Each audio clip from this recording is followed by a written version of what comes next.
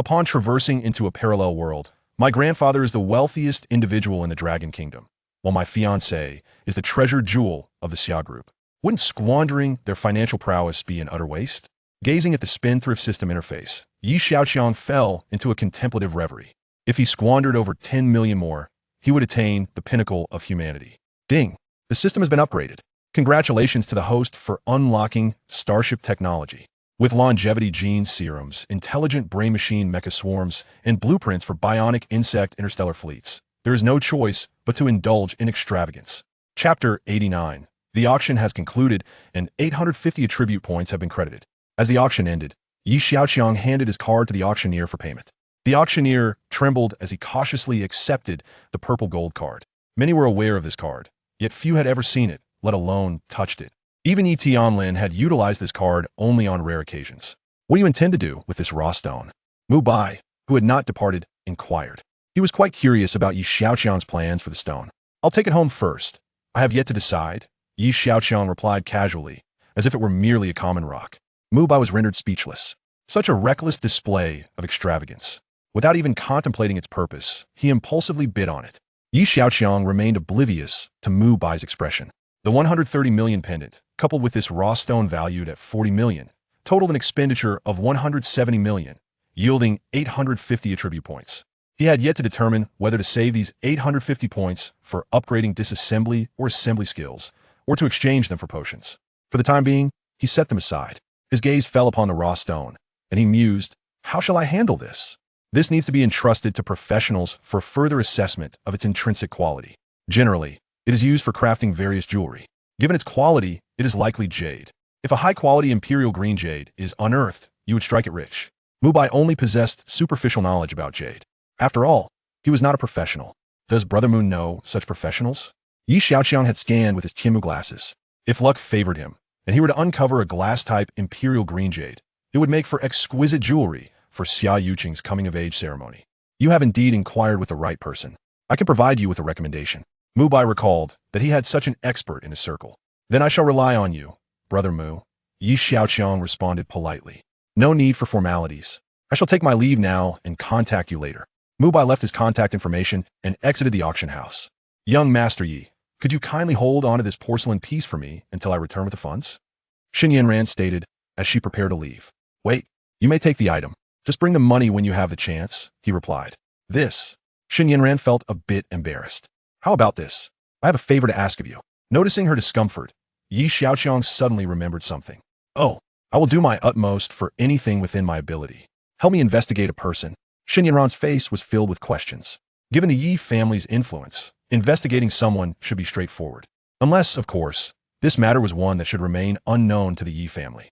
Xiaoqiang leaned closer to Xin Yanran and whispered a few words, to which she nodded and took the porcelain piece with her as she left. Young master. At that moment, his attendants entered, standing to the side. The auctioneer returned the card to Xiaoqiang, stating, Young Master Yi, the transaction is complete. Please keep the card safe. Please ensure that this pendant is properly packaged. The auctioneer instructed the staff. No need, Xiaoqiang said leisurely as he approached the star-tier pendant and directly picked it up. 130 million was so casually held in his hand. You all, move this stone to the vehicle, Xiaoqiang commanded his subordinates. Quickly, the elder brother directed. Hey, take it easy. This is not just any stone. It is a raw stone worth 40 million, the auctioneer reminded them. The auctioneer's sudden remark left the movers frozen, unsure of how to handle it. After the auction concluded, Xiaoqiang clutched the pendant and boarded the vehicle. Once inside, he casually placed the pendant into the storage compartment of the back seat and took out a can of Dali tea. He opened the tab and gulped down a few swigs. The convoy set off, heading towards the Yi family manor. Xiaoqiang had just asked Xin Yanran for assistance in investigating Chao Lingshan. He wondered where Chao Buyan had found such a niece and was determined to devise a plan to have her depart. Upon returning home, Xiaoqiang began to ponder the matter of the raw stone. He would seek an expert for assessment and then determine its suitability for crafting. If it held no value, he would use the star-tier pendant as a gift. After some research, he realized there were numerous complexities involved. Professional matters required the expertise of professionals. Xiaoqiang sent a message to Mu Bai, requesting him to help find an expert. On the third day, Mu Bai contacted him, stating that the individual would arrive in Magic City that afternoon. This person, named Yang Yuan, was one of the founders of the Dragon Kingdom Gemstone Association, renowned as a jade master, with significant recognition and authority within the industry. Upon hearing from Mu Bai that the wealthy Yi family had purchased a raw stone from a Christie's auction, Yang Yuan's interest was piqued. Upon entering the manor, his first question to Yi Xiaoqiang was about the location of the raw stone. Yang Yuan circled the raw stone, meticulously examining it with a magnifying glass. After a considerable time, he finally raised his head to speak to Yi Xiaoqiang, saying, "This is likely imperial green jade, but I cannot ascertain the quality of the jade material within. The type of jade is a crucial factor in assessing the quality and value of jadeite. Only jadeite with excellent quality will command a higher price. Is it impossible to determine at this stage?" Yi Xiaoqiang inquired. "Indeed, I need to consult with several colleagues to devise the best cutting plan." It was evident that Yang Yuan approached the raw stone with great caution. Yi Xiaoqiang pondered for a moment, saying, "Very well, please arrange that as soon as possible." "All right, I will return to prepare. Farewell," Yang Yuan said hurriedly before turning to leave. After Yang Yuan departed, Yi Xiaoqiang continued to scrutinize the raw stone for a while. At that moment, Yi Tianlin approached, gazing curiously at the stone on the ground and asking, "Why did you bid on this item?" "I want to test my luck." "You aren't considering using it as a gift, are you?" Yi Tianlin had mentioned the coming-of-age ceremony just the other day, and today he saw this raw stone. "Did grandfather summon me for a specific reason?" Yi Xiaoqiang turned to face Yi Tianlin. "I believe it would be prudent to recruit a few professional bodyguards. Otherwise, I remain uneasy." Yi Tianlin had been preoccupied with the recent attack. Until this matter was resolved, how could he find peace? Does grandfather know any instructors for training bodyguards? Yi Xiaoqiang speculated on his thoughts. Yi Tianlin was taken aback. "Why do you ask this? I'm not entirely at ease with others. I wish to find an instructor to train them." Yi Xiaoqiang glanced at his entourage. Yi Tianlin fell into a contemplative silence. These subordinates had not undergone such training since childhood, and even with practice now, how could they possibly compare to seasoned professionals? "Grandfather, all you need to do is find me an instructor. Rest assured, I would never jeopardize my safety for such a beautiful life." Yi Xiaoqiang replied with a confident smile. Yi Tianlin remained taciturn. He could not fathom the source of Yi Xiaoqiang's confidence. Perhaps it was his growing trust in him that led him to ponder for a moment before saying, "I will find you a formidable instructor soon. However, I must lay down a caveat. If they prove inadequate, you must heed my counsel." "All right, I agree," Yi Xiaoqiang responded. Chapter 90. Is this lad truly the child of fortune? There's one more matter. You must attend next month's family assessment. With the arrangements for the bodyguards settled, Yi Tianlin broached another significant issue. What will the assessment entail? Our Yi family has been in commerce for generations, primarily evaluating the younger generation's ability to generate profit. Making money is not my forte. I only know how to spend it, Yi Xiaoqiang remarked with a slight grimace. In a family of merchants, the ability to earn was paramount. Yet, all he knew was how to squander, and squander he would. Yi Tianlin patted him on the shoulder. "Focus on your own endeavors. I will ask Su Mingxian to accompany you when the time comes." With that, Yi Tianlin turned and departed. Yi Xiaoqiang gazed blankly at his grandfather's retreating figure. It was evident that his grandfather had already orchestrated everything for him. He simply needed to concentrate on his own affairs. Yi Xiaoqiang shook his head. Earning money was not his concern. Each profession has its specialization.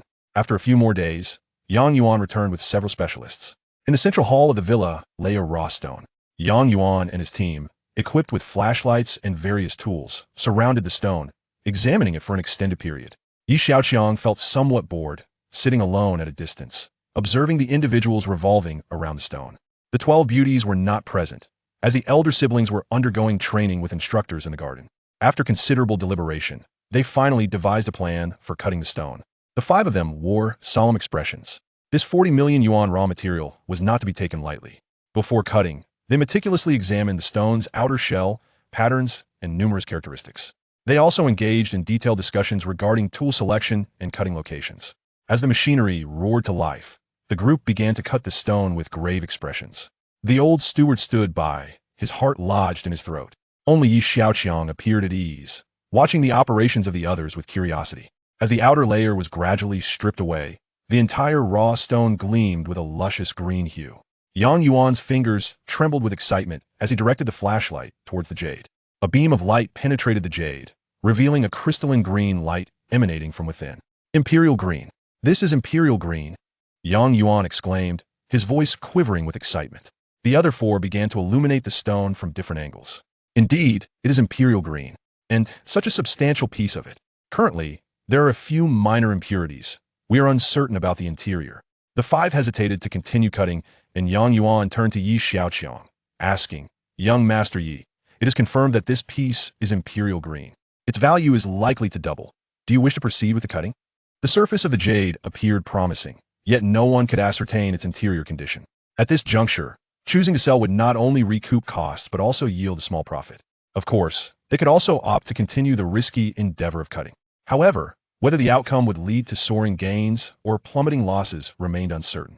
"Cut it, of course, cut it," Yi Xiaoqiang declared without hesitation. If losses were to be incurred, so be it. As a spendthrift, he was not afraid of such outcomes. With Yi Xiaoqiang's affirmation, the five felt emboldened to proceed. After a while, glass type is actually glass type. Upon hearing this, Yi Xiaoqiang furrowed his brow. Why were these individuals so dramatic? Unbeknownst to him, imperial green is the most exquisite color and highest value in jadeite, while glass type represents the pinnacle of jade quality. Jadeite exhibiting both glass type texture and imperial green color is considered a masterpiece. Its value is exceedingly high. Though Yi Xiaoqiang was not well versed in jade, he deduced its worth from the reactions of the others. "It seems this stone is quite valuable," Yi Xiaoqiang remarked unexpectedly. Stone? Did he dare to refer to such a substantial piece of imperial green as merely a stone? The five were at a loss for words. "Young Master Yi, how would you like to handle it?" Yang Yuan inquired respectfully. Yi Xiaoqiang rose, strolled over to the jade, circled it, and asked, "I wonder if crafting this into jewelry to give someone would be sufficiently impressive?" A few beads of sweat appeared on the brows of Yang Yuan and his companions. Would it be sufficiently impressive? Such a large piece of glass-type imperial green jadeite is exceedingly rare and cannot simply be acquired with wealth. Yang Yuan and the others stared at Yi Xiaoqiang in disbelief. How could this lad possess such exceptional fortune? Purchasing such a gem for 40 million would skyrocket its value. This is indeed the finest material in the world.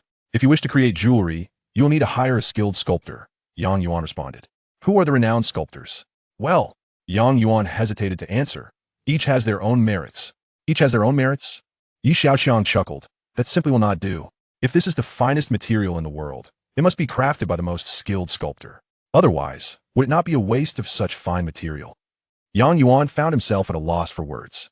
The logic was sound. However, how could one determine whose skills were superior? Just as Yang Yuan was pondering this, Yi Xiaoqiang uttered a statement that left him dumbfounded. I have it. Let us host a sculpture competition. We will invite the world's top jade sculptors, and the final winner will create the jewelry for me. Yang Yuan and his companions were left speechless. The old steward was equally taken aback. Soon, an advertisement appeared across major media outlets. The Yi family would hold a global sculptor competition with a prize of 3 million Dragon Country yuan, with only one winner. There would be no second or third places. The judging would be divided into 3 sections. One for on-site expert evaluations, one for audience votes, and the final for online voting. The news quickly spread throughout Dragon Country and even across the globe. To ensure widespread awareness, Yi Xiaoqiang invested considerable funds in advertising across the world's major media. In no time, the announcement of Yi Xiaoqiang's sculptor competition inundated Dragon Country. Sculptors were invited to transform the jade into various adornments to enhance their value for a higher selling price. This is a tactic commonly employed by astute merchants. However, when this news emerged from Yi Xiaoqiang, it took on an entirely different flavor. In the eyes of the public, Yi Xiaoqiang was no shrewd businessman. He was merely a spendthrift.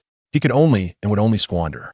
Hosting such a competition was merely a means to scout for a skilled sculptor. It was a frivolous endeavor. This action sparked widespread discussion among the populace. What is this guy up to now? Has he squandered to the international stage? How will foreigners perceive us Dragon Country folks if he continues like this? Goodness, now the entire world knows there's a spendthrift in Dragon Country. It's a disgrace, a dishonor to Dragon Country. The online comments are numerous, particularly with a predominance of criticism. The competitors of the Yi family, upon seeing these remarks, nearly burst into laughter. They quickly opened a bottle of champagne to celebrate. The more he squanders, the sooner the Yi family will be wiped out. In stark contrast to the gloating competitors, the attendees of the auction were in a completely different mood. Did this lad truly strike gold? How could his luck be so extraordinary? Was he truly the child of fortune? Upon hearing the news of Yi Xiaoqiang's sculptor competition, Yi Jiao could only think of 3 words. No way. No way. No way. Chapter 91. The allure of short plays you cannot imagine. Organizing a world-class event is no simple task, encompassing various aspects such as venue selection and publicity. While Xia Group has previously hosted several technological competitions, it lacks specialized experience in the field of jade carving. Fortunately, the Yi family boasts extensive connections and financial resources. Upon hearing of the lucrative opportunity, various sectors were eager to seize it. Xiaoqiang Group was entrusted with venue arrangements. The Jewelry Association provided experts, and the Xia family was responsible for promotion. A grand event was being meticulously prepared. 2 weeks later, at a cafe, 18 men stood guard outside. Inside, a man and a woman sat together. The man remained silent, savoring his coffee, while Xiaoqiang, seated across from him, cast anxious glances at this wealthy young heir from the Dragon Kingdom. Her heart raced with uncertainty. Today, Xiaoqiang had taken the initiative to invite her out, reserving the entire cafe. Yet he had not uttered a single word, merely drinking his coffee. This atmosphere unsettled her. Finally, unable to contain herself, she spoke up. Xiaoqiang, did you bring me here for a reason? Xiaoqiang gently set down his coffee and replied slowly, have you ever been in a relationship? Xiaoqiang's expression shifted. Indeed, she had. Does it bother you? She asked. To what extent did it develop? He pressed. We merely held hands. She retorted, nothing more. Is that all? He inquired, his tone laced with skepticism as she averted her gaze. Xiaoqiang took his phone from the table, unlocked it, and pushed it towards her. Xiaoqiang's face paled as she saw the detailed investigation report about herself on the screen. How do you have this? Why didn't my uncle mention it? She questioned, astonished and bewildered. Surprised? After living together for nearly 2 years, you claim it was just hand-holding? Xiaoqiang mokit, racing anayebro. Yesterday, Shen Yanran had sent him all the information pertaining to Chao Lingshan. Realizing the truth was out, she decided there was no need to maintain the facade any longer. What era are we in? This is quite normal, she retorted. Xiaoqiang scoffed, apologies, but I have a cleanliness obsession. With that, he snatched his phone and, accompanied by his entourage, exited the cafe. Once outside, he hopped into his Maybach and headed directly to the headquarters of the Xia family's Xia Group. Xiaoqiang sat in her spacious and elegantly designed office, reviewing the company's recent performance.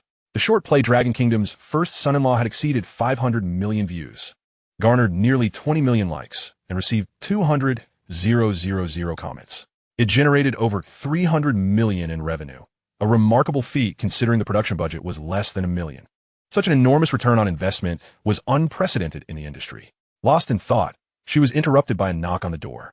Come in, she called. Xiaoqiang pushed the door open and entered, making his way to the sofa. Do you have a moment? Accompany me on an outing, he requested. Xiaoqiang blinked her clear eyes and asked, where to? To Nanchaman. All right, wait for me, she replied, promptly delegating some tasks to her subordinates before leaving Xia Group with Xiaoqiang. On this trip, Xiaoqiang was accompanied solely by his 5 dormitory brothers, while the other 13 members of his original entourage meandered through the city before heading home. As he sat in Xiaoqiang's luxury vehicle, he inhaled the fragrant aroma within, pondering how delightful it must be to be her.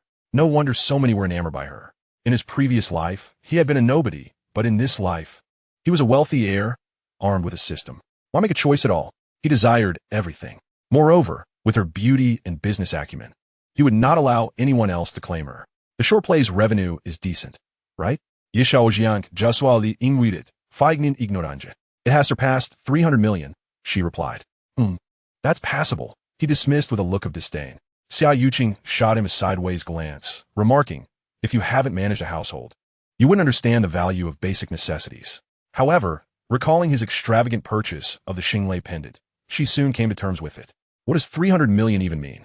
One pendant cost 3 billion, she thought, curious about whom he intended to gift it to, as she contemplated her upcoming coming-of-age celebration. She wondered if the pendant was meant for her, too extravagant for her taste. Though her curiosity piqued, her character prevented her from asking directly. You seem fortunate, Xiaoqiang remarked, indirectly steering the conversation towards the recent auction. Xiaoqiang paused momentarily, quickly realizing she referred to the jade raw stone. Luck is also a part of skill, he stated with an air of arrogance. Xiaoqiang lowered her gaze, her attention drifting to the window, feeling slightly disappointed for not obtaining the information she sought. She shifted the conversation. The promotion for the event is in full swing. We have half a month left. I'll instruct them to tighten their efforts. How influential is your Xia Group abroad? Xiaoqiang asked, tilting his head. It's merely average, she answered factually, puzzled by his sudden interest in the topic. You might consider trying a short play format, Xiaoqiang suggested suddenly. Short play? Xiaoqiang was taken aback. While a short play had achieved unexpected success domestically, the circumstances abroad were vastly different. Cultural discrepancies loomed large. Do foreigners even appreciate this genre? I believe you should give it a shot. Though it's best to switch the theme, Xiaoqiang replied after a moment of contemplation. To what theme? A domineering CEO falling for me. Do you have a script? Xiaoqiang's eyes widened in astonishment, mixed with a hint of naivety. Sort of. I'll send you the script in a couple of days. Xiaoqiang. Though Xiaoqiang didn't manage the group, she did not consider him idle. He was constantly engaged in pursuits she couldn't comprehend, yet he certainly wasn't idle. How can someone so busy find time to write a script? She wondered incredulously. Little did she know that what would be arduous for others was a mere trifle for Xiaoqiang. All he needed was to extract memories and allow his intelligent devices to refine them, quickly generating a script. It was merely a matter of engaging his mind. The idle hours spent scrolling on his phone in his past life had transformed into an unparalleled advantage now. Such commonplace plots flowed effortlessly from his mind, inexhaustible and abundant. There was no further conversation until their vehicle halted before the Nanshiman Company entrance. The 12 beauties were already waiting to greet Xiaoqiang. Young master, they exclaimed joyfully. Had it not been for Xiaoqiang's presence, they would have likely rushed to embrace him. You've all worked hard. Each of you will receive 10,000 for a new handbag, he announced. Thank you, young master, they chorused. Chapter 92. The initiation of the Nanshiman project. Surrounded by the women, Xiaoqiang made his way into the company. Xiaoqiang lingered behind, her cheeks slightly puffed. These 12 truly study hard. Do their instructors not toil as well? However, considering that she would rely on him for the short play scripts, she could only swallow her grievances. In a conference room, Xiaoqiang took his seat alongside the others, including all mid-level and higher management, as well as Su Mingxian and the 12 beauties. The only absentee was employee number 1. Xiaoqiang cast a glance at the empty chair, recalling Chen Shiyuan's words. She was indeed rebellious. After roughly 10 minutes, Song Ku entered, taking her seat. The meeting commenced under the direction of Su Mingxian, who maintained her polished and professional demeanor, exuding sharpness and competence in every action and word. The same mature charm, yet entirely distinct from Chen Shiyuan. She embodies the essence of a professional, while if Chen Shiyuan were to don a pair of gold-rimmed glasses, she would undoubtedly exude the aura of an esteemed professor. Once Su Mingxian concluded her remarks, she turned to Xiaoqiang, seeking his guidance. Please, young master, instruct us. In the conference room, many attendees were encountering Xiaoqiang for the first time. They had heard whispers of this enigmatic magnate, yet were unaware that he was, in fact, the notorious spendthrift of the metropolis.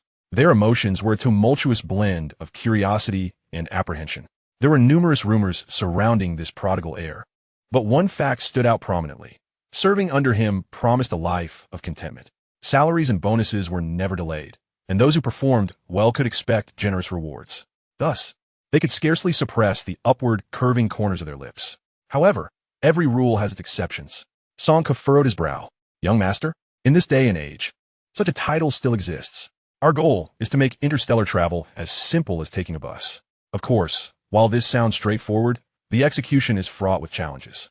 Nevertheless, I firmly believe there is nothing the people of Longhua cannot achieve, only dreams we dare not entertain. Xiaoqiang was delivering an inspirational speech. The audience was visibly stirred. Whether or not they succeeded was secondary. Following the young master meant sharing in the spoils. Yet Song Ku was different.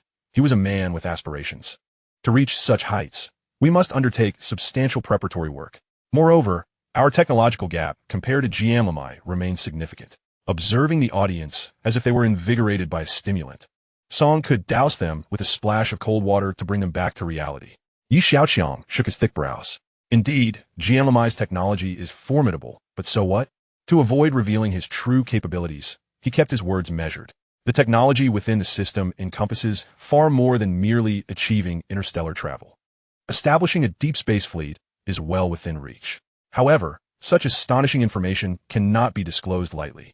Currently, human technology is still in its infancy, lagging in many aspects. To realize the ultimate Starship construction, humanity's technological advancements must be accelerated. To accomplish this, we must first unlock various engineering blueprints, necessitating the attainment of a doctorate in engineering. Initially, Xiaoqiang did not comprehend why the system imposed this requirement. In retrospect, it was a wise decision. After acquiring the degree, he could then develop various technologies.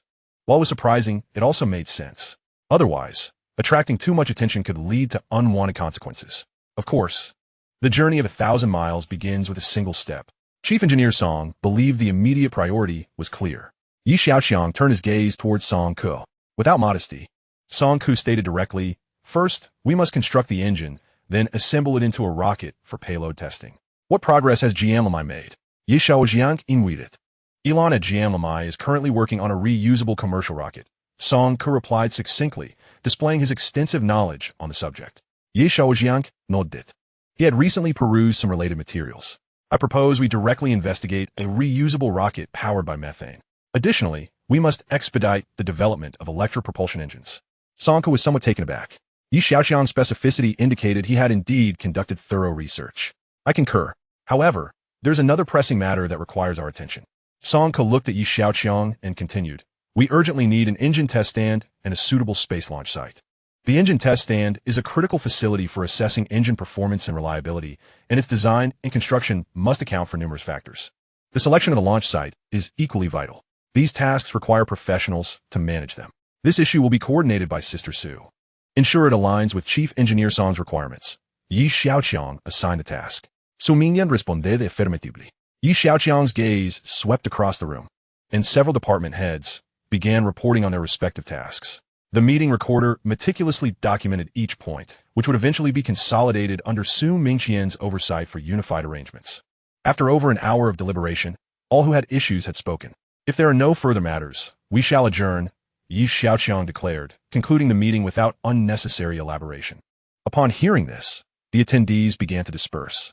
Song Ke remained behind. He approached Su Mingqian and said, "I will get back to you once I have prepared the relevant materials." "Very well," Su Mingqian acknowledged, watching as Song Ke exited the conference room. At this moment, only Xiaoqiang, Su Mingqian, and 12 other women remained. "Let us discuss the financial situation," Xiaoqiang said, now that there were no outsiders present. After a brief contemplation, Su Mingqian began her report. "Currently, half of the 1 billion investment fund has been expended. Accounting for auction expenditures, the total disbursement amounts to 670 million, leaving us with 330 million in funds." As Xiaoqiang had anticipated, Su Mingqian was already aware of the expenditure associated with the purple gold card. She was not only someone he could trust, but also someone his grandfather could rely on. "Allocate another 130 million for the test stand and launch site. If additional funds are needed, we can address that later. By the way, has my grandfather mentioned anything about the family assessment?" Xiaoqiang suddenly recalled that in half a month, he would need to participate in the family valuation. "Mr. Yi mentioned it to me, but he hasn't provided specifics on how it will proceed," Su Mingqian replied, a hint of confusion in her voice. With only half a month remaining, Yi Tianlin had brought up the matter but had not elaborated further. The family assessment was a significant affair, one that would greatly impact young Master Xiaoqiang. As a subordinate, she did not dare to inquire further when Yi Tianlin remained silent. Xiaoqiang pondered for a moment. He believed his grandfather, despite saying nothing, had undoubtedly made the necessary arrangements. Since he had been reassured, there was no need for excessive worry. There was still another critical issue to address: the sculptor competition. At Xiaoqiang's coming-of-age ceremony, many distinguished guests would present gifts. As the wealthiest individual in Longhua, he could not afford to lose face. This gift must outshine all others. "Anya, select 5 individuals to accompany me. The rest shall remain as is," Xiaoqiang instructed Anya. Anya acknowledged the command and, after selecting 5 individuals, stood by awaiting further instructions. Chapter 93. The Yi family will not support such prodigals. "You wish to pursue a doctorate in engineering?" In the president's office at the North Campus of Jiaodong University, Dean Ma stared blankly at Xiaoqiang, who sat across from him. He found himself increasingly perplexed by this young man. If he were a scholarly genius, having obtained a doctorate in life sciences, he should have immersed himself in relevant research. Yet, all he did was squander wealth. What, then, was the purpose of pursuing this degree? It had not been long since he applied for a doctorate in engineering. They say that having multiple skills is never a burden, nor is possessing numerous qualifications. Facing Dean Ma's bafflement, Xiaoqiang replied defiantly, "So, is it unacceptable for a spendthrift to have aspirations?" Dean Ma, taken aback by Xiaoqiang's cocky demeanor, momentarily lost his words. He had considered various responses, but did not anticipate such a retort from Xiaoqiang. Have I misjudged him, or does he have a peculiar obsession with collecting degrees? Whatever the case, puzzled, Dean Ma directly asked, "Are you prepared?" "Indeed, the thesis is nearly complete. Also, I would appreciate it if you could recommend a doctoral supervisor," Xiaoqiang stated casually.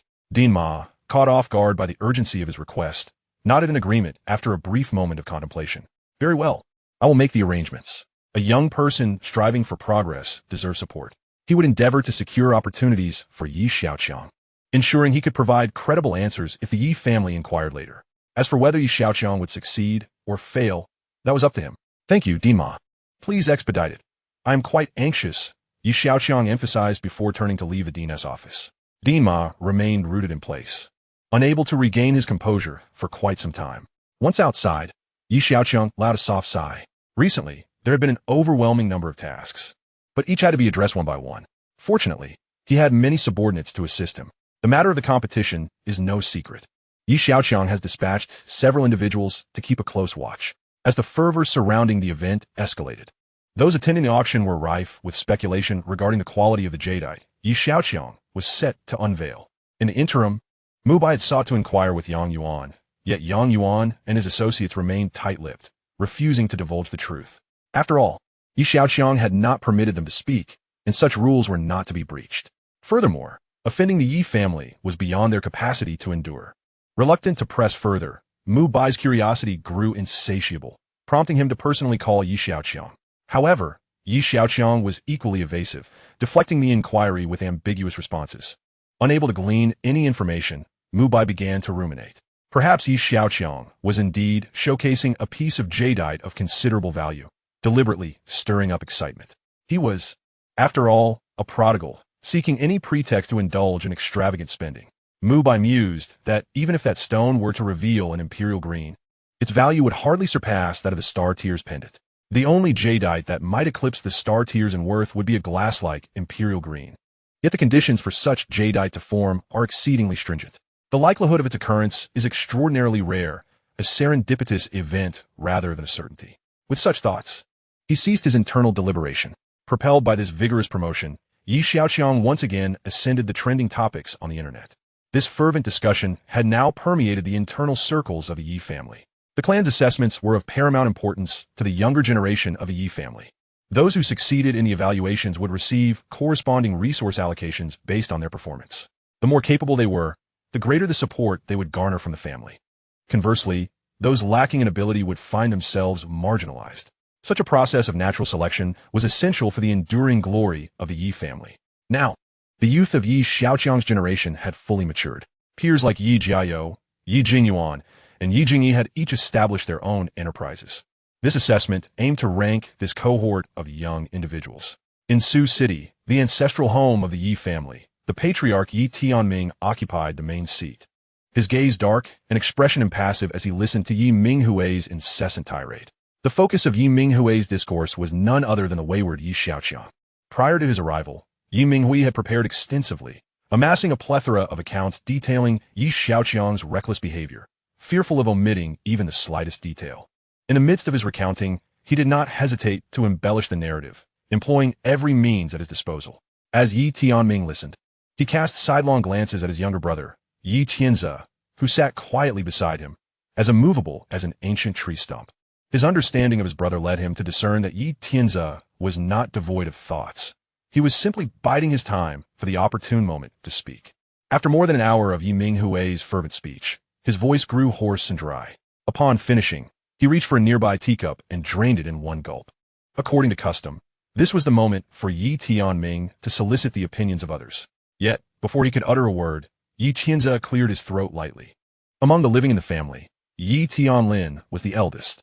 He was the firstborn, while Yi Tianming was the second and the current head of the family. Yi Tianze was the third, with a younger sister, Yi Tianfeng, also present.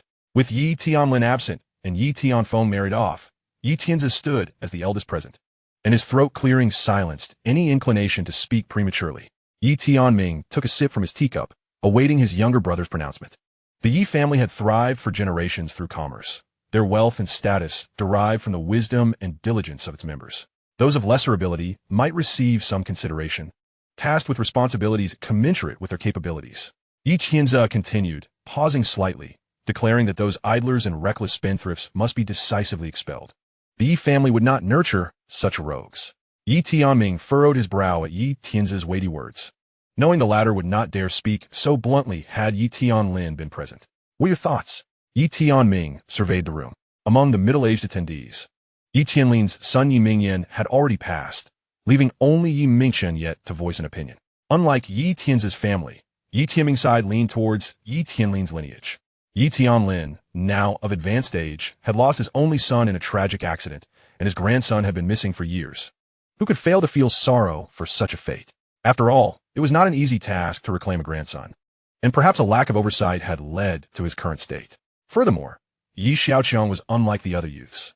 He had been immersed in the world of commerce from a young age. Setting aside his innate talent, the very environment he had been exposed to made him incomparable. I believe this assessment is fundamentally unjust to Yi Xiaoqiang, Yi Mingchen stated firmly. Unjust? In what way is it unjust? Should the Yi family support idlers? Ich mit Yi Ming Kui in Agitation. Yi Mingchen scoffed. Yi Xiaoqiang has been adrift for over a decade. How could he have had the opportunity for a superior education? Moreover, we lack sufficient grounds to deny him the chance to participate in the assessment. Yi Mingchen made his stance clear. Second brother, let us not complicate matters for the younger generation. What is your true stance on Yi Xiaoqiang's participation in this assessment? Yi Tianzi inwuted, tapping his pipe thoughtfully as he directed his gaze towards Yi Tianming. Chapter 94. Celestial Foundation Aircraft. Yi Tian's question momentarily transported Yi Tianming back several decades. At that time, Yi Tianlin was the brightest star within the family, destined to be the clan leader. Yet, no one anticipated that on the day he was to inherit the position, he would depart Sioux City, leaving behind a single statement.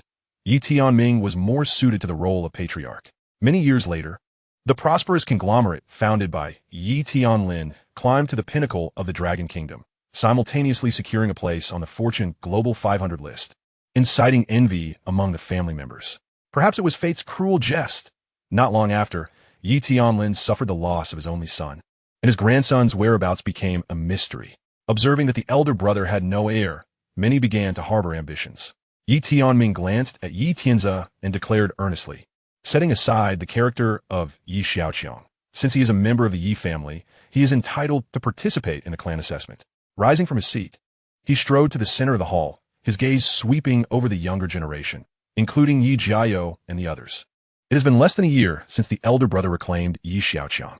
You are all aware that for over a decade, Jiao and the others have been nurtured and cultivated by the family. Meanwhile, this child, Xiaoqiang, has endured a solitary existence. This competition is indeed somewhat inequitable for him. Yi Tianzi raised an eyebrow. So, are you suggesting he be exempt from the examination? Exemption would also be inappropriate. I am contemplating an alternative method of evaluation.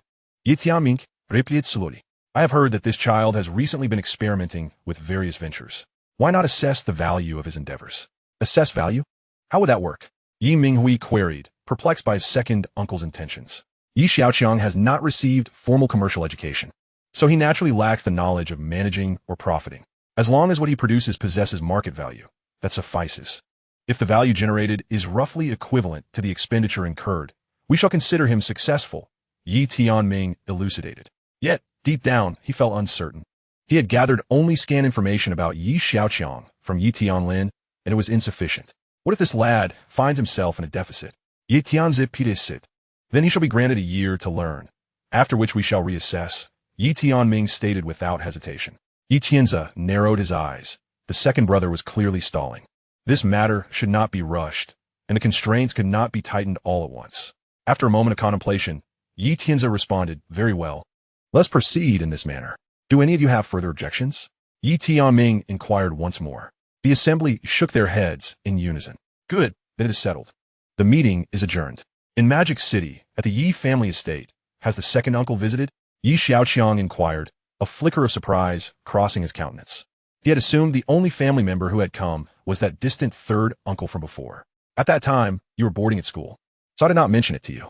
Your great-uncle is the head of the family, burdened with numerous responsibilities, so it is quite a feat for him to spare some time to visit.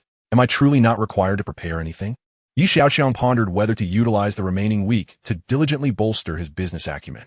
No need, replied Yi Tianlin, recalling the 5 individuals residing in Yi Xiaoqiang's dormitory. The instructor had reported to him that, despite their late entry into the realm, these 5 possessed extraordinary talents. Their strength, speed, and reflexes were all exceptional. The instructor had never anticipated that these seemingly unremarkable individuals were endowed with unparalleled gifts. Yi Tianlin was taken aback. This lad's fortune was indeed remarkable. A casual acquisition of cotton had resulted in a price surge due to the impact of warfare. The purchasing price had escalated from 9,500 to a staggering 39,500 per ton. Yi Tianlin had secured a total of 100,000 tons, ready to sell off in the coming days. He had even procured a piece of raw jadeite, a kingly green of the glass type, at the auction. Even those around him were all exceptionally talented. Little did he know that Xiaoqiang had already enhanced the physical capabilities of the five through genetic agents. Bring those five along when the time comes. The family ancestral grounds are in Sioux City. Let them accompany you, Yi Tianlin mused, feeling no significant concern. After casually offering some reminders, he retreated to his study to read. In the meantime, Yi Xiaoqiang had not been idle. He had been remotely directing various affairs while also working at Tianlin Pharmaceutical to produce genetic agents. The five had significantly surpassed normal individuals in strength, speed, and reflexes. During training, they diligently restrained their abilities, striving to remain inconspicuous, fearful of inadvertently astonishing the instructor. Yi Xiaoqiang himself was also training surreptitiously, albeit through an entirely different method, within the realm of dreams. There, utilizing a brain-machine interface headset, he simulated various combat techniques, executing precise simulations on the body's vital points. In life-or-death battles, he could deliver a lethal strike or swiftly incapacitate his opponent.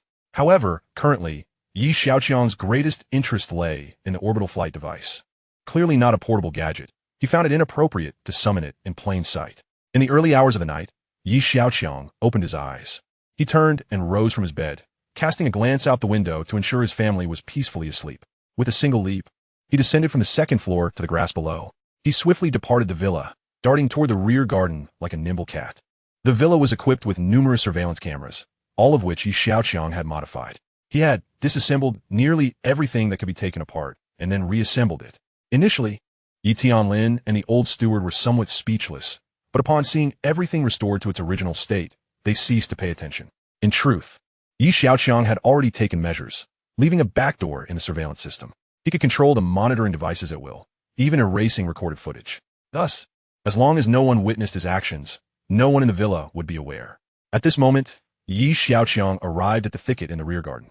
With a mere thought, he summoned the orbital flight device. It appeared like an oversized ghost stone, resting quietly on the grass.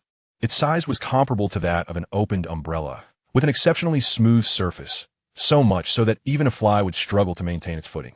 The device's exterior was dark yet gleamed with a metallic luster, making it impossible to ascertain its material composition. Yi Xiaoqiang examined it closely. The surface was as smooth as a mirror, and he couldn't locate a power button. He attempted to establish a mental connection, but there was no response. Could it be out of power? Yi Xiaoqiang mused. Yet the system hadn't provided a charging cable. Perhaps it operated on batteries? It was conceivable that the batteries were located underneath. Contemplating this, Yi Xiaoqiang prepared to flip the device over to inspect for a battery compartment. He extended his hands to grasp it from either side and exerted force. To his surprise, it was exceedingly heavy. Yi Xiaoqiang had not anticipated such weight. He tried several more times, yet to no avail. It was worth noting that his current strength was extraordinary. He had gained considerable enhancement on top of his original capabilities. Not to mention, his strength was now sufficient to rival that of an adult tiger. Hence, one could imagine how immensely heavy this device was. What to do? Yi Xiaoqiang found himself momentarily at a loss. If he left it here, it would surely be discovered. Undeterred, he continued to explore the surface, searching for any switch.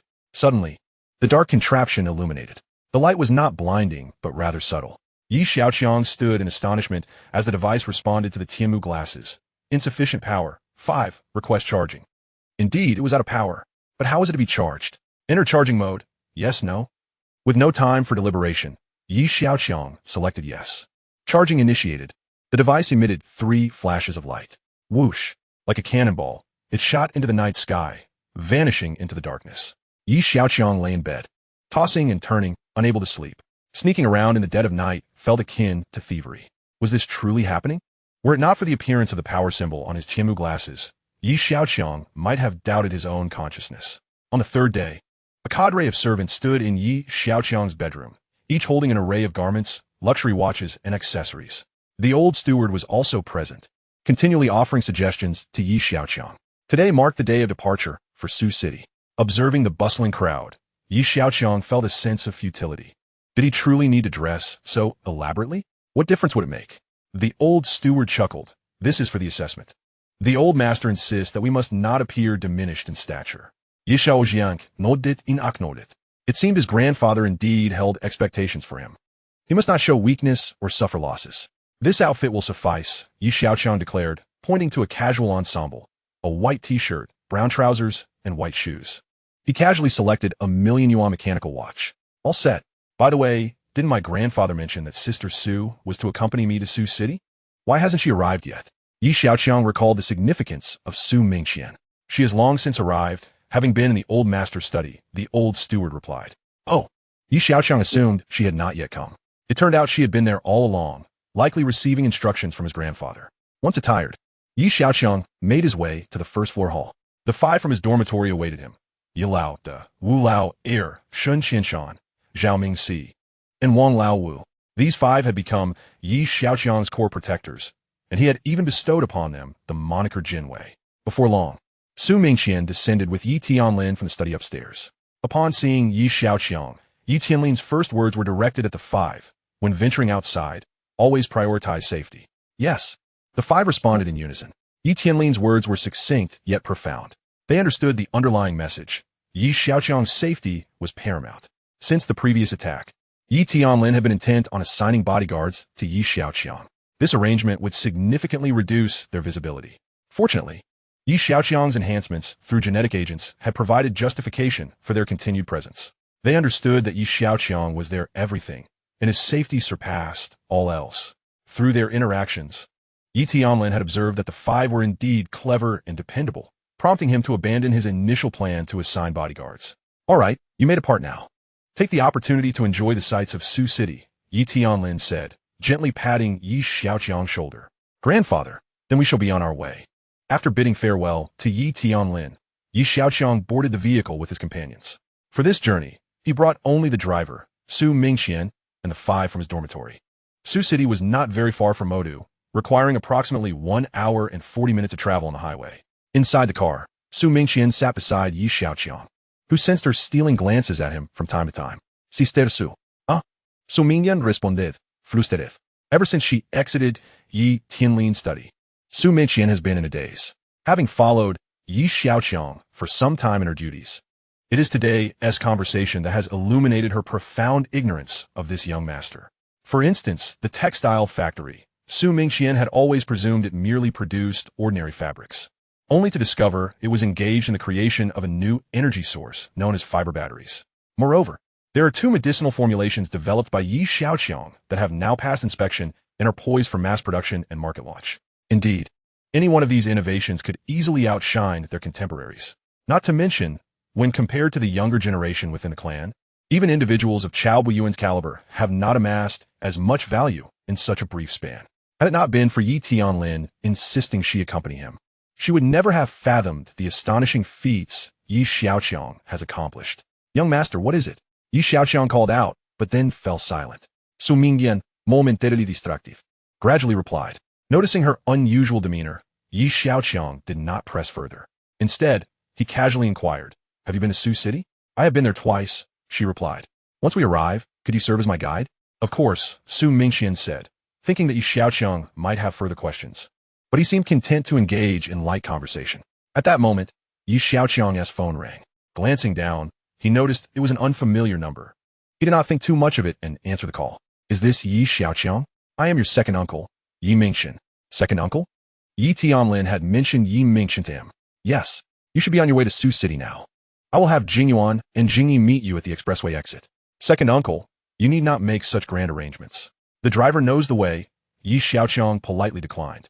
Enough of that. Let's keep it as is. We'll discuss it further once you arrive, Yi Mingqian concluded before hanging up. After disconnecting, Yi Mingqian turned to his children and said, Xiaoqiang is already en route to Su City. You 2 go and meet him at the expressway exit. The siblings complied and set off. On their way, Yi Jingyuan remarked to his sister, Isn't father being a bit too ceremonious? Ye vingi bilinkit, had eyelashes fulutering. Perhaps it is grandfather's intention. Yi Jingyuan fell silent. After a moment, he asked, do you think Xiaoqiang can pass the assessment? The best outcome would be that he does not incur losses, she replied.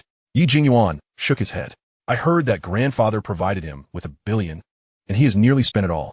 Do you know that Yi Jiao went to the Magic City recently? Are you referring to the new year? Yi Jingyi recalled that father and son had visited the Magic City around that time. No, it was just recently, and he went alone. Observing his sister's reaction, Yi Jingyuan noted that she was unaware of this event. Why didn't he know? Did you? She countered.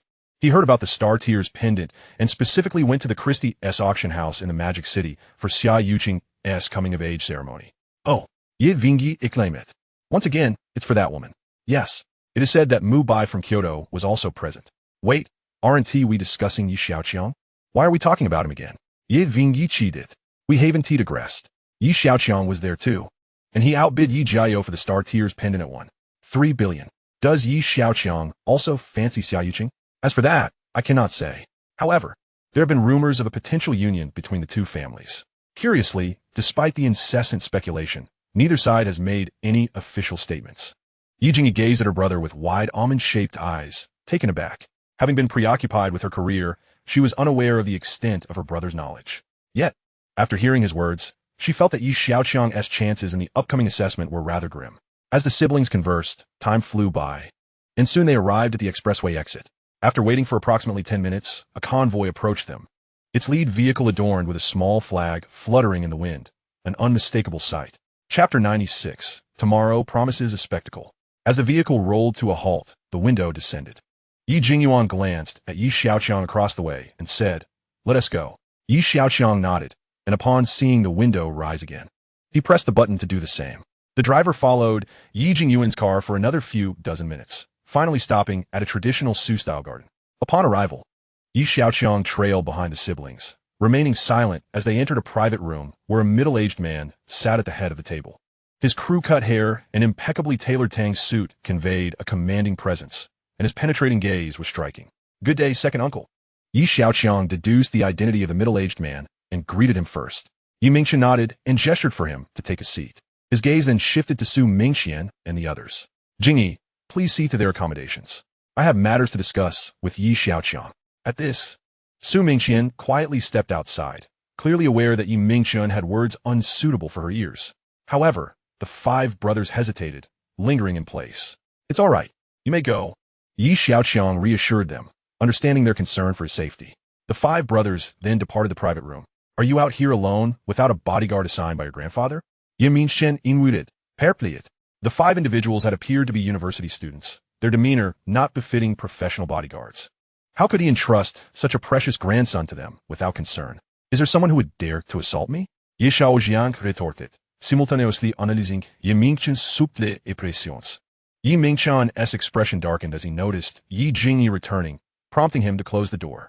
Yi Jingyi secured the private room door and took her seat, leaving only Yi Mingqian, his family, and Yi Xiaoqiang within the confines. "Did your grandfather not speak to you about anything?" Yi Mingqian asked. "About what, second uncle?" "About the car accident involving your parents," Yi Mingqian replied, his expression grave. Yi Xiaoqiang shook his head. "As for what you mean, I cannot say for certain. However, I feel that something is amiss."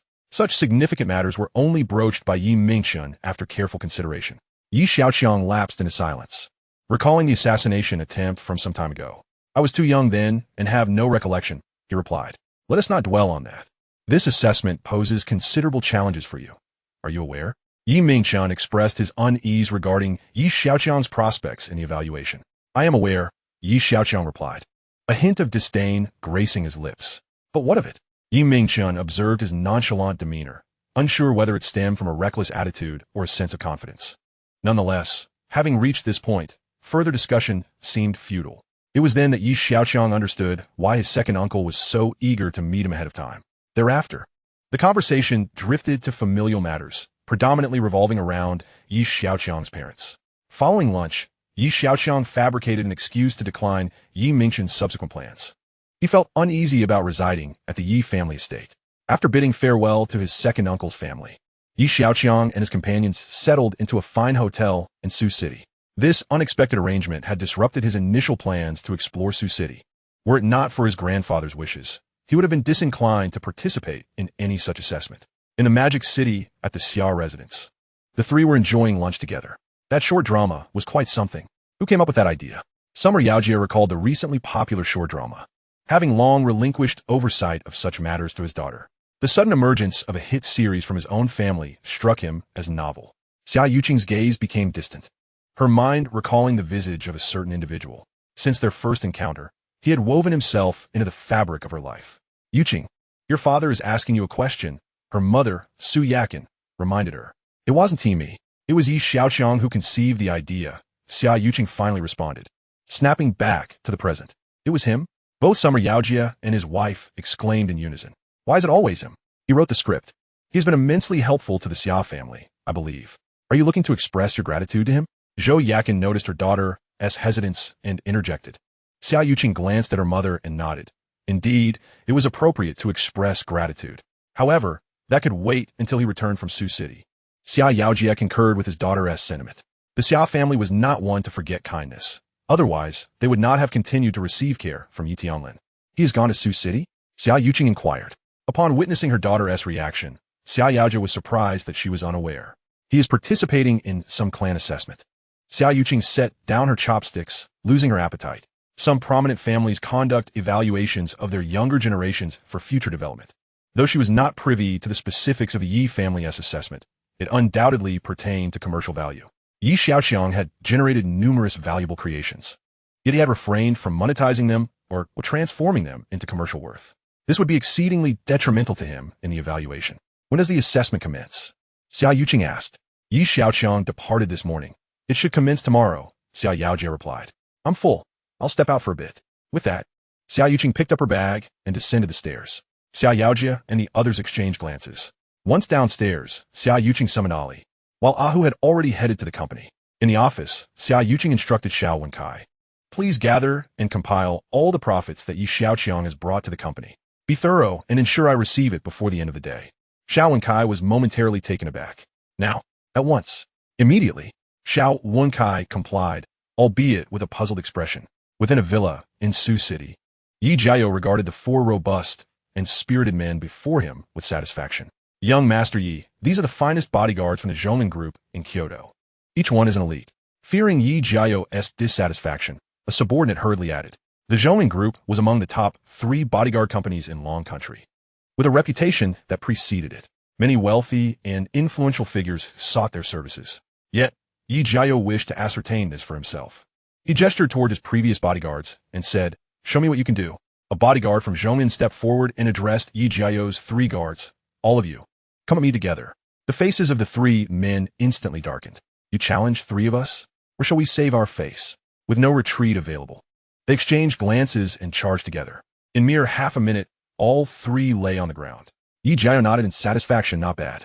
Are you certain the 5 who came with Yi Xiaoqiang are university students? Yi Jiao asked a nearby subordinate. Absolutely.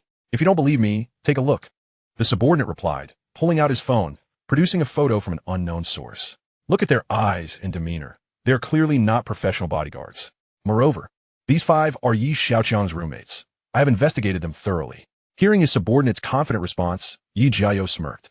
Tomorrow promises to be entertaining. Chapter 97. Are you certain this isn't a setup? The assessment was scheduled for 9 in the morning. The next day, his cousin Yi Jingyi arrived early at the hotel.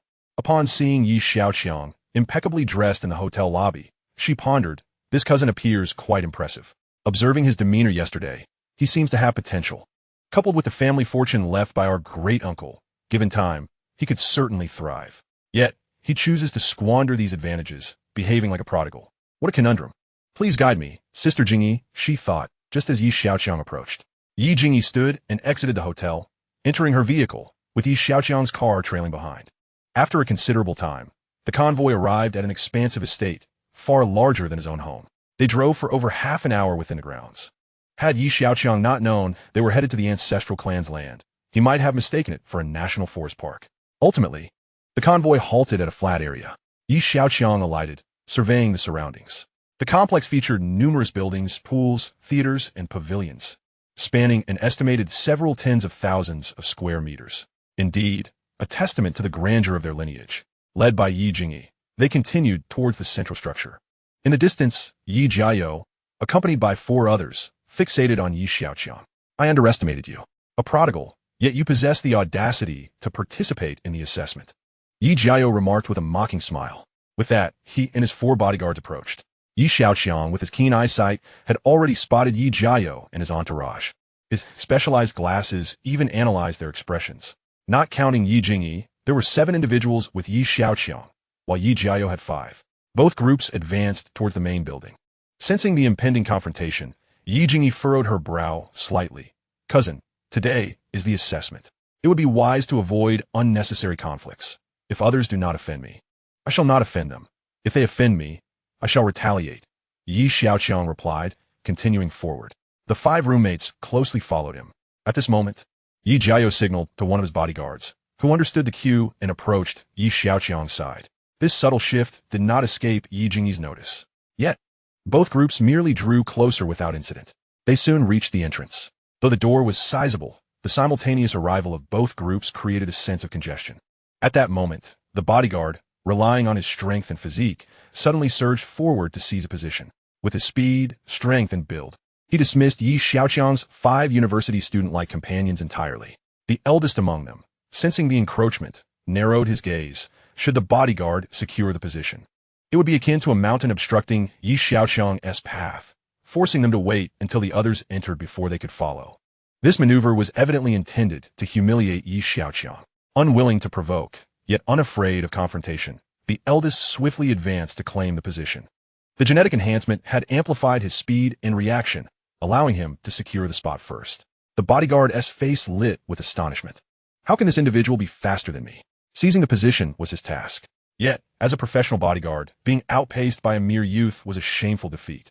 Without a second thought, he charged into the eldest. This bodyguard had trained in martial arts and employed a technique akin to a bull rush, barreling forward like a massive iron weight.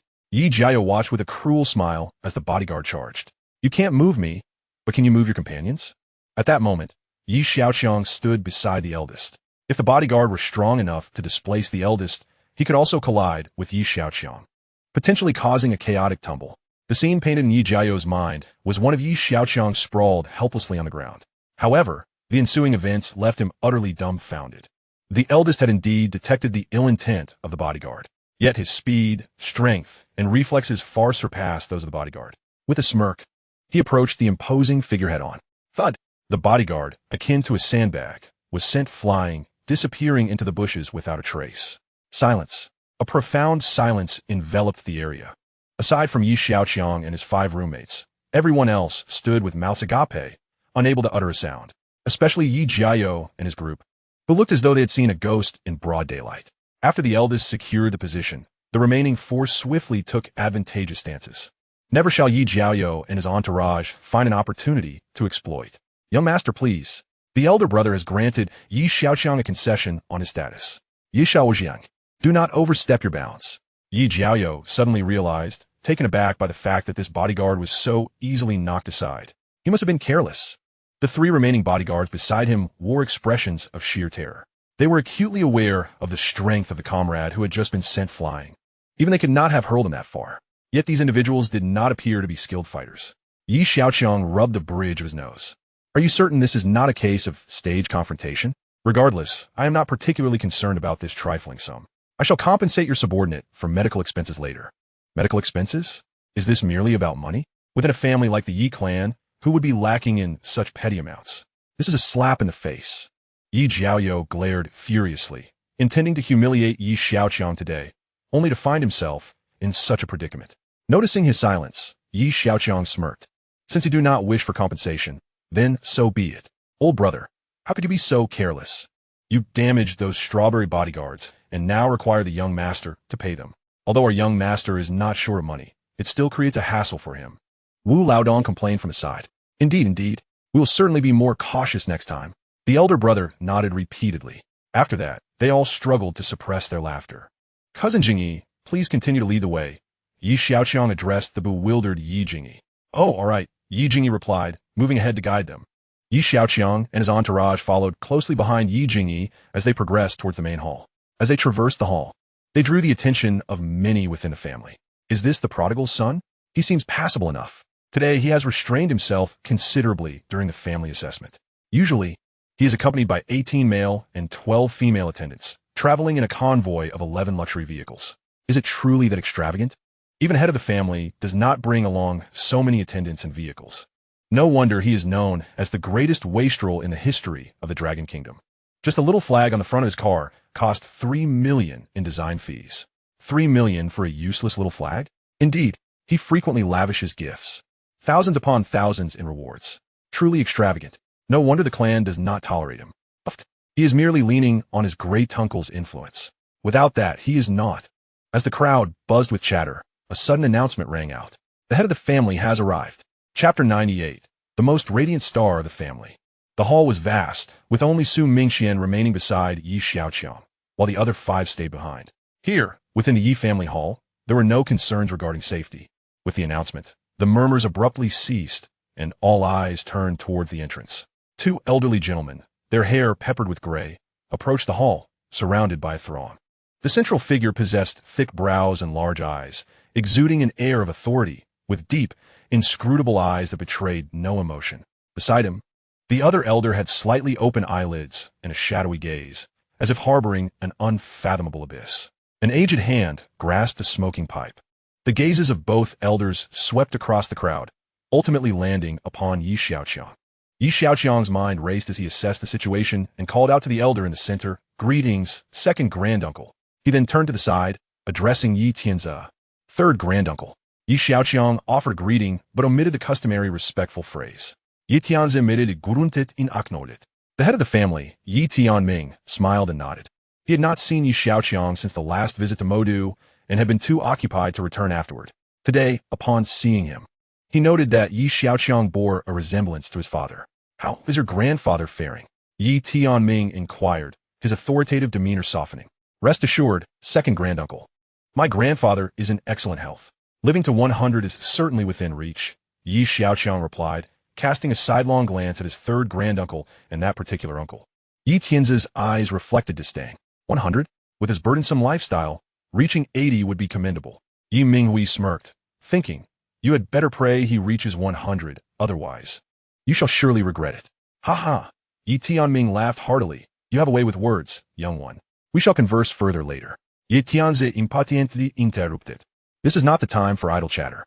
After a brief exchange of pleasantries, Yi Tianming took his seat at the head of the table. Presently, the Yi family was primarily led by the 3 brothers, with Yi Tianlin absent, leaving Yi Tianze the most influential voice aside from the head of the family.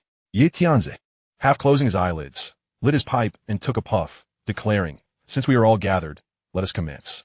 The host stepped to the center of the hall. "Ladies and gentlemen, in order to enhance the enthusiasm of the younger generation within the clan, the Family Council has decided to increase the investment development fund for the top 3 ranks from the previous 300 million, 200 million, and 100 million to 500 million, 300 million, and 150 million. 500 million in funding.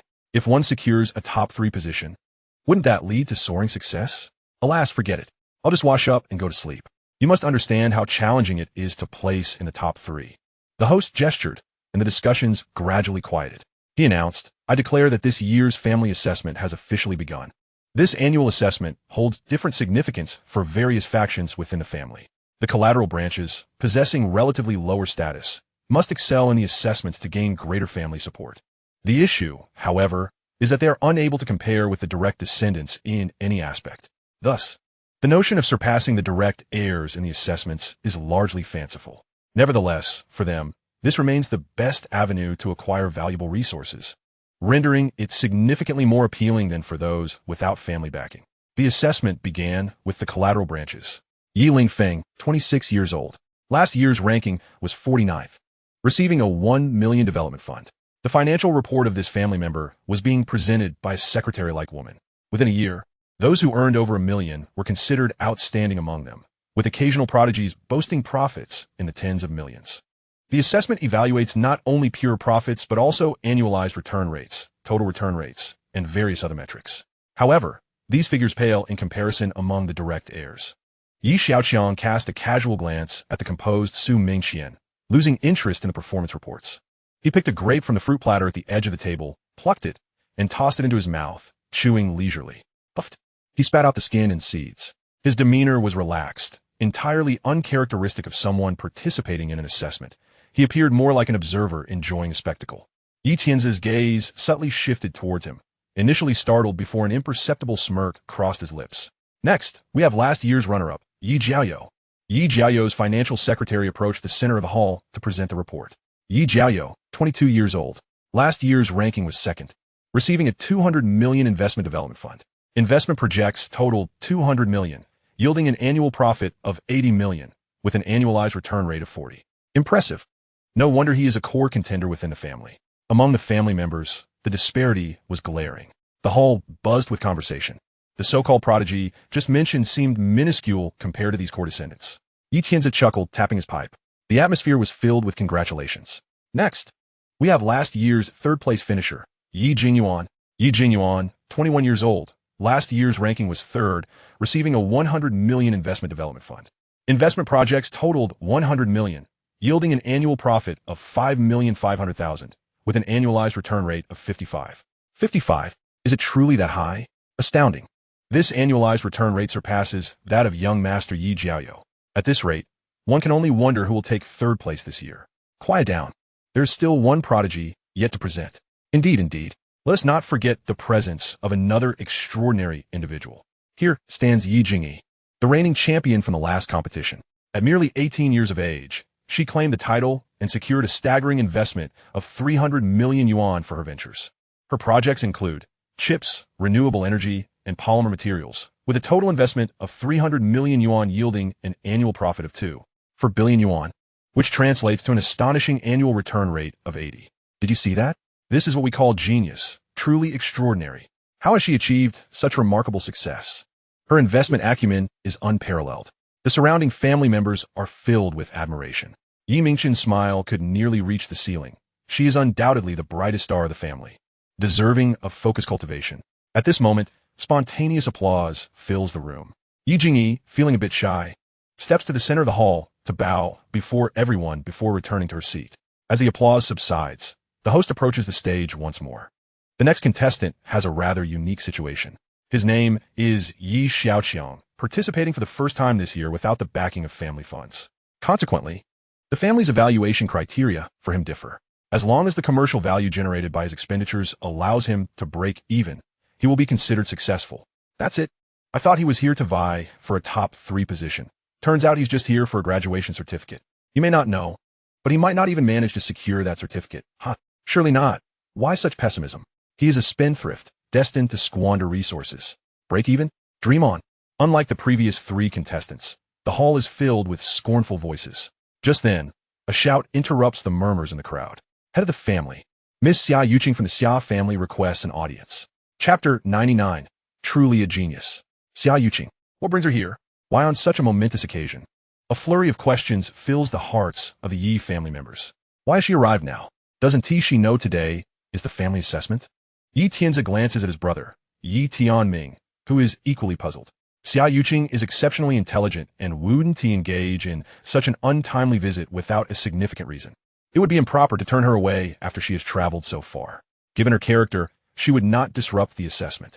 After some contemplation, Yi Tianming speaks to Yi Tianzi and the others. Yi Tianzi's family hesitates, exchanging glances but not responding immediately. There's no need for your indecision. I brought her here. At that moment, an elderly lady appears at the entrance, accompanied by a strikingly beautiful young woman. Fourth sister. Both Yi Tianming and Yi Tianzi exclaim in unison. The dignified elderly lady before them is Yi Tianfeng, who has not returned to the family for quite some time, to the point that the younger generation hardly recognizes her. Her primary purpose for this visit is to meet her long-lost grandson. Following Xiaoqiang's gaze, she soon spots Yi Xiaoqiang and strides toward him. Yi Xiaoqiang rises and greets, "Annie, hello." He is taken aback, not only by Xiaoqiang's arrival, but also by this aunt's unexpected presence. His grandfather had mentioned that she had not returned home in ages, though the reasons for her absence were never disclosed. Yi Tianfeng joyfully regards Yi Xiaoqiang, estimating his age. "You must be 20 this year?" "Yes, auntie," Yi Xiaoqiang replies, casting a glance at Xiaoqiang. "Fourth sister, what brings you back?" "Yi Tianzi in Wuides. Does third brother not wish for my return?" Yi Tianfeng retorts. "Not at all." Yi Tianzi responds, addressing others, "Please find a seat for Annie." The head of the family, grandfather, and third uncle, Xiaoqiang greets several important figures. "You may take a seat for now. We still need to continue the assessment," Yi Tianming tells Xiaoqiang. She sits beside Yi Xiaoqiang, who, without further inquiry, pushes a plate of grapes toward her, saying, "Try the grapes. They are quite delightful, organic, and untainted." Xiaoqiang, The young men of the clan are taken aback upon seeing Xiaoqiang at the entrance, their eyes wide with astonishment. Her beauty and talent are already well known, but seeing her in person is an entirely different experience. One moment they are filled with wonder, the next, envy and resentment surface. She is sitting beside Xiaoqiang. Could it be for the spendthrift? When did squandering become so beneficial? If looks could kill, Xiaoqiang would have been reduced to mere vapor by now, obliterated without a trace.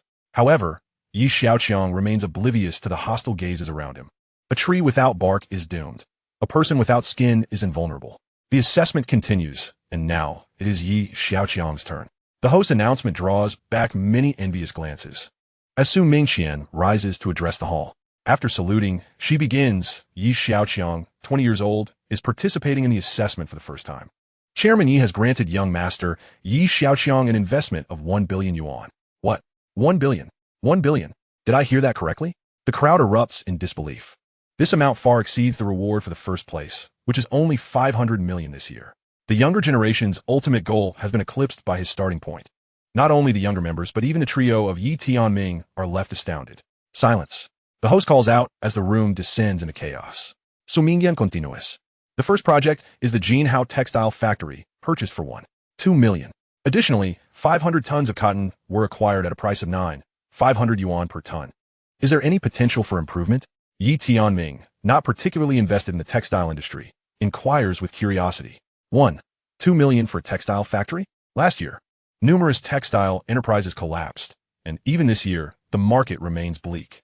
How could such a factory possibly improve? Ye Mingkui interjects mockingly. I heard that after he took over the factory, he paid the employees even when there was no work, Yi Jiao adds. Hearing this, the crowd begins to murmur. Thinking, a spendthrift indeed. It's no wonder he acts without market research, buying whatever he pleases. How could he not incur losses? At that moment, Xiaoqiang stands, declaring, I have something to say about this matter. The crowd is taken aback.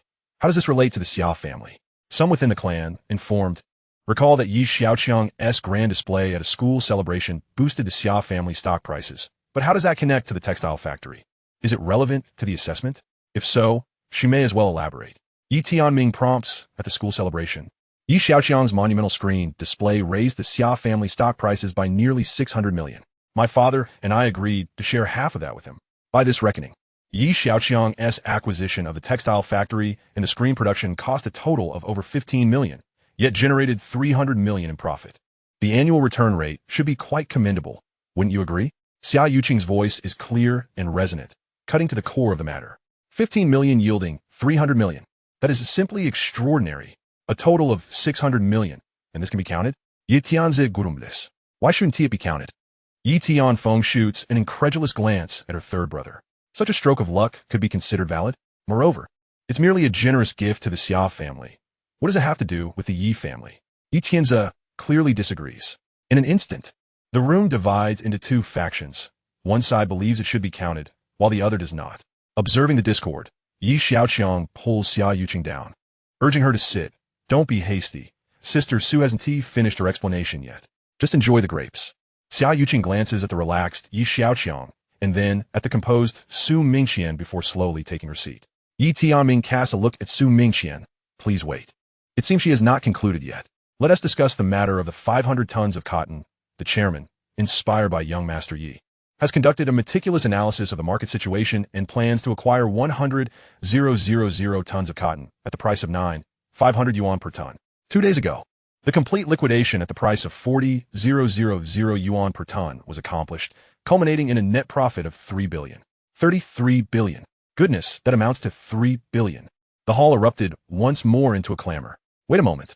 You are not attributing this to Yi Xiaoqiang's profits, are you?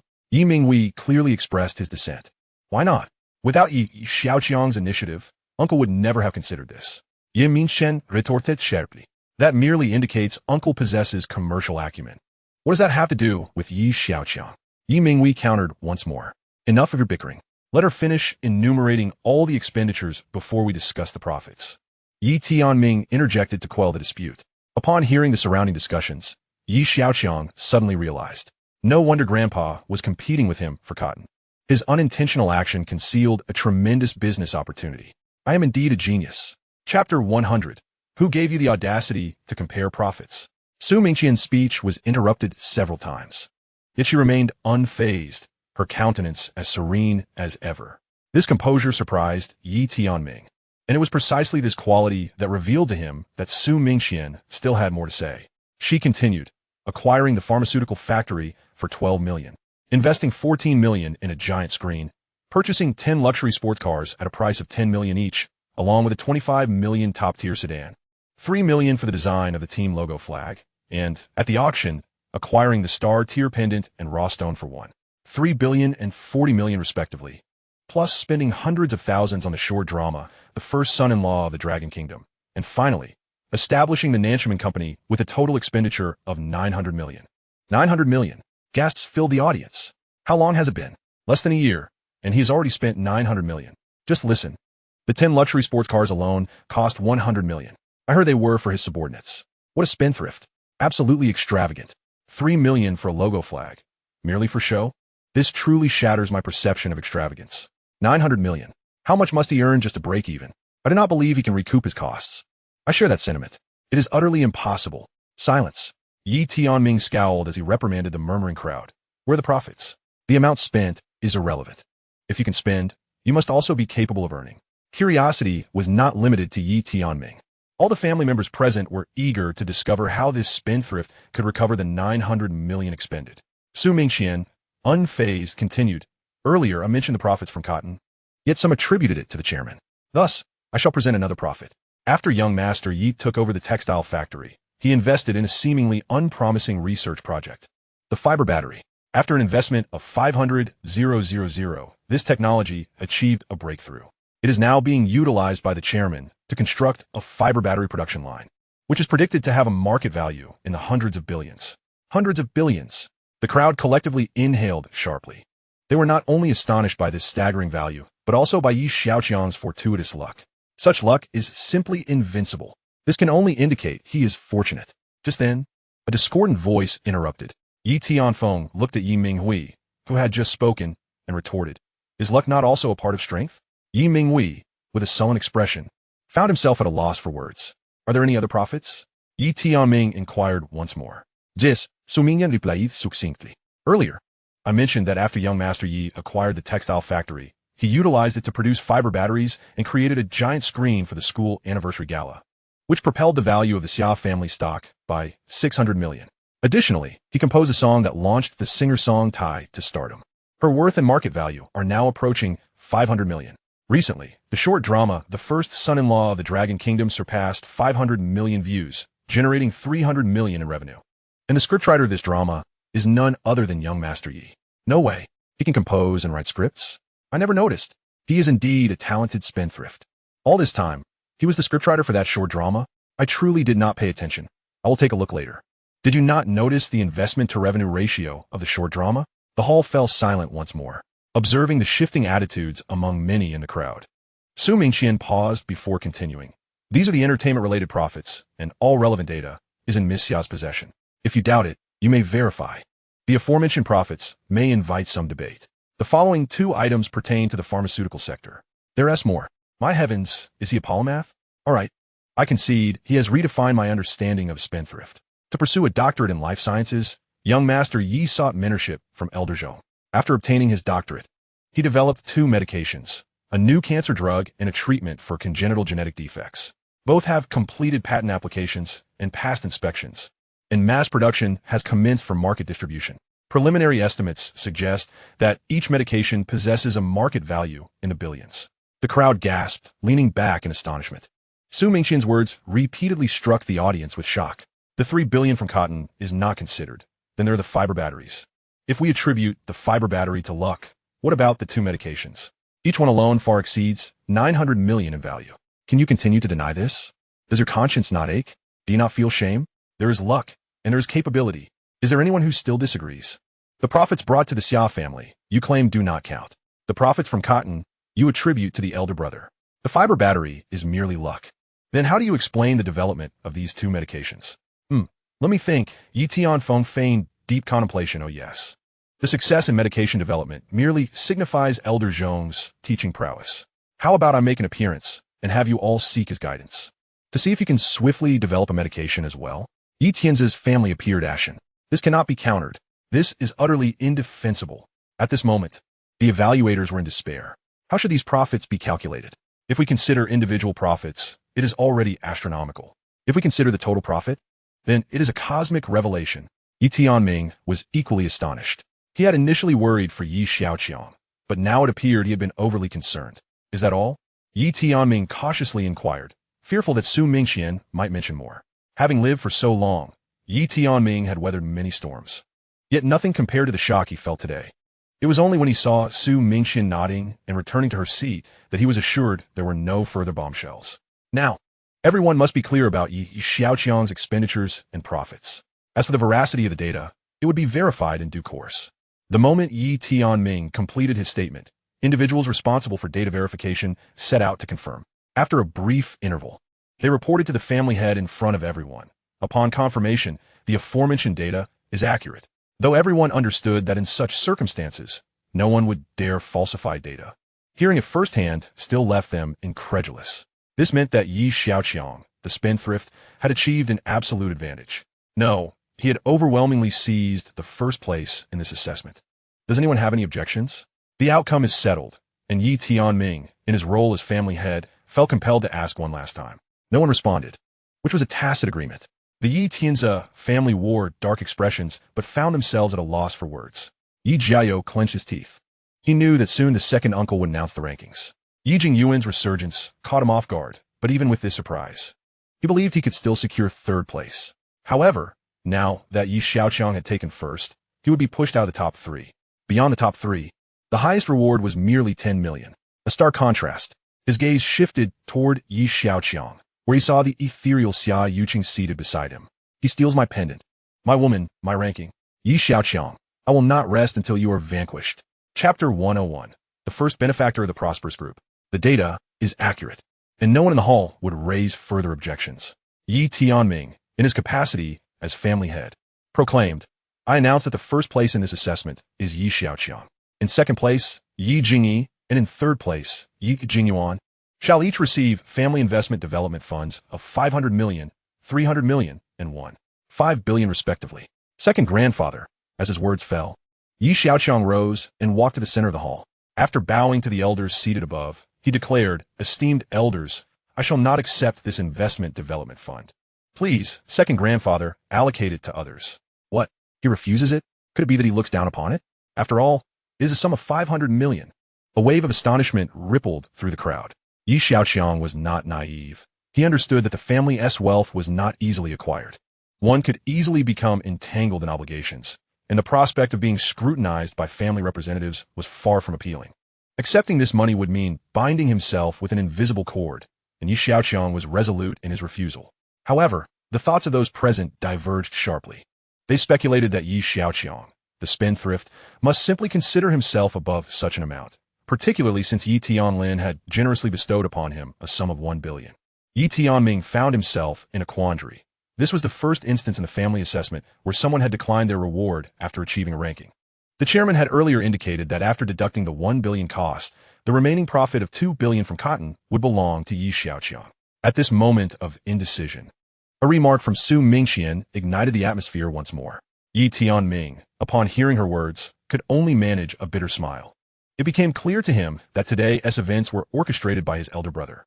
Yi Tianlin, well aware of Yi Xiaoqiang's character, understood he would categorically reject any reward that might constrain him.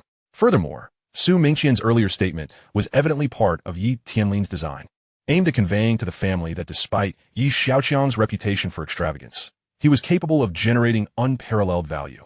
Yi Tianlin wished to establish a relationship of equality and mutual support between Yi Xiaoqiang and the family, rather than allowing him to be perceived as merely a dependent deserving of disdain. Since the announcement of Yi Tianlin locating his long-lost grandson, the external world had pondered a singular question. What would become of Yi Xiaoqiang when Yi Tianlin departed this world? Many within the family believed that upon the elder's passing, Yi Xiaoqiang would inevitably need to seek refuge beneath the family's protective branches. Yet today, Yi Tianlin seized the opportunity presented by the assessment to solemnly inform the family not to underestimate Yi Xiaoqiang. With this in mind, Yi Tianming inquired once more, Are you truly not going to accept this money? Second grandfather, I am indeed not adept at managing investments. Please bestow the 500 million upon my sister Jingyi. It is she who can truly bring value to it. Yi Jingyi was indeed gifted in business acumen. Moreover, the second grandfather's family had treated him well. Beep. The system has detected the host's rejection of the 500 million reward, regarding it as wasteful behavior, and has awarded 2,500 attribute points. What? Yi Xiaoqiang was taken aback. Could this truly be counted? Life was filled with unexpected surprises. Brother Xiaoqiang, this money is yours. Éclamet yi vingi, head urgenji palpable. I cannot accept it. After all, it is 500 million. Yi Xiaoqiang was indifferent, yet she was not. Yi Mingchun felt a surge of joy. He recognized that Yi Xiaoqiang's refusal of the funds was a strategy to avoid being shackled. Since he had relinquished it, one ought not to shy away from such a gift. Jingyi, since your brother has given it to you, there is no shame in accepting it. Just contribute more to the family in the future, added Yi Tianfeng, observing the unfolding dynamics. This left Yi Jingyi in a state of inner turmoil. Having settled the matter regarding the reward, Yi Xiaoqiang returned to his seat, glancing over at Xiaoqiang, who quickly averted her gaze. She realized that her earlier worries had been entirely unfounded. Yi grandfather had already arranged everything. Not only had she worried unnecessarily, but she had also inadvertently revealed her own sentiments, landing herself in an awkward position. It must be said, the synergy between this grandfather and grandson was indeed remarkable. Meanwhile, Yi Xiaoqiang's gaze remained fixed upon her, causing her cheeks to flush with warmth. Notijin has shyness, Yi Xiaoqiang simile. Xiaoqiang possessed many admirable qualities. Yet she was fiercely obstinate. In a different setting, the conference room of Xia Group held a mid-year senior management meeting. Yi Tianlin presided at the head of the table, listening attentively as subordinates reported on the financial statements for the first half of the year. Once the report concluded, Yi Tianlin spoke up. The resounding success of Xiaoqiang Group today is inseparable from the diligent efforts of all present. Here, I would like to acknowledge a significant contributor. Yi Tianlin gestured toward Chao Buyin beside him, continuing, General Manager Chao has been with the group for many years, contributing immensely to its growth. His efforts are indeed commendable. Xiao Su, please recount General Manager Chao's achievements over the years for everyone. Chao Buyin was utterly taken aback. The meeting, which had initially been a routine mid-year summary, had transformed into a recognition ceremony. While the company had previously held such ceremonies to motivate employees, today's atmosphere felt distinctly different. His instincts warned him that something was amiss. As expected, the young man named Xiao Su began to read from an extensive document, detailing Chao Buyuan's contributions and accomplishments since his entry into the company. Among the audience were many subordinates who had been mentored by Chao Buyuan. Some listened attentively, while others pondered the unusual nature of this presentation. As Xiao Su continued, Chao Buyuan grew increasingly restless.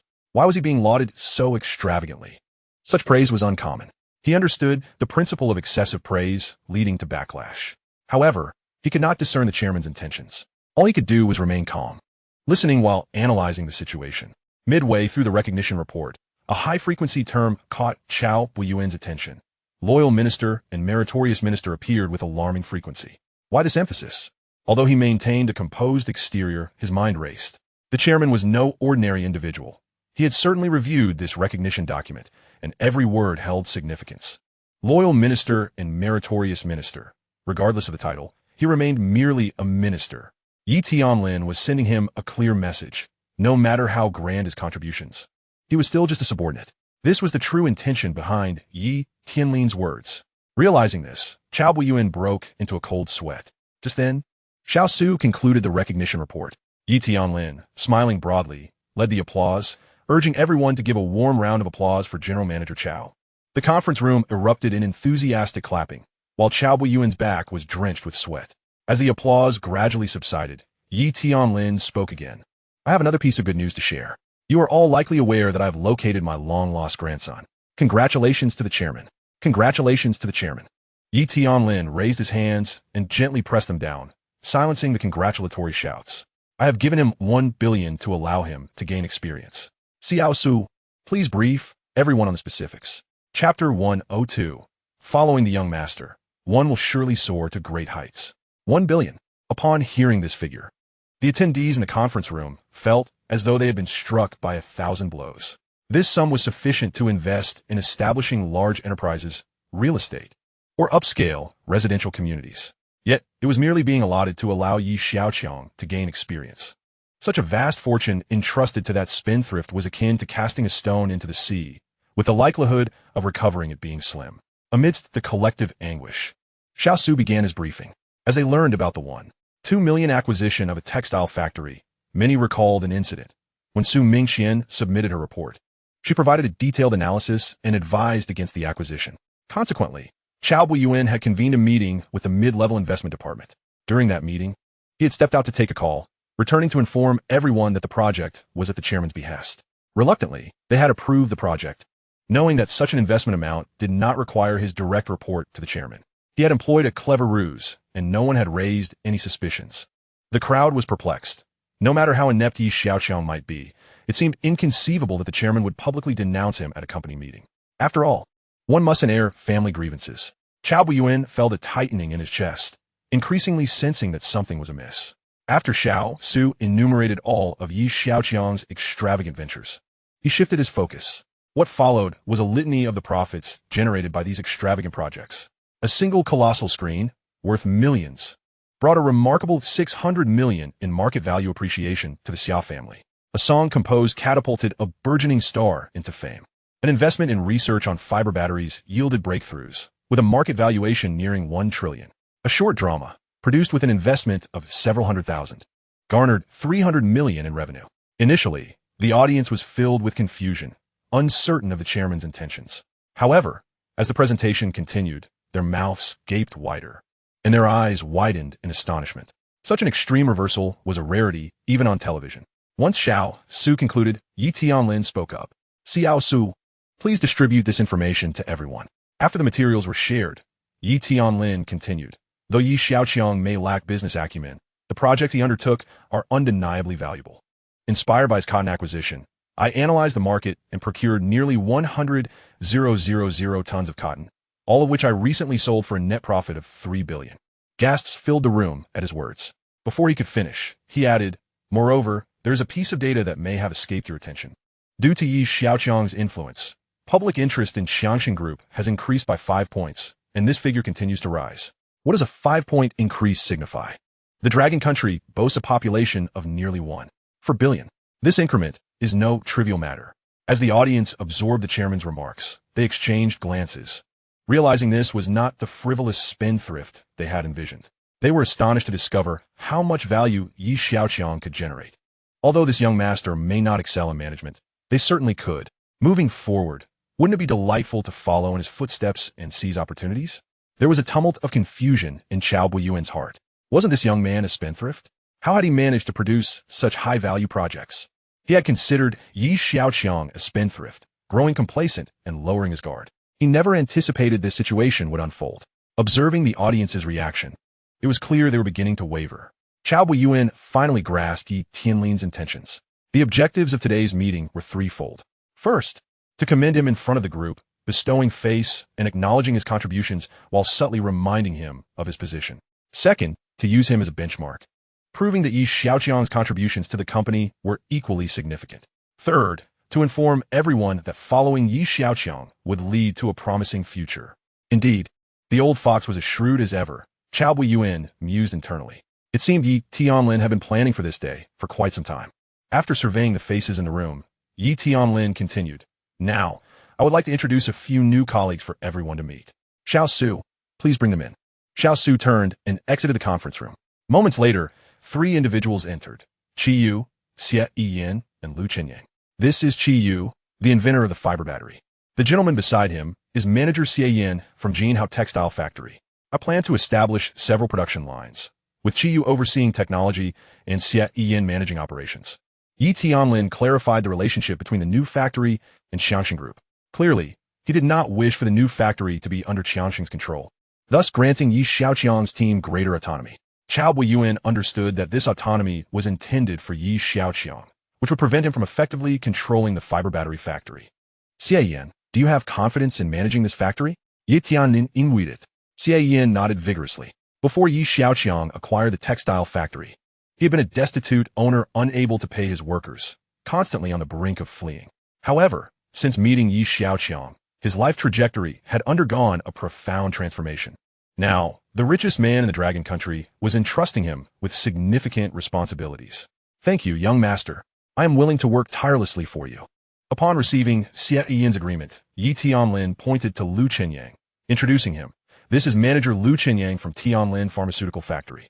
You may call me Xiao Lu.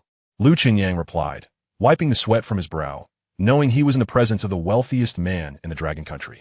Since becoming an apprentice to Old Zhong, Yi Xiaoqiang had developed 2 new medications that had passed inspection and were approved for market release. I plan to expand Tianlin Pharmaceutical based on its current foundation. The management will fall upon you. Yi Tianlin assigned the task. Lu Qianyang nodded repeatedly, his thoughts consumed by one person, Yi Xiaoqiang. When he found himself at his lowest point, it was Yi Xiaoqiang who saved him. Now, because of this individual, he was on the path to new heights. Thank you, young master. You are like a second father to me. In Su City, the ancestral grounds of the Yi family, in an elegantly decorated tea room, Yi Tianming asked Yi Tianfeng, "Did Big Brother send you back?" Yi Tianfeng smiled. He hinted at it, but I also haven't returned in a long time and want to take a look.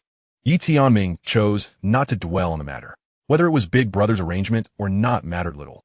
What was important was that Big Brother had no ill intentions toward them or the family. He had always believed in his older brother. The reason for his actions was to consider Yi Xiaoqiang's interests carefully. Yi Xiaoqiang and his companions were reluctant to linger, wanting to explore Su City. Yi Tianming did not insist they stay, recalling that Yi Xiaoqiang had established a company. He hadn't fully grasped the details at the time. He turned to Yi Mingchun and the others. It seems Yi Xiaoqiang also founded a company called Nantamen. What kind of company is that? Do they manufacture gates? The 3 shook their heads simultaneously. They had been so astonished by the profits that they had not delved into the specifics of what kind of company it was. So, what exactly does Nantamen do? Chapter 103. Is he really that powerful? Yi Xiaoqiang stood outside the gate, glancing back at the Yi family ancestral grounds. The air outside was refreshing. Su Mingqian also turned back, feeling a sense of relief. At last, they had successfully completed the task assigned by the chairman. Only Xiaoqiang felt a twinge of regret, believing the trip had been unnecessary. If only she had taken a moment to think it through calmly, she would have realized. Yet, maintaining rationality is a challenge for anyone. Concern often breeds chaos. Where to now? The eldest among them inquired. Yi Xiaoqiang looked at Xiaoqiang, who was avoiding his gaze. Initially, he had planned to stroll around Su City, but circumstances had forced him to alter his plans. Since they were already there, they might as well enjoy a few days in Su City. After contemplating, Yi Xiaoqiang conveyed his decision to the group. They all agreed in unison. Feel free to enjoy yourselves. I have matters to attend to at the company, so I will head back first. After Xiaoqiang spoke, she prepared to leave for her vehicle. However, in her distracted state, she inadvertently twisted her ankle. The pain in her ankle nearly caused her to tumble. Yi Xiaoqiang swiftly reached out to steady her. You're so busy with the company that you came all the way to Su City? As she attempted to respond, Yi Xiaoqiang, seeing her reluctance, promptly picked her up. Xiaoqiang gasped as she found herself lifted, instinctively wrapping her arms around his neck. The onlookers were left speechless. Yi Xiaoqiang was not merely holding her with both arms. He was cradling her effortlessly in one arm. Wow, the young master is so strong, exclaimed the onlookers, including Ali and Ahu, who were equally astonished. While one-handed lifting may not be extraordinary for those who train regularly, Yi Xiaoqiang was a privileged young master who rarely exercised. His strength was particularly surprising. Xiaoqiang's cheeks flushed with embarrassment. Put me down. Yi Xiaoqiang paid no heed to the others, striding to his car, opening the door with one hand while gently placing Xiaoqiang in her seat with the other. Once he had settled her in, he turned to the bewildered crowd, asking, "What are you waiting for? Are we going or not? Go, go." It was only then that the group snapped to attention, hastily climbing into the vehicles. Soon, the convoy set forth towards the heart of Su City. Inside the car, Xiaoqiang lowered her head, her cheeks flushed, utterly silent. Yi Xiaoqiang gazed at her, a mischievous smile dancing on his lips. Isn't this akin to walking into a trap? Xiaoqiang remained silent, her thoughts betraying her. She wished to articulate her motivations for the sake of the relationship between the Xia and Yi families. Yet, will you believe her? Even she found it hard to convince herself of the truth. Just as her mind raced in confusion, Yi Xiaoqiang pressed a button, elevating the partition between the driver's cabin and the back seat. The rear of the vehicle transformed into an intimate enclave. What are you doing? Xiaoqiang asked, her heart racing, her eyes fixed on him, particularly wary of the mischievous grin on his face, reminiscent of a rogue from a novel. Why? I am simply indulging in my desires. He chuckled, raising an eyebrow playfully. Startled, Xiaoqiang instinctively recoiled. Xiaoqiang seized her foot, declaring, "Stay still. I need to assess the severity of your injury." With that, he removed her high-heeled sandal, cradling her delicate foot in his hand. "Oh, quite lovely indeed," he mused inwardly, activating his specialized glasses to analyze the injury. Moments later, a series of data materialized before him. Foot length approximately 22 centimeters, width around 7 centimeters, proportions exquisitely balanced. The arch is graceful, standing at about 16 centimeters. The ankle is slender, with flowing lines. Xiaoqiang was momentarily taken aback. "What the hell? I asked you to evaluate the injury, not to be so frivolous." Xiaoqiang, having heard his intention to assist with her injury, waited in vain for the analysis results. Instead, he fixated on her foot, his eyes glistening with a hunger that was anything but innocent. As she attempted to withdraw her foot, he called out, "Don't move." Almost done. Before long, the assessment concluded. Fortunately, no bones were fractured, and there were no ruptured vessels beneath the skin. "It's nothing serious. Just rest for a couple of days," he confirmed, gently placing her foot back down. Xiaoqiang exhaled a quiet sigh of relief, her tense body relaxing. The vehicle soon arrived at Xia Garden, the most quintessential water town garden in Sioux City and one of the 4 renowned gardens of Long Country. After the convoy halted, everyone disembarked. Xiaoqiang hesitated momentarily before saying, "You all go ahead. I can't walk properly with my sprained ankle." "No worries, I can carry you," Xiaoqiang asserted, disregarding her consent as he swept her off her feet once more. "Don't put me down. There are so many people watching." As the crowd observed Xiaoqiang carrying Xiaoqiang from the car, Ali and Ahu, witnessing their young lady's struggles, felt a pang of helplessness. They couldn't just stand by and watch her being manhandled, could they? But as they took a couple of steps forward, the elder brother swiftly blocked their path, smirking, "I advise you to mind your own business." Ali and Ahu exchanged glances. They watched as Xiaoqiang pounded Xiaoqiang's shoulder while pleading, "Let me down. Don't do this." They thought to themselves, women are always contradictory. When they say no, they often mean yes. Moreover, despite her apparent struggle, she and T cast a single glance their way. Was this a cry for help? Well then, better to avoid trouble. Thus, Xiaoqiang carried her effortlessly, striding into Xia Garden alongside the others. Xiaoqiang, already a stunning beauty, drew even more attention as she was cradled in his arms. Realizing that her struggles yielded no results and only attracted more gazes, she eventually surrendered, wrapping one arm around Xiaoqiang's neck while shielding her face with the other. "Look at that man. He is so dashing," one female tourist exclaimed, pointing at Xiaoqiang. "Can you hold me like that too?" she playfully implored her boyfriend. He furrowed his brow, responding, "You two are on different levels. He is a 98, and you're nearly a 198. Xia Garden's layout was a harmonious blend of dense and sparse, with winding paths meandering throughout. All the while, Xiaoqiang continued to carry Xiaoqiang, a spectacle that astonished onlookers. Despite her near 100-pound weight, he maintained a leisurely demeanor, chatting and laughing without a hint of fatigue. Ali and Ahu simultaneously pondered. "Is our young lady made of cotton? How is she so light?" Xiaoqiang, too, was bewildered. She found that her gentle embrace around Xiaoqiang's arm required little effort. Her entire weight was supported by just one of his arms. Moreover, it was clear to her that Xiaoqiang's ease was not feigned. Thus, she mused, is this man truly that powerful? Chapter 104. The price of technological blueprints is steep. I must continue my extravagance. After spending 2 days in Sioux City, the convoy embarked on the highway back to Magic City. During their time together, Xiaoqiang had been carried by Xiaoqiang to several famous landmarks, transitioning from embarrassing reluctance to a half-hearted acceptance. With no one to champion her cause, she ultimately surrendered to the situation. "I wish to establish a short play company," she said, her gaze fixed on Xiaoqiang, who was diligently massaging her foot. His expression was one of focus as he employed the techniques of a seasoned artisan to knead her ankle. This skill had cost him 50 points in the system marketplace, leaving him somewhat perplexed that such a sophisticated system offered such a skill. Yet, he had to admit, the results were quite satisfactory. "The Xia Group is quite intricate. It must be challenging for you to take the reins," Xiaoqiang continued, noticing his silence. Although the Xia Group was vast, it was not something Xiaoqiang could simply assume control of. A good bird selects the right tree. A capable minister chooses a worthy master. During Xiaoqiang's prolonged absence, many within the company had been seeking new allegiances. Despite Yi Tianlin's high prestige, he was aging and could not hold sway indefinitely. While Xiaoqiang was the legal heir, who among the company's ranks would trust or follow him. Even if he were not a spendthrift, his prospects would hardly improve. Therefore, to wield true power, one must cultivate their own influence. Both Xiaoqiang and Yi Tianlin understood this.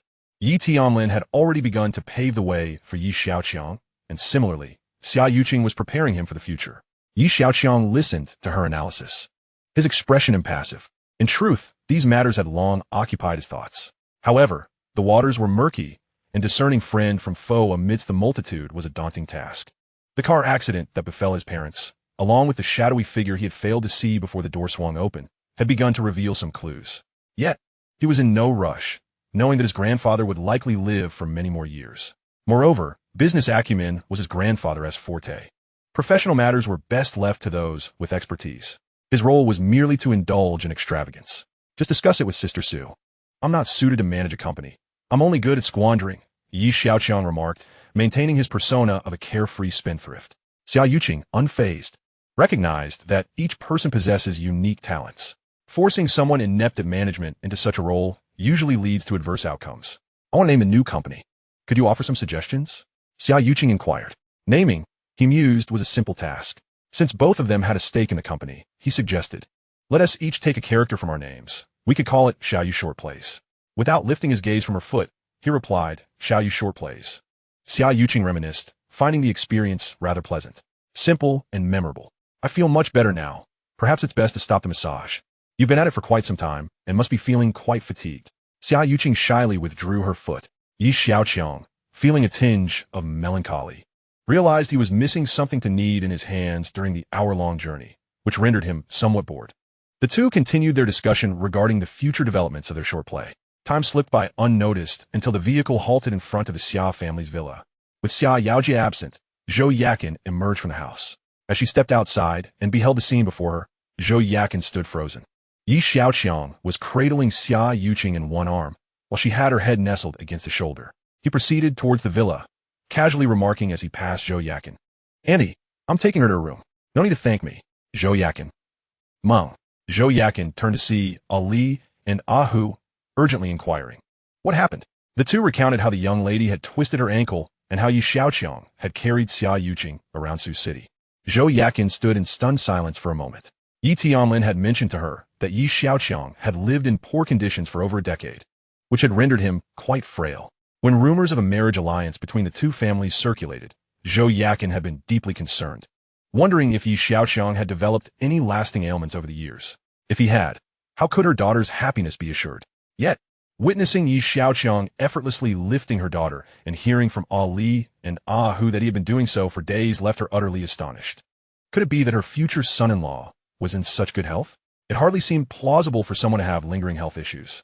After gently setting Xiaoqiang down, Yi Xiaoqiang wasted no time in greeting Xiaoqiang before departing from the Xia residence. Upon returning home, he discovered his grandfather was not present. Following lunch, Yi Xiaoqiang retreated to his bedroom to rest.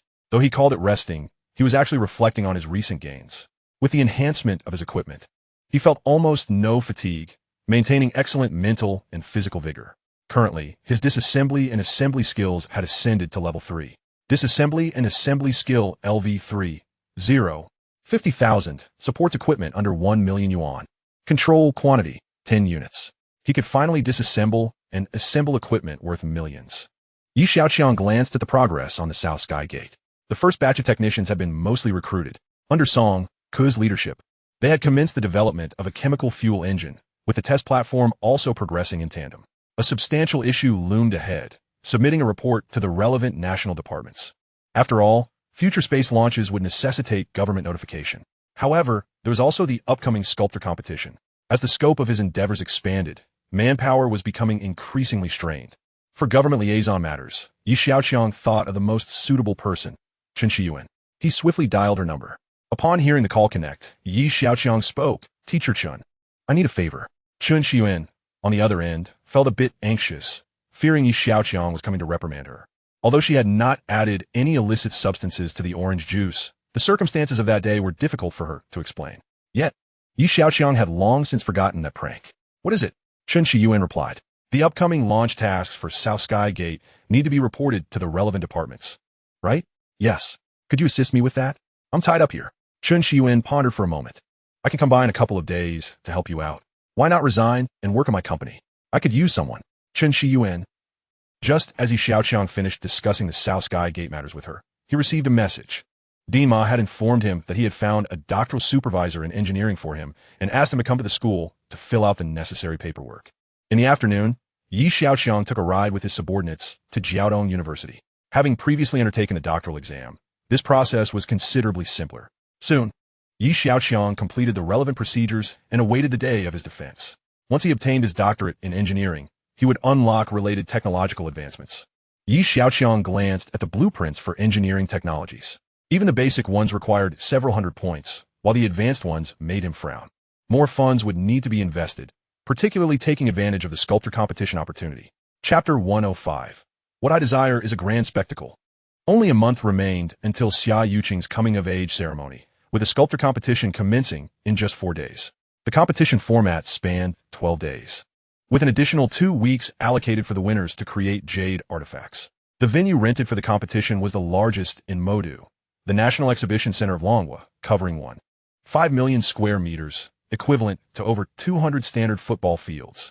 However, the exhibition area accounted for approximately 600,000 square meters, comprising 500,000 square meters of indoor exhibition halls and 100,000 square meters of outdoor exhibition space.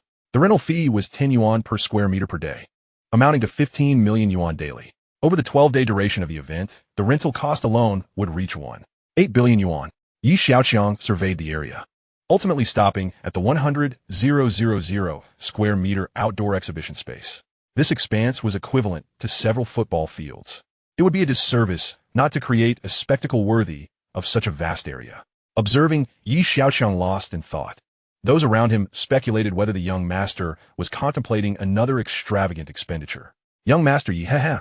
At that moment, Xiaoqiang appeared beside Xiaoqiang with a grin. The two companions accompanying him rubbed their eyes at the sight of Zhao's obsequious demeanor. You're here, Xiaoqiang remarked without turning his head. Young, please. Young master Yi, give your orders. I wish to borrow someone from you. Xiaoqiang's gaze remained fixed on the enormous space. The Tianyao glasses began measuring and planning, presenting several design proposals. Who? Xiaoqiang asked, momentarily taken aback. Songtai. As Xiaoqiang continued to fixate on the vacant land, a thought crossed Xiaoqiang's mind. Are you planning to hold a concert here? Precisely. Which popular artists does your company have? Xiaoqiang turned a glance at Xiaoqiang. Speaking with intelligent individuals was indeed a relief. I understand now. I will arrange this immediately. Xiaoqiang quickly grasped Xiaoqiang's intentions. Aware that the competition was just days away, he needed to expedite arrangements and begin constructing the stage. Time was short, and the tasks were substantial. All right, I appreciate it. After watching Xiaoqiang depart, Xiaoqiang turned to his companions, saying, let us head to the Xiaoqiang Group. In the chairman's office of Xiaoqiang Group, a group of subordinates stood facing the chairman's seat. 2 individuals were stationed on one side, while 3 stood on the other. Xiaoqiang took a seat in his grandfather's position, relishing the feeling of being the chairman. This seat was one that only Yi Tianlin and Xiaoqiang would dare occupy so boldly. Today, both Yi Tianlin and Xiao Buyin were absent from the company. Xiaoqiang caught a glimpse of the expressions of those below him. The Tianyao glasses scanned the subtle emotions of the crowd. Who is responsible for the company's drone business? Xiaoqiang observed for a moment before addressing the matter at hand. I am. A man stepped forward. What do you go by? Lu Zhan. Then the rest of you can go about your business. I need to speak with Manager Lu. Upon hearing Xiaoqiang's words, the others promptly exited the office. Through his Tianyao glasses, Xiaoqiang noticed a subtle shift in the attitudes of the company's personnel toward him. He wondered if his grandfather had hinted at something. I have a matter I would like to discuss with Manager Lu, Xiaoqiang stated. Of course, it's my honor to assist at your command. Lu Zhan responded quickly. Displaying no hosetastion. Young master? Hearing this title, Xiaoqiang chuckled softly, realizing it was not a casual appellation.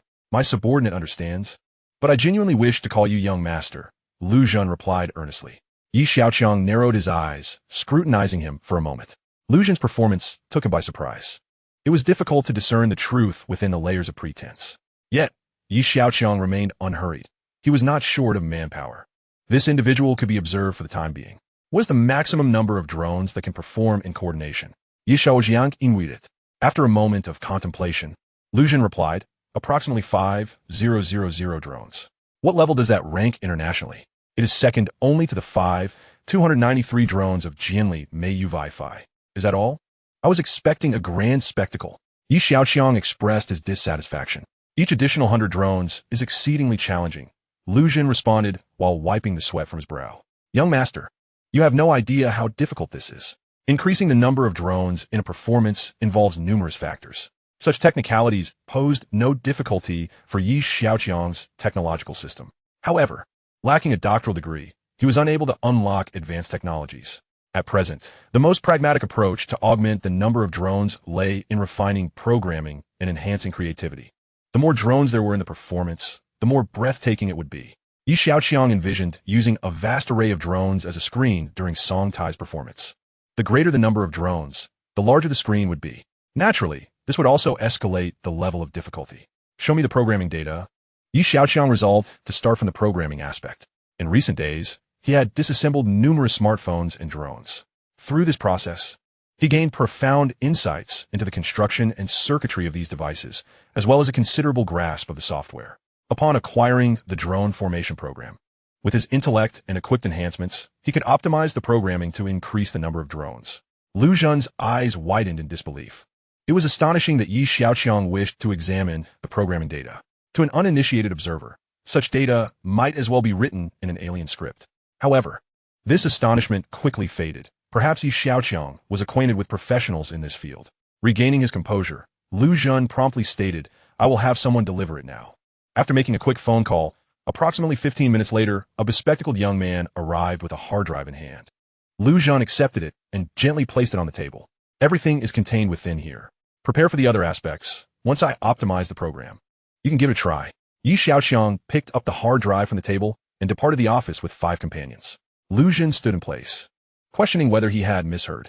How could such a daunting task be spoken of so casually? Back at home, Xiaoqiang swiftly perused the drone performance programming. After scanning with his Tianmo glasses, the brain-machine interface began calculations in the background. He reflected on the subtle changes in the attitudes of those at the company towards him. During the family assessment, his grandfather undoubtedly had been active. The conversations he had with Xiaoqiang during their journey hinted at this. Both his grandfather and Xiaoqiang were preparing for something, which would inevitably trigger a series of chain reactions. Over time, they would surely realize that his grandfather was not only not aging, but seemed to be becoming more spirited. Although they might be unaware of the reasons, it would undoubtedly alter their original plans. Furthermore, the closeness of Xiaoqiang to him would likely make her one of their targets. As the saying goes, a clear arrow is easy to dodge, but a hidden dagger is hard to defend against. Once he unlocked engineering-related technologies, he would need to devise a means to protect those important individuals around him. He could not allow them to suffer even the slightest harm. Chapter 106. An important guest to the Qin family. As news of the sculpting competition continued to emerge, the event's online buzz soared, dominating the trending charts for nearly half a month. Initially, this competition was merely a topic of fervor within the realms of the internet and new media. Now, it had become a widespread subject of conversation among the populace. The announcement that the popular singer Song Tai would perform at the opening ceremony sent public opinion into a frenzy. People began to enumerate the highlights of the competition. With a staggering prize of 3 million Longwa coins, it was uncertain whether it would stand the test of time, but it was undoubtedly unprecedented. The substantial reward attracted a plethora of renowned sculptors eager to participate. The invitation of celebrities and the popular singer Song Tai to lend their support added to the allure. The largest venue in Modu demanded a staggering rental fee of 15 million per day.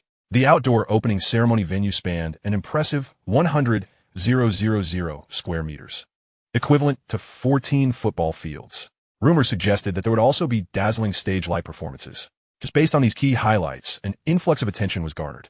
The event's official website had surpassed 1 million comments within half a month. The Xia Group has produced such a spendthrift, it's bound to collapse. Goodness. Now the whole world knows that Longwa has a super spendthrift. I can't help but wonder about the psychological toll on Yi Laojiao, the richest man in Longwa. Is it larger than 5 million square meters?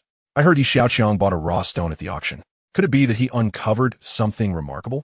Otherwise, why the commotion? Does a spendthrift need to justify spending? You know nothing about this spendthrift's extravagant ways. His subordinates drive cars worth tens of millions. Initially, during a bet, his followers scoffed at anything below 1 million and even destroyed an 8 million Xiaoqiang on the spot. Wow, is he really that extravagant? Is he even hiring? I'm so tempted. Tears streaming down my face TT. So what does money mean to him? Envy is futile. I see that Ye's competitors must be laughing their heads off. Without lifting a finger, this spendthrift is bringing the Yi family to ruin. Such wasteful behavior misleads the country and its people. I urge the government to impose a ban. In an instant, comments flooded the internet, each opinion varying widely. Some focused on Yi Xiaoqiang himself, while others reflected on the rise and fall of the Xia Group. There were even expressions of sympathy for Yi Laojiao and concern for the nation over such a spendthrift emerging from Longhua. Although the competition had yet to commence, it had already generated ample hype. Regardless of the outcome, the attention was evidently soaring. Outsiders were merely drawn to the spectacle, while insiders recognized the underlying intricacies. The Lin family, competitors of the Yi family, sensed that something was amiss. Traffic was akin to a body of water. Though the pool may be vast, it remains finite. If it flows too heavily elsewhere, it naturally diminishes here. Lin Howard had always pursued the path of an internet celebrity CEO, well aware that in the internet age, traffic equated to wealth. He painstakingly built his image, amassing 20 million followers, all to enable the Lin family to reap greater traffic wealth. However, today, he reflected on the event. Lin Howard had long believed in drawing traffic through a positive image. Yet, he discovered that the impact was far inferior to the controversial approach adopted by Yi Xiaoqiang. The greater the controversy, the higher the traffic. In the Starship Group's chairman's office, Xiaoqiang rose and moved toward the expansive floor-to-ceiling window. After spending the morning reviewing internet comments, he needed to stretch his legs and reconsider his perspective. Besides himself, another individual occupied the office, Xiaoqiang. The promotion of the event and the opening ceremony had not involved any other parties. The relationship between the Xia and Yi families ensured that the profits remained within. Xiaoqiang felt a sense of nostalgia. He suddenly realized that despite the Xia family's long-standing presence in the entertainment industry, they had not understood the traffic game as adeptly as Yi Xiaoqiang. This young man could generate immense traffic with even the slightest stir. Increasingly, more businesses sought to advertise through this event. We could categorize the advertisements into several tiers to accommodate more companies' requests, Xiaoqiang suggested after contemplation. Xiaoqiang turned to his daughter, grasping her intention. This was indeed a sound strategy. Those willing to pay generously could have their ads displayed prominently during the opening ceremony, while those offering less could be allocated secondary positions. Thus, they could secure more advertising agency fees. Agreed. You have full authority over this matter, Xiaoqiang said to his daughter. Xiaoqiang turned away from the office, burdened with numerous tasks that could not be delayed for even a moment. Ensuring effective advertisement placement during the event was crucial for substantial profit. The promotional efforts were not limited to offline placements, but were also being executed online simultaneously. It was imperative to delineate the tasks with meticulous precision. The advertising department of Xia Group commenced its frenzied operations. The Qin family, recognized as the primary rival of the Xia family, convened an urgent meeting in the corporate conference room. In the past, the Qin family had engaged in a fierce back and forth with the Xia family in the realm of cultural entertainment, with victories and defeats on both sides. However, the emergence of Yi Xiaoqiang had dramatically altered the landscape. The Qin family could scarcely have anticipated that this pressing predicament was orchestrated by that profligate heir. A single song had catapulted a rising star to fame, while a short drama had emerged triumphantly between the two families. Now, an event had siphoned away a significant portion of online traffic. Data indicated that, in terms of advertising alone, the Xia family had eclipsed the Qin family by a factor of 2. Without effective measures, the Qin family would soon find themselves in dire straits. Why are you all keeping your heads down? Speak up. I pay you all handsomely, yet you choose to be silent at a critical moment? Are you all useless? Qin Lang bellowed, like a wild beast unleashed. Enough, Qin Beichuan shouted, aware that the current situation was already precarious and that they could not afford to further lose their composure. Qin Lang's outburst was indeed excessive. Step outside and cool off, Qin Beichuan instructed, furrowing his brow. Seeing his father's stern expression, Qin Lang managed to regain some composure. Moments later, he left the conference room, brimming with reluctance. Qin Beichuan turned his gaze toward the others. The situation is somewhat unfavorable for us, but we have weathered many storms.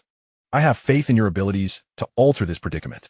Therefore, let us discuss our strategies in detail. The meeting resumed, proceeding with over an hour of thorough deliberation. Ultimately, a comprehensive response plan was devised. While it could not alter the overarching situation, it aimed to mitigate losses to the greatest extent possible. Qin Beichuan exited the conference room with a stern countenance. Chairman, there is an important guest waiting to see you. The secretary approached as Qin Beichuan emerged from the meeting room. Qin Beichuan looked up in surprise. An important guest? Where are they? He inquired. They are waiting in your office, the secretary replied. Curious about the identity of the guest, he strode purposefully toward his office. Upon entering, he was taken aback to find a multitude of people present. He recognized Lin Haoran and Yi Jiao, but there was also an unfamiliar man sporting a tuft of black facial hair. When a stranger saw Qin Beichuan, he greeted him with a casual con in Ai Chihuahua. The next day, Lu Zhen received the optimized drone programming and instructed his team to expedite testing. A few days prior, Song Tai had also received a new song, delivered through a contact from Xiaoqiang. After gaining fame, Xia Group had invested significantly in her. However, the music industry was fiercely competitive, with a constant influx of new songs. Perhaps the sensational hits had heightened the audience's expectations of Song Tai, as they sought to find something uniquely captivating in her work. Yet, as time passed, these expectations remained unfulfilled. The musical styles of this world, as Xiaoqiang had remarked, were excessively monotonous. A singular style could not be easily forged in a short span, nor could it be readily transformed. But Xiaoqiang was different. He possessed an entire repertoire of songs that diverged from the prevailing styles of this world. This was immensely enticing for those accustomed to a singular musical approach.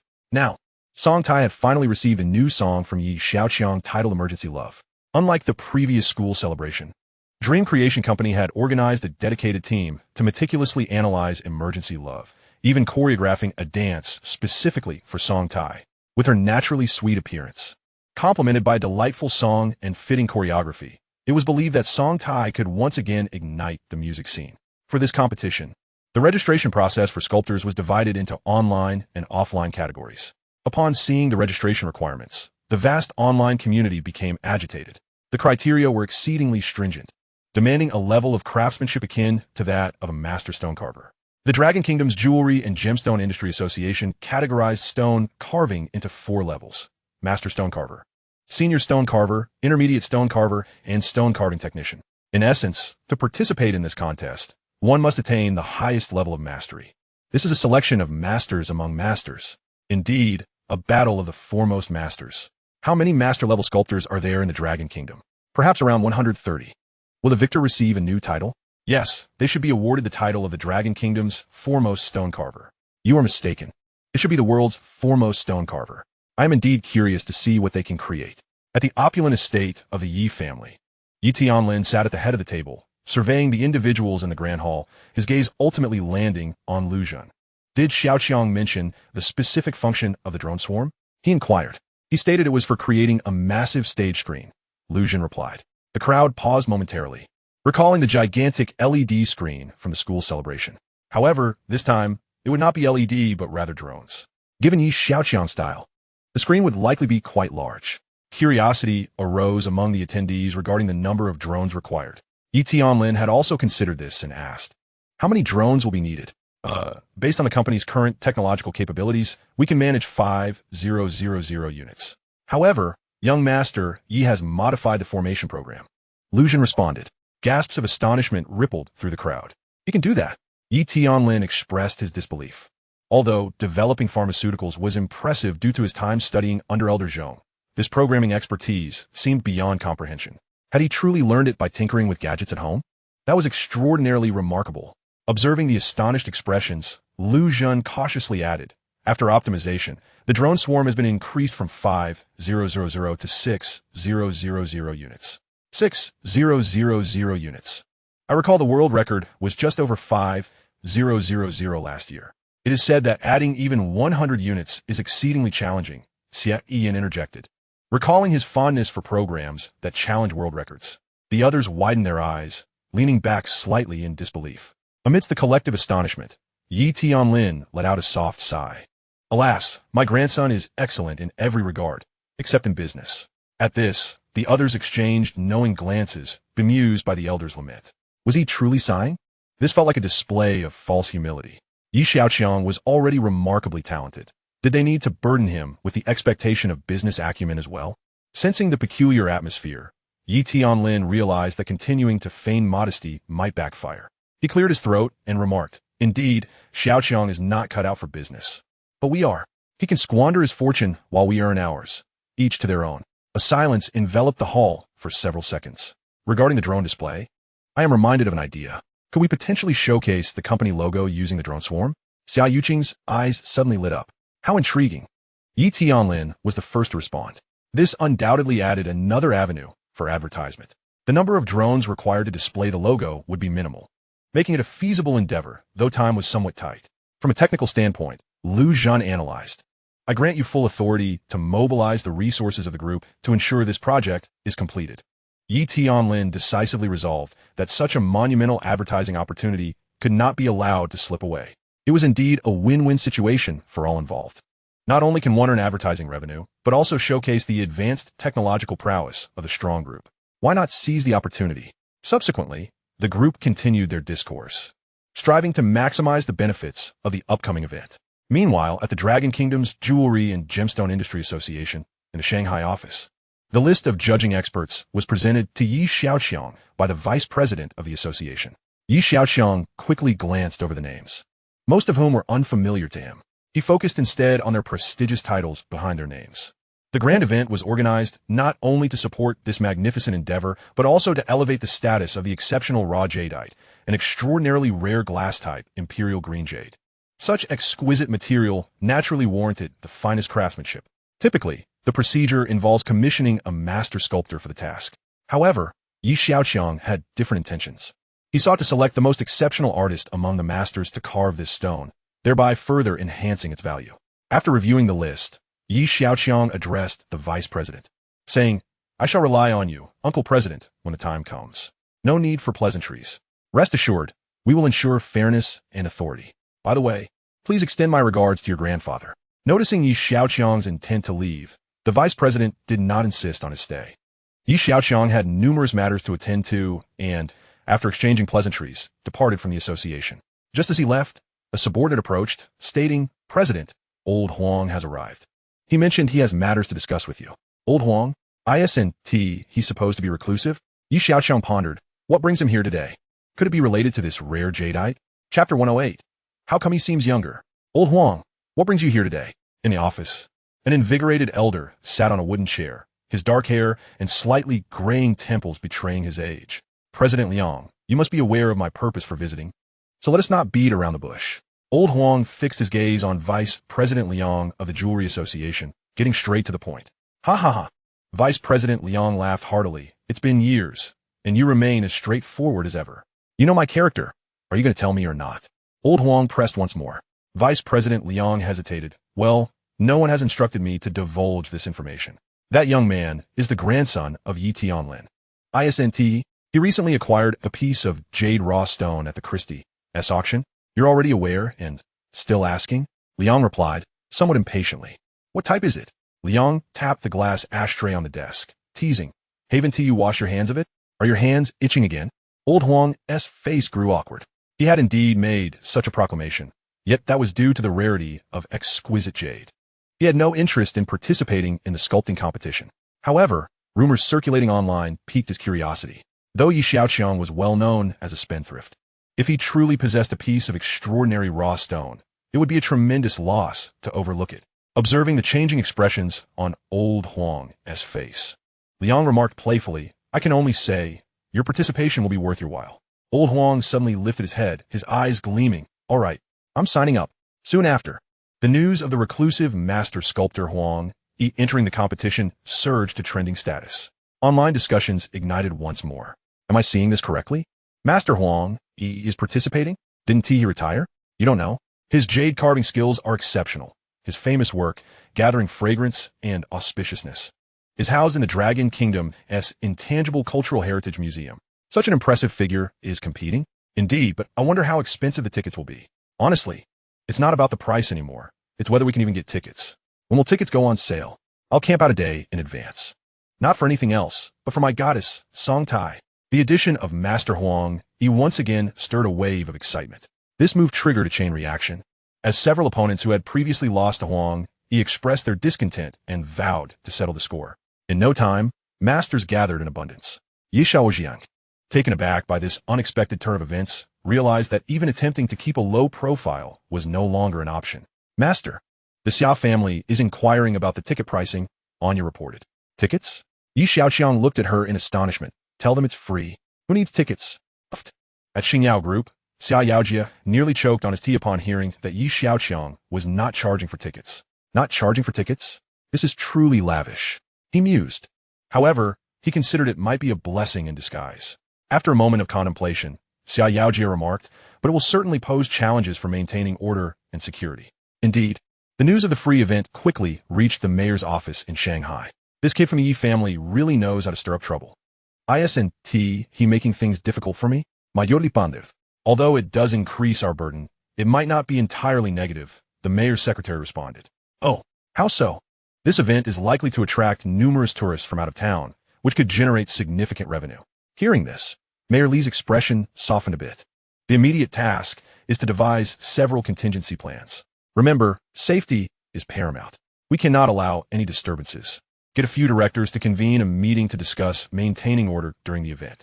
The secretary began notifying the relevant leaders of Mayor Li's orders, and the entire city government entered a flurry of activity. In a private tea house in Shanghai, Chao Buiyuan raised a cup of tea, took a gentle sip, and directed his gaze towards Yiming Hui and Qin Beichuan across the table, stating, "You didn't tea summon me here just for tea, did you? Let us be straightforward, Mr. Chao. We have a common goal now, and collaboration is essential," Yiming Hui replied, glancing at Qin Beichuan. Chao Buiyuan's gaze flickered between the two, and he sneered. "You believe we share a common goal? Are you certain you aren't mistaken? Mr. Chao, we are all intelligent individuals here. There is no need for subterfuge. With Yi Tianlin's demise, we all stand to gain, don't we?" Qin Beichuan Zimat observing Cao Baoan et Feigen in Godan. With a stoic expression, Chao Buiyuan kept his head lowered, sipping his tea.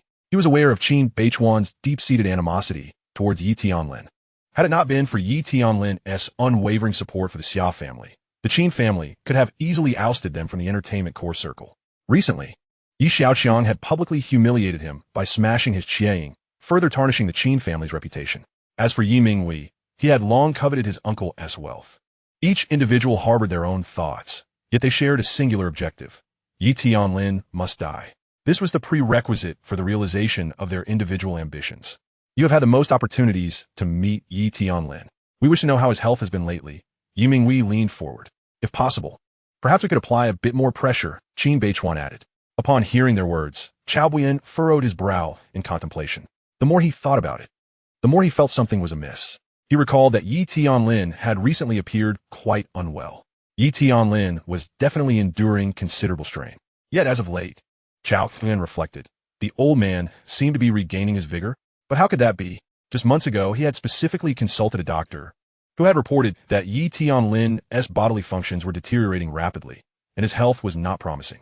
Could it be a mere illusion? On another front, a private physician was conducting a comprehensive examination of Yi Tianlin. Had it not been for the insistence of the old steward, he would have been reluctant to attend. Yi Tianlin was determined to seize every moment to pave the way for his grandson's future. Aging is akin to a machine. The longer it operates, the less efficient it becomes. What use is an examination? With this time, one could accomplish much more. Old master, your health is of utmost importance. Without a robust constitution, how could one possibly witness the young master wed? The old butler advised softly from his side. Yi Tianlin, however, found no inclination to contradict him, having heard the same sentiment countless times before. Xiao Lu, just look it up casually. I'm pressed for time, Yi Tianlin urged. Dr. Lu, perusing the examination results, appeared utterly petrified. The old butler's heart sank, yet he dared not inquire further, only feeling a haze descend before his eyes, blurring his vision. Xiao Lu, to speak plainly, there is nothing I cannot accept. Dr. Lu's reaction to the report was not lost on Yi Tianlin, having long since come to terms with life and death, merely accepted it with indifference. Old sir, your health seems to surpass that of a young man. What? Chapter 109. You treat me to milk tea, I'll buy the shop. In the bustling metropolis of Magic City, at the National Exhibition Center of Long Country, only 2 days remained until the grand competition. Director Zheng of the Magic City Police stood in front of the central square, accompanied by a cadre of subordinates, pacing around the venue an unknown number of times. In recent days, neither his colleagues nor family had witnessed a smile grace his features. Let us review what other oversights may still exist, Director Zheng instructed, scrutinizing the aerial view in his hands. Director, you've already examined this dozens of times. We've discussed every issue, large and small. There won't be any problems, one subordinate replied. Zheng shot him a glance, exhaling softly. He couldn't shake a lingering sense of unease. Damn it, this spendthrift truly knows how to stir things up. With a performance this popular, you're offering it for free. Good grief. Won't this place be trampled by the crowd? Zheng cursed inwardly. The sculptor competition required tickets. Yet the outdoor concert was free of charge. The renowned singer Song Tai was set to perform, rumored to debut new songs. Fans had long been unable to contain their excitement. Over the past few nights, director Zheng had struggled to sleep, dreading the possibility of unforeseen incidents. This was, after all, Magic City. Any unfortunate occurrences would tarnish the image of Long Country. Carelessness was not an option. Let us deploy more drones for additional perspectives. This will enhance our control over the situation, Zheng contemplated, adding to his plans. The day before the competition, at the Dream Factory on the grand indoor stage, Song Tai just finished singing her new song, Love in Crisis. Clothes make the man, and a horse its saddle. Thanks to the professional packaging from her agency, Song Tai's image and charisma underwent a dramatic transformation. Standing there, she radiated star power. Upon finishing her performance, she eagerly dashed off the stage, unconcerned by the gazes of those around her. With a gentle leap, she flung herself into Xiaoqiang's arms. Faced with this sudden impact, Xiaoqiang, as a man, offered no resistance, silently absorbing the encounter. Thankfully, there was a safety airbag. Otherwise, he might have been injured. Holding her softness in his embrace, Xiaoqiang inwardly mused. Young master, how did I perform? Song Tai asked, wrapping her arms around his neck. Quite well. If you sing like that, the fans will surely scream with excitement. Oh dear, I'm so tired from jumping around. Song Tai pouted, finally realizing that being a star was no easy feat. The constant influx of new talents from agencies created immense competitive pressure. However, with Xiaoqiang's new song as her support, she could once again become the center of attention. This was the final rehearsal before the official performance. Let us go take a break, Xiaoqiang suggested. Song Tai glanced at the time. Dinner was still a ways off. Young master, to show my gratitude, let me treat you to milk tea. Xiaoqiang chocolate. Now that you're a major star, you'll be surrounded by fans the moment you step outside. Just wait for me. I have a plan. With that, Song Tai headed to the makeup room. Half an hour later, she emerged, donned in a simple outfit, her face obscured by oversized sunglasses that concealed much of her visage. Does this help avoid a lot of trouble? Song Tai lowered her head, adjusting her sunglasses. Let's go. A group of followers trailed behind the two as they exited the Dream Factory. In the car, Song Tai instructed the driver. Take us to the Guming Tea House in Changji District. Changji District lacked the bustling vibrancy of the city center, exuding a sense of tranquility. Along the way, Song Tai chattered incessantly, relishing this moment of relaxation.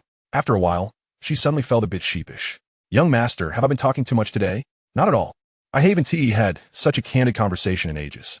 Xiaoqiang, preoccupied with his recent endeavors, found this to be his most relaxed moment. After considerable effort, he had finally created the longevity elixir, freeing him from concerns about his grandfather's health. With this thought, Xiaoqiang released a gentle sigh. Noticing the relief on Xiaoqiang's face, Song Tai's keen intuition sensed something amiss, yet she was wise enough not to pry. Seeing Xiaoqiang relaxed brought her joy. He was her pillar of support. With him around, she felt an unparalleled sense of security. As they chatted, the convoy swiftly arrived at the milk tea shop. Upon seeing the long queue outside, Song Tai was momentarily taken aback. How long will we have to wait? At that moment, Anya approached and reported, Young master, it seems quite crowded. Go and summon their owner, Xiaoqiang instructed. Anya approached the tea shop and inquired with a staff member. Where can I find your owner? Do you have business with our owner? The staff member replied. There's a significant deal to discuss with your owner. Anya fabricated a reason. The staff member, momentarily stunned, stammered, Oh, just wait a moment. With that, he turned and made a phone call. The shop owner was nearby and arrived within 10 minutes. Beautiful lady, you called for me? The shop owner asked, eyeing Anya. It's our young master who seeks you. Young master? The shop owner pondered, as there was only one person in Magic City who dared to be addressed as such. Following Anya around a corner, they halted in front of a luxury vehicle. Young master, they've arrived. The car window slowly rolled down, and the shop owner trembled. It's really him. Why has he come to see me? The shop owner thought in a panic, as Xiaoqiang spoke up. I'll take your shop. Name your price. Heh? The shop owner could hardly fathom that Xiaoqiang would be interested in his milk tea shop. Song Tai was speechless. It was supposed to be her treat to Xiaoqiang for milk tea, yet it had morphed into him purchasing the shop. The shop owner scrutinized Xiaoqiang closely. He did not appear to be joking. You can have it for 350,000. He wasn't asking for much. The shop had originally been an investment of only 300,000. Anya, give him 350,000. Xiaoqiang then addressed the shop owner. We'll sign the contract later. All right. Whenever is fine. The shop owner, flustered, complied. With Xiao interested, he had nothing more to say. As the shop owner departed, Song Tai couldn't help but laugh and cry at the same time. Young master, how am I supposed to treat you to milk tea now? Xiaoqiang shrugged. You can still treat me to milk tea. And you won't even have to wait in line. Song Tai was at a loss for words. The young master truly was extravagant. The shop owner, drenched in sweat. Understood, Xiaoqiang say intent. He approached the queue outside and called out to those waiting. Everyone were closing the shop. Please head back. What? I've waited so long. And you're closing? Damn it. Do you not want to do business anymore? How can you run things like this? The crowd vented their frustrations. The shop owner, unconcerned with explanations, simply shrugged. The shop was no longer his. As several staff members noticed the customers being dismissed, they hurriedly said, Boss, what is going on? I'm no longer your boss. Your boss is over there. A few minutes later, as the queue dispersed, Xiaoqiang and Song Tai, along with their entourage, approached the nearby milk tea shop. The staff members finally realized that this well-dressed young man was their new boss. While Song Tai had intended to treat Xiaoqiang to milk tea, it was clear that one cup would not suffice. Naturally, everyone present would partake. After all, those who were able to remain by Xiaoqiang's side are his trusted confidants. As they enjoyed milk tea and engaged in conversation, the afternoon swiftly slipped away. With an important performance scheduled for the following day, Song Tai needed to preserve her energy and not revel too late into the night. Before dusk, Xiaoqiang escorted Song Tai to her doorstep. Just as she was about to exit the car, he suddenly remembered something and called out to her. Lowering his gaze, Xiaoqiang opened a concealed compartment and retrieved the star-tier pendant. She could take it with her for tomorrow's performance. Song Tai gazed at the gleaming pendant in his hand, hesitating. Xiaoqiang certainly did not possess anything of inferior quality. Yet, she could not ascertain the true value of the pendant. I'll return it after my performance. See you tomorrow, Song Tai replied after a moment's hesitation, accepting the pendant. Chapter 110. The Enthralling Concert. The sculptor competition commenced with a concert and a drone performance as its grand opening. The event was set for the evening. In August, the gentle evening breeze dispelled the midday heat, but did little to quell the fervor of the fans. Director Zheng sat in the command room of the exhibition center, his eyes fixed on dozens of screens, perspiring profusely. The crowd was overwhelming. Today, he truly witnessed what it meant to be engulfed by a sea of people, which left him exceedingly anxious. With such a multitude, he hoped nothing would go awry. Surrounding the exhibition center, the police had long since established a lengthy cordon, guiding the throngs of people to move in a single direction. Thousands of male and female fans waved glow sticks and LED placards, slowly advancing as they chanted Song Tai's name, their cheers resonating with a deafening intensity. Each individual was brimming with enthusiasm, seemingly impervious to the pungent odor of sweat wafting through the crowd. Behind this long queue, many more individuals arrived from all directions, joining the flowing mass. Viewed from the aerial perspective of the drones, the scene resembled an army of ants surging forth, sending shivers down Director Zheng's spine. To maintain order, the police wielded loudspeakers, repeatedly urging, "Please do not push, maintain your formation, and follow instructions." With over 4 hours remaining until the concert began, the roads surrounding the exhibition center were already congested with people. In contrast to the lively atmosphere on-site, the online buzz was equally vibrant. Although the venue for the event was vast, it could not accommodate the sheer number of attendees. The majority of fans remained unable to reach the venue, or, even if they did, would see little. Corresponding with the excitement on-site were the flood of comments streaming through the official live broadcast. Luck is truly unpredictable. A single song can catapult someone to stardom. How enviable. You may not know, but before her rise to fame, Song Tai was nicknamed the Songbird of Xiaoqiang University. Her singing was exquisite even then. So what? Without that song Left Hand Points to the Moon, she would only have gained a fleeting fame at Xiaoqiang University. Now, she is famous nationwide. Speaking of this, I recall that her breakout hit was penned by that infamous spendthrift, the #1 prodigal son of Long Country. I heard that Song Tai's new song was also written by Xiaoqiang. I didn't believe it last time. This time, I am even less convinced. Neither do I believe it. What else can a rich playboy do besides squander money? Look, the Yi family is merely saving face, purchasing a song and claiming it was written by Xiaoqiang. Wait, Your suggestion does seem plausible. It's a classic case of you scratch my back, I'll scratch yours. Exactly. Isn't it normal for the wealthy to buy face? Those upstairs must have paid quite a hefty intellectual tax. Do they even need to do that? Spending money to promote a university student? Besides, how can he be sure this song will make her famous? An intense debate unfolded online surrounding the controversial figure of Xiaoqiang. It is curious how, despite attending Song Tai's concert, the conversation shifted to discussions of spendthrift. Xia, along with the company's senior executives and several key clients, were fixated on the large screen in the conference room. Real-time data indicated that the online viewer count had soared to 400 million and continued to climb. Mr. Xia, collaborating with you is undoubtedly the wisest decision, exclaimed Director Liao from AI Rue Automotive, brimming with excitement. The other corporate leaders nodded in agreement. With such immense traffic, the advertising expenditure is indeed worth every penny. Xia smiled slightly. If you're all satisfied, we can consider deeper collaboration. That would be splendid. Let's find a time to discuss this further. Observing the satisfied expressions of the corporate leaders, a broad smile stretched across Xiaoqiang's face. This young man truly knows how to make things happen, he thought with delight. His mind filled with visions of Xiaoqiang. Such a prodigal son-in-law is indeed a catch. No one shall rival me for him. In the command room of the exhibition center, Director Zheng noted that the crowd had swelled to over 130,000. He pulled out a sheet of paper to wipe the sweat from his palms, grasped the walkie-talkie, and barked, "Everyone, snap to it. Your eyes should be as wide as saucers, and your ears perked up like antennas. Understand?" The response from the other end of the walkie-talkie was a chorus of affirmatives. Understood. Understood. Above the exhibition center, various drone swarms were continuously changing formations, showcasing the logos of different enterprises. On a relatively secluded road in the distance, several luxury cars were parked. Qin Beichuan lowered the binoculars he had been using and handed them to Yi Minghui beside him.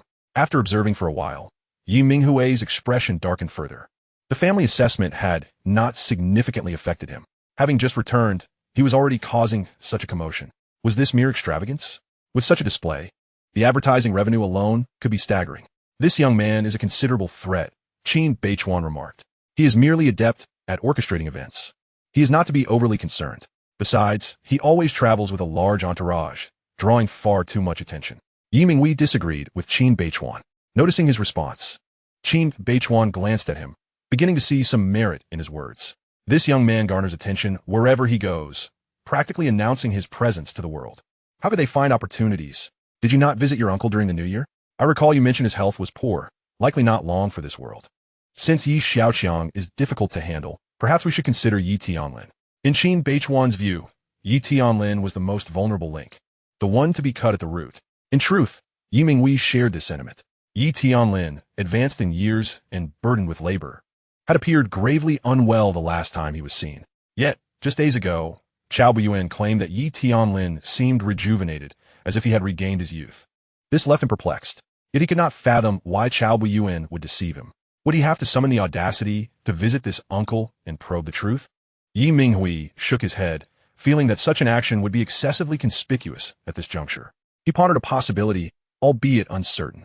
After much deliberation, he said to Qin Beichuan, "Do you think it could be a momentary resurgence?" In the concert hall, under the collective anticipation of the crowd, the host took the stage. "I believe everyone is here for one person. Am I right?" A thunderous roar erupted from the audience. "Let us shout her name together." Millions waved their glow sticks in unison, chanting, "Song Tai! Song Tai!" The sound and gestures were perfectly synchronized, resembling a well-drilled army. At that moment, the official live broadcast also featured some international viewers who left astonished comments online. The people of Long Country are all so well-trained. Their citizens follow instructions so obediently. One can only imagine the discipline of their military. The depth of this nation is beyond your imagination. Just look at these orderly individuals. Globally, aside from this country, where else can such unity be found? Domestic netizens, upon witnessing the comments from these foreign individuals, fell into a profound silence. Chapter 111, a major scoop. This is undoubtedly a major scoop. Before Song Tai even made her appearance, the crowd, dense and restless, began to stir. Their synchronized movements caused the ground beneath them to tremble, as if an earthquake were imminent. Amidst the cacophony of screams, a square platform rose at the center of the stage. A dozen dancers clad in alluring mini-skirts materialized before the audience. In no time, the assembled dancers dispersed, revealing a figure that sent countless fans into a frenzy, Song Tai. Dressed in a charming pink mini-skirt, she radiated youthful vitality. Her sweet, fair visage bore a gentle smile, melting the hearts of thousands of admirers. Even before she uttered a word, the deafening screams from the audience filled the air, punctuated by the hoarse cries of those who had strained their vocal cords in excitement. Suddenly, the stage lights blazed to life, and the music echoed through the atmosphere. The crowd gradually quieted, transitioning to a serene wave of glowing light sticks. Suddenly, a buzz filled the air as thousands of drones ascended simultaneously from behind the stage, soaring like a canopy towards the heavens. Wow! The crowd gasped in astonishment, their mouths agape in awe. The entire fleet of drones formed a colossal screen displaying Love in Crisis. Lyrics by Xiaoqiang. Composition by Xiaoqiang. Stage and dance design, Dream Factory. The fervor of the live audience was mirrored by the rapidly scrolling comments in the live stream. No way! Both the lyrics and composition are by Xiaoqiang. Is it him again? Last time, they claimed it was his song that catapulted Song Tai to stardom. Did he truly write this song? It doesn't seem like it. Could it be that he is a musical genius? A spendthrift as a musical genius? That's a stretch. The online discourse erupted over the fact that both lyrics and music were attributed to Xiaoqiang. At this juncture, the livestream commentator remarked, "What you see before you is a colossal screen created by 6000 drones, a testament to the technological prowess of the Xiaoqiang Group." Upon hearing this, the comments section buzzed with heightened excitement. 6000 drones? How on earth do they control so many? 6000 drones? Completing such a complex formation? Impossible. How many people must be operating them? At least 6000, I presume. Are you daft? 6000 people controlling them? They crash into each other like a pile of scrap. Does our dragon country really possess such impressive technology? Is this even impressive? Clearly, you've never seen true innovation. That technology has been known to the Jinli Mei company for years. I recall they managed over 5,000 drones flying in formation a few years back, breaking records. Indeed, it was Jinli Mei's Wi-Fi company. The record was 5,293 drones. I remember it vividly. No one has surpassed it since. No one has surpassed it? ISNT, that record being broken today? Do you actually believe the commentator's claim of 6000 drones? Besides, how could our dragon country possess such advanced technology? What you're saying irritates me. Why can Jinli Mei have it, but we cannot? Comparing our technology with Jinli Mei? What gives you the audacity? I'm not trying to rain on your parade, but in the realm of high-end technology, they're at least 50 years ahead of us, in every aspect. Are you so used to kneeling that you can't stand up? Acknowledging our shortcomings is essential. Is it so difficult to admit our technology lags behind? For high technology, we still have to look to Jinli Mei. Elon from Jinli Mei has proclaimed that within 8 years, humanity will settle on Mars. Who from our dragon country dares to make such a statement? Elon is genuinely remarkable. The future of human migration to outer space relies on him. Alas, it's a pity that our dragon country lacks such epic-making figures. Investing in technology requires immense capital. Why not indulge in real estate instead? Sigh, let us not even get started on that. It's either quick money or like that spendthrift. Our dragon country will never produce someone on par with Elon. Better to just go to sleep. The live stream had transformed into a battleground of opinions between Western admirers and patriotic citizens. As the conflict escalated, an increasing number of individuals joined the fray, and the viewer count in the live stream surged toward 500 million. Meanwhile, various advertisements played incessantly across other sections of the page. On stage, dozens of dancers harmonized with Song Tai, while above, the fleet of 6000 drones continuously shifted lights and patterns, perfectly synchronized with the music and choreography, creating a breathtaking spectacle. The entire stage pulsated with vitality and passion as the audience waved their glow sticks in rhythm with the music, now slow, now rapid. Their eyes sparkled with fervor, completely enraptured. Full signal. Insufficient capacity for contemplation. Innocence. Is it possible to grow old at first sight? The physical formula of G is U. Song Tai's dance was captivating, every turn and leap imbued with a sweet aesthetic. At that moment, even the air seemed to shimmer with sweetness. The livestream camera zoomed in for a close-up.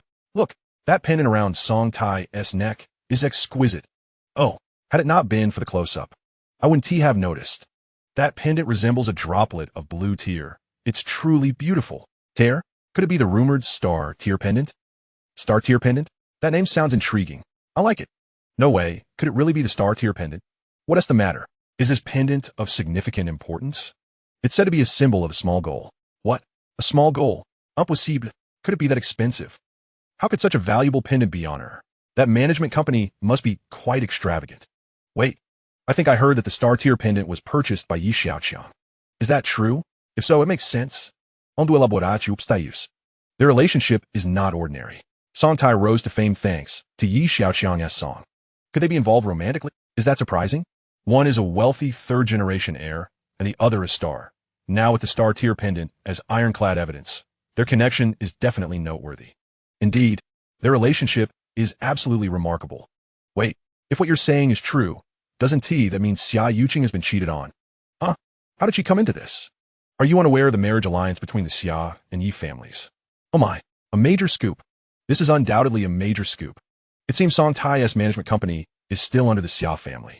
If this is the case, then this love triangle becomes quite intriguing. Exciting. This is even more thrilling than a concert. I find it delightful. It lets Xiaoqiang see the true colors of Yi Xiaoqiang, thus preventing their families from uniting, perfectly avoiding a pitfall. Brother, you seem to be mistaken. A man may be a scoundrel, but he must have wealth. Chapter 112. The establishment of Xiaoyu Media. The fervor of the fans, the elation of businesses, and the frayed nerves of the police department in Magic City, teetering on the brink of madness. The instigator of this incident, Yi Xiaoqiang, remained at home, as if everything were of no concern to him. Following the concert, the official competition schedule commenced. Over 100 top sculptors would showcase their exceptional skills in design, carving, and various other aspects. Who would emerge as the foremost sculptor was of no interest to Yi Xiaoqiang. He was engrossed in the system interface, reviewing the settlement data. The venue rental fee for the event amounted to 1.8 billion, with a prize of 3 million, in addition to various promotional and miscellaneous expenses amounting to 7 million. The total expenditure for the entire event reached 1.9 billion, yielding 950 points. Coupled with the previous surplus of 100 points, the total now stands at 2,050 points. Yi Xiaoqiang discovered a blueprint for a smart tactical eyeglass in the redemption interface. This is a compact piece of equipment that does not require a PhD in engineering for unlocking, allowing for point redemption. In reality, the U.S. military has designed and manufactured such smart glasses to enhance soldier situational awareness in combat systems, capable of presenting data right before their eyes. It is rumored that Long Country is also following suit with this project. However, given the current technological constraints, such equipment still faces numerous limitations, including weight and comfort, battery life, information overload, and field of vision restrictions. The blueprint that Yi Xiaoqiang intends to redeem adeptly addresses these issues. For him, cost is not a concern, and with a limited production volume, he can opt for superior materials, thereby effectively resolving the issues of weight and comfort. As for battery life, the second-generation fiber battery in his possession has already matured, rendering power supply a non-issue for him. Regarding information overload and vision constraints, by enabling data interchange between the glasses he produces and his own Tianyao glasses, he can achieve a flawless solution. Yi Xiaoqiang plans to first equip the 5 members of his dormitory and subsequently provide gear for all 30 individuals. At that point, he and these 30 individuals will be able to communicate anytime and anywhere, and even share their perspective seamlessly. Just thinking about it feels exhilarating. However, the fabrication of these devices necessitates certain materials, the majority of which can be supplied by his family. This, undoubtedly, was the very purpose behind his grandfather's insistence on his participation in the assessment. The family serves as a reservoir of resources. Yi Xiaoqiang's first thought is of Yi Jingyi.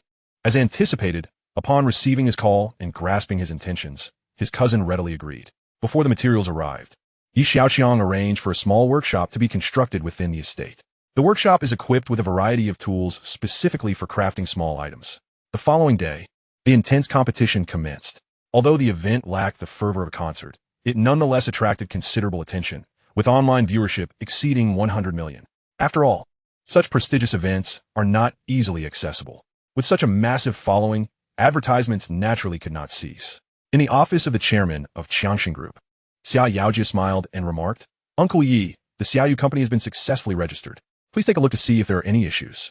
Accompanying Xiaoqiang, his secretary placed the newly established company's documentation on Yi Tianlin's desk. Xiaoqiang observed Yi Tianlin thoughtfully. He had gathered from various sources that the elder had been quite active recently, establishing a fiber battery factory, a pharmaceutical plant, and, most importantly, Xiaoqiang Group holds only a 15% stake in these newly established companies, with the absolute majority of shares under Xiaoqiang's name. It is evident that preparations are being made for Xiaoqiang. Now, a media entity, Xiaoyu Media, has been established, with Xiaoqiang and Xiaoqiang each owning 50 of the shares, while Xiaoqiang Group and Xia Group collectively hold 20. Not bad, Yi Tianlin remarked after reviewing the documents. Looking up to continue speaking to Xiaoqiang. This Xiaoyu Media will require Yuqing to invest considerable effort.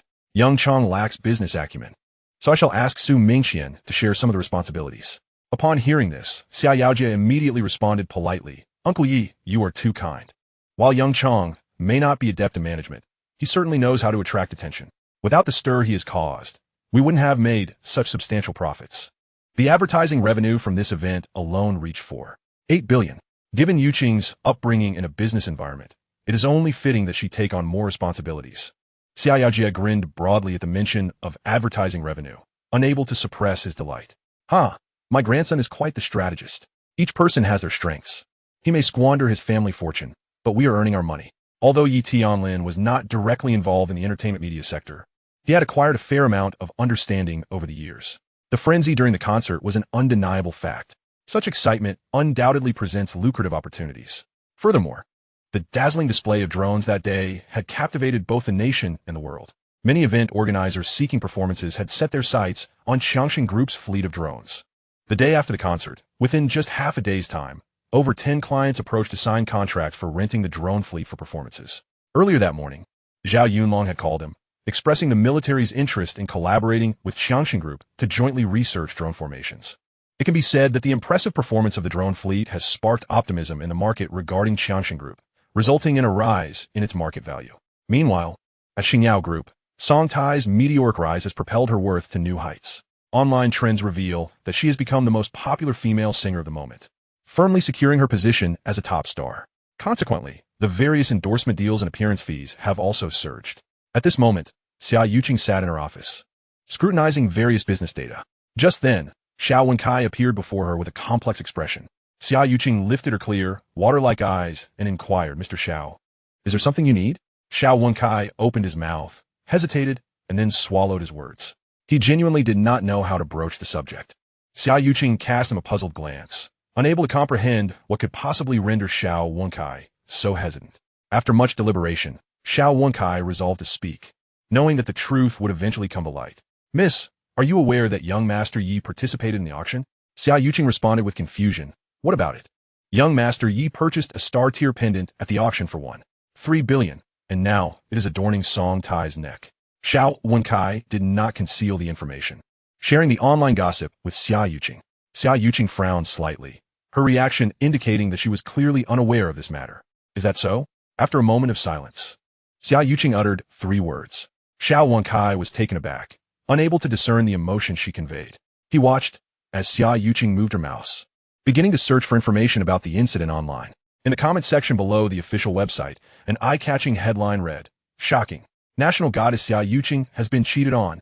Below the headline was an image, a close-up shot from Song Tai's concert. A blue pendant resembling a teardrop shimmered against her fair neck. Chapter 113. Grandfather is destined to live a long life. The rumors concerning the 3 individuals spread further, becoming increasingly outlandish. To the onlookers, this was an extraordinary affair. The significance of gifting a pendant worth 1.3 billion to Song Tai is profound. Considering their identities, a singer and a wealthy heir, what kind of relationship could they possibly share? The entertainment tabloids wasted no time in arranging coverage. Astute entertainment professionals had already begun to work late into the night, rushing to produce articles. Coincidentally, this coincided with Xiaoqiang's coming-of-age ceremony. As the pendant incident intertwined with her coming-of-age celebration and the rumored union between the Xia and Yi families, the entire affair became a rich tapestry of intrigue. The potential for sensational articles expanded exponentially. The entire entertainment industry began to buzz with excitement. Who would have imagined that a single concert could yield such a scandal? Major media outlets scrambled to follow the story, eager to capitalize on the trending topic and seize traffic. Meanwhile, the pivotal figure in this incident, Xiaoqiang, remained blissfully unaware of the commotion. He merely considered that Song Tai's performance could serve a practical purpose. To him, the 1.3 billion was not particularly significant. Upon seeing these gossip articles, Song Tai was utterly bewildered. What? A pendant worth one? 3 billion? And I'm wearing it while singing and dancing on stage? 13 billion. If it were to be accidentally mishandled or damaged, it would not merely be heart-wrenching. It would be utterly devastating. No, it is imperative to return it swiftly. Furthermore, she merely borrowed it initially, never intending to claim it as her own. Upon observing how casually Xiaoqiang held it, she assumed it was merely a trifle expensive. Little did she know the pendant's true value. In the office of Summer Yuqing at the Xia Group, the glow from the computer screen flickered across her porcelain-like visage. Xiaoqiang stood across from her, unable to discern whether the shifting light was merely an illusion or if it reflected the tumultuous emotions flitting across Summer Yuqing's face. The atmosphere in the office was unusually hushed. Xiaoqiang was uncertain of Summer Yuqing's feelings towards Xiaoqiang, yet he knew that in the realm of affluent families, appearances held paramount importance. Regardless, given the backdrop of the impending union between the Xia and Yi families, coupled with Summer Yuqing's forthcoming coming-of-age ceremony, the emergence of such gossip would undoubtedly displease the Xia family. Hence, Xiaoqiang concluded that Summer Yuqing's mood was unlikely to be particularly buoyant. He observed her with trepidation, wary of speaking out of turn.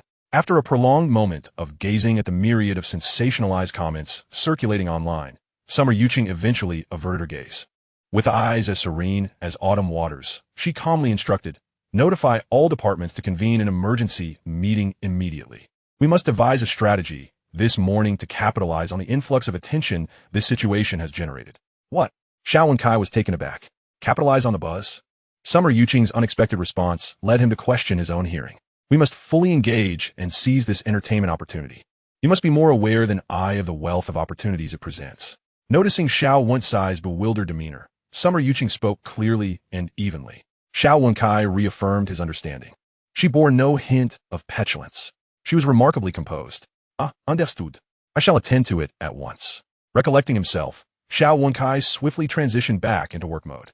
As Summer Yuqing had articulated, he was acutely aware of the immense commercial potential at play. In the world of entertainment, it is not the trouble that is feared, but rather the absence of any spectacle to engage with. In contrast, the Qin family had yet to find an opportunity to create such a stir. Upon returning to his office, Xiaoqiang promptly notified the relevant personnel to convene an emergency meeting. As Summer Yuqing observed Xiaoqiang spring into action, she delicately sipped her fruit tea, indifferent to the swirling rumors on the internet. As the daughter of the Xia family, she was a paragon of confidence. Did she not possess that much self-assurance? Competing with a pop star over jealousy? Absurd. Let the world chatter as it will. The strong prevail, not solely in prowess but in mindset.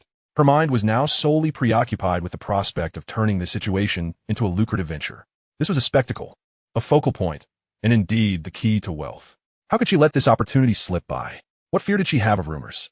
What could they possibly take from her, the illustrious heiress? You relish your gossip. I shall reap my profits. 1 week later, a luxurious sports car and a delivery truck came to a halt at the entrance of a Yi family estate in the bustling metropolis. The gates swung open, and the vehicles glided inside. Xiaoqiang was already awaiting their arrival. As the door of the sports car opened, Yi Jingyi stepped out, beaming as she greeted, "Brother, I have brought all the materials for you." "Thank you, dear Jingyi. We have been discussing it. My grandfather is waiting for you in his study." Xiaoqiang gestured invitingly. Nodding her head, Yi Jingyi glanced back at the delivery truck before following Xiaoqiang towards the villa. There was no necessity for her to personally deliver this batch of materials. Her true intention for coming was to discuss potential collaboration. During the recent family assessment, her cousin had left a profound impression on her. While he may not excel in business, he possessed an innate talent for creating opportunities. While in Sioux City, she had begun to take an interest in the sculpting competition. Over the past few days, she had explored various channels to gather information regarding Xiaoqiang. The more she discovered, the more she realized her cousin was anything but ordinary. A songwriter, a screenwriter, a meticulous planner, and holder of a PhD in life sciences, along with 2 recently developed medications. It seemed that the inability to conduct business was his only shortcoming. Her mind raced with thoughts as her footsteps followed Xiaoqiang into the study. "Greetings, granduncle," Yi Jingyi called out with a melodious voice. Jingyi has arrived. Please, take a seat," Yi Tianlin greeted warmly, rising to welcome her. As soon as Yi Jingyi settled into her chair, a servant entered, placing a cup of tea beside her. "My father has been occupied with matters of the company lately. He mentioned he would come to visit you once things settled down," Yi Jingyi remarked, observing Yi Tianlin closely. Her grandfather had informed her that during his previous visit, Yi Tianlin's health had been concerning. He was worried that his uncle might not endure much longer. However, upon seeing him today, Yi Tianlin appeared to be in splendid health, looking far more vigorous than her grandfather. "Granduncle, how has your health been of late?" Yi Jingyi inquired, her concern genuine yet laced with curiosity. Such inquiries are customary when visiting an elder. This seemingly innocuous question momentarily stumped Yi Tianlin, prompting memories of his recent medical examination. Dr. Liu had assured him that his health metrics were as robust as those of a young man. Yet, Yi Tianlin found it difficult to accept this as reality, believing it merely a comforting platitude. Now, with Yi Jingyi's question resurfacing, he felt compelled to inquire further. "What do you think of your grand-uncle's condition?" Yi Jingyi was caught off guard. "I asked you. Why do you turn the question back on me?" "Your grand-uncle appears to be in good spirits." Yi Tianlin felt a twinge of disappointment, thinking to himself, "You all just seek to placate me." "Xiaoqiang, what is your perspective?" "I believe, without a doubt, that grandfather will live a long life." "You rascal, not a single word of sincerity." The three of them conversed in the study for quite some time, and before long, noon approached, signaling mealtime. "Old master, it is time for lunch," the elderly butler announced at the door of the study. "Come, let us dine." Yi Jingyi followed the grandfather and grandson to the dining room. Just as they sat down, they heard someone call out, "Serve the dishes." At that command, a chef presented the first dish, stuffed bean sprouts. This dish was notoriously challenging to prepare, requiring the selection of firm bean sprouts, trimming the ends, hollowing out the stems, and carefully filling them with minced meat. Upon seeing this dish, Yi Jingyi's jaw dropped in astonishment. It was rare to find a chef with such remarkable skills. However, the subsequent dishes nearly left her speechless. The second dish, eggplant with sauce. The third dish, crab-stuffed orange. Yi Jingyi had anticipated a simple family meal, only to discover that their midday gathering featured a staggering 50 dishes. Noticing the astonishment etched on Yi Jingyi's face, Yi Tianlin explained. "Xiaoqiang mentioned how warmly you all welcomed him upon his return from Sioux City. When he learned of your visit, he sought out these chefs to prepare today's lunch." Before Yi Jingyi could respond, the elderly butler interjected. "Miss Yi, the young master specifically gathered 50 renowned chefs, each tasked with preparing their signature dish." Yi Jingyi felt a flush of embarrassment. To have summoned 50 renowned chefs for a family meal was unprecedented, even for someone of her privileged upbringing. After resting for a short while, Yi Jingyi expressed her desire to tour the fiber battery factory and the pharmaceutical plant. She wished to assess the situation firsthand and explore potential collaboration opportunities. This was the true purpose of her visit. In the estate, dozens of luxury sports cars adorned with logo flags lined up in a neat row. Fortunately, the estate is sufficiently vast, otherwise it would be quite impossible to halt. 18 impeccably attired male attendants were present, accompanied by 12 stunningly beautiful female companions. Witnessing this spectacle, Yi Jingyi was rendered speechless. Today, she finally beheld the legendary grandeur she had often heard about. Unbeknownst to her, in order to accommodate his cousin, Yi Xiaoqiang had temporarily summoned 6 female attendants from the Nanchaman Company. Yi Tianlin's brow quivered slightly. Had it not been for Yi Jingyi's arrival, he too would have not seen such a well-organized formation in quite some time. "You may proceed. Let Su Mingqian introduce Jingyi," Yi Tianlin instructed the young men. He chose not to follow, lest his presence induce a sense of awkwardness among them. Yi Jingyi and Yi Xiaoqiang settled into the main vehicle, with the others promptly following suit. A luxurious convoy set forth, departing the estate. Within the vehicle, Yi Jingyi pondered the 12 female attendants, her curiosity piqued. Would his actions lead to difficulties in finding a wife in the future? The convoy made its initial stop at a pharmaceutical factory.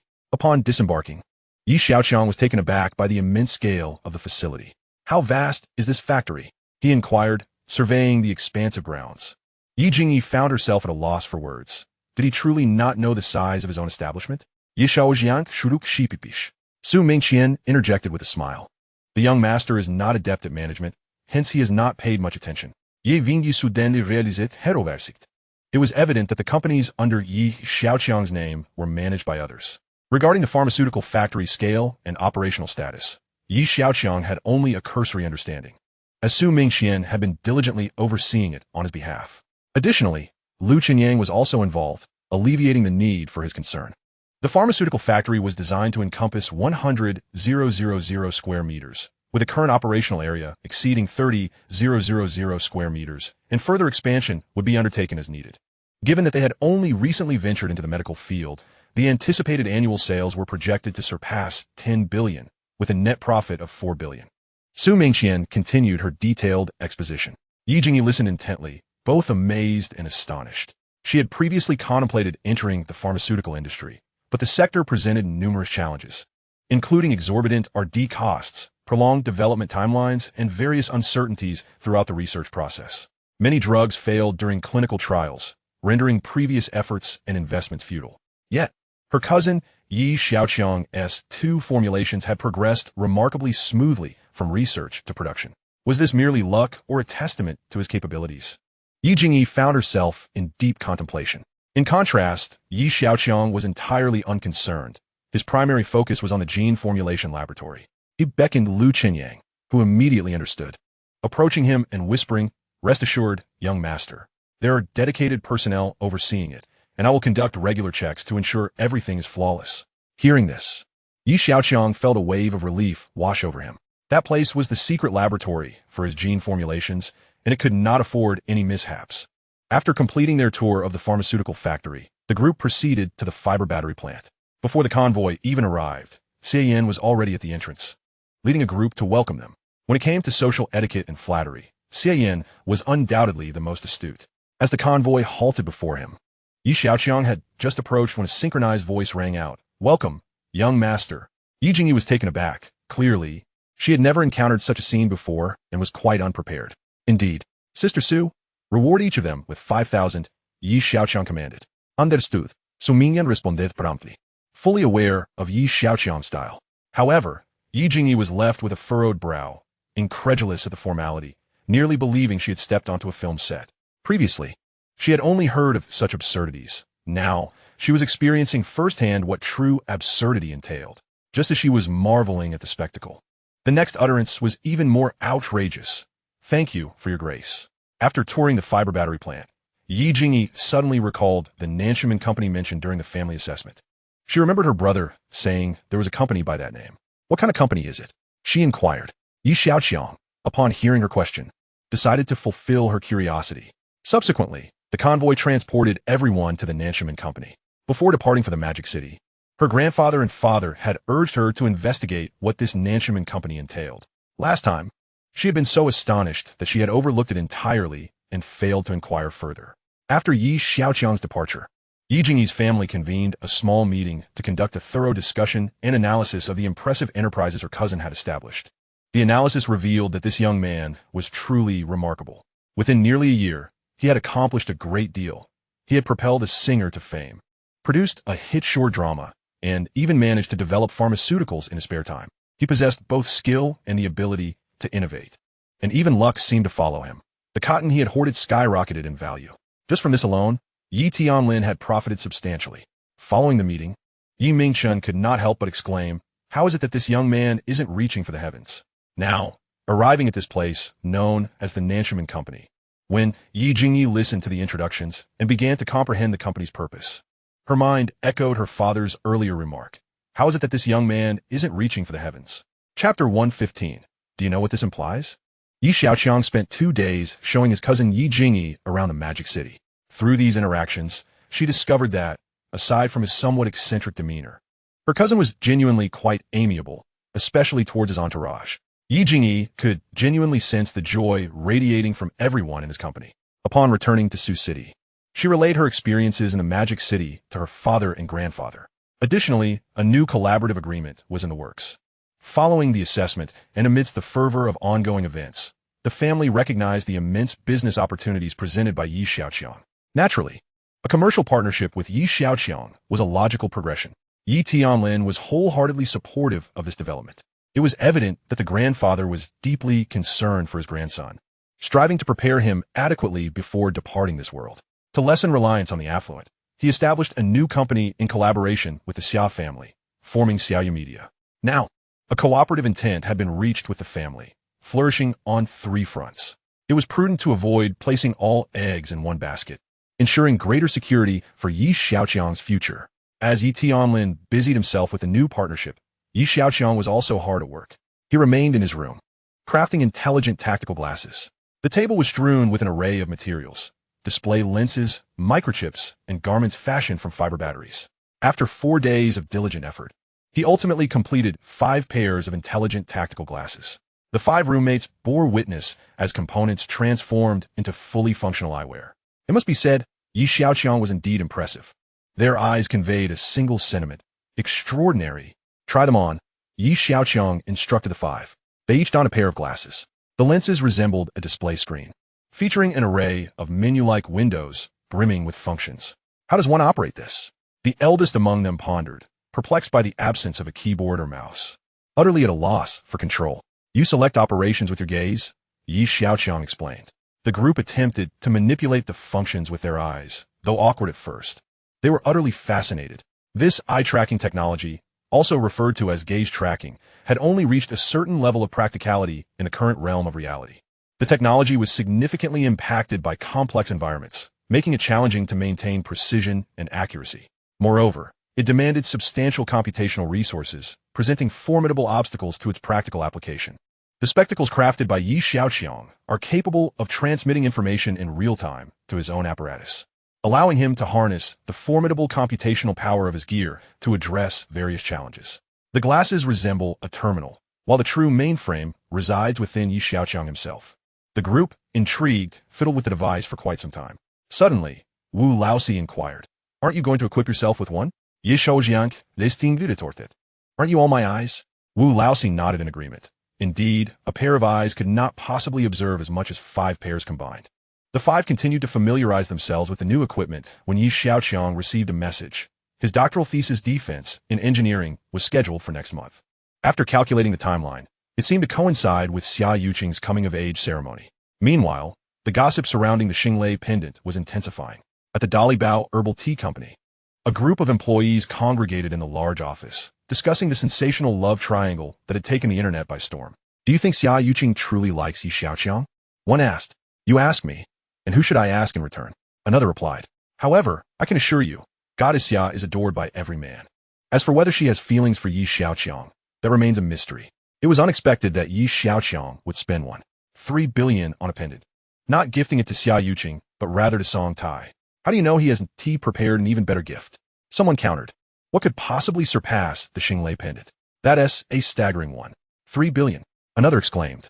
You're all overthinking it. Don't forget, he has quite the spendthrift. What seems invaluable to you might not even register on his radar. Perhaps, to him, giving that pendant is as trivial as gifting a cup of milk tea. The conversation grew increasingly animated, oblivious to the shadow looming behind them. Their supervisor stood there, scowling, with the chairman beside him. This was a dire situation. The supervisor felt a wave of panic wash over him. The chairman, overhearing their discussion, directed his gaze to the computer screen. It turned out they were discussing the latest internet sensation.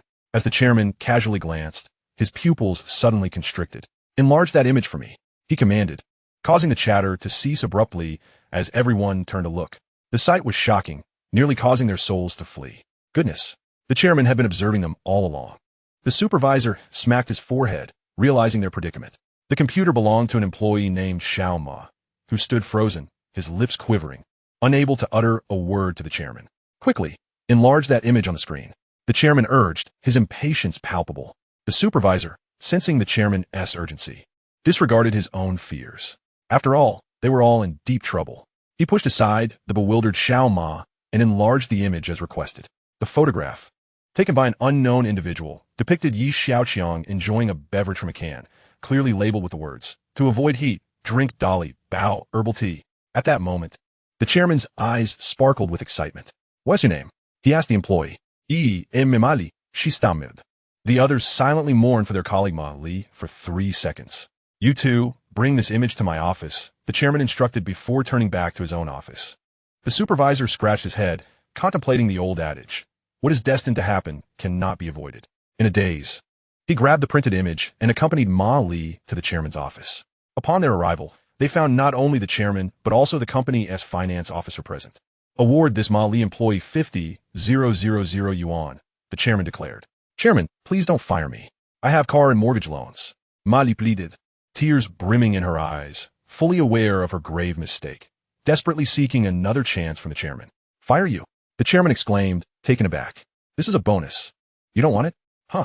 Molly was stunned, as was the supervisor. "When did slacking off in the office become a reward? You've accomplished something significant.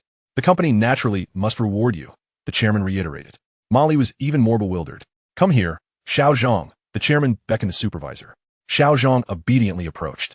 Do you recognize this individual? The chairman asked, pointing to the wealthy heir in the image. Xiaoqiang certainly knew who he was. The number one spendthrift in Longhua. Xiaoqiang. Did you see what status he holds? Yet he is drinking our company's Dolly Bao herbal tea.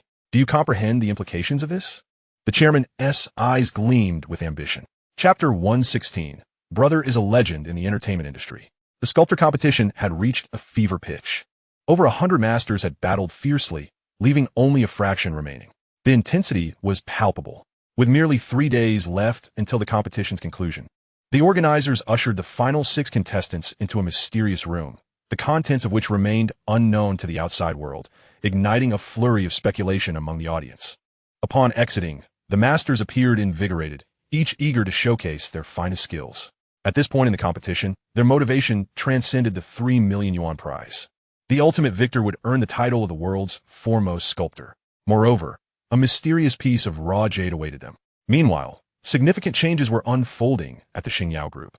The newly established Xiaoyu Media was capitalizing on the buzz surrounding the Xinglei pendant, filling Song Tai's schedule to the brim. They aimed to seize this wave of popularity to rake in substantial profits. However, Song Tai held a different perspective. At that moment, Xiaoqiang summoned her to his office, attempting to persuade her. This is a rare opportunity. You know how crucial it is to have topics and traffic in the entertainment industry. The artists from the Qin family are envious, desperately seeking this attention. But that pendant is so expensive. How can I feel at ease holding on to it? Song Tai replied. We had agreed that the pendant was merely a loan, to be returned after use. Now that the concert has concluded, it's time to return it. Xiaoqiang understood her point, but was also under pressure from his own obligations. Xiaoyu Media had only recently been established, and Xiaoqiang had assigned the short play in Song Tai to its purview, indicating the family's substantial investment in this new venture. With an important event approaching, there was no time for Song Tai to be gallivanting about. Furthermore, the pendant had evolved beyond its original status. It had become a talking point, a source of traffic. Thus, the matter of the pendant could be postponed. The performance event took precedence. Xiaoqiang urged her gently. In 20 minutes, Song Tai was scheduled to head to the event venue. With funds already received, there was no reason for unnecessary delays. Noticing Song Tai's hesitation, Xiaoqiang's eyes sparkled as he added, Xiaoyu Media was established by our young lady and young Master Yi together. You and T want young Master Yi to suffer a loss, would you? Besides, capitalizing on this recent wave of popularity might even allow you to earn back several pendants. When the time is right, you can always return it to him. Upon hearing this, Song Tai glanced at the time, contemplating for a moment. It seemed to make sense. Then I shall prepare right away. As she departed, Xiaoqiang sighed in relief, realizing that invoking Yi Xiaoqiang's name was indeed quite effective.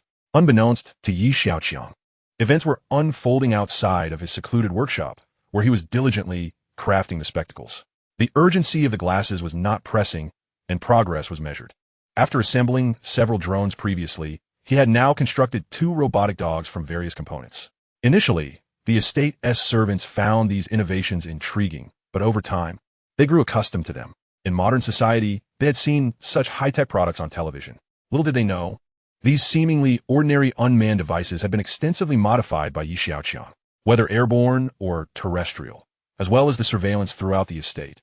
All were interconnected with Yi Xiaoqiang's equipment. It is no exaggeration to say, Yi Xiaoqiang has turned the entire estate into a tiny system, fixed and mobile. Land, sky, these integrated together are the power of the system. In the future, as long as you continue to increase nodes, your ears and eyes will be everywhere. Yi Xiaoqiang put down the tools in his hand, walked out of the hut, and exercised his muscles. Most of the people who have been accompanying him recently are the 5 people in the dormitory. Everyone else is managing Yi Xiaoqiang's various businesses. The Yi family estate has become much more lively than before.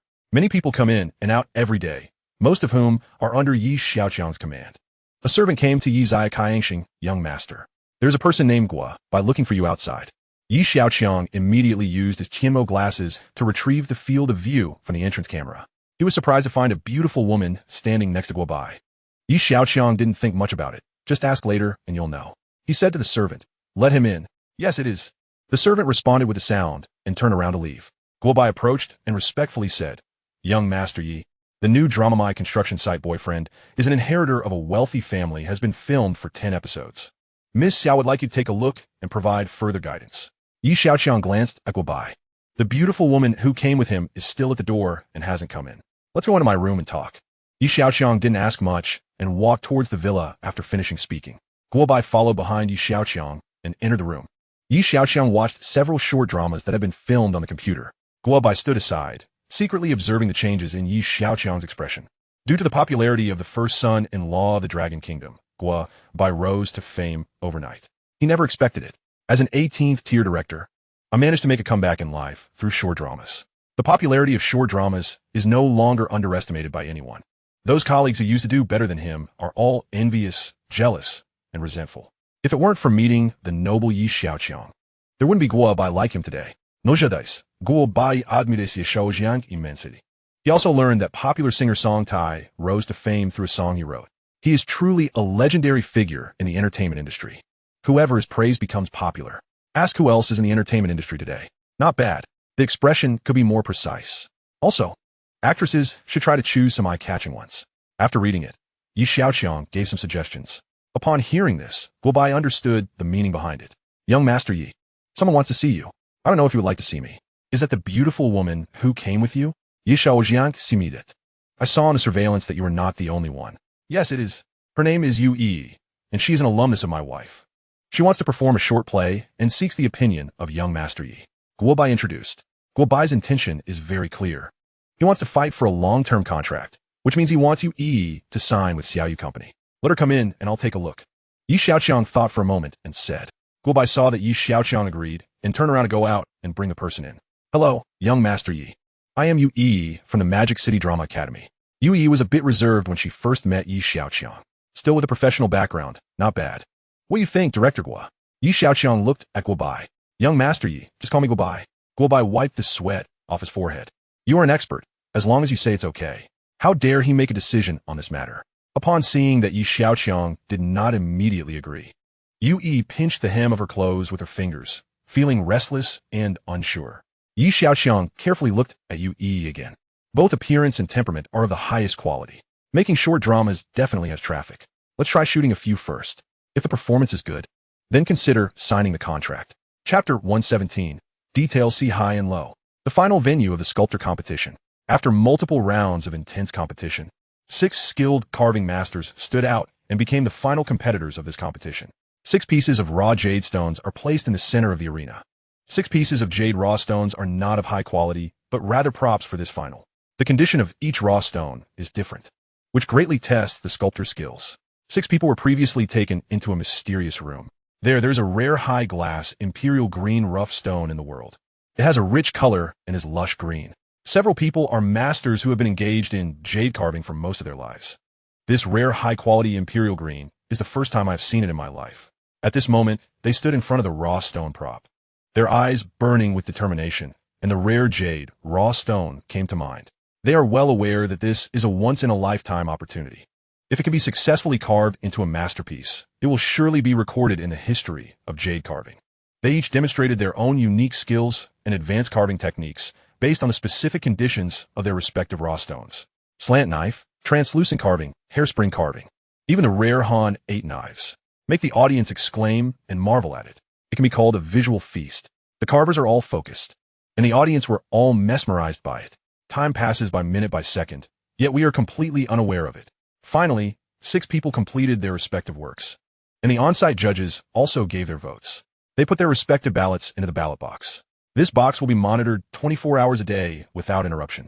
The surveillance video will be presented in real time on the internet for the supervision of a large number of netizens. After the online voting ends, the vote counting process begins, and the winner is ultimately selected. Many netizens left comments.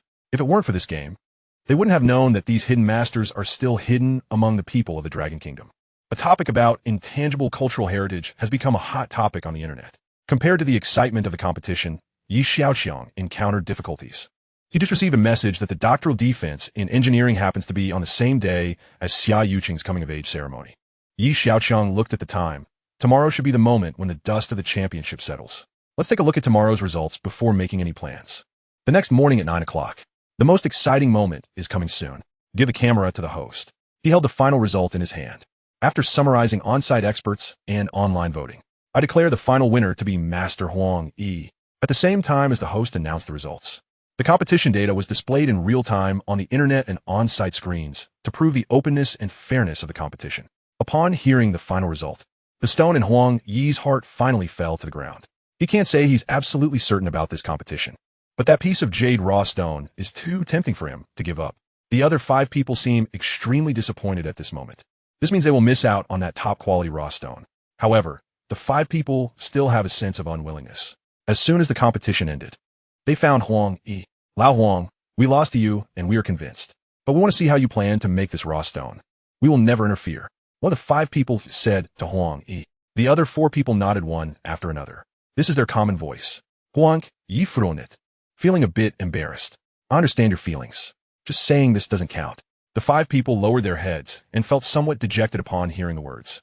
At this moment, a beautiful woman walked over and asked the group, "May I ask which one is Huang Yi, Master Huang?" "I am. Who are you?" Huang Yi looked at the beautiful woman in front of him and replied, "Hello, Master Huang. My name is Anya, and I am the follower of young Master Yi. Please come with me. We'll meet you first." Anya finished speaking and made an invitation gesture until the end. "Miss Anya, we also want to meet young Master Yi. Could you please accommodate me?" Those 5 people are making their final effort for the sake of the jade raw stone. I need to ask for permission. Please wait a moment. After speaking, Anya went out and made a phone call. After a moment, Anya returned here and said to the 6 people, "Please come with me." Anya brought these 6 people to a room. In the room, besides the jade rough stone they were longing for, there was also a wealthy gentleman. "Is this the young Master Yi?" Huang Yi invited. Yi Xiaoqiang turned around and said, "Masters, please take a seat and enjoy some tea." This was the first encounter for the 6 masters with the most notorious spendthrift of Longhua. Surprisingly, he did not exude an air of arrogance. "Ah, everyone is here." At that moment, President Liang of the Jewelry Association entered, taken aback by the number of attendees in the room. "Shouldn't only the champion be present?" President Liang glanced around the room. "You all." The 5 individuals lowered their heads, fidgeting with their hands, feeling somewhat embarrassed. "Only together can we pool our wisdom." Huang Yi diplomatijali intergested. "Please, everyone, let's proceed," Yi Xiaoqiang urged, eager to commence. The 6 masters, alongside President Liang, meticulously examined the raw stone once more. This imperial green jadeite, with such high transparency, is a sight I have never witnessed in my lifetime. A piece of this size could certainly yield a bracelet, remarked a master surnamed Zhao. Indeed, the glass-like imperial green is already rare and precious. Crafting a bracelet from it is an exceptional feat, Master Li concurred. "Might I ask, young Master Yi, do you intend to give it to someone special, or we'll put it up for sale?" Huang Yi inquired, refraining from sharing his own opinion directly, but instead seeking Yi Xiaoqiang's thoughts. Yi Xiaoqiang pondered for a moment and declared, "It is a gift, not for sale." Huang Yi contemplated briefly before breaking into a smile. "Is it for the Xia family?" Yi Xiaoqiang nodded, and the others instantly understood. "Please, do not disclose any information externally for the time being," Yi Xiaoqiang cautioned. "Certainly not," they all replied in unison. "I observe that this jadeite should ideally be fashioned into a pair of bracelets, with the remainder sufficient for carving a Buddha statue and earrings." Huang Yi suggested after a thorough examination of the jade stone, taking into account Yi Xiaoqiang's intentions. "Gift-giving requires a certain narrative. Do you have a theme in mind?" Yi Xiaoqiang invited. "A pair of bracelets. Let us call them Heavenly Match, symbolizing a match made in heaven. Additionally, we could carve a Methriya Buddha, representing perpetual happiness. Lastly, employing the technique of gold inlay with jade for a pair of earrings. We shall name them Golden Branches and Jade Leaves, symbolizing Miss Xia's nobility," Huang Yi proposed. The room was astounded by his suggestions, especially the 5 individuals, who were thoroughly impressed. Not only was his carving technique remarkable, but the meanings behind his proposals were also profound. Truly impressive. Yi Xiaoqiang felt immensely satisfied. A gift should not only be valuable, but also imbued with the best of significances. "Excellent. We shall proceed as Master Huang suggests. Thank you for your meticulous efforts," Yi Xiaoqiang expressed graciously.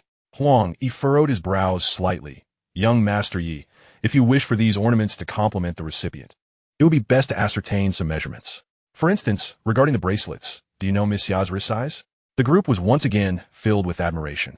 No wonder Huang Yi excelled. It was all in the details. An accurate wrist measurement would ensure that the crafted bracelets fit the wearer perfectly, enhancing both comfort and aesthetics.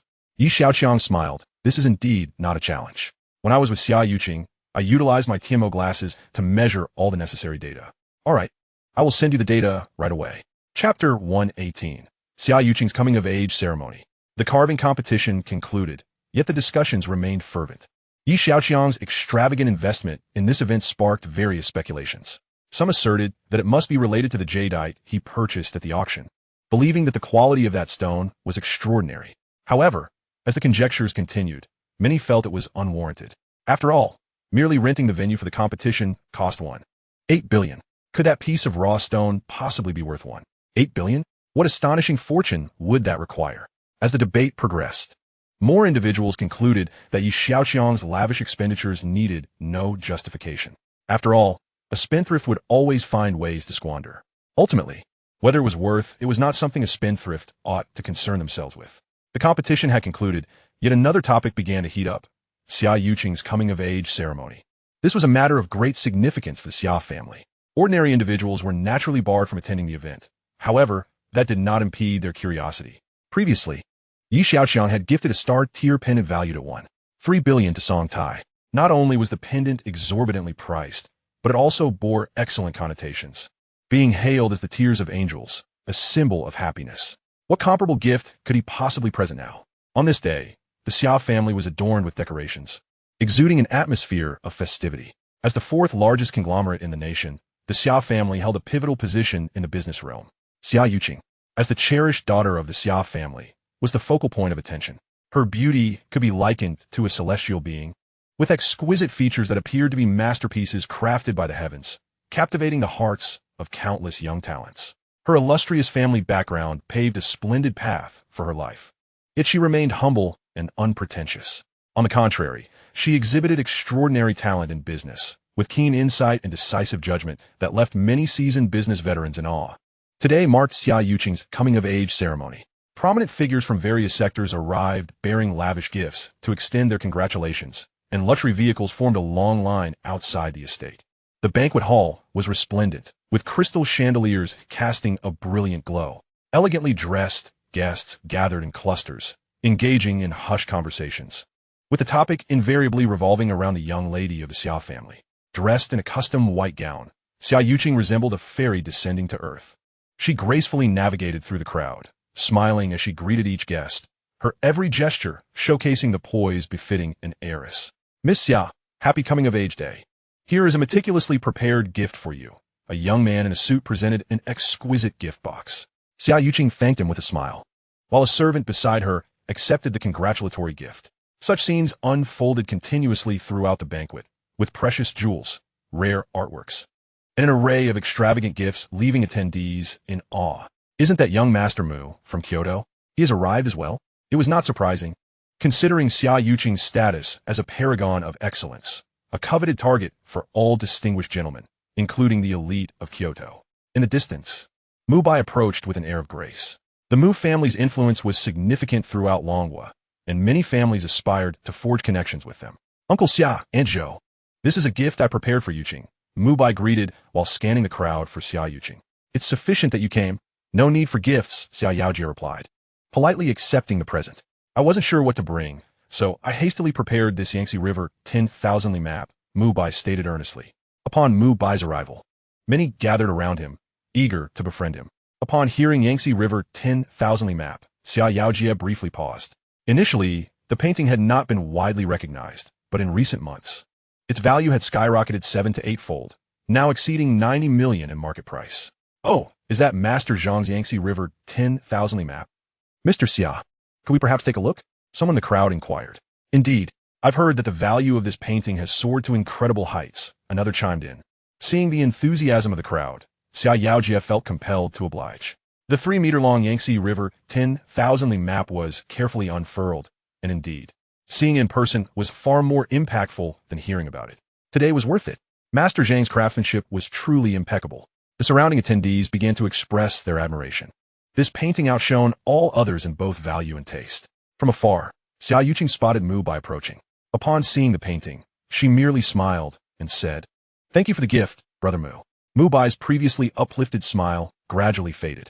He could certainly perceive her indifference. It was merely a polite acknowledgement. Xiaoqiang's gaze shifted away, as if searching for something in the crowd. As time trickled by, Xiaoqiang remained conspicuously absent.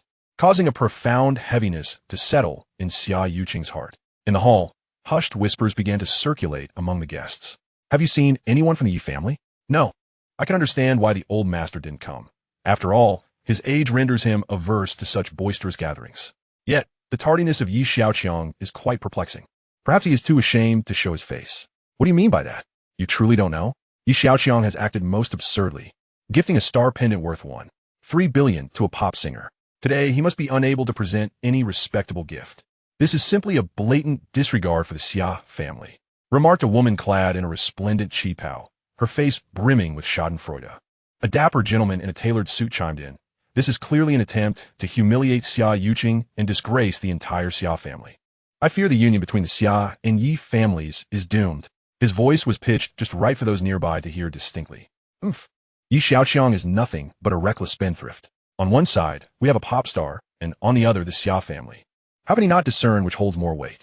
It is utterly foolish, an elderly gentleman lamented while stroking his beard. And that is not all. I have heard he employs 30 attendants, each assigned luxury vehicles worth millions. Among them, 12 are women, all decked out in flamboyant attire. They are frequently lavished with tips. The expenditure is simply jaw-dropping, akin to tossing money into the sea. A disdainful matron scoffed. I've also heard he has invested in a plethora of dubious ventures. And the money just vanished in a thin air. An elder fumed, his face flushed with indignation. Surely, you are unaware of his logo emblem? It was reportedly designed by a renowned artist for a sum of $3 million, merely to flaunt his status on the hood of his car. I dare say, the Xia family has misjudged this alliance, thinking they could strengthen their position by marrying into the Yi family, only to discover such a wasteful scion exists. Indeed. The eldest daughter of the Xia family is so exceptional. Marrying this spendthrift would be a tragedy. If Xiaoqiang were to wed him, she would surely be in tears. Even if she can earn money, it would never suffice to cover his extravagances. The crowd's murmurs grew increasingly harsh. Xiaoqiang stood amidst them, gazing towards the entrance. Her complexion pale as autumn frost. Chapter 119. The gifts arrived before the guests. When Xiaoqiang noticed her daughter's somewhat forlorn figure, she pulled Xiaoqiang aside. Away from the throng. Why have the Yi family not yet arrived? Xiaoqiang inquired anxiously. The old master is attending an important meeting out of town and will arrive later. Yi Xiaoqiang has a defense to present today, so he will be delayed as well. Xiaoqiang explained. Isn't he already a PhD in life sciences? Isn't that sufficient? The outside world labels him a spendthrift. Yet I have never seen a more diligent individual than him. At that moment, Xiaoqiang felt that those outside were merely blind to his worth. Xiaoqiang scoffed. Some people simply cannot stand to see others succeed. Once they spot a flaw, it is as if they wish the entire world to know. In any case, I quite like this young man. Xiaoqiang smiled slightly. Initially, she had worried about Yi Xiaoqiang's health, but ever since she saw him effortlessly carrying Xiaoqiang, her doubts had dissipated. The young man was robust, and her daughter's happiness was assured. Xiaoqiang, the guests are all waiting. Why hasn't it started yet? Just as the couple was engrossed in conversation, an elderly man approached, interrupting them. Xiaoqiang looked up to see the elder, Jiang Yuxing. Despite his hunched posture and frail appearance, he was only a few years younger than Yi Tianlin at the age of 67. This man had connections with numerous prominent families and held a certain influence in the business and political spheres. It seemed he had come today to urge them along. Truly, the emperor was not anxious, but the eunuchs were. Xiaoqiang glanced at his watch, chuckling, there are still 10 minutes left. There's no rush. Let us wait a bit longer. When he looked up again, he noticed several individuals following Jiang Yuxing's lead, causing his brows to furrow. The tree wishes for calm. Yet the wind does not cease. Brother Zhou, forgive my bluntness, but the Yi family has fallen from grace. With such a spendthrift in their midst, it would be wise to distance yourself from them, said Li, who had joined the conversation. The glory of the Stronghold Group is solely upheld by the old master. With his advanced age, can you truly expect Yi Xiaoqiang to sustain this legacy? Xiaoqiang and his wife exchanged glances, their expressions darkening, yet with so many guests present, they could not afford to express their anger openly. Jiang Yuxing's eyes darted around. Xiaoqiang, for the sake of your daughter's lifelong happiness, it would be prudent to consider your options. I believe Yi Minghui's son is quite admirable. He is talented and ranked second in the last family assessment. Xiaoqiang's pupils constricted. This crafty old man had likely taken money from Yi Minghui and was inciting a group to create discord. Just as he pondered how to navigate this situation, a voice rang out. President Liang of the Jewelry Association has arrived. Master Huang, E of Jade Carving, is here. Two figures entered, followed by several attendants bearing an unknown object draped with a red cloth, exuding an air of mystery. Upon hearing their names, the crowd displayed expressions of confusion. The carving competition had concluded. Why had these two arrived simultaneously? While it was understandable for President Liang to be present, Master Huang, he was on the verge of retirement. What could possibly bring him here? Xiaoqiang was equally puzzled. President Liang had been invited by Xiaoqiang specifically for the purpose of judging the carving techniques. And given that the event had concluded and the Xia family was not particularly acquainted with him, his unexpected arrival was indeed surprising. However, his timing was fortuitous, as it provided an opportunity to extricate himself from the current predicament. Xiaoqiang approached Liang and Huang. Chairman Liang, congratulations. Here's a small token from Huang, Yi, and myself. The attendants presented 2 gifts. Chairman Liang, thank you for your generosity, Xiaoqiang said politely. Uncle Chairman, Master Huang. Xiaoqiang approached to greet them. Yuqing, it has been years, and you have grown ever more beautiful, President Liang remarked, casting a jealous glance at Xiaoqiang. Feeling fortunate to have such an outstanding daughter. My friend is jesting. Please come in, Xiaoqiang said, eager to find seating for the two. No ruse. President Liang waved his hand. We have something of greater importance to address today. Until this matter is resolved, we cannot find the heart to sit. He exchanged a knowing look with Huang Yi. Xiaoqiang hesitated, curious about what could weigh so heavily on his friend's mind. At that moment, many others, drawn by the commotion, gathered around, eager to learn the true reason behind the arrival of these two. President Liang teased. Master Huang, please, the floor is yours. Huang Yi stepped aside slightly, and an attendant approached. On behalf of young Master Yi, we are here to deliver a gift ahead of time. This declaration sent murmurs rippling through the crowd. Countless pairs of eyes fixated on the object concealed beneath the red cloth. I thought this spendthrift would be too ashamed to show up, yet it appears he has prepared a gift. A gift? After giving away the star pendant, what could he possibly offer that is respectable? Anything less than that pendant signifies a lack of regard for the Xia family. Huang Yi frowned slightly, clearly hearing the murmurs around him, though they were not loud. The gossipers were ubiquitous. Even in high society, such behavior was not uncommon. This is the first gift presented by young Master Yi, Huang Yi said, lifting the first red cloth. A meticulously crafted sandalwood box lay quietly on the tray. What is inside? Someone inquired, unable to contain their curiosity. Huang Yi opened the box, revealing a pair of jade bangles before the astonished crowd. The bangles emanated an exquisite purity, devoid of any impurities or flaws. Their vibrant emerald hue, reminiscent of tender spring leaves, was bursting with vitality and radiance. Could it be imperial green? Someone incredulously inquired. Indeed, it is imperial green. The color and quality undoubtedly affirm it. Just look at the transparency. Could it possibly be of the glass variety? Glass-grade imperial green jade bangles? How could that be? 10 years ago, I had the fortune to witness an imperial green jade bangle that fetched an astronomical price of 1 billion. However, that piece bore a slight imperfection. Yet these are nothing short of perfection. Perfect and flawless jade bangles, and notably, a matching pair. My heavens, how could this be? Gasps of astonishment erupted from the crowd. The glass variety is the pinnacle of jade quality, while imperial green is the most intensely pure and rich shade of jade, exceedingly rare. The conjunction of these two qualities is almost unheard of. Crafting jade bangles requires substantial material, making it exceedingly difficult to find such a large piece of rare jadeite. Yet now, not only have they witnessed this miracle, but they have encountered 2 of them. This is indeed a pair of glass-grade imperial green jade bangles. A true marvel. A rarity in the world. Chapter 120, Apologies for my delay. The cacophony of gasps drew the attention of several individuals associated with Mu Bai, interrupting their conversation. What is all the commotion over there? Mu Bai inquired, his curiosity piqued. Young Master Mu, it seems quite lively over there, a woman ventured cautiously.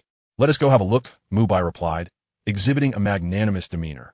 This composure stemmed from his confidence. In terms of family background, he held an advantage. As for gifts, he believed none could surpass his own in value or meaningful significance. The group followed Mu Bai into the throng. Upon closer inspection, they were taken aback.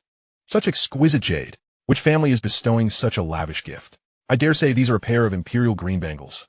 Aren't they? The woman who had been with Mu Bai exclaimed in astonishment. Chairman Liang smiled gently and beckoned to an attendant, who presented him with a red booklet. Ladies and gentlemen, I hold in my hands the certification of these jade bangles' quality. Glass-grade imperial green, utterly flawless. As for their value, I find it exceedingly difficult to appraise. Indeed, Jade bangles of this quality are a rarity even in a century, let alone as a pair. A unique piece, an elder exclaimed with fervor. Upon hearing this, Mubai's expression froze. This lad's luck is truly extraordinary. He had anticipated a commendable piece of jade, yet never imagined it could surpass this. No wonder such elaborate efforts were made to host the competition, making it known nationwide. So that is how it is. You mean this is a gift from Xiaoqiang? Xiaoqiang asked, eyes wide as she pointed at the bangles. Such an extraordinary piece of jade is indeed a rare find. Certainly. Young Master Yi stated this is a congratulatory gift for Miss Xia. This pair of bangles has a beautiful name. Heavenly match. Heavenly match? Ha! My dear brother, without discussing anything else, what do you think of Yi Xiaoqiang as fortune? Chairman Liang laughed heartily, suddenly turning to ask Xiaoqiang. Fortune? Xiaoqiang's brows lifted. Need one even ask? Who could rival this lad's good fortune? This boy is undoubtedly blessed by fate, a child of fortune and a daughter of heaven. Could this not be a match made in heaven? Chairman Liang remarked with significance as he surveyed the onlookers. The crowd nodded in agreement. Heavenly match. What a lovely name. It signifies that this jade is a divine creation while implying that the Xia and Yi families are a match made in heaven. Beautiful indeed. Among the onlookers were those who had connections with the Xia and Yi families. Upon hearing this flattering remark, Jiang Yuxing's expression soured. Luck can come and go. Ultimately, one must rely on strength. Indeed, Yi Xiaoqiang is merely basking in the shade of a great tree. Without Chairman Yi as that towering figure, would he enjoy such a prosperous life? A man interjected from the crowd. Yi Tianlin is several years my senior. At his age, how much longer can he earn money for his prodigal grandson? Jiang Yuxing shook his head, sighing as if feeling pity for Yi Tianlin. Chairman Yi of the Xia Group has arrived. At that moment, Yi Tianlin made his entrance. All eyes turned toward the entrance. An elder approached, his steps steady and assured. Clad in a well-tailored suit, he exuded both dignity and authority. With a stature as upright as a pine and eyes sharp as swords, he, despite being in his 70s, showed no signs of frailty. On the contrary, Yi Tianlin radiated vitality, as if he had come riding on the spring breeze. The crowd stood mesmerized, momentarily questioning their own perceptions. Yi Tianlin's gaze remained fixed on Jiang Yuxing. He looked to surmise that this old man would leverage his age to bully others and stir up trouble. Yi Tianlin approached him directly, a smirk playing on his lips as he regarded the hunched Jiang Yuxing. Brother, it seems your health has been declining year by year. You ought to take better care of yourself and refrain from meddling in trivial matters, lest you inadvertently step ahead of me. You cough. Jiang Yuxing spluttered in indignation. Others might not dare to speak to him in such a manner, but Yi Tianlin was different. He was unencumbered by either status or age. Xiaoqiang, standing nearby, covered her mouth with her hand and buried her face into Xiaoqiang's shoulder, fearful that her laughter might be overheard. Xiaoqiang sighed in relief, feeling a sense of satisfaction wash over him. He was concerned about Jiang Yuxing's seniority, but Yi Tianlin had no such reservations. In that moment, the crowd couldn't help but compare Jiang Yuxing to Yi Tianlin. In fact, Yi Tianlin was a few years older than Jiang Yuxing. Yet today, the vigor of both men was starkly apparent. Was it possible that Yi Tianlin's words might foreshadow Jiang Yuxing's premature departure? Observing Jiang Yuxing coughing incessantly, Yi Tianlin turned his attention back to the jade bangles in the center of the gathering and asked, "These bangles were gifted by Yi Xiaoqiang, were they not?" "This is the first gift young Master Yi has presented." Huang Yi unveiled a second piece of red cloth. Continuing his introduction, "After crafting this pair of bangles from the original stone, I used some additional materials to create these earrings, with golden branches and jade leaves, symbolizing Miss Xia's esteemed status as the daughter of a noble family. Golden branches and jade leaves. What a splendid symbolism," someone praised. And this final piece is a statue of Methriel Buddha, wishing for Miss Xia to always wear a smile. Huang Yi completed his introduction of the 3 jade items. The onlookers nodded in approval. All 3 gifts were crafted from glass-grade imperial green jade. In terms of value, they were substantial. In terms of symbolism, they were profound. Mubai surveyed the 3 jade items, shaking his head with a wry smile. A wave of helpless defeat washed over him. Those who had earlier claimed that Yi Xiaoqiang could not produce worthy gifts fell silent. They could hardly have anticipated that Yi Xiaoqiang would offer such a precious star tier pendant and manage to prepare even more valuable gifts. I wondered why this lad went to such lengths to organize the carving master competition. It turns out he sought the finest master to create gifts for your daughter. Yi Tianlin raised his voice intentionally. This gift is indeed heartfelt. Chairman Liang added, Were it not for this exceedingly rare original stone, I would not have participated in this competition. Today, I wish to announce to everyone that unless I encounter materials superior to this original stone in the future, I shall not engage with jade again. Huang Yi declared solemnly to the crowd. The onlookers exchanged glances. Such materials are likely to be encountered only once in a century. Does this not imply that these 3 jade items are Huang Yi's magnum opus? Consequently, the value of these 3 jade items undoubtedly soared once more. Top-tier materials, crafted by a top-tier master. There exists but a single piece in the world. Xiaoqiang gazed at the 3 jade items, her clear eyes reflecting an unshakable calm. Just then, a voice called from the entrance. Young master, Yi has arrived. Yishu, Zhou, Yi, I apologize for my tardiness. Chapter 121. A short play without rustic flavor is unappealing. Apologies for my tardiness. All eyes converged upon Yi Xiaoqiang, who resembled a star at the center of the stage. Behind him trailed 18 male attendants and 12 female companions. Exuding en overwhelming aura. While numerous rumors about this prodigal son had circulated, opportunities to behold him in person were exceedingly rare. Witnessing him today was nothing short of astonishing. This dandy, perceived by the world as a scion of privilege, approached leisurely, each step radiating indulgence and abandon, evoking a sense of disdain that one could not act upon. Yi Xiaoqiang reached the center of the crowd, where his Qianmo spectacles meticulously analyzed the subtle expressions of everyone present. It was evident that some had spoken ill of him in his absence. Yuqing, I apologize for being late, Yi Xiaoqiang said, his words laced with regret. Yet his face beamed with a smile. No matter. How did the defense go? Summer Yuqing was more invested in the outcome of his thesis defense. Merely a small affair. He replied nonchalantly, raising his right hand with an air of nonchalance. Observing his smug demeanor, one could ascertain he had undoubtedly succeeded. However, many attendees remained perplexed. Xiaoqiang, what seems simple to you may not be so for others. Achieving dual doctoral degrees is no trivial feat. Your casual remarks may mislead some, Xia Yaojie remarked, casting a significant glance at certain individuals in the crowd. Dual doctoral degrees. The gathering was utterly astonished. Yi Xiaoqiang understood the implication and acknowledged, Uncle Xia is right. I shall be more mindful next time. Do you like this bracelet? Try it on, he said, gesturing toward a pair of jade bangles. Summer Yuqing glanced at the exquisite bracelets, contemplating the earlier provocations, realizing it was time to affirm their unwavering relationship.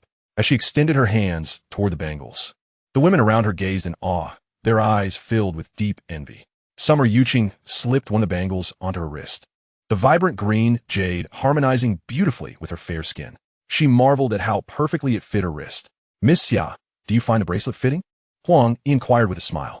Indeed, the craftsmanship is exceptional, and the bracelet fits splendidly, she praised. You have mistakenly commended the wrong person. It is because young Master Yi provided my measurements, Huang Yi replied, leaving Summer Yuqing further bewildered. How could he possibly know my size? The expressions of those nearby turned peculiar, realizing that the bond between the Xia and Yi families was far more profound than they had assumed. I did not prepare any extravagant gifts. I merely had Xiaoqiang compile my notes and insights, Yi Tianlin said, producing a small booklet inscribed with the words Business Road. This booklet contained the lifetime business insights of Yi Tianlin, chronicling the experiences of legendary figures in the Dragon Kingdom's commercial sector. The crowd's gaze intensified on the seemingly unremarkable booklet, yet none dared to overlook its immense value. Xia Yaojie stood as if petrified. Yi Tianlin held the booklet before Summer Yuqing, awaiting her reaction. He had made 3 preparations for Yi Xiaoqiang. First, to establish an independent company for him, such as Tianlin Pharmaceuticals or Jinhao Fiber Battery Factory. Second, to attract family members for collaboration through family assessments. And third, to solidify ties with the Xia family by establishing Xiaoyu Media. This booklet was a crucial part of that plan. With these 3 strategies, he ensured that Yi Xiaoqiang would thrive in the future.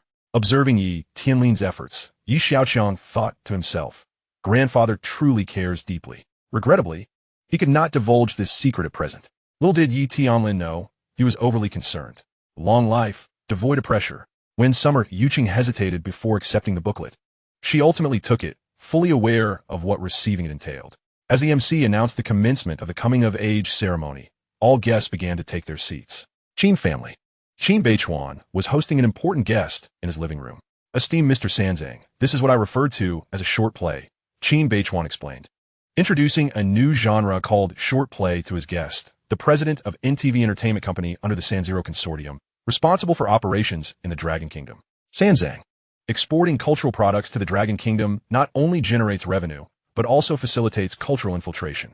After decades of effort, we have cultivated numerous pro-Japanese elements in the Dragon Kingdom, adorning their attire and adopting their culture, even beautifying their narratives to help a new generation forget the past and diminish historical awareness. What is this? Sanzang inquired, perplexed by what Qin Beichuan presented. It's a short play, which has recently gained immense popularity in our country, Qin Beichuan clarified. Sanzang stared blankly at Qin Beichuan, and after a moment, he ascertained that the latter was not deceiving him. He pursed his lips and lowered his head in contemplation. Japan had sought to study the historical culture of the Dragon Kingdom for nearly a millennium, yet still failed to grasp it entirely. Take this short play, for example. He simply could not comprehend its meteoric rise. You Dragon Kingdom citizens should understand your own people better. Why not produce a few short plays in a similar vein? We will provide full support in terms of channels and funding, Sanzang suggested. Qin Beichuan noted the change in Sanzang's expression, realizing that they too were struggling to grasp this concept, which filled him with disappointment. Following the success of the Xia family's short plays, multiple entertainment companies, including the Qin family, had attempted to follow suit, yet their efforts yielded far less success. The comments from netizens left the Qin family further perplexed. For instance, I want to watch a short play devoid of rustic flavor. I only want to see something like that of the Dragon King. To put it plainly, aside from the Xia family's short plays, others lacked that distinct essence. This was precisely what the Qin family found most baffling. What does rustic flavor even mean? Sanzang pondered if his previous remarks had dampened Qin Beichuan's spirits. I can assist you in dealing with that newly debuted singer, Sanzang added. Qin Beichuan recalled a singer named Song Tai, who had been elevated to fame by Xiaoqiang. Recently, she had garnered immense attention due to the competitions and the pendant incident, overshadowing all artists under the Qin family's management. For the Qin family, she was indeed an obstacle. Very well, I shall trouble you, Mr. Sanzang, Qin Beichuan responded with a bow of gratitude. The San Zero Consortium was a globally renowned conglomerate. By aligning with such a formidable entity, the Qin family felt emboldened against the Xia family, even should the Xia and Yi families join forces. Nonetheless, to ensure absolute victory, he intended to rally more allies, including the Lin family. Chapter 122, Bionic Insect Machines. Shortly after the conclusion of the coming-of-age ceremony, a series of photographs surfaced online, showcasing a trio of jade pieces accompanied by a jade appraisal certificate. A caption read, Summer Xiaoqiang's coming-of-age ceremony. Master Huang Yi's masterpiece, a pair of heavenly jade bangles, a set of gold branch and jade leaf earrings, and a laughing Buddha pendant necklace. The account that posted the images appeared to be a secondary account. Yet, given that the individual could attend such an event, their status was surely not insignificant. Netizens suddenly grasped the situation. This prodigal son had orchestrated such a grand event merely for this gift. Goodness, I am impressed by this maneuver. I initially thought that after gifting the Star Tears pendant, Xiaoqiang would be unable to offer anything of substance. I must admit, poverty has indeed limited my imagination. To be wealthy is truly splendid. You up there?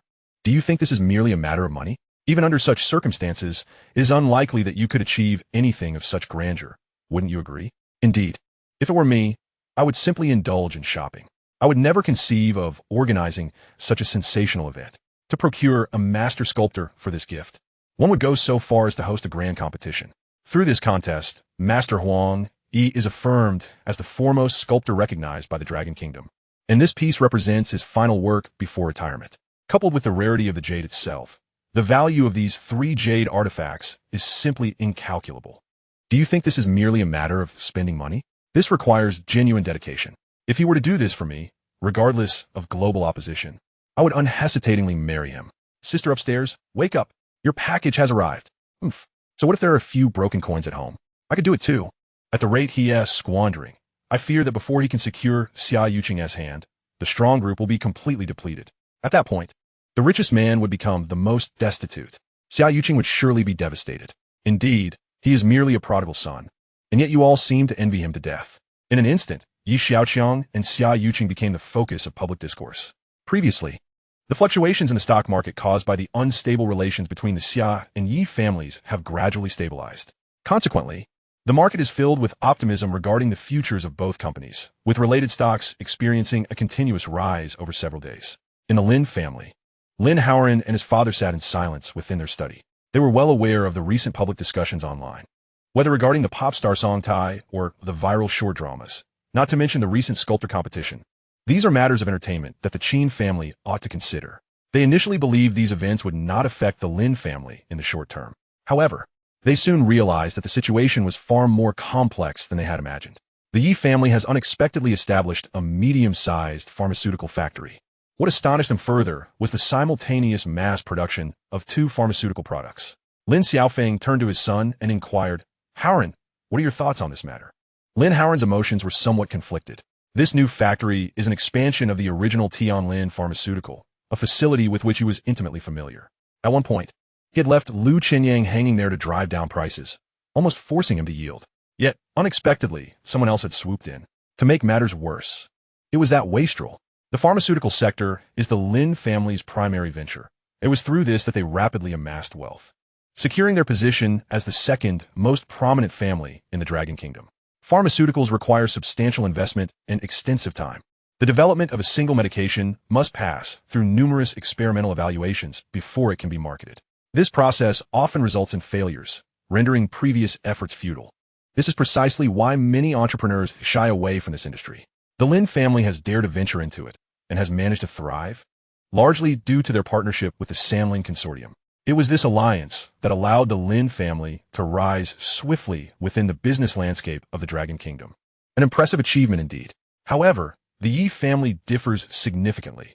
Their trajectory has not included pharmaceutical development. They have consistently avoided this sector due to the high investment and uncertainty involved. To maintain their advantages, the Yi family has refrained from dispersing their focus into this industry. Ever since the emergence of Yi Xiaoqiang, coupled with Yi Tianlin's ongoing business war with the Qin and Lin families, there has been little opportunity to allocate energy and funds toward pharmaceutical research. Wait a moment. The more Lin Haoran pondered, the more he felt something was amiss. Even if the Yi family possessed the energy and funds, the development of pharmaceuticals is a time-consuming endeavor. Given the Lin family's intelligence network, it is implausible that they would have no information at all. What astonished Lin Haoran even further was that the Yi family had developed 2 medications seemingly out of thin air. It was utterly incomprehensible. Did the Yi family recruit a genius who could produce 2 medications in such a short time? But how could that be possible? Such prodigies are a rarity in this world. Haoran, Lin Xiaoqiang observed his son lost in thought, prompting him to rouse him with several nudges. Lin Haoran finally snapped back to reality. "I find this highly implausible, far too suspicious," he replied after a moment of contemplation. Lin Xiaoqiang considered this and, with a stern expression, stated, "This matter warrants thorough investigation. If the Yi family has indeed recruited such a talent, we should do as we did when we poached Churin and bring him over." Lin Haoran nodded in agreement. At the Yi family estate, Yi Xiaoqiang gazed at the 2,000 attribute points within the system and initially spent 500 points to exchange for the technology of a reusable methane launch vehicle. Prior to embarking on space exploration, communications must precede. The immediate objective is to utilize this reusable rocket technology to deploy a sufficient number of satellites into space, establishing a communications satellite constellation. Following that, a space station will be constructed, which will serve as a launch pad for transporting materials to the moon for land development. Next, Yi Xiaoqiang perused the manual blueprint section. His disassembly and assembly skills have now reached level 3, allowing him to dismantle and assemble equipment worth under $1 million. He refers to these small, handcrafted devices as collectibles. One particular technical blueprint in this section caught his eye: the technology for creating bionic robotic insects. By mimicking the appearance and some functionalities of insects found in nature, numerous tactical applications can be derived, such as reconnaissance, sabotage, patrolling, communication, and interference. Different types of insects serve various functions and applications. Yi Xiaoqiang scrutinized the details, furrowing his brow. Though these devices appear small, their technological complexity is considerable. The design for a reconnaissance-type flying insect requires 500 points. Additionally, there are some peculiar small robots, like those that can transform into buttons or other accessories.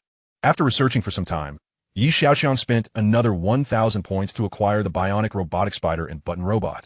With that, he was left with only 500 attribute points. Chapter 123, A Triple Shock. After laboring as a wastrel for half a year, he barely had enough to browse the marketplace. Yi Xiaoqiang looked at the remaining 500 attribute points and couldn't help but smile wryly.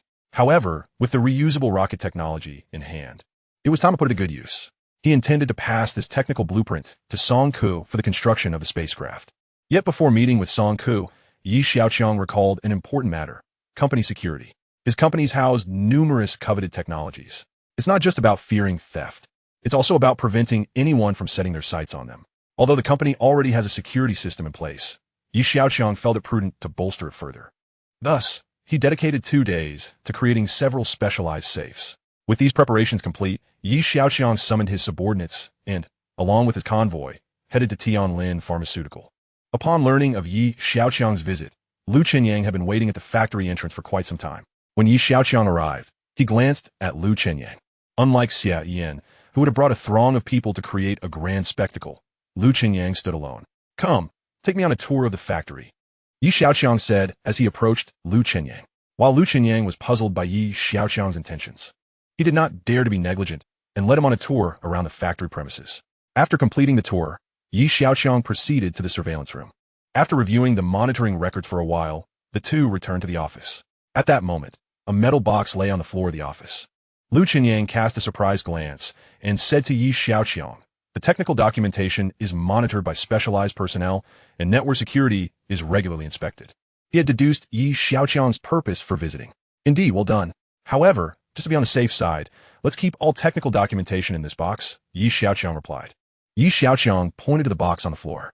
Lu Chenyang was momentarily taken aback before responding. "Oh, all right." Having said that, he turned and exited the room. After a while, he returned with several relevant technical materials storage devices, into which he placed all the documentation. Subsequently, he began to input his personal identification information. Upon completing the data entry, he gazed at the box with a perplexed expression. Was there something unusual about this box? "Recently, my senior sister and I have been researching a new drug," Xiaoqiang remarked, producing a USB drive and handing it to Lu Chenyang. He had also spent 100 points to exchange for a new anti-cancer medication, casually lying that it was developed alongside his senior sister. The clinical trials for new drugs require multiple rounds and take considerable time. He intended to submit one for procedural approval now, with the prospect of occasionally submitting more later. "New drug?" Lu Chenyang inquired, his eyes widening in disbelief. "When did drug development become so effortless? Although Elder Zhong is my mentor, surely even he wouldn't achieve results this swiftly? This is a KRAS inhibitor capable of suppressing the proliferation, survival, and differentiation of cancer cells. Its anti-cancer efficacy is quite promising, particularly against pancreatic cancer. However, numerous experiments remain to be conducted," Xiaoqiang downplayed. In reality, this anti-cancer drug required no further experimentation. The technologies and formulations provided by the system were all validated. This precaution was merely to mitigate suspicion. Lu Chenyang accepted the USB drive, responding, "Very well. I will ensure they expedite the research trials." After attending to the pharmaceutical matters, Xiaoqiang and his companions proceeded to Jinhao Textile Factory. This place had transformed significantly, expanding by more than tenfold compared to its original size, resembling a medium-scale factory with an area of 100,000 square meters. As usual, they secured a safe within the factory, where Xiaoqiang placed the essential technical documents. Just as they completed this task, Qiyu emerged from the laboratory. Having finished his work, "Young master, in a few days, we will achieve a breakthrough in the third-generation technology," Qiyu said with a grin. For the research enthusiast Qiyu, nothing brought him greater joy than technological advancements. "Impressive progress," Xiaoqiang expressed with surprise. Although he had provided some hints during this period, Qiyu's swift advancement was a delightful revelation for Xiaoqiang. The fiber battery designed as the inner lining of spacesuit functioned similarly to a power bank. A 1-meter length of the first-generation fiber battery equated to a 4,000 milliamp-hours mobile phone. The second-generation technology doubled this capacity, while the third generation further doubled it again, allowing 1 meter to be equivalent to 4,000 milliamp-hours batteries. This fiber, when fashioned into garments, could sufficiently meet the power demands of most portable devices. As technology progressed, humanity's demand for power only intensified. However, relying solely on this method could not guarantee preparedness for various emergencies in space.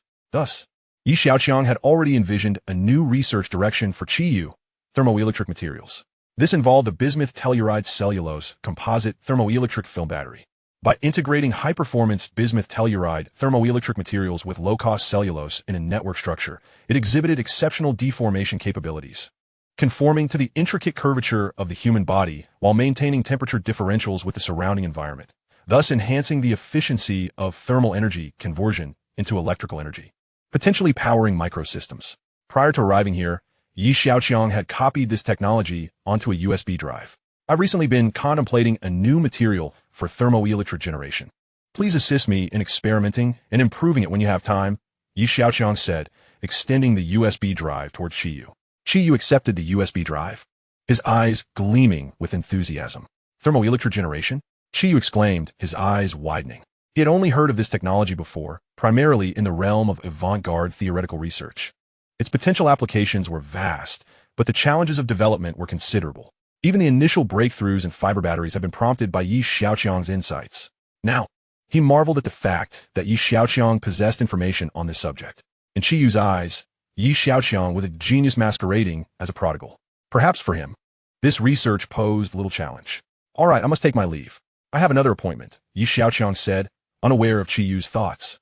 As he turned and departed Jinhao Textile Factory with his entourage. Holding the USB drive, Xiyu quickly immersed himself in his experiments. Upon arriving at the Nanchum Company, Xiaoqiang found Song Ku diligently drafting technical materials in his office. Please take a seat, Song Ku greeted nonchalantly. Xiaoqiang paid little heed and did not rush him. He sat quietly, awaiting Song Ku to finish his writing. The defiant aura surrounding Song Ku remained palpable. After 10 minutes, Song Ku turned to him. I just returned from the test platform yesterday. The engine's progress is quite promising. I believe that after 3 more tests, we will be able to assemble it for launch. Song Ku briefly summarized the engine's advancements. In his view, providing excessive detail would likely be lost on Xiaoqiang, so he opted for a more straightforward approach. Xiaoqiang listened to Song Ku's words without providing much reaction, merely nodding gently to indicate his understanding. Recently, I acquired a set of data concerning reusable spacecraft technology. My intention is to conduct a test simultaneously with the current engine under development to assess performance metrics, Xiaoqiang said, placing the USB drive containing the materials before Song Ku. Song Ku looked at the USB drive with surprise. Where did you obtain this? Where did you get it from? With the expression on Song Ku's face, Xiaoqiang felt a smile rising. Are you worried someone might come looking for you? Song Ku rolled his eyes, clearly dissatisfied with Xiaoqiang's vague response. This return technology is currently being developed by Elon at Jinlimei. While many issues remain, preliminary results have emerged. I believe that with continuous optimization, it will undoubtedly pave the way for a new commercial spaceflight model. This reusable spacecraft technology significantly reduces launch costs and holds great significance for future large-scale commercial launches. Upon hearing that the Longwa national team was also conducting related research, Song Ku was aware that the progress was a closely guarded secret, unknown to outsiders. However, one thing was certain. Only a handful of countries and organizations were pursuing this technology, and information regarding it was exceedingly scarce. This rarity contributed to the unusual importance of the materials Xiaoqiang presented. Observing Song Ku's hesitation, Xiaoqiang remarked playfully, I can assure you, this is not data from the national team. Song Ku was taken aback. If it's not from the national team, then it must be from Jinlimei. However, if he could indeed obtain technology from Jinlimei, that would be quite impressive. With Xiaoqiang's assurance, Song Ku could no longer contain his curiosity. He grasped the USB drive tightly, fearful it might sprout wings and fly away. Xiaoqiang, understanding Song Ku's emotions, casually glanced at him. I've entrusted you with this information. I hope you can expedite the testing process. Additionally, ensure that all critical technical documents of the company are stored in that safe, just in case. Only then did Song Ku notice the metallic box positioned in a corner of the room. After scrutinizing it for a moment, he asked, this box seems rather complex. It's manageable. It just requires the input of additional personal information. You continue with your work. I shall take my leave. Should any issues arise, feel free to reach out. Xiaoqiang replied succinctly, clarifying his instructions before departing Nanchum Company. As soon as Xiaoqiang left, Song Ku swiftly locked the door, eagerly diving into the newly acquired technical materials. The glow from the screen illuminated the astonishment on Song Ku's face as he delved deeper into the contents of the USB drive, increasingly astonished by the information it contained. The public videos of Elon's reusable rocket launches sparked admiration among Longwa netizens. Elon Musk's audacious proclamation of sending humanity to Mars within 8 years has undeniably invigorated many, prompting widespread admiration. He is heralded as the epoch-defining luminary destined to steer human civilization into a new era. Song Ku, engage in related endeavors. Naturally pays keen attention to this matter. However, as a professional, he harbors a divergent perspective. The significance of such reusable spacecraft is manifold. Traditional rockets are single-use, resulting in exorbitant costs. In contrast, Musk's reusable first-stage booster can reduce costs by an impressive 80. Should both the first and second stages be recoverable and reusable, launch costs could plummet by an astounding 99. This is profoundly consequential for frequent and large-scale space launches as well as space travel. Song meticulously reviewed the materials provided by Xiaoqiang multiple times, each perusal eliciting greater astonishment. Although certain critical data remains unverified, his professional intuition suggests that the estimates are remarkably accurate. Calming his racing heart, he shut down his computer and extracted the USB drive. Turning to carefully stow the documents in a newly acquired safe, he paced the room for a considerable time, solidifying his experimental procedures in his mind before departing the company and driving toward the engine testing facility. In mid-September, the midday heat remained oppressive, though the mornings and evenings offered a refreshing reprieve.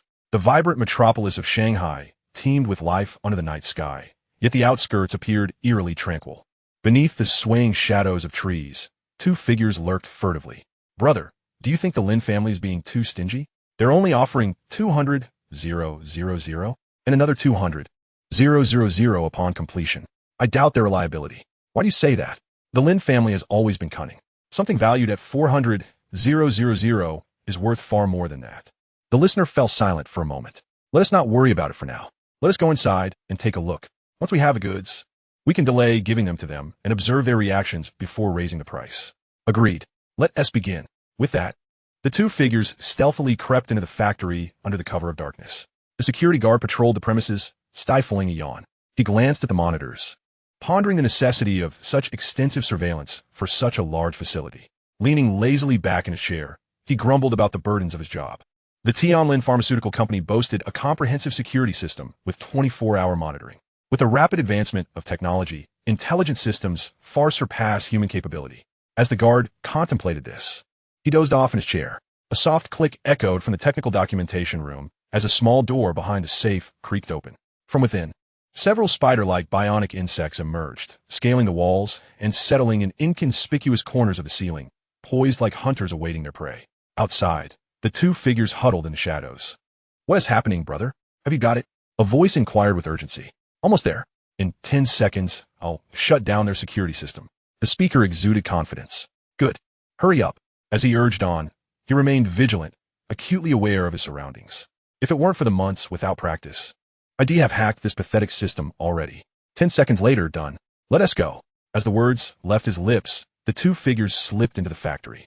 The security guard in the monitoring room remained oblivious, sound asleep. The intruders cautiously explored, occasionally glancing at the factory's blueprints provided by the Lin family, the source of which remained unknown. Following the schematic, they arrived at the documentation room, which featured both a password and a fingerprint lock. Yet, this posed no challenge for them. One individual donned a fingertip cover and pressed it against the fingerprint scanner, while the other employed AI facial synthesis to bypass the facial recognition. As for the password, it was a trivial matter for them. Upon entering the data room, they scanned the area and quickly spotted a conspicuous safe. "The goods should be inside," one remarked, though they were uncertain of the exact contents, only aware of its importance. Such documents were typically data stored on hard drives or USB drives. Their gaze fixated on the safe as they approached it step by step, unaware that several spiders lurked in the ceiling's corners, silently monitoring their every move. Chapter 125. Has he actually taken an advertisement? In the dead of night, those who do not suffer from insomnia are fast asleep, and the Yi family estate rests in serene tranquility. In a bedroom of the villa, Xiaoqiang opened his eyes, a smirk of playful derision curling his lips. His Tianmo glasses displayed the events unfolding in the Tianlin Pharmaceutical data room. The pinhole night vision system of the bionic spiders transmitted images from the room to his glasses. This was an independent system. Even if the intruders disabled the factory security, it would remain unaffected. "Wait a moment." In the data room, the older figure suddenly halted. "What is wrong?" "I feel as though someone is watching us," he replied, shining his flashlight around the room. After a thorough inspection, he found nothing unusual aside from a few spiders in the corners. "Brother, what has gotten into you? I've never seen you so jumpy before," the younger man said with a hint of disdain. The older man sighed deeply, unable to articulate why he felt something was amiss. A especially upon entering this room. Despite the security system being disabled, he couldn't shake the sensation of multiple eyes watching him. Could this room be unsettled? He muttered softly. The younger accomplice nearly laughed. Brother, we're engaging in high-tech crime. You must trust in science, not superstitions. The older man stared at him, momentarily speechless. Let us not dawdle. We need to get to work. The longer we linger, the greater the risk. Moreover, the disabled security system will eventually be discovered. The older man snapped back to reality at the reminder. Overthinking won't help. Let us finish up quickly. Yes. Let us be swift. The two ceased their chatter and approached the safe, scrutinizing how to unlock it. Xiaoqiang, observing their attempts to open the safe, simply turned over and resumed his peaceful slumber. 3 days later, a taxi pulled up in front of a private club. The two men emerged and glanced up at the club's entrance. Is this the place? Yes, it is. Let's go inside and see. These two were the same individuals who had infiltrated the Tianlin pharmaceutical company 3 days prior. Today marked the day of their scheduled delivery. Do you have an appointment? A server at the entrance inquired. Could you tell us which room Lin Xiao is in? The server, recognizing they were there to meet the young master of the Lin family, replied, Please follow me. The pair followed the server to a private room. Lin Xiao is inside. The server said before departing. Is Lin Xiao here? The older-looking man knocked on the door and called out. Come in. Upon hearing a response from within, the two pushed the door open, closing it behind them. Please, take a seat. Lin Howard gestured to them. I anticipated your arrival, and the tea set is already prepared. However, the two men had little interest in tea. The Lin family was not as accommodating as they appeared. They were solely focused on delivering the goods and receiving their payment. After they settled in, the older man said, Lin Xiao, we've procured the items. But regarding your price? Lin Howard smirked slightly. What is this? Are you trying to renegotiate? Lin Xiao, the security here is formidable. Just cracking the safe took me considerable effort. Surely, with such stringent protection, its value must be substantial. The younger man interjected. Lin Howard did not respond immediately. Instead, he lifted the teacup and drained its contents in one gulp. So, how much do you desire? The two brothers exchanged glances, and the elder replied, 1 million. How can I ascertain the authenticity of what you possess? Lin Howard raised his gaze, locking eyes with the pair for a brief moment. You may inspect the goods in person. With that, a USB drive was placed on the table. Lin Howard connected his laptop and perused the contents before the two men. Indeed, it contained detailed information regarding the processes of pharmaceutical production. The worth of this information far exceeded 1 million. Lin Howard wished to avoid complications, so he made the payment and watched as the two men departed from the establishment. A half-hour later, Lin Howard also exited the venue and headed directly to his pharmaceutical factory. In the Qin family, at the North Kaiwa Entertainment Group, Qin Beichuan smiled warmly at Mr. San Zilong across from him, expressing his gratitude. Thank you very much for your assistance to the Qin family. It is no trouble at all. We are now business partners. San Zilong replied earnestly, though inwardly he contemplated how, once he had vanquished the Xia family, he would gain complete control over the Qin family. At that juncture, he would have another cultural propaganda machine in Longhua. However, one question piqued my curiosity. Unable to suppress his inquisitiveness, Qin Beichuan spoke up. What are you curious about? San Zilong feigned ignorance. How did you convince Xia Group to lease the girl group to us? The Xia Group, mentioned by Qin Beichuan, is one of the largest multinational conglomerates in the land of pickled vegetables, with business spanning food and beverage, biotechnology, logistics, and entertainment media. The girl group they cultivated is a potent weapon in their arsenal. The members, not only strikingly beautiful and voluptuous, each possess distinct personalities. Coupled with rigorous training and polished image packaging, each appearance is a meticulously choreographed visual feast. This leasing agreement significantly aided in reversing the Qin family's declining fortunes. A deal orchestrated by San Zilong. Although Japan and the land of pickled vegetables are both vassals of the American hegemony, they do not compete against each other. It was somewhat unexpected for CJ to acquiesce to this arrangement. San Zilong chuckled softly, realizing that Qin Beichuan's curiosity lay in this matter. To be frank, we were once both under the command of Big Brother Ome. Now, however, we remain his subordinates, while they have become ours, with the support of the girl group. The Qin family made a resounding comeback in the entertainment industry. The group, with their singing, dancing, and stage presence, incited quite a storm in the entertainment realm. The Qin family provided them with top-tier packaging and promotional resources. In response to the Qin family's vigorous assault, Xiaoyu Media quickly countered, crafting distinctive musical works and stage performances for Song Tai while also nurturing a new generation of talent. Their latest short drama, My construction worker boyfriend is a rich heir. Was also in the midst of urgent filming. Xiaoqiang had just wrapped up her tasks and was sitting in the Xiaoyu media office, taking a moment to daydream. Following her coming-of-age ceremony, 2 gifts left a profound impression on her: a jade 3-piece set and the book The Business Path. Regardless of which item she recalled, thoughts of that person surfaced. She wondered what that individual was preoccupied with at present. Shaking off her thoughts, Xiaoqiang prepared to shut down her computer and head home. Just as she was about to close the webpage with her mouse, an advertisement caught her off guard.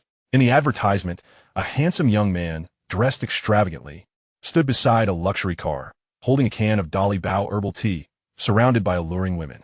The camera zoomed in on the tea can. To avoid heatiness, drink Dolly Bao herbal tea. Although the young man's face had been blurred, his physique and the luxury car unmistakably belonged to Xiaoqiang. He actually accepted an advertisement? Chapter 126, Shadows in the Dark. This advertisement was quite peculiar. While others might be oblivious, Xiaoqiang was well acquainted with Xiaoqiang. This fellow was too lazy to earn money. How could he possibly accept an advertisement? She recognized the female entourage surrounding him. Yet the women in the advertisement were unfamiliar to her, clearly added later. Someone was infringing upon Xiaoqiang's portrait rights. Xiaoqiang captured the advertisement on her phone and sent it to Xiaoqiang. Xiaoqiang was in his estate's cottage, working on a miniature robot when he saw Xiaoqiang's message. His mood mirrored the 4 words she sent. Surprised, aren't you? To think someone would exploit his likeness for an advertisement. Xiaoqiang replied immediately, "What is going on?" Xiaoqiang responded, "I stumbled upon it today." Xiaoqiang stated, "We need to have a word with them." Xiaoqiang replied, "I'll reach out and keep you posted." After a simple acknowledgement, Xiaoqiang did not continue the conversation, his gaze drifting to the handbag in his hand. This handbag was crafted from fiber battery. His task was to adorn it with several accessories, which were miniature transforming robots he had recently created. These little machines would attach themselves to the bag as metallic ornaments and would disperse if any unusual activity occurred. When not on a mission, these small robots remained hidden within garments made from fiber batteries, maintaining a charged standby state. At that moment, no one would suspect them, assuming they were merely decorative items. Similarly, Xiaoqiang had crafted some accessories for his grandfather, placing them both on bags and garments. Once he had gathered his things, Xiaoqiang stepped out of the cottage, surveying his surroundings with a pensive expression. This small cottage was adequate for making minor trinkets, but constructing larger machinery posed considerable challenges due to the limited space. Suddenly, Xiaoqiang recalled the location and called upon everyone to head to the small hillside where they once had a barbecue. On the way, Xiaoqiang phoned Su Mingqian to invite her as well. He arrived at the site before Su Mingqian, deploying several drones to survey the terrain surrounding the hillside from the air. Before long, Su Mingqian arrived. "Young master, what brings you here?" Xiaoqiang gestured towards the area and asked, "Do you remember this place?" The small hillside was familiar to Su Mingqian. Now that Xiaoqiang mentioned it again, she understood his intent. "Please check how much we could purchase. The larger, the better." Su Mingqian glanced at the area Xiaoqiang indicated. "Wow, this is quite a significant project. May I inquire what this land is intended for?" She asked cautiously. "I'm not sure yet. Perhaps we can make a large park." "Let's secure it first," Xiaoqiang replied. Though he spoke thus, he harbored a different plan in his heart. He needed a larger workshop for manufacturing machinery. Once this land was acquired, they could construct a park above while excavating beneath it to build an expansive secret underground mechanical research facility. After all, many of Xiaoqiang's extraordinary technologies could not be fully revealed. Periodically showcasing a fraction of them would prevent excessive attention. Su Mingqian did not delve further. The young master's thoughts were beyond her comprehension. She would simply follow orders. Seeing Su Mingqian venture off, Xiaoqiang summoned the 5 members of the dormitory. Addressing the 4 apart from the eldest, he said, "I need you to assist me with a task." The 4 responded promptly, "What do you need?" "Find these 2 individuals for me. I will maintain contact with you through tactical glasses." The 4 did not question further. The tactical glasses would relay the mission details to them. After receiving their orders, they swiftly disappeared from view.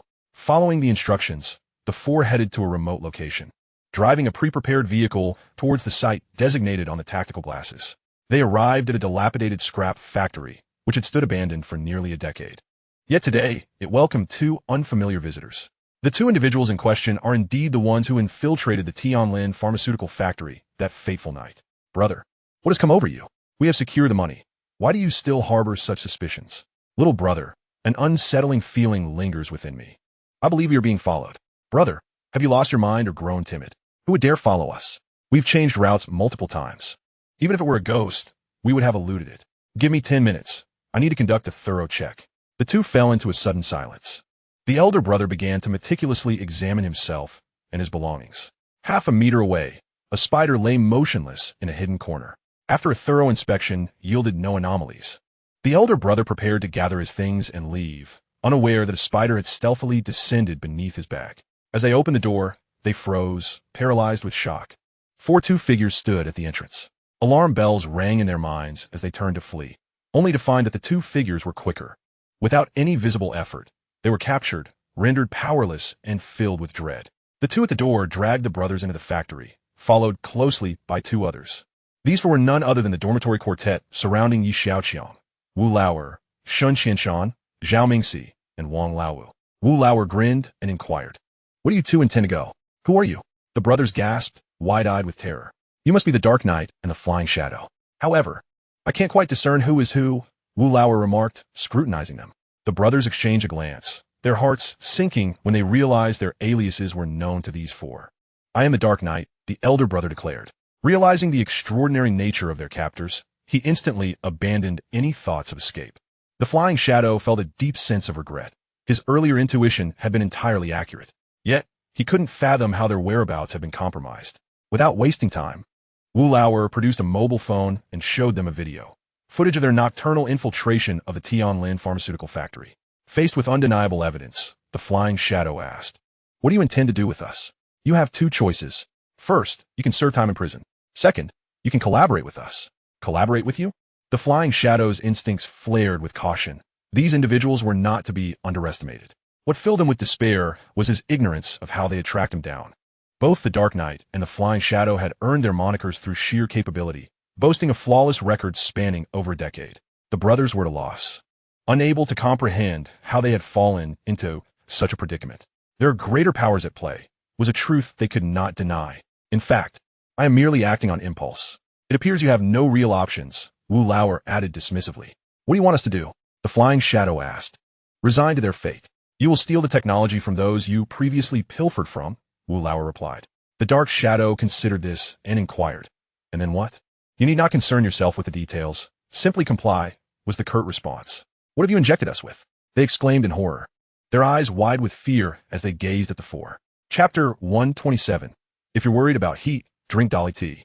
The Dark Knight and Flying Shadow were forcibly injected with an unknown substance. They longed to resist, yet the strength of their captors rendered them powerless, inducing sheer terror that nearly caused their eyes to bulge. "You need not fear. We are not bloodthirsty, as long as you behave and follow orders. Not only will you be safe, you may even find yourself rising to prominence," Wu Laoer assured them before he and the others departed from the factory. Once the four had left, the Flying Shadow, trembling, lit a cigarette to steady his nerves. After finishing, he turned to the Dark Knight and said, "I recall a river not far from here. Why don't we strip and swim across, perhaps find someone to lend us clothes? Surely they can implant tracking devices within our bodies?" The Dark Knight exhaled a plume of smoke, his gaze vacant as he stared ahead. After a long pause, he finally spoke, "I have a feeling we cannot escape." The night was as dark as ink. Within the Yi family estate, Yi Tianlin was engrossed in his studies. Yi Xiaoqiang, glancing at the time, prepared a cup of milk, discreetly adding some recently concocted potion before making his way to his grandfather's study. "Grandfather, it's time to rest," Yi Xiaoqiang said, offering the milk. Yi Tianlin smiled softly at Yi Xiaoqiang, pleased that they were entrusted with such tasks. "Why haven't you gone to rest yet?" "I will rest after you do," he replied. After a brief conversation, they each retreated to their respective rooms. The following day, Yi Xiaoqiang followed the address sent by Xiaoqiang and located a tea house. Upon entering, a middle-aged man in his 40s rose with a smile. "Young Master Yi, greetings. I am Chun Hongdao of Dali Tea." Yi Xiaoqiang nodded, taking a seat beside Xiaoqiang. "Mr. Chun, you seem a bit stingy. Securing a celebrity endorsement shouldn't pose a challenge for you," Yi Xiaoqiang remarked as he lifted his teacup for a sip. Chun Hongdao smiled faintly, understanding that Yi Xiaoqiang was referencing the infringement of his likeness rights. "Young Master Yi, which celebrity could possibly rival you? If you were to enter the entertainment industry, they'd be rendered obsolete," he flattered. "So, you feel entitled to exploit his image for your product?" Xiaoqiang interjected sharply. "Miss Xia, please don't be upset. We weren't here to discuss that. Everything can be negotiated amicably, can it?" Chun Hongdao replied, his eyes darting with calculation. Xiaoqiang feigned anger, her mind racing. Neither had come seeking a quarrel or a lawsuit. A simple lawyer's letter would suffice to resolve the matter. You must compensate him for all his losses. Xiaoqiang observed keenly, deciphering Chen Hongdao's intentions.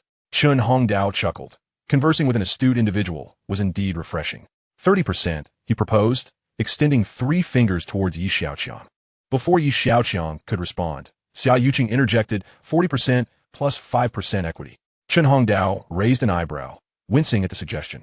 He had heard whispers about the relationship between these two, but rumors could only go so far, and he couldn't be sure of their authenticity. If Xiaoqiang said 40%, what if the young man beside her claimed she had never made such an offer? While the likelihood was slim, it wasn't entirely impossible. Chen Hongdao chuckled slyly. It would be more prudent for the young man himself to voice the agreement. Xiaoqiang frowned slightly, recognizing the validity of Chen Hongdao's concerns. Her aim was to secure the greatest benefit for Yi Xiaoqiang, who was accustomed to lavish spending. She discreetly glanced at Yi Xiaoqiang, as if to inquire if she had the authority to negotiate. However, Yi Xiaoqiang's attention was elsewhere, distracted by a notification on his celestial glasses. Skyborne aircraft charging. 6. Prior to the family assessment, Yi Xiaoqiang had devised this gadget, but due to its low battery of only 5, its whereabouts for charging remained a mystery. 2 months have swiftly elapsed, and Yi Xiaoqiang was on the verge of forgetting this matter. Suddenly, a notification arrived, startling him. 2 months, and only 1 unit of charge? Does this advanced device lack fast charging capabilities? Yi Xiaoqiang remained silent, while Xiaoqiang expressed her frustration. The atmosphere in the room grew increasingly oppressive. When it was time for Yi Xiaoqiang to voice his thoughts, he chose to remain taciturn. What could this mean? Chen Hongdao leaned back, speculating on Yi Xiaoqiang's mindset. I am his girlfriend. At that moment, an unexpected voice pierced the silence. Not loud, yet striking enough to disrupt the stillness of the room. Yi Xiaoqiang involuntarily raised his eyebrows. Xiaoqiang's initiative took him by surprise. Chen Hongdao glanced at Yi Xiaoqiang, seeking affirmation. Yi Xiaoqiang nodded. Her word was final. Chen Hongdao appeared momentarily stunned. He discerned that this seemingly innocuous young man was far from simple. Suddenly, Chen Hongdao felt he had been unwittingly manipulated by him. If one were to tally it up, this lad had managed to secure both wealth and affection. Nevertheless, he had no alternative. Although the eventual outcome was slightly subpar compared to his original plan, it was still acceptable. Moreover, given the fervor surrounding this spendthrift, it was certain that the sales of herbal tea would not dwindle in the future. Very well, Chen Hongdao pondered for a moment before responding decisively. The 3 of them had reached a tacit understanding. The following day, a news story graced the front pages of major media outlets.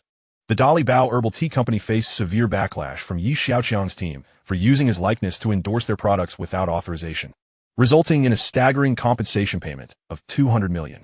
This incident garnered considerable attention from netizens, with rumors circulating that Dali Bao was in serious trouble and that Yi Xiaoqiang's side would not let the matter rest.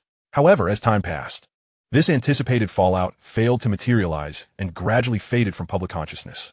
Strangely enough, the sales of Dali Bao herbal tea remained unaffected, even showing signs of an upward trend. Occasionally, photographs surfaced online of Yi Xiaoqiang enjoying Dali Bao herbal tea. If even the nation's foremost spendthrift indulges in it, one can only assume it is not lacking in quality. When feeling overheated, drink Dali Bao. Chapter 128. Can we not be afforded at least a modicum of respect?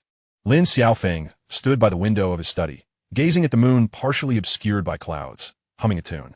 Lin Haoran entered from outside, his face alight with joy.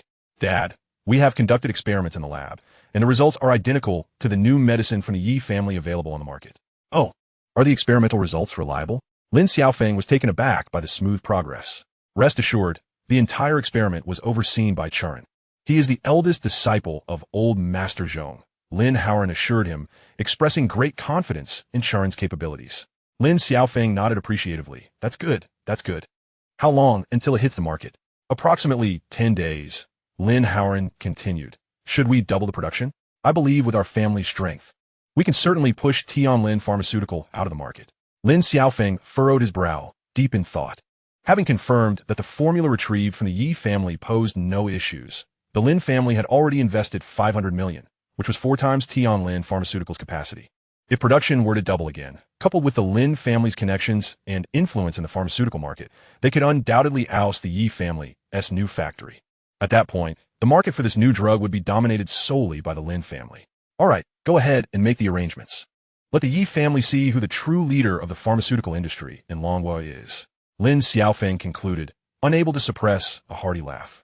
Soon, the Lin family made an additional investment of 500 million, bringing their total to 1 billion, intent on stifling the Yi family in its infancy.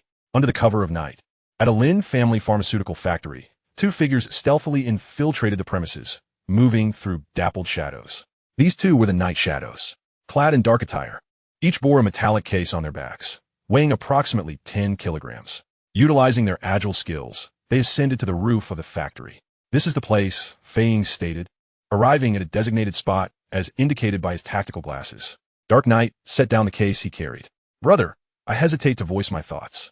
After a decade in this profession, he had never felt such profound frustration.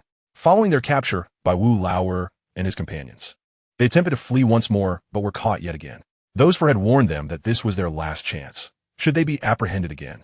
The pursuers would not be four but two, one black, one white. From the day they became thieves, they had never envisioned finding themselves in such a predicament. What's wrong? Dark Knight glanced at his younger companion. Who do you think they really are?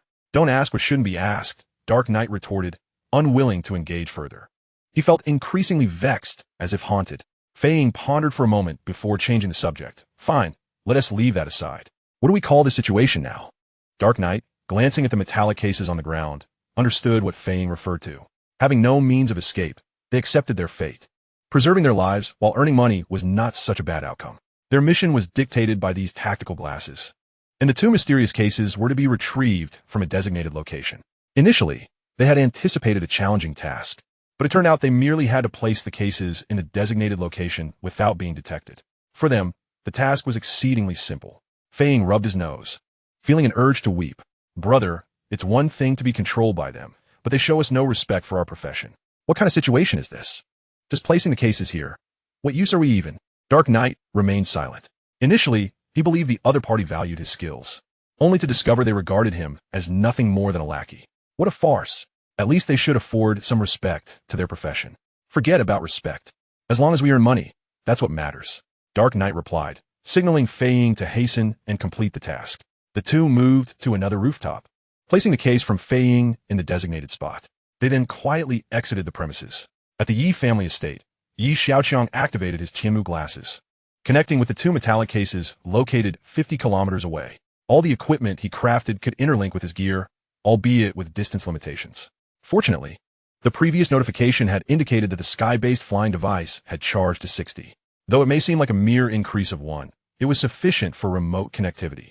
Upon receiving the command, the hatch atop the metallic cases opened, releasing over a dozen mechanical insects. Simultaneously, many crawlers began to emerge from the bottom and sides of the cases, making their way through the ventilation ducts into the factory interior. The flying and crawling insects collaborated seamlessly, thoroughly surveying the factory's internal conditions. During the day, these mechanical insects returned to their cases to recharge, while at night, they ventured out to operate. On the sixth day after placing the cases, Dark Knight and Fei Ying received a new task: retrieve the two cases. When they reclaimed the cases, a plethora of Lin family's pharmaceutical formulas was transmitted to their tactical glasses. Dark Knight downloaded the formulas onto a USB drive. The two then departed Longhua, heading to the foreign black market to sell the formula data.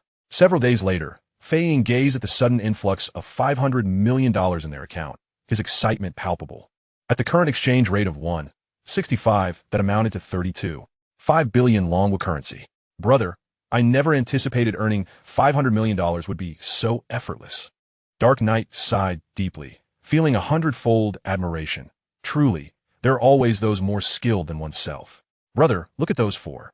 They appear to be mere errand runners as well. I wonder who their boss is?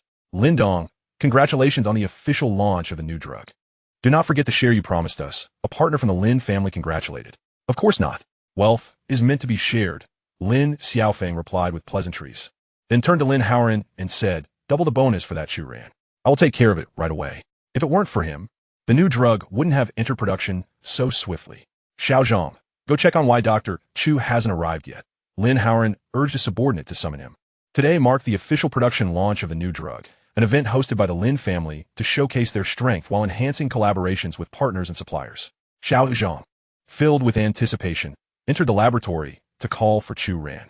Upon entering, He was momentarily frozen by the scene before him. Chu Ran's hands were clenched into fists, nails digging deep into flesh, oblivious to the pain. Beads of sweat rolled down his forehead, and his eyes, wide with horror, were fixated on a report on the desk. Bloodshot and contorted with anxiety. It's over, it's over. There's no time left. Why is this happening? Xiaoqiang tentatively inquired. What's wrong? An assistant replied. The new drug is unstable. There's been an incident. Chapter 129. Dare to touch what belongs to me, and you shall pay a trifling price.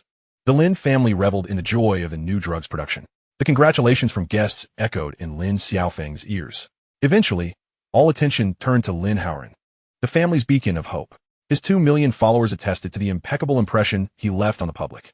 Just then, Xiaoqiang, with an anxious demeanor, approached Lin Haoran. Noticing something amiss, Lin Haoran felt a sudden weight in his heart. Excuse me, he smiled at the crowd before stepping aside with Xiaoqiang. Young master, it's serious. Xiaoqiang whispered urgently. Lin Haoran's heart raced. What happened? The newly launched drug has issues. It's unstable. What? Lin Haoran nearly shouted. They had stolen this drug from the Yi family, yet had heard no reports of problems on their end. Furrowing his brow, Lin Haoran's mind raced. The priority was to devise a plan to ensure the day's events proceeded smoothly without a hint of the turmoil. Failing to do so could tarnish the company's reputation, lead to a drop in stock prices, and prompt partners to withdraw their investments, resulting in severe repercussions. Even if bankruptcy were averted, they would still suffer greatly. Taking a deep breath, Lin Haoran steeled himself. He understood that if this news became public, it would spell disaster for the Lin family. Glimpsing his father, Lin Haoran noted that no one had yet sensed the looming crisis. Resolving to maintain composure, he took another deep breath. Find out about the drug situation at the Yi family. Remember to be discreet, he instructed Xiaoqiang, who nodded and hurried away. Lin Xiaofeng glanced over, puzzled by Lin Haoran's murmurs, but noted the absence of Chu Ran. Haoran, why hasn't Dr. Chu arrived yet? Lin Haoran quickly donned a smile, engaging with researchers about the new medication. I'll go check on him. Meanwhile, a business associate remarked, Mr. Lin, your Dr. Chu is truly a worthy disciple of Elder Zhong. This cancer-fighting drug is sure to revolutionize the market. Another chimed in, indeed. While Elder Zhong may have taken in a so-called close disciple, it seems the Yi family merely sought to save face by promoting him. Such a young dandy could never compare to Dr. Chu, another added. Elder Zhong was likely just being considerate of the Yi family's reputation when he claimed Yi Xiaoqiang inherited his mantle. Just look at Yi Xiaoqiang's age. How could that be? Lin Xiaofeng chuckled. Individuals like Dr. Chu are rare finds, and we owe it to my son for bringing him on board. He truly is fortunate. Mr. Lin, you're far too modest. With a father like you, how can we speak of son? Quite so, the crowd echoed in unison, praising them as Lin Xiaofeng moved towards the reception hall. In the distance, a dragonfly with large, curious eyes observed the gathering. Unbeknownst to anyone, it was a mechanical dragonfly. At that moment, Lin Haoran was consumed with anxiety. He summoned all technical staff to a small conference room. Upon entering, he was met with a scene that sent his heart plummeting. The cramped room was filled with tense, anxious technicians. Lin Haoran's face darkened as he surveyed the room, his gaze sharp as a winter's chill, instilling dread among the assembled. A profound silence enveloped the room, each individual acutely aware of the gravity of the situation. Afraid to breathe, the suffocating atmosphere made time seem to stand still. In this quiet, Lin Haoran's breathing echoed ominously as he struggled to suppress his rising anger and anxiety. After scanning the crowd, his gaze landed on Chu Ran. Dr. Chu, what is going on? Lin Haoran's voice boomed like thunder, startling Chu Ran from a stupor. Cold sweat beaded on Chu Ran's brow as he stammered. I'm unclear why the new drug has suddenly become unstable. All prior tests were normal. Lin Haoran interrupted. This is not the time for excuses. Identify the problem immediately and find a solution. Blame was not the most rational course of action at this juncture. Chu Ran lowered his head, knowing the gravity of the trouble they faced. At that moment, a young technician stood up, resolutely stating, Mr. Lin, I believe we should re-examine all experimental data. We may find clues. Lin Haoran's eyes lit up. Excellent. Let's proceed as you suggest. Everyone, let's get to work. With that, the technician sprang into action, leaving only Lin Haoran and Chu Ran in the room. Chu Ran slowly lifted his gaze, staring blankly at Lin Haoran. The formulation of this drug is flawed. What kind of flaw? Chu Ran hung his head in despair, unable to articulate the specifics of the problem. Lin Haoran advanced, his fingers drumming on the table with an insistent rhythm. I do not wish to hear about problems. I demand solutions. Immediately, Chu Ran nodded and exited the conference room. Unbeknownst to anyone, in a hidden corner of the long conference table, a spider lay still. 50 kilometers away, at the Yi family estate, Xiaoqiang was alone in a small room, crafting various trinkets. He glanced at the information transmitted to him by his surveillance glasses. A faint smile curling at the corners of his lips. This is not my fault. You made the first move. If you wish to take what belongs to me, then you shall pay a trifling price. The audacity of attempting to conceal the truth was truly naive. An hour later, news of the Lin family's drug troubles erupted across the internet, spreading like wildfire. The Lin family, helpless, could only claim that they were victims of a deliberate smear campaign, vowing to hold the rumor mongers accountable. Yet, regardless of how the Lin family responded, they could not produce any substantial evidence. In no time, waves of skepticism crashed upon them like a tsunami, leaving the Lin family defenseless. What is happening? Lin Xiaofeng's lips trembled with rage. We have invested a total of 1 billion. Lin Haoran was equally bewildered. How could news of the Lin family's drug issues spread so rapidly? The timing was too coincidental, as if someone had foreseen it. No, Lin Haoran frowned, replaying the events in his mind. The more he thought, the more alarmed he became. Did Xiaoqiang anticipate that the Lin family would pilfer his potion formulation and intentionally substitute it with a counterfeit? Impossible. Was he some sort of deity, able to foretell such treachery? At that moment, Xiaoqiang burst in, breathless. Dr. Chu, he has fled. Chapter 130. Unexpected developments. Dr. Chu, he has fled. The impact of Xiaoqiang's words caused Lin Xiaofeng to spit blood, his body collapsing backward. There was no chance left for remedy. Before anyone could react, Lin Xiaofeng's form fell to the ground like a sack of sand.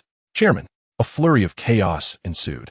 Once he regained his composure, Lin Xiaofeng opened his eyes and seized Lin Haoran's hand, urging urgently, quick, think of a solution. Lin Haoran had no alternatives. Take care of my father. With that, he exited the room. Once in a car, Lin Haoran made an effort to calm himself. The situation had escalated, and now was not the time for blame. Chu Ran's sudden departure indicated that the Lin family could not swiftly resolve the instability of the new drug. The best course of action was to communicate that there were minor issues with the new drug, necessitating a postponement of its market launch. Lin Haoran decided to stabilize a few key partners first. As he drove, his path fortuitously led him past the Dashi Research Institute. He couldn't help but glance over, his heart a tumult of emotions.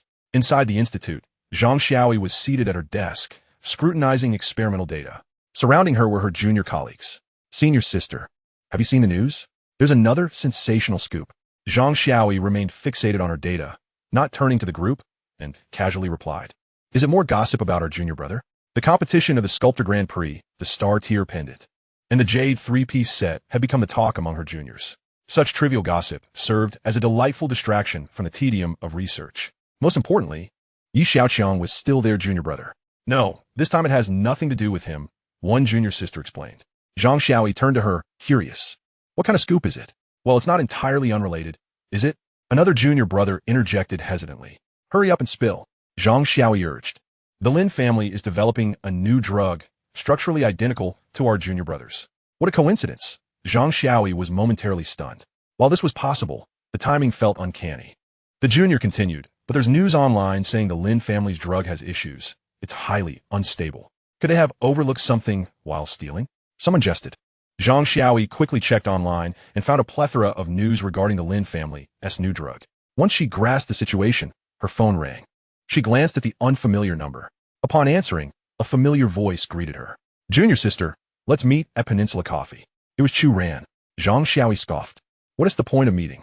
I possess some materials from the Lin family that you and Xiaoqiang might find intriguing. Moreover, have you not noticed how the Lin family's new drug resembles that of the Yi family? You. Beep, beep, beep. Zhang Xiaoyi had more to say, but the call had already ended. Her companions inquired. Who was that, calling at this hour? Zhang Xiaoyi gathered her belongings, stating, I have something to attend to. After departing the research institute, she arrived at the agreed Peninsula Coffee. She glanced at the somewhat secluded cafe before striding inside. In a remote corner sat a man, wearing a mask and a duck-billed hat. What do you want? Zhang Xiaoyi said coldly. Chu Ran produced a stack of documents and placed them before her. Zhang Xiaoyi's pupils dilated as she recognized the contents. Is this the Lin family's new drug? Indeed. Zhang Xiaoyi was utterly astounded. You stole the formulation. Lower your voice. Chu Ran glanced around. It wasn't me. It was Lin Haoran who orchestrated the theft. I only learned of it later. Wait, that doesn't make sense. Zhang Xiaoyi quickly regained her composure. If the Lin family stole the formulation, how did issues arise? Chu Ran shook his head, equally perplexed. Unless Xiaoqiang anticipated the theft and modified the formulation. The most challenging part would be ensuring that the revised formulation stability period extends beyond the drug trial period, thereby evading the scrutiny of the testing technicians. If that is the case, this individual possesses remarkable prowess in pharmacology, a feat even a mentor could scarcely achieve. Both fell into a brief silence, pondering the enigma. What exactly do you want from me? Zhang Xiaoyi thought, knowing Chu Ran wouldn't merely seek her out to share this. Junior sister, do not call me that. Since the day you betrayed our sect, we are no longer on such terms. Zhang Xiaoyi recalled the day he renounced their mentor and attempted to undermine their foundation, stirring feelings of disgust within her. Fine, I cannot articulate it clearly now. Chu Ran did not wish to squander time on that matter. The Lin family will surely shift the blame onto me. I need to see Xiaoqiang. You? Zhang Xiaoyi regarded Chu Ran with disdain. Do you truly believe he will harbor you, protect you? Or the entity? No. But I possess something he requires. Chu Ran smirked slyly. The Lin family will not accept him any longer. They will undoubtedly lay the blame at his feet. I suspect they will leverage their influence to make it impossible for him to maintain a foothold in the pharmaceutical industry. At present, only Xiaoqiang might be willing to take him in. How could you possibly have what he needs? Zhang Xiaoyi was incredulous. During my time with the Lin family, I came into contact with some production processes and formulations, about 1/5 of their total. Surely, these would be of interest to Xiaoqiang? Zhang Xiaoyi fell silent for a moment. She did not condone such actions, yet the Lin family's initial aggression warranted a response. If not for their unstable new drug, wouldn't Xiaoqiang incur significant losses? This matter should not be decided unilaterally. After some contemplation, she replied, I must first ask him if he is willing to meet you. Good. However, I hope you expedite the process. If he declines, I will have to pass this information to someone else. With that, Chu Ran donned his mask and hat before exiting the cafe. Zhang Xiaoyi recounted the details to Xiaoqiang. On the other end, he remained silent for a few seconds before responding, have him arrange a time and place to meet. After hanging up, Zhang Xiaoyi sensed Xiaoqiang had an inkling of Chu Ran's intentions. Unable to resolve the drug dilemma, the Lin family would likely cast him out to bear the consequences. Chu Ran was no simple character. He had fled prematurely, using some of the Lin family's secrets as leverage to secure his own escape and protection. The Lin family could never have fathomed that the formulations they had stolen had already been tampered with by Xiaoqiang. Chapter 131. A Trip to the Theater Together.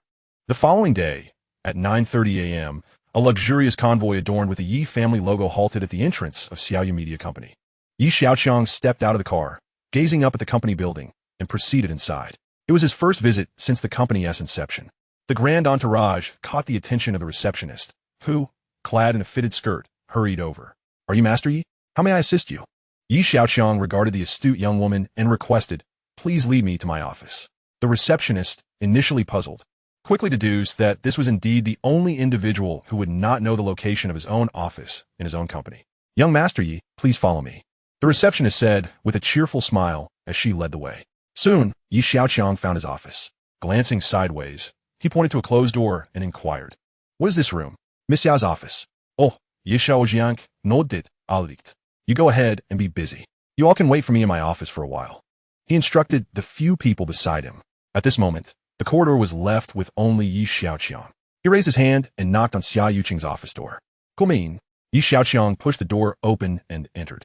What brings you here? Xiaoqiang looked up in surprise at the doorway. It was indeed unexpected for this aloof manager to come to the company. Xiaoqiang surveyed the surroundings. The spacious room featured a solid wood desk and a set of black leather sofas. The decor was minimalist, yet exuded an air of elegance, while still feeling warm. Finally, his gaze settled on Xiaoqiang's face. Her long, lustrous black hair cascaded to her shoulders, with a pair of earrings gently swaying among the strands. The golden branches and emerald leaves complemented her fair, slightly blushing cheeks. Gold, green, and delicate pink harmonized beautifully, creating a picture of perfection that momentarily captivated him. Is there something you need from me? Xiaoqiang's melodious voice broke the spell. Xiaoqiang regained his composure and replied, Nothing much. Just thought I would come by to see you. At his words, Xiaoqiang's cheeks flushed slightly. You mentioned last time that the short dramas could expand overseas? Indeed, he affirmed, but we are not quite prepared for that yet. Are we? Xiaoqiang rested her chin on her hand, lost in thought. Expanding to international markets was no simple feat, It certainly required meticulous preparation. I'll have them draft a comprehensive plan. What is the current status of the short dramas? Xiaoqiang it. Short dramas are currently very popular, with numerous media companies entering the fray, making competition quite fierce. However, based on the data and reviews, we have the upper hand, Xiaoqiang explained. Listening to her words, Xiaoqiang grasped the prevailing situation of the short dramas. The enormous commercial potential had attracted many eager to partake. As long as Xiaoyu Media secured its position as the industry leader, he felt confident. I'll write a few more scripts later. He glanced at the time displayed on his glasses. The hour of his meeting with Chu Ran was approaching. You carry on.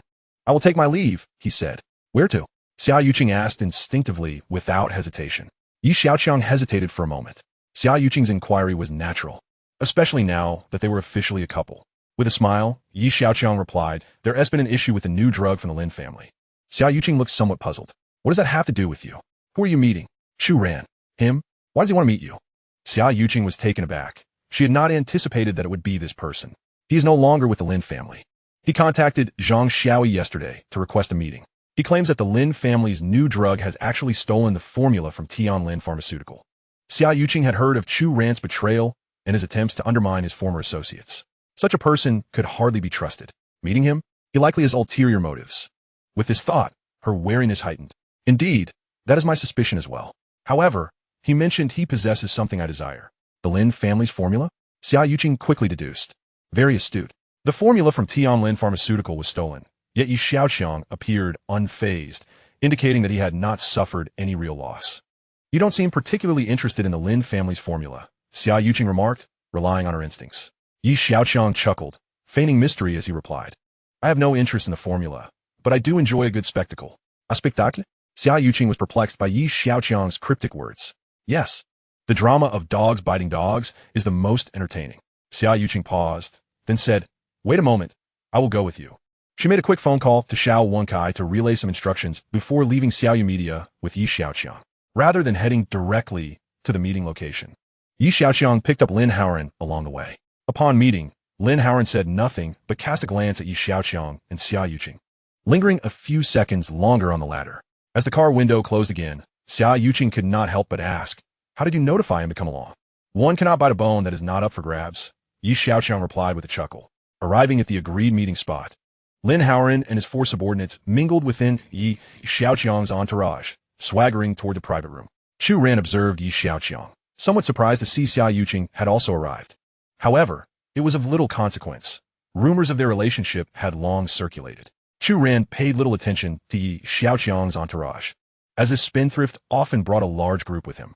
He was confident that, as long as he held the drug formula Xiaoqiang desired, there was no way Xiaoqiang would betray him. Lin Xiao, the person is right here. Chu Ran, make your move. Before he could fully comprehend the situation, 4 individuals had pinned him to the table. Lin Haoran removed his hat, revealing his true identity. It's you. Chu Ran finally recognized that it was Lin Haoran's men holding him down. Do you think you can simply walk away? Lin Haoran glared at Chu Ran. This person knew certain secrets of the Lin family. He cannot be let go so easily. Xiaoqiang, are you out of your mind? I still have the Lin family's drug formula in my possession, and you don't want it? You truly are a foolish pig. Chu Ran shouted, struggling. The 4 men quickly covered his mouth, preventing him from continuing. Oh, Dr. Chu, please refrain from making wild statements. I have no interest in the Lin family's formula. Lin Xiao, we have the person under control. If there is nothing else, I shall take my leave, Xiaoqiang said, turning to exit. Wait a moment. Lin Haoran was perplexed. When Chu Ran contacted Xiaoqiang, it was impossible that he did not mention the Lin family's drug formula. The magnitude of that temptation was astonishing. Yet Xiaoqiang remained indifferent. It was baffling. Do you believe what he just said? Chapter 132. The Spendthrift and a Pack of Old Foxes. Lin Haoran stared blankly at Xiaoqiang. Just moments ago, Chu Ran had mentioned the Lin family's theft of the drug formula. Yet Xiaoqiang had shown no reaction. Of course not. If they had truly stolen it, how could your drugs have encountered issues? Xiaoqiang remarked, casting a glance at Chu Ran. The revelation of the Lin family's theft had already been captured by his smart glasses. Lin Haoran stood in place, suddenly finding Xiaoqiang's reasoning sound. Could it be that Chu Ran had orchestrated some scheme? This traitor was indeed difficult to decipher. Then thank you, young Master Yi. The Lin family will remember this favor. Lin Haoran stated before turning to leave the private room. The 4 subordinates, escorting Chu Ran, approached Xiaoqiang and added, thank you, young Master Yi. Once Lin Haoran and his group were out of sight, Yi Xiaoqiang turned to the bewildered Xiaoqiang with a smile. Did you see that? They are thanking me. Are you really just going to let the Lin family take him away? Xiaoqiang tilted her head, incredulously asking. She still did not understand. Chu Ran not only knew about the Lin family's theft of Yi Xiaoqiang's drug formula, but also possessed the Lin family's formula. How could he leave without taking anything? I told you, the real show is yet to come. This time, the Lin family will not only suffer severe losses, but will also owe me a debt of gratitude. Yi Xiaoqiang concluded, glancing at the private room before addressing his subordinates. I wish to have a private conversation with my girlfriend. At this declaration, the crowd dispersed like birds taking flight. Once they had vacated the room and closed the door, Xiaoqiang, her face filled with shock, asked, "What are you planning to do? You have acknowledged that I am your boyfriend. We ought to engage in some activities that couples typically do, don't you think?" "Oh, no. Please." A few days later, a statement of apology from the Lin family surfaced online, in addition to expressing their regrets. The statement outlined the reasons behind the issues concerning the new medication. It revealed that a technical oversight by Chu Ran was a significant factor contributing to the instability of the new drug. Furthermore, it was disclosed that this individual had also stolen a portion of the Lin family's pharmaceutical formulas. The statement concluded with gratitude towards Yi Xiaoqiang for mitigating substantial losses for the Lin family. Gradually, the incident began to settle down. Lin Xiaofeng lay in bed, finally letting out a long sigh of relief. The new drug debacle had inflicted considerable damage on the Lin family, with an investment of nearly 1 billion evaporating almost entirely. To stabilize several important partnerships, the Lin family had to bear additional costs. Their initial plan to squeeze the Yi family's new pharmaceutical factory was thus rendered futile. Lin Xiaofeng closed his eyes, feeling a twinge of pain, and said to Lin Haoran, "It's all right. The business world is fraught with change. The Lin family has weathered many storms. These losses will not take long to recover." Lin Haoran nodded, both to comfort himself and to reassure his father. "Mr. Lin, it's bad news. It's terrible." A young man, holding a stack of documents, rushed in, visibly flustered. "What is it?" Lin Haoran glared at the intruding Xiaoqiang. Xiaoqiang, disregarding Lin Haoran's wrath, blurted out, "All of our pharmaceutical formulas have been leaked." "What?" Lin Xiaofeng sat up in bed, while Lin Haoran stood abruptly from his chair. Grabbing the documents, he examined them for a moment before collapsing back onto the chair. "What happened?" Lin Xiaofeng's features contorted with anxiety. "Our entire set of formulas was sold on the international black market," Lin Haoran said numbly. With a gasp, Lin Xiaofeng spat blood and collapsed back onto the bed. The new drug incident was a major scandal within the pharmaceutical industry. Many netizens were puzzled as to why the Lin family had expressed gratitude towards Yi Xiaoqiang. Originally, this was a Lin family affair, but now it involved the Yi family as well. While Yi Tianlin had yet to retrieve Yi Xiaoqiang, the public's primary concern was the future of the Xia family, particularly the cherished Xiaoqiang. As Yi Tianlin aged, the fate of Xiaoqiang Group became uncertain. With no successors, the Yi family emerged as the most likely inheritors of Xiaoqiang Group. Should a significant upheaval occur within the Yi family, the Xia family would naturally suffer. After all, among these established families, the Xia family was among the weakest, with shallow roots and a fragile foundation. The eventual outcomes were either aligning with a powerful force or carving out a bloody path for themselves. Whichever path they chose would be arduous. During that time, Xiaoqiang became a target in the eyes of her rivals. They even reached a tacit agreement to unite, first to topple the Yi family, and then to compete for Xiaoqiang. However, none could have anticipated that Yi Xiaoqiang would unexpectedly intervene and thwart their plans. Yet, this was not a cause for concern. Could a mere young man, inexperienced in worldly matters, truly outmaneuver a cadre of seasoned strategists? Especially one considered a prodigal son. The Lin family was naturally included among the ranks of their adversaries. Hence, the public could not fathom why the Lin family would express gratitude towards Yi Xiaoqiang. Nevertheless, other news soon emerged online. Some netizens posted revelations, claiming that the issues with the Lin family's new drug stemmed from the theft of the Yi family's pharmaceutical formulas. During the theft, for reasons unknown, the formulas became compromised, leading to the instability of the new medication. Below the post, a segment of audio purportedly featuring Chu Ran's own words was included. The moment this news broke, it spread across the internet like wildfire. Investigative netizens unearthed the drug components from both families, discovering them to be identical. At this juncture, Yi Tianlin also encountered these reports, finding himself bewildered by the unfolding drama. What was the underlying narrative? More crucially, how had their rivals managed to cooperate so seamlessly? Yi Tianlin meticulously traced the sequence of events. The Lin family had pilfered the formulas from Tianlin Pharmaceutical, but had not anticipated that the stolen formulas would malfunction. The entire situation was rife with uncertainties. Yet, these are not the matters Yi Tianlin wished to ponder. He was no mere bystander, nor a detective. He was a businessman. Yi Tianlin carefully analyzed the potential trajectories of the Lin family. The new drug incident would catalyze a series of repercussions, inflicting losses upon the Lin family while simultaneously altering the landscape of the pharmaceutical industry in Longhua. The Lin family would be unable to mount any significant actions in the near term and would remain on the defensive for a considerable time. The strategic contraction of the Lin family would create opportunities that only Xiaoqiang Group could swiftly capitalize upon. This presented a chance for Xiaoqiang to expand his assets.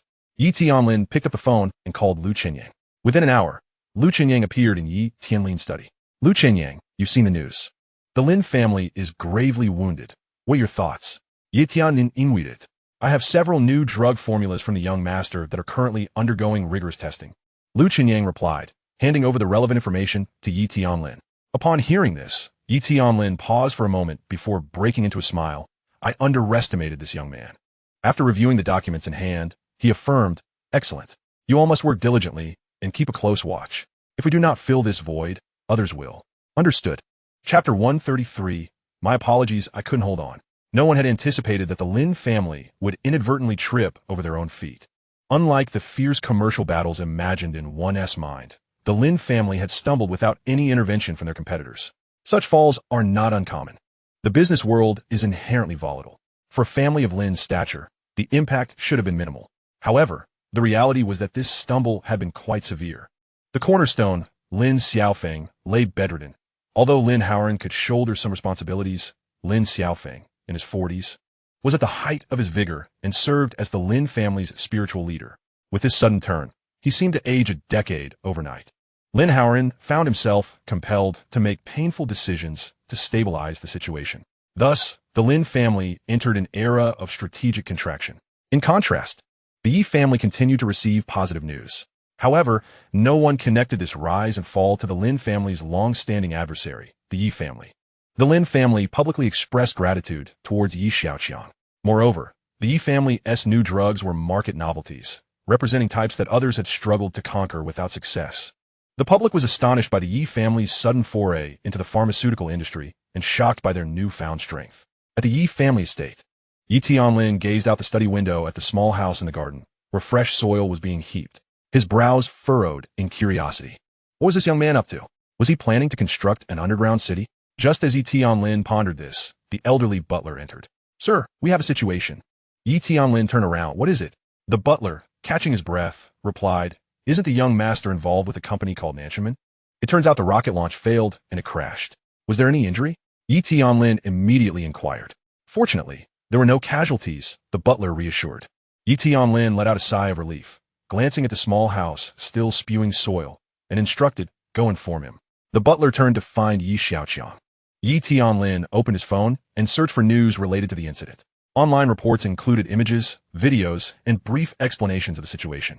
A privately owned enterprise in Longhua had experienced a rocket launch failure, resulting in a violent explosion, though thankfully without any injuries. The video depicted a large rocket ascending into the mountains, only to cut its thrusters mid-air and plummet to the ground, causing a tremendous explosion, accompanied by a deafening roar. A colossal fireball erupted into the sky. Discussions about this incident erupted across the internet. What the heck? A private rocket? Since when did Longhua engage in such ventures? That was quite the embarrassment. I wonder how many small objectives have been lost now. What if this triggers a wildfire? There are residential buildings nearby. Who is responsible for this? How should it be judged? The location of the rocket launch base is problematic. It should be far from the city. Which big shot decided to test such a massive rocket in the mountains? The rocket incident has sparked widespread discussion among netizens, the majority of which revolves around doubts regarding the capabilities of private enterprises in the Dragon Nation to handle rocket technology. In Zhongzhou's Gongyi City, personnel from the local Safety Supervision Bureau have swiftly arrived at the scene of the accident. This site is a testing point for the Nanchaman Company. A safety supervisor inquired of the technical lead, please explain the primary cause of the incident. Observing the safety personnel poised with pens for notes, the representative of Nanchaman in Gongyi City responded, we sincerely apologize. The rocket's thrust significantly exceeded our estimates and was not securely tethered. News of the rocket accident promptly reached the headquarters of Nanshimen. Song Ku, the chief engineer, upon receiving a brief report, drove to Gongyi City. He was already aware of the cause of the accident. The new rocket's thrust had far surpassed expectations. While the incident elicited widespread concern from the public, Song Ku, as a seasoned expert, felt an overwhelming shock. The rocket technology in question had been provided by Xiaoqiang. According to the technical performance specifications, the company's rocket, the Tianjin No. 1, was intended to correspond with the latest reusable rocket from Elon Space. However, the actual test results were astonishingly unexpected, leading to the rocket not being secured on the testing platform. The test had inadvertently turned into a launch. The news of the rocket's failure spread further across the internet, quickly reaching the military. At that moment, Xiaoqiang was seated in a small conference room at the National Space Administration, listening to a technical report. Are you saying that the primary cause of this incident was the thrust of the rocket exceeding estimates? Indeed, Chief Zhao. The Tianjin No. 1 rocket was located in the mountains. We have visited the site. It is merely a testing area for rocket engines, not a true launch site. The launch pad was designed for a thrust of 700 tons, yet the rocket far exceeded this design, estimating no less than 900 tons. As the technician concluded, an uproar erupted in the conference room. Most attendees were professionals in rocket technology, with several being seasoned experts. Currently, the latest rocket from the Dragon Nation, the Changzhen V, has a launch thrust of over 1,000 tons, achieved by bundling 4 boosters. Meanwhile, the first stage of the Tianjin No. 1 has already reached a thrust of 900 tons. With further optimization and improvements, its potential is virtually unimaginable. By comparison, the corresponding rocket from the American company, Jianli Mei Elon Space, has a thrust of 770 tons. After gaining a clearer understanding, Zhao Yunlong turned to his assistant and inquired, "What is the name of this company?" Nanshimen Company. Nanshimen? Zhao Yunlong paused briefly, attempting to ascertain its ownership. It belongs to the Yi family, specifically Yi Xiaoqiang. That kid again. The same sentiments were echoed by the Yi family in Sioux City. The fall of the Tianjin No. 1 naturally captured the attention of Yi Tianming's family. Yi Jingyi had just returned from the Magic City and conveyed her observations from the trip to her grandfather and father. Both men fell into deep contemplation. If Yi Tianlin could survive for a few more years, it seemed that this relentless pursuit could potentially recreate another powerhouse from an already robust foundation. The mere thought sent shivers down their spines. Ultimately, upon hearing about Nanshimen Company, they realized this child truly aspired to reach the heavens. However, the distinction between aspiring and achieving such heights is another matter entirely. This situation unfolded over just a few months. Now, news of the colossal rocket has surfaced online. Although this attempt has failed, it is said that failure is the mother of success. Is there any scientific inquiry that proceeds without obstacles? Given time, this young man may indeed ascend to the skies. Grandfather, Dad, do you know the cause of this accident? Yi Jingyi asked cautiously, fearing it might startle their sensitive hearts. Both men shook their heads in unison. The official cause of the accident has yet to be announced. I inquired, and it turns out this isn't considered a launch failure, as the rocket was never intended to be launched. After a brief pause, Yi Jingyi continued, the rocket's thrust was too great, far exceeding design specifications, and it wasn't secured. Yi Tianming. Yi Minchen. Yi Vingyuan. Chapter 134. Attention from across the ocean. I'm sorry, it wasn't secured. Yi Xiaoqiang slapped his forehead. How careless of me. The overly advanced technology, materials, and systems could not support such ambition. Furthermore, the sudden emergence of such advanced technology would inevitably provoke intense scrutiny. Thus, after exchanging this rocket technology, Yi Xiaoqiang made modifications.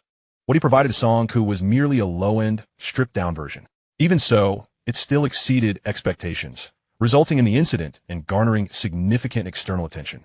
Despite the multitude of pessimistic voices online, industry insiders held a different perspective.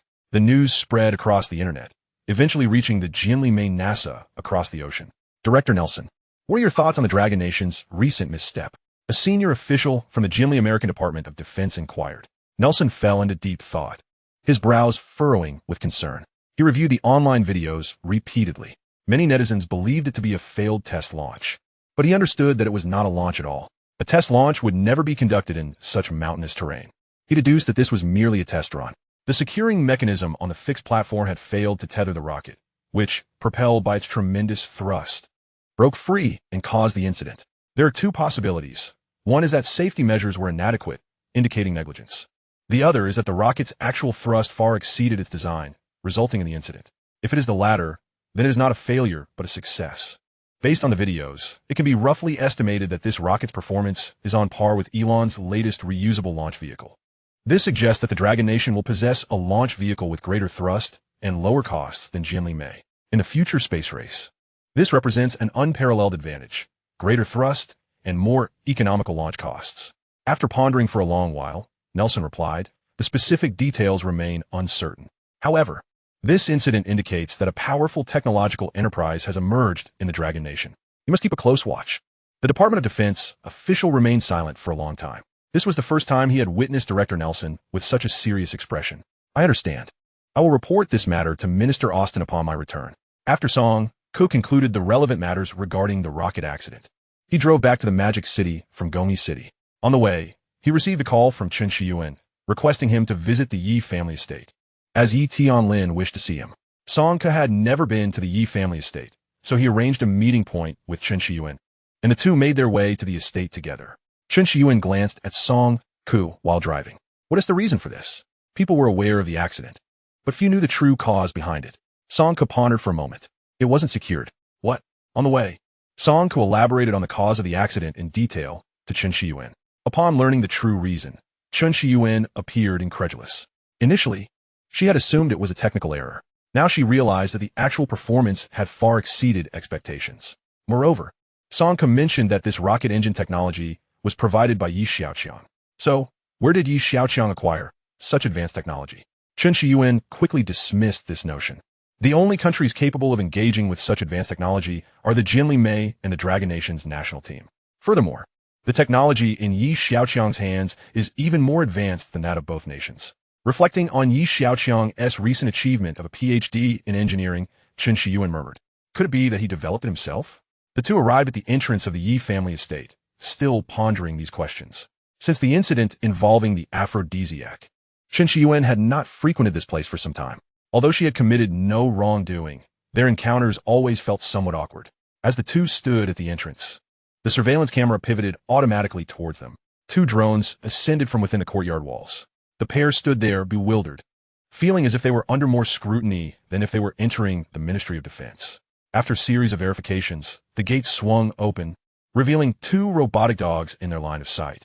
This was Song Ku's first visit, and he gazed at Chen Shiyuan with a look of confusion.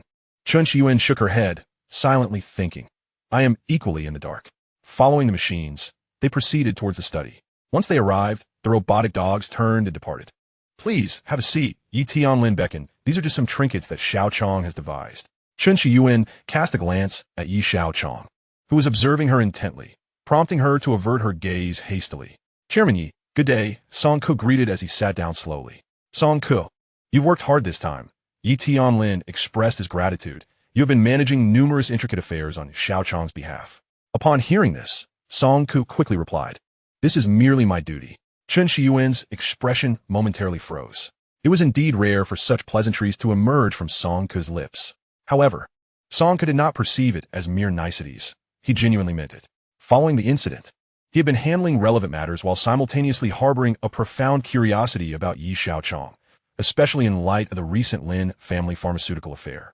Song Ke had meticulously searched for information regarding Yi Xiaoqiang. The more he uncovered, the more astonished he became.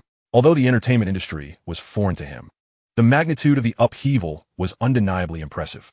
The pharmaceutical sector was entirely new territory for the Yi family, yet with just a few of Yi Xiaoqiang's prescriptions, they swiftly established their footing. Initially, Song Ke had little respect for this spendthrift, but the recent advancements in engine technology had significantly altered his perception of Yi Xiaoqiang. If the technology was not pilfered, it must have been developed through rigorous research. After all, one could never steal technology more advanced than that of their competitors. "I have summoned you here to glean some insights. I am not particularly knowledgeable in this area. What is the commercial value of this rocket?" Yi Tianlin articulated his thoughts. "Enormous. Tremendously so," Chen Shiyuan replied. "How substantial?" Yi Xiaoqiang interjected. Chen Shiyuan regarded him, sensing a dissonance between his perspective and her own. Yi Tianlin was primarily concerned with the potential commercial viability. This rocket significantly reduces launch costs and enables high-frequency commercial launches, Song Ku elaborated. "Su Mingqian will arrive shortly." We will discuss the matters regarding commercial launch companies then. Upon hearing their responses, Yi Tianlin began to formulate a rough plan. After waiting for approximately 10 minutes, with everyone assembled, Yi Tianlin articulated his plan. A new company dedicated to commercial launches would be spun off from Nanchaman. The operational aspects would be overseen by Su Mingxian, while Song Ke would manage the technical matters. Chen Shiyuan would be responsible for bridging the technical commercial aspects and providing policy guidance on the governmental front. Once the specific roles were delineated, Yi Tianlin inquired, Xiaoqiang, what shall we name this new commercial launch company? Surely, you must have a name in mind. Yi Xiaoqiang glanced around at the group, contemplating. The parent company is called Nanchaman, so let us name this one Tianyi. Conveniently, the first rocket is called Tianyi No. 1. From Tianyi to Nanchaman, it has a nice ring to it. Yi Tianlin chocolate heartily. With the establishment of the Tianyi company confirmed, Su Mingxian and Song Ke each embarked on their respective tasks, one focusing on operational management and the other on the technical domain. The new company would require a plethora of personnel, and assembling a talented workforce would take some time. Observing the departure of the two, Chen Shiyuan prepared to leave as well. At that moment, Yi Tianlin spoke. Chen Shiyuan, why not come in Nanchaman to assist Xiaoqiang? He has mentioned this to me several times. Chen Shiyuan halted in her tracks, standing still. This suggestion had also been proposed by Yi Xiaoqiang, and she had regarded it as a mere casual comment. However, when the words emerged from Yi Tianlin's mouth, they undoubtedly carried greater weight. Yi Xiaoqiang's father, Yi Mingyan, had once assisted Chen Shiyuan's impoverished family, enabling her to continue her education. After Yi Mingyan's unfortunate incident, Yi Tianlin had learned of her plight and continued to support her studies. Following her graduation, Yi Tianlin had even secured her this position. Everything she had today was a result of the Yi family's benevolence. Once Yi Tianlin made a request, Chen Shiyuan could hardly refuse. However, she felt an inexplicable trepidation towards Yi Xiaoqiang.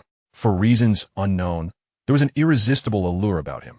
She was 9 years his senior, and if she acquiesced to Yi Tianlin's request to work at Nanchaman, her interactions with Yi Xiaoqiang would inevitably increase. Would such proximity eventually lead to deeper feelings? I shall return to handle the transition formalities. Chen Shiyuan finally conceded after much deliberation. Very well. Once you have settled matters on that end, reach out to Xiaoqiang. Yi Tianlin reassured her, satisfied with the arrangement. After Chen Shiyuan took her leave, she hurriedly exited the Yi family estate. Do you require assistance with the excavation? Yi Tianlin inquired, noticing that it was just the two of them. Yi Xiaoqiang smiled broadly and replied, no need. I can manage on my own. Recently, his excavation activities at home had indeed attracted considerable attention from the estate's inhabitants. They were merely curious but dared not inquire further. Yi Tianlin chose not to pry either. As long as Yi Xiaoqiang did not demolish the house, he could pursue his endeavors freely. The old man had grown fond of Yi Xiaoqiang's antics, as each endeavor seemed to yield remarkable results. Overall, the family had not only avoided disarray, but had thrived amidst the tumult. All right then, you carry on with your work. Yi Tianlin waved him off. Yi Xiaoqiang left the study and returned to his quarters. In recent days, utilizing the modified machinery had significantly expedited his excavation efforts. The construction of an underground city was not an urgent matter. He would allow the machinery to progress at a steady pace. With plans to venture into space, he was acutely aware that it would inevitably attract both domestic and international attention. Meanwhile, a particular mech in the system marketplace had piqued Yi Xiaoqiang's interest. Composed of hundreds of components, its disassembled form could resemble that of a satellite. At first glance, it appeared identical to the satellites currently employed by various nations. He could launch these components into space one by one, using them as satellites in the interim and then assemble them when the time called for it. However, upon examining the blueprints, Yi Xiaoqiang was taken aback. Such a combinable mech satellite was not something to be disclosed lightly. Achieving the necessary level of disassembly and assembly skills required reaching level 5. After all, only with level 5 skills could one assemble equipment valued under 100 million. Disassembly. Assembly level 50,000. Note, current level allows for the disassembly and assembly of items valued under 1 million. To reach level 4, unlocking the ability to handle equipment worth tens of millions would demand 1 billion long kingdom currency. An estimated 2 billion would be necessary to ascend from level 4 to level 5. Yi Xiaoqiang contemplated this, realizing he was still far from achieving level 5 disassembly and assembly skills. His immediate priority remained the selection of a launch site. Ideally, he envisioned a location near the equator, specifically Blue Island in the Long Kingdom. However, after conducting some research, he discovered that this might pose certain challenges. Time passed swiftly, and soon it was autumn in October. Xiaoqiang, accompanied by his team, boarded a private Gulfstream jet, bound for a small island named Mech Island, located in the South Long Kingdom Sea. This trip included Chun Shiyuan, Song Ku, Su Mingxian, and 5 others from the dormitory. After approximately 3 hours of flight, the plane landed at the airport, where a dedicated vehicle awaited them. Observing the approaching vehicle, Xiaoqiang was taken aback. A military vehicle? The construction of a rocket base encompassed a vast array of considerations, and the procedures involved were exceedingly intricate. I had previously informed General Zhao, and with his assistance, we can streamline numerous processes. Chun Shiyuan explained to the puzzled Xiaoqiang that the establishment of a rocket launch site would involve multiple departments. To ensure the smooth progression of the entire project, she directly approached General Zhao Yunlong. Upon learning that Xiaoqiang was the one building the launch site, Zhao Yunlong readily agreed to offer his help without hesitation. The group boarded a vehicle and headed towards a recently leveled plot of land on the island. After approximately 40 minutes of travel, they arrived at their destination. As Xiaoqiang alighted from the car, he spotted Zhao Yunlong along with a group of individuals. Grandpa Zhao, he greeted upon disembarking. Zhao Yunlong, noticing Xiaoqiang, chuckled, "You rascal, it hasn't been long since we last met, and you've already stirred up such a commotion." Feeling somewhat embarrassed, Xiaoqiang scratched his head and replied, "My apologies, Grandpa Zhao. I'll ensure to secure a sturdy chain next time. This time, it will definitely hold." Zhao Yunlong ceased his jesting and proceeded to introduce Xiaoqiang to the people around him. After elucidating the relevant policies and procedures, the group began to inspect the site. The entire area covered approximately 20,000 acres, although not all of it would be utilized initially. Constructing the launch facility is a lengthy endeavor that requires phased implementation. Chief Engineer Song, what are your thoughts? Xiaoqiang inquired after they had completed a circuit of the area.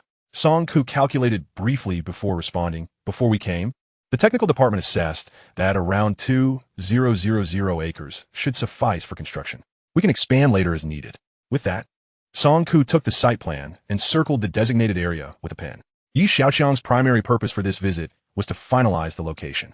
After returning, he would need to prepare an investment budget for the entire project and estimate the construction timeline. However, these matters were not his concern. Su Mingxian would relay the final results to him. Meanwhile, things were also bustling back in Modu. This time, Xiaoqiang did not bring along his 12 female companions. As the leader among them, and was currently at the Guming tea house with the others. This milk tea shop had been acquired by Xiaoqiang, though he likely had long forgotten about it. Such minor enterprises did not warrant space in his memory. And you sighed softly, "Perhaps we should consider expanding it." One of the women behind her suggested.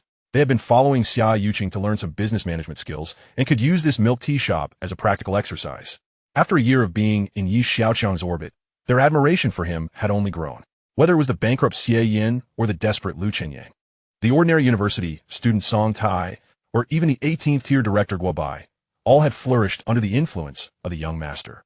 Thus, there were no useless individuals among his subordinates. Chapter 136, Secret Meeting. After finalizing the location for the launch base, Zhao Yunlong and a group of officials drove to Meichi Island Airport. Just before leaving, Zhao Yunlong left behind a cryptic remark, "I await your greater endeavors." Xiaoqiang gazed up at the vast sky and then down at the azure sea, reveling in the expansive feeling it evoked. This truly was a splendid location. Once construction was completed here, one could bask in the sun while witnessing grand rockets ascend into the heavens. Xiaoqiang seemed to be lost in his own musings. Thoroughly enchanted. "Young master, this project will likely take about a year, won't it?" Su Mingxian remarked from beside him.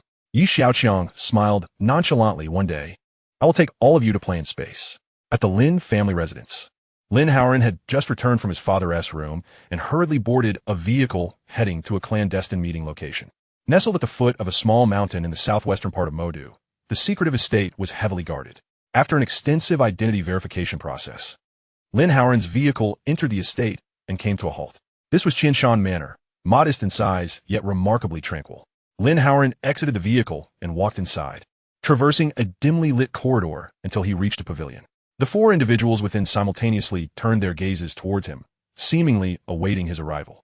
After greeting them, Lin Howren took his seat. Qianshan Manor served as Sanzilang's base in Modu, a secret meeting place for him and his associates. "We are aware of your family situation. We must unite.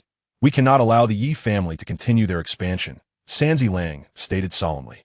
The market vacated by the Lin family's contraction in the pharmaceutical industry was swiftly being seized by the Yi family. Xiaoqiang had not anticipated such a development for the Lin family, nor the magnitude of the resulting losses. The situation had caught him completely off guard, leaving him unprepared. This was precisely why the Yi family had exploited the opportunity. "How is your father's health?" Qin Beichuan inquired with concern. "My father's condition has stabilized, but he still requires rest," Lin Haoran replied. "I sometimes envy Lin Xiaoqiang. At least he has a son capable of standing on his own," Qin Beichuan remarked, inevitably comparing Lin Haoran with his own son. It was evident that Qin Lang paled in comparison to Lin Haoran in both temperament and capability. "Let us discuss serious matters." Yiminghui intergested, visibly frustrated. At the adult ceremony of Xiaoqiang, Yiminghui had deliberately instructed Jiang Yuxing to sow discord between the Xia and Yi families. He hoped to exploit the opportunity to observe whether Yi Tianlin would attend. Given the relationship between the two families, if Yi Tianlin did not show, it was likely due to health issues. However, contrary to his expectations, he not only failed to instigate discord but also received astonishing news. Yi Tianlin was in robust health, full of vitality, even walking with a remarkable air. Upon hearing this news, Yiminghui was left utterly dumbfounded. Now, feeling overwhelmed, he had little patience for Qin Beichuan's idle chatter. Chao Buyan remained silent, his eyes darting between the others, his thoughts a mystery. The Yi family has never ventured into the pharmaceutical industry. This development is somewhat unusual, Sanzi Lang remarked, directing his gaze at Lin Haoran. "What is going on?" Lin Haoran exchanged glances with Sanzi Lang. The new drugs of the Lin and Yi families were indistinguishable to industry insiders, a fact that could not escape Sanzi Lang's notice. Those present were all in the same boat, to be precise, aboard Sanzi Lang's vessel, with him as the captain. "I am uncertain. After we obtained the formula, the drug trials proceeded normally, but when it came time for production, instability arose." Lin Haoran disclosed the truth. His words left Sanzi Lang in contemplative silence for a considerable time. This was the first time he had encountered such a situation. One possibility was that the formula had been tampered with the perpetrator able to precisely control the drug's instability cycle. Yet, this notion seemed rather far-fetched. "I have important news as well," Yiminghui interjected. "Yi Tianlin's health seems to have improved further." "Sanzi Lang what?" "Qin Beichuan. How can that be?" The two appeared incredulous. Yiminghui turned to Chao Buyan. "Chao, am I right?" Xiaoqiang lifted his eyelids, meeting the gazes of the others. "I haven't figured out either," he finally replied after a moment of silence. The three men were now thoroughly convinced, albeit still baffled by the circumstances. Gao Baoyuan, having experienced it firsthand, felt the weight of the situation. With Yi Tianlin present, he dared not act recklessly. During the mid-year conference, Yi Tianlin had already used the opportunity to remind him through accolades. With Yi Tianlin around, he could not stir up much trouble. "Mr. Sanzi, are there any drugs in your country that could delay aging or promote longevity?"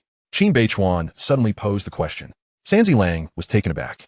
If such a miraculous substance were to be discovered, it would send the entire world into a frenzy. Do not entertain such fanciful thoughts. Next, our Sanling Group will extend a sum of capital to your Lin family. You must act swiftly to recuperate. After addressing the Lin family, Sanzaru turned to Qin Beichuan and remarked, "Your situation is now relatively stable. At this juncture, we require the assistance of Mr. Chao and Mr. Yi. Only through a coordinated internal and external effort can we achieve our objectives." Outside Qianshan Manor, Anya Feiying concealed himself among the trees, observing the manor nestled at the foot of the mountain from a distance. He retrieved a mechanized bionic bird from his bag, which flapped its wings and took to the skies. The two were uncertain of the extent of the manor's security system. Thus, they opted to utilize the bionic bird for reconnaissance from afar. The bird circled the manor, transmitting real-time imagery to the tactical glasses worn by both individuals. The manor was heavily fortified, and fortunately, they refrained from making any hasty moves. The bionic bird only conducted a superficial survey before returning, not daring to venture deeper. It seemed another piece of equipment would be necessary, Feiying remarked, as he removed a backpack from his back containing 5 bionic mice. These mice varied in size and were constructed with flexible materials, allowing them to contract their bodies when navigating through narrow passages. Larger than insects and significantly more powerful in terms of electricity, they were well suited for reconnaissance operations over greater distances. Based on the reconnaissance results relayed by the bionic bird, Feiying chose a secure location closest to the manor to deploy the 5 bionic mice. The mice stealthily crawled through the drainage pipes toward the interior of the manor. Watching the mice disappear from view, Anya mused, I am quite curious about what sort of person our leader truly is. Chapter 137. Draw a Great Tortoise? Upon returning to Modu, Xiaoqiang busied himself once more. He continued excavating the basement, while also crafting several small machines. Although the Lin family had stumbled, he was certain they would not simply capitulate. He did not believe the Lin family would relinquish their ambitions, opting for a hands-off approach with the Yi family. Xiaoqiang had instructed the 5 members of the dormitory to keep a vigilant watch on the Lin family. Naturally, this did not entail the 5 individuals personally surveilling them. Rather, it was accomplished through Anya and Feiying. These 2 had been injected with a tracking agent, a substance that prompted the body to secrete a unique material that would disperse into the air. By employing a specialized scent collection device, they could trace the source of this material, thereby fulfilling their surveillance objectives. This was also why Anya and Feiying could not escape later on. According to the intelligence gathered, the Lin family was engaged in a series of covert activities, including a visit to a secretive villa in Modu, leaving much to speculate about their clandestine plans. Carelessness was not an option. Su Mingqian, Song Ku, and Chen Shiyuan, after nearly a month of diligent effort, finally finalized the budget for the launch-based project on Mech Island. The total investment for the project stood at 4 billion, with the first phase requiring 1 billion. Su Mingqian, holding the materials, approached Xiaoqiang to report and seek his signature. At that moment, Xiaoqiang was engrossed in a discussion with Xiaoqiang regarding the Xiaoyu website. Young master, here is the budget for the Mech Island launch-based project. Su Mingqian presented the project proposal. Please take a look. Xiaoqiang, appearing rather nonchalant, responded to Xiaoqiang. Could you hold on a moment? Xiaoqiang, surprised as she received the project proposal, noted the substantial sum involved. The entire project, costing 4 billion, was indeed a significant financial endeavor. She had taken the liberty to research the circumstances surrounding foreign private aerospace companies. Launch bases varied in size and construction costs. For instance, Elon Musk's SpaceX had invested over 3 billion in their launch base. Even now, their annual expenditures in this domain amounted to 1 billion. However, once a space company achieves a certain scale of launches and stabilizes operations, costs would significantly decrease, leading to profitability. This year, SpaceX was projected to generate 8 billion in revenue. At the current exchange rate of 6.5, that equated to a staggering 52 billion in Longwa currency. After perusing the project proposal, Xiaoqiang pushed it toward Xiaoqiang. He took the document, scarcely glancing at it, and with a sweeping stroke of his pen, affixed his signature. The initial funding for the first batch is 1 billion. Su Mingqian glanced at the signature on the project proposal before departing from Xiaoyu Media. After her exit, Xiaoqiang approached Xiaoqiang, casually sitting on the armrest of her chair. He pointed at the computer, resuming a conversation that had been interrupted. This music website is quite impressive. When was it developed? It was initiated last month, and just completed this month, featuring both a desktop and mobile version. With the increasing number of users on mobile devices, I had a dedicated team create a Xiaoyu audiovisual app that integrates song ties, music videos, and short dramas. This one app should cater to a multitude of user demands. Xiaoqiang scrutinized the website for a moment before commenting. It still feels somewhat limited. This will be expanded in the future. Do you have any better suggestions? Xiaoqiang turned to seek his input. Xiaoqiang was not particularly knowledgeable in this area. He could create a buzz, but transforming that buzz into financial gain was beyond his expertise. Presently, the Mech Island launch base remained in its construction phase, and for some time, expenditures would exceed revenues. In fact, Xiaoqiang's Nantiangman company had been operating at a loss up to this point. The establishment of the company, along with personnel, equipment, and research and development, demanded substantial funds. Recently, he had invested an additional 500 million, meaning that, together with the 1 billion for the Mech Island base, the 2 billion provided by Yi Tianlin had dwindled to a mere 500 million. He needed to devise strategies to continue generating activity. As Xiaoqiang turned to solicit Xiaoqiang's opinions, she was met with the sight of his handsome face, deeply focused and exuding an alluring charm enhanced by his full potential. Xiaoqiang had not anticipated that a mere glance could become so captivating. When Xiaoqiang snapped back to reality, he found Xiaoqiang gazing at him intently, her warm breath and supple lips drawing him closer, mingled with the faint scent of milk in the air. Slowly, Xiaoqiang Lianiding. Miss Xia. At that moment, Xiao Wenkai stood awkwardly at the door, unsure whether to advance or retreat. Xiaoqiang hurriedly adjusted her appearance. What is it? Nothing. I just realized I forgot something. Xiao Wenkai thought only to vanish like a gust of wind. No need. You all continue your conversation. I actually need to step out for a moment. Yi Xiaoqiang concluded. Departing from Xiaoyu Media. Downstairs, his entourage was prepared and awaiting his arrival. Anya approached Yi Xiaoqiang as he emerged from the company. Young master, the land at the suburban hillock has been approved. This suburban hillock was the very site where Yi Xiaoqiang had previously enjoyed barbecues in the wild. He later learned that this small hillock was also known as Aoshang. While it was referred to as a mountain, it was merely a small hill. Located to the north of Modu, from an aerial view, the entire hillock resembled the back of a great tortoise. Let's go take a look, Yi Xiaoqiang said as he settled into his Maijioha, heading toward Aoshang. Aoshang was not far from the Yi family estate, approximately 8 kilometers away. After purchasing the entire hillock, Yi Xiaoqiang planned to excavate the area beneath it and construct a tunnel leading directly to the estate. By hollowing out the space beneath Aoshang to create an underground city and establishing a park above, this would effectively conceal their operations. Upon reaching Aoshang, Xiaoqiang awaited their arrival. As soon as the vehicle came to a stop, he stepped forward, opened the car door, and respectfully greeted, "Young master." Yi Xiaoqiang exited the vehicle, nodding to Xiaoqiang as his gaze swept over the hillock. The fiber battery factory had commenced production even earlier than the pharmaceutical factory, resulting in ample funds. Yi Tianlin's 2 billion had been partially allocated to the construction of the mech island base, with an additional 500 million invested in the second phase of the Nandiangmen company. Now, Yi Xiaoqiang found himself with only 500 million remaining. The land, approximately 750 acres, required 7.5 billion to acquire. This was precisely why he had summoned Xiaoyan. How was the revenue from Jin Hao's side? Yi Xiaoqiang wished to ascertain the amount of funds he could withdraw. After acquiring the land, substantial expenditures would be required for construction. In response to the young master, "Our revenue in the past 6 months has reached 1 billion yuan, Xiaoyan replied. 1 billion? Yi Xiaoqiang furrowed his brows. Xiaoyan did not dare to continue the conversation, uncertain whether Yi Xiaoqiang deemed the sum insufficient. The factory initially operated on a limited scale, with full production commencing only during Yi Xiaoqiang's trip to Sioux City. Thus, formal large-scale production had only been underway for a mere 2 months.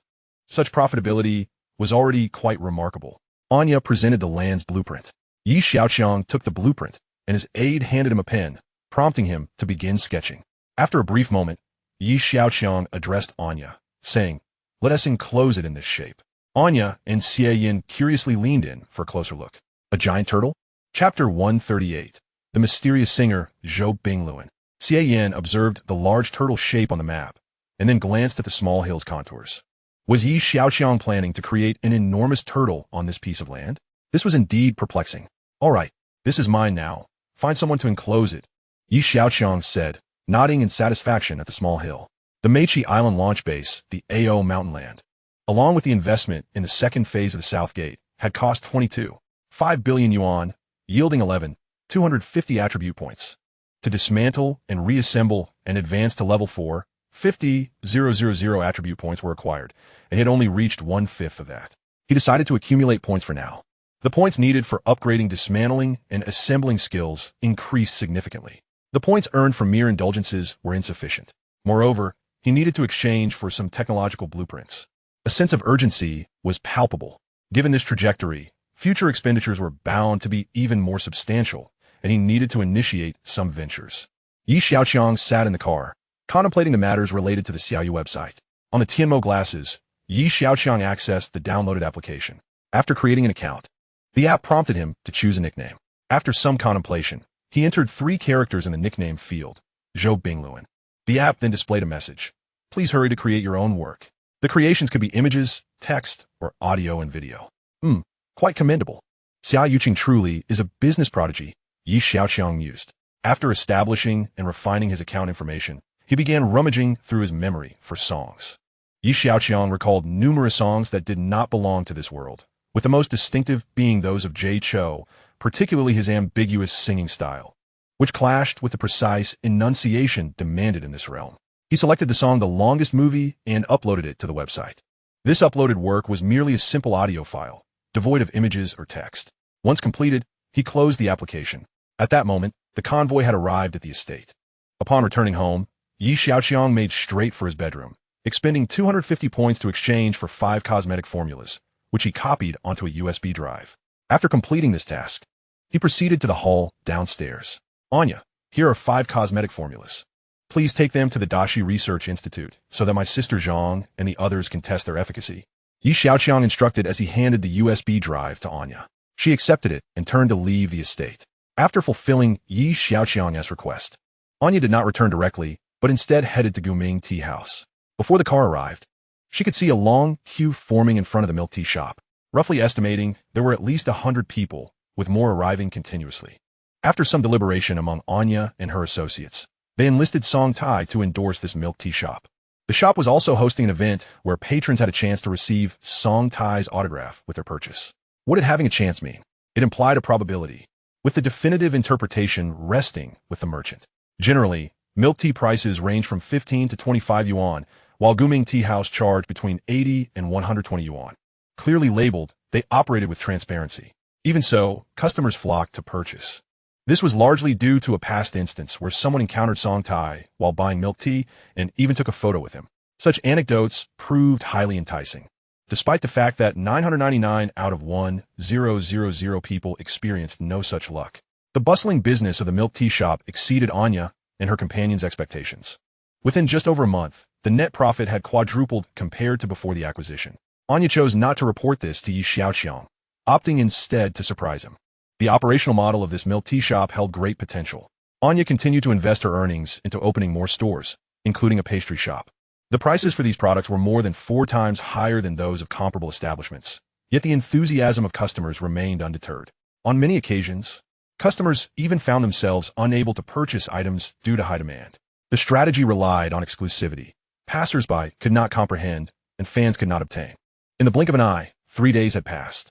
Xiaoqiang sat in the Xiaoyu media office, having just wrapped up her current tasks. She picked up a fruit tea from her desk and took a sip, leaning back in her chair before rising to stretch in the hallway. The door adjacent to her was Xiaoqiang's office. It had been 2 days since she last saw him, and she wondered what he might be occupied with. Casting a casual glance, Xiaoqiang returned to her seat and picked up her phone to see if there had been any updates on the Xiaoyu music website in recent days. As she browsed, her attention was drawn to a particular entry titled The Longest Movie, authored by Zhou Bingluan. What a peculiar name. Was it someone selling porridge and pancakes? She scrolled down to the comments section, where there were 50,000 entries. Xiaoqiang was intrigued. What kind of work could this be? Clicking in, the music began to play slowly. The simple, gentle piano melody carried a hint of sorrowful emotion. The singer commenced, and Xiaoqiang leaned in, straining to listen. The words were indistinct, the enunciation somewhat muddled. What was this song? The melody was quite pleasant, but the singing was subpar. How could this artist not articulate the lyrics clearly? She glanced at the comments to see what others were saying. Are the lyrics here? One comment read, "Is this song written by a chef?" Another mused, "Can a chef really compose such a melancholic song?" Someone else chimed in, "Listen to the lyrics, and then check the author's nickname. It must be a chef." Yet another commented, "Instead of studying recipes, has the chef turned to composing music?" Someone quipped, "Though the lyrics leave much to be desired, the melody is genuinely captivating," another noted. "I think you're all mistaken. This isn't about a chef. It's clearly about playing mahjong. They're just bluffing." The comments varied widely. In truth, the lyrics were merely the audience's imaginative interpretations. The piece was simply an audio clip, without any subtitles and certainly no lyrics. Coupled with the singer's indistinct diction, listeners heard whatever they wished. Consequently, the comments featured a myriad of interpretations, leading to a lively debate. The number of comments on the song surged, reaching 50,000 in just over 2 days. People were left speculating about the identity of the individual who sang this song, with many commenting on the author, hoping he would reveal the original lyrics. Many netizens have been wagering, claiming that if their lyrics are correct, they would do this or that. Xiaoqiang found herself lost in thought while contemplating the soaring popularity of this song. Chapter 139, Thermoelectric Generation Materials. The Lin family's villa is situated in a tranquil suburb of the Magic City, surrounded by lush greenery and meticulously manicured gardens. The street outside the villa is quiet and tidy, flanked by towering trees that create a verdant corridor. Moonlight filters through the leaves, casting dappled shadows on the ground. Anya and Fei Ying lurked like 2 phantoms beneath the mottled light. "Brother, why is every day so dull?" Fei Ying lamented, spitting out a blade of grass he had been chewing. Anya exhaled softly, producing a faint rustling sound. In the past, he and Fei Ying would scale rooftops and navigate various security systems, reveling in the thrill of their escapades. Ever since being recruited by their enigmatic leader, they had been relegated to lurking on the periphery, merely releasing a couple of small creatures. They had truly lost the excitement and allure of their previous endeavors. Hence, Fei Ying's expression of boredom was justified. Our leader has decreed that safety comes first, Anya replied, uncertain of how to respond. He indeed shared Fei Ying's sentiments, yet earning money in such a leisurely manner seemed rather delightful, did it not? Hey, the mechanical mice have returned. Just then, Fei Ying's tactical goggles indicated that the bionic mice were nearing the drainage outlet. Shortly thereafter, 5 mice scurried to their feet. Anya produced a metallic box measuring 15 centimeters in length and approximately 8 centimeters in width. Upon opening the lid, dozens of bionic spiders crawled out as if imbued with consciousness, each one scuttling onto the 5 large mice. Before long, the mice, now covered in spiders, made their way towards the Lin family villa, vanishing into the indigo night. Anya and Fei Ying periodically exchanged the nearly depleted mice for fresh ones. Once their tasks were complete, they had little else to do. Time for sustenance and refreshment. Just as they were tidying up to leave, an alert from the tactical goggles indicated a new location. It seemed that circumstances had changed, and their leader wanted them to proceed to a specific site. They dared not delay and promptly headed towards the designated location. An hour later, in a remote thicket of the Magic City, Anya and Fei Ying surveyed their surroundings with vigilance. Suddenly, the tactical goggles chimed. All clear. It's safe here. Hurry over. The two relaxed their stances and made their way to a clearing in the woods. Anya, leading the way, glanced around the open space. 5 individuals stood there. 4 familiar faces, while the one in the center was a stranger. Could this be the mysterious leader? Anya pondered, just as he heard a thud beside him. Turning, he saw Fei Ying kneeling on the ground, exclaiming, "We greet the Dragon King." Smack! Anya slapped the back of Fei Ying's head, whispering, "I told you to stop watching those ridiculous short dramas. Look at you, your head is all messed up. There's no Dragon King, it's all staged." Fei Ying turned to Anya, his finger trembling as he pointed ahead. "But he really is the Dragon King. You better kneel. If he makes a grimace, we're done for." Anya remained silent. "You two have completed your tasks commendably." Wu Erlang gestured to the 2 boxes on the ground. "Inside are new supplies. In a few days, we'll assign you your next mission." Anya glanced at the man in the center, respectfully inquiring, "I presume this is our leader?" The central figure was indeed the aged leader, his gaze fixed upon them. Fei Ying tugged at Anya anxiously, urging, "Kneel quickly, or the Dragon King will be displeased." "Let me introduce, this is our leader, Yin Laoda," Wu Erlang clarified. Anya smiled apologetically, unsure of what further instructions the leader might have. "Rest assured, I shall not disappoint you." "Instructions?" Yin Laoda scrutinized the pair. "We are merely following orders." Anya and Fei Ying were taken aback simultaneously. Was there another leader above this one? "Your Excellency, are you jesting? Who would dare command you?" Fei Ying cautiously ventured. "Foolishness. I merely refer to Yin Laoda, not a true leader. In our hierarchy, we all answer to Lao Lu." "Lao Lu?" Anya and Fei Ying exchanged bewildered glances. The following day, in the Jinhao Textile Factory Research Lab, Qiyu presented newly developed thermoelectric generation materials to Xiaoqiang. After Xiaoqiang had exchanged for this technology, the relevant scientific knowledge had automatically implanted itself in his mind. With minor modifications from Xiaoqiang, he entrusted the technology to Qiyu for further research. Before long, Qiyu achieved breakthroughs and produced several samples. His admiration for Xiaoqiang grew exponentially. A double Ph.D. With such profound knowledge, he truly marveled at how the young master accomplished it. This thermoelectric generation material technology had many laboratories still grappling with theoretical concepts. Yet under Xiaoqiang's guidance, they had successfully created samples, significantly outpacing their peers. "Hurry and apply for the patent on this technology. Don't let anyone beat you to it," Xiaoqiang urged. "What? That's out of the question," Qiyu protested. "The crucial breakthroughs were all thanks to the young master's guidance. How can I take credit?" He understood that Xiaoqiang intended for him to be the patent holder. Why bother distinguishing? "Don't you wish to remain with me?" Xiaoqiang looked at Qiyu. "Of course not." Qiyu's eyes widened in alarm as he hurriedly replied, "I'll only ever recognize the young master in this lifetime." "Very well. Then why must we separate our interests? I have matters to attend to. I'll take my leave. Remember, expedite the application." Xiaoqiang instructed before departing the Jinhao Textile Factory. Xiaoqiang possessed numerous patented technologies.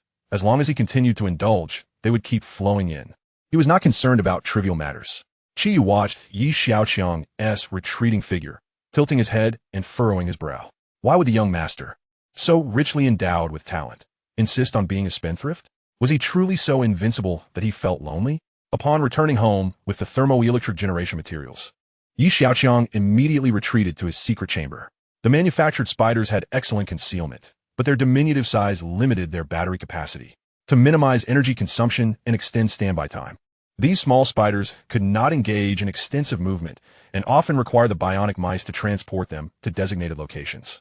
However, if this thermoelectric generation material were applied to the spider surfaces, they could harness the day's temperature differential to generate power, significantly enhancing their standby duration, thus favoring long-term concealment. The Lin family was not at ease. The messages from Anya and Fei Ying over the past few days made that apparent. Additionally, there was the Qin family. Xiaoqiang's principle was to avoid conflict unless provoked, yet one must remain vigilant against potential threats. Otherwise, one could suffer significant losses.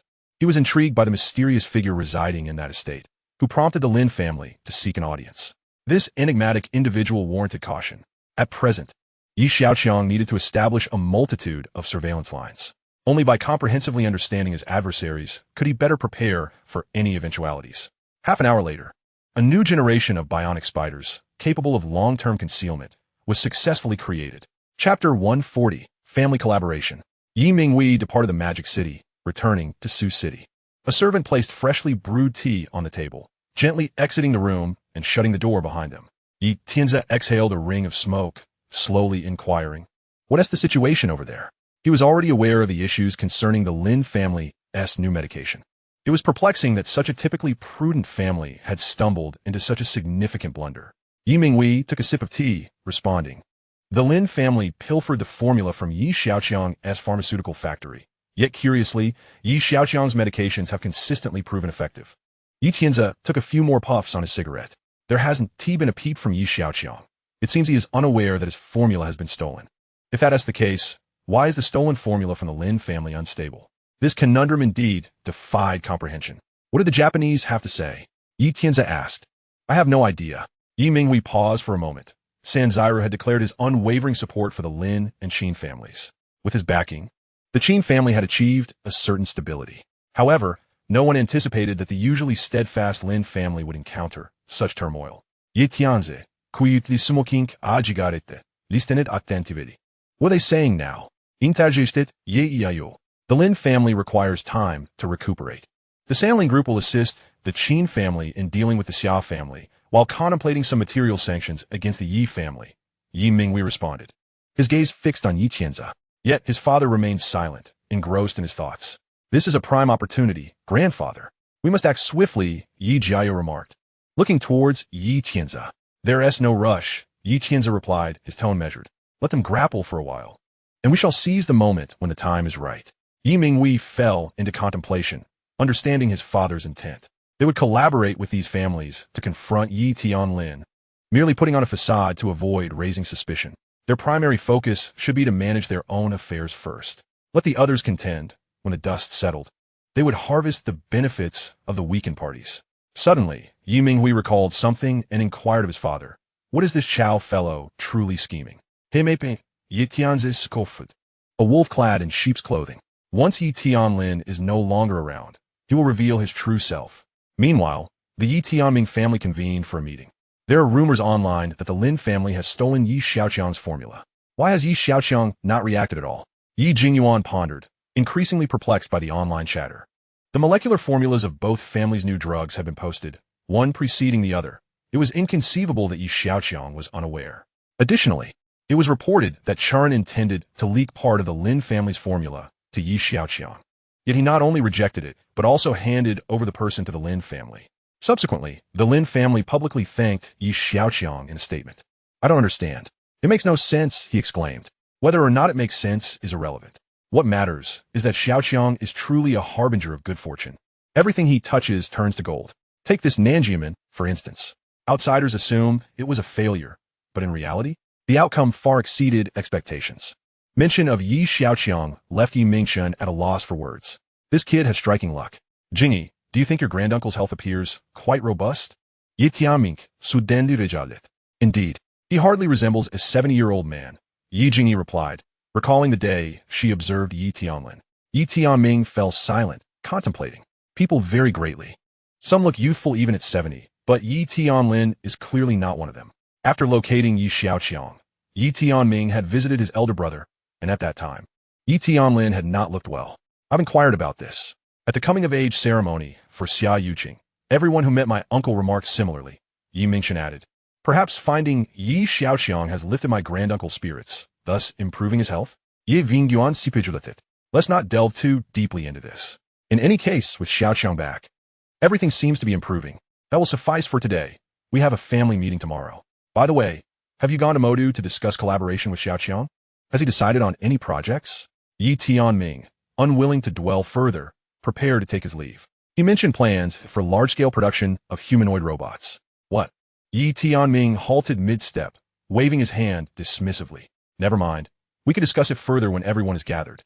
The next day, at 10 in the morning, the family conference room was filled to capacity. Yi Tianming and Yi Tianzi occupied the seats of honor. Yi Tianming glanced at the assembly and announced. During the last family assessment, Yi Xiaoqiang secured first place by a landslide. Now, both the pharmaceutical and battery factories are officially operational, reportedly yielding impressive profits. Recently, I sent Jingyi to Modu to explore potential collaborations. I wonder if anyone is interested in joining. As soon as he finished speaking, murmurs erupted among the attendees. Yi Tianzi squinted as he surveyed the crowd and inquired, did anyone mention what the project entails? In response to great-grandfather, it pertains to the manufacture of humanoid robots. Ye Vingyu replied. At this moment, the clan members began to discuss animatedly. Humanoid robots? This is cutting-edge technology. I've heard that Xiaoqiang has already begun research in this area. Indeed, it seems the nation is vigorously supporting this industry. It appears very promising. Sounds quite intriguing. Humanoid robots? Such advanced technology is monopolized by Xiaoqiang. They even possess the fundamental source code. Are you not concerned that one day they may deny you access? Yi Mingwei interjected, dousing the enthusiasm with cold water. The players in this arena have already established their positions. Entering now, we might not even get a taste. Following his remarks, doubts were raised by several attendees. Yes. Soon, many began to waver, leaving only a handful steadfast in their resolve. Yi Tianming frowned slightly. This is the situation at hand. Participation is entirely voluntary.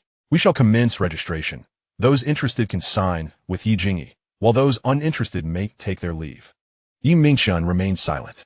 Members began to rise from their seats, some departing immediately, others heading to sign, and a few inquiring about various details. The trio from a Yi Tianzi family cast a glance at the signing area before exiting the conference room. Once outside, Yi Mingwei turned back and remarked, by the time you develop humanoid robots, they LLB as common as dirt. Yi Tianzi regarded Yi Mingwei and asked, I've heard that Xia Group is also pursuing this robotics venture, with Chao Buiyuan personally overseeing it. Is it possible that Yi Tianlin remains unaware? Yi Minghui pondered aloud. Could Uncle be suspicious of this Chao fellow and encourage Yi Xiaoqiang to venture out on his own? Chapter 141. The Humanoid Intelligent Robot Initiative. The reason Xiaoqiang can act with impunity on this planet is primarily due to its technological hegemony. The notion that 800 million shirts can be exchanged for a single aircraft is deeply etched in the hearts of many citizens of Longhua. Longhua closely follows Xiaoqiang's lead, making strides in various technological fields, shifting from a position of backwardness to one of vigorous pursuit. To this end, the Longhua government has instituted a series of incentive policies. Xia Group stands as the foremost technology company in Longhua, and Chao Buiyuan, as the second-in-command, has long been attentive to the realm of intelligent humanoid robots. His vision and capabilities are well acknowledged throughout the corporation. Recently, the humanoid robot project, for which he has taken full responsibility, has been achieving remarkable success. Yi Tianlin sat in his office, perusing the documents of the robot set to be launched, reflecting on his conversation with Yi Xiaoqiang. Yi Xiaoqiang is acutely aware of the current landscape of this industry. Choosing to enter this market at this juncture and compete with established players is not necessarily a wise decision. Nevertheless, Yi Xiaoqiang exudes confidence. Yi Tianlin, opting for silence, recognized that his grandson consistently creates miracles. As a grandfather, he would offer unconditional support. As for the reactions of those within the family wishing to collaborate with him, Yi Tianlin could not be certain. Yi Xiaoqiang, however, was indifferent. If others wished to join him, he was open to their participation, but if none did, he was content to proceed alone. Of course, having more hands would enhance efficiency. News of this initiative reached Sioux City, and the feedback exceeded Yi Xiaoqiang's expectations. In addition to the unwavering support from his second uncle's family, a small number of clan members expressed willingness to join, far surpassing his initial estimations. Yi Xiaoqiang began preparing to depart for Su City to discuss specific matters in person. If all went smoothly, he might even secure relevant agreements and commence operations directly. In the manor, 18 male attendants stood tall, clad in white shirts and black trousers, adorned with tactical glasses. 12 female attendants donned light blue shirts and beige skirts, paired with black stockings, their elegant faces similarly equipped with tactical eyewear. Yi Xiaoqiang had completed the production of 30 pairs of tactical glasses, perfectly catering to the needs of his entourage. He climbed into the majestic Mai Jiuhe, and the others swiftly followed suit. A luxurious convoy of 11 high-end vehicles departed from the estate, heading towards Su City, the ancestral land of the Yi family. Yi Jingyi and her brother, alongside the willing relatives. Avanitit Yi Xiaoqiang se Ariwat. The wait grew somewhat tedious, prompting the group to engage in conversation. Do you think the Lin family actually stole Yi Xiaoqiang's formula? A young man in his 20s initiated. I believe they did. How else could the molecular structure of the medicine be identical? That would indeed be peculiar. If the Lin family had stolen it, Chu Ran would have surely noticed. After all, he and Yi Xiaoqiang are both disciples of Master Zhong. And he is even the senior disciple. Senior disciple? Does he deserve that title? He has long since betrayed the teachings. Moreover, Yi Xiaoqiang is Master Zhong's most dedicated pupil. Master Zhong has stated that he has passed on all his knowledge to Yi Xiaoqiang.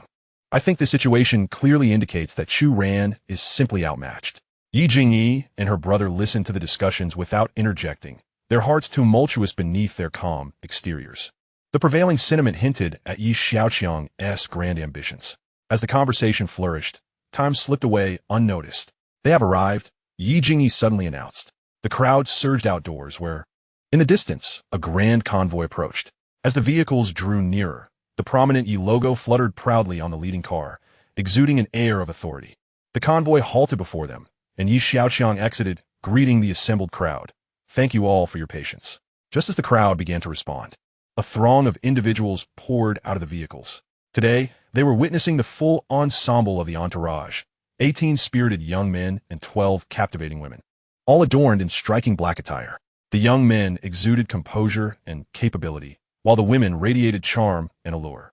Each person donned a unique pair of glasses, jet black with a distinctly cyberpunk aesthetic, evoking a futuristic allure. The onlookers pondered whether these glasses were merely eye-catching or genuinely advanced technological marvels. At that moment, 2 robotic dogs leapt from the vehicles, trotting over to Yi Xiaoqiang and affectionately nudging his leg. He gently patted their metallic heads, prompting them to retreat reluctantly. Observing the 30 entourage members, the relatives noted the absence of remote control devices, their expressions one of bewilderment. Are these dogs truly that intelligent? Surely, you aren't planning to discuss matters out here? Yi Xiaoqiang remarked, noticing the group standing idle outside. Oh, brother, please come inside. Yi Jingyi responded, snapping back to reality and inviting him and his entourage indoors. Once settled, Yi Jingyi turned to Yi Xiaoqiang. Brother, please share your plans with us. Yi Xiaoqiang smiled slightly. There is no need for me to elaborate personally. At that moment, one of the robotic dogs moved forward, positioning itself in the center of the room and projecting onto a white wall. Human-shaped intelligent robot manufacturing plan. The robotic dog then commenced a detailed verbal presentation of the industrial plan, covering 9 major application scenarios for future humanoid intelligent robots, including medical and domestic uses. The comprehensive content, along with insightful analyses, captivated the audience for nearly 40 minutes, leaving them in awe. As the presentation concluded, the robotic dog retracted the projection and returned to Yi Xiaoqiang's side, lying obediently. Throughout the demonstration, no one intervened with the robotic dog's actions. Yi Xiaoqiang observed the enthralled expressions of the crowd and inquired, "This encapsulates my vision. I wonder if you all have confidence in my plan. Is this robotic dog your creation?" Yi Jingyuan asked, gazing at Yi Xiaoqiang. "Indeed. You may request it to perform tasks," Yi Xiaoqiang replied, turning to the elder. "Please allow it to experience the tactical glasses." The elder approached Yi Jingyuan and removed a pair of tactical glasses, placing them on him. Once donned, Yi Jingyuan's jaw dropped, as though he had entered another realm. "Xiaoqiang, go for a stroll outside," the elder commanded one of the robotic dogs. Immediately, the dog dashed out, its visual feed streaming onto the tactical glasses. Yi Jingyuan was momentarily speechless, overwhelmed by the experience. "Let me see." Many in the room expressed curiosity about the glasses, eager to try them. After a round of experiences, they urged, "Young Master Yi, instruct us, and we shall follow your lead. We are with you." Chapter 142. This is merely a fragment of the plan. The impressive performance of the intelligent robotic dogs and tactical glasses had broadened the horizons of the onlookers. With such technology at hand, the idea of humanoid intelligent robots was no longer a mere fantasy. Present were 10 families, in addition to the Yi Tianming family, who participated in this endeavor. Ladies and gentlemen, this is but a small segment of my plan. Should you wish to collaborate with me, please sign this agreement. The minute expressions of the crowd were captured by the Tianmu glasses, and perceiving the opportune moment, Xiaoqiang revealed the ultimate purpose of his visit. An agreement? A small segment. Is this not the entirety of Xiaoqiang's plan? The crowd looked at him, filled with questions. Xiaoqiang exchanged a glance with Anya. The 12 female entourage members distributed confidentiality agreements to the group. Upon signing this confidentiality agreement, I shall unveil the complete plan, Xiaoqiang said, a mysterious smile gracing his lips. Hearing this, the crowd wasted no time, hastily signing the agreement in anticipation of Xiaoqiang as comprehensive unveiling. In the interim, Xiaoqiang scanned the entire room with the Tianmu glasses, confirming the absence of surveillance devices. He then rose and approached the wall where the projection had previously appeared. Simultaneously, the robotic dog displayed subtitles on the wall, planned for the Guanghan Palace Resort. The sight of those words left the crowd in stunned silence. Are you proposing a lunar mission? Ye Vingyuan Injadulosli Askit Ye Xiaoqiang. 10 years prior, the Dragon Kingdom had proposed a lunar mission plan that had invigorated the nation. However, embarking on a lunar mission was far more complex than merely creating a few PowerPoint presentations. Following the Dragon Kingdom, numerous other nations had also announced their lunar plans. Yet most remained at the PPT stage. The challenges of a lunar mission were evident. In contrast to other countries, the Dragon Kingdom was making steady progress. However, the lunar mission required a national effort. What could a private enterprise offer in comparison to a national team? Xiaoqiang did not respond, but continued to elaborate on his plan. To construct a resort there, the first step is to transport materials. I own a company called Nanshiman, the one that made headlines a few days ago. Once the rocket launch facility is completed, this step will be accomplished. Xiaoqiang spoke gesually. Yet his words drew gasps of astonishment. That Nanshiman company belongs to you? One person exclaimed. During the last family assessment, Su Mingxian had mentioned it, but at that time, few had paid attention. Nanshiman was a rocket transportation company. Please, let my brother finish speaking, Yi Jingyi interjected, noticing someone interrupting Xiaoqiang. The second step involves intelligent robots. Robots require no oxygen. They only need electricity. Employing them for construction is far more efficient than using humans. Moreover, humanoid intelligent robots are merely a small subset of intelligent robots. The third step entails the completion of the Guanghan Palace construction and establishing a lunar shuttle service for regular tourism. Xiaoqiang succinctly summarized his plan. Although he had finished speaking, a three-dimensional animation of the overall plan continued to play. The shifting lights cast reflections on everyone's faces. Yet the excitement within them surpassed the illumination on their features. Xiaoqiang was not merely speaking. He was already taking action. Thus, to the onlookers, the humanoid intelligent robot initiative appeared to be nothing more than a mere ancillary product within Xiaoqiang's grand scheme. However, Yi Jingyi's heart surged with fervor. She was acutely aware that the transportation rocket had, in fact, achieved success. What actions must we undertake? The enormity and shock of the entire plan left Yi Jingyi feeling as though she were confronted with a tangled web, unsure of how to proceed. I shall compile a list of requirements for the project, and we will divide our efforts accordingly, Xiaoqiang replied. Young Master Yi, you are a person of great capability. Our family will steadfastly support you, spoke the father of Yi Lingfeng, who had ranked 49th in the previous assessment. Indeed, young Master Yi.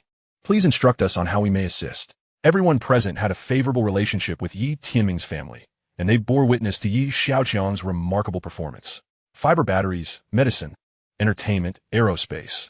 These were all miracles that Xiaoqiang had conjured within a short span. Moreover, he had the backing of Yi Tianlin, the Xia Group, and the Xia family. Achieving the Guanghan Palace project may seem daunting, yet it is not entirely implausible. Since there are no objections, shall we not decide upon a name for the company and confirm its location? Yi Jingyuan added, sensing the potential in the venture. All eyes turned to Xiaoqiang. He indicated a spot on the map, the Huqiao Economic Zone, situated between Modu and Su City, an excellent location. As for the company name, I have thought of one, Tianbing Technology Company. Tianbing Technology Company, splendid. I concur. I too agree. With no dissenting voices, the company's name was thus established.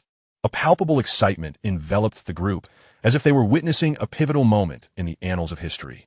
In truth, The Guanghan Palace project was not Yi Xiaoqiang's ultimate aspiration. His true ambition lay in establishing an interstellar fleet. Yet, given the current state of technology, the construction of even a single ship remains unattainable.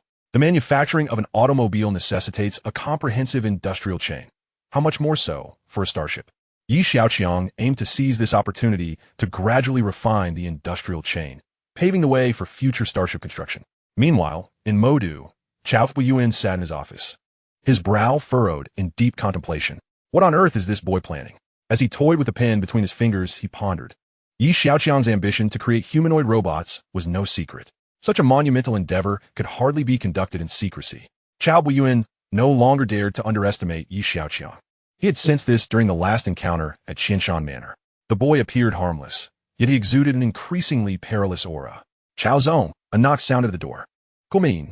3 individuals entered, ensuring the door was securely closed behind them. Chao Zong, that wastrel has already gone to Sioux City. It is said he intends to develop humanoid robots as well, began a tall, slender man. He is merely relying on the chairman's wealth to squander it, another remarked. Chao Zong, it seems this boy wishes to challenge you. At that moment, Chao Buyuan maintained a stoic expression, uttering not a word. The 3 men, sensing his demeanor, hesitated to continue. What is the situation over there? Gao Bayuan in Guit. Rest assured, Chao Zong. The technical team is diligently testing, and we will certainly produce the first prototype before next month. It will surely impress Minister Liu, replied the slender man. Gao Baiyuan not dead. Minister Liu was the head of the Ministry of Science and Technology of Longhua. If this robot garnered his favor, it would be met with enhanced support policies. Even more crucially, numerous media outlets were expected to attend that day. It would be a moment to astonish the world.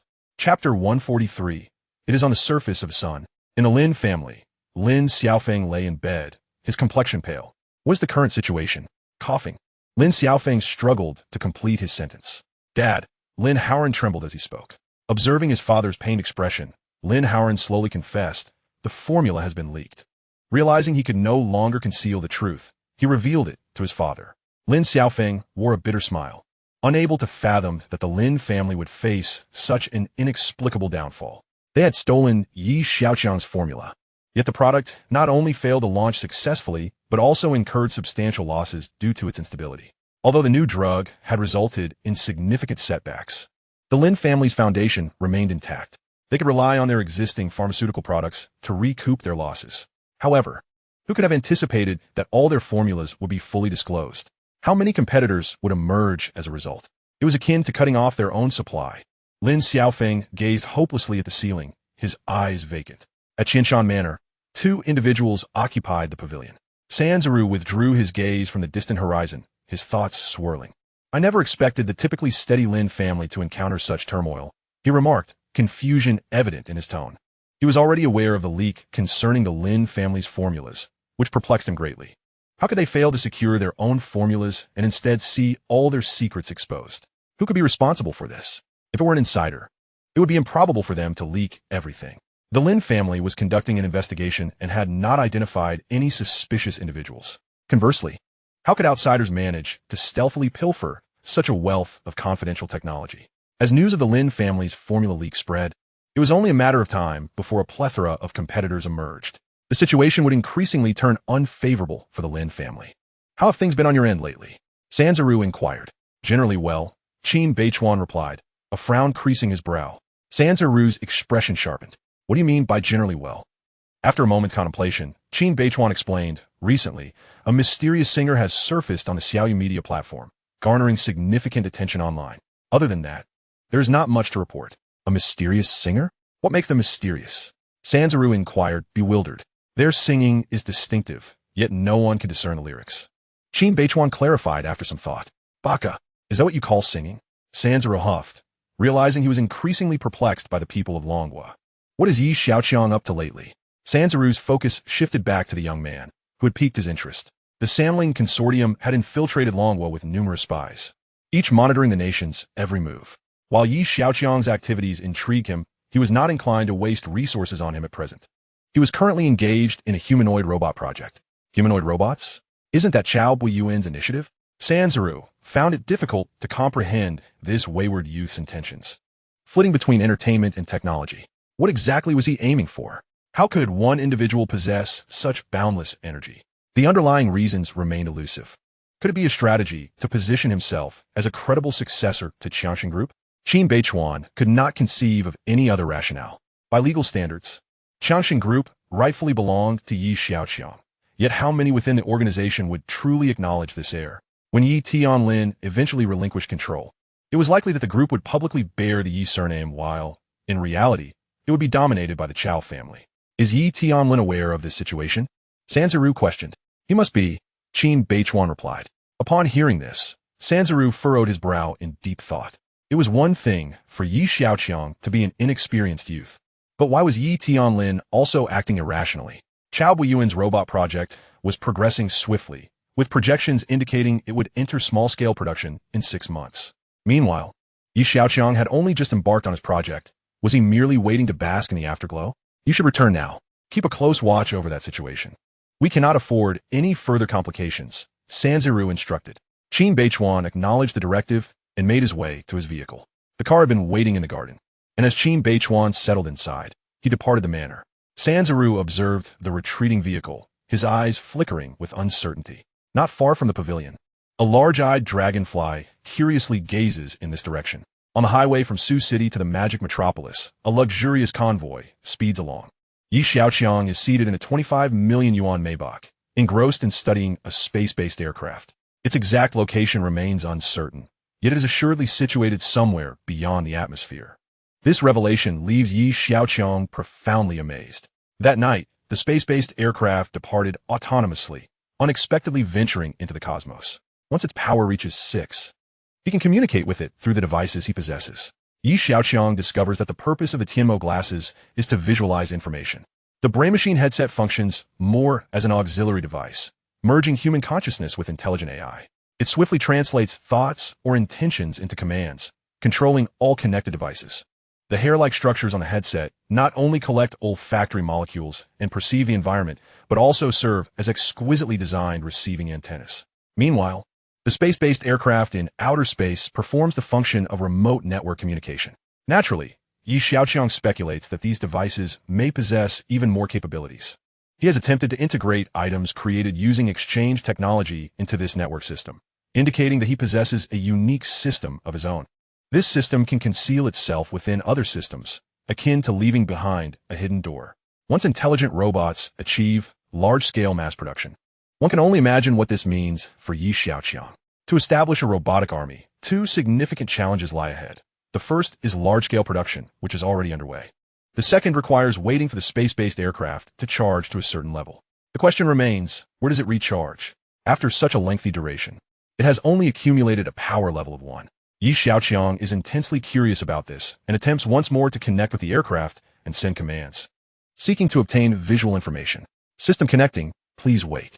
A minute later, connection successful, acquiring images. Yi Xiaoqiang's expression becomes focused, his eyes locked ahead. The Tianmo glasses begin to flicker.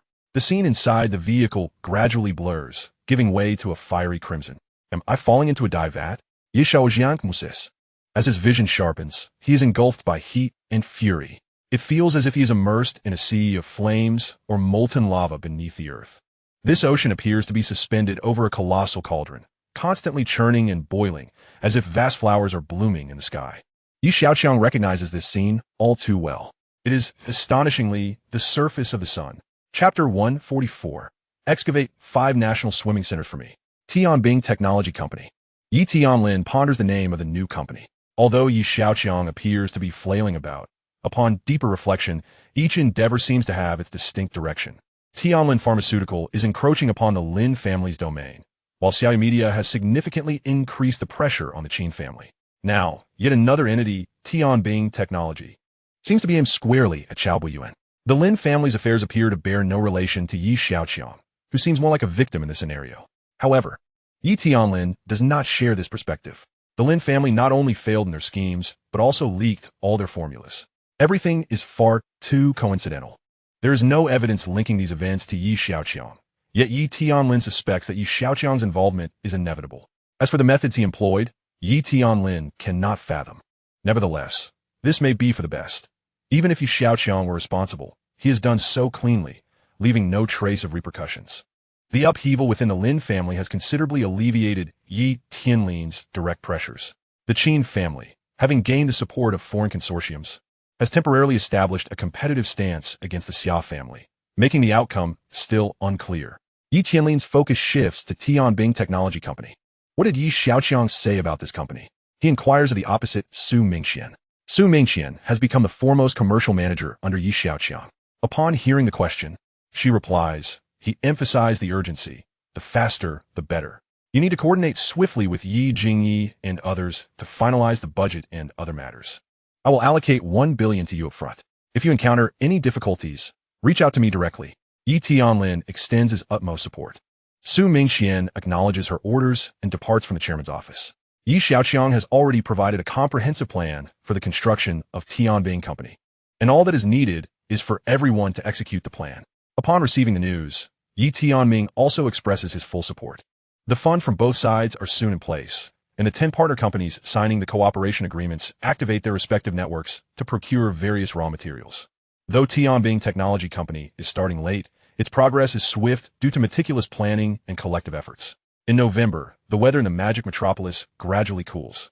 A gentle breeze brushes against the skin, carrying a hint of chill. The sky is as blue as a sapphire, with sunlight filtering through the sparse clouds to illuminate Mount Ao before them. Yi Xiaoqiang stand before a fenced-off area of iron walls with a group of people. Shun Yinran gazes in astonishment at the small hillside before turning to Yi Xiaoqiang, asking, "What do you want me to do, young Master Yi?" Aware that the Shun family specializes in civil engineering, Yi Xiaoqiang requests Shun Yinran to bring the head of the engineering team to Mount Ao. Shun Yinran surveys the terrain, unable to discern what construction is intended. "Bring me the topographic map." Yi Xiaoqiang gestures, and a diagram is handed over. Upon inspection, Shun Yinran exclaims, "Goodness! It resembles a giant tortoise. Are you planning to erect a landmark building here?" The head engineer peers over to take a look, his jaw nearly dropping in disbelief. A gigantic tortoise as a landmark building in the magic metropolis? Yi Xiaoqiang points at the tortoise in the diagram, stating this area beneath needs to be excavated, with a height of over 10 meters. The engineering supervisor responds, but Shun Yinran also stands dazed for a long moment. The entire tortoise spans 750 acres, with Yi Xiaoqiang indicating that approximately 700 acres need to be excavated. Adding the 10-meter height, the total volume underground amounts to over 4.6 million cubic meters, roughly equivalent to 5 national swimming centers. This project is undeniably monumental. What? Is there a challenge? Yi Xiaoqiang inquires, observing the engineer's peculiar expression. And no, technically, there is no issue whatsoever. As he speaks, the engineer wipes the sweat from his brow, casting a glance at Shun Yinran. For a project of such magnitude, if it were to falter due to technical problems, his position would be at stake. Shun Yinran gulps, asking, "When do you want to commence construction?" "The sooner, the better," Yi Xiaoqiang replies without hesitation. "Then I will take my team to survey the site," the engineering supervisor responds, seeking permission before leading the technicians behind the iron walls. "Thank you, young Master Yi, for entrusting me with such a grand project," Shun Yinran says, tucking her hair behind her ear, smiling. "A grand project?" Yi Xiaoqiang raises an eyebrow slightly. "Is this truly considered grand? What then shall we call the lunar transformation?" Shun Yinran observes Yi Xiaoqiang's nonchalant demeanor, left speechless once more. Reflecting on the sculptor competition from August, perhaps these matters truly seem trivial in his eyes. By the way, Lin Weiwei has continuously expressed her gratitude for your assistance in acquiring the Guqin last time. However, I've been preoccupied lately and forgot to follow up. I wonder if young Master Yi would grant her the honor of a meeting? "Of course," Yi Xiaoqiang replies. Just then, his Tianmo glasses receive a message. The information is sent by Yi Jingyi through tactical glasses. Before leaving Su City, Yi Xiaoqiang had gifted several pairs of tactical glasses to Yi Jingyi and others. The tactical glasses possess rapid scanning capabilities. Additionally, Yi Xiaoqiang can redeem technology from the marketplace and transmit it via the Tianmo glasses. This constitutes a standalone system that is not only convenient and swift, but also highly secure. I have some matters to attend to at home. I must take my leave. Once the surveying is complete, I will send over the construction proposal, Shun Yinran says, her expression hurried as she prepares to depart. Very well. I too have matters to address. Until we meet again, Yi Xiaoqiang bids farewell to Shun Yinran. After he resolved matters in Su City, he received a message from Chen Shiyuan. According to her communication, Yi Xiaoqiang's vehicle was parked at the designated location. Chen Shiyuan stood beside her car, her softly curled hair cascading casually over her shoulders. She wore a deep brown woolen trench coat over a cream-colored knit sweater, and a maple leaf red silk scarf adorned her neck. There she stood, exuding a mature yet graceful charm. Upon seeing Xiaoqiang approach, she remarked, "A significant figure wishes to meet you." Xiaoqiang instantly understood. He turned to his entourage and instructed, "You may return now." The group complied and drove away, leaving only Xiaoqiang and Chen Shiyuan. "Let us get in the car." Chen Shiyuan tilted her head slightly. Xiaoqiang took his seat in the passenger side and inquired, "What sort of significant figure?" "He is from the military. Recently, tensions have escalated between Longhua and Jianlamai, and the military requires additional satellites. They are quite interested in the Tianyi rocket and wish to learn more details." Chen Shiyuan explained slowly. "I see. I had thought the launch was imminent. Unfortunately, our launch site has yet to be completed. As a citizen of Longhua, I'm certainly willing to assist in bolstering our national defense. The launch site is not an issue. We can utilize other launch facilities if necessary. We can discuss this further once we meet," Chen Shiyuan replied. "Have you contacted Song Ko? He should have arrived by now." After a while, Chen Shiyuan's vehicle halted before the entrance of a military base. Chapter 145. Chen Shiyuan's boyfriend? After a stringent security check, Chen Shiyuan's car was finally allowed into the base's inner courtyard. It was now evening, with only a faint glow on the horizon. Xiaoqiang followed Chen Shiyuan towards the office of this enigmatic figure. The evening breeze that brushed past Chen Shiyuan carried a fragrance, once again enveloping Xiaoqiang. He squinted slightly, gazing at the elegant figure clad in her flowing trench coat, and was reminded of that tempestuous night. Before long, Chen Shiyuan halted before a door and gently tapped on it with her wrist. Upon hearing a voice inviting them in, she pushed the door open. Inside sat 3 individuals, 2 of whom Xiaoqiang recognized, Zhao Yunlong and Song Ko. The third was an elderly man in military attire, his stern visage adorned with the insignia of 3 gold stars, a general. "You must be Tianlin's grandson, Xiaoqiang," the general spoke first. "Hello, General Su," Xiaoqiang greeted.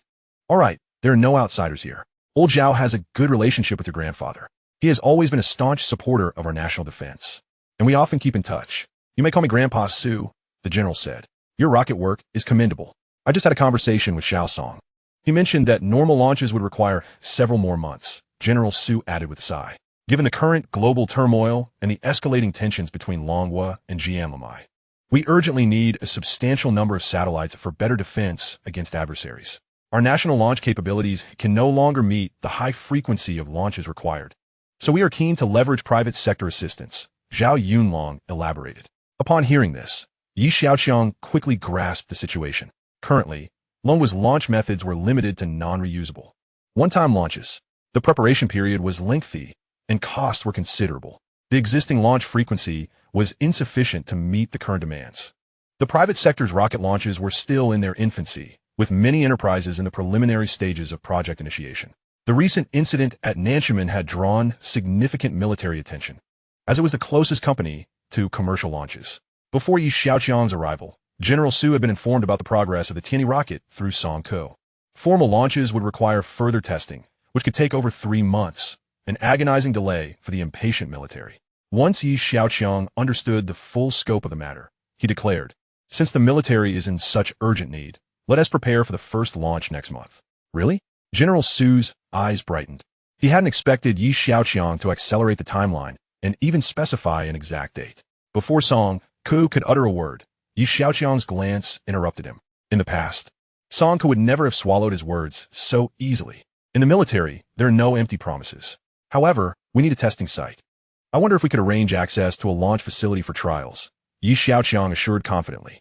"I can coordinate that," General Su replied, glancing between Xiaoqiang and Song Ko. "Just contact Song Ko. He's our chief engineer." Xiaoqiang nodded towards Song Ko. Seeing this, Song Ko had no choice but to agree. After a casual conversation, Xiaoqiang and his companions departed from the base. "Young master, will it be feasible to return in a month?" Song Ko asked, somewhat concerned. Xiaoqiang similит kunujin. The technology for the reusable rocket, since its inception, had firmly lodged itself in his mind. What he presented to Song Ko was a modified, albeit truncated version. "I reviewed the recent experimental data. I will adjust the rocket parameters and send them to you shortly," Xiaoqiang stated. Song Ko was taken aback. This is truly remarkable. Yet, he harbored no doubts.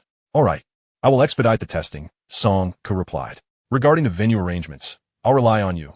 Teacher Chun, Xiaoqiang said to Chen Shiyuan, who had been momentarily lost in thought. Of course, she responded, snapping back to the present. Noticing the slight furrow in Chen Shiyuan's brow and glancing outside at the inky night, Xiaoqiang suggested, it's getting late. Let us head home to rest. Song could drove away first. I'll take you back, Chen Shiyuan offered to Xiaoqiang. You don't look well. Are you feeling unwell? Xiaoqiang remarked, activating his equipment to scan for anomalies. I'm fine, Chen Shiyuan insisted, determined to drive Xiaoqiang home. Hand me the keys. I'll drive you back. You can drive? Xiaoqiang, accustomed to being chauffeured, had never seen her behind the wheel. I picked up a thing or two. With that, Xiaoqiang slid into the driver's seat. As they fastened their seatbelts, the car started and departed from the Nanchuman company. Relying on his advanced vision, Xiaoqiang skillfully navigated to Chen Shiyuan's residence. Just as he was about to ask her to exit the vehicle, he noticed a puzzled expression on her face. How come you remember the route so well? The last time was during that storm, Chen Shiyuan wondered. As she opened the car door, a sharp pain caused her to wince and remain seated. Observing this, Xiaoqiang swiftly rounded the car's front. I'll carry you inside. Chen Shiyuan blushed with embarrassment. No need. I just need a moment. Ignoring her protest, Xiaoqiang effortlessly lifted her, one arm under her legs and the other grasping her bag, and carried her from the vehicle, ascending towards her apartment. It was Chen Shiyuan's first experience being held in such a manner, while she had never felt the need for companionship in her single life. Encountering this situation made her suddenly appreciate having someone by her side. Xiaoqiang soon arrived at her doorstep, gently placing her on the living room sofa. Is it hurting badly? Do you need some pain relief? Xiaoqiang inquired with concern. There's some ibuprofen in the bedroom drawer, Chen Shiyuan replied, lying on the sofa, her face contorted in pain and unwilling to move. I'll get it for you, Xiaoqiang said, pouring a glass of warm water and setting it on the coffee table before her. Drink some hot water. I'll fetch the medicine. He then entered Chen Shiyuan's bedroom. A cream-colored wardrobe occupied one corner, while a spacious bed dominated most of the room's area. A few books and a minimalist bedside lamp rested on the nightstand. As he surveyed the room, Xiaoqiang pondered where the medication might be stored. After searching the lower drawers of the wardrobe, he approached the nightstand. He crouched down and opened a drawer. In the living room, Chen Shiyuan felt a slight alleviation of her pain, but her expression suddenly changed. Oh no, she exclaimed, realizing something, and hurriedly climbed off the sofa, making her way toward the bedroom. However, she was a moment too late. At that moment, Xiaoqiang had already pulled open the drawer, staring blankly at the peculiar object lying within. Chen Shiyuan felt overwhelming shame, wishing she could vanish into thin air. Xiaoqiang picked up the item and muttered, Electric boyfriend? Chapter 146. The traffic explosion yet again. The following day, warm sunlight streamed through the gaps in the curtains, illuminating Xiaoqiang's face. He opened his eyes. It was already 7 a.m. He had spent the night here, concerned that Chen Shiyuan might need care, and had not returned home. His elder brother had received a message from Xiaoqiang and had driven over to pick him up. At this moment, the car was already waiting downstairs. Xiaoqiang approached Chen Shiyuan's bedroom, where the door was slightly ajar. He gently pushed the door open, glancing at the figure peacefully sleeping on the bed before quietly leaving the room and heading downstairs. Upon hearing the sound of the door closing, Chen Shiyuan turned over. She had awakened long before, but felt too embarrassed to greet him. The previous incident with the aphrodisiac had not been clarified, and now there was the matter of the electric boyfriend. How could they possibly face each other again after this? Elder Yi looked at Xiaoqiang descending the stairs and then glanced back up, feeling an inexplicable envy. Six's brother is truly different. His life is rather splendid. Upon returning home, after a refreshing wash and breakfast, Xiaoqiang received a message from Xiaoqiang. Recently, the song The Longest Movie had experienced a meteoric rise in clicks. This song was distinctive, melodious, yet enigmatic. It was a style never before seen in the Dragon Kingdom, reshaping the populace's perception of pop music. So this is how a song can be sung. The online community was in a frenzy, eagerly awaiting the lyrics from the author. How could such an exquisite song possibly be a mere recipe? That was merely a jest among netizens. On the Xiaoyu music website, the song's views had already surpassed 10 million and continued to soar. This unique style led Xiaoqiang to ponder who might be behind it. Xiaoqiang happened to be heading to Xiaoyu Media. He planned to create a CG animation for the lunar tourism project and promote it online. If Elon Musk could boast, why couldn't he? What if he achieved it before those across the ocean? Upon arriving at Xiaoyu Media, Xiao was reporting the company's status to Xiaoqiang. Noticing Xiaoqiang's arrival, Xiao finished his report and, sensing the moment, intended to leave. but was called back by Xiaoqiang. Mr. Xiao, what is the company's standing in terms of CG animation among our peers? Average. Neither exceptional nor lacking. Xiao Wenkai assessed, after weighing his thoughts. I need a CG animation. Please have the person in charge of that area come over. Also, given the recent buzz around artificial intelligence, recruit some talent in that field. Understood. I'll take care of it right away. Xiao Wenkai readily agreed without further inquiry. Xiaoqiang's request was certainly reasonable. Once Xiao Wenkai left the office, Xiaoqiang inquired, was that song on the website uploaded by you? Xiaoqiang had never heard Xiaoqiang sing, so she was uncertain if it was indeed his voice. However, she was certain that this style was something only he could produce. Xiaoqiang did not respond immediately. Instead, he teasingly replied, "Want to know? Then give me a kiss, and I'll tell you." With that, he turned his face aside. Xiaoqiang felt her cheeks flush from his teasing. "All right, I won't tease you anymore. Let me see the click count." Xiaoqiang perched himself on the armrest of Xiaoqiang's chair, his gaze fixated on the computer screen. Xiaoqiang opened the website and navigated to the songs page. The click count displayed a staggering 51 million, with over 430,000 comments. Seeing this data, Xiaoqiang was somewhat astonished. While he had anticipated a significant response, he had not expected it to be this immense. This was merely one song from Zhoudong. If several hundred songs were released, the traffic would be unimaginable. A few more songs could warrant a dedicated section, and simply relying on the advertising revenue from the traffic could yield a substantial income. Xiaoqiang mused softly. Xiaoqiang was already capable of writing songs. Even if this particular song was not sung by him, Xiaoqiang was confident it was related to him. This was undoubtedly another lucrative opportunity. "Yes, I'll mention this to a friend of mine," Xiaoqiang said nonchalantly. Xiaoqiang turned to glare at him, her expression seemingly saying, "A friend? I believe that when pigs fly." Just then, Xiao Wenkai returned with 3 individuals. "Young Master Yi, these are the members of the animation team," Xiao Wenkai introduced. "Greetings." "Young Master Yi, greetings, Miss Xia," the 3 greeted, standing to the side. "I need a CG animation, not very long, about 5 minutes." Xiaoqiang suddenly paused, contemplating how to describe it to them. The 3 exchanged surprised glances. "Is that all?" Xiao Wenkai had specifically informed them that Xiaoqiang was the one who sought them out. This young master rarely made requests, and when he did, they were typically grand in scale. A mere 5-minute CG animation was not in line with his usual style. "Is that all you require, young Master Yi?" Xiao Wenkai inquired uncertainly. Xiaoqiang felt a bit speechless. Perhaps the previous impressive demands had left them unaccustomed to this simplicity. In truth, this 5-minute animation was only a promotional piece, not the entirety of his plans. The construction of a resort on the moon and lunar travel, such a grand and spectacular vision, would surely be breathtaking when animated. "You may have misunderstood my intentions. This 5 minutes is merely a promotional trailer, not the main feature," Xiaoqiang elaborated further. "The animation will depict the establishment of a resort on the moon, where people can travel between the Earth and the moon as easily as taking the subway." Xiao Wenkai and the 3 still seemed somewhat perplexed. "Isn't this sci-fi animation a bit outdated? There have been Star Wars films for over a decade. Is anyone going to watch this?" The 4 of them simultaneously turned to Xiaoqiang, who was deep in thought. Xiaoqiang had a company named Nantiangmen, which had recently encountered an incident. To be precise, it was not an accident. Xiao Wenkai and the others believed Xiaoqiang was producing a sci-fi animation, but Xiaoqiang viewed it differently. "This might very well be a documentary. I understand what you're saying. I'll have them coordinate with that side later." Xiaoqiang grasped Xiaoqiang's intent. "The animation must be done realistically." Xiaoqiang added, "That side? Which side?" Xiao Wenkai was utterly baffled, and the other 3 were equally confused. "There's a space company called Nantiangmen. You will need to liaise with them," Xiaoqiang replied. "Nantiangmen?"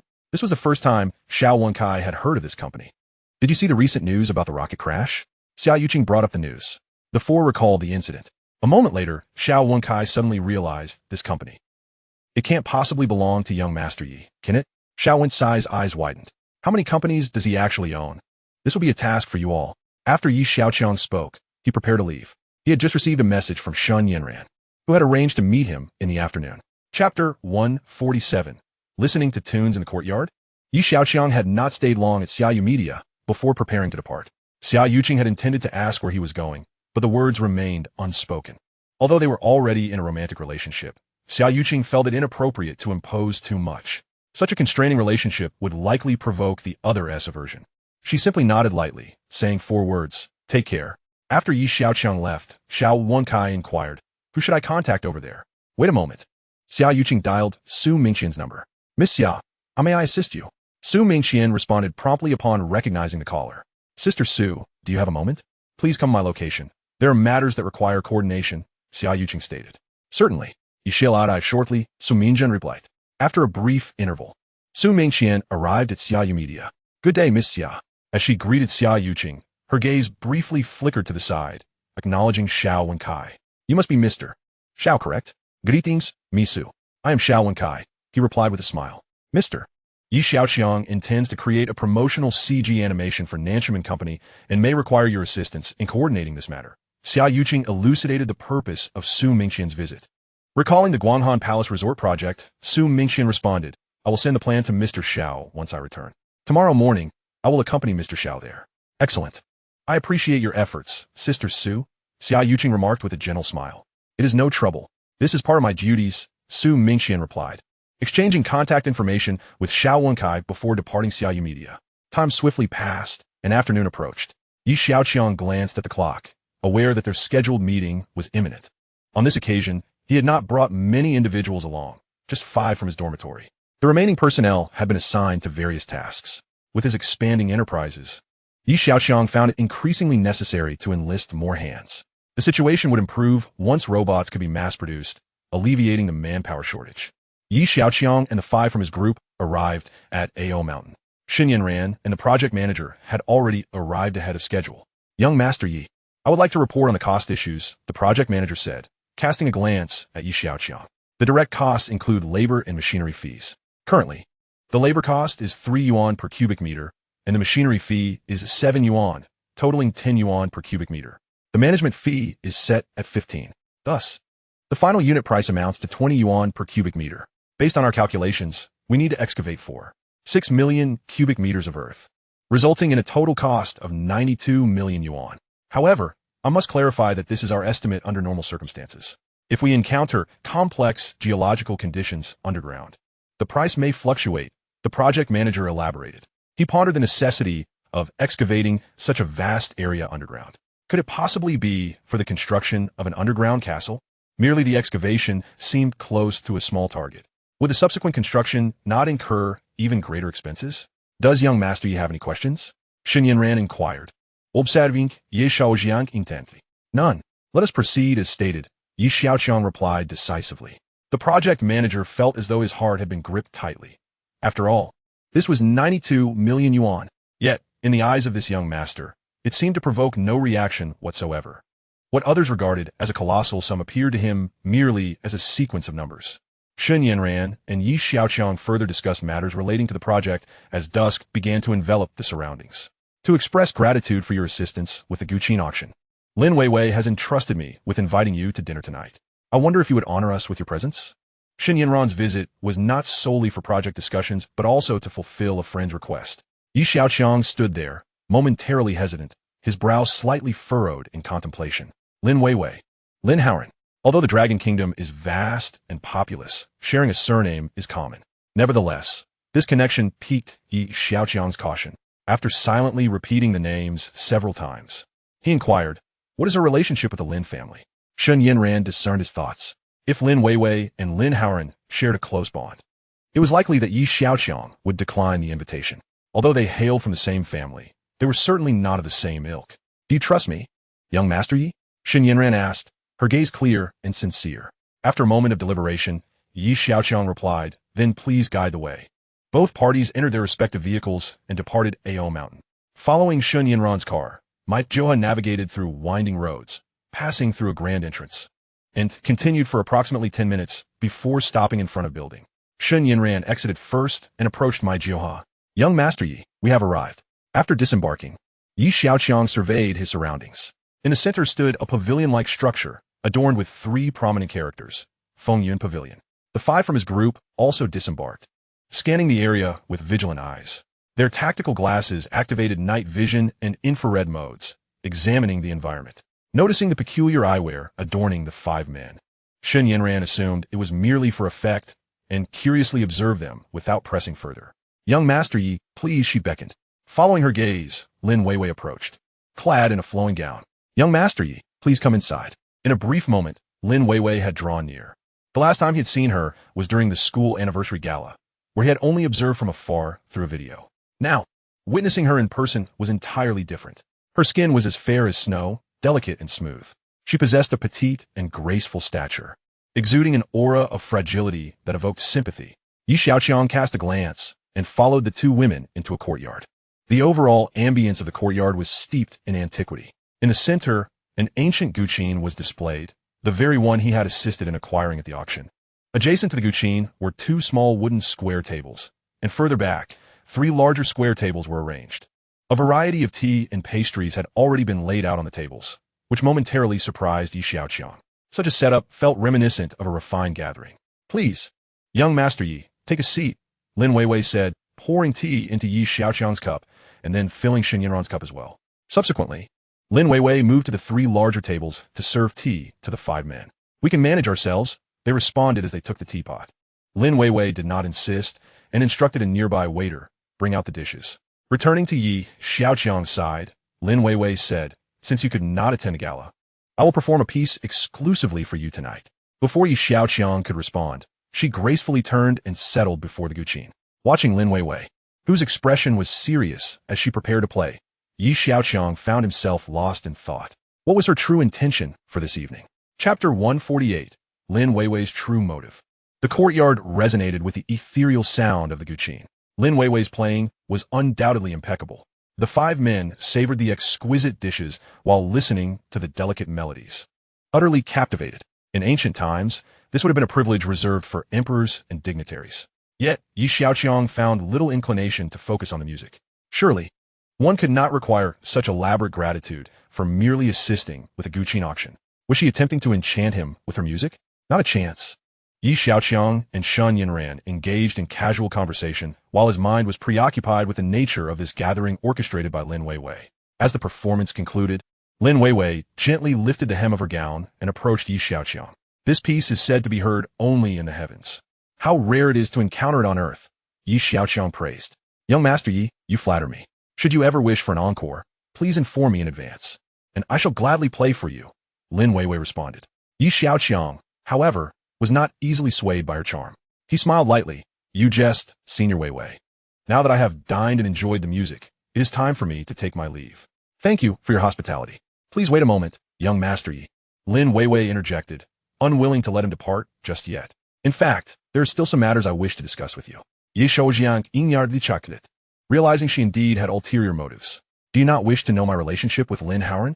Lin Weiwei asked, no longer beating around the bush. Xiaoqiang remained silent, refraining from responding. Lin Weiwei continued, "We are, in fact, from the same family. Over a decade ago, the Lin family was far less illustrious than it is today. Subsequently, some of my uncles chose to ally with the Japanese, and thus they soared to prosperity. Why did your family not take such a path?" Xiaoqiang intrigued. In the face of profit, few could maintain their clarity. In truth, their ability to find this backing is attributed to our family. One of my childhood friends, a descendant of the Japanese, inadvertently revealed her identity to Lin Xiaofeng, which allowed her to ascend to the ranks of the Sanling Group. Lin Weiwei spoke slowly. Xiaoqiang stared at her, perplexed as to why she was divulging this information to him. "Your friend is connected to the Sanling Group?" Her grandfather was once a significant member of the Sanling Group. Now, they merely wished to exploit her to forge a marriage alliance with another consortium for mutual gain. "I would like to request that you, young Master Yi, look after her. You see, given our family's circumstances, we are incapable of protecting her. The Sanling Group is a behemoth for us." Lin Weiwei finally articulated the purpose of her visit today. Xiaoqiang stood there, contemplating how to decline her request, when a woman appeared beside Lin Weiwei. "This is my friend Su Lingyin," Lin Weiwei introduced, gesturing towards the woman. Upon seeing Su Lingyin, Xiaoqiang was reminded of someone from the recesses of his memory, a person known as Himika, the little devil of Osaka. Yet, unlike Himika, she merely resembled her and was not the renowned courtesan from the elite nightlife scene. "Weiwei, it's all right. Each person has their own fate," Su Lingyin sighed softly. "But I still want to thank young Master Yi for helping to procure that guqin. Weiwei truly adores it." At that moment, Xiaoqiang's mind was racing. Helping Su Lingyin was not entirely out of the question. He possessed humanoid robot technology, and his company, Tianbing Technology, was in the midst of rapid development. Once they produced a humanoid intelligent robot, he could apply his modification techniques to create a robotic version of Su Lingyin, which would be entirely feasible. By integrating the collected habits of individuals and establishing a vast database, he could ensure that the robot's subtle expressions and habitual motions mirrored those of a real person perfectly, thus achieving an uncanny resemblance. This was not beyond Xiaoqiang's capabilities. After all, the Timiao glasses served as a super recording device. After a moment of deliberation, Xiaoqiang replied, though it poses considerable challenges, is not impossible. Really? Lin Weiwei exclaimed, her heart leaping with joy at Xiaoqiang's agreement. I merely stated it was a possibility. This matter is quite intricate and will involve relations between two nations. I need to return and devise a thorough plan. It's getting late. I must take my leave. Xiaoqiang bid farewell to them and departed with the older companions. By the end of November, at the Dashi Research Institute, Lu Qinyang awaited the experimental results from Zhang Xiaoyi in his office. President Lu, would you like some water? Zhang Xiaoyi's junior asked. No need for formality, Lu Qinyang replied, accepting the cup. Before he could finish half of it, Zhang Xiaoyi returned from the laboratory. Dr. Zhang, what are the results? Lu Qinyang inquired. The formulas you provided are fundamentally sound. It's merely a procedural formality, Zhang Xiaoyi sighed, expressing her exasperation with her junior. How much longer will this procedure take? Lu Qinyang required a precise time frame to prepare for production. Approximately 2 more weeks, Zhang Xiaoyi calculated. All right, I shall prepare accordingly. Thank you, Dr. Zhang. Lu Qinyang rose to leave. You are too courteous, President Lu. Please take care, Zhang Xiaoyi remarked, watching him depart. In no more than half a month, a new anti-cancer drug will be unveiled. Cancer remains one of humanity's most formidable adversaries, with varying treatment complexities and outcomes depending on the affected area. Pancreatic cancer is among the most challenging. Currently, there is no effective targeted medication for this ailment on the market, and by the time it is diagnosed, it is generally at an advanced stage, making treatment exceedingly difficult. The new anti-cancer drug provided by Xiaoqiang is different. It can precisely target and annihilate cancer cells without harming other normal human cells. The trial results have been promising, and once it hits the market, it is bound to create a sensation. Lu Qinyang returned to Tianlin Pharmaceutical, swiftly initiating preparations for the drug's market launch. Additionally, there were 5 cosmetic products, all of which demonstrated remarkable efficacy. After a period of use, participants reported their skin becoming fair, tender, and luminous, with no side effects. To rapidly secure a foothold in the market, Lu Qinyang established several production lines for cosmetics. Guobai's newly shot short drama, My Construction Site Boyfriend, is at air, achieved the highest viewership for short dramas. Thanks to this production, Yu emerged as the most beloved female lead among audiences. As the end of November approached, Gumming Tea Princess began its expansion in Longhua. The bubble tea shop no longer relied solely on Song Tai as its spokesperson. It now featured the popular short drama actress Yu. With the endorsement of these 2 stars, Gumming Tea Princess faced a situation of running out of stock. In winter, one would feel remiss to greet acquaintances without having enjoyed a cup of Gumming Tea Princess. At Xia Group, Xiaoqiang scrutinized the materials in his hands and addressed his subordinates. Is everything ready? Rest assured, President Chao, all preparations are complete. We are merely awaiting Minister Lu's arrival. The subordinate assured. What's the situation over there? Gao Baiyuan in Guit.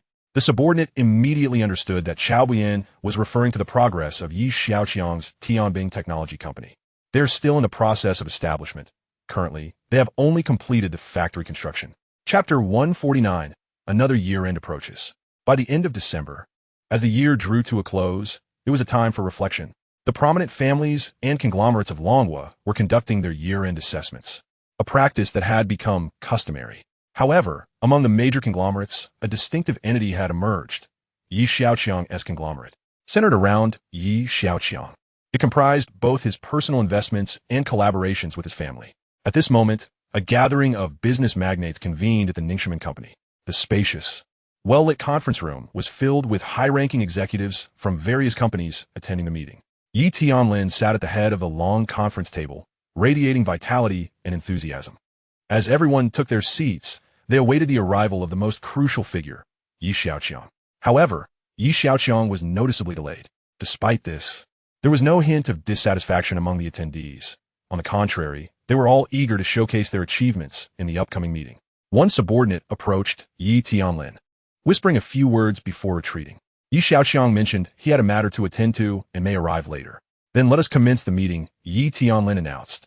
Looking around at the assembly, observing the indifferent expressions on their faces, Yi Tianlin couldn't help but feel a tinge of envy. It seemed that Xiaoqiang could do as he pleased without inciting any complaints from others. a rare feat indeed. Xiaoqiang, you may preside over the meeting. Yitianin instructed Xiaoqiang. The crowd turned their attention to her, well aware of her relationship with Xiaoqiang. Contrary to the initial rumors surrounding their families, the establishment of Xiaoyu Company spoke volumes about their connection. Xiaoqiang, having openly acknowledged their romantic relationship, did not shy away from taking the lead. Let us begin with Mr. Xia from Jinhao Energy, she stated, glancing at Xiaoyan. Today, Jinhao Textile Factory had undergone a name change, transitioning from a purely textile enterprise to a new type of energy company. Consequently, Xiaoyan had ascended to the role of executive CEO. As the focus shifted to him, Xiaoyan felt a surge of excitement. Reflecting on his past as a near-bankrupt owner on the brink of fleeing, now sitting among a cadre of business titans felt surreal. The success of Jinhao Energy was inseparable from Chairman Ye's foresight and the young master's astute decision-making. As Xiaoyan began his report, the audience sensed the distinct essence of the Xia family style. When it came to flattery, Xiaoyan could claim second place, and none present dared to claim the first. As of December 25th, Jinhao Energy achieved a sales revenue of 4 billion, with a net profit of 2.8 billion. The second generation of fiber battery technology will entirely replace the first generation products next year, with projected annual sales reaching 8 billion and net profits exceeding 6 billion.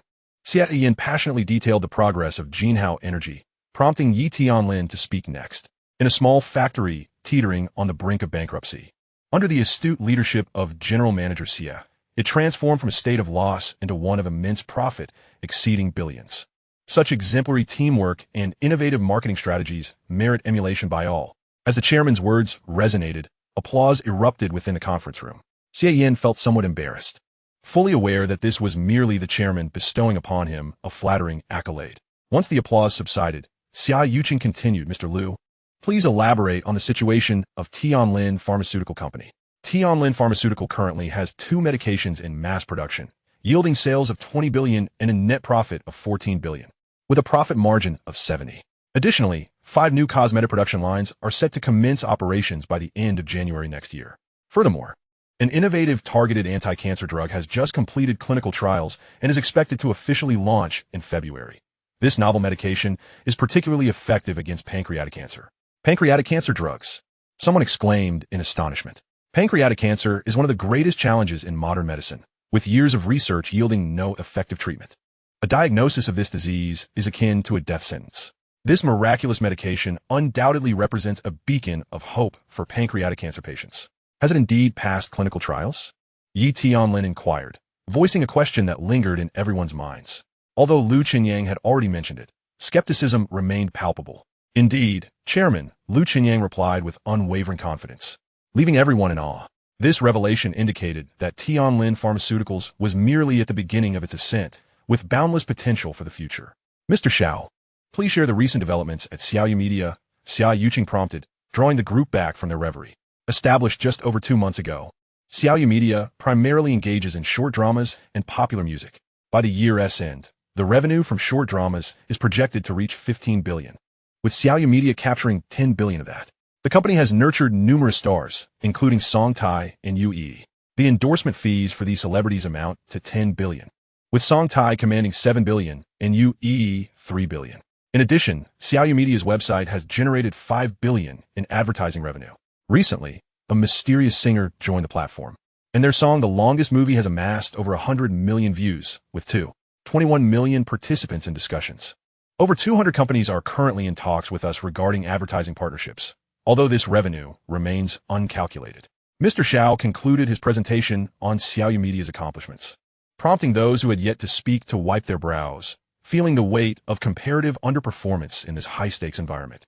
Quite impressive, Yi Tianlin remarked, genuinely surprised by the stellar performance of Xiaoyu Media. Sister Su, what is the situation on your end? Xiaoqiang inquired. Su Mingqian felt a bit embarrassed, as her side had been heavily investing without reaping profits. I'm currently overseeing 2 business sectors. One is Nantiangmen Company, which remains in a state of negative profitability. She confessed, her voice diminishing with each word. Please begin by discussing Tianbing Technology Company. Yi Tianlin interjected, fully aware of Nantiangmen's current predicament. He had received word that the company had begun undertaking launch missions for the military, although this information was not suitable for public disclosure. The construction of Tianbing Technology Company has been completed, and we are currently trial producing the first batch of intelligent humanoid robots. Intelligent humanoid robots, exclaimed the audience in astonishment. Energy, pharmaceuticals, entertainment, aerospace, and now intelligent robotics. What an astonishingly diverse portfolio this absent magnate has developed. It's not just the quantity of industries, but the audacity to cross domains. Yi Tianlin noted, reflecting on the uniqueness of the situation. Currently, the total profit stands at approximately 8.5 billion. You all have only commenced operations or production in the latter half of this year, and achieving such results is already remarkable. Years ago, I couldn't achieve 8.5 billion in just half a year, Yi Tianlin stated, not merely flattering, but expressing a candid truth. Chairman, there's actually more revenue.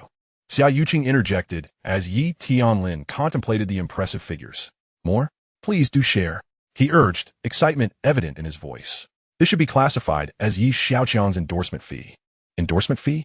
Yi Tianlin's eyes widened in disbelief. How could this reckless individual engage in such endorsements?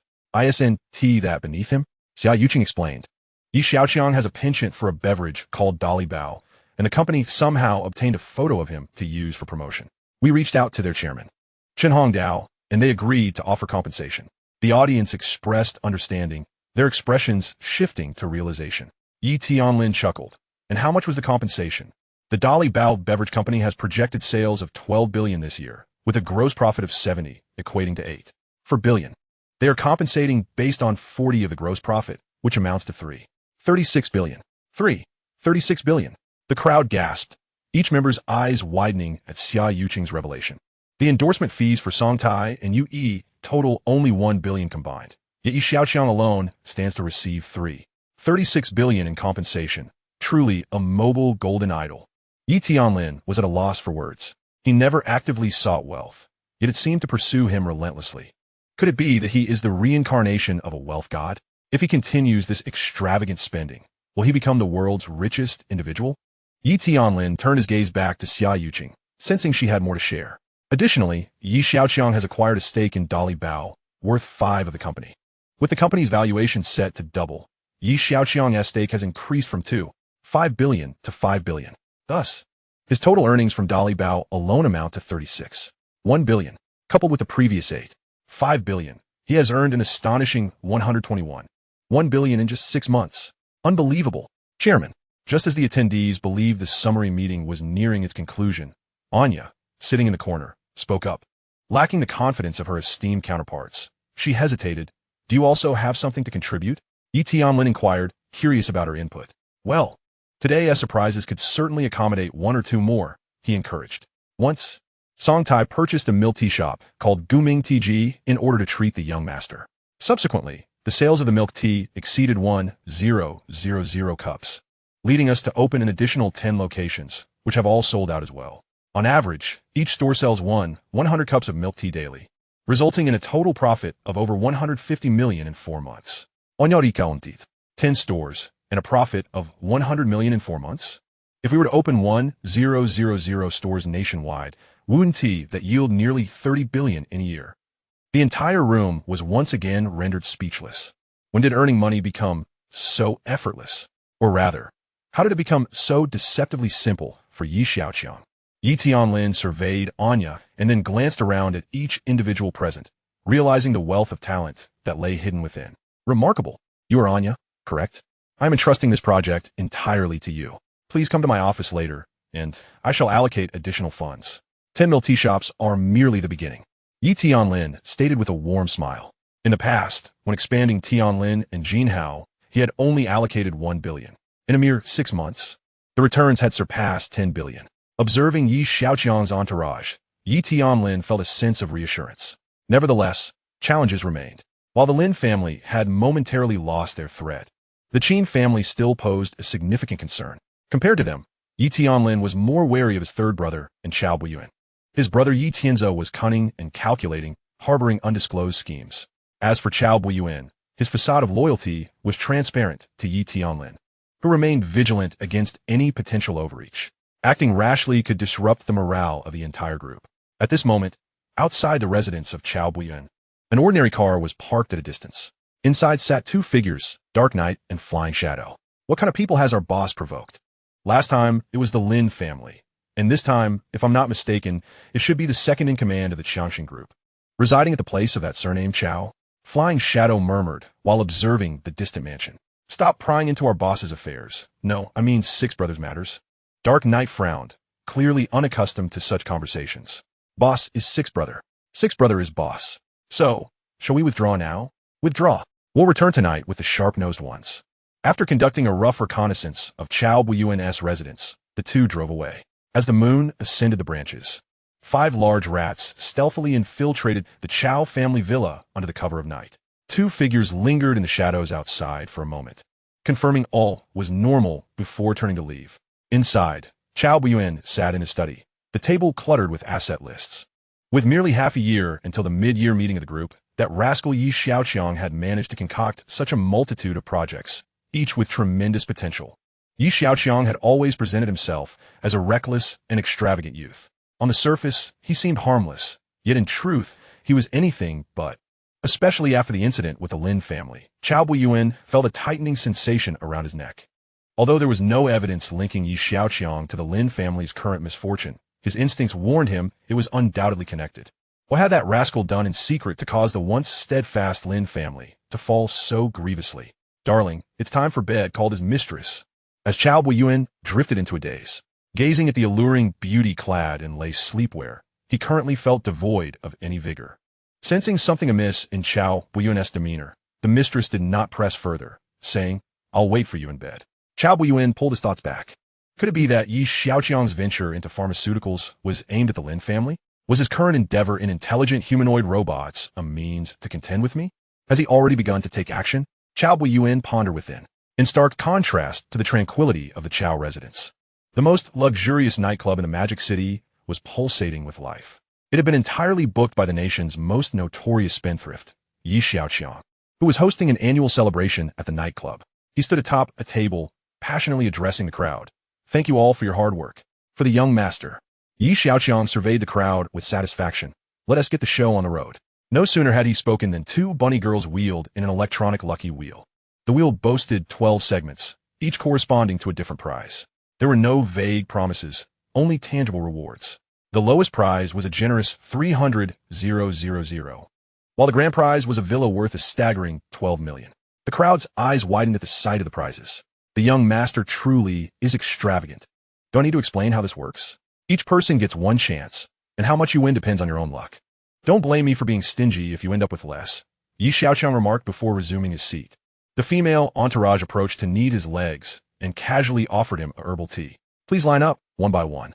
Chapter 151, the 12 million grand prize. Tianlin Pharmaceuticals, along with Jinhao Energy and Nanyang, comprised approximately 500 employees, excluding the upper management. From this pool, 300 exemplary representatives were chosen to attend tonight's celebration.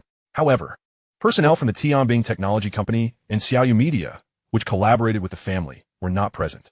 Nonetheless, Xiaoqiang made an exception and called upon one individual, Lu Zhen. Lu Zhen had long wished to acknowledge Xiaoqiang as his master, yet Xiaoqiang had never provided a definitive answer. Being invited to the celebration left Lu Zhen astounded. Did this mean Xiaoqiang had agreed to accept him as a subordinate? While he contemplated this, he was taken aback by the sight of the grand wheel. It had just been announced that 300 outstanding representatives would participate in this lucky wheel event.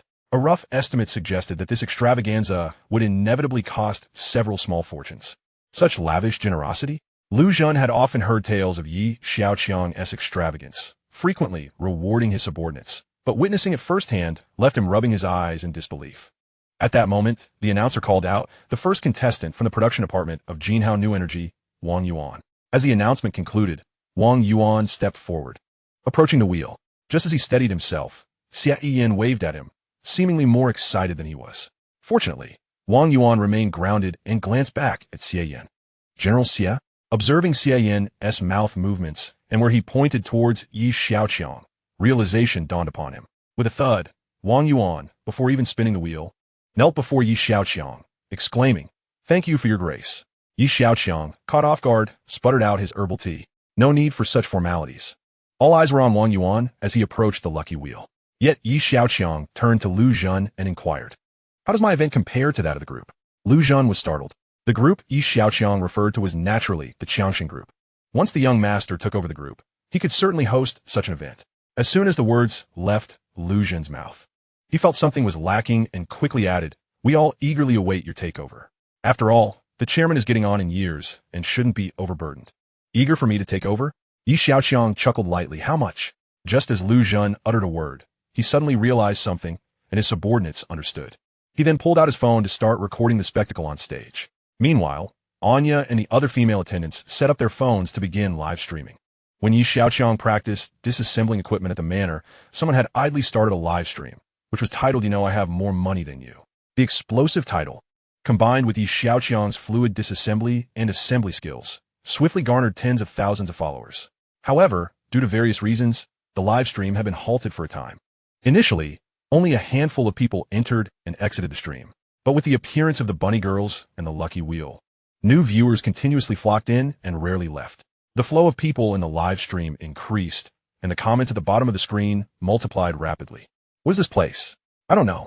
Is it a bar? Is this a stage performance? You all clearly haven't seen much of the world. This is the most luxurious nightclub in the Magic City. A luxurious nightclub with a lucky wheel? Oh my, did you see the rewards? It looks like there's 12 million on there.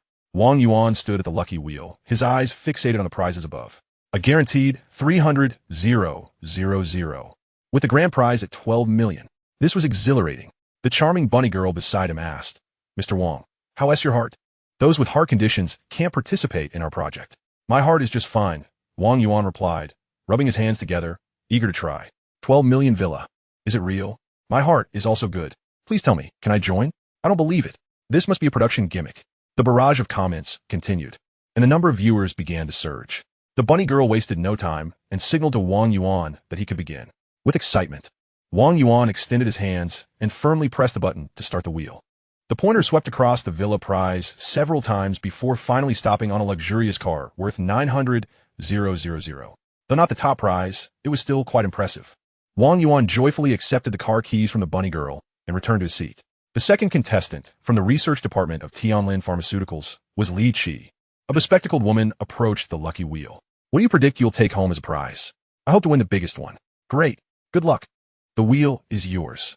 All eyes were nearly glued to Li Qi on stage. At that moment, Lu Qinyang approached Xiaoqiang with a glass of wine, respectfully raising it. Young master, I toast to you. Xiaoqiang gently clinked his herbal tea against his wine glass before taking a sip. He patted the empty seat beside him, commanding sit. Before Lu Qinyang could settle in, Xiaoqiang approached with a glass of wine, wearing a smile. Young master, in the entire Dragon Kingdom, only you would pamper your employees like this. Xiaoqiang turned to inquire. Do you think more people will criticize me tomorrow? The three exchanged knowing smiles. Congratulations to Ms. Li Qi for securing the 600,000 yuan travel fund. Regrettably, Li Qi was unable to claim the grand prize of 12 million yuan. Nevertheless, the travel fund left her quite satisfied.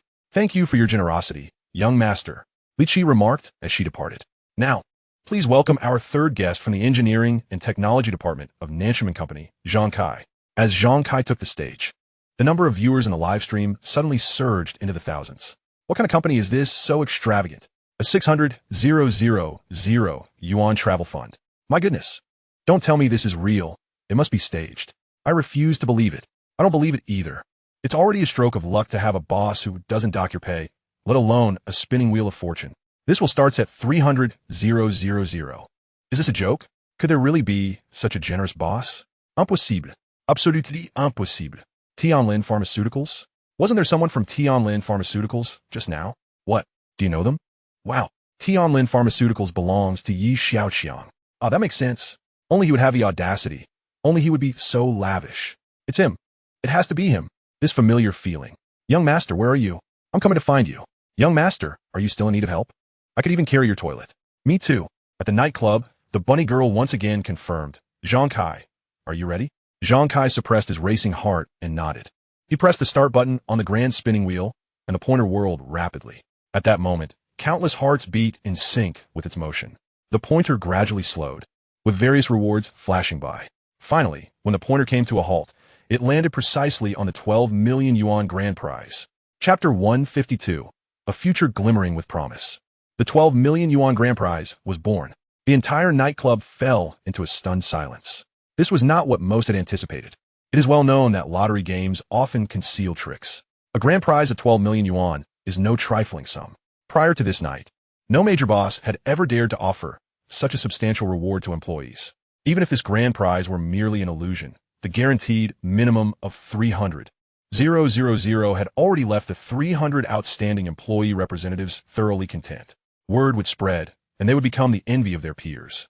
The grand prize was more of a beautiful wish in their hearts. Yet Xiaoqiang was a man of his word. How could he tolerate such empty grandstanding? Mr. Zhang Kai, here is your 12 million yuan house purchase check. Please accept it. The bunny girl's voice resonated in Zhang Kai's ears. Slowly turning his head, he stared blankly at the check in the bunny girl's hand. Is this real? The bunny girl smiled slightly. Of course it's real. If you don't believe me, you can ask the young master. Zhang Kai felt his knees weaken, tears streaming down his face as he exclaimed, Young master, no? You are like a father to me. Thank you, Dad. Coughing, Xiaoqiang nearly choked. And I'm not even married yet. And you're making me a father. At this moment, the live stream erupted with excitement. Holy cow, they actually gave it. That's 12 million. Wow, can someone tell me where this is? I'm in Sioux City, panicking. What kind of program is this? I want to participate. This ISNTA program. It's the year-end celebration. A celebration? What company is this extravagant? I refuse to believe such a boss exists. Did you see who that was just now? That was Xiaoqiang. At first, I didn't believe it, but now I'm starting to. Yes, only this man would do such a thing. Only he would dare. Is young master Yi really distributing year-end bonuses to employees? I can't believe it. It's really him. Young master, where are you? I'm coming to find you right now. Are you still hiring? I come with my own salary. The atmosphere at the venue was not as chaotic as the live stream. The lucky spinning wheel continued, and the excitement both on-site and in the live stream intensified. At this moment, the viewership had exceeded 10,000 and was still climbing. The only difference was that the attendees at the venue could indulge in fine wine and delicacies. After spending some time at the nightclub, Xiaoqiang stood to leave. After bidding farewell to Lu Qingyang and the others, he departed, leaving them to continue overseeing the celebration. The event lasted until 3 a.m. the following morning. That night, not only was the venue abuzz with activity, but social media and live streams were equally vibrant. News of Xiaoqiang's celebration spread rapidly across the internet. Many netizens began to take an interest in Xiaoqiang's companies. Tianlin Pharmaceuticals, Jinhao New Energy, and Nanshiman Company trended online. Data showed that netizens were most curious about the recruitment criteria for these companies. Suddenly, how to enter these firms became the most pressing topic among online users. The recruitment offices of these three major companies were inundated with calls. Employees of Xiaoyu Media and Tianbing Technology couldn't help but feel a pang of regret upon seeing the celebrations online. Why didn't we have such an event? Compared to this regret, a feeling of remorse spread within the Xiaoqiang Group. If other companies had little connection to Xiaoqiang and thus couldn't participate in such an event, then the position of Xiaoqiang Group seemed rather awkward. Eventually, the Xiaoqiang Group would be handed over to Xiaoqiang. It would be entirely reasonable for the Xiaoqiang Group to partake in such activities. However, due to various reasons, Xiaoqiang had not taken over the company yet. This created a series of events that were unrelated to the Xiaoqiang Group. The widely circulated lucky spinning wheel had become a hot topic within the group. Seizing the moment while Chao Buiyuan was busy with the Zixing's robots and absent from the company, a group of people surrounded Lu Zhan. Mr. Lu, could you share with us what happened at the nightclub last night? Lu Zhan looked around at the eager faces and replied, What is there to say? The pictures and videos are all over the internet. I heard there were 3 grand prizes last night. That's a total of 36 million. Did the young master really pay them out? As he spoke, the term young master rolled off his tongue effortlessly. Do you think the young master is the type to deceive people? Lu Zhan retorted. No, that is not what I meant, the man hurriedly clarified, realizing he had misspoken. Mr. Lu, I heard that young master Ye's companies have nearly 10 billion in profits in just half a year. Is that true? Aren't you all aware of those companies? Each one is at the forefront of technology. Just in the pharmaceutical sector, this is the Lin family's advantageous project. Take a closer look now. Where does the Lin family stand? Lu Zhan scoffed. Don't forget, it was the young master who provided the technology for the 6,000 drone's coordinated performance back then. And the recent rocket incident wasn't a failure. It was due to the rocket's thrust far exceeding design specifications. And the test platform wasn't secured. Lu Zhan added. The information about Xiaoqiang circulating online had reached the ears of the group internally. However, it was merely fragmented information, making it hard for them to discern the truth. Hearing Lu Zhan's words today, they recalled various pieces of information from before. Only now did they begin to realize that following Chao Buiyuan promised a bright future, while aligning with Yi Xiaoqiang meant a future shimmering with golden prospects.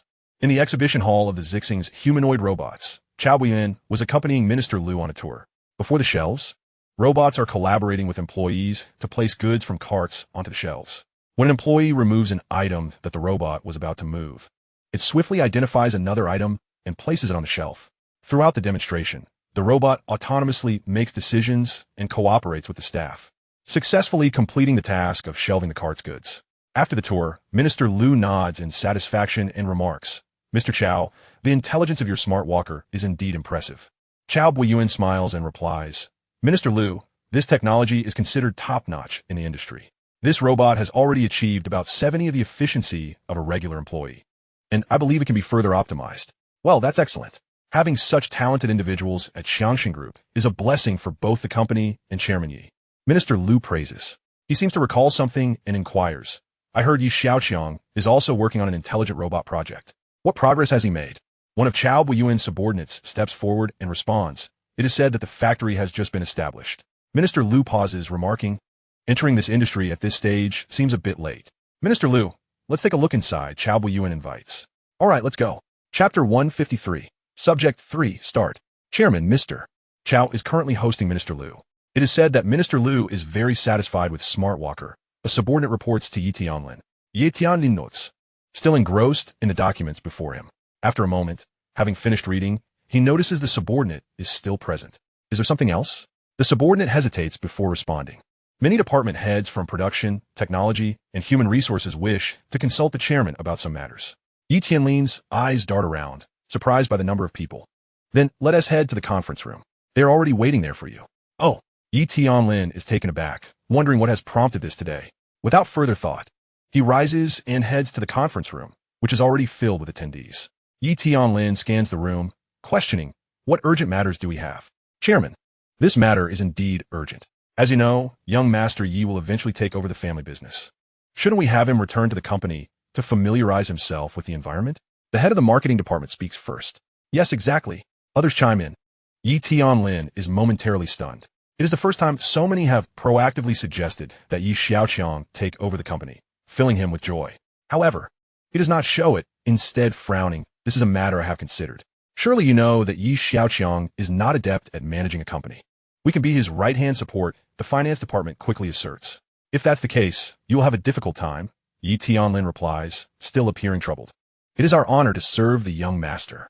The group nearly exclaims in unison, as if rehearsed. Yi Tianlin gazes at them in astonishment. "What is going on today? Shall I speak with him about it later?" Yi Tianlin never expected such a firm stance from them. At a rocket launch base, Song Ku and the technical team are meticulously confirming the technical status of the reusable rocket. The data indicates that everything is functioning normally and meets the predetermined requirements. "Mr. Song, are we ready for launch?" A technician inquires. "Launch," Song Ku replies decisively. The countdown to launch begins. 10, 9, 8, 3, 2, 1. Ignition. The technician presses the launch button, and flames erupt from the launch pad. With a tremendous roar, the rocket ascends into the sky. The rocket maintains a normal posture. The remote sensing systems are functioning correctly. The rocket reaches the designated altitude. It releases its payload and prepares to re-enter the atmosphere. The rocket lands smoothly. "Mr. Song, we did it." Technicians cheer excitedly as they watch the rocket return precisely to the launch site. Song Ku's heart swells with exhilaration. Completing the final pre-launch procedures in such a short time is largely credited to Yi Xiaoqiang's detailed plan. Amazing, truly amazing. The young master is indeed extraordinary. Song Ku continually thinks to himself. Today's successful pre-launch signifies that they can achieve the official launch within the military's required timeline. Controlling his excitement, Song Ku calls the military to inform them of the successful confirmation, which pleases them greatly. Meanwhile, at Tianbing Technology Company, following the receipt of the detailed plan, the production of humanoid intelligent robots progresses swiftly. Yi Jingyi and her team are reviewing the plan while touring the first batch of robot products in the R&D department. The team under young Master Yi is truly impressive. The entire plan is thorough and organized. Although we started late, the path is incredibly clear. We have avoided any detours in manufacturing and material procurement. One cannot help but admire young Master Yi. Listening to this heartfelt praise, Yi Jingyi falls into contemplation. She shares the same sentiment. recognizing that such a detailed and flawless plan must be the result of an exceptional team. Little do they realize that the plan was solely crafted by Xiaoqiang himself. At this moment, Xiaoqiang is in his mysterious workshop, where the underground space has expanded significantly. Recently, he has used family connections to procure a batch of special materials, synthetic human bones and skin. These materials were manufactured according to the parameters provided by Xiaoqiang. They are high-quality replicas of human tissue, quite costly. Fortunately, Xiaoqiang is not lacking in funds. Utilizing the data recorded by his Tianmo glasses, he begins crafting a highly realistic replica of Su Lingyin. Unlike the clunky robots from Tianbing Technology Company, Xiaoqiang's creations postfidikisikin. The most complex aspect is the intricate micro-expressions of the face. Capturing these nuanced facial movements requires extensive data and precise control. Achieving an astonishing level of realism demands considerable effort from Xiaoqiang. After completing the task, he feels physically and mentally exhausted. Yet, gazing at the finished product, he is filled with a profound sense of accomplishment. His promise to help Su Lingyin is driven by multiple considerations. Intelligence gathered from Dark Knight, Feiying, and conversations with Lin Weiwei indicate that the mysterious Sanling Group is a formidable force not to be overlooked. Regrettably, Xiaoqiang lacks substantial insight into their true intentions. Utilizing a lifelike Su Lingyin might just enable him to infiltrate the Sanling Group and gather further intelligence. Moreover, there is another point. Su Lingyin is indeed exceptionally beautiful. As Xiaoqiang indulges in these thoughts, a message arrives from Jingyi, inquiring when and in what manner they should showcase the humanoid intelligent robots from Tianbing Technology Company. Xiaoqiang has already devised a plan. Although contemporary robots have made significant advancements, their overall performance remains somewhat rigid. On one hand, their intelligence is still limited. While they can perform specific tasks, they often lack flexibility and adaptability in complex and changing environments. On the other hand, their emotional recognition and expression capabilities are insufficient. Compared to humans, robots cannot genuinely understand or feel emotions, nor can they effectively convey them through expressions or tone, rendering their interactions rather stiff and mechanical. However, the intelligent robot technology that Xiaoqiang has exchanged is markedly superior to current technologies. Firstly, the precision of movement and operational fluidity far surpasses that of similar products. To better showcase this superiority, Xiaoqiang decides to host a unique exhibition, leveraging the powerful marketing capabilities of Xiaoyu Media to arrange a captivating robot dance performance. Set to the backdrop of the song A Smile in the Jianghu, featuring a segment from Subject 3. Chapter 154, Something Feels Off. The mistress, Mu Shui, had just wrapped her arms around Chao Buiyuan's neck when he abruptly pushed her away. Mu Shui stood there, staring blankly at Chao Buiyuan's departing figure, her heart brimming with resentment. The various manipulations that had once proven effective now seemed to elicit only indifference. To suggest that Chao Buiyuan had been captivated by other temptresses outside was something Mu Shui could not accept. She was confident that no one could comprehend this man as psyche better than she could. Moreover, there was a more crucial factor at play. She possessed an intimate understanding of all his information. Mu Shui's motivations were not driven by love or mere financial gain. She had a mission at hand. She was merely a cog in the wheel of monitoring Chao Buiyuan's movements, while he remained blissfully unaware. The monetary desire she exhibited had led him to misjudge her character. The reason for Chao Buiyuan's waning interest in her was not due to any revelation of secrets, but rather an ineffable sense of unease that had intensified since the mid-year meeting. At present, he felt a palpable sense of dread.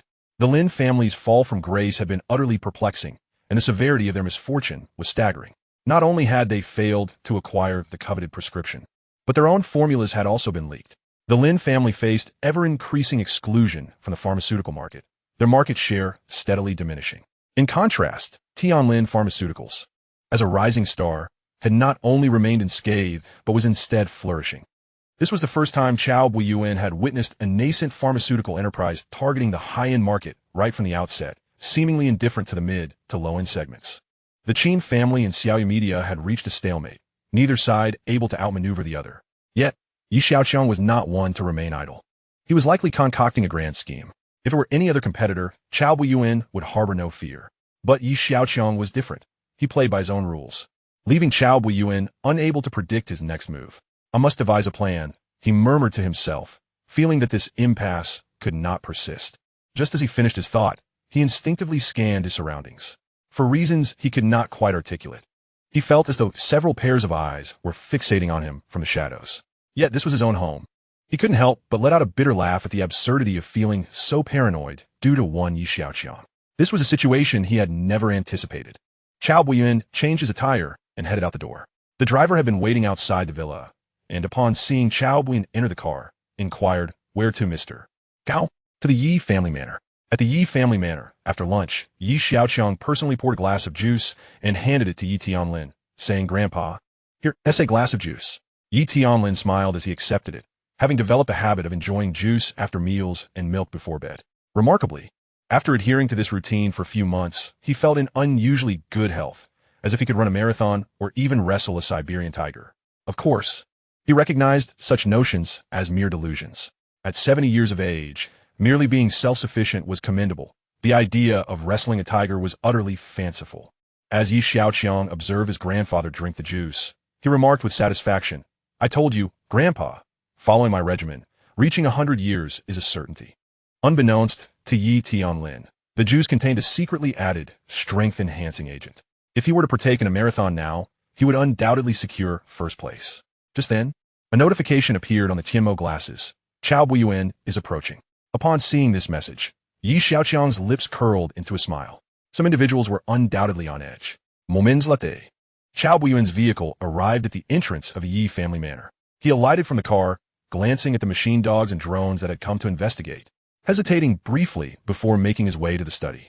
The surveillance both inside and outside the manor appeared to be more stringent than ever, though it remained uncertain whether this was merely a show of force. Upon encountering Chao Buiyuan, Yi Xiaoqiang greeted him before stating, "Uncle Chao, you and Grandpa have your discussion. I'll step out for a moment." "Wait, Xiaoqiang. In fact, I have something important to discuss with you." Chao Buiyuan interjected as he noticed Yi Xiaoqiang's intent to leave. "You're looking for me?" "Yi Xiaoqiang, fine surprise. I heard that my esteemed nephew has been working on a smart robot project and was wondering if I could assist in any way." Chao Buiyuan gazed earnestly at Yi Xiaoqiang.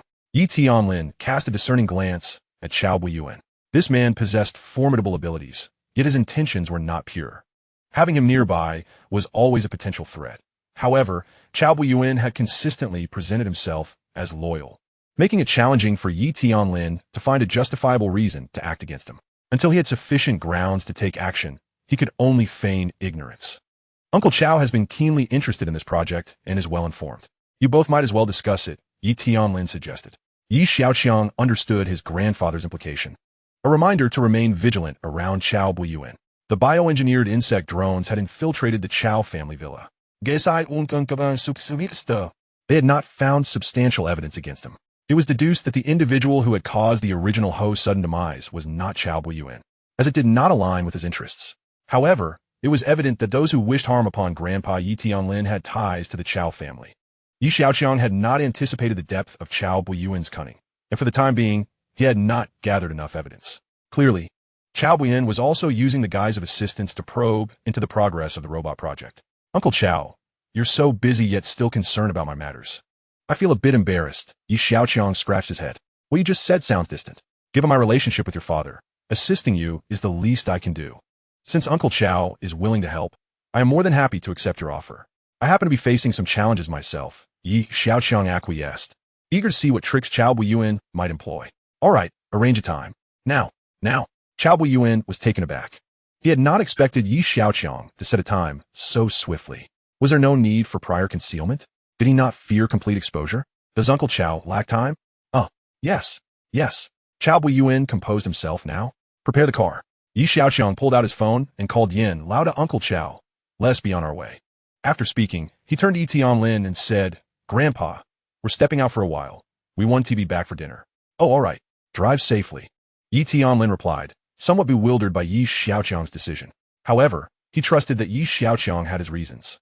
Although he could not fully grasp the motivations behind the decision, he supported his grandson's choice. In the manor courtyard, 11 luxury sports cars were poised for departure. The old butler stood discreetly to the side, stealing glances at Yi Xiaoqiang and Chao Buiyuan. Noticing the old butler's gaze, Chao Buiyuan returned a fleeting look. The old butler quickly averted his eyes, rubbing his slightly cold hands in the chilly wind. Due to the cold wave, the outdoor temperature in the Magic City had dropped below 5 degrees Celsius. Yet, for reasons unknown, The old butler felt a slight perspiration in his palms. Chapter 155, Testing the Waters. The Xiaoqiang economic zone is situated between the Magic City and Sioux City. The journey from a Yi family manor to Xiaoqiang takes approximately an hour by car. Chao Buiyuan's vehicle followed behind Yi Xiaoqiang's convoy. During this hour-long drive, Chao Buiyuan felt as though time was dragging interminably. Yi Xiaoqiang had unhesitatingly agreed to take him to the company. Chao Buiyuan understood perfectly well that Yi Tianlin had discerned his ulterior motives. The reason he had not acted against him was that he had not provided a suitable justification. Arbitrarily changing high-level core personnel was a grave taboo for a conglomerate. Yi Tianlin was precisely concerned about this, which is why he had refrained from taking action. Yet, Chao Buiyuan awaited the day when Yi Tianlin could no longer manage the flourishing conglomerate. However, even if Yi Tianlin could not act, he would still subtly remind Yi Xiaoqiang. Yet, Yi Xiaoqiang seemed to trust him implicitly, displaying no sense of caution. What scheme was this young man concocting? At this moment, Yi Xiaoqiang sat comfortably in his vehicle, a subtle smirk gracing one corner of his lips. One could effortlessly surmise the psychological state of Chao Buiyuan at this juncture. A cunning old fox adept at masquerading. His suspicions must be profoundly entrenched. There exists a saying, those who do not harbor guilty secrets need not fear a ghost knocking at their door. Recent intelligence obtained from the Dark Knight Phantom indicated that Chao Buiyuan maintained connections with the Lin family, the Qin family, and the Sanling Group, though the extent of these affiliations remained yet unverified. From a pragmatic standpoint regarding vested interests, each of these parties harbored a desire for Yi Tianlin's demise. However, their opinions diverged concerning their own survival. The true culprits behind the demise of his parents and the original owner were not Chao Buiyuan, but rather individuals from elsewhere, potentially the Qin family, the Lin family, or even the Yi Tianzi clan. Whether it pertained to the plot against his grandfather or the tragic car accident from over a decade ago, Yi Xiaoqiang was certain of one thing. There were spies still lurking near his grandfather, particularly someone intimately close to him. In his heart, Yi Xiaoqiang had already narrowed down the identity of this individual. Considering his grandfather's feelings, he needed to devise a comprehensive plan to address the situation. After all, having such a close confidant with ulterior motives was psychologically distressing. As for Chao Buiyuan, Yi Xiaoqiang had already conceived his fate. Since he relished in controlling others, it was time for him to experience the sensation of being controlled himself. Both parties harbored their own thoughts. At Tianbing Technology Company, Yi Jingyi and a group awaited Yi Xiaoqiang's arrival. As the convoy approached, someone was the first to spot it. The crowd rose and made their way to the company courtyard. Several luxury sports cars came to a halt, and Yi Xiaoqiang and his entourage disembarked. This marked Yi Xiaoqiang's second visit to Tianbing Technology Company. Many matters did not necessitate his physical presence. Additionally, crucial documents could be transmitted through tactical eyewear, ensuring both safety and expedience. Greetings, young Master Yi, brother. Yi Xiaoqiang nodded in acknowledgement to the crowd. Chao Buiyuan observed the assembly with a hint of astonishment at the profound trust and respect they exhibited towards Yi Xiaoqiang. It was a trust he had painstakingly cultivated over many years within the strong group. How was it that this young man had achieved such a feat in merely a year and a half? What methods had he employed? This is my Uncle Chao, an expert in intelligent robotics. He is here today to provide guidance.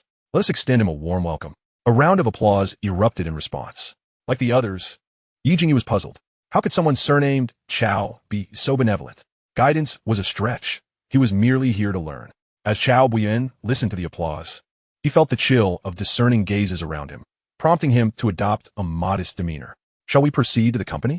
Yi Xiaoqiang signaled for Yi Jingyi to lead the way.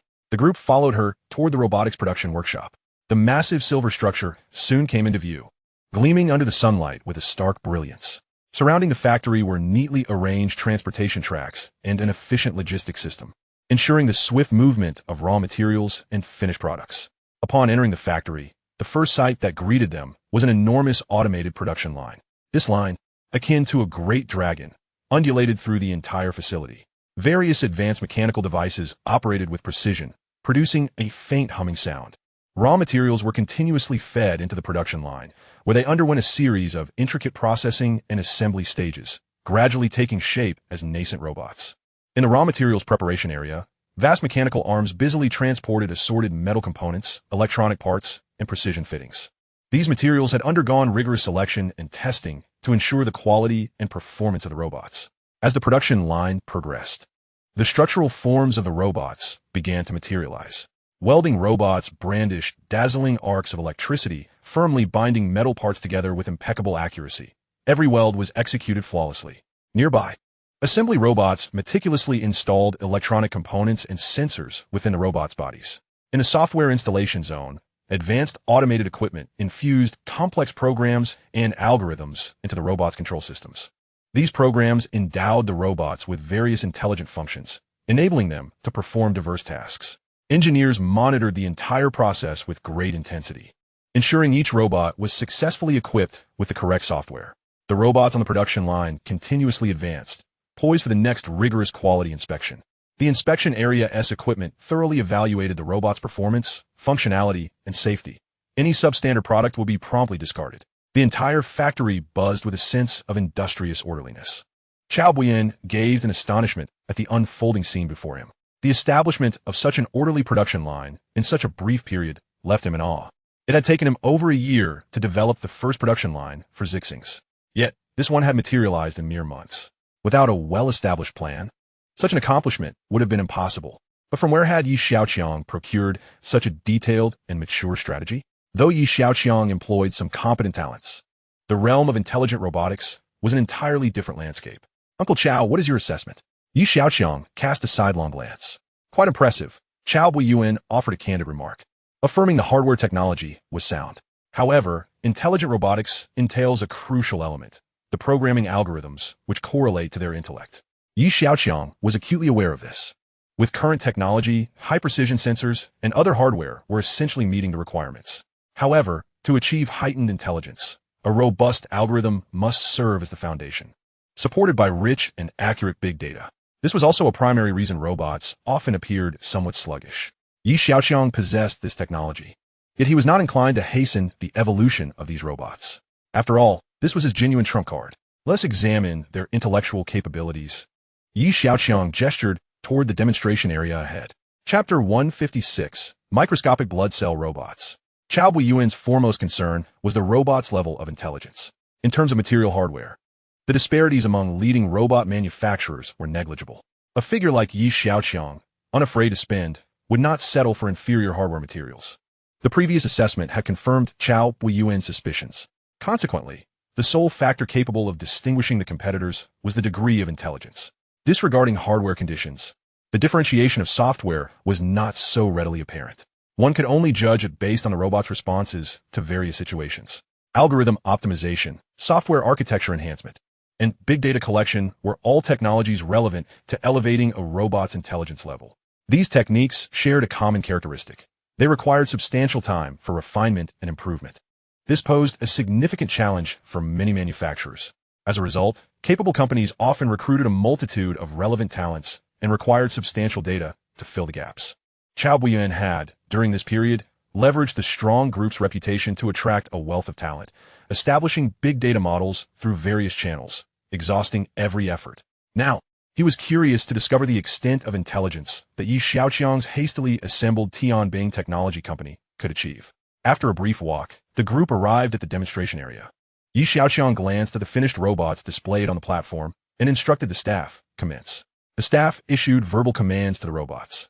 Initially, the robots responded accurately to simple instructions, but as the commands grew increasingly complex, they exhibited clear signs of delay. By the conclusion of the demonstration, Chao Buiyuan had a clear understanding. If one were to categorize the robot technology levels within Longhua, Xiaoqiang's undoubtedly occupied the upper echelon. The Xiaoqiang, a humanoid intelligent robot, is capable of managing intricate human-robot interactions, showcasing an undeniable superiority in autonomous decision-making.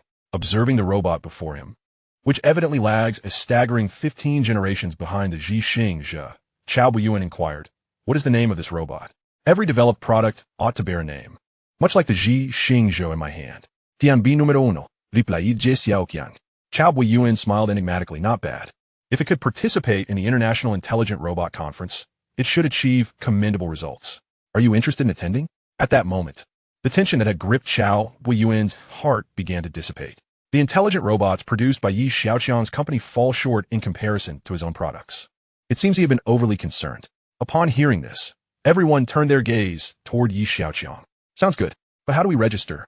Xiaoqiang, noticing the attention directed at him, asked Chao Buiyuan. Ah, I wish I had known sooner. Chao Buiyuan suddenly appeared troubled. I wonder if the registration for this conference has closed. Let me inquire for you later. Yi Xiaoqiang thought to himself. More than likely, he would receive news in a few days that, regrettably, the registration had indeed closed. That would be kind of you, Uncle Chao, Yi Xiaoqiang responded. He was not particularly concerned about the robot conference. Its participation was inconsequential to him. Yi Xiaoqiang already had a far better plan in mind. After wandering around the factory for a while, Chao Buiyuan decided to leave as the day began to darken. Yi Xiaoqiang and the others made a token effort to retain him, but he politely declined and departed. Once Chao Buiyuan was gone, Yi Jingyi approached Yi Xiaoqiang and said, "Brother, why did you bring him here? He has ulterior motives. You must be cautious." Yi Xiaoqiang glanced in the direction Chao Buiyuan had taken and did not respond directly. Instead saying, "Since we're near Su City, why not treat me to a meal?" Yi Jingyi was taken aback, but quickly recovered. "Am I supposed to let you go back on an empty stomach? Come, I'll take you to enjoy some good food." The others, perceiving that the siblings had matters to discuss, discreetly withdrew. After bidding farewell to Yi Xiaoqiang, everyone parted ways. In a tranquil villa in Su City, the siblings were seated in a private room with a small table adorned with several exquisite dishes. The artistic presentation of the food indicated its substantial cost. The serene surroundings resembled a private residence rather than a hotel, and such hidden courtyards seldom advertise their existence, known only to a select few, primarily the affluent and influential. "I hope the dishes suit your taste, brother," Yi Jingyi remarked. "Though I may indulge a bit, I do not feast on delicacies at every meal." Yi Xiaoqiang understood her concern about his preferences. "Brother, I do not trust that Chao Buiyuan will genuinely assist us in registering for the robot conference." She shifted the conversation to the main topic. "His sincerity is irrelevant to me. Frankly, I do not care about that conference," Yi Xiaoqiang retorted with a dismissive smile, delicately placing a piece of ham into his mouth. "It seems you have made preparations in advance." Yi Jingyi observed her brother's confident demeanor, and her worries swiftly evaporated. Although she was uncertain of Yi Xiaoqiang's methods to garner global attention for Tianbing No. 1, she firmly believed that what Chao Buiyuan had witnessed was merely a facade crafted by her brother. Yi Xiaoqiang undoubtedly had further plans up his sleeve. "How well do you understand our third uncle?" Yi Xiaoqiang suddenly asked, as Yi Jingyi drifted into thought. "During my first visit to Su City, my second uncle mentioned something. I was quite young then, but there are numerous ambiguities surrounding that matter. Some things cannot remain unresolved." Yi Xiaoqiang was referring to the car accident from over a decade ago, a topic Yi Jingyi had overheard family elders discuss. Although the incident was officially deemed an accident, their family held a different perspective. Due to insufficient evidence, the matter had faded into obscurity. "Our third uncle does not share a close relationship with us. It is said he was quite interested in the position of family head back then, but alas, grand uncle had the highest reputation. Eventually, my grandfather became the family head, leading to third uncle's dissatisfaction with grand uncle's unilateral decisions. In short, he is a man of considerable ambition." Yi Jingyi reflected, slowly articulating her impressions of Yi Tianze, their third uncle. "I wish to uncover as much information as possible about them. The more detailed, the better," Yi Xiaoqiang expressed his intent. To him, certain matters required resolution. If he did not address them, his loved ones would never find peace. The greatest fear lies not in various challenges and difficulties, but in the hidden dangers lurking nearby. Yi Jingyi nodded, understanding her cousin's intentions. After their meal, the siblings parted ways. Yi Jingyi returned to Su City, while Yi Xiaoqiang hastened to Modu that very night. In the system hall, Yi Xiaoqiang exchanged for a technology, a gift intended for Chao Buiyuan, a type of microrobot known as blood cells. The following day, after breakfast, Yi Xiaoqiang retreated into a small room within the manor. This room was a restricted zone, surrounded by comprehensive surveillance. The curious servants dared not approach. The year-end celebration had distributed 3 major prizes along with other awards, totaling a staggering 300 million in bonuses. The news left many astounded. The most unsettling aspect of human interaction is comparison. Yet, where there are people, comparisons are inevitable. Among the wealthy elite, some appeared increasingly anxious. Compared to the opulent lifestyles of other affluent families, Yi Xiaoqiang's standard of living was not inferior, and in fact, perhaps superior. However, the current situation revealed a growing number of individuals eager to join Yi Xiaoqiang's ranks, aspiring to become part of the young master's entourage. The after effects of the celebration continued to reverberate. Today, the privilege of addressing him as young master had become a mark of honor. Time had proven that aligning with Yi Xiaoqiang brought boundless benefits. Moreover, wherever the young master went, he forged paths and built bridges. In summary, following him could transform a chasm into a thoroughfare. Conversely, those who opposed Yi Xiaoqiang began to encounter misfortune, such as the Lin family. Many speculated whether the Qin family would follow in the Lin family's footsteps. These musings served as fodder for casual conversation among onlookers. In terms of popularity, even the most celebrated stars paled in comparison to Yi Xiaoqiang. With 300 million to spend, Yi Xiaoqiang accrued 500 attribute points, adding to the remaining 11,000 points for a total of 12,500 points. He noted that the exchange price for the blood cell microrobot was 500 points, a modest goal. The blood cell microrobot is a specialized device mimicking the form and some functions of blood cells, measuring approximately 1 micron in size. Typically, they circulate in the bloodstream, masquerading as blood cells. Upon receiving a command, they can swiftly aggregate to form a thrombus. Their presence within the bloodstream renders them nearly impossible to detect and even harder to eliminate with current scientific methods. Injecting these robots into a target's body equates to gaining control over their life and death. After completing the exchange, Yi Xiaoqiang busied himself at the control panel. Meanwhile, in the office of Xiaoqiang at Xia Media, she had not seen Yi Xiaoqiang for several days. Unlike other women who were consumed by love, she was not clingy by nature. Xiaoqiang had been quietly observing Yi Xiaoqiang's actions, hoping to provide him with more assistance. The operations surrounding the celebration had similarly astonished her. Yi Xiaoqiang seldom adhered to conventional approaches, yet each of his actions yielded unexpected results. The extravagant prizes awarded at the celebration attracted various criticisms. Who gives year-end bonuses in such a manner? This disrupts the established order of the business world. Yi Xiaoqiang's actions cast many wealthy individuals in the light of vampires, leaving them discomfort. Following orders could very well cost them their lives. Yet, refusing to comply would shatter the morale of the troops, making it exceedingly difficult to lead the team. Amidst such turmoil, Xiaoqiang found herself more preoccupied with the whispers circulating within the ranks of the Xia Group. It seemed that employees from other companies were contemplating a shift to Yi Xiaoqiang's enterprise. However, such thoughts were often more fanciful than feasible. As changing jobs is rarely a straightforward endeavor, one's aspiration to transition does not guarantee acceptance by the new employer. The situation was markedly different for the Xia Group, which naturally ought to have been under Yi Xiaoqiang's dominion.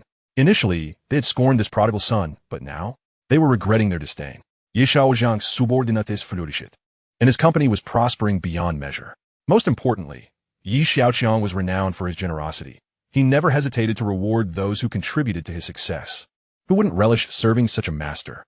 Once, Xiaoqiang had fretted over how Yi Xiaoqiang would reclaim the Xia Group, but she never anticipated the manner in which he would execute it. It was evident that the internal dynamics of the Xia Group were now in disarray, a revelation that utterly astounded her. "Miss Xia, this is a document that the young master asked me to deliver to you," announced a female aide standing at the office door. Xiaoqiang glanced at the document in her hands. "Please place it on the table," she instructed. The aide complied, setting the document down before exiting the office. Xiaoqiang picked it up and began to peruse its contents. After a moment of contemplation, she summoned Xiao Wenkai. "Take a look at this document," she said, gesturing toward the file on the desk. "The Tianbing Technology Company? Building a stage?" Xiao Wenkai remarked. Closing the document after reading its contents, his brows furrowed in confusion. What baffled him further was the directive to construct a stage at this company without specifying any cast. Why erect a stage without performers? Moreover, there was an odd stipulation to designate a basketball court within the confines of Tianbing Company. What on earth was going on? He found it utterly incomprehensible. Xiaoqiang, equally perplexed, responded, "Just follow his instructions." After a brief pause, Xiao Wenkai nodded in resignation. "No questions. Just get it done." He quickly sourced a few technicians from Xiao Media and set off for Tianbing Technology Company. Meanwhile, Tianbing Technology had received instructions to fully cooperate with Xiao Wenkai from Xiao Media. "Welcome, welcome," the head of Tianbing Technology exclaimed, shaking hands with Xiao Wenkai. "Show me to the workshop," Xiao Wenkai requested. According to the document specifications, the setup was to be done in the vacant area in front of the workshop. Accompanied by the company head, Xiao Wenkai and his team arrived at the designated site. Yi Xiaoqiang had ordered that the workshop serve as the backdrop, with the open space as the stage. "Measure the length and area," Xiao Wenkai instructed, and his technicians promptly sprang into action. He himself was not idle. Pacing around the open area, Yi Xiaoqiang required not only an open space for the stage, but also a basketball court. After some time, the technicians completed their measurements, and the next step was to take the information back and plan accordingly. Yi Xiaoqiang's requests were not overly complex. To use the workshop as a backdrop, with the open area serving as the stage for a singing and dancing performance. Xiaoqiang understood all of this, but the purpose of the basketball court remained a mystery. Basketball dance? More importantly, such a performance would undoubtedly require rehearsals, yet the document made no mention of actors, dance routines, or songs. This left Xiaoqiang utterly confounded. Is there anything you need us to assist with? The head of Tianbing Technology inquired, noticing that Xiaoqiang and his team were busy yet unsure of how to help. Xiaoqiang, glancing at the workshop, curiously asked, "Was produced here?" "Humanoid intelligent robots," the head replied. "Humanoid intelligent robots?" Xiaoqiang gasped, his eyes widening in astonishment. A chilling thought crossed his mind. Surely they wouldn't have robots performing dances and playing basketball. Chapter 158. The Butler's Dilemma. Some matters were too absurd to contemplate in detail, for the more one pondered, the more improbable they seemed. At this moment, Xiaoqiang found himself in such a state of bewilderment. Only then did he vaguely realize that he was constructing a stage for robots, thus explaining the absence of any performers. The logic clicked into place, yet Xiaoqiang's unease intensified. Based on what he knew of Xiaoqiang, this performance would not be a lackluster display of mechanical dance. Such a mundane performance was not Xiaoqiang's style. Each of his ventures created a sensation, leaving audiences in awe rather than amusement. Furthermore, the presence of a basketball court added to the enigma. Xiaoqiang's mind conjured images of robots dancing and playing basketball. Was it like this or perhaps like that? The scenarios defied imagination. Have all the measurements been completed? He asked, snapping back to reality. Yes, they have. The site has been measured, and we will need to plan accordingly, came the reply. Let us head back to the company. After bidding farewell to the head of Tianbing Technology, Xiaoqiang returned to Xiaoyu Media. As he had anticipated, measuring the site was merely one aspect. An endless array of subsequent tasks continued to arrive on his desk. Days passed, and with only 3 days remaining until the International Intelligent Robot Conference, Xiaoqiang received a phone call from Chao Buiyuan. Dear nephew, I have discussed the robot conference with the organizers and even reached out to Minister Liu. Unfortunately, I was unable to secure an invitation. Chao Buiyuan conveyed apologetically over the phone. Xiaoqiang chuckled softly, responding in a calm tone, Thank you, Uncle Chao. There will be other opportunities. After hanging up, Chao Buiyuan contemplated the meaning behind Xiaoqiang's composed demeanor. Aside from his tranquility, he sensed no other emotions. Could it be that this young man had a hidden plan? At that moment, a sultry voice and a delicate arm wrapped around Chao Buiyuan's neck. His mistress, Mu Shui, took the phone from his hand and placed it on the coffee table. What is troubling you lately? Is this prodigal son causing you distress? Mu Shui observed Chao Buiyuan's recent restlessness. Initially, she presumed it was due to some other concern, only to realize it stemmed from that very prodigal son. The notion that a mere spendthrift could unsettle this man was almost unbelievable. No, perhaps I've just been a bit fatigued with the new project, Chao Buiyuan deflected. Deep down, he struggled to articulate his feelings. The more indifferent Xiaoqiang appeared, the more unsettled Chao Buiyuan felt. This young man consistently presented himself as a carefree, hedonistic dandy, squandering extravagantly without any apparent effort to cultivate or profit. Yet, paradoxically, his company thrived and expanded with an ever-growing number of devoted followers. How could a man so ostensibly ignorant of business acumen and management, merely a spendthrift, lead such a flourishing life, garnering respect and admiration from so many? Every time he pondered these questions, Chao Buiyuan found himself tormented. As night fell, a car stealthily approached Chao Buiyuan's residence. Once the vehicle came to a halt, a figure emerged. Nearby, on a tree camouflaged to match its bark, a beetle equipped with a pinhole camera focused intently on the figure. The individual appeared quite familiar with the area, heading straight for Chao Buiyuan's study. Upon reaching the door, they lightly tapped twice before entering. I told you not to contact me this way. If discovered, it would be detrimental for both of us. I understand. I wouldn't resort to this unless absolutely necessary. Chao Buiyuan replied, glancing at the visitor with a resigned expression. In your qualitative assessment, Yi Tianlin is at a loss to handle you. Why then? Are you unable to maintain your composure? Yet, that young man is quite extraordinary, is he not? Does the Lin family's affair truly bear any relation to him? Chao Buiyuan sought verification from this individual. Alas, I am uncertain of any connection. He possesses a modest dwelling within the estate, though I am oblivious to what he engages in there. No one dares approach, nor can anyone get close. What I do know is that he harbors a significant interest in mechanics, often dismantling small gadgets at home, such as drones and robotic dogs. Chao Buiyuan closed his eyes and pondered for a moment. Has he mentioned me? No. He appears to harbor little interest in you, the individual replied with certainty. Upon hearing such a response, Chao Buiyuan felt a growing sense of unease. I have no further business. I shall take my leave. Do not summon me again. It will be detrimental for all involved. Furthermore, do not forget your promise to me. After speaking, the figure turned and departed the study, disappearing into the night in a sedan. Chao Buiyuan lingered alone in the study chair for a while, before gradually rising and returning to his bedroom. In a hidden corner of the study, a bionic spider lay quietly in the shadows. Meanwhile, their conversation transcended time and space, eventually manifesting on the Tianmo glasses. Xiaoqiang seeked softly. Although he wished for otherwise, the truth was that the shadow who clandestinely met with Chao Buiyuan last night was indeed the old steward. Only someone so intimately acquainted could administer poison so surreptitiously beside his grandfather. Perhaps his grandfather remained unaware that betrayal lurked so close. This individual proved somewhat troublesome to deal with, and Xiaoqiang feared the impact on his grandfather's heart. After all, his grandfather shared decades of affection with the old steward. Xiaoqiang wished to spare his grandfather any undue sorrow. It seemed a conversation with the old steward was imperative. Within the small room, Xiaoqiang had fashioned not only a realistic robot of Su Lingyin, but also one of the old steward. The following day, after finishing breakfast, Yi Tianlin headed to the corporate office. Xiaoqiang arrived at his grandfather's study, the door firmly shut. Inside, besides himself, were the elderly steward and the old man.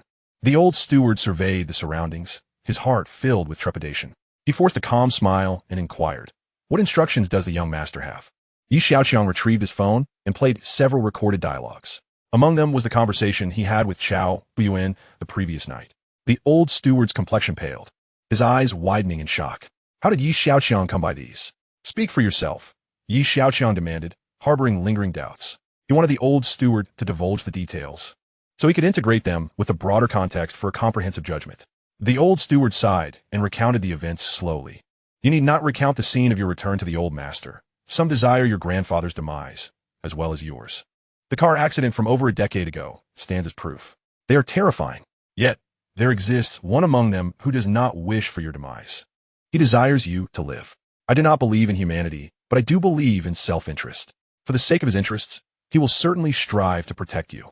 He wishes for me to live as a mere puppet, does he not? Xiaoqiang repeated slowly. The old steward sighed again. At the very least, it is still living, is it not? If I cannot ensure your safety, the Yi family line is doomed. Chapter 159. Strength or Mischief? The old steward's face contorted, his inner turmoil evident. Your grandfather is growing old. I possess little ability. The only one who can protect you, and who is willing to do so, is him. Though you may be treated as a puppet, at least you shall remain alive. Xiaoqiang inhaled deeply, seemingly grasping something profound. After his grandfather's passing, his fate would be reduced to a mere existence as a puppet. Only in this manner could he preserve his life. Were it not for his own system, this would have been his destiny. Thus you forged a deal. Xiaoqiang continued. I deliberated for a long time and ultimately acquiesced. In doing so, I have wronged your grandfather, but it is for the sake of the Yi family. I am to blame, no matter how you choose to deal with me. Ierbo norazamin. The old steward recalled the decades spent with Yi Tianlin, tears welling in his eyes. Xiaoqiang remained unfazed by the tears, his mind incessantly re-evaluating the entire situation. When my grandfather first found me, besides you, who else was aware? Xiaoqiang inwided. Upon learning of your existence, and to be cautious, I informed Chao Buiyuan, the old steward promptly replied. Without a hint of hesitation, all of his reactions were meticulously recorded and analyzed by the Tianmo glasses. Xiaoqiang understood. Chao Buiyuan would not eliminate him. Such an act would not align with Chao Buiyuan's interests.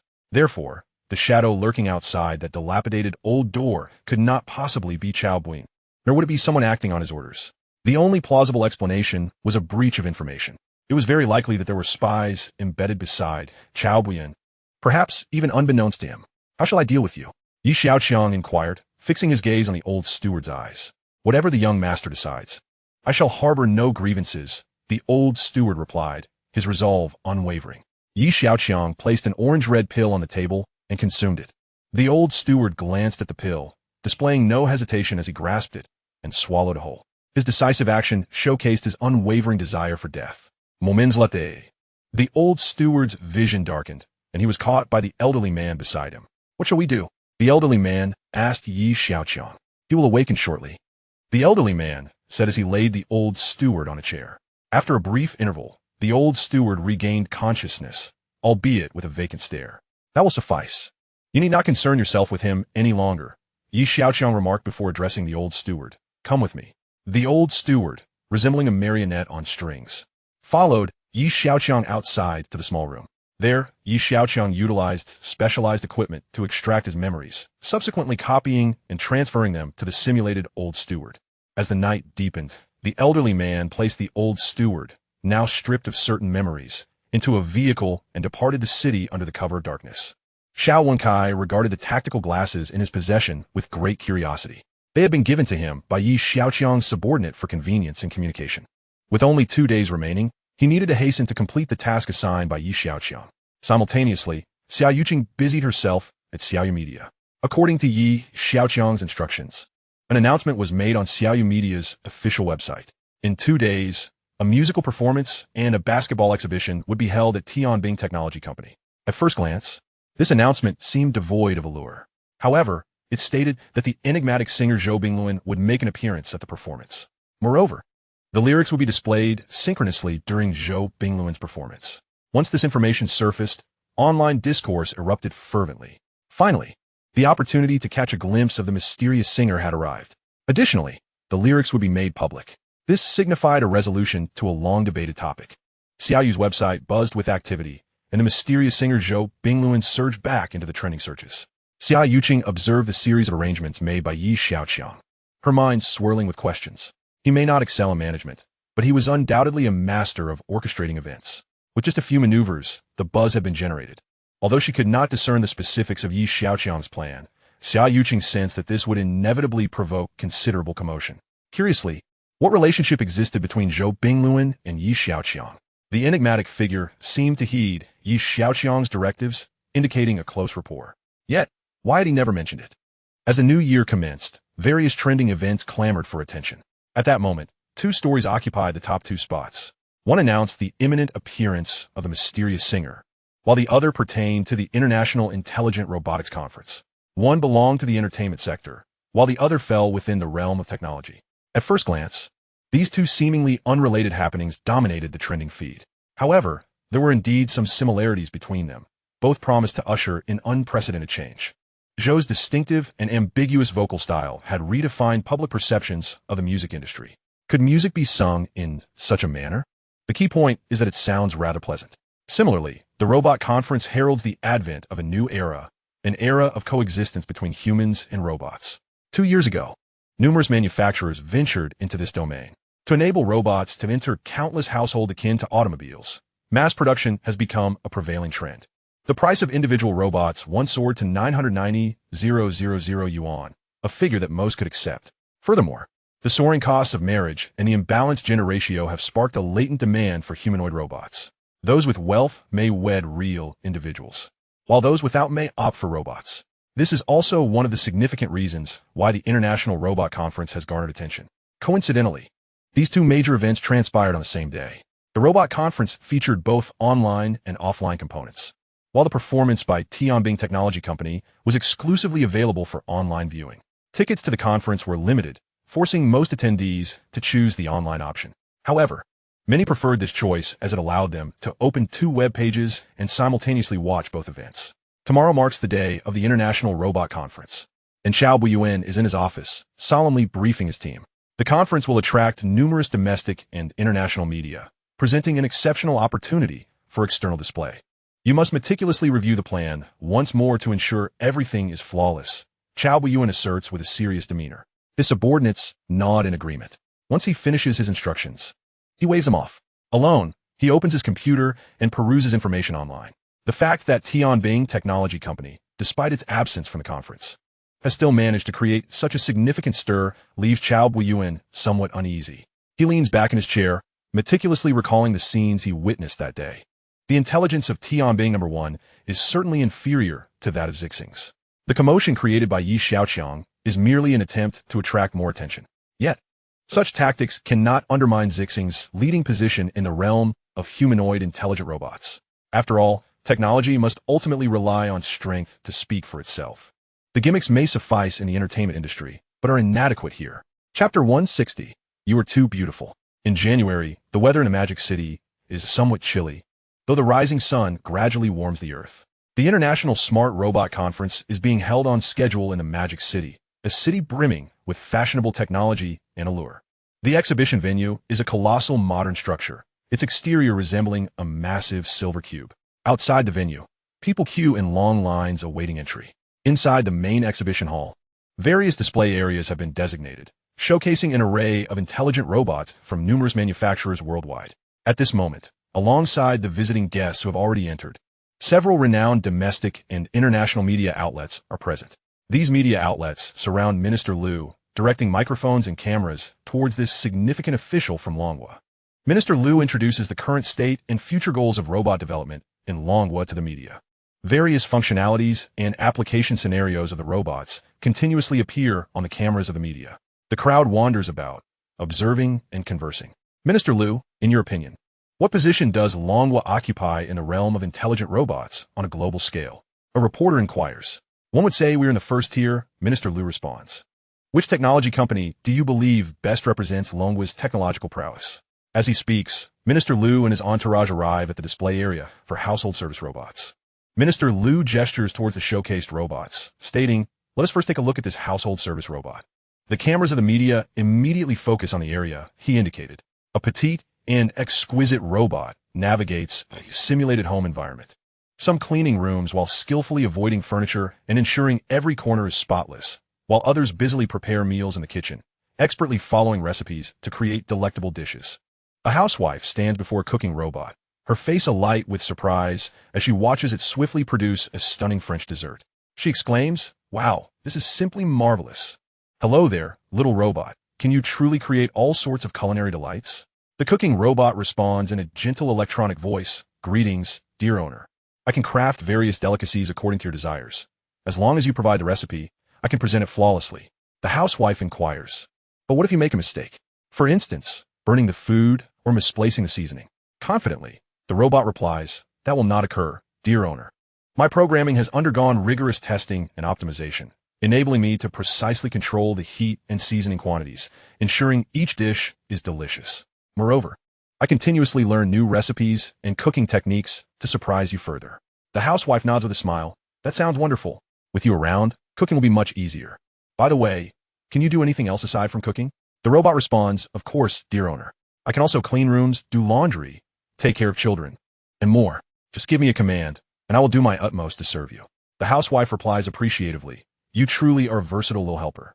I can't wait to bring you home." While the media's attention remains fixated on the interaction between the robot and the people, Chao Buiyuan has quietly approached Minister Liu from behind. Minister Liu gives Chao Buiyuan a knowing glance, signaling him to prepare for the introduction. "Ladies and gentlemen, this is Mr. Chao Buiyuan, the chief person in charge of this household service robot. You may direct any inquiries to him," Minister Liu states, just as the reporters swarm around Chao Buiyuan. He discreetly steps aside, exhaling a sigh of relief. Being surrounded by reporters can be quite exhausting. In stark contrast to the media cameras, Chao Buiyuan appears poised and articulate, his eyebrows dancing as he speaks eloquently. He adeptly addresses the barrage of questions posed by the journalists, demonstrating his ease in the situation. Meanwhile, online viewers on Xiaoyi Media's website find themselves in a state of confusion. In the open space before the enormous silver structure, several rows of robots stand. Though the building resembles a sci-fi cube exhibition hall, the scene before them resembles more of a factory. Witnessing this, online commenters express their disbelief. Did I stumble into the wrong filming location? Where's my Zhu Bingluan? Is this not a musical performance? Could it be the legendary robot dance? Is there anyone who can move? Step forward. Could this be an attempt to ride on the coattails of the robot conference? It's unnecessary, isn't it? My Zhu Bingluan doesn't need this kind of hype. Yi Jingyi observes the comments online, glancing at the bustling figures in front of the factory, her eyes filled with curiosity. Xiao Wenkai and his team are hastily finalizing the lighting preparations. Engineers are busy transferring the new program provided by Yi Xiaoqiang into the robot's processors. Beside Yi Jingyi stand many company executives and investors, most of whom are family members. They only know that Yi Xiaoqiang can create unexpected miracles. Previously, they only learned of the outcomes, but now they will witness the miracle firsthand. A whirlwind of novelty, confusion, and anticipation fills their hearts. In the website's live stream, viewers come and go, with those remaining being loyal fans of Zhu Bingluan. The Magic City Robot Conference opens its doors at 9 a.m., while Tianbing Technology Company, due to various preparations, is nearly an hour late. Once all preparations are complete, the host steps into the center of the open space. Are we about to begin? What exactly is this program? Where's Zhu Bingluan? Patience. It seems there are other performances awaiting. Can those in the center actually move, or are they merely for show? As the online viewers engage in lively discussion, the host begins to speak. Now let's welcome our first star, Kunzai, as the host introduces him. The lights around the open space flicker and music plays.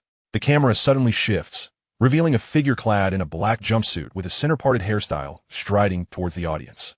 The suspenders hung loosely over the shoulders, exuding an air of casual ease.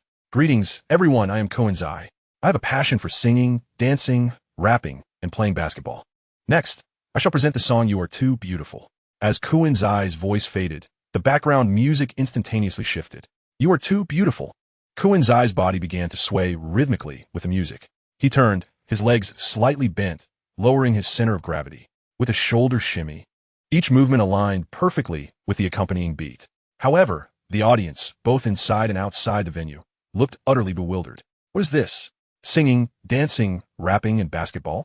Among these three terms, the audience only grasped two. What on earth is rap? After the singing and dancing concluded, a basketball was tossed from the sidelines. Kunzai caught the basketball with one hand. He took a step, dribbled, one step, two steps. With a powerful leap, he launched the basketball toward the hoop. The ball swished effortlessly through the net. The entire sequence flowed seamlessly, executed with grace. When Kunzai landed solidly, his abdomen split open. At that moment, the crowd realized that this was, in fact, a robot. Chapter 161. Can it sing, dance, rap, and play basketball? Kunzai's performance left the online spectators in stunned silence. Though they were oblivious to the specifics of his dance or song, the sight of a robot executing a three-step layup instilled in them a sense of awe and wonder. They couldn't claim to be capable of such a feat, especially not considering it was a robot. Which netizen will step forward to explain? Has robot technology truly advanced this far? What was he dancing to? Was that awkward dancing? Can someone elucidate what rap entails? Goodness, is this truly a robot? Far more agile than I am. This must be fake, right? No robot could be this nimble. It must be AI generated. Is there anyone present who can clarify? A whirlwind of discussion ensued. Meanwhile, the engineers at Tianbing Technology Company were even more perplexed than the netizens. They had operated these robots themselves and knew precisely what capabilities they possessed. Yet, since the new programming had been implemented, the robots had seemingly undergone a transformation, evolving from clumsy and sluggish to remarkably agile and versatile. Were these truly the same robots they had manufactured? Each individual harbored their thoughts. However, the show was far from over. The host announced once more. Next, please enjoy the dance subject 3. The camera then shifted to the center of the venue, and the music began anew. A smile in the rivers and lakes, the earthly dust forgotten. All that has passed is hardly worth mentioning. As the music played, the robot in the open space began to move. The subject 3 dance was a popular, captivating routine from Xiaoqiang's original world. Known for its engaging movements such as flower hand gestures, waist twists, and hip sways, all synchronized with distinctly rhythmic music, making it highly infectious. This dance originated from a wedding in Guangxi and later spread widely across social media, inspiring numerous imitations and challenges. Subject 3 not only gained fame domestically, but also found popularity overseas, becoming a phenomenon that transcended borders and cultures. Clearly, this dance exhibited a strong human-to-human transmission effect. Capitalizing on this, Xiaoqiang brought this captivating dance to life. The technologically advanced robots, combined with the mesmerizing dance movements, were explosive. In previous live streams, the comments section would be flooded with messages. Yet today, the online audience remained silent, utterly entranced. What is this? It was utterly incomprehensible. Yet their eyes were glued to the screen, captivated by the display. It was simply mesmerizing. As subject 3 concluded, the audience had yet to recover from their daze. Since opening this webpage, they had experienced a morning filled with a surreal sense of disconnection. Thankfully, there weren't many segments left. Otherwise, they might have begun to question their existence. Finally, with the host's announcement, the much-anticipated Zhou Bingluan was set to take the stage. The viewers widened their eyes in anticipation. Up until now, there was only one song available on the Xiaoyu website attributed to him. Yet, that single song had consistently dominated the website's click counts.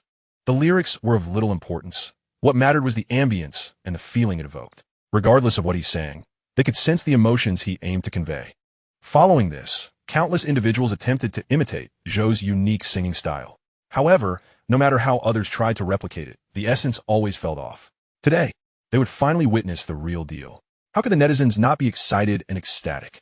Unfortunately, the program was only available via live broadcast. On screen, a figure clad in a loose-fitting hoodie approached the center of the stage. The robots that had just danced dispersed like sentinels, clearing a space in the middle. Zhou Bingluan, donning a duckbill cap, slightly bowed his head, avoiding the camera's gaze, with the brim obscuring his eyes, making it difficult to discern his true appearance. As the music began, that familiar melody ignited the live stream like magic. Viewers softly chimed in along with the tune. Our beginning was a lengthy film, screened for 3 years. I still have my ticket. Li. Finally, I can see the lyrics today. Goodness, I lack the words to describe it. These lyrics are exquisite. So this is what the lyrics are? Wonderful words. Wonderful words. These lyrics are breathtaking. At the scene of the Magic City Robot Conference, numerous media outlets departed from Xiao Guiyuan's side, seeking new subjects for interviews. Mr. Xiao, you are undoubtedly the star of this event, remarked Minister Liu, noticing the reporters leaving and approaching. Xiao Guiyuan humbly waved his hand. Minister Liu, you flatter me. Shall we have a dinner together tonight? No. I must return to the capital shortly to report to the Chancellor. This conference has showcased the pinnacle of our Dragon Nation's intelligent robots to the world. The Chancellor will surely be pleased. You represent one of the outstanding examples, Minister Liu said, giving Xiao Guiyuan's arm a friendly pat. Since Minister Liu has important matters to attend to, I shall not keep you. I shall arrange for another meeting, Xiao Guiyuan replied, escorting Minister Liu to the venue's exit. As Minister Liu's vehicle departed, Xiao Guiyuan let out a long sigh of relief. This was a secure outcome, he thought to himself, a smile creeping onto his face. Minister Liu's car sped directly towards Magic City Airport. After a 2-hour flight, Minister Liu wasted no time resting and headed straight to the Chancellor's office. After knocking, he pushed the door open to find several people already seated within. Among them were 2 familiar faces from the military, General Zhao Yunlong, responsible for equipment procurement, and Commander Su from the combat zone. Please, take a seat, the Chancellor said. Minister Liu had not anticipated the room to be so crowded. Given the situation, could it be that something significant had occurred? His mind raced as he found a place to sit. Minister Liu, you've just returned from the Magic City. Please share with us your insights from there. The Chancellor and the others turned their attention to him. Everyone was already aware of Minister Liu's return from the Magic City. As he felt their gazes upon him, Minister Liu's mind raced. It seemed that the upcoming discussion would pertain to the recent robot conference. Quickly organizing his thoughts, he began. At the Intelligent Robot Conference, a cooking robot garnered significant attention from both domestic and international media. Minister Liu started to highlight the conference's highlights. However, before he had finished, he noticed the expressions of the audience were rather peculiar. What? Did I say something wrong? Minister Liu paused his account, puzzled by the audience's confused looks. Minister Liu, it seems we are not discussing the same topic, Commander Su interjected. It turned out they were not interested in hearing about the Magic City Intelligent Robot Conference at all. Minister Liu was left bewildered. What, then, do they wish to hear? What we yearn to hear is not how robots prepare meals, but rather the moment when a robot, mid-sentence, suddenly forgets those few profound words that seem so distant to him. We are intrigued by robots that can sing, dance, rap, and even play basketball. Zhao Yunlong interjected. Minister Liu? Chapter 162. It's my turn to dominate the trending topics. Minister Liu sat dumbfounded, a multitude of questions swirling in his mind. When did the leader's words become so cryptic? Among the 3 terms, he seemed to grasp only one, basketball. Are they truly speaking of robots? Minister Liu, you returned from the Magic City without knowledge of this matter? Commander Su also broke his silence. Minister Liu was even more bewildered. He had rushed directly to the airport after returning from the robotics conference. Had something significant transpired in just a few hours? The others exchanged glances, shaking their heads in confirmation of his ignorance. At that moment, Zhao Yunlong handed over his phone, saying, "Take a look." The screen displayed a video where an individual was performing a peculiar dance, babbling incomprehensibly as he moved. Minister Liu was momentarily perplexed. What exactly am I supposed to glean from this? Is it merely a person awkwardly dancing? Then, the individual executed a 3-step shot. As the chest opened, Minister Liu was left speechless. It turned out to be a robot that dances and shoots basketballs, a robot whose agility rivals that of a human. After a brief pause, Minister Liu pointed at the figure in the video and exclaimed, "Is this real? Aren't there AI-generated videos nowadays?" Initially, we shared the same skepticism. However, we convened an emergency meeting Deciding that we must not let this matter slip away in confusion, the leader remarked meaningfully. The leader intended to inquire whether you were aware of this situation. It seems you are completely in the dark, Commander Su added.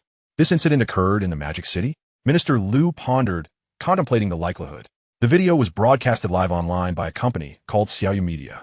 Of course, the live stream has concluded, and what we see now is a recorded version. Xiaoqiang Media is a media company based in the Magic City, and we have yet to delve into the specifics. Until we clarify this matter, it is best not to make too much noise. You are aware of how infiltrated our dragon country is by the forces of Jinli Mei and the Japanese. An official responsible for national information security stated, Yunlong, could you please make a trip?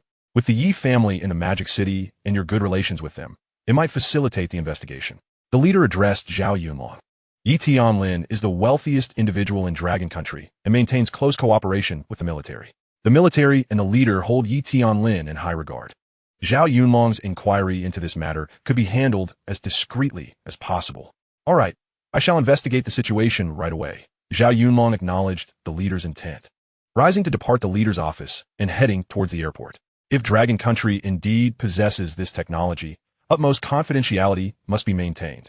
After Zhao Yunlong's departure, the leader addressed the others, assuring them of their commitment to the mission. Rest assured, the national security will not fail its duty. In the Magic City, at Xiaoqiang Media. After the performance concluded, Xiaoqiang returned to the company to report. The company is called Tianbing Technology? Xiaoqiang inquired. Yes, it is a technology firm specializing in robotics. Xiaoqiang replied. Are all those movements executed by robots? Xiaoqiang gazed at the dexterous robots in the video, her disbelief evident. Although she is not an avid tech enthusiast, she possesses a certain level of understanding. She had seen other companies' robots, but none exhibited such agility. Meanwhile, the comment section below the video erupted with activity. An increasing number of netizens joined the discussion. Some claimed it to be real, while others insisted it was fabricated. En création. Regardless of the uproar in the comments, Xiaoqiang Media's official account remained silent. Many inquired about the location of the live event, yet the official response was non-existent. Thus, the information currently circulating is merely unofficial speculation. Xiaoqiang had been present at the scene and was privy to the truth. Moreover, prior to his visit, Xiaoqiang had instructed him not to disclose any information. However, the circumstances have changed. Xiaoqiang is not considered an outsider, and she would not divulge anything. Yes, Xiaoqiang responded with utmost certainty. Xiaoqiang fell into a contemplative silence. After a moment, she spoke, urging him to optimize the user experience on Xiaoqiang Media's website promptly. Encourage users to produce more content to capture and guide this wave of traffic effectively. Xiaoqiang chose not to dwell on the matter of the robots. She suddenly realized that this was an opportunity to seize the momentum and enhance the website's activity. If handled correctly, Xiaoqiang Media could become the most active website in Dragon Country. This would inevitably lead to immense business prospects. Having followed the Xia family for many years, Xiaoqiang quickly grasped her intent. All right, I shall attend to it immediately, he declared before turning to leave Xiaoqiang's office. An hour later, a car came to a halt in front of Xiaoqiang Media's entrance. An elderly man, sharp-featured with graying temples, stepped out. Despite his silver hair, he stood tall and walked with vigor. He looked up at the four characters of Xiaoqiang Media before making his way to the lobby. Good day, sir. May I ask whom you are seeking? The welcoming hostess inquired with a smile. I have some matters to discuss with your person in charge, the elderly man replied. Do you have an appointment? No. Could you kindly provide your name? Zhao Yunlong. Zhao Yunlong? Xiaoqiang, listening on the phone, furrowed her brow, urging, please invite him in. After hanging up, Xiaoqiang fell in a deep thought. The Yi family and Zhao Yunlong share a close friendship. She had occasionally encountered him at the Yi family's gatherings. But why would he come here? Xiaoqiang understood that Zhao Yunlong held a significant position, and his visit likely pertained to a confidential matter. Soon, Zhao Yunlong was led to Xiaoqiang's office by the welcoming hostess. Once the hostess departed, Xiaoqiang closed the door, addressing him, Chief Zhao. Zhao Yunlong smiled and waved his hand. You're doing well. It is indeed wise to maintain a low profile. I did not expect you to be the mastermind behind this. Zhao Yunlong recognized Xiaoqiang, surveying the office with interest. May I inquire about the purpose of your visit? Chief Zhao. Xiaoqiang understood that he would not be interested in a media company. Where was your video filmed? At a company called Tianbing Technology.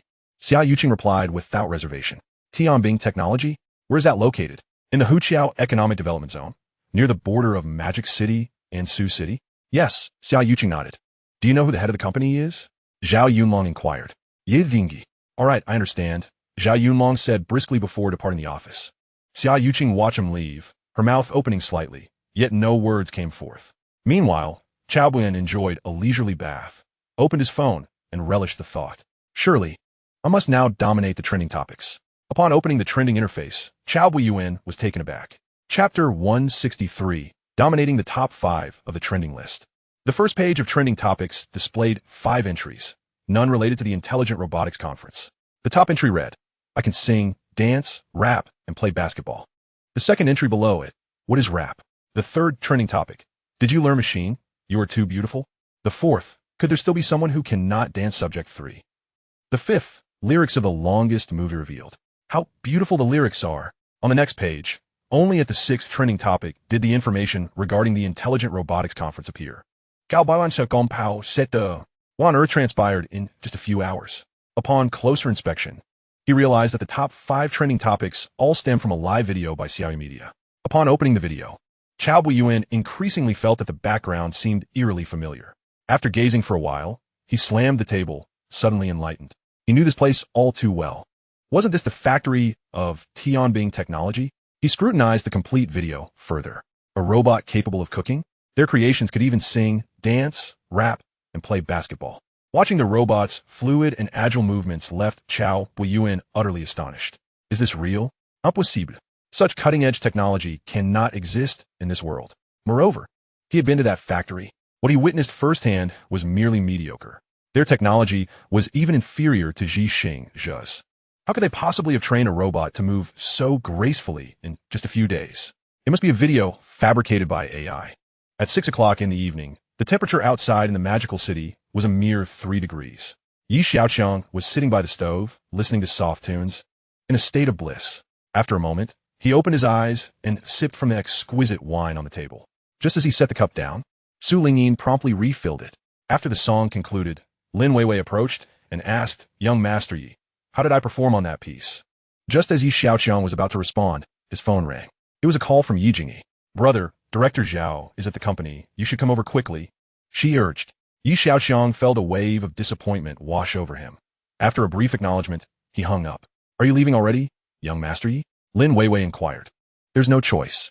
It's a luxury to listen to an entire piece, Xiaoqiang replied, shaking his head in resignation as he prepared to depart. Lin Weiwei chuckled. You can't blame anyone for that. Xiaomedia's livestream video has taken the top 5 trending spots. Such a significant event must surely stem from your influence. Young Master Yi. Xiaoqiang paused, a forced smile escaping as he turned to his Maijua. Su Lingyin glanced at the departing convoy and slowly remarked to Lin Weiwei. This young master, Yi truly has the power to wield the winds and clouds. A mere flick of his hand can send ripples throughout the nation. Therefore, only he could possibly address your concerns. Regardless, I do not wish for you to be used as a tool for political marriage. Lin Weiwei sighed wistfully. An hour later, Xiaoqiang arrived at Tianbing Technology Company. Upon seeing him, Zhao Yunlong felt a pang of regret. He should have spoken more with Xiaoqiang when he was at Xiaomedia. Even a few more words could have revealed the connection to Xiaoqiang. But in his eagerness, he had overlooked such details. I should have anticipated it would be you. I should have waited for you at Xiaomedia, Zhao Yunlong remarked.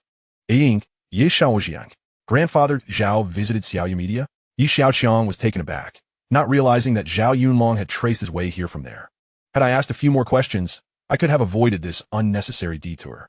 Zhao Yunlong, recalling a thought, inquired curiously, so, it seems your relationship with Xia Yaojia's daughter has been established? Xiaoqiang scratched his head, slightly embarrassed. Well, we're just dating, it's still early. Early? Your grandfather has probably already set his sights on it. Zhao Yunlong, an old friend, had discerned Yi Tianlin's intentions long ago. From the moment he sought out Xiaoqiang, Yi Tianlin must have begun plotting everything.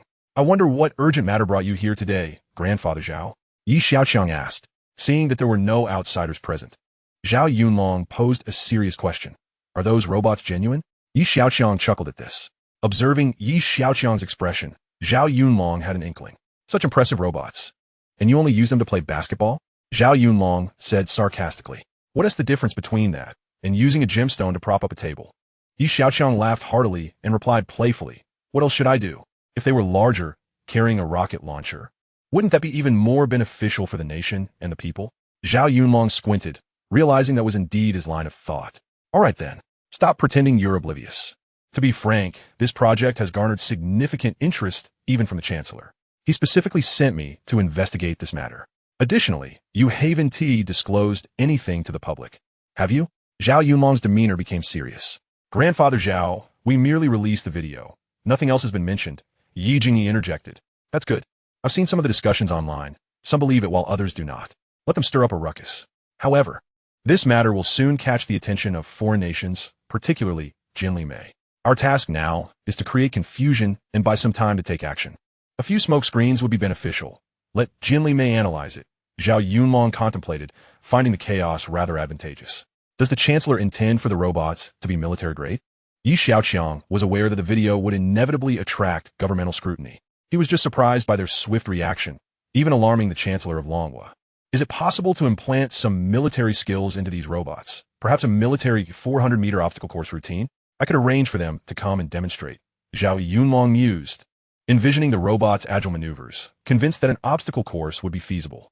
I'll inquire with the engineering team upon my return to see if it can be done. Xiaoqiang fabricated a response. To diminish external attention, he often claimed that new technologies were developed by his subordinates. Xiaoqiang owns several companies, including the Dashi Research Institute. Coupled with his generous funding, more and more talents gravitated towards him, ensuring that no excessive suspicion arose whenever he unveiled groundbreaking technology. All right, I'll await your news. Have them expedite the process. Also, ensure confidentiality is maintained. There are too many spies active in Longhua. We must prevent any leaks, Zhao Yunlong reiterated firmly. Xiaoqiang verbally complied, though he didn't take it to heart. To steal secrets from Xiaoqiang's software program, one must access his source code.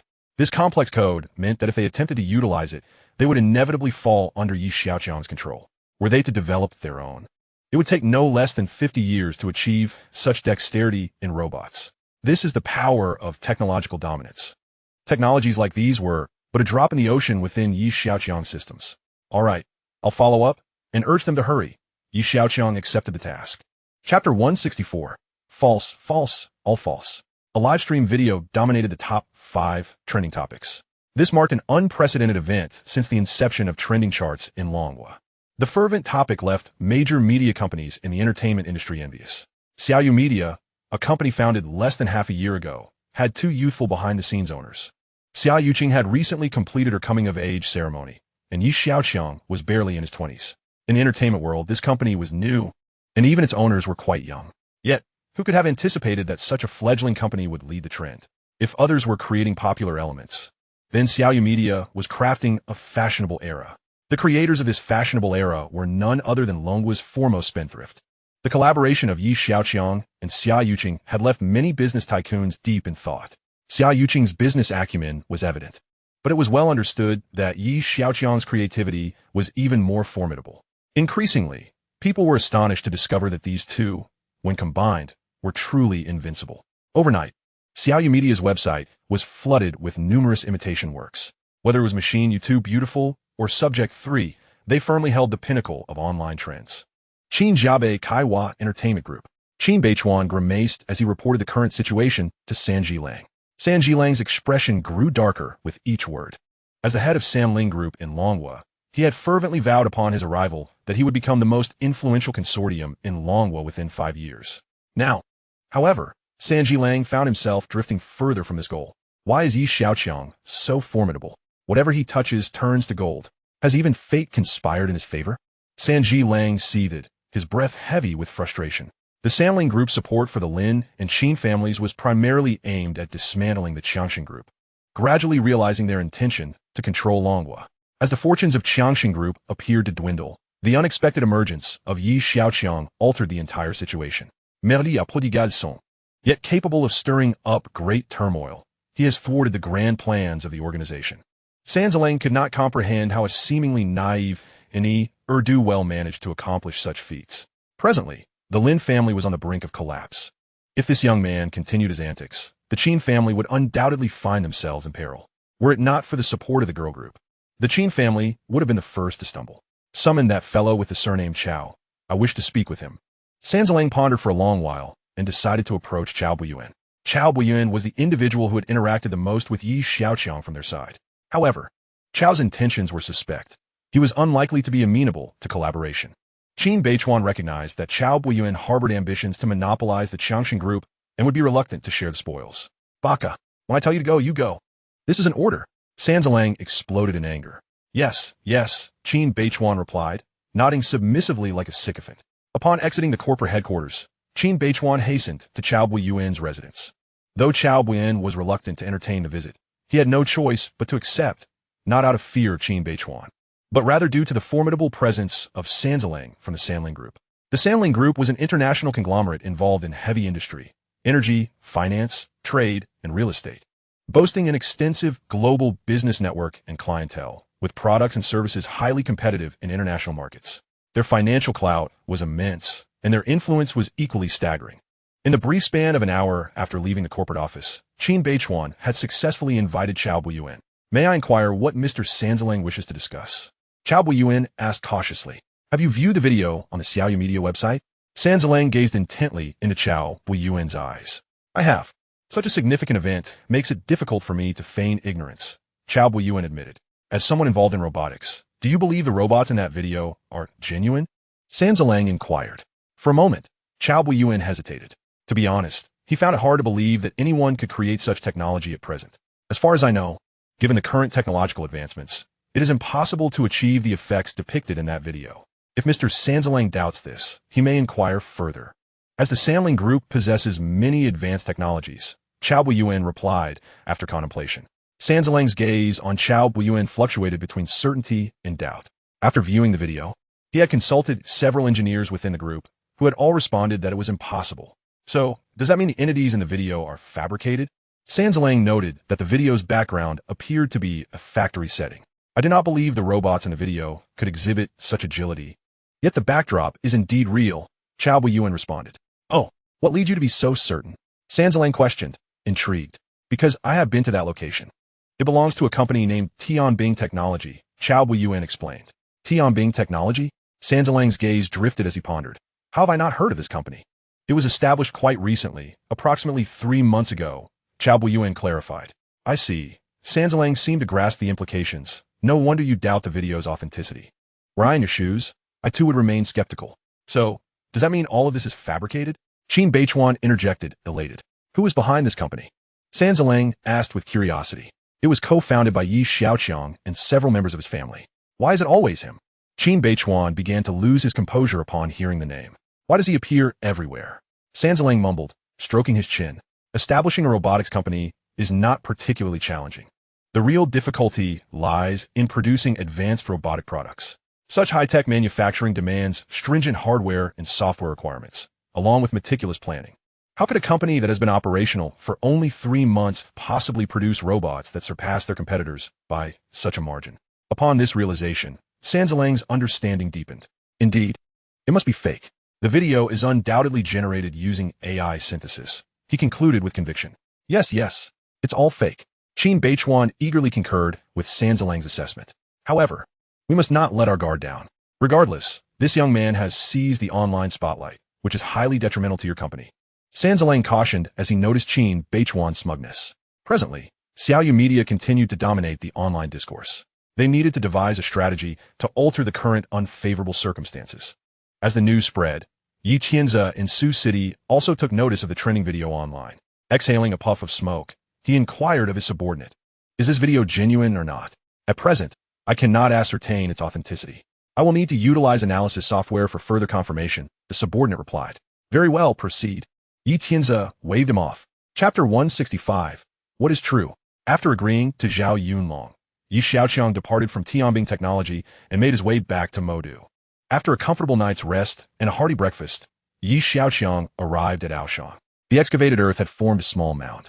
The project manager from the Shun family was fretting, but upon seeing Yi Xiaoqiang's arrival, he approached him and asked, Young Master Yi, how do you wish to handle this soil? Essentially, the soil was of little use, but the intentions of this young master were difficult to gauge.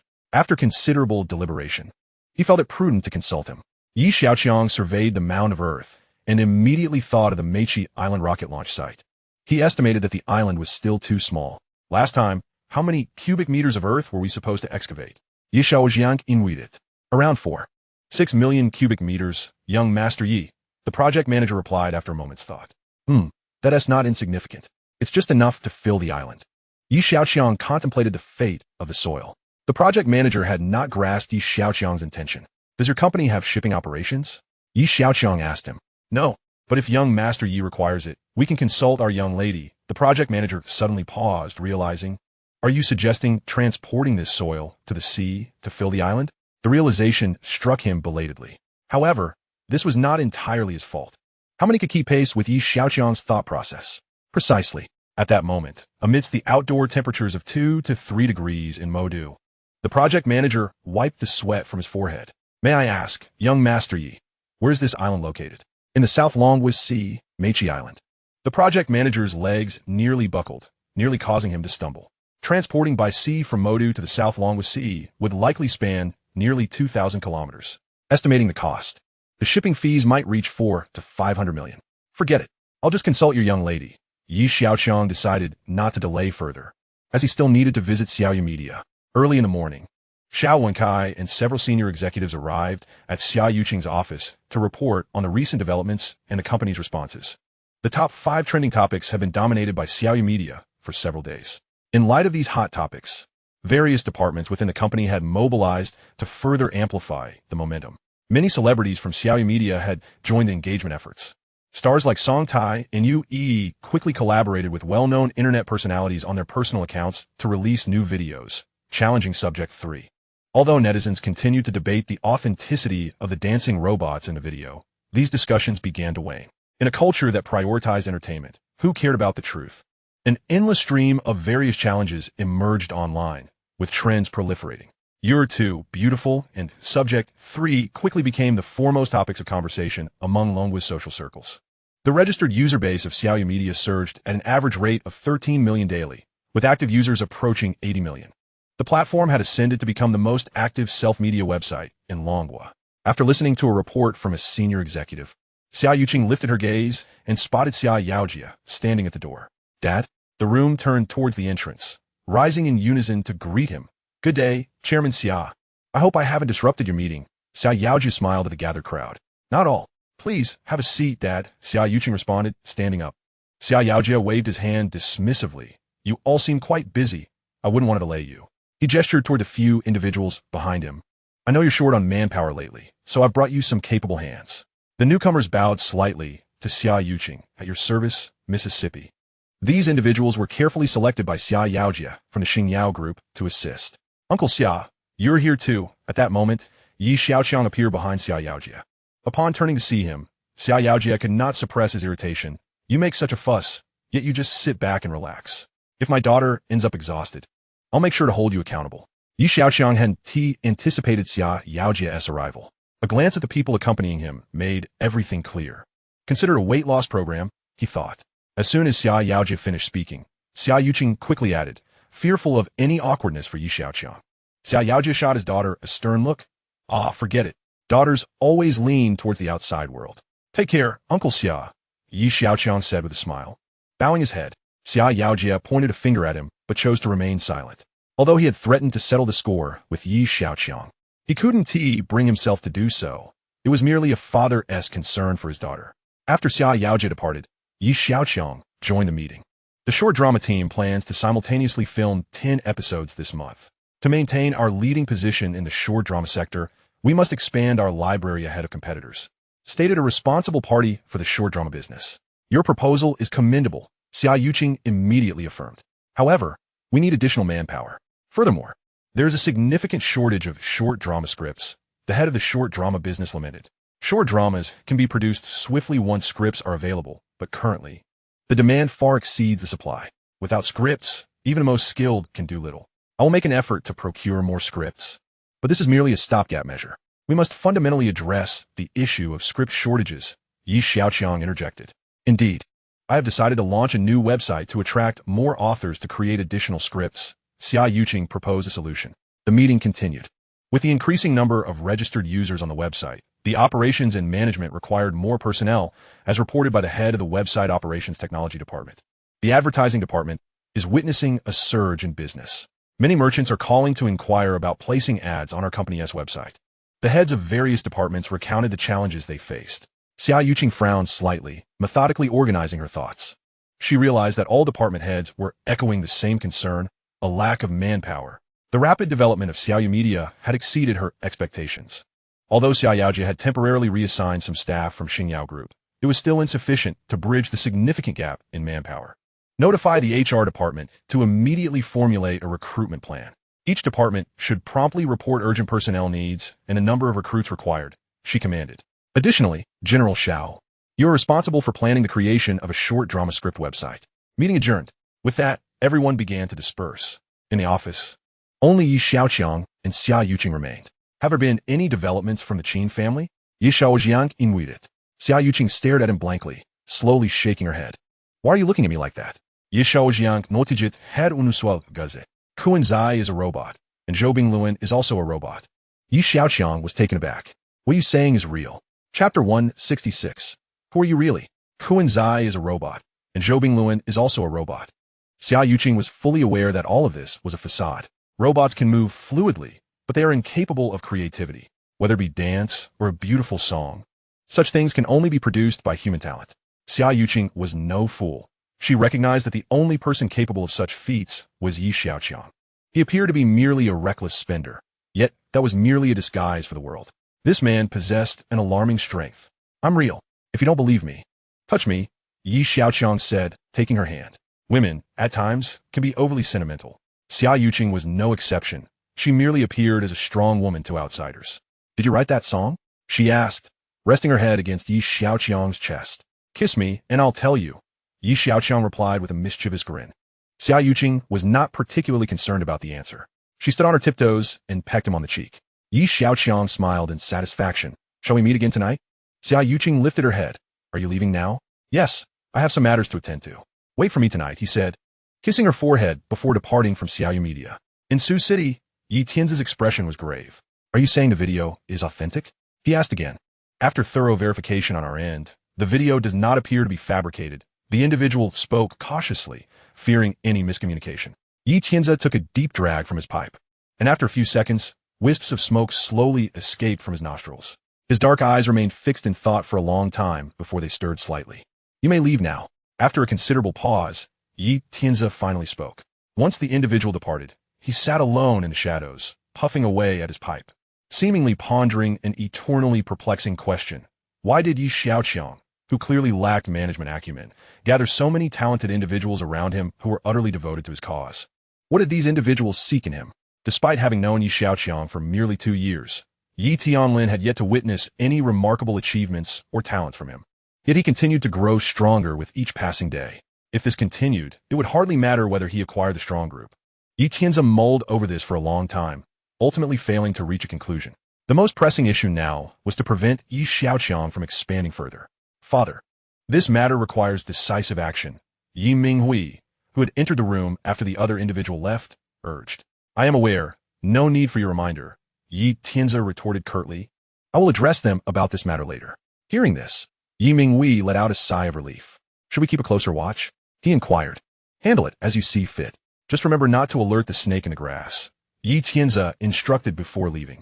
As the clock struck 5 in the afternoon, Xiaoqiang, having reviewed the submitted materials from each department, found her mind wandering from work. She opened a web page in her office to listen to the longest movie, waiting for the man who was to meet her that evening. Half an hour later, Yi Xiaoqiang arrived as promised. Xiaoqiang made her way to the lobby on the first floor and said to Ali and Ahu, you two can head back. Upon realizing it was young Master Yi who had come, Ali and Ahu said nothing further, bowing their heads in compliance. Watching as Xiaoqiang entered Yi Xiaoqiang's car before leaving with a sense of ease, Yi Xiaoqiang reserved the highest restaurant in the city, where the entire floor had been cleared, leaving only Xiaoqiang and himself. As they arrived, the dishes were artfully arranged, and the waitstaff had stepped away. Through the expansive bay windows, Xiaoqiang gazed out at the breathtaking night view of the city. This is my first time enjoying the scenery so leisurely, she remarked, setting down her chopsticks. Yi Xiaoqiang smiled softly, relieved as well. Such a life would surely evoke envy in many. It's time to reclaim what rightfully belongs to you, Xiaoqiang said, gently grasping his hand. Yi Xiaoqiang felt the warmth emanating from the back of his hand and smiled. Are you referring to the Xiaoqiang Group? That is your grandfather's lifelong endeavor and rightfully belongs in your hands. Be cautious, for Chao Buiyuan harbors great ambitions, gently cautioned Xiaoqiang. At that moment, a figure stood before Chao Buiyuan. He asked in astonishment, "Didn't you say it was best not to meet now?" Facing him was none other than the old housekeeper. "Yet it is imperative that we meet," the housekeeper replied after a moment of silence. "Then speak swiftly of this pressing matter," Chao Buiyuan said, visibly agitated. The old housekeeper looked around. "Is she not here?" Chao Buiyuan understood she referred to Mu Shui. "What difference does it make whether she is present or not?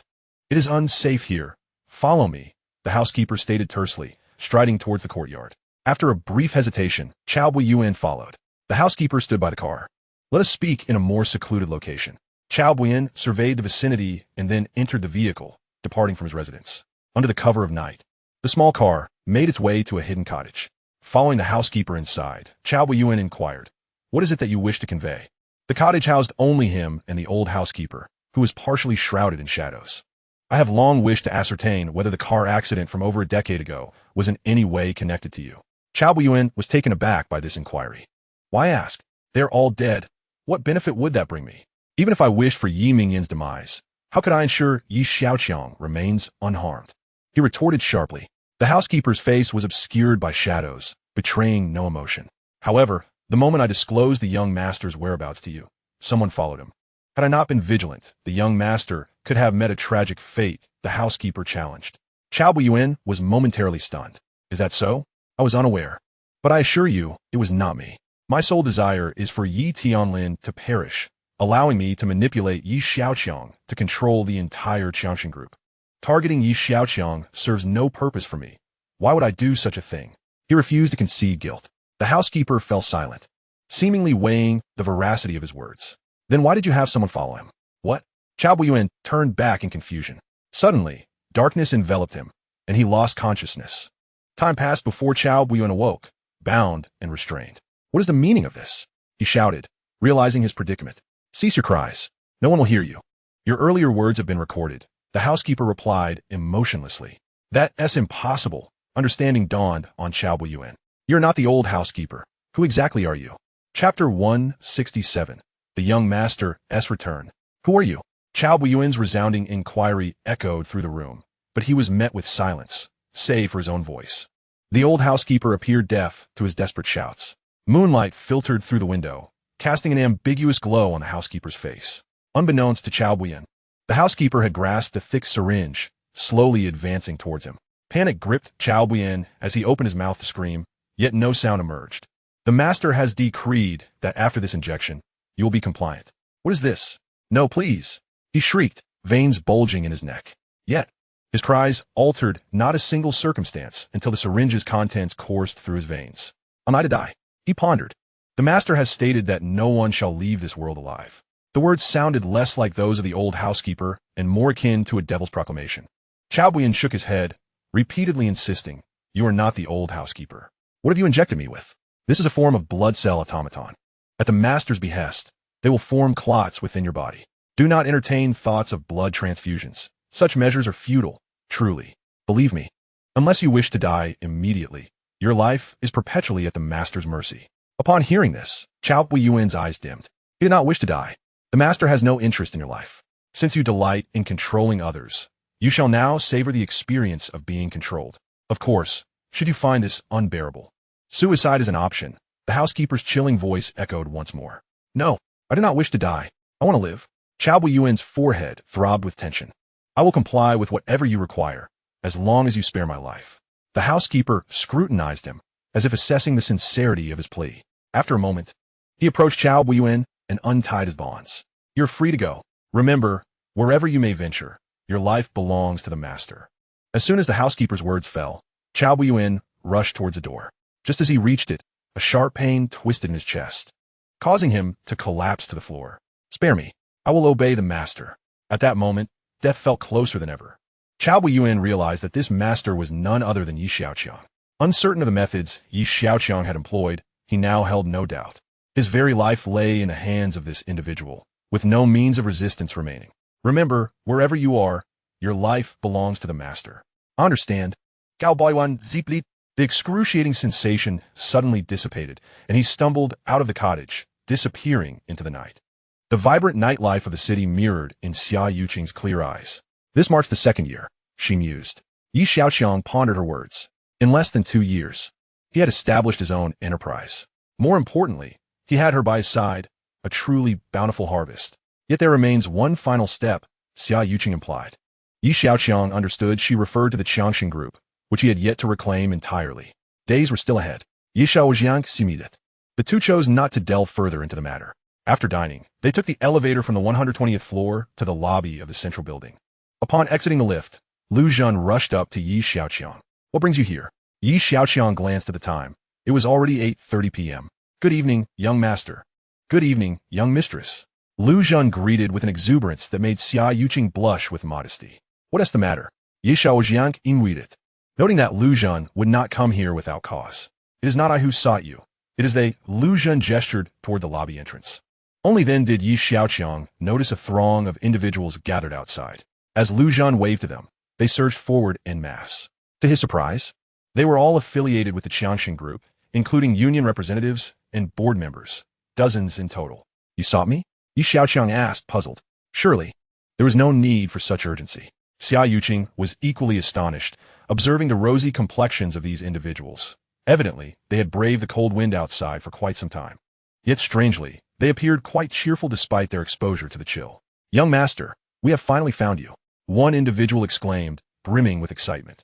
We hesitated to intrude upon your dinner with the young mistress, but we have come to inquire when you shall return to the company. As soon as he finished speaking, the rest of the crowd looked on with eager anticipation, awaiting Yi Xiaoqiang's response. He was momentarily taken aback. He indeed wished to reclaim Xiaoqiang, but he felt no urgency. With his grandfather in good health, the company was not going anywhere. He could focus on his own endeavors for now. Yet, he wondered why these individuals were so restless. Xiaoqiang was utterly flabbergasted. What could have compelled these dozens of people to stand outside for so long at this late hour? After enduring such a prolonged chill, was it merely to persuade Yi Xiaoqiang to assume control of the company? Even so, was there truly a need for such haste? Are you all that eager? Yi Xiaoqiang perceived the crowd of several dozen as akin to ancient ministers pressing for a palace coup, albeit this time compelling him to ascend to power. This was a completely unprecedented experience. Lu Zhen leaned in, whispering to Yi Xiaoqiang. That fortune wheel you devised is utterly exhilarating. With a guaranteed minimum of 300,000 and a grand prize of 12 million. It has set hearts racing and incited fervent cheers. The entire strong group is in a state of fervor. Middle and lower tier employees, faced with such incentives, are undoubtedly aflame with anticipation. Meanwhile, the upper echelons and the board have witnessed firsthand Yi Xiaoqiang's extraordinary ability to attract wealth. Despite his apparent extravagance, his capacity to generate income far surpasses his spending. Those who align themselves with him are bound to reap the benefits. Just look at Xiaoqiang and Lu Qinyang. Within a little over a year, they have thrived immensely by being near Yi Xiaoqiang and are now on the fast track to success. At this rate, it won't be long before they rival Strong Group. Such comparisons have left the others feeling quite discontented. Previously, they had broached this matter with the chairman, but he merely acknowledged their concerns and then went silent. They could hardly afford to wait any longer. Each passing day felt like a loss of billions. Thus, this group has come directly to beseech him. The matter is quite straightforward. Allow me to ponder this upon my return, Yi Xiaoqiang thought to himself, as he still had many pressing affairs to attend to. Please, young master, return. A chorus of voices erupted. Yi Xiaoqiang was taken aback by the sight before him. Internally, he cursed. Are you all trying to force my hand? Why is everyone so impatient? He turned to Xiaoqiang for assistance. What do I do about this? Xiaoqiang, casting a sympathetic glance, shrugged in resignation. This is a situation I have never encountered before. I have several conditions. If you can agree to them, I shall acquiesce to your request. Yi Xiaoqiang replied, after some contemplation. Pray, enlighten us, young master, they chorused. Please rise, he instructed as he watched them stand. First, I need you to invest more effort into the company. This individual is rather disinclined to manage affairs. Rest assured, young master. Secondly, I have some urgent matters to attend to. It will be after the Dragon Kingdom's new year before I can engage fully. However, with January upon us, the new year is but a month away. As for the third condition, I have yet to finalize it. Yi Xiaoqiang intended to articulate more conditions, just in case. The subsequent conditions can be pondered at your leisure, young master. Since you have spoken thus, we shall refrain from further disturbance. Satisfied with Yi Xiaoqiang's response, the crowd dispersed. Young master, young mistress, I too must take my leave. Lu Zhen suddenly realized he had been left behind by the throng. In the span of moments, They had arrived and then departed. Xiaoqiang gazed at Xiaoqiang in astonishment, noticing the growing charm of her companion. You see, that last step you mentioned was resolved over a meal. The young master is adored by all, blooming like flowers in spring. Xiaoqiang jested.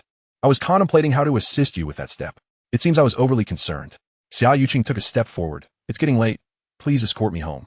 The following day, Xiaoqiang returned to Xiaoqiang, accompanied not only by the elder Yin, but also by Su Mingqian. The shipping company was briefing Su Mingqian on the specifics of the freight costs. The preliminary estimate indicated that each cubic meter of earth weighed 19 tons, meaning that the nearly 6 million cubic meters of soil would amount to approximately 740,000 tons. The maritime shipping cost from Modu to the South Dragon Kingdom was roughly 60 yuan per ton, culminating in a total freight cost of around 524 billion yuan. Of course, this was a preliminary estimate. The actual expenses would only be known once the cargo was loaded. An estimator from the shipping company presented the figures. After hearing this, Su Mingqian sought Xiaoqiang's guidance. He seems to be correct, young master. What do you think of this price? Agreed. Let us proceed as such. Xiaoqiang replied without a second thought. As Su Mingqian indicated, there were no issues. The shipping company representative nearly faltered, having heard tales of Xiaoqiang's extravagance. He was now witnessing it firsthand. 5 billion, and not a single blink of an eye. How audacious. The young master has spoken. This matter is entrusted to you. Please be expedient, Su Mingqian instructed. Yes, we shall be prompt, the shipping representative assured, before swiftly departing. Very well, that concludes your involvement. Sister Su. You may attend to your affairs, Xiaoqiang remarked before turning to Elder Yin. Let us go enjoy some music. Certainly, Elder Yin replied as he opened the car door. After Xiaoqiang settled into the vehicle, the convoy gradually departed from Xiaoqiang. At Fengyun Pavilion, surrounded by a warm hearth, the sound of the zither filled the air, with Su Lingyin continuously pouring wine beside Xiaoqiang. Only the three of them occupied the cozy room. As the melody concluded, Xiaoqiang spoke. I have devised a plan, yet I have two demands. Lin Weiwei and Su Lingyin exchanged glances. If Lingyin were to become a mere tool for a political alliance, her life would be fraught with suffering. Lin Weiwei voiced her concern. What are your requests, young master? Anything within my power, I am willing to attempt. Su Lingyin, fully aware of the tragic fate of being treated as a tool, was prepared to bear any price she could endure. My first demand is that throughout the entirety of the plan, you must adhere strictly to my directives without question. Can you comply? Xiaoqiang inquired, gazing at the two. Su Lingyin remained silent for a moment. During this time, she had come to know Xiaoqiang quite well. The increasing number of people willing to follow him indicated that he was not a villain. Very well, I consent, Su Lingyin finally nodded. My second demand is that you refrain from excessive inquiries regarding the tasks I assign. Even if you ask, I may not provide an answer, Xiaoqiang articulated. The two women exchanged glances once more and replied in unison. Understood. Then remove your clothing, Xiaoqiang instructed, looking at Su Lingyin. She was taken aback. Lin Weiwei was filled with confusion. Noticing Su Lingyin's hesitation, Xiaoqiang remarked, it seems the first condition is quite challenging. Lin Weiwei opened her mouth to speak, but was silenced by a look from Su Lingyin. Having chosen to trust, she saw no reason for doubt. Slowly, Su Lingyin began to remove her top, leaving only her undergarments. Pants, Xiaoqiang added. Su Lingyin complied once more, now clad in just her lingerie. The warm glow from the hearth cast a subtle blush upon her fair skin. All right, turn around and let me see. Su Lingyin, her cheeks aflame, complied. Lin Weiwei stared in disbelief, perplexed by the unfolding scene. Her lips moved several times, yet she restrained her words. Xiaoqiang's peculiar requests after departing from Fengyun Pavilion and returning to the Yi family estate. Xiaoqiang promptly entered his modest chamber. There stood Su Lingyin's lifelike robot, quietly awaiting his attention. In recent days, whenever he found a moment, Xiaoqiang would visit Fengyun Pavilion to listen to music, all the while utilizing the Tianmo glasses to meticulously measure various data pertaining to Su Lingyin, her height, skin tone, and even the nuances of her expressions and habitual gestures. Just moments ago, he had gathered data on Su Lingyin while she was clad in only her undergarments. This extensive data collection was aimed at rendering the robotic replica indistinguishable from the real person. Gazing at the lifelike automaton, Xiaoqiang murmured to himself, it won't be long before you can meet everyone. Chapter 169. Young Master, you are quite remarkable. The Xia Group is an international financial conglomerate with a vast business reach across numerous global territories. With substantial financial resources and considerable influence, They serve as the shadowy power behind the Qin and Lin families in Longhua. For the Yi family to thrive, they must confront the Sanling Group head-on. This is also a crucial reason for the alliance between the Yi and Xia families. Otherwise, they would soon face fragmentation at the hands of the Sanling Group. Despite the presence of numerous advanced technologies within the system's marketplace, each technology requires a significant expenditure of family points for acquisition. The more advanced the technology, the greater the points required. On one hand, Xiaoqiang must accumulate considerable financial resources. On the other, the system provides only the technology, not the tangible products. These innovations demand substantial human and material resources for realization. What Xiaoqiang lacks is time. In every aspect, the Sanling Group stands as an insurmountable obstacle before him. As for the Qin family, Xiaoqiang no longer regards them as a formidable concern. However, he remains wary of his uncle Yi Tian's family within the clan. The car accident from over a decade ago and the memory of waking up in darkness upon opening a door have led Xiaoqiang to harbor deep suspicions regarding his uncle's household. Regrettably, he currently possesses no leads. He even suspects that his uncle's family may have a hidden patron. Until he grasps the specifics of the situation, it is prudent to refrain from taking any action to avoid alarming potential adversaries. Plans are underway to establish a Starship base utilizing the moon as a launch pad. In a few months, the rocket launch facility on Mech Island will be completed. During this interim, Xiaoqiang intends to send the robotic Su Lingyin in place of the real Su Lingyin into the Sanling Group. To know oneself and one's adversary is to secure victory.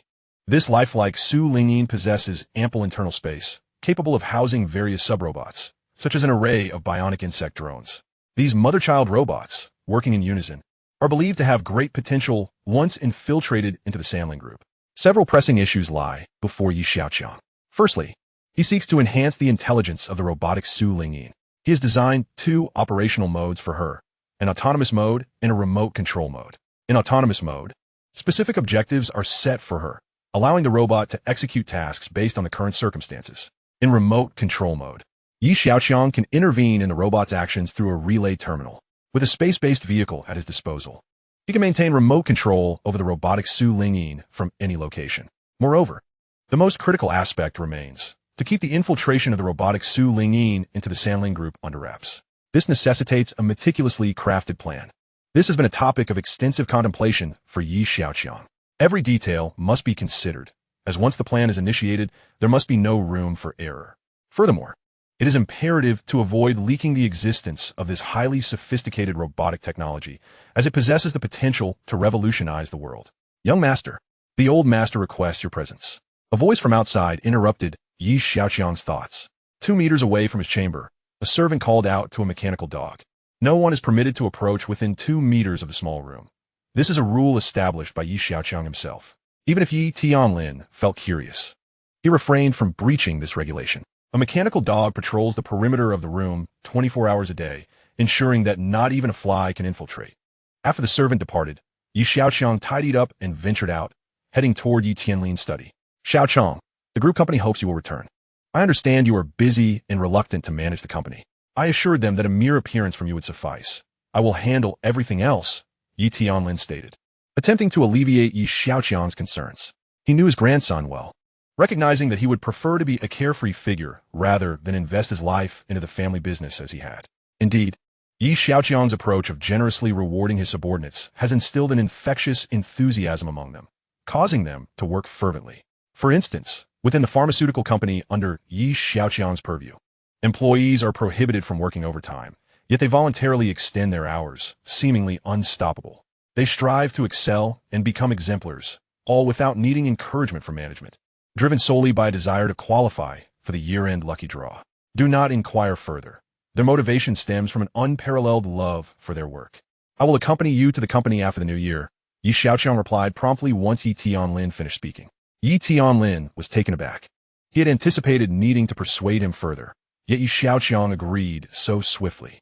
Unbeknownst to Yi Tianlin, the previous night, dozens of individuals had surrounded Yi Xiaoqiang at the central tower. Well, that works too. With only half a month until the new year, a few days won't matter. I also need to meet an old friend. You can have lunch by yourself, Yi Tianlin remarked before departing in his golden little angel. Upon returning to the estate, Yi Xiaoqiang realized that in just over 10 days, the new year would arrive. He instructed the elder Yi to notify all subordinates to assemble at the estate. Once gathered, they awaited Xiaoqiang's directives. With the new year approaching, you will all be able to return home to spend time with your families next week. Remember to collect 50,000 each before you leave, Xiaoqiang announced. Surprisingly, the subordinates remained silent, devoid of cheers and excitement. Seeing their reaction, Xiaoqiang was left perplexed. Had he miscalculated? Young master, I shall not return home. I wish to remain by your side forever. One female subordinate spoke up. Indeed, I also spoke with my parents. They urged me to stay close to you. If I dare to return, they would break my legs. A male subordinate chimed in. My parents echoed the sentiment, stating that loyalty and filial piety cannot coexist. They do not require my filial duty. They want me to serve you faithfully. Young master, have I done something wrong? If so, please let me know, and I will amend my ways. Do you dislike us? Several female subordinates, prone to sentimentality, began to tear up. Xiaoqiang was utterly bewildered. What on earth was happening? Had his charm grown so potent that they would not leave? Every day spent by your side feels like the new year. With you around, it's always a celebration. Another subordinate lavished him with praise. Xiaoqiang was left speechless. Since everyone is so unwilling to return, perhaps we should. Wu Lata glanced at Xiaoqiang, seeking his approval. This is quite a headache. I never anticipated such a situation. Since you all refuse to go home, I shall grant each of you an additional 50,000 as compensation for your families. Xiaoqiang reluctantly decided. It would not do to neglect them during the festive season. Hearing this, the subordinates were overwhelmed with gratitude. Young master, you are truly remarkable. Chapter 170. Each shall receive 50,000. The new year approaches. The statutory holiday lasts only 7 days. A fact that often leads the citizens of Longhua to lament the insufficiency of their vacation time. In the office of Xiaoyu Media, numerous individuals stand before Xiaoqiang. Young master, Jinhao is already in holiday mode, and employees are gradually returning home. Only essential personnel remain on duty, Xiaoqiang reported, exhaling in relief. Convincing these employees to return home for the new year is indeed a formidable task, akin to persuading a stubborn sister-in-law. It is as if they cannot be driven away. The burden of worry is overwhelming. Ever since I assumed the position of factory director, I have encountered the unprecedented challenge of urging people to take time off being more arduous than persuading them to work overtime. Reflecting on this, my admiration for Xiaoqiang deepens. Only he possesses the capability to achieve such a feat in this vast world. Once Xia Yin concluded his report, Lu Qinyang began his. He faced the same dilemma, which broadened his perspective. Following him was Su Mingxian, who reported on the situation at Nanchuman. After all the reports were delivered, Xiaoqiang observed the anguish etched on their faces and, puzzled, inquired, Are you encountering difficulties? Is it really that challenging to allow employees some time off for the holidays? Young master, you are unaware. We have exerted considerable effort to convince them to return home, Xia Yin replied with a wry smile. Should we perhaps provide them with a holiday bonus? Xiaoqiang pondered aloud. Please, young master. After much persuasion, they have finally agreed to go home. If you offer them more money, they'll all return, Xia Yin replied, exasperated. Very well, then we shall refrain from offering any bonuses for now. Let us all prepare for the new year, Xiaoqiang concluded, and the group dispersed. 7 days may seem ample, yet they swiftly passed by. At the Yi family estate, a female assistant was inspecting Xiaoqiang's attire. Today marks an important occasion as he accompanies his grandfather, Yi Tianlin, to Xiaoqiang Group. Although this is not Xiaoqiang's first visit to Xiaoqiang Group, the significance of this trip is markedly different.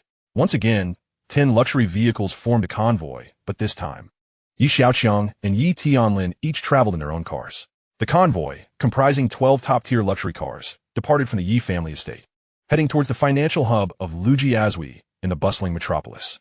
As they traveled, the Yi logo flags fluttered in the wind, and the golden cherubs sparkled under the sunlight. The procession attracted numerous curious onlookers, many of whom hastily pulled out their phones to capture the moment. Onlookers paused in their tracks, engaging in lively discussions. The golden cherub, is that not Yi Tianlin's vehicle? One exclaimed. Look at that Maybach. I heard it was custom-made in the Camel Kingdom. Its price rivals that of the golden cherub.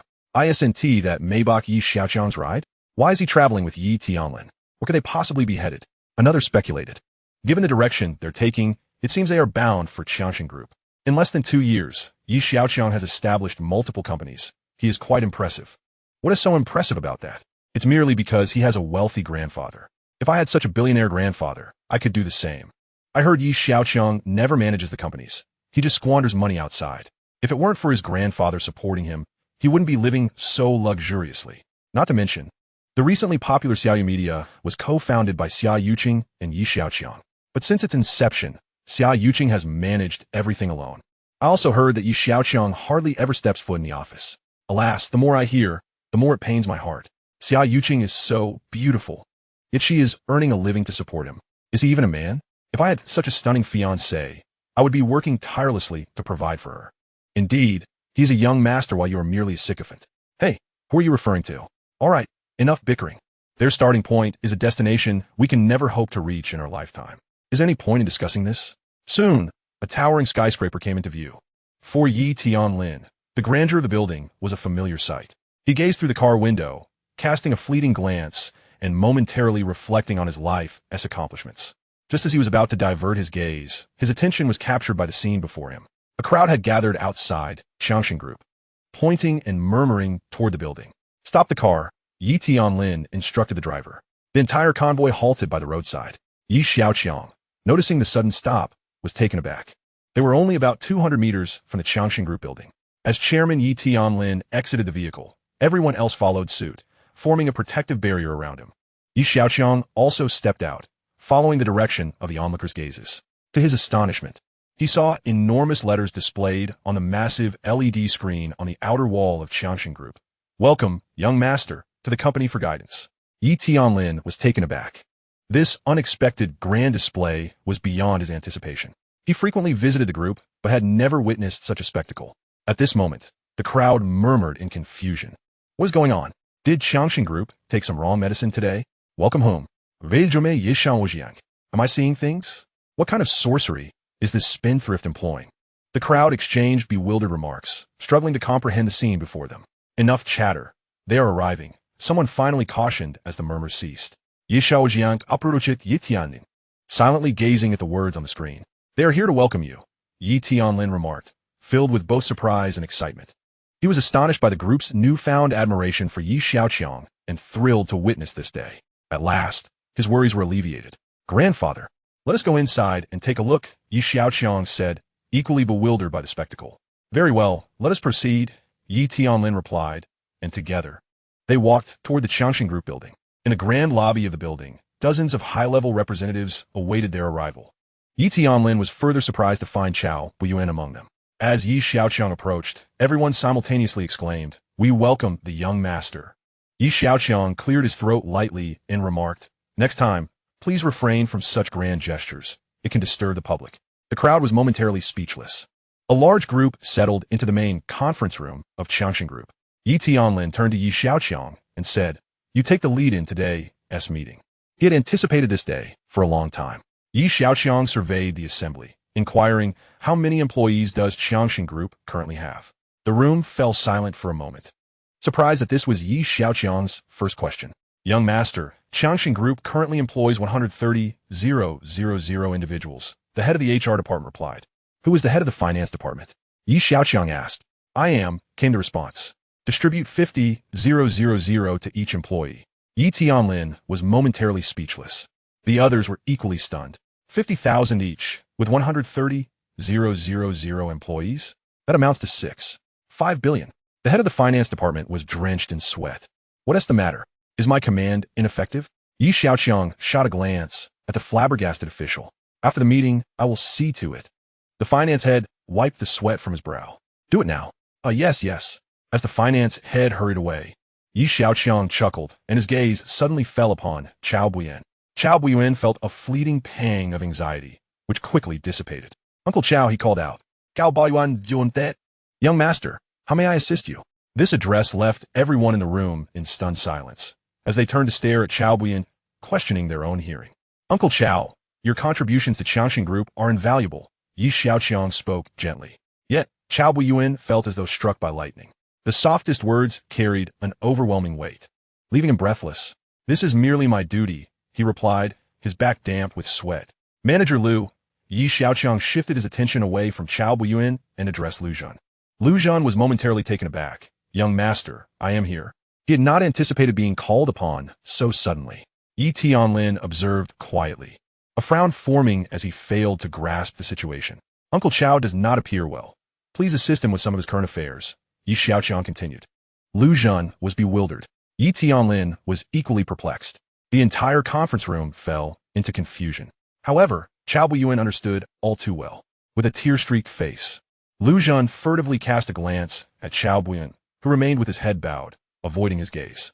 From now on, you shall be referred to as General Lu, he said. Uncle Chao, what is your opinion on this? Yi Xiaoqiang, sensing Lu Zhen's hesitation, turned to Chao Buiyuan for his input. I defer entirely to the young master's command. I have no objections, Chao Buiyuan replied without a moment's thought. The others exchanged incredulous glances. After all, Chao Buiyuan was the second in command of the Xiaoqiang Group. Even Yi Tianlin had to exercise caution in his presence. Yet today, Chao Buiyuan displayed no signs of discontent. Uncle Chao is a cornerstone of our company, dedicating himself tirelessly to its development, which has taken a toll on his health. Once he has recuperated, he can contribute to the company anew. General Lu? Yi Xiaoqiang turned his attention to Lu Zhen. Just call me Little Lu, Lu Zhen hastily replied, rubbing his palms, which were damp with cold sweat. You'll have to work hard from now on. Uncle Chao's responsibilities are not light. I shall not disappoint the young master. Lu Zhen declared. I have said all I need to. I am not well-versed in company management. I shall take my leave now. Yi Xiaoqiang nodded at Yi Tianlin and departed with his entourage, leaving Yi Tianlin and a room full of bewildered individuals behind. Meanwhile, in the Qin family, what? That wastrel has returned to Xiaoqiang Group and is being warmly welcomed? How is that even possible? Qin Beichuan exclaimed in exasperation before abruptly hanging up the phone. This cannot be. I must seek out Mr. Sanzilang. With that, Qin Beichuan left his home, heading towards Qianshan Manor.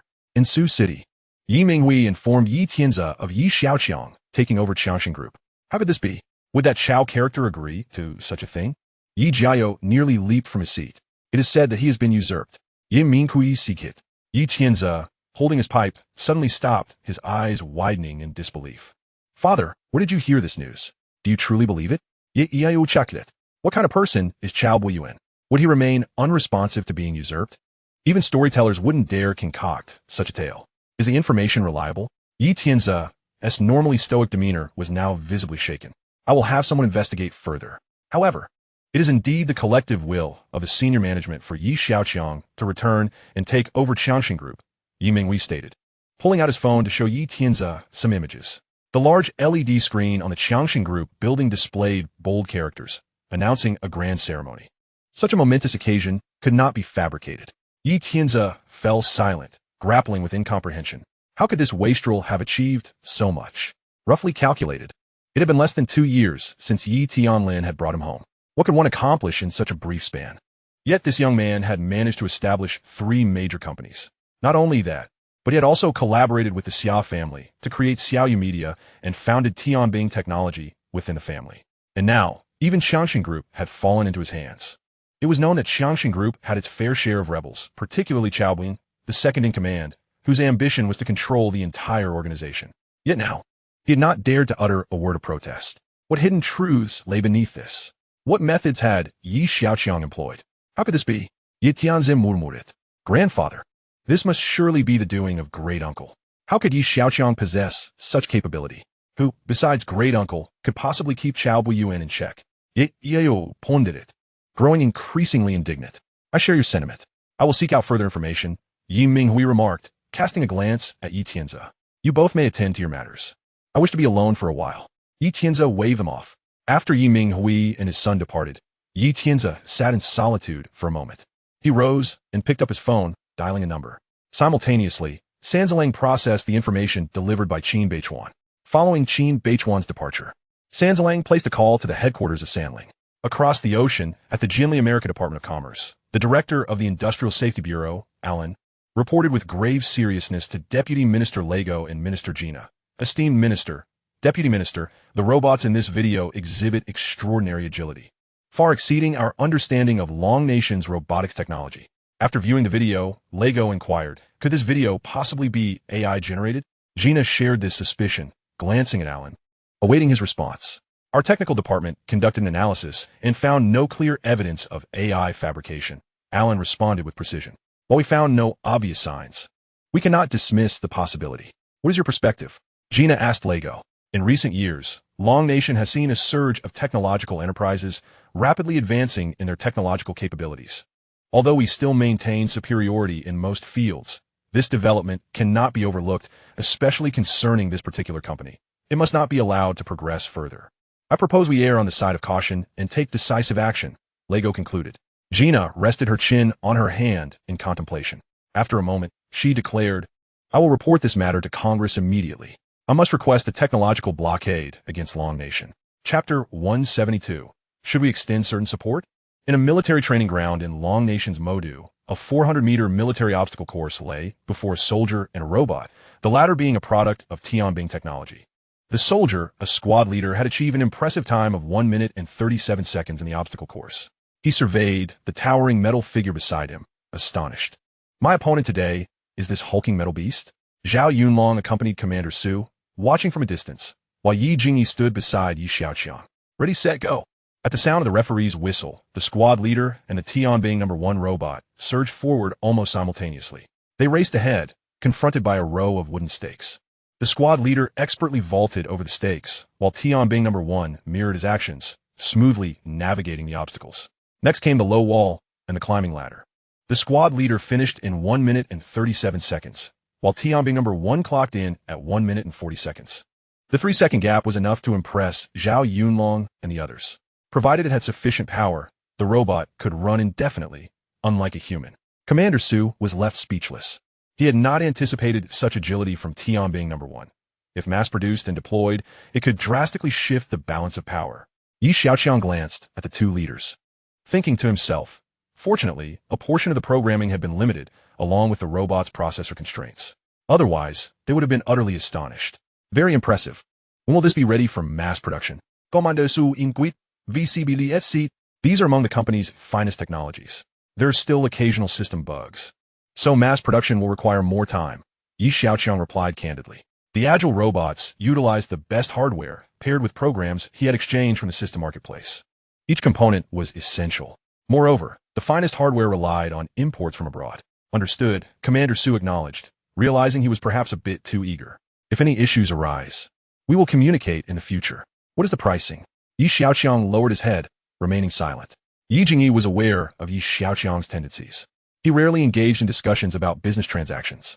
I will calculate the prices carefully and provide you with a quote this afternoon, she interjected. All right, I await your news. At the Jinli American Conference, Minister Gina stated, we have gathered the information you requested. We now require further investigation. According to our latest intelligence, the most significant threat to us currently is Tianbing technology.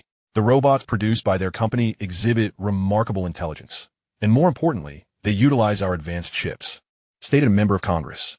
I believe our focus should not be solely on the Celestial Soldier Technology Company. There's an individual who deserves our attention. An individual? What does he research? It seems he researches everything and yet nothing at all. What does that even mean? To be precise, he is a prodigal son from the Dragon Country. A prodigal son? We are discussing the threat posed by the technological advancements of the Dragon Country. This is Congress, not an entertainment company. Please allow me to finish my statement. According to my intelligence, this prodigal has established 3 companies in a mere 2 years, and including Celestial Soldier Technology, that makes 4 tech enterprises. As the congressman spoke, a document was displayed on the large screen. Ladies and gentlemen, please take a look. Jinhao New Energy Company, known for manufacturing advanced fiber batteries, a technology with extensive applications. Tentatively estimated to have a market value in the hundreds of billions of Dragon Country currency. Tianlin Pharmaceuticals, which recently launched a new targeted cancer drug demonstrating excellent efficacy against pancreatic cancer with minimal side effects. And then there is Nanshan Company, a space exploration technology firm that developed a high-thrust reusable rocket shortly after its inception, outperforming our rockets of comparable caliber. As the congressman concluded this point, unrest spread through the entire Congress. Are all these companies as alone? My word, how could the Dragon Country suddenly produce so much advanced technology? We cannot allow the Dragon Country to take the lead. We, Jinli Mei, are the greatest nation on this planet. The entire Congress Hall erupted into chaos. Silence. A gavel echoed as it struck the table. Who is this person? The congressman cleared his throat and continued. He is Yi Xiaoqiang, the grandson of the richest man in the Dragon Country, Yi Tianlin. Yi Tianlin, the richest man in the Dragon Country? Founder of Xiaoqiang Group. So this prodigal son effectively represents yet another tech enterprise, including Xiaoqiang Group, that makes 5 tech companies. However, as far as I know, there is dissatisfaction within Xiaoqiang Group regarding this future heir, We must mobilize our friends within the dragon country to thwart him. It is too late. I have heard that this individual has successfully taken over Xiaoqiang Group. 5. This person possesses 5 rapidly developing tech enterprises. We must stop him. Pharmaceuticals, energy, space exploration, intelligent robotics. His ambitions are far too grand. He must be subjected to embargoes and sanctions. In the imperial capital of the dragon country, a spacious conference room was filled with high-ranking officials. The Minister of the National Information Department stated, "We have just received news that Jinli Mei is discussing sanctions and blockades against our dragon country tech enterprises."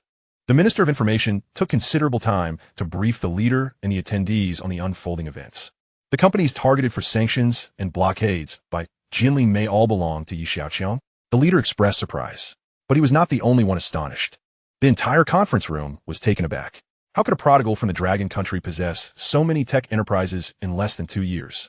Moreover, each of these tech enterprises is experiencing rapid growth. The venture capital sector refers to innovative enterprises founded within a short time frame with valuations exceeding $1 billion as unicorn companies. Information provided by the Ministry of Commerce indicates that the tech companies controlled by Xiaoqiang all boast valuations surpassing $1 billion, entirely fitting the definition of unicorn enterprises. An individual owning multiple unicorn companies is indeed unprecedented in the dragon country. At this moment, the entire conference room fell silent. A prodigal has achieved what others cannot reach in less than 2 years. How did he accomplish this? The leader's question resonated in everyone's hearts. This question is indeed difficult to answer. Perhaps he achieved it through his prodigal ways. Zhao Yunlong immediately regretted speaking those words. Is that even a proper answer? Just as he was regretting, the leader spoke again. Perhaps this individual's path to success is simply different from others. If that is indeed the case, should we not consider making an exception and provide some support? The crowd murmured in agreement. Chapter 173. I possess countless technological avatars. How will Your Excellency respond? Mr. Liu, please share with us the development journey of the new drug. Mr. Liu, what will be the approximate price of this new drug upon its release? And will it be economically accessible for the majority? Mr. Liu, how long until Tianlin Pharmaceuticals' new cancer drug will be available in the market?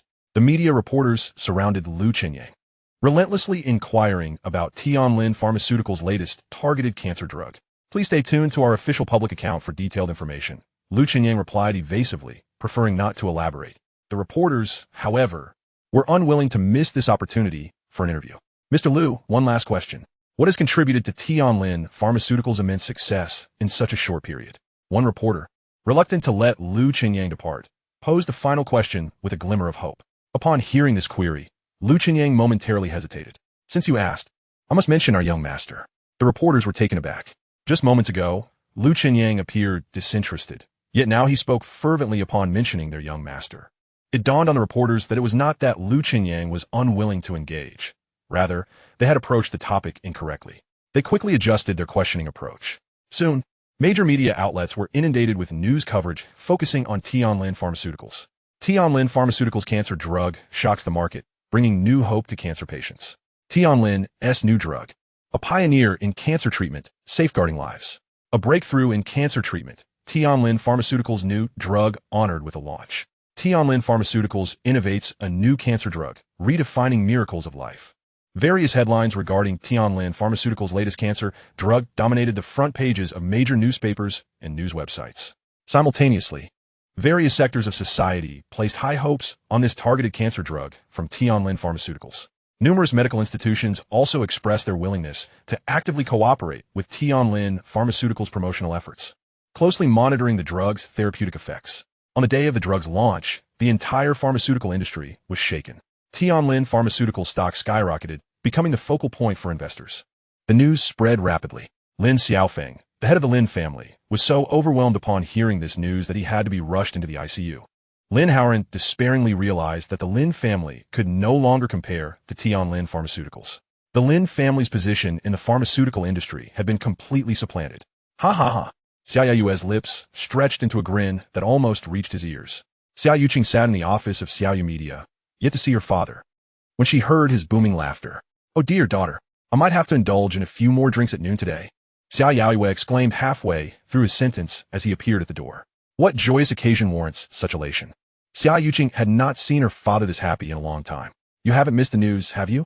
The announcement of Tianlin Pharmaceuticals' new drug launch has dominated the front pages of all major media outlets. The more he spoke, the more excited he became. After all, how could I, as your future father-in-law, not have such discerning judgment? Upon hearing this, Xiaoqiang's fair cheeks flushed slightly. This is hardly a comparison. Oh, daughter, if it weren't for your tender age and the legal restrictions, I would have already arranged your marriage with such an outstanding young man. Xiaoqiang. Not long ago, Xiaoyu Media dominated the trending search list. Now, Tianlin Pharmaceuticals news has again taken over the front pages of major media. Xiaoyu firmly believed that Xiaoqiang would continue to seize the spotlight in the future. Exceptional, truly exceptional. As Xiaoqiang listened to her father's praise, she couldn't help but think of that man. At this moment, that man was lost in thought in his modest room. The underground passage leading to Mount Ao from the cottage is still under excavation. Robots tirelessly dig each day, swapping out for new ones when they run out of power. Although progress is slow, Xiaoqiang remains unperturbed. If this digging continues, there will come a day when it will connect with the basement of Mount Ao. At that point, his private space will expand significantly, allowing him to accommodate more equipment and create more gear. However, that is a matter for another time. Currently, he is preoccupied with the simulated Su Lingyin before him. In order to seamlessly infiltrate the Sanling Group, Xiaoqiang is meticulously modifying it using data. With each adjustment, his proficiency in creating such simulated robots grows increasingly refined. Some iron contraptions produced by Tianbing Technology Company are humanoid robots, possessing human-like limbs and an upright walking form. Yet their entire bodies are composed of cold metal. Another type is wrapped in a layer of silicone, with facial mechanisms installed to produce expressions unique to humans.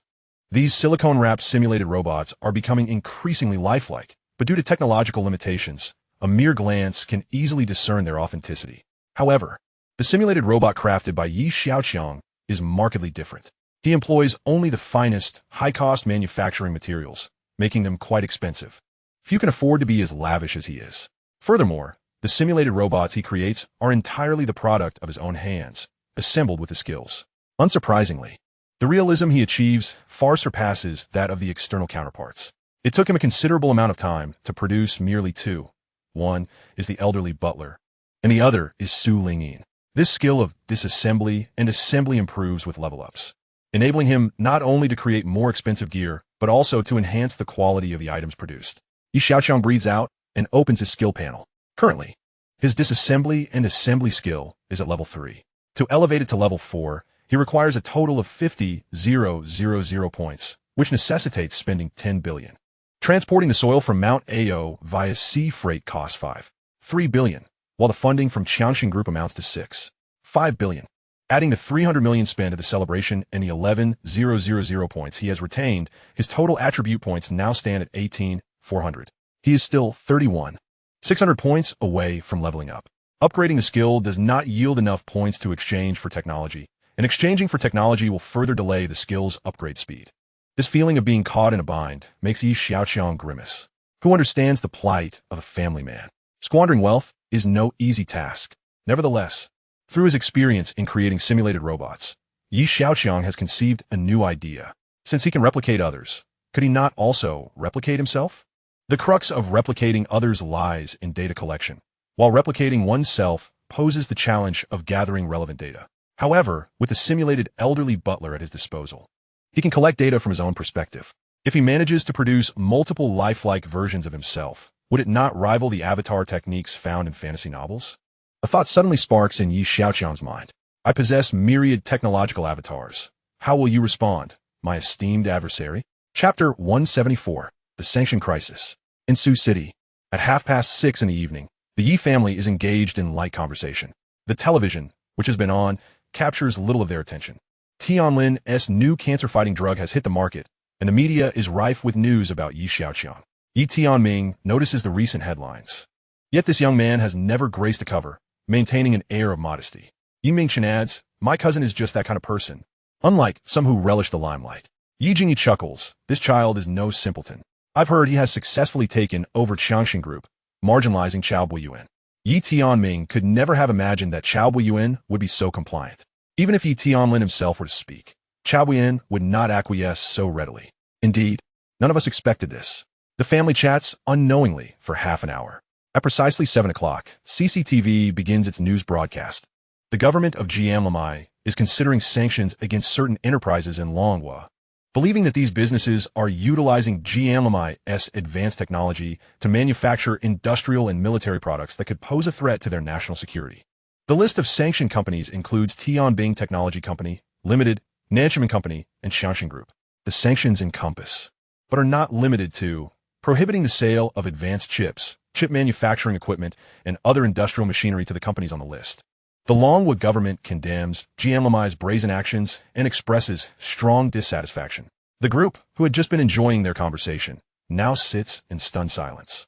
The sanction list is composed entirely of Xiaoqiang's companies. When did Xiaoqiang become the greatest threat to Xiaoqiang's national security? This explosive news report from CCTV rapidly circulates throughout Longhua, igniting fervent discussions among netizens. Sanction? Why are they sanctioning our Longhua companies? What do these companies produce that threatens Xiaoqiang's national security? What kind of company is Tianbing? What products do they have? Who knows? Heavens! Have you noticed the commonalities among the companies on the sanction list? What commonalities? Do tell. They are all high-tech enterprises. Oh, right. Is it that the Americans are getting a bit anxious about Longhua catching up? Catch up? Spare me. They're at least 50 years ahead of us. Right. Your American dad will always be your dad. And have you noticed? All these companies are related to Xiaoqiang. What? Related to him? Are Longhua's top profligate? Indeed. Check it out for yourselves. Tianbing Technology Company is a joint venture he established. Nanchun is wholly owned by him. And as for Xiaoqiang Group, do I need to explain? So, while it seems that the beautiful nation is sanctioning a slew of companies, they are actually targeting one individual.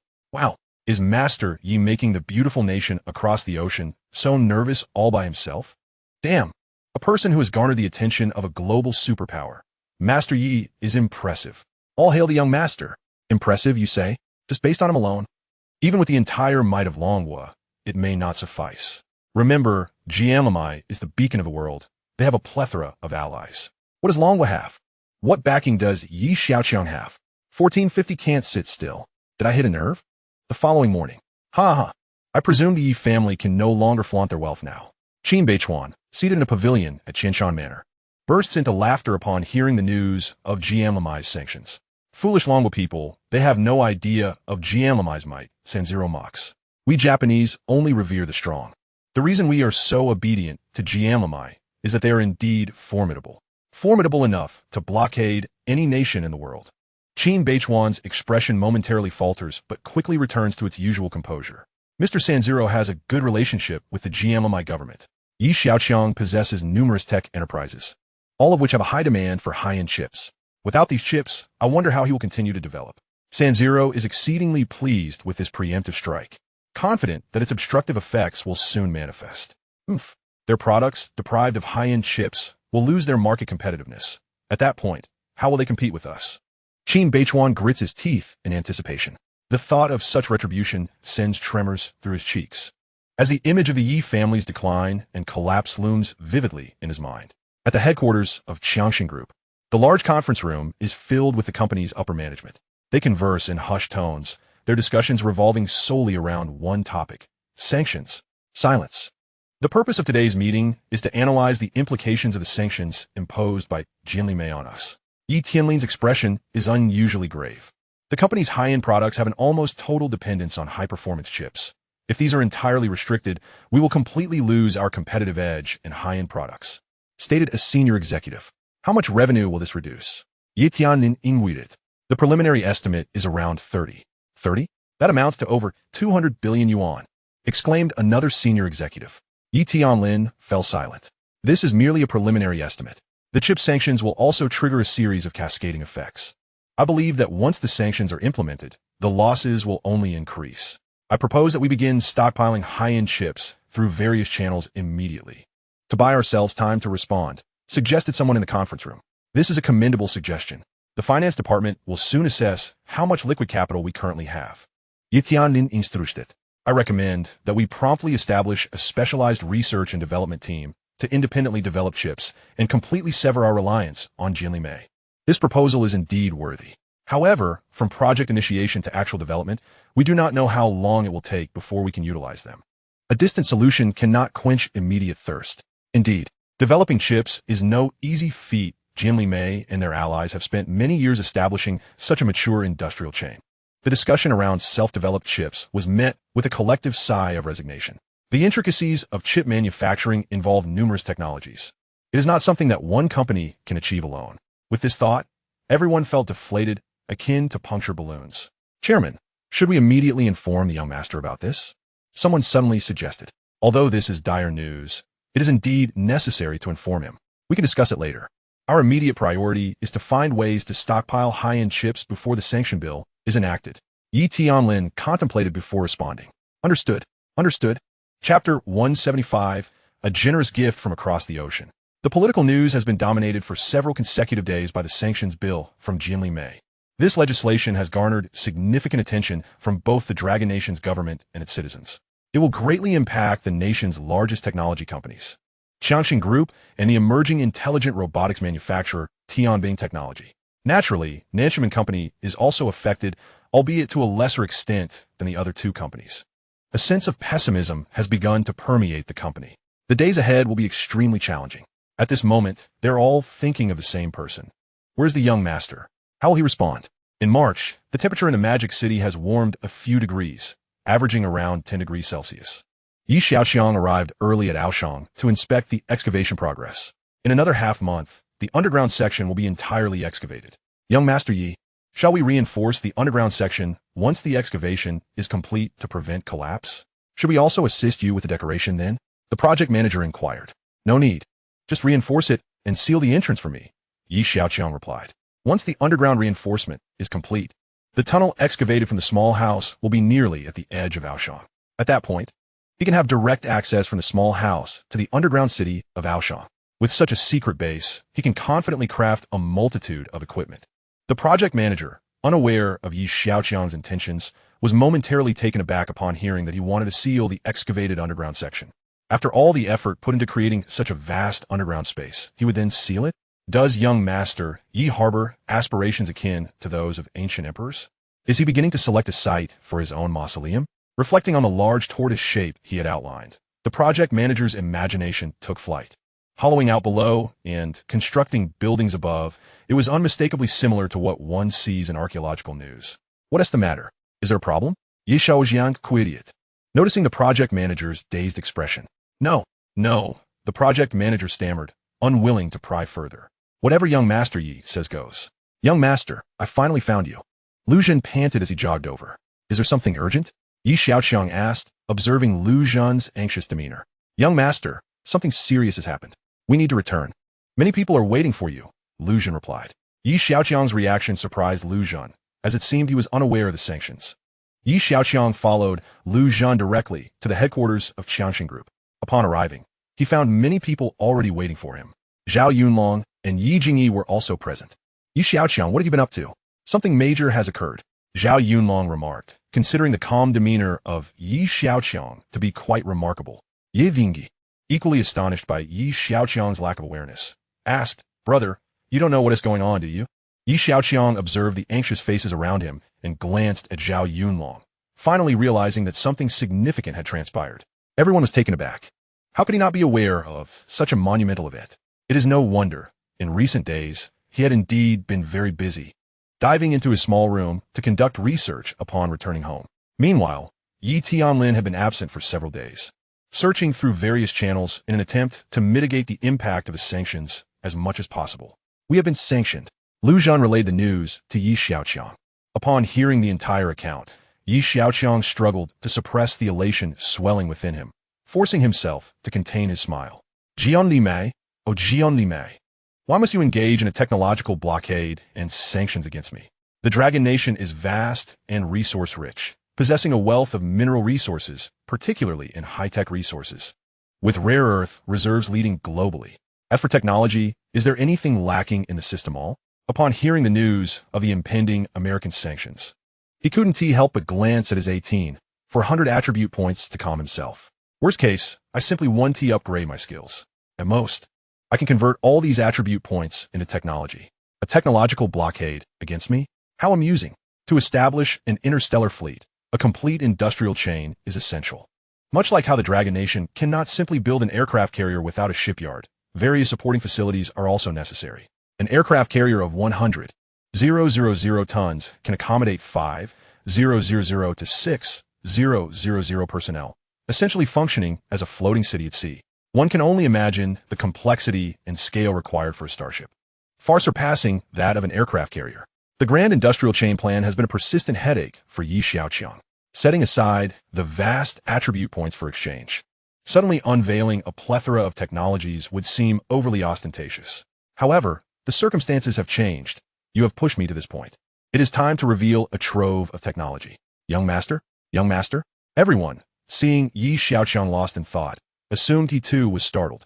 Unexpectedly, when Xiaoqiang snapped back to reality, his first words nearly dropped their jaws. Oh, that matter? The crowd replied in unison. That matter? You don't consider this a big deal? Zhao Yunlong stared wide-eyed at Xiaoqiang, incredulous at his nonchalance. While Yi Tianlin was busy outside, Xiaoqiang remained remarkably composed. What did my grandfather say? Xiaoqiang inwided. The chairman is currently reaching out to partners, seeking to stockpile high-end chips as quickly as possible to ensure the company can operate for a certain period post-sanction implementation, Zhao Yunlong explained. Brother, do you have any solutions? Yi Jingyi asked. Faced with this fortuitous opportunity, Xiaoqiang certainly had a plan. Yet, he was contemplating how to leverage this chance to maximize his objectives. Chips are one of the core components in the realm of intelligence. There are roughly 3 types of chip technologies that hold advantages over carbon-based chips while aligning with current technological levels: photonic chips, quantum chips, and carbon-based chips. Photon chips exhibit exceptional performance in data transmission speed, bandwidth, and power consumption. Quantum chips possess unparalleled computational prowess, harboring immense potential for complex calculations within the realm of big data. Carbon-based chips demand less stringent lithography techniques and boast abundant, inexpensive raw materials. Currently, both photon and quantum chips remain in the experimental research phase, rendering practical application premature. After weighing his options, Xiaoqiang resolved to exchange technologies pertaining to quantum and photon chips. The technology itself is not the issue. The crux lies in how to unveil these innovations to the public without arousing significant suspicion. Furthermore, Xiaoqiang intends to seize this opportunity to invest further capital. Contemplating this, he replied, I have yet to devise a solution. This matter holds considerable weight. Allow me to ponder it thoroughly. The crowd nodded in understanding. Despite Xiaoqiang's numerous achievements, he now faced the world's most formidable nation. Xiaoqiang, Mei's target is not solely you, but rather the entire Dragon Nation. The higher-ups have assured us that we will provide you with as much support as possible, hoping you can weather this storm, Zhao Yunlong sincerely remarked, observing Xiaoqiang and the others. Chapter 176, A Minor Affair. While the sanctions appeared monumental to the others, Xiaoqiang regarded them as trivial. His primary concern was orchestrating the infiltration of a simulated Su Lingyin into the Mitsubishi Consortium. This endeavor must be executed with significant impact. A minor affair, a minor affair. Let us eat and drink as we please, Xiaoqiang jested, noticing the furrowed brows of those around him. I have a few matters to attend to, so I shall take my leave. Once I devise a plan, I will inform you. With a nonchalant demeanor, Xiaoqiang departed, seemingly unfazed by the sanctions. Is the young master truly unconcerned, or is he merely trying to reassure us? Someone inquired abruptly. The group exchanged glances, unable to provide a definitive answer. Well, I shall return to the capital. Yi Jingyi, do reach out if needed, Zhao Yunlong concluded, deeming it unnecessary to linger, and bid farewell to Yi Jingyi. As Yi Jingyi stood in contemplation, she decided against returning to Su City immediately and instead resolved to visit Xiaoyu Media. After exiting the Xia Group, Xiaoqiang, accompanied by a retinue, arrived in nightclub. A dapper gentleman awaited them outside the entrance, eagerly greeting their luxurious convoy. Young Master Yi, he beamed, bowing slightly. I apologize for keeping you waiting, Zhang Xiao. Xiaoqiang glanced at the young man before him. Ah, please do not jest, young Master Yi. In your presence. I am but Zhang Qiming, he replied, somewhat sheepishly. His family's considerable wealth instilled a sense of superiority in him, leading to lavish expenditures. However, his lack of business acumen and penchant for gambling caused the nightclub to falter within mere months of its inception. Coincidentally, Xiaoqiang had recently contemplated acquiring a nightclub. In Xiaoqiang's presence, Zhang Qiming refrained from claiming the title of wealthy individual, yet he perceived a commonality between them. Both were prodigals. Xiaoqiang was a super prodigal, while he considered himself a minor one. Nevertheless, he harbored a sense of discontent. As fellow spendthrifts, why did Yi Xiaoqiang thrive while he languished? Today, having the rare opportunity to meet Yi Xiaoqiang in person, Zhang Qiming was not particularly concerned about the nightclub selling price. He only desired a reasonable offer. What he truly wished was to seek Yi Xiaoqiang's counsel on how to navigate the art of extravagance. However, he recognized that this was merely his own wishful thinking. Unbeknownst to Yi Xiaoqiang, Zhang Qiming's thoughts were far from his mind. Upon disembarking, he scrutinized the nightclub. The venue's location was mediocre, neither particularly good nor bad. If one sought investment opportunities for profit, this place was not ideal. Yet, Yi Xiaoqiang remained unfazed. With Brother Tongzi involved, even losses could be considered gains. What pleased Yi Xiaoqiang most about the nightclub was its ample size. How large is it? He inquired, retracting his gaze. Over 4,000, nearly 5,000 square meters. Zhang Qiming replied, Young Master Yi, shall we proceed inside? The group entered the nightclub, where hostesses presented fruit platters and fine liquor. Zhang Qiming understood that Yi Xiaoqiang was indifferent to such gestures, yet he felt compelled to express his regard. What price are you considering? Yi Xiaoqiang asked. A modest target. Young Master Yi, Zhang Qiming indicated with a finger. Tomorrow, I will arrange for someone to handle the paperwork. Yi Xiaoqiang had already had Su Mingqian assess the nightclub's value. Noticing that Zhang Qiming did not arbitrarily inflate his asking price, Yi Xiaoqiang readily agreed. Very well. Young Master Yi is indeed decisive in his actions. We shall complete the paperwork tomorrow, Zhang Qiming affirmed. Then I shall take my leave, Yi Xiaoqiang stated as he prepared to depart. Young Master Yi, Zhang Qiming called out, causing Yi Xiaoqiang to pause. Is there something else, Zhang Xiao? No, nothing at all. I merely wish to seize this opportunity to befriend young Master Yi, Zhang Qiming stammered, his confidence waning. What I mean is, should young Master Yi require anything, I, Zhang Qiming, will comply without hesitation. Yi Xiaoqiang finally grasped Zhang Qiming's intent, noting his evident nervousness. In light of that, I do have a matter I would like to discuss with you, Zhang Xiao, Yi Xiaoqiang replied, recalling something. Oh, Zhang Qiming was taken aback. He had only hoped to forge a connection with Yi Xiaoqiang, not expecting his casual remark to yield such unexpected results. Please, young Master Yi, I am at your service, Zhang Qiming eagerly proclaimed, seizing the moment. Aligning with such a formidable ally, I could navigate the streets of Magic City with ease. Once my establishment opens, I will ensure to bring more patrons to enjoy it. With that, Yi Xiaoqiang made his exit, and the entourage quickly vanished from sight. Zhang Qiming was left in a state of astonishment. Is this what you call a troublesome matter? Young master, are you jesting with me? Xiaoyu Media. After leaving Xia Group, Yi Jingyi arrived here. Sister Yuqing, do you think my brother is under too much pressure? I am at a loss as to how to comfort him. Yi Jingyi pondered anxiously, still concerned for Yi Xiaoqiang. Xia Yuqing, understanding her worries, paced the room. You need not fret excessively. He has faced many challenges in the past, and has always persevered, Xia Yuqing reassured her. Yet, she too felt uncertain. This time, he was confronting the world's most powerful nation, compounded by the presence of numerous allies. It was unexpected that Yi Xiaoqiang encountered such a formidable predicament right after assuming control of Xia Group. Xia Yuqing recognized the gravity of the situation. However, just as Yi Jingyi was about to speak, she was interrupted by Xia Yuqing. It's getting late. I'll have Ollie take you home. Why don't you stay at my place tonight? I will go talk to him. After a brief silence, Yi Jingyi acquiesced to Xia Yuqing's suggestion. Once Yi Jingyi departed, Xia Yuqing turned to Ahu. Come with me. We need to step out for a moment. Xia Yuqing entered the car and began dialing Yi Xiaoqiang's number. After several rings, he finally answered. Where are you? She inquired. After a brief pause, he replied, at Fengyan Pavilion. Shortly thereafter, the car stopped in front of Fengyan Pavilion. Xia Yuqing exited the vehicle, glanced at the prominent characters adorning the entrance, and slowly made her way inside. May I assist you, miss? Who are you looking for? A doorman inquired, obstructing her path. Usake Xiaoqiang. Ah, young Master Yi is inside. Please, go ahead, the doorman responded, gesturing for her to enter. Xia Yuqing smiled graciously and continued on her way. At that moment, the sound of Guqin music wafted through the air. Xia Yuqing furrowed her brow. The melody seemed familiar. As she navigated several turns, she finally caught sight of a woman's silhouette. She sat gracefully, her fingers gliding over the piano keys. Below her, a princess seemingly plucked from the pages of a comic poured wine for a man. Yi Xiaoqiang. Chapter 177. The $1 Billion Plan. The moonlight, the melody of the piano, and the beauty beside him serving wine. Is this how men relieve their stress? He settled in, waiting for the piece to conclude. Continue, senior sister. Ye Xiaoqiang urgit Ling Yizhi. Lin Weiwei glanced at Xiaoqiang and resumed, playing from where she had left off. Xiaoqiang, gathering her composure, picked up another glass from the table and pushed it towards Su Lingyi. Yi Xiaoqiang turned to glance at her, but Xiaoqiang remained fixated on Su Lingyi. Su Lingyi merely regarded the glass that had been pushed toward her, filling it with wine while avoiding Xiaoqiang's gaze. The room was enveloped in silence, save for the resonating notes of the piano. Once the piece concluded, Xiaoqiang inquired, "Have you thought of a solution?" "Yes. I'll convene a meeting tomorrow to announce the resolution," Yi Xiaoqiang replied.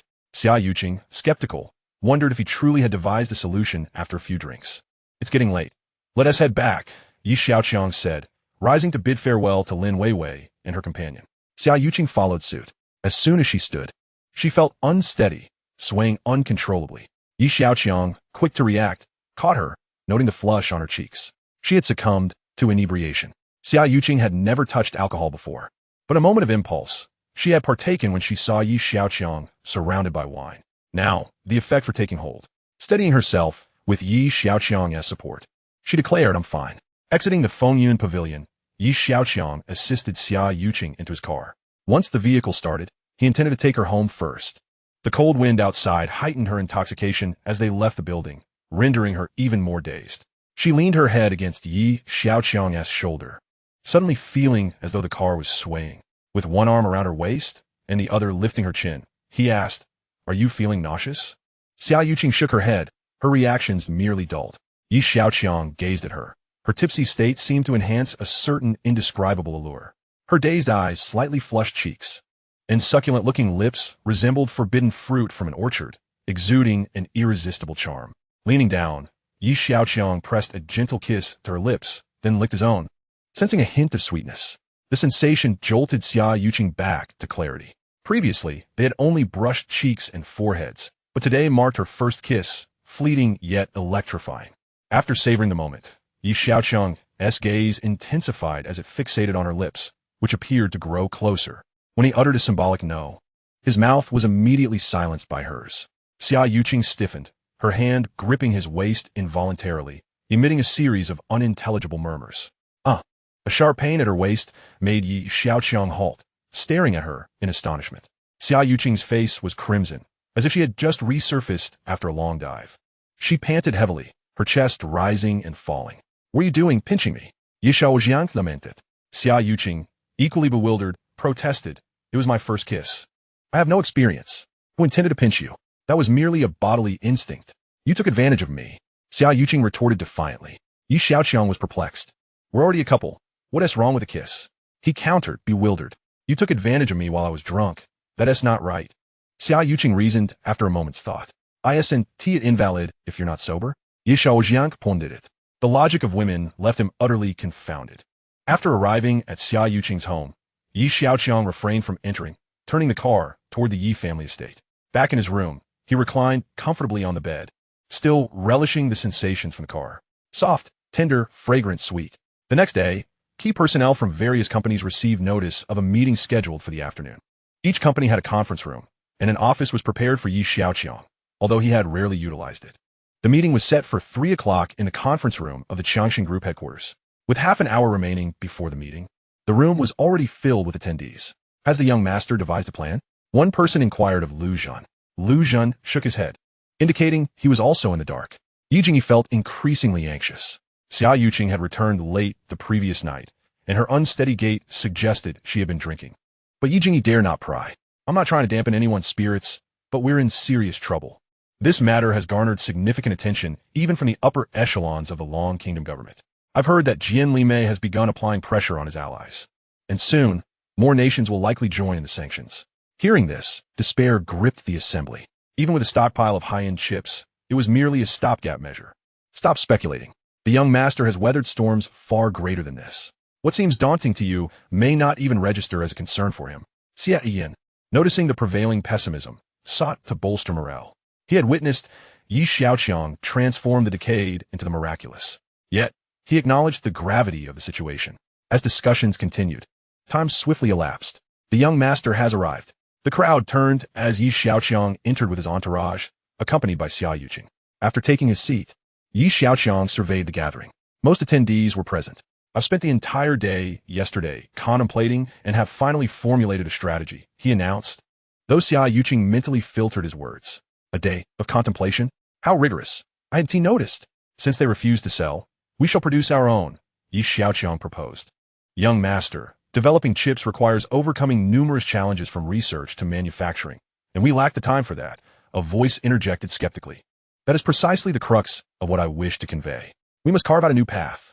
A new path? Confused glances exchanged among the attendees. Unsure of this terminology, if we merely follow the original path, even if we catch up, we'll only be on par with them.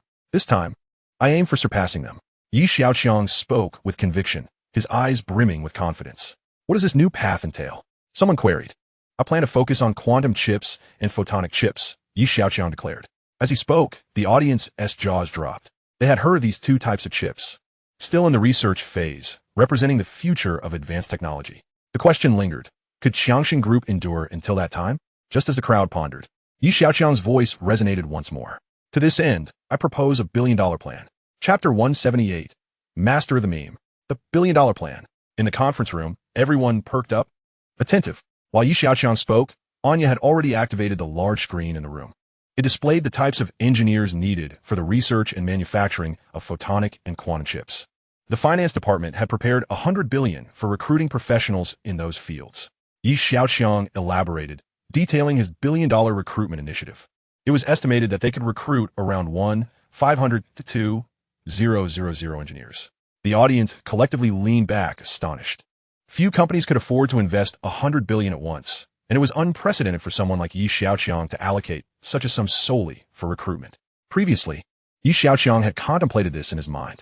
All the companies under my name can readily produce a staggering sum of 10 billion, which could be expended to elevate the skills of disassembly and assembly to level 4. The remaining 400 attribute points could be preserved for the exchange of other technologies. After this substantial expenditure, Xiaoqiang would be capable of disassembling and assembling equipment valued below 10 million. Furthermore, with such a multitude of engineers at his disposal, the creation of a photon or quantum chip would appear quite reasonable. Upon contemplating this strategy, Xiaoqiang deemed it quite advantageous. Indeed, an endeavor that accomplishes multiple objectives. The assembly was left in stunned silence upon hearing this plan. Committing 10 billion was akin to burning 1's boats, a desperate gamble indeed. How much more could the Xiaoqiang Group possibly allocate? Xiaoqiang turned to the financial officer. Reply, young master, after deducting the chairman's expenditure for stockpiling chips, we can currently muster 4 billion. The remaining funds may necessitate the sale of other assets. I can gather a bit of money from home. Amassing 1 billion should pose no issue. Yi Jingyi promptly interjected upon hearing the shortfall of 6 billion. With Xiaoyu Company and Xia Group, we should be able to pool together another 2 billion, Xiaoqiang added. Tianlin Pharmaceuticals can contribute 1 billion. Jinhao New Energy can offer 2 billion. Just as Anya was about to mention the Guming Tea House, she was halted by Xiaoqiang's glance. Since we have already gathered enough, we ought to retain a little in hand for unforeseen circumstances. In the conference room, most high-ranking officials of the Xiaoqiang Group were present, none of whom had anticipated encountering such adversity, nor could they have foreseen the abundance of support available to them, all cultivated by Xiaoqiang himself.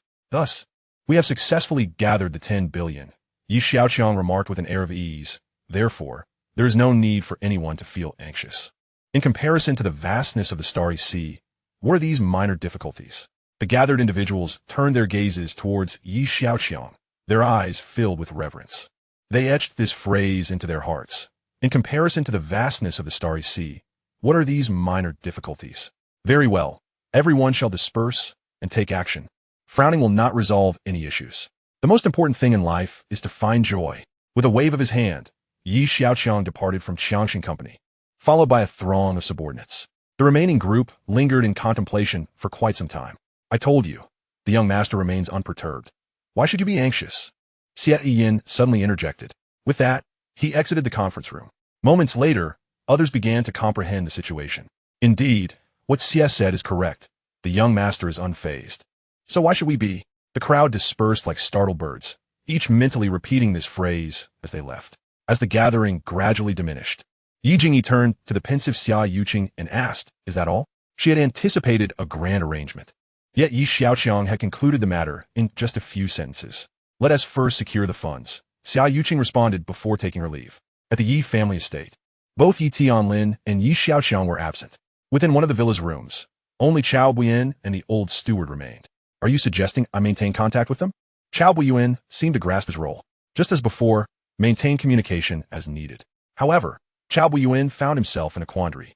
He feared that Yi Xiaoqiang might misinterpret his intentions, for his very life rested in Yi Xiaoqiang's hands.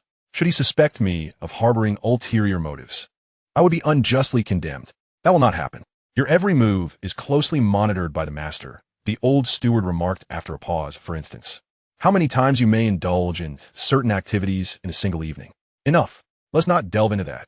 Chao Buyin interrupted, feeling overwhelmed by the loss of privacy. I still have the footage. Stop. Let us cease this topic right here. Chao Buyin exclaimed, springing up from the sofa. The old steward, somewhat bewildered, murmured, was that content not meant to be discussed? Chao Buyin entered his vehicle and set off towards Qianshan Manor, feeling a chill at the thought of being monitored. This is more terrifying than death itself, he contemplated. Nevertheless, he resolved to remain alive. Not everyone possesses the courage to embrace death. Within the manor, Sanzalang and Qin Beichuan had been waiting for him for quite some time. What transpired over there? Qin Beichuan inquired. The Xiaoqiang Group is now under Yi Xiaoqiang's leadership. And Chao Buyin didn't dare utter a word. Despite being the second in command of the group, he continued. Prior to coming here, Chao Buyin had concocted a rationale. Yi Xiaoqiang's propensity to reward made it difficult for anyone to withstand. You were aware of the celebrations held last time, are you not? Qin Beichuan was at a loss for words, recalling how morale had plummeted in his own company following the announcement of the celebration. Such extravagant spending was indeed hard to resist. Furthermore, Yi Xiaoqiang's luck appeared extraordinarily fortuitous. His ability to attract wealth was unparalleled. Never mind. Discussing this is futile. What reactions have emerged from their side? Sanzalang was more concerned about the effects of the potential sanctions. Yi Tianlin intends to stockpile high-end chips before the implementation of a legislation, Chao Buyin reflected. This was not something they could conceal from the others, especially considering that several international corporations would also seek to profit before the law was enacted. What measures has Yi Xiaoqiang taken? Sanzalang pressed further.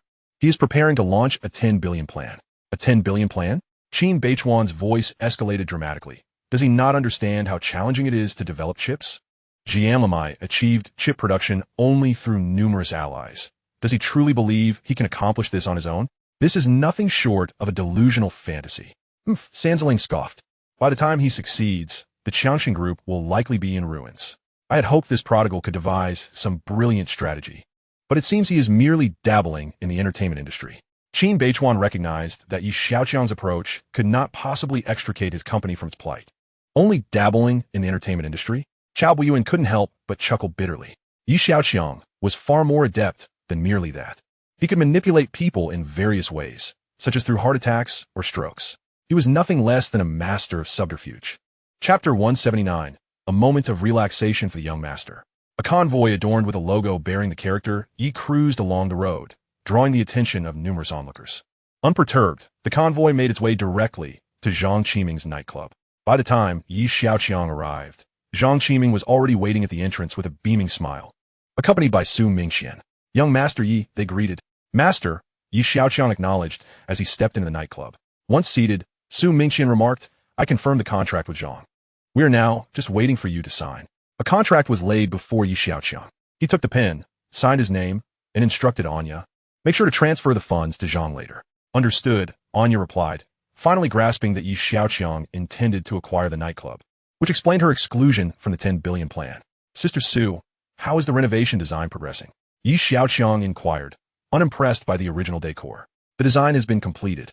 Su Mingqian paused, but the renovation costs are substantial.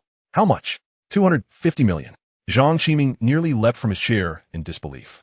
250 million for renovating a nightclub? Even I, a prodigal, cannot fathom that. Yet, as he compared himself to Yi Xiaoqiang, the so-called number one prodigal of Long Country, he realized the absurdity of his own concerns. However, Yi Xiaoqiang's subsequent words left him utterly speechless. All right then, it's just a temporary venture. In a few years, we can switch to something larger. Yi Xiaoqiang expressed his dissatisfaction, indicating that the current venue was still too small and that they would have to make do for now. Several billion is merely a temporary indulgence. Zhang Qiming wiped the sweat from his brow, realizing he was witnessing a whole new level of extravagance. Anya and Su Mingqian maintained their composure, unaffected by his remarks. This nightclub will be entrusted to you to manage. Is that acceptable? With her ownership of Guming Tea House, and now the nightclub under her purview, Anya eagerly replied. Absolutely. However, the young master has yet to bestow a name upon it. Look at me, forgetting such an important matter. Let's call it the Starry Sea Nightclub. Just as Xiaoqiang settled on this title, he received a message on his Qianmo glasses. Song Tai, young master, where are you? I wish to see you. Xiaoqiang replied. Name a location, and I shall come find you shortly. Establishing a nightclub is no trifling endeavor. Prior to its opening, a significant number of staff must be recruited and trained, including management personnel, servers, bartenders, and singers, among others. However, these responsibilities lie beyond Xiaoqiang's realm of concern. After exchanging a few words, he departed from the nightclub. Anya sought counsel from Zhang Qiming. Regarding matters of the nightclub, I shall need to consult with young Master Zhang frequently in the future.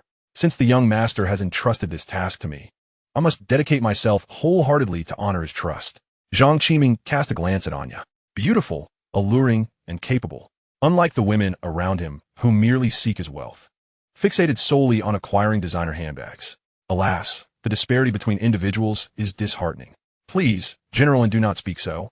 It is my honor to serve young Master Yi. Wherever you require assistance, consider it done at your command. Zhang Qiming was determined not to let this opportunity slip away. Leaving the nightclub, Xiaoqiang hurried to the place where he had arranged to meet Song Tai. The entire afternoon had been exceptionally fulfilling. At this moment, it was already 6 in the evening. The car came to a stop in a residential area of villas, where a figure had long been awaiting his arrival. Clad in a light pink mid-length woolen coat, the soft hue radiated warmth and sweetness. Delicate buttons adorned the garment, adding a touch of elegance. Underneath, she wore a white turtleneck sweater, which not only provided warmth, but also highlighted her fair complexion. Her lower half was complemented by light blue skinny jeans, accentuating the graceful lines of her long legs. A beige beret perched atop her head, with a few strands of hair cascading naturally onto her cheeks, enhancing her enchanting allure. Upon stepping out of the car, Xiaoqiang was captivated by the exquisite appearance of Song Tai. Young master, it is chilly outside. Let us retreat indoors, she urged, pulling him towards the house, leaving a group of followers standing there, somewhat dumbfounded. It was only then that Song Tai remembered something and addressed the accompanying crowd. You all may return.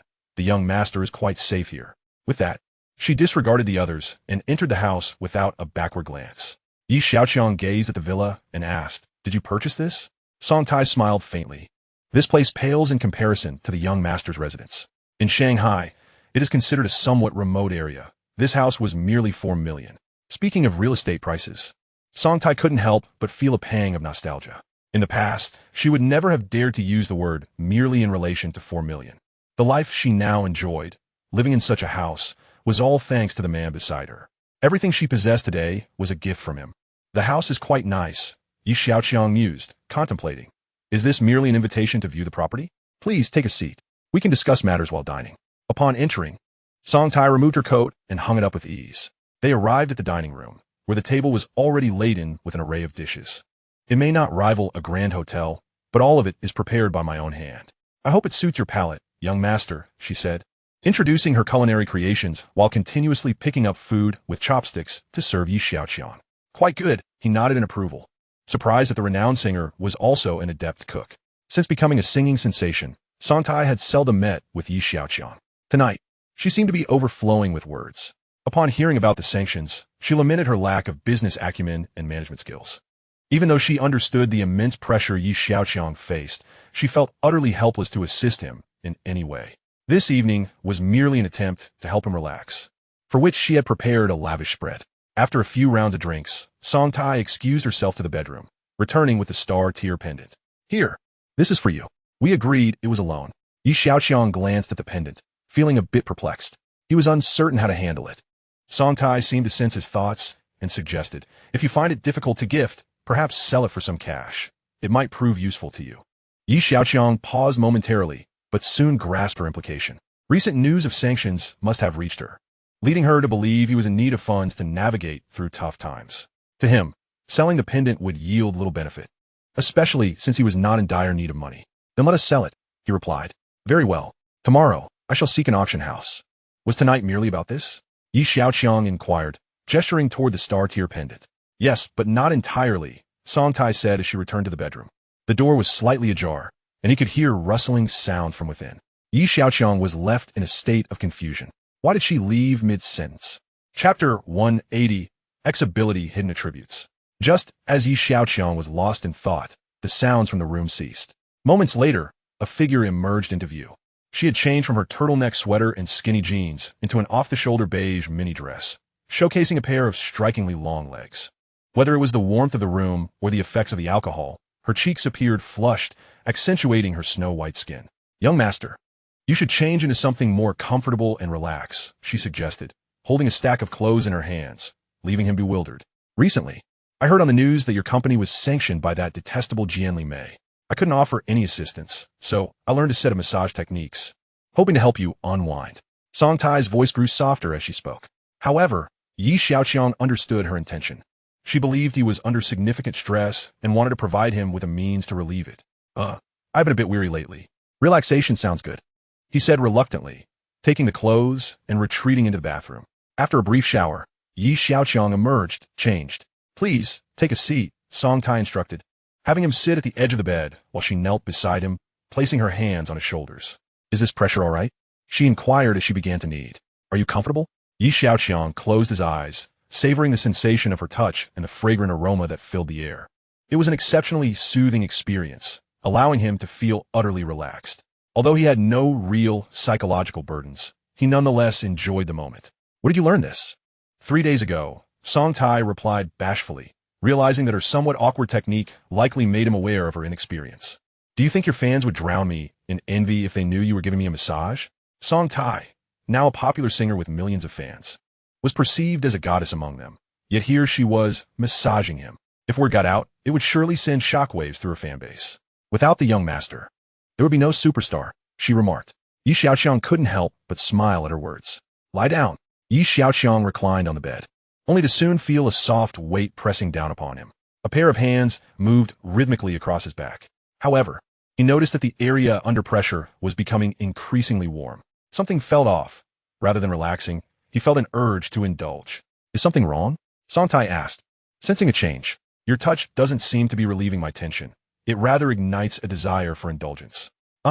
As the hands on his back ceased their movements, the warmth against his waist intensified. "If I were to say I wouldn't mind that," Xiaoqiang casually remarked, not expecting such an unexpected response. Subsequently, the figure atop him leaned fully into him. Xiaoqiang slowly turned around, gazing at the fervent body nestled against him. "Is this meant for my relaxation?" Several hours later, he glanced at the person beside him who had succumbed to a deep slumber, lost in contemplation. He was not preoccupied with the question of who had provided relaxation to whom that evening. Rather, a system notification had just emerged, revealing that it was his first time utilizing his X ability. And to his surprise, this power encompassed two extraordinary functionalities. One granted unwavering loyalty from the other party, ensuring they would never betray him. The other could enhance the physical constitution of the individual, augmenting various attributes such as strength and intellect. The first ability would manifest upon intimate relations, whereas the second required an active initiation, necessitating the infusion of a particular substance, which the system referred to as a genetic injection. The following day, the Strong Group announced a recruitment initiative worth billions, igniting a fervor across major media outlets. Discussion éruptée online. The Strong Group aims to invest billions to break through chip technology. Such audacity. Had they pursued this earlier, it might have been feasible. Is it still not too late? Developing and manufacturing chips is exceedingly challenging, particularly high-end ones. Wait, have you all thoroughly read this? The Strong Group is not merely researching standard silicon chips, but is delving into photonic and quantum chips. Is that even possible? They haven't even mastered silicon chips yet, and are now attempting something more advanced? Are they attempting to overtake the competition? Overtake? Japan thought similarly in the 1970s. But what was the outcome? Are you implying there is a connection between the son and his father? If you don't believe it, do some research. Let me tell you, the sanctions imposed by Jianli Mei are exceedingly cunning. So, let go of any illusions. That won't do. If a technological enterprise like the Strong Group falters, our future in long woe will be grim. This is not merely a corporate issue. Indeed. Furthermore, young Master Yi is quite commendable. Just look at how well he treats his subordinates. I support him. I heard this sanction arose because young Master Yi's company developed technology that instilled fear in the Americans, prompting their actions. I don't care. In any case, I support young Master Yi. Upon waking, Xiaoqiang scrolled through these news articles, feeling a sense of comfort at the support he garnered. Did I fall asleep yesterday? Beside him, Song Tai awakened, her expression tinged with regret as she inquired. As she opened her drowsy eyes, she beheld the disarray surrounding them. Last night had been incredibly intense, leaving her utterly fatigued. It dawned on her that the young master was indeed formidable in every aspect, displaying no weaknesses. Oblivious to her thoughts, Xiaoqiang contemplated the tasks he needed to accomplish that day. After a brief moment, he began dressing. This place is a bit untidy. Please tidy up a bit later. I must step out, he remarked, surveying the room. I will prepare breakfast for you. Just as Song Tai attempted to rise, a wave of soreness washed over her, compelling her to recline again, feeling as though her entire body might collapse. You should rest well, Xiaoqiang said, feeling a twinge of compassion, reminding himself to be more cautious next time. After all, his physical strength far exceeded that of an ordinary human. Song Tai, however, did not insist further, having underestimated the intensity of the previous night. As Xiaoqiang descended the stairs, the driver had already brought the car around. He settled into the vehicle, instructing the driver to Jinhao New Energy. The simulated Su Lingyin still required a robust power source. Xiaoqiang spent 400 points in the system mall to exchange for nuclear battery technology. Now, he intended to seek out Qi Yu to manufacture this battery using the acquired technology. Chapter 181, Journey to the Imperial Capital. At Jinhao New Energy, Qi Yu scrutinized the schematics for the nuclear battery in his office, his mind racing with a singular thought. The young master is truly unfathomable. It was a simple remark from him that had previously enabled Qi Yu to make breakthroughs in the field of fiber batteries. Now, he was researching this new creation. However, Qi Yu furrowed his brow. While the battery could be produced in a few months, the materials involved were rather sensitive and challenging to procure. Xiaoqiang similit kunojin. Qi Yu was referring to radioactive nuclear materials, which were stringently regulated and generally inaccessible to the public. This dilemma had already been anticipated by Xiaoqiang. To realize his ambitions, he would inevitably require some sensitive raw materials. This was also one of the primary reasons for his continued collaboration with the military. If I inform the military that we can produce this battery, we could obtain some radioactive nuclear materials, Xiaoqiang articulated his plan. Qi Yu comprehended. It appeared that Xiaoqiang was well prepared. At that point, just save a few for me and produce several nuclear batteries. Xiaoqiang specified his intentions. Understood, Qi Yu nodded. I will make the necessary preparations. Once the nuclear materials are secured, we shall commence production. With that, Qi Yu strode towards the door, suddenly recalling something. He turned back to Xiaoqiang and suggested, Young master, should we establish a team dedicated to researching nuclear fusion? Given that Xiaoqiang had founded numerous technology companies, and future energy was of paramount importance, whoever mastered nuclear fusion technology would command the future of energy. That can wait, Xiaoqiang replied, declining Qi Yu's proposal. Others might need preliminary research to pursue nuclear fusion power, but he did not. Xiaoqiang possessed mature technologies at his disposal. Sometimes, feigning the need for preliminary research was merely to avoid drawing excessive attention. In his view, this was not a priority. Qi Yu was momentarily taken aback. Perhaps the young master had already devised a plan. After departing from Jinhao New Energy and returning home, the Tianbing Technology Company was compelled to provide the military with 50 humanoid intelligent robots, adhering to the stringent regulations imposed by the complex programming and chip sanctions. In another half-month, Xiaoqiang would escort this batch of robots to the imperial capital and hand them over to the military. The sanctions from Jinli were set to take effect in 10 days, and they were eager to proceed. To better stifle the advanced technological development of Longhua, they had reached an agreement with their allies to jointly sanction and blacklist enterprises primarily represented by the Strong Group and Tianbing Technology Company. This news incited outrage among countless citizens of Longhua, but more so, it engendered feelings of helplessness and concern. The two companies under heavy sanctions had begun to gradually lose parts of their orders, and their future performance would inevitably suffer. Before leaving Magic City for the imperial capital, Xiaoqiang added several songs to the account of his music platform, Xiaobing Luan. Thanks to Xiaobing Luan's charisma, the platform remained at the forefront of popular music. To alleviate the pressure on Xiaoqiang, Xiaoqiang intensified the production of short dramas while leveraging the popularity of Xiaoyu Media to forge long-term advertising partnerships with more enterprises. Tianlin Pharmaceuticals' new cancer drug received widespread acclaim, boasting minimal side effects, and the company was fully operational in ramping up production. Additionally, Tianlin Pharmaceutical released 5 cosmetic products to the market, which were well received by women, with stars like Song Tai and Yu Yi endorsing them. The second generation of fiber batteries from Jinhao New Energy made a significant market entry, reportedly generating sales of 800 million within a month. The Shanghai nightclub had commenced renovations. Xiaoqiang sent some videos of Osaka's Little Devil, Himika, to Su Lingyin, instructing her to emulate that style for her image design. Su Lingyin was astounded upon seeing the woman in the video who bore an uncanny resemblance to her, realizing that Xiaoqiang wanted her to mimic this person. Furthermore, Xiaoqiang had also tasked Anya with familiarizing Su Lingyin with the processes at the nightclub as swiftly as possible. Though Su Lingyin was baffled by Xiaoqiang's arrangements, she complied without question. After organizing numerous matters in Magic City, with just one day remaining before heading to the imperial capital, Xiaoqiang opted to take the highway, accompanied by the 50 intelligent robots. A box truck laden with robots, a Maybach, and 2 luxurious sports cars formed the convoy. Additionally, to allay her concerns, Yi Jingyi arranged for an SUV accompanied by 5 security personnel. On the eve of departure, Xiaoqiang, feeling a twinge of unease, decided to add a pickup truck with a covered bed at the last minute. After a thorough inspection, this convoy, composed of 6 vehicles of varying models, set off from the bustling metropolis at dawn. Aside from the drivers and security staff, Xiaoqiang brought along only 5 seasoned companions. The mission was to escort this batch of robots to the capital. Having too many people was unnecessary, as only the 5 seasoned individuals possessed true combat capability. Even the security personnel dispatched by Yi Jingyi were not deemed worthy of Xiaoqiang's regard. Though the Dragon Country was relatively safe, vigilance was still paramount. This shipment of robots was highly sensitive, and any misstep could be catastrophic. Xiaoqiang reclined in the spacious rear seat of the Maybach, which was lavishly equipped with amenities such as a satellite phone, internet television, and a minibar. The only drawback was the absence of charming companions to pamper him. The journey was hardly conducive to their company. Lying on the leather seat, he listened to the surround sound music and retrieved a can of herbal tea from the armrest. Sipping it leisurely, he attempted to establish contact with the orbital spacecraft, noticing that its battery displayed an 8, indicating a significantly accelerated charging speed. As the power increased, a new functionality became available, orbital reconnaissance, akin to that of an orbital surveillance satellite, capable of scanning designated areas. If the rocket launch center on Mech Island were operational, Xiaoqiang could deploy several satellites for reconnaissance.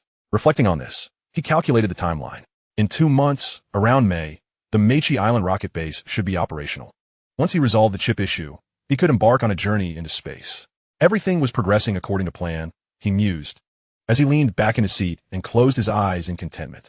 He recalled the intense battle with Song Tai from that night, replaying the first-person perspective in his mind, a nostalgic indulgence that provided a pleasant diversion during this idle moment. After a considerable period of travel, the phone in the vehicle rang. The navigation system indicated an accident ahead, causing a traffic jam, and inquired whether Xiaoqiang wished to exit the highway and take an alternate route. After a brief pause, Xiaoqiang responded, "Exit the highway and take the alternate road." The convoy exited at the nearest junction and soon found themselves on a secluded suburban road. However, after an hour of travel, fate dealt another blow as yet another accident appeared ahead. Xiaoqiang furrowed his brow, pondering the uncanny coincidence of the day. Chapter 182. A man faster than me. Most would consider themselves unlucky to encounter 2 accidents in succession. Yet, with valuable cargo in tow, a sense of foreboding rose within Xiaoqiang. He picked up the phone in the vehicle and instructed those in the pickup truck, open the truck bed. The rear cover of the pickup was lifted, revealing several drones, the largest of which swiftly ascended and flew toward the accident site. Just as Xiaoqiang maneuvered the drone to the scene, another drone suddenly collided with it. Reacting swiftly, he evaded the impact and retreated several meters. Simultaneously, a few racing drones took off from the pickup truck, speeding toward the scene at 150 kilometers per hour. "Hey!" The operator of the opposing drone exclaimed in surprise as his drone narrowly avoided the collision. Meanwhile, the larger drone ascended further and detected a suspicious vehicle parked by the roadside near the accident. The occupants of the suspicious vehicle were taken aback, not anticipating that the convoy would be accompanied by such a multitude of drones. Sensing a shift in circumstances, they decided to act preemptively. At that moment, 4 cars emerged from the side roads, encircling Xiaoqiang's convoy. The security personnel, sensing something amiss, quickly disembarked. The 5 seasoned companions remained vigilant, using tactical glasses to share their field of vision with the drones, swiftly analyzing the surrounding situation. 16 masked assailants exited the encircling vehicles, converging on the convoy from 4 directions, organized into groups of 4. One group charged toward the truck, while another aimed for the Maybach. The security personnel engaged with one wave of attackers, attempting to hold them off. The seasoned companions divided into two groups, entangling 7 assailants. The remaining 5 masked men, realizing the plan had changed, exchanged glances and swiftly headed toward the truck. From within the Maybach, Xiaoqiang, equipped with tactical glasses that shared vision with the drones, monitored the unfolding chaos.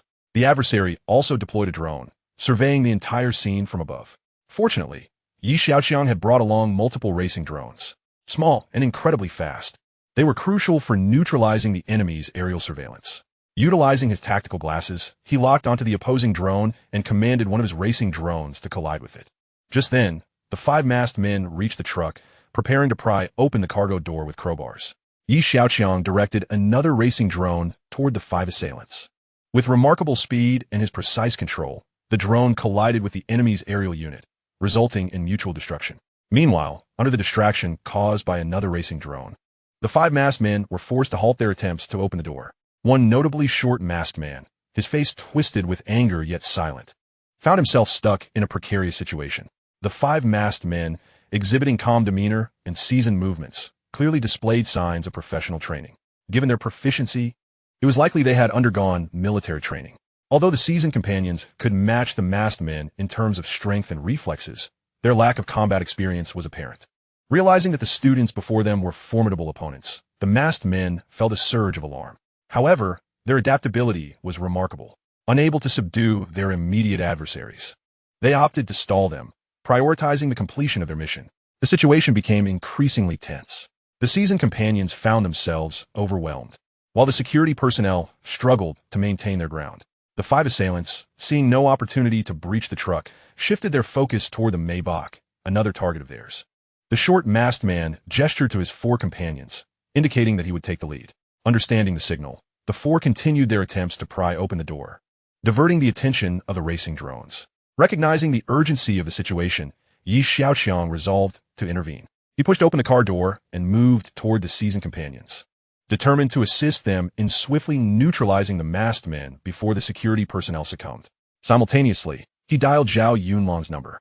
As he stepped about 10 paces from the Maybach, a sinister laughter echoed from behind. The short masked man had stealthily appeared at Xiaoqiang's right side, knife in hand, dangerously close. "Watch out!" Ye Laoda shouted, rushing toward Xiaoqiang just as the masked man lunged. However, the blade was already perilously near. The masked man's triangular eyes glinted with a chilling intensity, as if staring at a corpse. For a moment, everyone froze, their gazes drawn toward Xiaoqiang, just as the glinting blade was inches from his neck. The masked man's expression shifted dramatically. His pupils dilated in disbelief as the entire venue fell into a stunned silence. How did this pampered young master manage to achieve such a feat?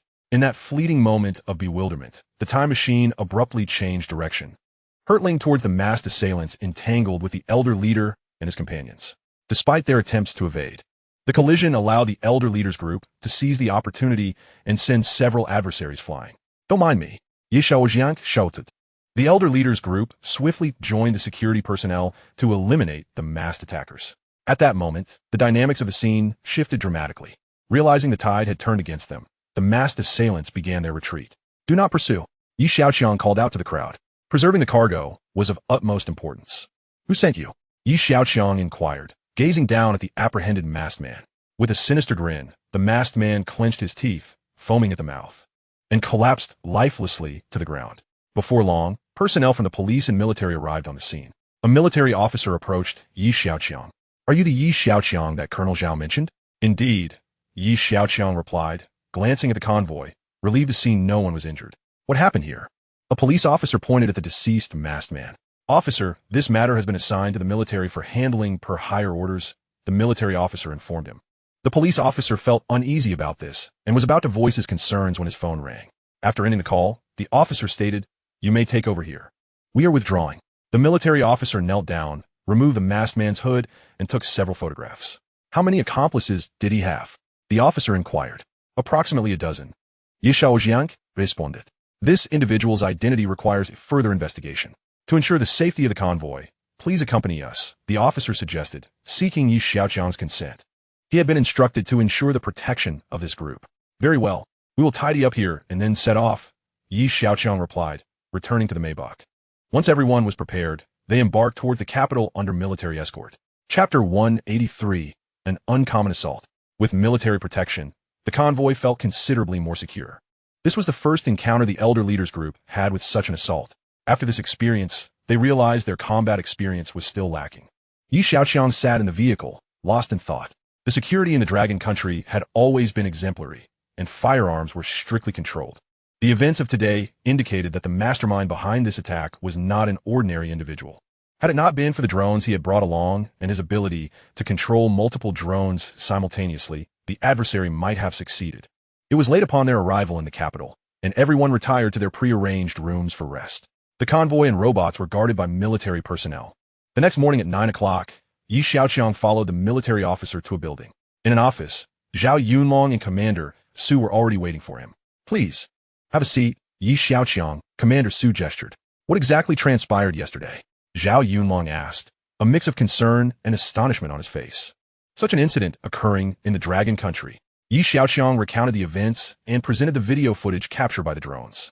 Commander Su directed the military officer. "Investigate this matter thoroughly using the video materials."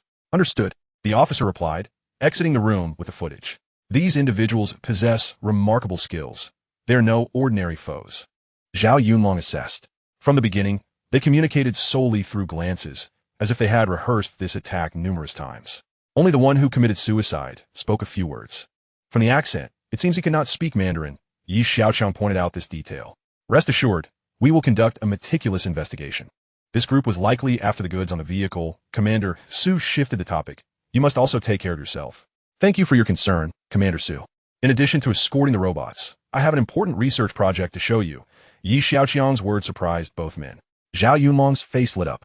He knew that whatever Xiaoqiang presented would be of high quality. Xiaoqiang produced his phone, opened an image, and introduced the nuclear battery to them. Nuclear batteries pose safety risks and cannot be promoted in the civilian sector. However, their nearly unparalleled energy supply capabilities are immensely enticing to the military. In certain specific fields, nuclear batteries hold irreplaceable significance. As they listened, Xiaoqiang and Commander Su's eyes gleamed with increasing fervor. However, the regulation of nuclear materials is extremely stringent. Xiaoqiang hesitated to add, "Special arrangements will be made," Commander Su decisively declared. Xiaoqiang smiled. "We will discuss the details later. We will find a way to address the material issues." With the affirmative responses from the two leaders, Xiaoqiang successfully achieved his objective. However, he lamented the fact that due to a shortage of chips, only a limited number of robots were available. "Xiaoqiang, in light of this situation, I have invited academician Jiang from the National Academy of Sciences. He is the scientist responsible for chip development," Xiaoqiang disclosed. "The sanctions from Jianglamai have left the entire Dragon Country deeply pained. It is frustrating to be throttled by others." Xiaoqiang remained silent. Though he could not reveal his true thoughts, how could they possibly comprehend what he truly desired? The three men chatted casually for about 10 minutes when academician Jiang entered the room. Commander Su, Colonel Zhao, academician Jiang's gaze fell upon Xiaoqiang. "You must be Xiaoqiang?" The young man before him certainly bore the hallmarks of a prodigal son. How had he managed to establish so many tech enterprises in such a short time? Academician Jiang believed that someone capable of such significant accomplishments must exude a remarkable aura of intelligence and excellence. Indeed, Xiaoqiang discerned academician Jiang's implication, though he was indifferent to it. "Xiaoqiang, this is academician Jiang, the expert in the field of chips," Xiaoqiang introduced. "I read in the news that Xiangxing Company is aggressively recruiting talents in the fields of photonic and quantum chips. Each of these chip types has its advantages. However, I believe the current priority is to swiftly resolve the bottleneck issue, beginning with the development of photonic chips. After all, the difficulty of quantum chip development is exceedingly high, and pursuing it simultaneously is unwise." Academician Jiang expressed his opinion. Xiaoqiang smiled faintly, appreciating academician Jiang's good intentions. "I have great confidence in my research team." He understood that academician Jiang was suggesting that his approach of developing both chip types concurrently was imprudent. "My recommendation is to temporarily abandon the quantum chip and focus entirely on developing the photonic chip. Colonel Zhao had informed me about your company's situation. I can have my team assist you, which will expedite the development process." Academician Jiang urged again upon noticing Xiaoqiang's indifference. "If we were to follow academician Jiang's advice, How long would it take to utilize the photonic chip? Xiaoqiang it. Approximately 2 years. I guarantee that you will have access to photonic chips by then. Academician Jiang confidently replied. I have heard that Jianlamai is also developing photonic chips, and their progress seems quite rapid, Zhao Yunlong interjected. Their speed will not surpass ours. This time, we will show Jianlamai that the Dragon Country cannot be restrained. Academician Jiang's voice grew louder. Thanks to pillars of the nation like Academician Jiang, we will never have to suffer this indignity again. Gomando su pais. Xiaoqiang, you should follow Academician Jiang's advice. Endure these 2 years, and life will become easier. Zhao Yunlong reassured him. However, I cannot wait 2 years, so I cannot agree with Academician Jiang's suggestion. Xiaoqiang's words took them by surprise. Young man, excessive confidence can sometimes be detrimental. If that is the case, I shall take my leave, Academician Jiang huffed, sweeping his sleeve as he departed. After exiting, he walked a few steps before muttering in frustration, unappreciative. Zhao Yunlong was taken aback, unable to believe the situation had unfolded this way. Shortly after Academician Jiang left, the investigating military officer returned, holding a stack of documents. Commandant Colonel Zhao. It has been initially determined that the man is not from the Dragon Nation, but rather from the land of the rising sun. From a land of the rising sun? Several individuals exclaimed in astonishment. Indeed, the officer affirmed. This individual was once a special forces soldier and, after retiring, served as a mercenary for a time. According to the information, his most notable characteristic is his remarkable speed, excelling in stealth and assassination, earning him the nickname Lightning. As the officer introduced this mercenary, he couldn't help but cast a glance at Xiaoqiang. His eyes filled with confusion. The mercenary known as Lightning had perished not far from Xiaoqiang, although the cause of death was attributed to a poisonous substance. The fact that Xiaoqiang emerged unscathed was enough to leave him in shock. Moreover, the vehicles involved were also untraceable, bearing counterfeit plates. Zhao Yunlong clenched his fist, pondering the increasing complexity of the situation. Chapter 184. Eradicating Your Last Hope. Despite thorough investigations, the leads on the ambush remained elusive.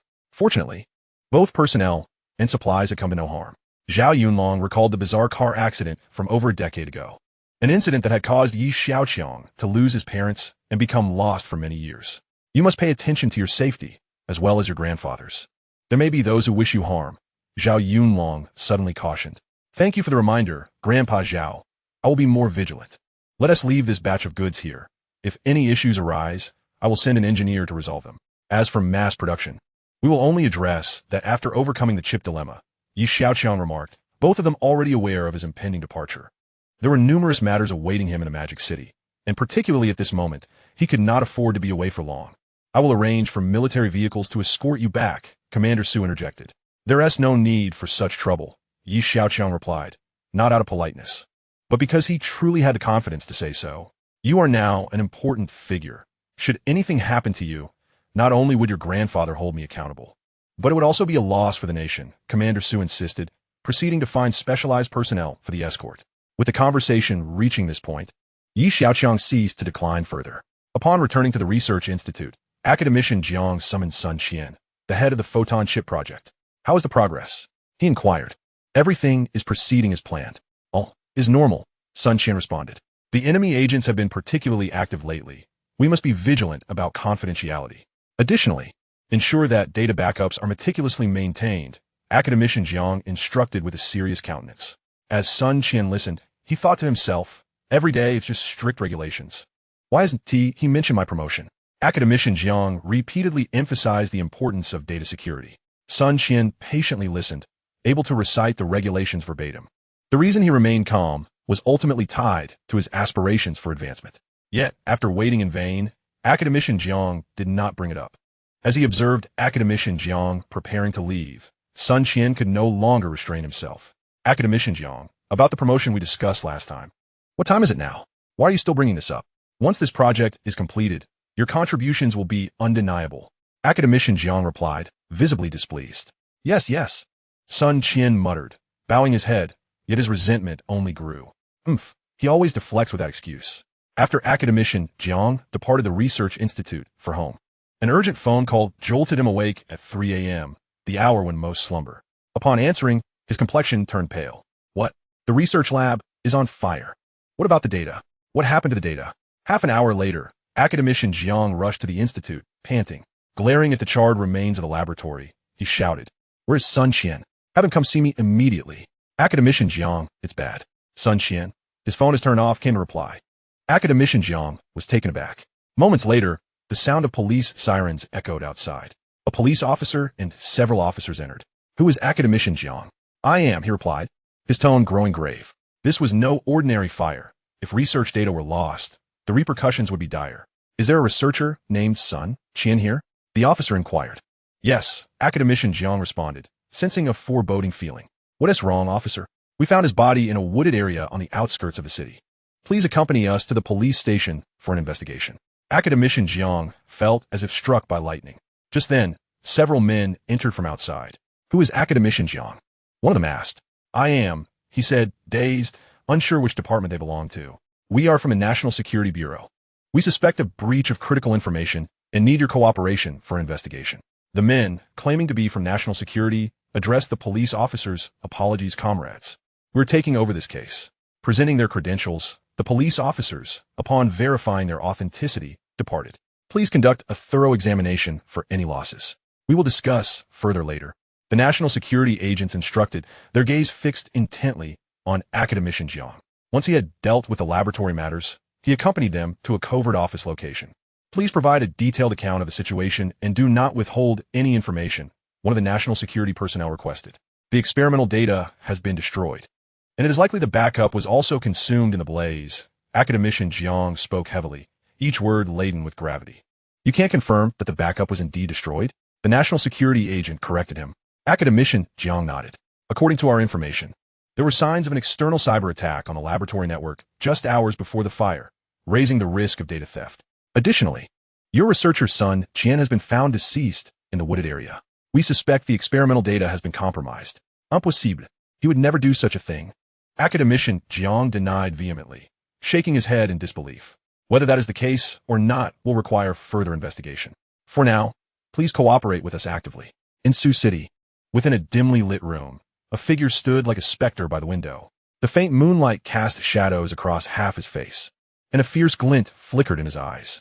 He had just concluded a phone call, the content exceedingly brief. "Mars has been extinguished." Though it was merely a quartet of words, Yi Tianze was filled with immense elation.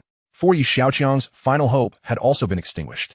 Jinli Mei had initiated sanctions against the strong Prosperity Group concerning the chips, prompting Yi Xiaoqiang to expend hundreds of billions to recruit talent in a bid to overcome the sanctions. Yet, developing chips proved to be no simple task. However, he had received reliable news that within the Dragon Nation, a glimmer of hope still existed. The Photon Chip Project at the Dragon Nation Academy of Sciences. Allegedly, this project was progressing smoothly and at an astonishing pace, with prototypes expected to be produced within just 2 years. If Yi Xiaoqiang could endure these 2 years, it would signify his rebirth. Yi Tianze could not permit such an occurrence. He had contacted an intelligence agency abroad, exploiting Sun Qian's discontent to orchestrate the fire. The data concerning the photon chip had been destroyed, and the backup data had likely fallen into the hands of the Jinli Mei Intelligence Department. Now, Yi Xiaoqiang's sole hope had vanished. If he wished to develop chips independently, he would need to start from scratch. While the Dragon Nation's photon chip project had been in research for 5 years already, even if Yi Xiaoqiang recruited numerous engineers, achieving functional photon chips would still take at least another 5 years. Could he afford to wait 5 more years? Chapter 185. The Starry Sea Night Club officially opens. 2 months later, at Jinhao New Energy Company, Qiyu pointed to a nearby factory marked with radiation signs and said to Yi Xiaoqiang, "Young master, this is the nuclear battery workshop. To prevent safety incidents, it is equipped with a fully automated production line, with operators monitoring and controlling from a safe area outside." Yi Xiaoqiang glanced at the factory's exterior before following Qiyu to the control room. "We must be cautious regarding safety issues," Yi Xiaoqiang reflected, reiterating his concerns about the radioactive materials. As Qiyu nodded in agreement, he accompanied Yi Xiaoqiang to the control room's exterior. According to the young master's intentions, the materials saved were sufficient to construct a nuclear battery. Upon hearing Qiyu's words, Yi Xiaoqiang pondered for a moment. This indicated that the simulated Su Lingyin would soon be operational. Once this advanced nuclear battery was installed, it would not require replacement for a century. Nuclear batteries are also a vital energy source for satellites in long-term orbit, and he made a mental note to produce a few more when the opportunity arises. With this thought in mind, Yi Xiaoqiang reminded Qiyu, rest assured, young master. The battery is already in the vehicle. Qiyu had adhered to the requirements and crafted a nuclear battery that boasted multiple layers of protection, ensuring its safety unless subjected to exceedingly forceful impacts. All right, you may proceed with your tasks, Yi Xiaoqiang remarked before striding towards his Mai Jiuhe. His immediate objective was to install the battery into the simulated Su Lingyin. Meanwhile, the Starry Sea nightclub had completed its extravagant decor. It was still morning, and the opening hour was set for 7 p.m. Throughout the 2 months of renovations, aside from Anya's constant involvement, Zhang Qiming would occasionally drop by, eager to showcase himself now that he had managed to forge a connection with Yi Xiaoqiang. As Zhang Qiming entered the nightclub and beheld the 250 million decoration, his eyes widened in astonishment. Goodness, this indeed lives up to a 250 million decor, rivaling the nightclubs in the bustling city center. If there was any shortcoming, it lay solely in the location. Young Master Ye's expenditure is truly extravagant. Zhang Qiming was not merely flattering. He spoke from genuine admiration. Anya cast a sidelong glance at Zhang Qiming, dismissing his awe, which left him momentarily speechless before he managed a wry smile. It seemed that while others could squander, they might also profit. The outcome was that he earned more than he lost. Where did he find the audacity to compare himself to such a figure? It was indeed an eye-opener, revealing the true essence of extravagance. He now had to concede that being profligate was an art form in itself. Manager and the staff are all in position. The assistant manager of the nightclub reported. With the opening of the Starry Sea nightclub imminent, Anya would not be a frequent presence once it began operations. She still had to attend to matters concerning Guming Chaji. More importantly, as the head female attendant, she needed to remain close to Yi Xiaoqiang. Therefore, during her absence, certain affairs of the nightclub would be entrusted to this assistant manager. Let us conduct a rehearsal. We expect a large number of guests tonight. We cannot afford to embarrass the young master, Anya instructed. Time sped by. As nightfall quietly descended, the magic city resembled an elegant lady adorned in evening attire, radiating a dazzling brilliance. The sky gradually darkened, and the city was illuminated by countless lights. Neon signs flickered on the towering buildings, red, yellow, blue, and green intermingled in a vibrant tapestry. Bars and nightclubs began to buzz with activity, pulsating music emanating from within, luring the footsteps of the youth. Hey, what did a nightclub open here? A passerby wondered aloud. The Starry Sea nightclub? Wasn't it previously owned by young Master Zhang? That spendthrift. I heard he couldn't keep it running and transferred it. I wonder which affluent magnate has taken it over now. Initially, only a few pedestrians were idly chatting, but as their conversation continued, luxury cars began to arrive in succession. Wow, that is a 6 million Rolls-Royce, and the one behind it is a Koenigsegg. I recognize that one. It belongs to CEO Liu of Tianlin Pharmaceuticals. As more and more people gathered, the excitement grew louder as they watched luxury vehicles approach the Starry Sea nightclub. Although those living in a magic city knew that nightclubs were not short of wealthy patrons, the sheer number of luxury cars drawn to a nightclub in this location was truly astonishing. Did you know? This nightclub spent 250 million on its decor. Over 200 million on decoration? Who's that extravagant? Of course, it's young Master Yi. It's him. Haven T, you heard that his company was sanctioned by Jianlamai, resulting in a decline in performance? You're quite misinformed. This gentleman has more than just one thriving enterprise. Xiaoyu Media is a partnership he has with Xiaoqiang. I need to elaborate on the profitability of that company. Additionally, there's Tianlin Pharmaceuticals, as well as Jinhao New Energy. Even Guming Chaji, which has opened 500 branches, is under his ownership. Someone interjected. The crowd exchanged words, and with each revelation, their astonishment deepened. Who would have thought that Yi Xiaoqiang possessed such vast holdings? Even in the wake of sanctions from Jianlamai, he continued to shine brightly. This sentiment resonated among the elite of the Magic City, as Yi Xiaoqiang's meteoric rise stirred thoughts across various sectors. Contrary to initial expectations that the Xia Group would decline as Yi Tianlin aged and his health deteriorated. In recent years, Yi Xiaoqiang had amassed an increasing number of profitable ventures. Rather than squandering the family wealth, he had successfully revitalized the Xia Group. Yet, just when they were ready to shift their perspectives, Jianlamai launched this round of sanctions, leaving many in a state of uncertainty regarding whether Yi Xiaoqiang could weather the storm. Upon hearing that he spent billions to decorate a nightclub, they were compelled to come and take a look while also gauging the situation. Hence, on the first night of its opening, the Starry Sea was bustling with unexpected fervor. Zhang Qiming watched as the city's elite continued to arrive, feeling somewhat bewildered. Did you invite all of these? Anya inquired, astonished at the guests. I'm not sure either, Xiaoqiang replied, hesitant to take credit for their attendance. Many of those arriving, like Xiaoqiang and Xiaoqiang, were part of Xiaoqiang's circle. Excluding those he had personally invited, the rest were largely unknown to him. At that moment, a convoy of vehicles approached, their logos prominently displayed under the streetlights.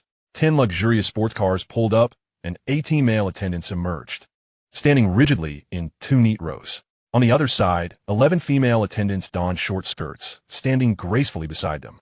Their fitted attire accentuated their alluring figures, prompting gasps from the onlookers. Goodness, their legs are longer than my life. Anya swiftly made her way to the middle vehicle, opening the door and calling inside, "Young master, we have arrived." Chapter 186. Osaka's Little Demon? The little demon of the magic city. As Xiaoqiang stepped out of the car, he instantly felt the weight of the gazes upon him. The throngs gathered outside the Starry Sea nightclub caught him by surprise. With a cheerful smile, he waved at the onlookers. "Hello, everyone. Hello, young Master Yi. You look so handsome. Young Master Yi, do you still need a leg massage? I'm quite skilled. Young Master Yi, I will love you forever and always support you." This unexpected greeting triggered a chain reaction, particularly among the women, who seemed nearly frantic with excitement. Xiaoqiang shrugged helplessly, realizing he had underestimated his allure in the eyes of the opposite sex. Who wouldn't he be enamored by a man with financial prowess? Surrounded by his entourage, Xiaoqiang made his way into the nightclub. Not 10 minutes after his entrance, several more vehicles arrived at the entrance, drawing further screams from the crowd. The popular singer Song Tai and the queen of short dramas, Yu Yi, had arrived. Upon entering the nightclub's grand hall, Xiaoqiang and the others stood respectfully, greeting Xiaoqiang. In the best position of the hall sat a luxurious sofa, and after nodding to the guests, Xiaoqiang plopped down onto it, resting his feet on the coffee table. 2 female attendants approached obediently to massage his legs. With a pop, a can of herbal tea was opened. It was May, the season for enjoying cooling tea and admiring legs. Anya stepped to the center of the hall, microphone in hand.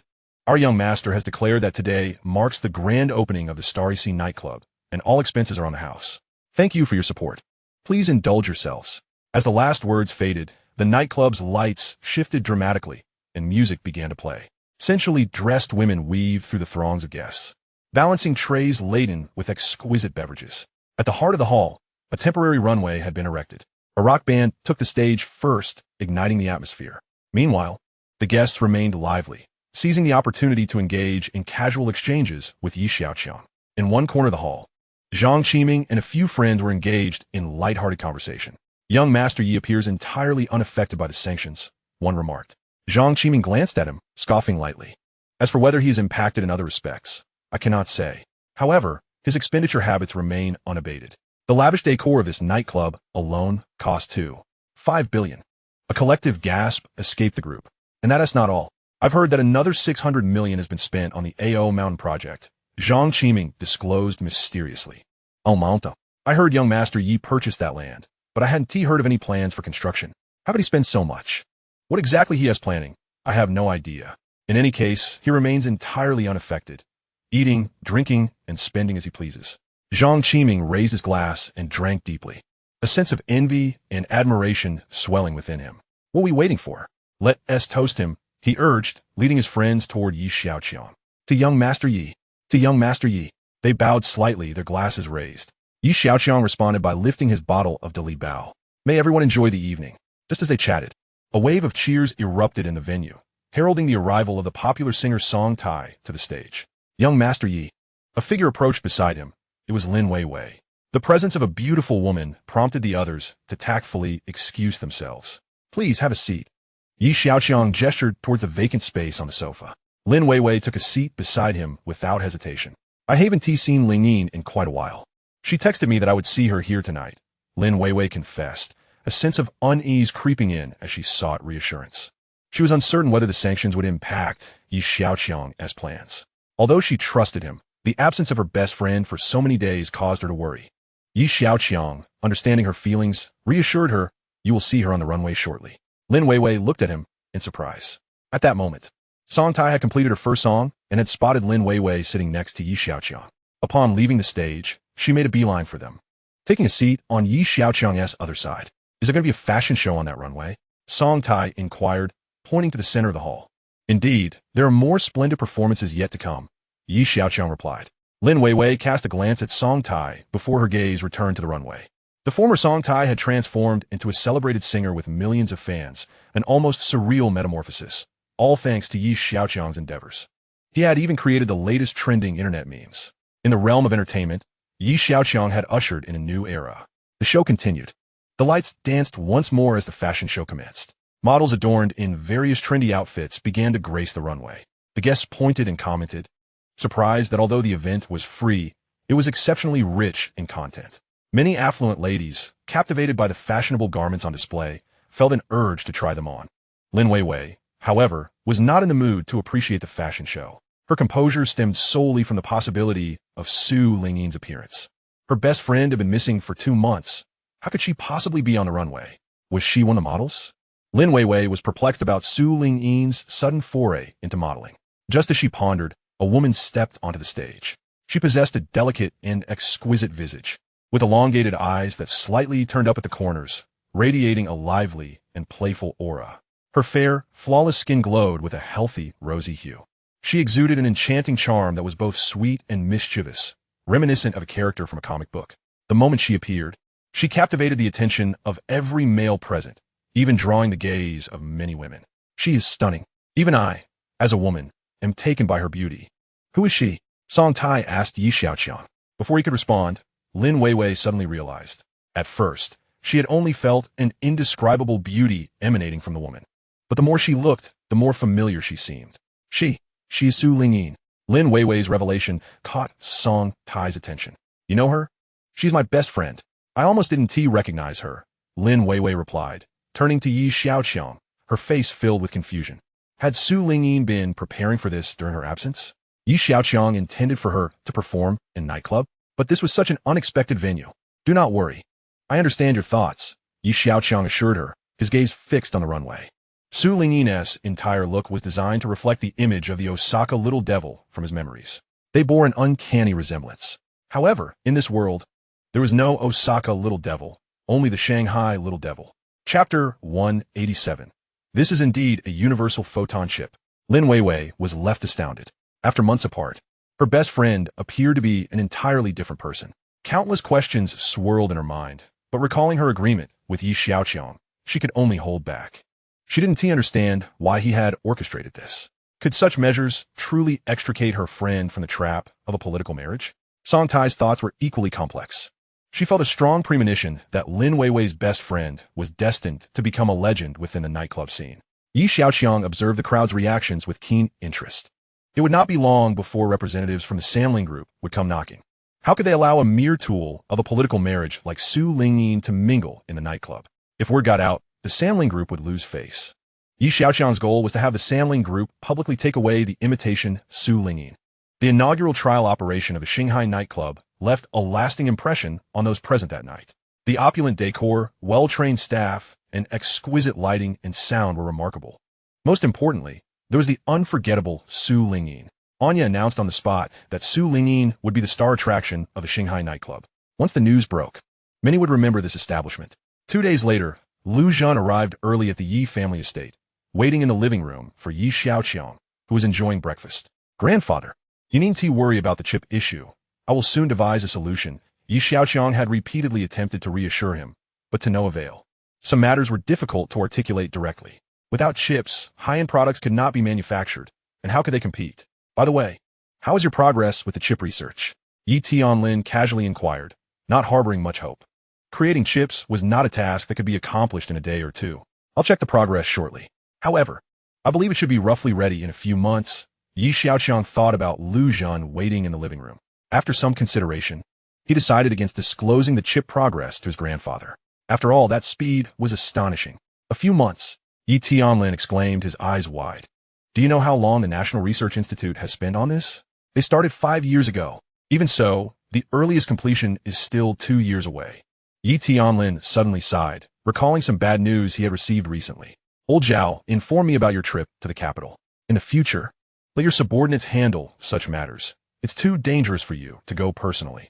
Also, Old Zhao sought help from academician Jiang, hoping to swiftly overcome our difficulties. Unfortunately, the research institute caught fire, and the data was lost. Alas! Oh, was there any loss of life? Yi Xiaoqiang asked slowly, and then did not pursue the matter further. Yi Tianlin looked up in astonishment at Yi Xiaoqiang. What time is it? Shouldn't you be concerned about the chip situation? Why are you not anxious at all? Yi Xiaoqiang wiped his mouth, stood up, and replied, Grandfather, please take your time eating. I'm going out with Lu Zhan. In the face of Yi Tianlin's bewildered gaze, Yi Xiaoqiang descended to the first-floor hall and said a single word to Lu Zhan. Let's go. Yi Tianlin was rendered speechless by this young man. Old Zhao had spoken to him about the incident at the Academy of Sciences. It was not a simple matter. Preliminary investigations suggested it was a conspiracy involving foreign spies and internal traitors. However, with the fire and the death of Sun Qian, the clues had run dry. After 2 months of investigation, there had been no substantial progress. Yi Xiaoqiang had anticipated this outcome, hence he did not inquire further. Yet more importantly, he simply did not care. This time, Yi Xiaoqiang only brought along 5 experienced individuals. Their destination was a newly established research facility of the Xia Group. The research facility was divided into 2 sections. One focused on photonic chips, while the other concentrated on quantum chips. For confidentiality, the entire operating system of the research facility had been modified by Yi Xiaoqiang, and the security systems had undergone significant reinforcement. Over the past 2 months, the core personnel recruited as part of the billion-dollar initiative had been residing and working in the research park. The park was well-equipped, capable of accommodating such a large number of people for an entire year. Through the relentless efforts of the researchers, not to mention Yi Xiaoqiang's covert operations, they had finally managed to produce the first photonic chip lithography machine today. Inside the lithography machine research facility, apart from the relevant technical staff, only Yi Xiaoqiang and Lu Zhan were present. After the sanctions against Xia Group, Lu Zhan, as the de facto second-in-command, had diligently acquired knowledge regarding chip technology. Silicon-based electronic chips were nearing their limits, and many national research institutions were in search of more advanced chip technologies to replace them. Currently, photonic chips were progressing relatively swiftly, but they were only applicable in specific fields. For photonic chips to replace electronic chips, a universal photonic chip must be developed. However, the theoretical framework for such a universal photonic chip was still incomplete, making production an even more daunting challenge.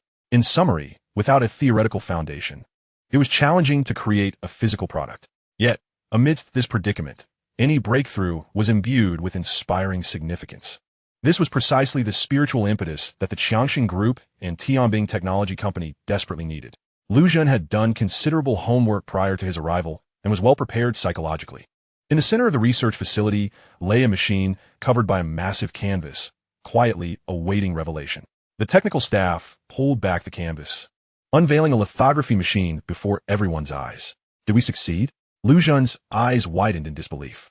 It's only been 2 months. Even with so many excellent engineers, could we achieve this so quickly? Observing Lu Zhan's astonished expression, the head technician responded, Mr. Lu, you find it hard to believe, don't you? This is all thanks to young master Ye's instructional materials. Instructional materials? Lu Zhan was perplexed. Such advanced technology must be classified. Wouldn't there be external materials? I have a friend who specializes in this area. Whenever I encounter difficulties, I reach out to him. Yi Xiaoqiang reflected, making sure to emphasize, this is company confidential. No one is to speak of it. Of course. Absolutely. The individuals present were not naive. With generous compensation and assistance during challenges, they felt no psychological pressure. Where else could one find such a job? During this period, Yi Xiaoqiang frequently visited the research facility, inquiring about the team's challenges. Within a couple of days, the difficulties would be resolved. Thus, technological breakthroughs continued to emerge, and the entire research and development progress was nothing short of rapid. Lu Zhan regarded Yi Xiaoqiang with increasing admiration. The more he contemplated, the more he found him inscrutable. The young master was not only intelligent, but, more importantly, kind to his subordinates and friends. Such a charismatic individual naturally attracted a multitude of companions. Among these friends, it was no surprise to find a few exceptionally talented individuals. Contemplating this, Lu Zhan experienced a sudden clarity. I wonder in which fields this photonic chip will be applicable? He pondered, drawing from his recent studies in chip technology, and inquired further. Mr. Lu, this is a universal photonic chip, suitable for all fields. What? Chapter 188 Sioux City. Yi Tianzi gazed at his grandson Yi Jiao for a prolonged moment. Jiao, to accomplish great things, one must possess a robust mindset. Do not let minor issues disconcert you. Yi Jiao listened attentively, having once disregarded his grandfather's counsel. However, After experiencing his grandfather's decisive tactics, he had come to realize that wisdom often comes with age. Reflecting on his own actions, he recognized they were akin to a child's play. His grandfather's deep connections with Jian Mei had effectively seized Xiaoqiang's lifeline. Without advanced chips, Xiaoqiang would lose its competitive edge. Naturally, the most affected would be the recently established Tianbing technology. Many in the clan had joined with high hopes, only for the company to face imminent collapse shortly after its inception. Merely contemplating it was immensely satisfying. Yet, this was merely the loss of one wing. There remained another to strategize for. Ye Tianzi's support academy. Yi Jiao's expression darkened. His grandfather's plans were indeed meticulous. Yi Xiaoqiang relied on technology, balancing both cultural and entertainment ventures. Now that he faced sanctions in technology, he was seeking ways to innovate within the entertainment sector. Yi Jiao pondered how he would respond. At this moment, he felt a profound respect for his grandfather. Grandfather, I understand now. That's good to hear. Remember, do not allow anger to cloud your judgment. It will only strip you of reason and clarity. Yi Tianzi imparted with sincerity. Just then, Yi Mingwei arrived. Is there any news? Yi Tianzi inquired. Father, I heard that Yi Xiaoqiang has acquired a nightclub, spending billions on renovations, and it officially opened to the public the night before last. Yi Mingwei relayed the information he had just received. A nightclub? Yi Tianzi was taken aback. Isn't the chip situation troubling enough? He still has the energy to open a nightclub. Yi Mingwei was at a loss for words. From what I gathered, the opening night was free entry, and many attended, including numerous prominent figures from Modu. It is said there was a particularly impressive courtesan. To be honest, Yi Mingwei genuinely found this maneuver baffling. Yi Tianzi fell silent. After a moment, he spoke. Regardless of his antics, we must keep a close watch on him. Additionally, make sure to arrange more matters for Xiaoyu's company. You know how to proceed, right? Yes, father. I will reach out to Qin Beichuan to strategize and create some headlines. Yi Minghui affirmed. The entertainment industry was rife with scandals and slander. He and Qin Beichuan were well acquainted with this domain. Grandfather, I presume the clan members who initially collaborated with Yi Xiaoqiang are beginning to regret their decisions, Yi Jiao remarked. Upon hearing this, Yi Tianzi displayed a satisfied smile. Indeed, good progress. Grandfather, I shall go now, Yi Jiao said, eager for permission. Wait, Yi Tianzi called out. Do you know whom to approach? Yi Pei was someone easily swayed and indecisive. His initial choice to ally with Yi Xiaoqiang stemmed from a desire for profit. Now, if one merely whispered a few suggestions in his ear, he would undoubtedly be the first to jump ship. A sinister smile crept upon Yi Jiao's lips. This is a good choice. Go ahead. Yi Tianzi waved his hand, signaling his approval. In the ancestral hall of the Yi family, the conference room. Yi Pei, you did not say this when we signed the agreement. There was no talk of sanctions back then. Yi Pei scoffed. What do you want? Yi Mingchun shot him a glare. What do I want? Now that we are being choked, of course, I wish to cut my losses. Yi Pei articulated his intentions. You wish to withdraw your investment? Your words are misguided. The portion of the payment for the agreement that was signed earlier has been fully settled by me. If there is a loss, it shall be my misfortune. As for the subsequent matters, I have not affixed my signature. Yet, you made a promise before everyone. How can you simply retract it? I have already stated that I did not sign. Yi Pei glanced at the crowd, recalling that many others, like myself, had not signed either. Yi Mingchun gritted his teeth in anger. Not only has Yi Pei been contradictory, but since he did not sign, Yi Mingchun could not take any action against him. However, the latter's words were clearly provocative. As soon as he spoke, the atmosphere in the room grew restless. Yi Jingyi had remained silent, but her eyes darted around the faces of the crowd. She stood up, took a deep breath, and declared, those wishing to withdraw their investments may proceed to the finance department to complete the necessary procedures. Jingyi, will you not discuss this with Xiaoqiang before making a decision? Yi Mingchun looked at his daughter. No need. My brother will agree with my decision. Yi Jingyi approached her father, stating, Dad, I need to go to Magic City. Go ahead. I will handle matters here. Yi Mingchun cast her a helpless glance, refraining from saying more. Upon exiting the conference hall, Yi Jingyi walked towards the car. Just a few steps in, Yi Jiao blocked her path. Jingyi, where are you off to? Yi Jingyi shot him a cold glance, but offered no reply. I can guess even without you saying. Yi Jiao moved from her left to her right, adding, actually, I need to go to Magic City as well. Why not go together? Not on the same route. Ye vingi responded curti. Yetje ieo remainet unperturbit. That makes sense. I surmise you're going to seek out Yi Xiaoqiang, undoubtedly regarding matters of Tianbing Company? Brother, I advise you, it will be futile. None of the companies that Jian Mei intends to sanction will survive. You should cut your losses early. He is a spendthrift, indifferent to profit or loss. But you are different. You are the most brilliant star in the family and must not allow yourself to decline to his level. By the way, would you like to know what I'm going to Magic City for? Not interested. Ye incessantly buzit besideher. And Yi Jingyi wished she could smack him. Though she had never held a favorable opinion of this brother, today she felt an unprecedented aversion. After uttering 3 words, Yi Jingyi attempted to sidestep him. I simply cannot comprehend what is so commendable about this spendthrift. Why do you all side with him? You, and even Xiaoqiang, act the same way. Yi Jingyi, who had intended to leave swiftly, suddenly halted her steps. You wish for Xiaoqiang to side with you? Do you think you are worthy? Yi Jingyi deliberately elongated the last 3 words. Yi Jiao's expression shifted dramatically. I am unworthy, and he is? On what grounds? Xiaoqiang ought to be mine. He should never have existed in this world. He should have vanished alongside his parents over a decade ago. Yi Jingyi's eyes widened in fury as she glared at Yi Jiao. What did you say? Chapter 189. Heart-wrenching. Monsieur, tea. A servant placed a cup of fine black tea on the small table before Yi Jingyi. Thank you. Yi Jingyi replied politely, yet she had no desire to drink. Seeing the clouded expression on her face, Yi Xiaoqiang inquired, is there an issue at the company? Someone wishes to withdraw their investment. This matter cannot be concealed any longer, so Yi Jingyi decided to be straightforward. How much? Approximately half. Not bad. There is still another half. Yi Xiaoqiang was not jesting. He could manage without these individuals. Yi Jingyi stared at her cousin in disbelief. In such dire times, how could he remain so unfazed? Meanwhile, Yi Xiaoqiang thought to himself, these people, even given the opportunity, are of no use. What now? Yi Jingyi felt somewhat lost. Without high-end chip support, Tianbing Company could not produce competitive products. The near half withdrawal of investment only compounded their difficulties.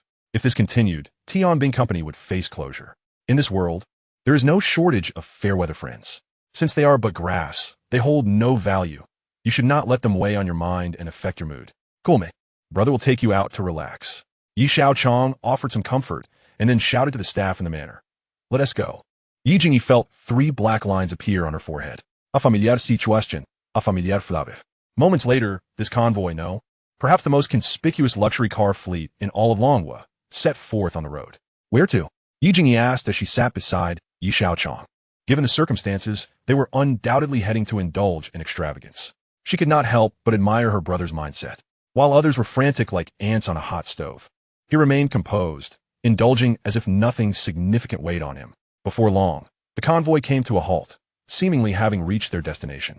Upon disembarking, Yi Jingyi was left dumbfounded. Before her lay a desolate expanse, a small dirt mound overgrown with weeds, surrounded by a large circle of iron sheets. Observing his cousin-'s reaction, Yi Xiaoqiang chuckled, don't be deceived by its current desolation. This may one day become a landmark in Magic City, no Longhua. Yi Jingyi stared at him in disbelief. Anya, could you check how tall the tallest statue in the world currently is? Yi Xiaoqiang paid no heed to Yi Jingyi's astonished gaze. Anya paused momentarily before swiftly searching for the information. You're not planning to erect a statue here, are you? It was only then that Yi Jingyi understood Yi Xiaoqiang's intentions for bringing her here. It is a must. A spendthrift like me is a unique existence in all of Longhua. Erecting a monument or statue is hardly excessive. Yi Xiaoqiang inspected the entire mound, his mind already constructing the scene. Ye Vingi. All the followers. Moments later, Anya had gathered the relevant data. Young master, the current tallest statue is the Unity statue in the White Elephant Nation, standing at 182 meters and costing 29.9 billion rupees, equivalent to 400 million US dollars. At this moment, everyone had already surmised Yi Xiaoqiang's intentions. Given his style, if he were to erect a statue, it would at least surpass the height of the Great White Elephant. Yi Jingyi could not comprehend. Now, when funds are most needed, is it wise to spend lavishly? Brother, with so many matters at hand, is it really the right time for this? Yi Jingyi began to voice her concerns. However, Yi Xiaoqiang understood her unspoken thoughts. The more one is unhappy, the more they should spend. Spending brings joy. Once one's mood improves, their thoughts become more agile, and solutions will naturally present themselves. Listening to Yi Xiaoqiang's unique theory, Yi Jingyi found herself momentarily at a loss for words. Xiaoyu Media. Just after concluding a meeting, Xiaoqiang was making her way back to her office. The sanctions were impacting Yi Xiaoqiang's 2 major tech companies, especially the newly established Tianbing Technology. Yi Xiaoqiang had numerous companies under his command, yet only a few remained profitable. Nancham and Company was barely maintaining a balance through military contracts.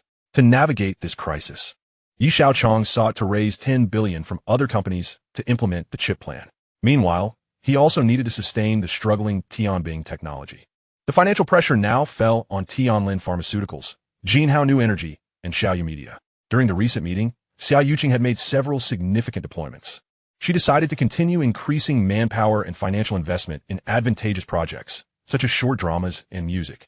Additionally, leveraging the active user base of over 100 million on Xiaoyu's social networking site, she aimed to further exploit advertising potential.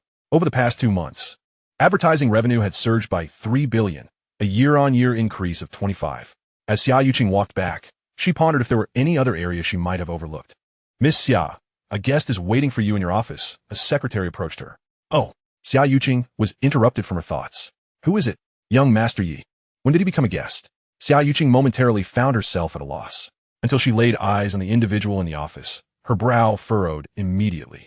"Yuqing, I have been waiting for you for quite some time," he remarked. Xiaoqiang merely cast a fleeting glance at him, thereafter refusing to acknowledge his presence. He was not the Yi Xiao Yi she yearned to see. Yi Jiao, perceiving Xiaoqiang's indifference, could only smirk disdainfully. "I am curious to see how long that spendthrift can continue to swagger. Is there something you need?"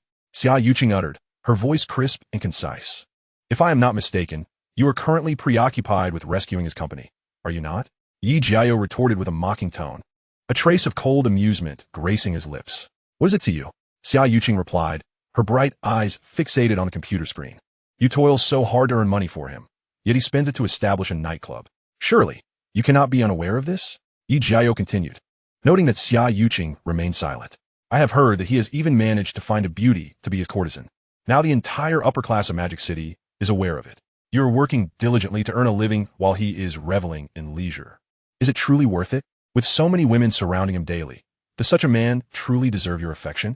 Yi Jiao's gaze was fixed upon Xiaoqiang's face, attempting to discern her thoughts through the slightest shifts in her expression. "Unlike me, who harbors affection solely for you and has no other women by my side, should you not contemplate who is more deserving of your devotion?" Xiaoqiang paused her delicate fingers from typing and fixed her penetrating gaze upon Yi Jiao, a sardonic smile gracing her lips. "The greater the number of women surrounding a man, the more attractive he is deemed. Why would I relinquish a captivating man for one who fails to pique my interest?" Chapter 190, The Chip Company. Yi Jingyi had come to Magic City to address matters concerning Tianbing Technology Company.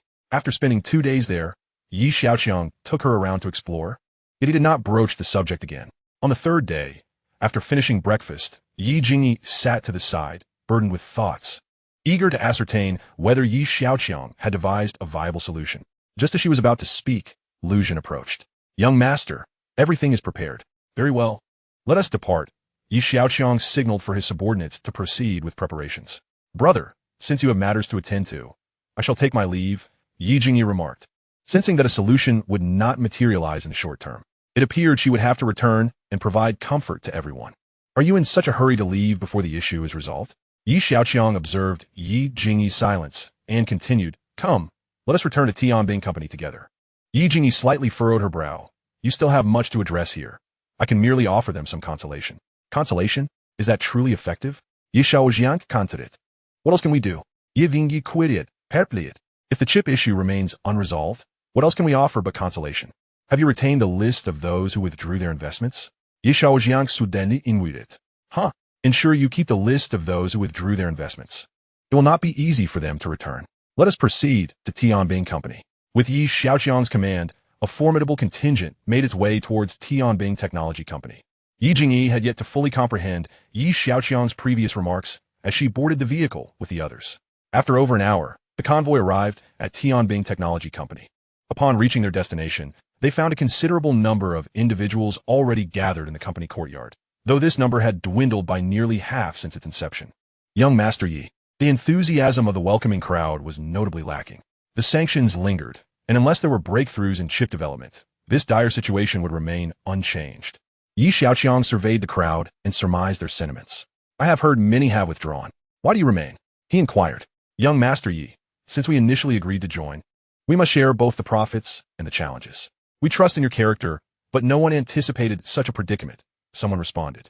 "Young Master Yi, Given the unsolvable nature of the chip issues, perhaps we should consider dissolving the company, another suggested. Indeed, if there's a chance to collaborate with young Master Yi again. A third chimed in. Xiaoqiang cast a glance at the crowd. Their persistence was commendable. They had not fled, but were willing to shoulder the losses together. Are you suggesting we shut down? Xiaoqiang seek it. What other choice is there? Came a reply. The company is unprofitable. Shutting down is the only option. Is it my style to close a company that we have so painstakingly established? Xiaoqiang submitted faintly. Come, let us inspect the factory. With that, he led his entourage onward, leaving the bewildered crowd behind. Let us go. Our young master has spoken, Lu Jin remarked, hastily following with a black box in hand. The group arrived at the factory, where several engineers approached from a distance. Lu Jin placed the black box on a table, drawing the attention of all present. What is this? The crowd inquired, puzzled. Could it be that we have procured some high-end chips? Lu Jin opened the box, revealing a small device within.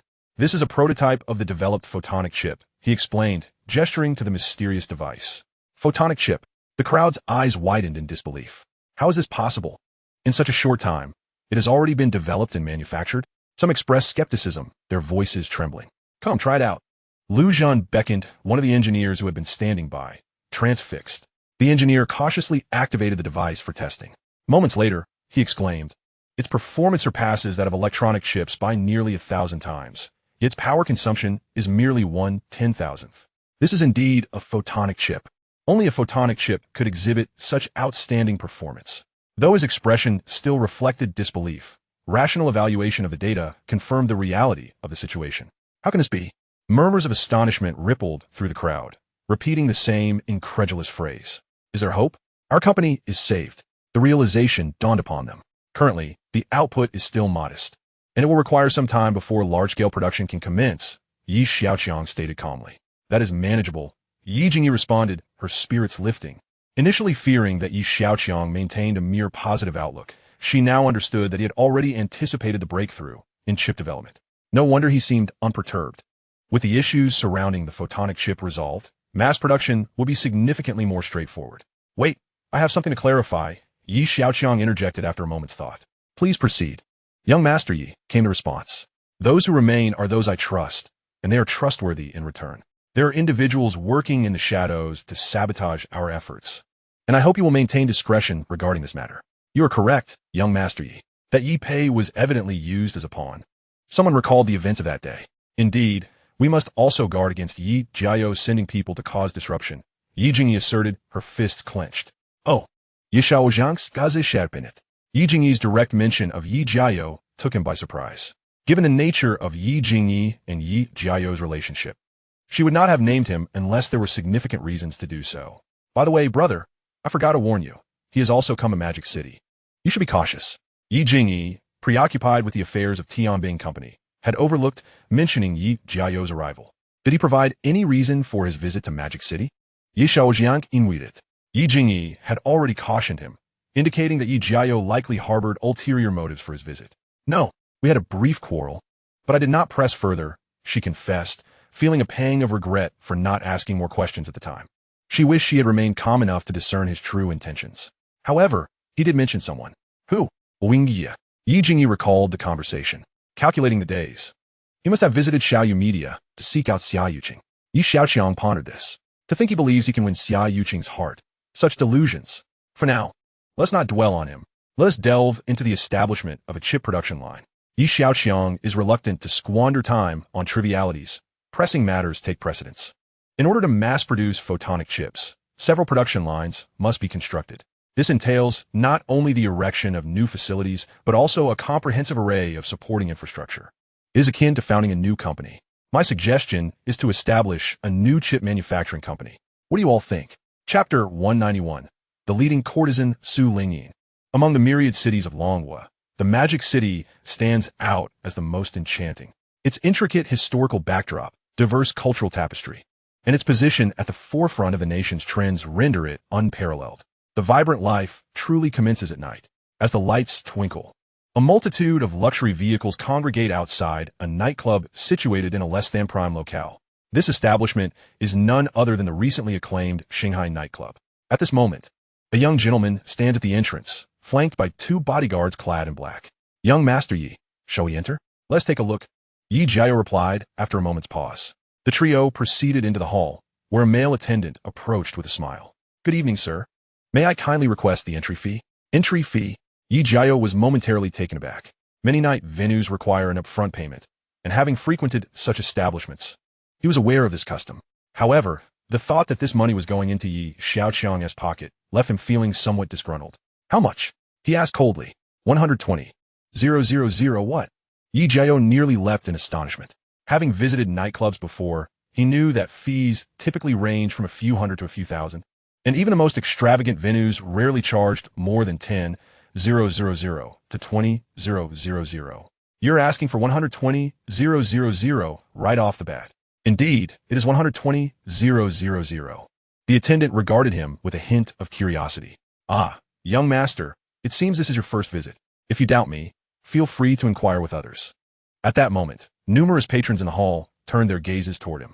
The clientele included not only affluent young men, but also ladies of high society. Surely, not everyone can afford 120,000, a wealthy woman scoffed, casting a disdainful glance his way before addressing the front desk. Please, register me for an annual VIP membership. Yi Jiao's face flushed with anger. It was not that he couldn't produce 120,000, but he felt as though he had been metaphorically stabbed by Yi Xiaoqiang the moment he stepped through the door. Such an exorbitant entry fee felt like a blatant ripoff. Young master, will you be entering or not? The attendant pressed. I will enter, he declared, pulling out a card. I must see what could possibly be worth 120,000 here. Once inside, guided by a stunning lady, Yi Jiao was shown to a private booth. The lady began to elaborate on the various entertainment options available at the nightclub, as well as the performances occurring in the main hall. Growing impatient, Yi Jiao waved his hand dismissively. Isn't there a courtesan here? Bring her to me. The lady smiled slightly, apologetically replying. Do you have a reservation? Reservation? Yayo, faltered momentarily. I'm afraid our courtesans require appointments due to the overwhelming demand. However, if you're willing to wait, you might just get lucky and meet her, she patiently explained. The reputation of the courtesan at Shanghai nightclub had spread like wildfire through the upper echelons of society. Yi Jiao was eager to see what this individual looked like. However, having paid the entry fee without yet encountering her, he felt as though he had fallen into a trap set by Yi Xiaoqiang, akin to swallowing a fly. At that moment, a strikingly beautiful woman in the hall garnered considerable attention. An entry fee of 120,000? Xiaoqiang arched her delicate brows in inquiry.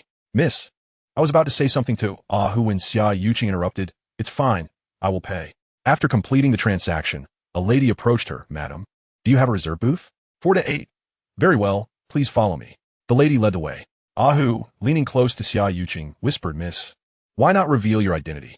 The nightclub was owned by Yi Xiaoqiang, and had Xiaoqiang disclosed her status, she would have been exempt from the entry fee.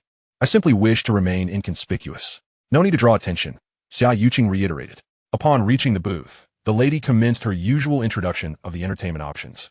But she was soon interrupted. So, you do have a reservation? She asked, seemingly accustomed to such inquiries. Yes, Xiaoqiang presented her proof of reservation. Very well. Please hold on for a moment. With that, the lady exited the booth. In fact, before Yi Jiao arrived at Xiaoyu Media, Xiaoqiang had already heard about the courtesan. She was curious as to where Yi Xiaoqiang had found her and how she had risen to fame within the circle. Not to mention in the entertainment industry. Discovering and promoting talent is no simple feat in this regard. Xiaoqiang held a degree of admiration for Yi Xiaoqiang.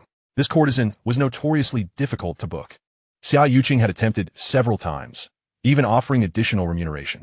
She could have revealed her identity to bypass the hassle of making an appointment. But she feared that doing so would lead the courtesan to prepare for her visit. Xiaoqiang wanted to observe how this courtesan treated her clients. Sipping her drink, she awaited her arrival. Before long, the booth doors swung open, and a clever, slightly playful young woman entered. Her eyes sparkled with clarity and liveliness, as if they could speak. In that fleeting moment, Xiaoqiang found herself momentarily entranced. After a brief daze, a familiar sensation washed over her. She had seen this person before. Struggling to recall the memory, it clicked. Yes, she had encountered her that night at Fengyun Pavilion while Yi Xiaoqiang was enjoying a performance. Wasn't he this Lin Weiwei's good friend? What brought her here to become a courtesan? Moreover, this look was entirely unexpected. Are you Miss Xiao? Su Lingyin gently called out. To Xiaoqiang's astonishment, Su Lingyin chuckled lightly, failing to exhibit the expected reaction. Xiaoqiang had met Su Lingyin once before, yet the transformation in her appearance nearly rendered her unrecognizable. However, Su Lingyin regarded her as though she were a complete stranger. If there were any reason for Su Lingyin to fail to recognize her, one would expect at least a modicum of acknowledgement.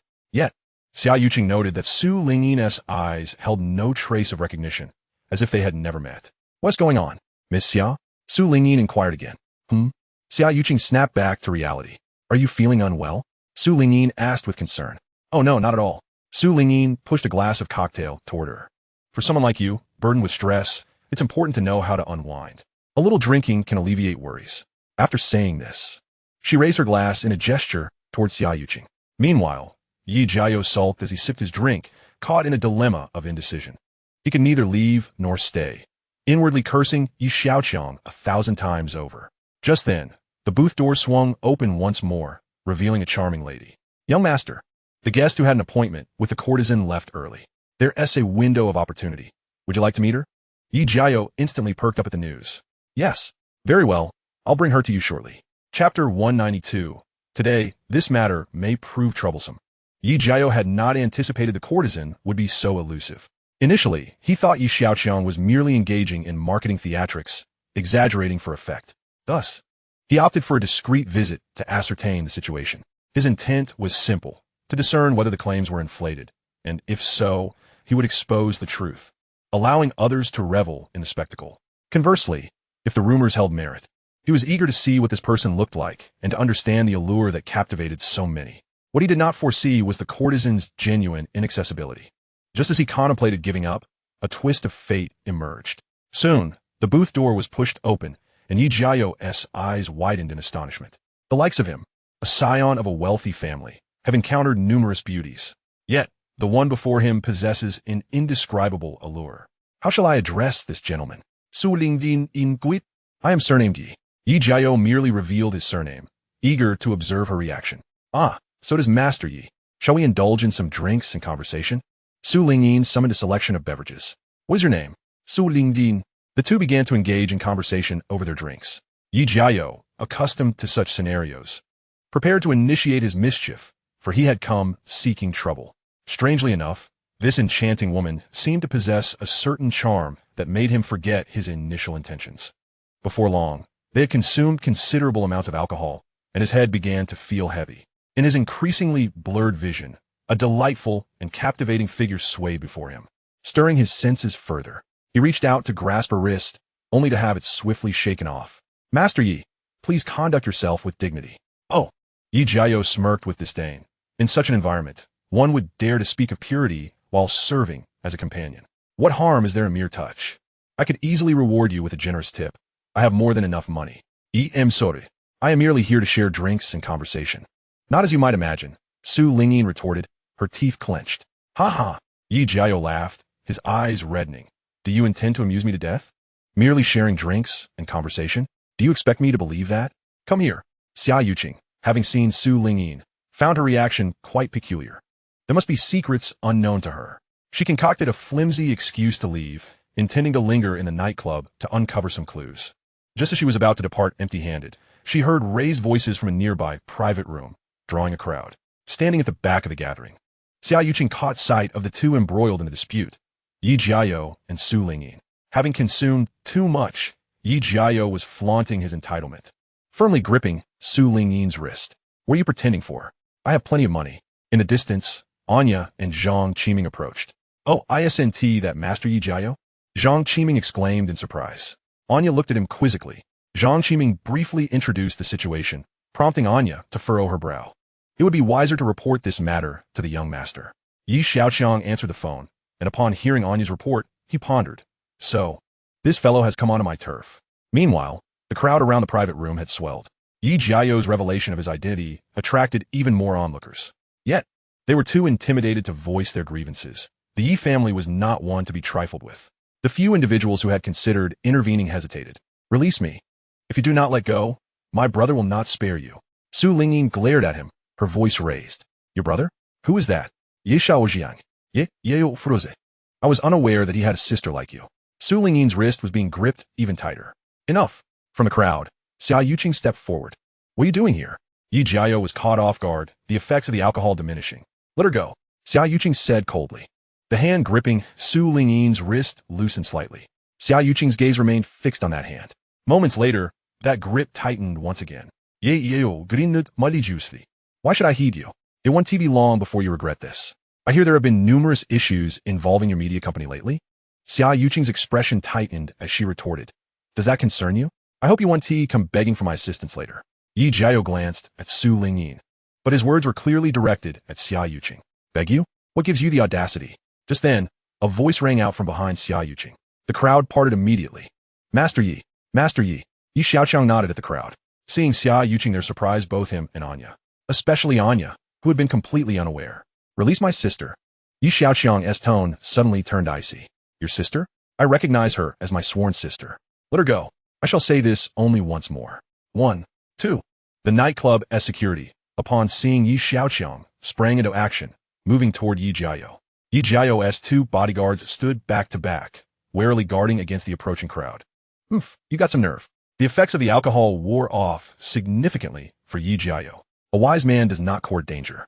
He understood that Yi Xiaoqiang was indeed capable of taking action. Su Lingyin, is it? I shall remember you well. Yi Jiao shot Su Lingyin a fierce glare before attempting to leave. With a mere glance from Yi Xiaoqiang, the elder bodyguard stepped forward, blocking his path. Yi Jiao's bodyguard had never seen the elder bodyguard before and dismissed him as an inexperienced youth, not taking him seriously. When they saw the elder bodyguard obstructing their master's way, they reached out to push him aside. The elder bodyguard showed no mercy. With a smirk, he seized the arm and pulled it aside.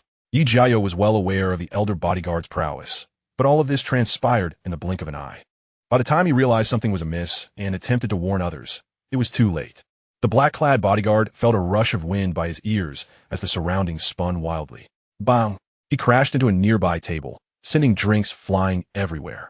The other black-clad bodyguard and the onlookers were left dumbfounded. Many female patrons gasped, covering their mouths in astonishment. After a long pause, someone in the crowd exclaimed, Long Wang. Seizing the moment, Su Lingyin hid behind Yi Xiaoqiang. The spot where her wrist had been gripped still marked with clear imprints. The atmosphere in the room fell into a profound silence, punctuated only by the sound of dripping alcohol. All eyes converged upon Yi Xiaoqiang. He glanced at the table, still dripping with liquor, exclaiming, Oh no, the drinks have been spilled. This situation has become quite complicated.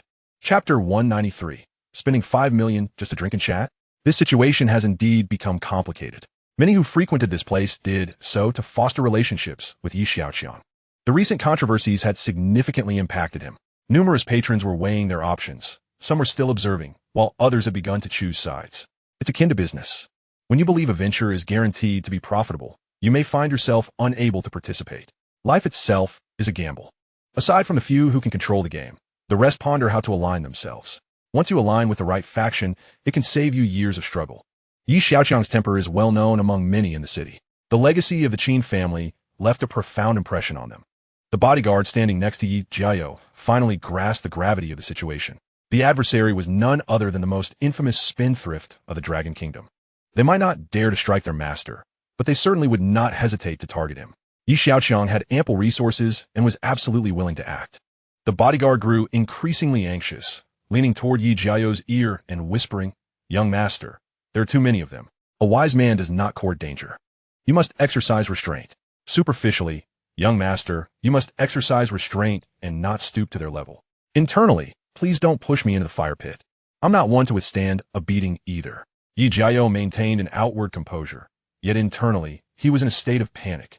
For he knew that Yi Xiaoqiang was indeed capable of taking action. Damn it, do I need you to teach me? If it weren't for that rash youth, I wouldn't be in such a predicament. It's just a few bottles of foreign wine. There's no need to refund the entrance fee. Yi Jiao steadied his voice, responding with a generous tone. The onlookers were riveted, their eyes fixed on the 2 prominent young masters of the Yi family. If not for the fear of appearing rude, they would have eagerly fetched chairs to sit and observe the unfolding drama. The spectacle here far eclipses that of any nightclub. Young master, you may not even be aware of what an entrance fee entails, quipped Yi Xiaoqiang, eliciting a chorus of laughter from those around. An entrance fee is merely that, upon passing through this door, one must pay.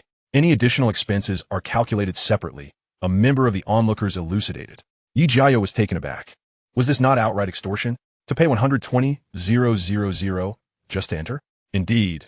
I too paid an entrance fee upon my arrival. I have the receipt, remarked Xiaoqiang, producing a ticket. Upon seeing the receipt, Anya slapped her forehead in frustration. Who on earth was so unwise as to collect this money? Yi Jiao glanced at the timestamp on the ticket, confirming it was indeed from tonight. Anya, please calculate the expenses for this young master Yi. Yi Xiaoqiang sneered. Anya shot a look at a nearby staff member, who then approached the table and began tallying. 2 bottles of Lewis, priced at 20,000 each. 1 bottle of Hennessy, priced at 22,000. 3 bottles of Ace of Spades, each at 12,000. And 1 bottle of Romanicani at 160,000.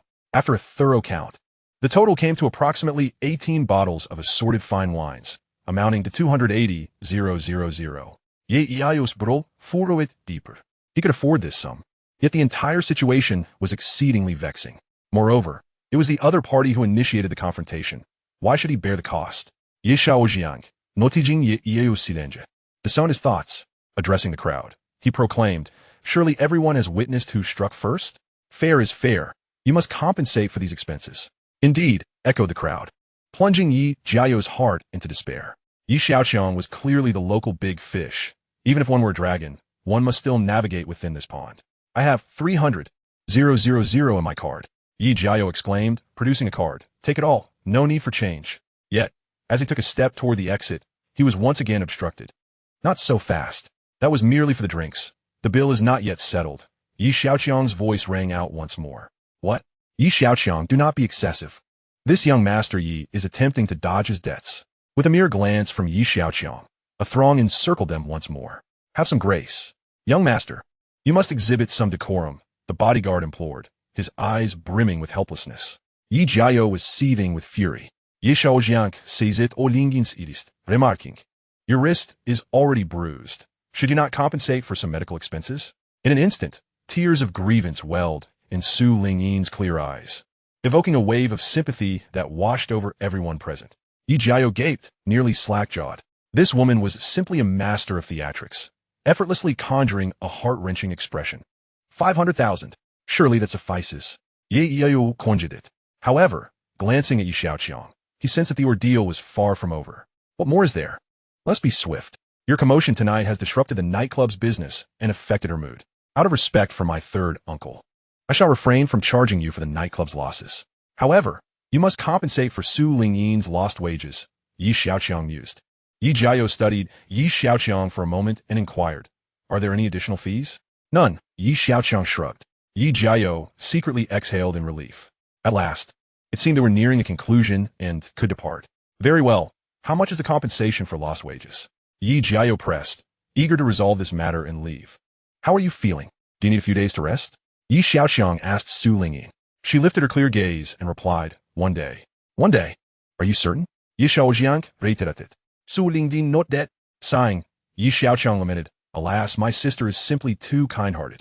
Hearing this, Yi Jiao breathed a sigh of relief. Fine then. Today, consider yourself fortunate. Yi Xiaoqiang turned to Yi Jiao and stated, given a daily rate of 5 million, and for the sake of my third uncle, I shall offer you a discount. 250,000 will suffice. Yi Jiao was rendered speechless. 5 million halved to 250,000. Goodness, are you aware of what you are saying? Why not just rob me outright? Yi Jiao glared at Yi Xiaoqiang, tilting his head in disbelief. Do you perceive me as bullying you? Yi Xiaoqiang looked at the gathering crowd, asserting, this young master conducts business with fairness and honesty, treating all with respect. Mr. Liu, would you care to confirm this? Just as Yi Xiaoqiang finished speaking, a rotund figure emerged from the crowd. It was Liu Shi, who, upon recognition, reminded Xiaoqiang of the portly man who had embraced a companion while inebriated just days prior. Young Master Yi speaks the truth. Last time I summoned the courtesan Lingyin to accompany me for drinks and conversation, I spent 5 million. Ask any of these gentlemen. Liu Shi gestured to a few in the crowd. I can attest to this. Were it not for Liu's impressive display, intimidating the crowd with his 5 million, there would have been no opportunity for such company. Indeed, I was present that day. Several others chimed in to corroborate. Wait a moment. Yi Jiao was flabbergasted, spending 5 million merely for drinks and conversation. Just drinks and conversation? Yi Xiaoqiang countered, what did you expect? Yi Jiao, faced with disdainful glances from those around him, realized he had been outmaneuvered once more. Young Master Yi, for individuals like us, who do not lack for material possessions, is it not essential to seek some form of spiritual enjoyment? Lu Shi's words rang hollow even to himself, but in such a setting, one must know how to navigate the discourse. Following the Lin family's downfall, Tianlin Pharmaceuticals seized the market share once held by the Lin family, emerging as the leading pharmaceutical enterprise in the Dragon Nation. Lu Shi was adaptable, brazenly seeking to align himself with Lu Chenyang.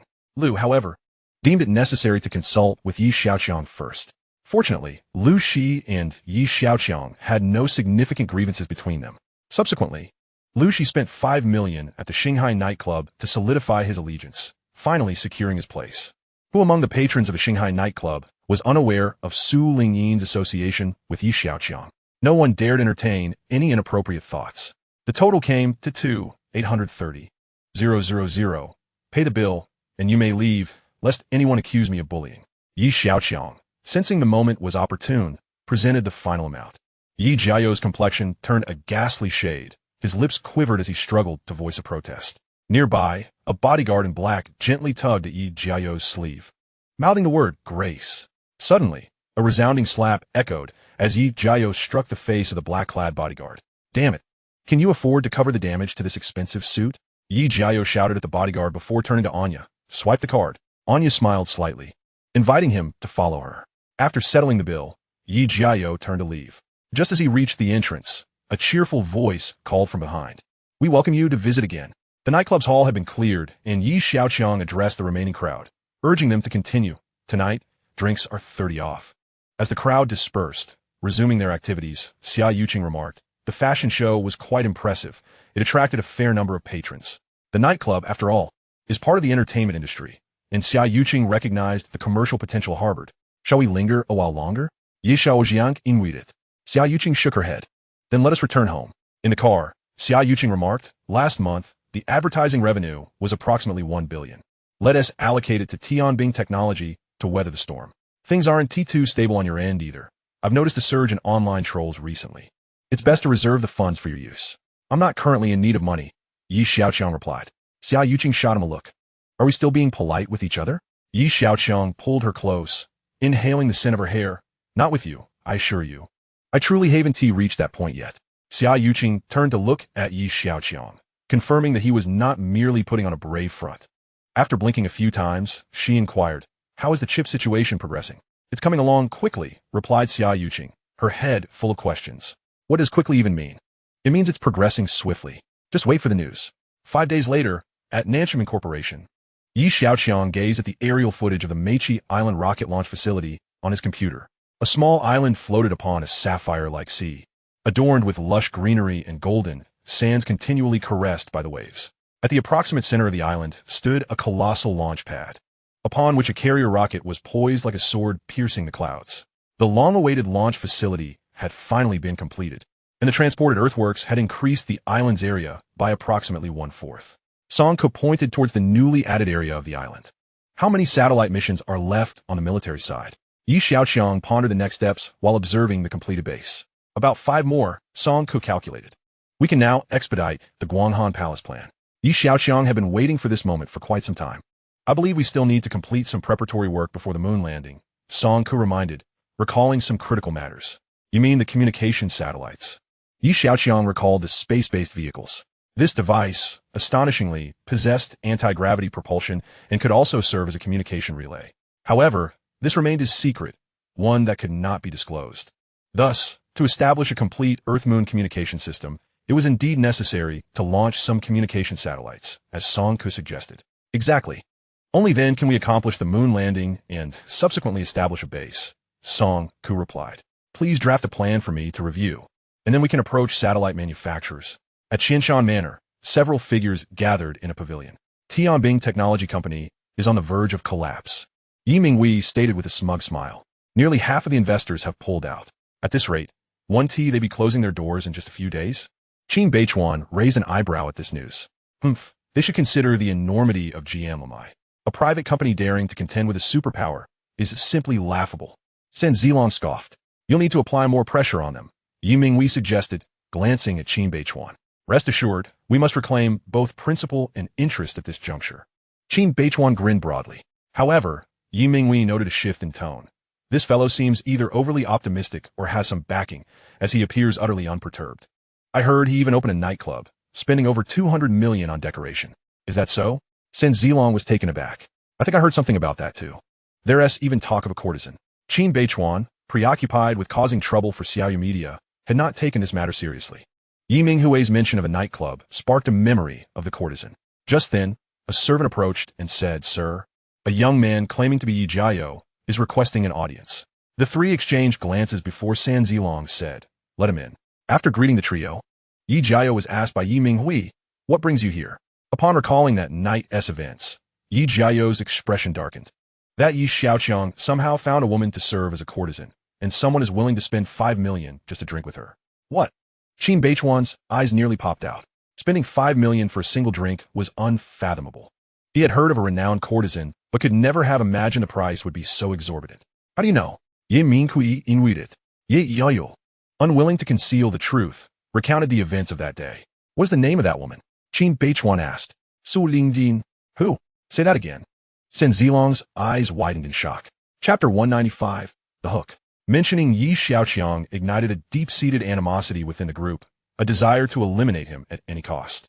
Yi Xiaoqiang had thoroughly disrupted the grand scheme of the Sanling Group, leaving the Qin and Lin families not only unfulfilled in their objectives, but also severely wounded.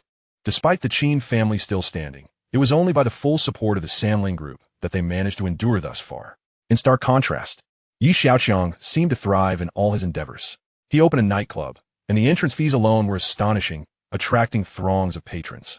Recently, Yi Jiao brought forth even more astonishing news. The head courtesan was none other than Su Lingyin. Su Lingyin's grandfather had once been a member of the Sanling Group's leadership. Both her grandfather and parents had passed away long ago. Su Lingyin was her name in Longhua. Upon learning of this, the Sanling Group did not consider bringing her back into their fold, but rather sought to arrange a marriage alliance with the Sanjin Consortium. Su Lingyin was vehemently opposed to this, not wishing to return to Japan or become a pawn in the schemes of the two powerful families. The Sanling Consortium had been maneuvering this matter, intending to bring her back for the alliance with the Sanjin family. Given Su Lingyin's youth, they had refrained from pressing too hard, believing she could not escape her fate. Even if she disagreed, the Sanling Group had ample means to exploit her vulnerabilities. Her close friend, Lin Weiwei, never anticipated that Yi Xiaoqiang would interfere, compelling Su Lingyin to become a courtesan for his profit. "Do you have a photo? I want to see," San Zilong urged, his tone urgent. Yi Jiao retrieved his phone, scrolling to find the image, and handed it over. San Zilong held the phone, frowning in concentration as he scrutinized it for a long while. "Baka," he cursed angrily. Su Lingyin's transformation was so drastic that it took him considerable time to recognize her. The others remained momentarily stunned, gripped by fear. Is this fool courting death, having Sanjin young master as fiancée become a courtesan? San Zilong clenched his fist and slammed it against the pavilion's pillar, causing the others to hold their breath in trepidation. The Sanling Consortium ranked among the top 5 in global strength, with the Sanjin Consortium closely trailing. Offending them would yield dire consequences. With this realization, a sinister smile crept onto the lips of the three men.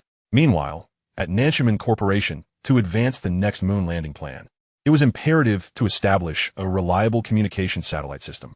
Creating a proprietary communication system was one of the future objectives. However, with so many pressing matters at hand, purchasing was more practical than building. Though Song Ku was unfamiliar with this area, it fell well within Chen Shiyuan's expertise. With the office door closed, only Yi Xiaoqiang and she remained. Since the incident involving her former boyfriend, they had not seen each other, nor had they been in contact. Chen Shiyuan feared the awkwardness, while Yi Xiaoqiang apprehended the same. Yet they ultimately had to meet. "Can you assist me in contacting a domestic communication satellite manufacturer?" Yi Xiaoqiang endeavored to keep his tone casual. Observing Chen Shiyuan's downcast gaze, fleeting images flickered in Yi Xiaoqiang's mind. A bed, an alluringly twisted silhouette, coupled with tantalizing murmurs and the vibrating hum of her former boyfriend. "I'll ask around," Chen Shiyuan replied, promptly leaving the office without hesitation. As night descended, several luxury cars emblazoned with a bull emblem parked outside the Shanghai nightclub. San Zilong looked up, then strode towards the lobby, flanked by 8 bodyguards clad in black t-shirts. Upon entering, the receptionist sensed that their demeanor suggested they were not there to indulge, but rather to incite trouble.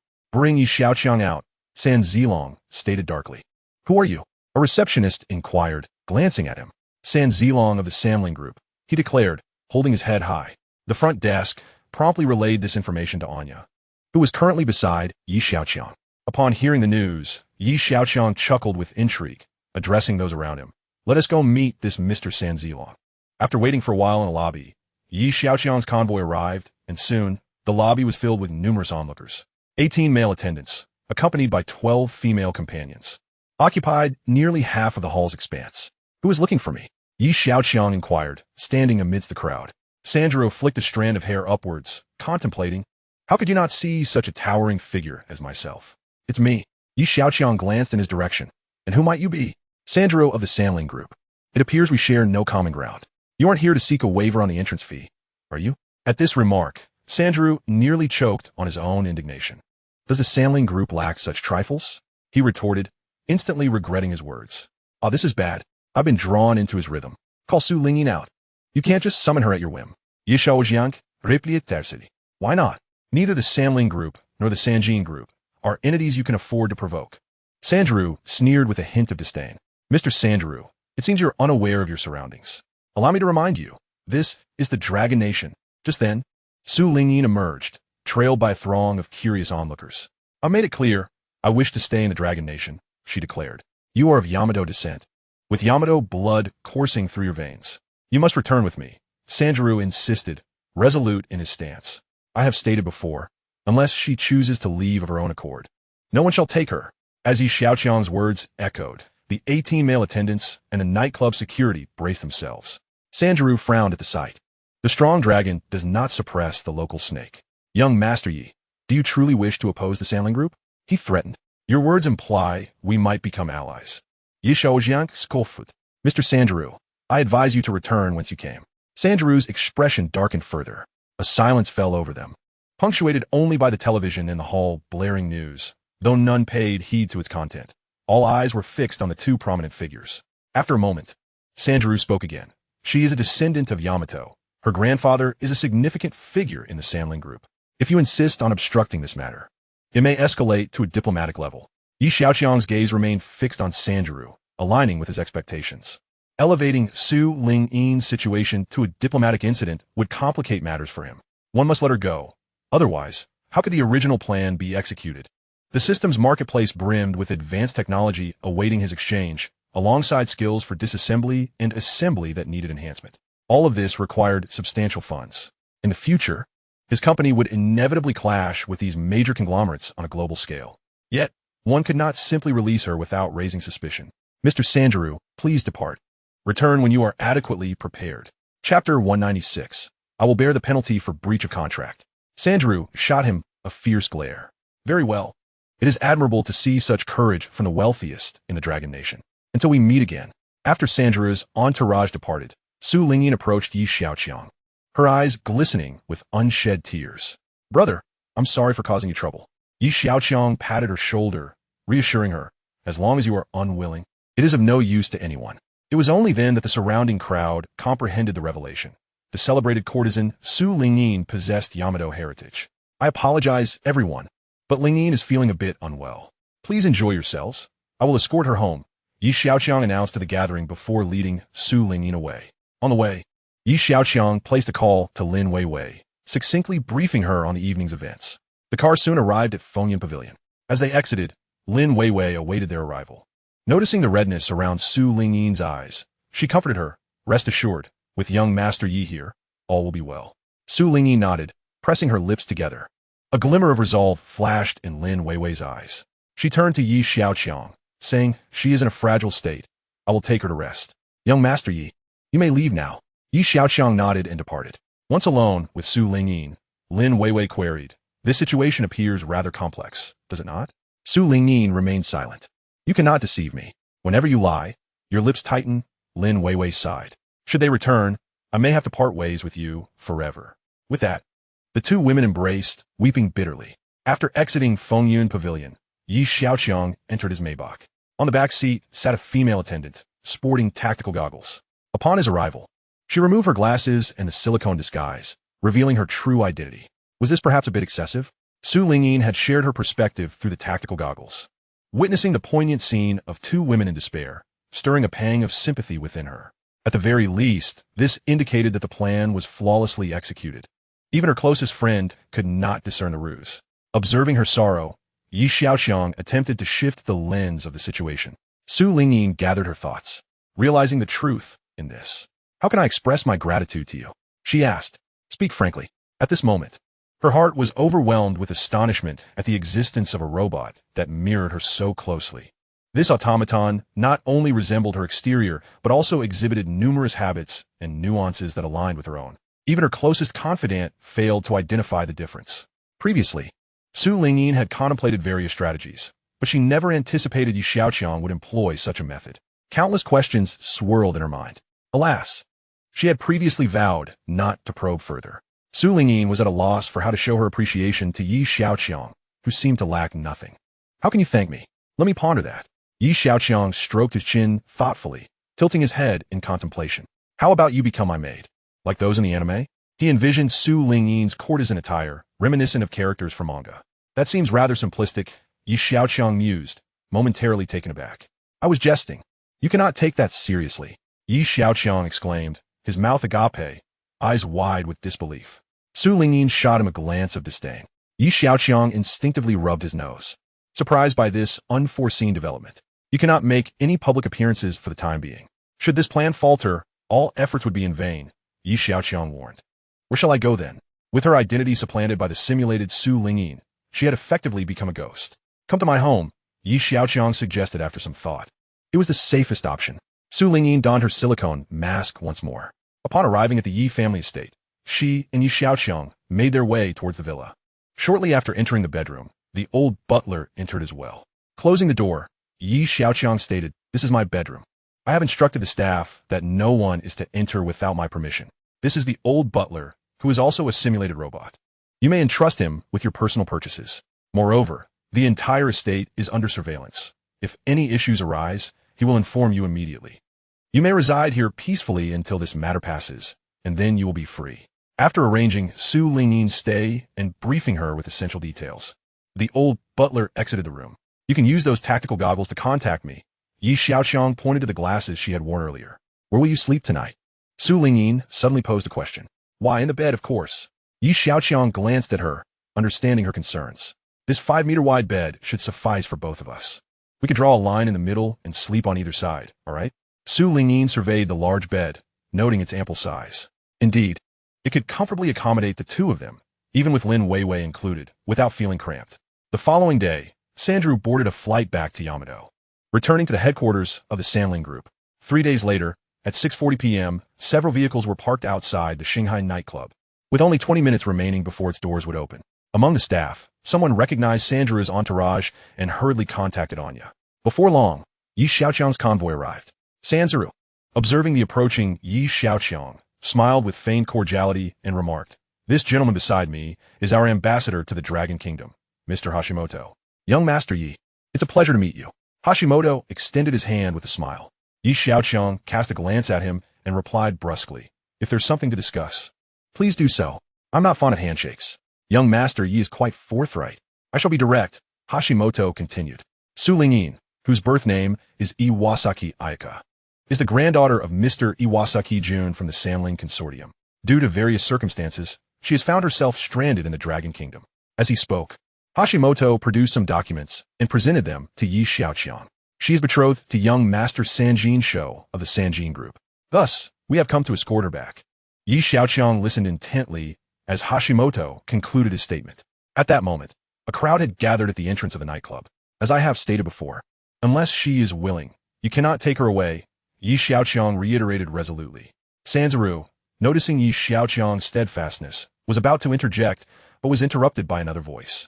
"I will return with you." The crowd turned to see Su Lingyin approaching from behind. "However, I have a condition." "What condition?"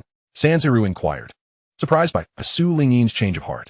"I have a contract with Shanghai, which still has a month left before expiration. I cannot breach it. I will leave with you once the contract is fulfilled," Su Lingyin replied. Sanzaru's mind raced. Many were already aware that Iwasaki Ayaka was working as a courtesan at the nightclub. This not only affected the reputation of the Sanling Consortium, but also that of the Sanjin Group. If she continued her role as a courtesan for another month, how could these two significant financial entities maintain their dignity?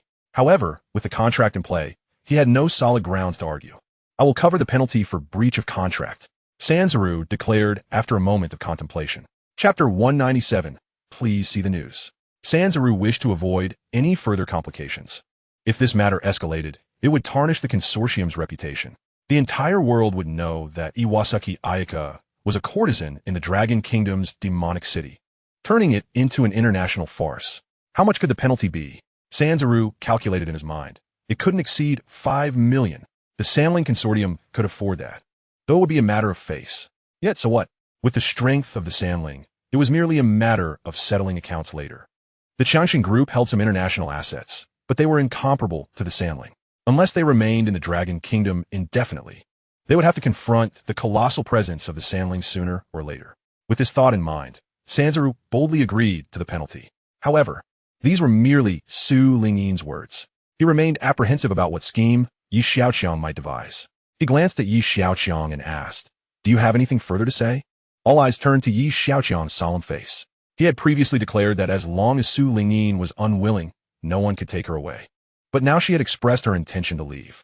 Just as Xiaoqiang opened his mouth, Su Lingyin interrupted him. "Brother, please say nothing more. Thank you. Each of us has our fate. We cannot defy destiny." Su Lingyin spoke with resolute finality. "Young Master Yi, do you have any further words?" Sanzaru raised an eyebrow. After a brief silence, Xiaoqiang addressed Anya. "Calculate the penalty for him." Anya complied and went to the nightclub hall to tally the accounts. After a while, she returned, holding several receipts. "Young Master Yi, quickly have your people quote a price. We must leave promptly to avoid disrupting your business," Sanzaru said, casting a glance at the onlookers. He used this as an excuse, genuinely concerned that delays might result in unforeseen complications. The total penalty amounts to 49,720,000. Sanzaru was taken aback. "How much?" 49,720,000. "Are you robbing me?" Sanzaru's eyes widened incredulously. "Do you think I'm extorting you?" "Show him the list," Xiaoqiang retorted. Sanzaru took the list from Anya and nearly dropped his jaw in disbelief. With 2 days left in the month, the revenue had surpassed 50 million. Unbelievable. Seeing Sanzaru rendered speechless, Xiaoqiang feigned a frown, secretly amused. "If you can take her away, at least let me reap some benefits first." At that moment, the crowd began to stir. "Mr. Sanzaru, did you not just say you would cover the penalty? What? Have you changed your mind?" Sanzaru's face flushed crimson. "Well done, Xiaoqiang. You are indeed ruthless. We shall settle this account later. Pay the penalty, and we will leave." Sanzaru gritted his teeth. After his subordinates settled the penalty, Sanzaru turned and climbed into the car. "Wait a moment," Xiaoqiang called out. "What else is there?" Sanzaru furrowed his brow. "If my sister's future life is not satisfactory, I will seek an explanation from the Sandling," Xiaoqiang warned. Sanzaru paused, then laughed dismissively. "Welcome, my dear. However, I must remind you, this world is vast. Let us see if you can even reach the gates of the Sandling first." With that, Sanzaru and his entourage climbed into their vehicle. Su Lingyin cast a glance at Xiaoqiang before entering another car. The convoy gradually disappeared from view. Days later, news of the Sandling Group taking the courtesan from the Shanghai nightclub spread throughout the demonic city. In Su City, during the morning, the Yi family convened for their mid-year meeting. Each year, the members of the Yi clan gather to summarize the profits and losses of their investments from the first half of the year, followed by necessary adjustments. When Yi Tianming assumed the role of family head, he vowed to develop the Yi family into an international conglomerate. Now nearing 70, he found himself far from that goal. After the reports of profits and losses were made known, Yi Tianze, who had kept his eyes closed, finally opened them. Had he not coughed lightly, Yi Tianming might have thought he was asleep. Upon hearing the cough, everyone turned to Yi Tianze. "I always believed that Yi Xiaoqiang's endeavors were unreliable. Yet you all ignored my counsel. Now it seems my foresight has been validated," Yi Tianze remarked, referring to the impending closure of Tianbing Technology. The recent profit and loss results had already been made public, and Tianbing Technology was currently in a state of deficit. "Third uncle, if it weren't for the sanctions, the robots from Tianbing Technology would have been flying off the shelves by now," Yi Mingchen retorted. "If it weren't for? If it weren't for rain, the crops wouldn't have withered. Do you not consider the consequences before acting? When problems arise, do you merely shift the blame?" Yi Mingkui countered. "If I hadn't intervened in time, Yi Pei and the others would have lost a fortune. You are the one pulling the strings." Yi Mingchen shouted in anger. "What do you mean by that?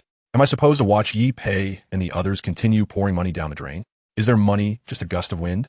As he spoke, Yi Minghui's gaze inadvertently drifted toward Yi Pei. Indeed, thanks to Minghui's timely warning, we would have wasted years of effort. Yi Pei chimed in. Exactly. This is called timely damage control. Those who had withdrawn their investments from Tianbing Technology nodded in agreement. Enough. Yi Tianming interjected, raising his voice. Disunity within the clan is the greatest obstacle to our family's development. Yi Tianlin recognized this and chose to leave the family to pursue his own ventures. The purpose of today's meeting is to resolve issues, not to squabble. Tianbing Technology had since received a portion of the clan's investments. If it cannot turn a profit, it would be wise to dissolve it promptly. Yi Tianze interjected. Jingyi, why not discuss this matter with Xiaoqiang? Yi Tianming suggested, feeling helpless. He had no reason to persist in an unprofitable investment. Yi Jingyi stepped forward, addressing them. Third uncle, grandfather, there may still be hope for the situation. Please grant me a little more time. Yi Tianze scoffed. If this were merely your personal investment, it would be one thing. However, there are also clan funds involved. You cannot use clan resources to incur losses alongside you. Indeed, that is clan money. You cannot gamble with it, the crowd clamored. Yi Jingyi surveyed the room, noting that those who were close to third uncle were the ones speaking out.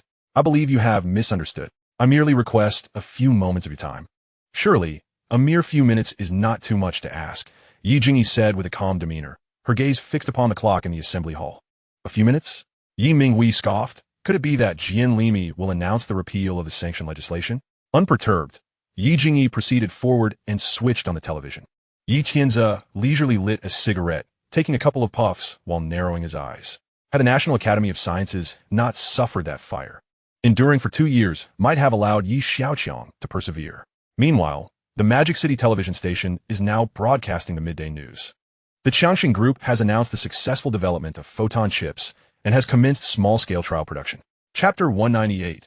Let the news soar a while longer. Director Liu, are you saying there's new information regarding the chips? Asked reporter Xiao, following Director Liu closely. Earlier that morning, she had received a call from Xia Group, indicating they had updates on the chip's progress. The chip sanctions have deeply affected countless citizens of the Dragon Nation. The sensation of being choked by external forces is indeed unbearable. People are fervently hoping for breakthroughs in chip research to escape this predicament. However, the challenges of chip research and manufacturing are monumental, far from easily surmountable.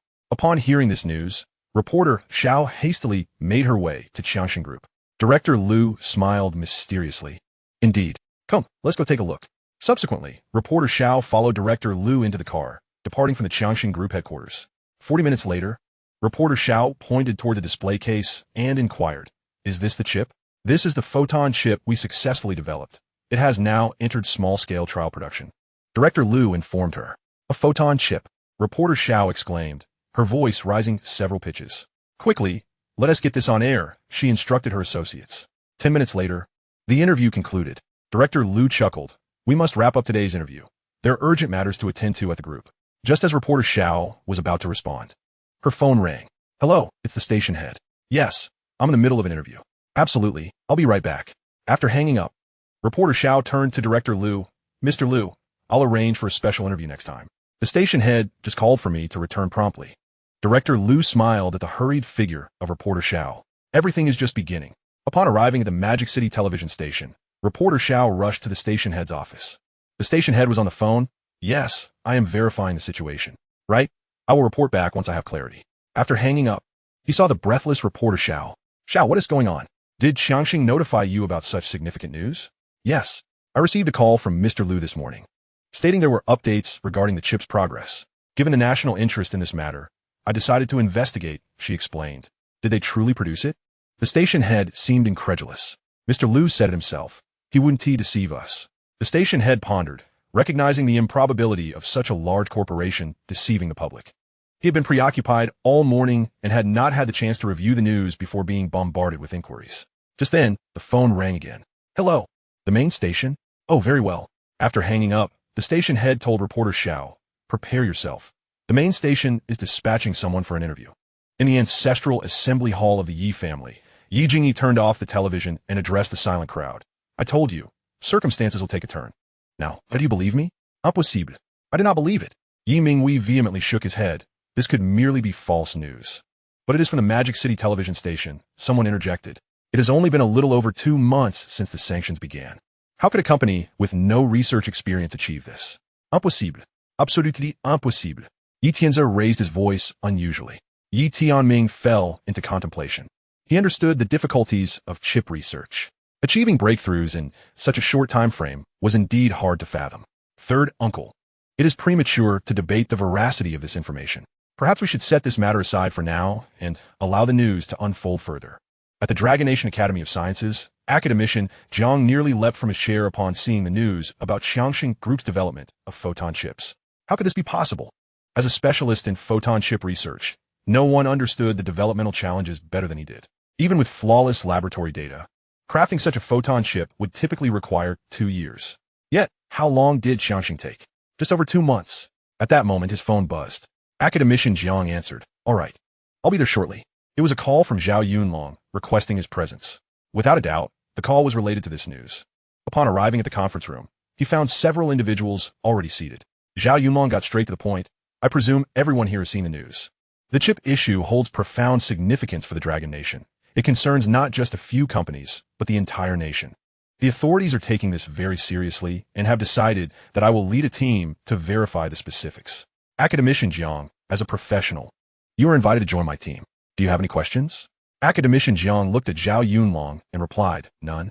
"Good. Since there are no objections, let's depart." At the Yi family estate in the Magic City, Yi Tianlin awaited Yi Xiaoqiang in his study. Shortly after, upon Yi Xiaoqiang's arrival, he inquired, "Have the chips been developed?" "Yes," Yi Xiaoqiang replied casually. "How did you achieve this?" Yi Tianlin asked, astonished. How could something so exceedingly difficult for others be resolved in mere months by him? "I'm not entirely sure. I just remember rewarding them for every minor breakthrough. Who knew it could be as challenging as it seems?" Yi Xiaoqiang shuruk. Yi Tianlin was at a loss for words. However, the successful development was certainly a good thing. "Zhao Yunlong and others will be coming over," Yi Tianlin recalled. "I know. Grandpa Zhao called me." Yi Xiaoqiang responded, gesturing toward the door. "If there is nothing else, I'll go prepare." "Go on." Yi Tianlin waved his hand. Exiting the study, Yi Xiaoqiang hurried towards the chip factory. Upon arrival, he immediately spotted Director Liu waiting. "Young master, this will surely astonish many," Director Liu said with a grin. Following closely behind Yi Xiaoqiang. "Don't be too quick to rejoice. Remember to maintain confidentiality," Yi Xiaoqiang instructed. "Right, young master is correct. Here, everyone must adhere to our protocols. Everyone will be searched to ensure no suspicious devices are brought in," Yi Xiaoqiang added thoughtfully. However, Director Liu was troubled. "That is fine for others, but searching someone of high rank seems inappropriate." Yi Xiaoqiang shot him a glance. "We are a high-tech company. Must we resort to such crude methods?" Director Liu smacked his forehead, realizing his oversight. "I have several robotic dogs and equipment at home. I'll bring some over later. By the way, have the robots from the Heavenly Soldier Company arrived?" Yi Xiaoqiang had designed and manufactured a batch of robots to enhance the security of the chip factory. These robots utilized the latest photon chips, equipped with programs set by Yi Xiaoqiang, and were networked with his brain-machine interface. He could detect any disturbances in the vicinity with utmost clarity. Chapter 199. A turnaround in a desperate situation? "Father, do you think this is possible?" Yi Mingwei rushed home to ask. Yi Tianze silently smoked, offering no response. After a while, "Grandfather, could you please say something? You've been smoking since you returned, and your pipe has been filled 5 times already," Yi Jiao implored anxiously. Yi Tianze was not reluctant to respond. He simply did not know what to say. The sanctions and blockade from Jianlimi were weighing heavily on their minds. In a precautionary measure, the laboratories of the Dragon Country Academy of Sciences were engulfed in flames, and it has been confirmed that the data was irretrievably lost. This was supposed to be a decisive defeat. How could it possibly be turned around? After much contemplation, he finally uttered, "Wait a moment, let the news circulate a while longer." It was evident he harbored doubts. Within the pavilions of Qianshan Manor, this extravagant wastrel had gone too far by compelling the esteemed Miss Ayaka Iwasaki to serve as a courtesan for his financial gain. Qin Beichuan incessantly incited now. "Miss Ayaka Iwasaki has returned. Let us see how your nightclubs will continue to operate." With that, he took a sip of the tea on the table. Sanziru, with his back turned to Qin Beichuan, twitched his lips in irritation. To bring back Ayaka Iwasaki, he had astonishingly paid a penalty of 49.72 million. This debt, to be precise, was a matter of pride that he must find a way to reclaim. Just then, a subordinate approached, about to speak, but was interrupted by Sandro. "You're just in time. Investigate the overseas operations of the Xiaoqiang Group and report back to me post-haste." After issuing the command, Sanzu noticed the subordinate had not yet departed. Is there something else? Sir, there is a news item. The subordinate finally seized the opportunity to speak. News? What news? Sanzaru wondered if someone had leaked the incident regarding that night at the Shanghai nightclub. The Xiaoqiang Group has successfully developed photon chips and has commenced small-scale trial production. What? One person expressed disbelief, while another spat out tea. Both stared wide-eyed at the subordinate. Could you repeat that? The Xiaoqiang Group has successfully developed photon chips and has begun small-scale trial production. Which media outlet is indulging in self-promotion? Qin Beichuan hastily wiped the tea from the corner of his mouth. It is the Magic City television station. There is much skepticism from the public, and the specifics remain unclear. Investigate further and report any findings immediately. Sanzaru impatiently waved his hand at the subordinate. At the Magic City airport, a plane descended slowly. Zhao Yunlong, accompanied by the investigation team, boarded the designated vehicle heading towards the Xiaoqiang chip factory.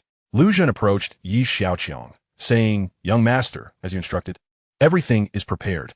Xiaoqiang acknowledged, sipping on his herbal tea. Lu Zhen remained silent, quietly waiting for the arrival of the investigation team. Despite his calm demeanor, his thoughts were tumultuous. Having been alongside Xiaoqiang for some time, the transformations have been nothing short of astonishing. Not long ago, he had merely been an inconspicuous department head within the Xiaoqiang Group, while Xiaoqiang was scorned by the majority.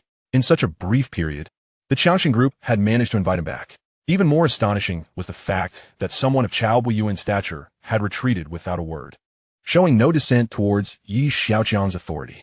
Moreover, to expedite Lu Zhen's acclimatization and better assist Xiaoqiang in managing various affairs of the Xiaoqiang Group, Chao Buiyuan had personally provided meticulous guidance. Even in the face of a technological blockade imposed by a superpower, Xiaoqiang managed to achieve rapid breakthroughs. Incredible! Xiaoqiang was oblivious to Lu Zhen's thoughts as his mind began to dwell on plans. The news of a successful chip development would open another avenue for wealth. He lacked neither finance nor technology. What he desired was privilege. Such privileges would facilitate the realization of his ambitions with greater ease. Outside the factory, the sound of automobile engines drew Xiaoqiang's attention back to the present. Zhao Yunlong had arrived.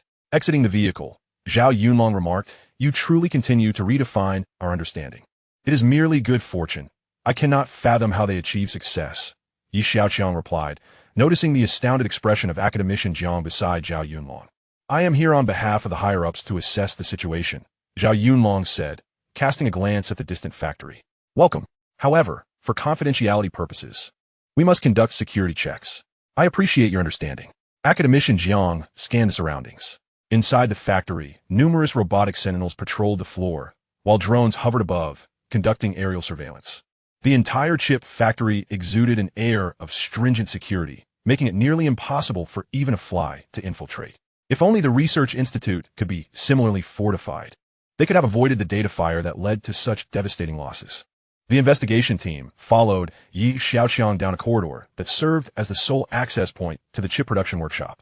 On either side of the passage stood a row of robots. "Please place your phones, watches, and other personal items in my custody," one robot instructed.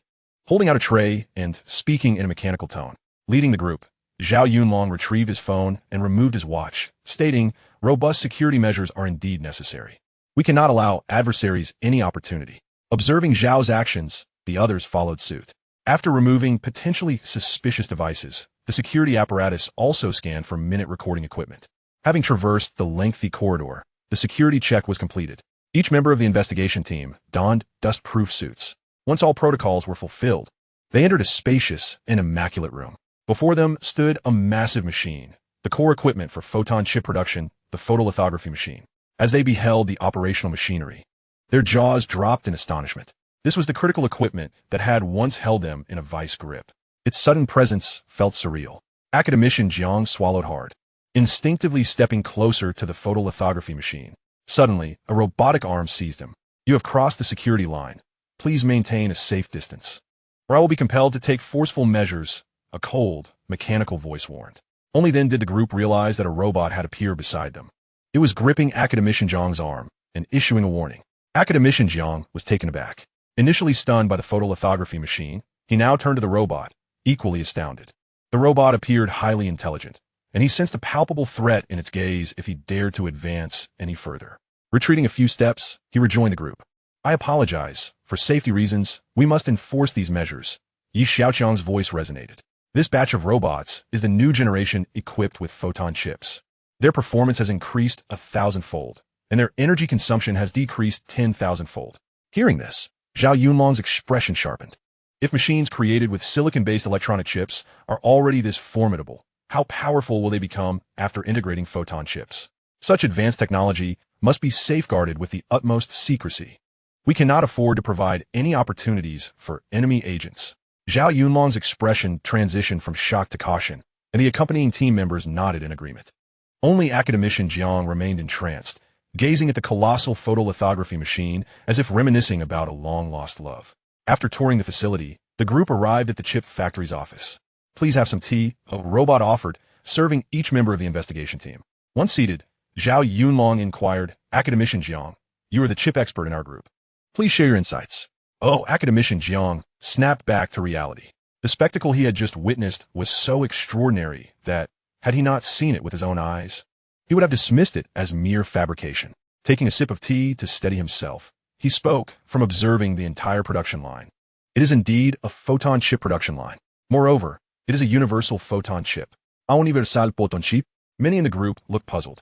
Numerous developed nations are conducting research in the realm of photon chips, and while our country has not lagged behind, the current research focuses on specific applications. This implies that even if photon chips are produced, their usage will remain confined within certain limits and cannot entirely supplant silicon-based electronic chips. Academician Jiang scanned the group, attempting to convey the information in a comprehensible manner, recognizing that not everyone possessed the expertise to grasp such specialized knowledge. Zhao Yunlong detected the underlying significance in his words, his pupils dilating with rapid intensity. What did Academician Jiang imply? Rather than hastily providing an answer, Academician Jiang continued to disseminate knowledge. The long-awaited breakthrough of the universal photon chip had been impeded as the theoretical algorithms underlying it remained unresolved worldwide. Without a clear understanding of the theory, the prospect of developing such a chip was mere fantasy. Academician Jiang paused, his astonishment deepening. This very chip was indeed the universal photon chip. What? The gluteal muscles of the investigation team members involuntarily quivered, their bodies bouncing slightly from their seats before settling back down. After a long moment, Zhao Yunlong spoke. Does this not imply that, henceforth, the Dragon Kingdom's chips will no longer be subject to the stranglehold of the United States? Academician Jiang nodded in affirmation. Let us depart. We must return to the capital immediately. I need to report the results to the Chancellor. Zhao Yunlong rose promptly, addressing his team members. Such a monumental revelation necessitated swift communication to the Chancellor.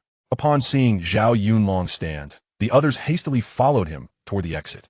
Suddenly, Zhao Yunlong recalled something, waving his hand to signal the others to go ahead, and turned to Xiaoqiang, asking, Has your grandfather mentioned the fire at the Academy of Sciences?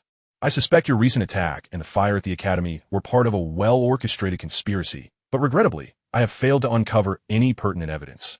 You must ensure your safety. Did Grandfather Zhao suggest that someone intends to harm me? Xiaoqiang, fine ignorante. It is highly likely.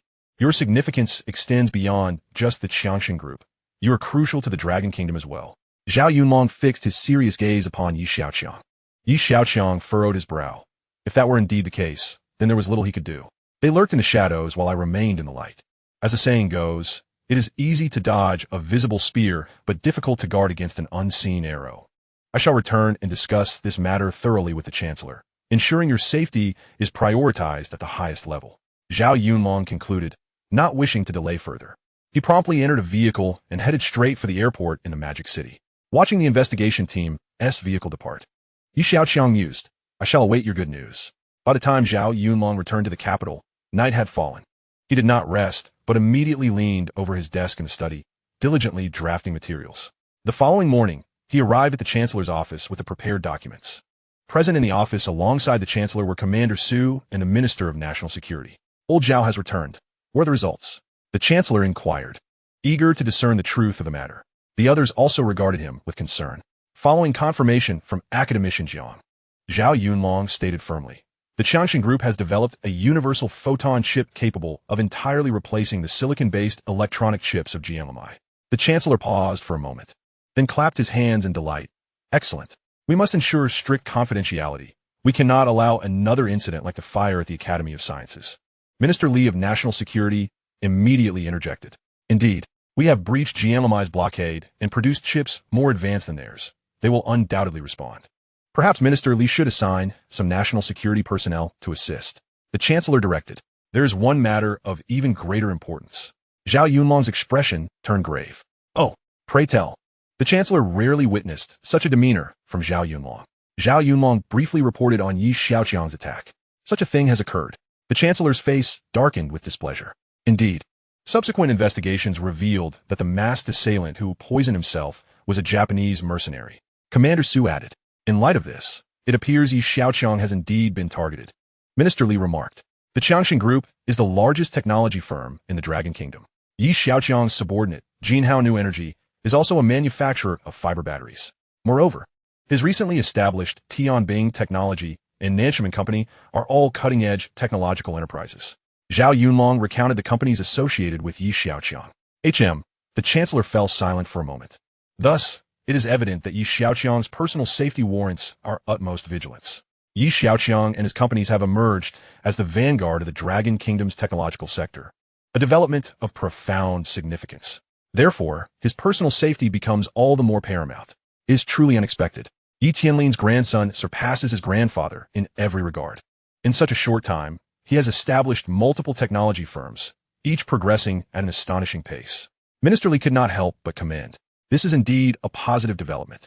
Not to mention, should the mechanical soldiers he provided be mass-produced, it would undoubtedly revolutionize the military sector. Commander Su's eyes sparkled at the mere thought of robotic warriors. As the Chancellor absorbed the reports from those present, his mind was in deep contemplation. On one hand, we must ensure stringent confidentiality. On the other, we need to continue assisting him in expanding production. Advanced technology alone, without scaling, is futile. After a moment's thought, the Chancellor declared, I will speak with the Industrial Department to ensure their full support for the mass production of photon chips. Minister Li, you should dispatch personnel immediately to assist with security measures. The Chancellor further clarified, we might consider establishing restricted zones in key areas. Restricted zone. Minister Li's expression shifted. This was the first time he had heard of establishing such zones in private enterprises. In the Dragon Kingdom, a restricted zone signifies that entry without permission is strictly prohibited. Should anyone violate this, they may be shot on the spot. Chapter 201. Reactions from all sectors 2 days later. The Xiaoqiang Group welcomed 3 significant figures. Zhao Yunlong, the Minister of Industry, and the Minister of National Security. Accompanying them was a reporter from the Dragon Kingdom's CCTV. The group convened in Yi Tianlin's spacious office to discuss matters. Old Yi, your grandson is truly remarkable. He has single-handedly resolved the stranglehold issue. I believe this news will greatly uplift the public morale, Minister Cui of the Industry Department praised. He is not merely resting on his laurels. He is also excelling in the entertainment sector. I have heard that Xiaoqiang has opened a nightclub and is making a fortune with Miss Ayaka Iwakura of the Sanling Group as the star performer. Minister Li of National Security added. Yi Tianlin was taken aback. Is that so? Ayaka is not a common surname. She is one of the key figures in the Sanling Group. Is that true? Minister Cui was also hearing this for the first time, marveling at the sharpness of the national security personnel's intelligence. Where is Yi Xiaoqiang? Why hasn't he appeared? After a lengthy conversation, Zhao Yunlong and the others realized Yi Xiaoqiang was still absent. That grandson of mine seems to be perpetually busy with some trivial matters. I rarely see him myself. Yi Tianlin chuckled, aware that Yi Xiaoqiang preferred to avoid such gatherings. Chairman, shall we accompany the ministers to inspect the chip factory? Lu Zhen, seizing the opportunity, suggested. Absolutely.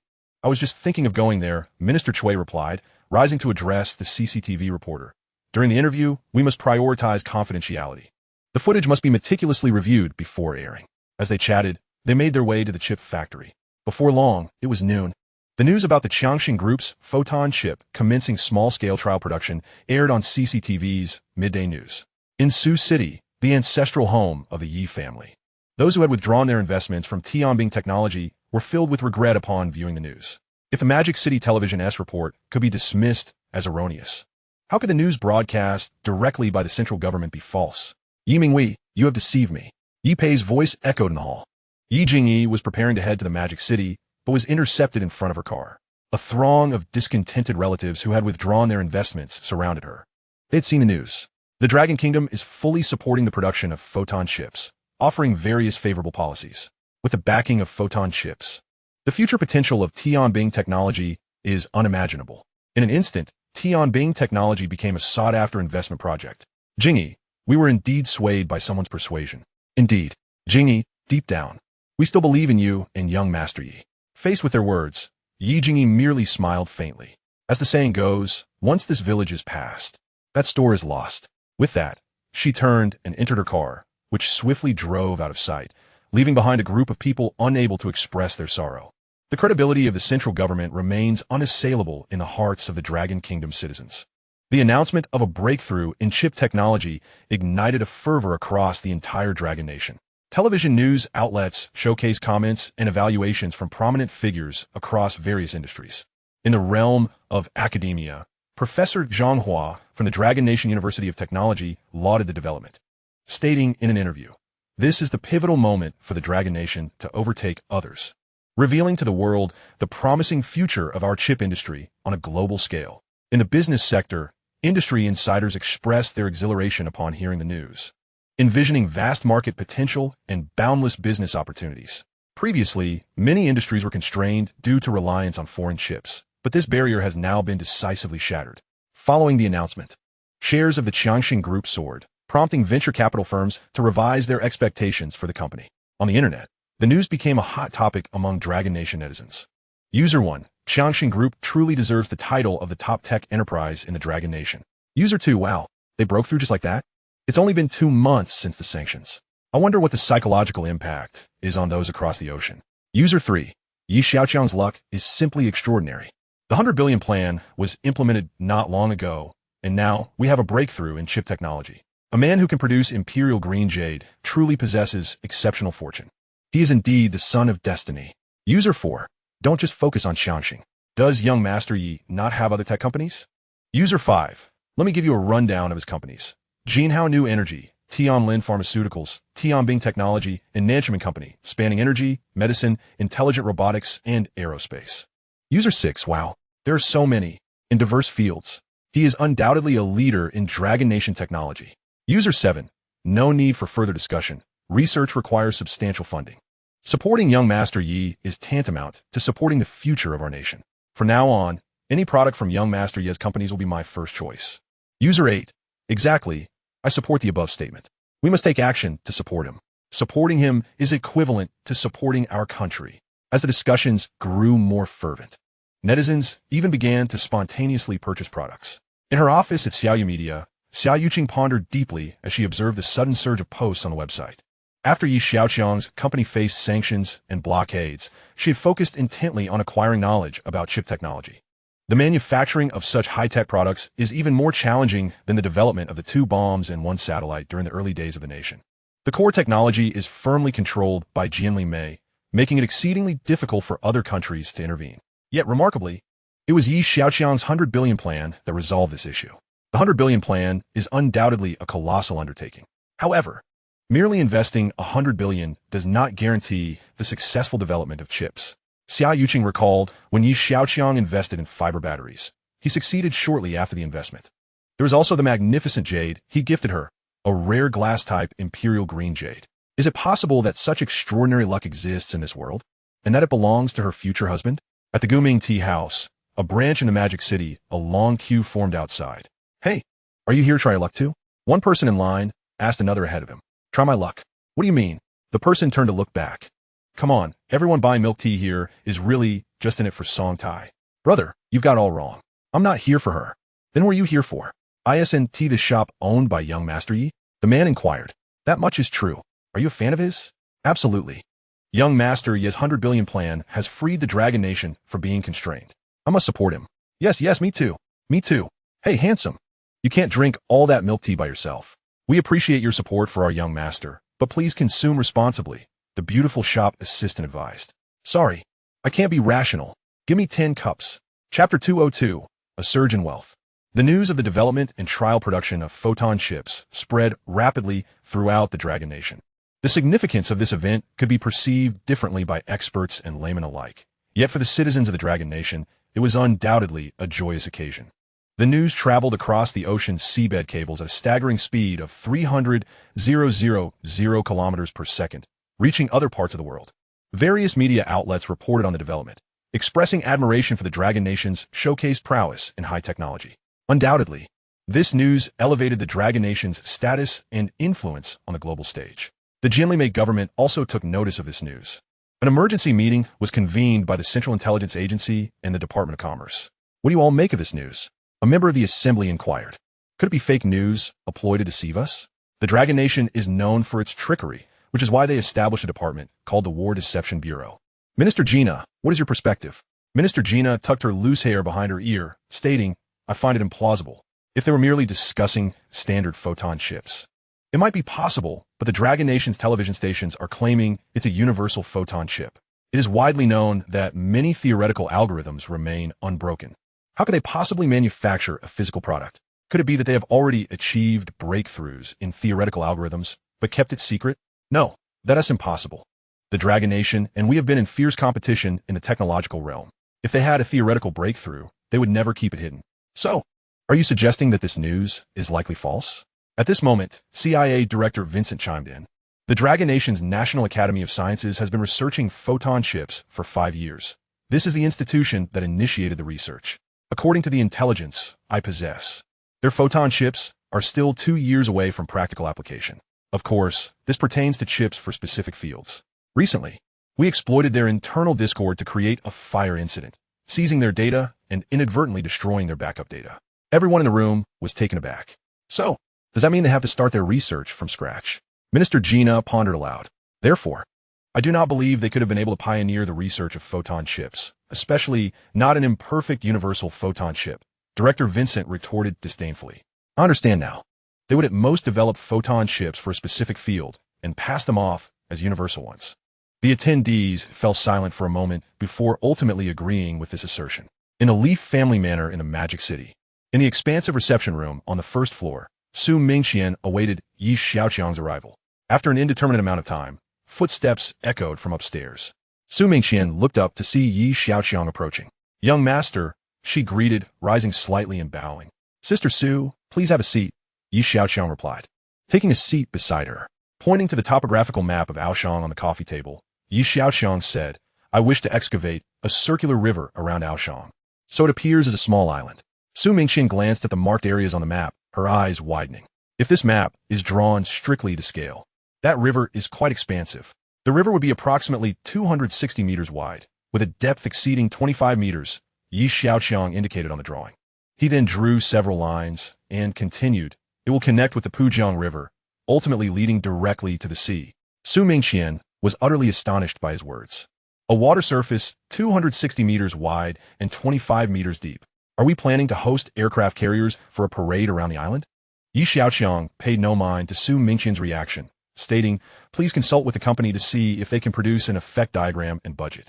Oh, all right, Su Mingqian replied, regaining her composure after a lengthy pause. How is the renovation around Meichi Island progressing? Yi Xiaoqiang mused, anticipating his imminent visit to view the Grand Rocket. His mood buoyed. According to the wishes of the young master, various leisure facilities, including beach volleyball courts, have been established.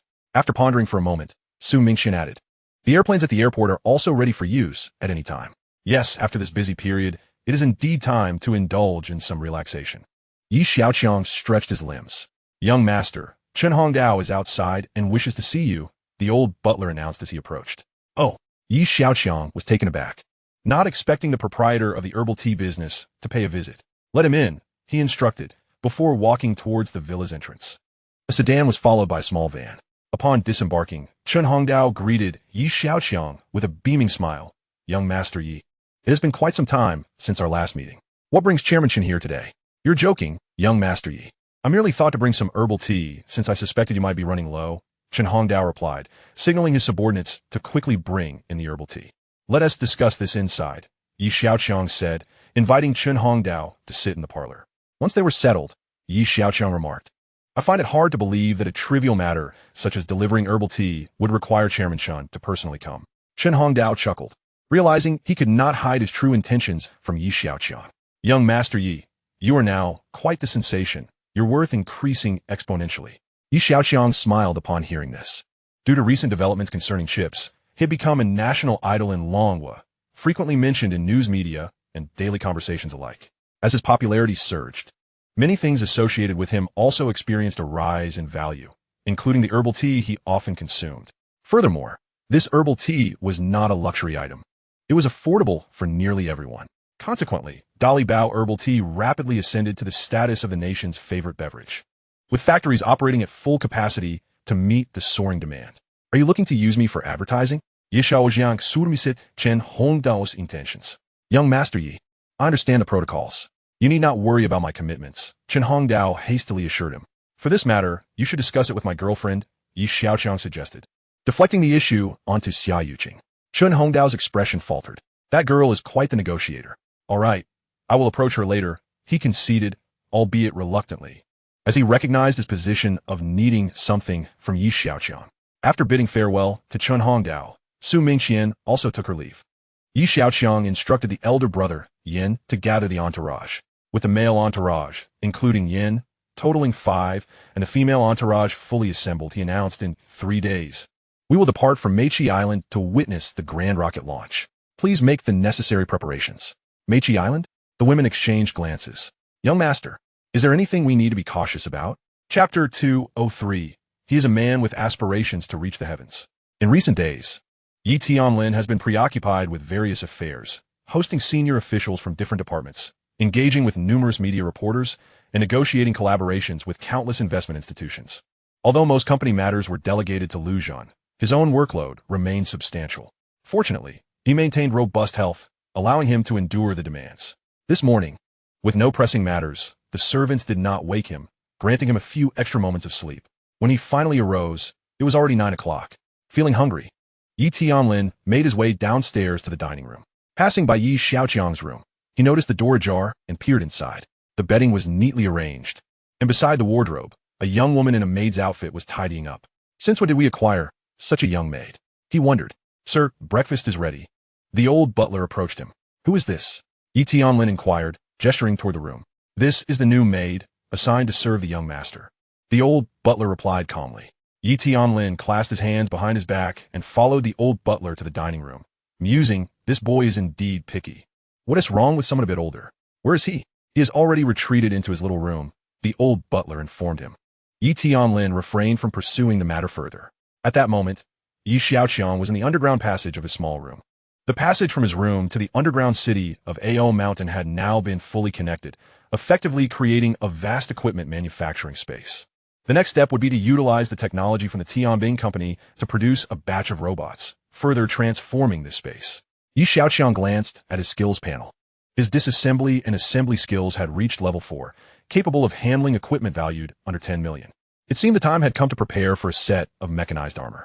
The recent attack in the capital had left Yi Xiaoqiang feeling that some individuals were becoming increasingly impatient.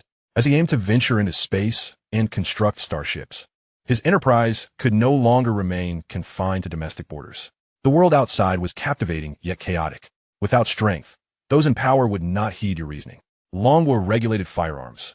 Yet abroad, RPGs could be readily arranged. Even though his body was among the strongest of humanity, it could not withstand conventional weaponry. Thus, possessing a suit of armor with adequate protection became essential. However, wearing armor daily might draw undue attention. Yi Xiaoqiang discovered a transformable suit of armor within the marketplace. It could assume 2 forms. In travel mode, it resembled a sleek, heavy motorcycle, while in combat mode, it transformed into a fully armored exosuit. This combat motorcycle came in various tiers. The lightweight combat motorcycle could withstand bullets from all firearms except large-caliber sniper rifles, while the medium tier could protect against even more powerful weaponry, though at a price exceeding 10 million. With his current skill level, he could only redeem the lightweight combat motorcycle. After spending 45 points to acquire the design for the lightweight motorcycle, Yi Xiaoqiang sent the required materials list to Yi Jingyi for procurement. Once these tasks were completed, he exited the small room and returned to his bedroom, closing the door behind him. Yi Xiaoqiang produced a headband and placed it before Su Lingyin. What is this? Su Lingyin asked, perplexed.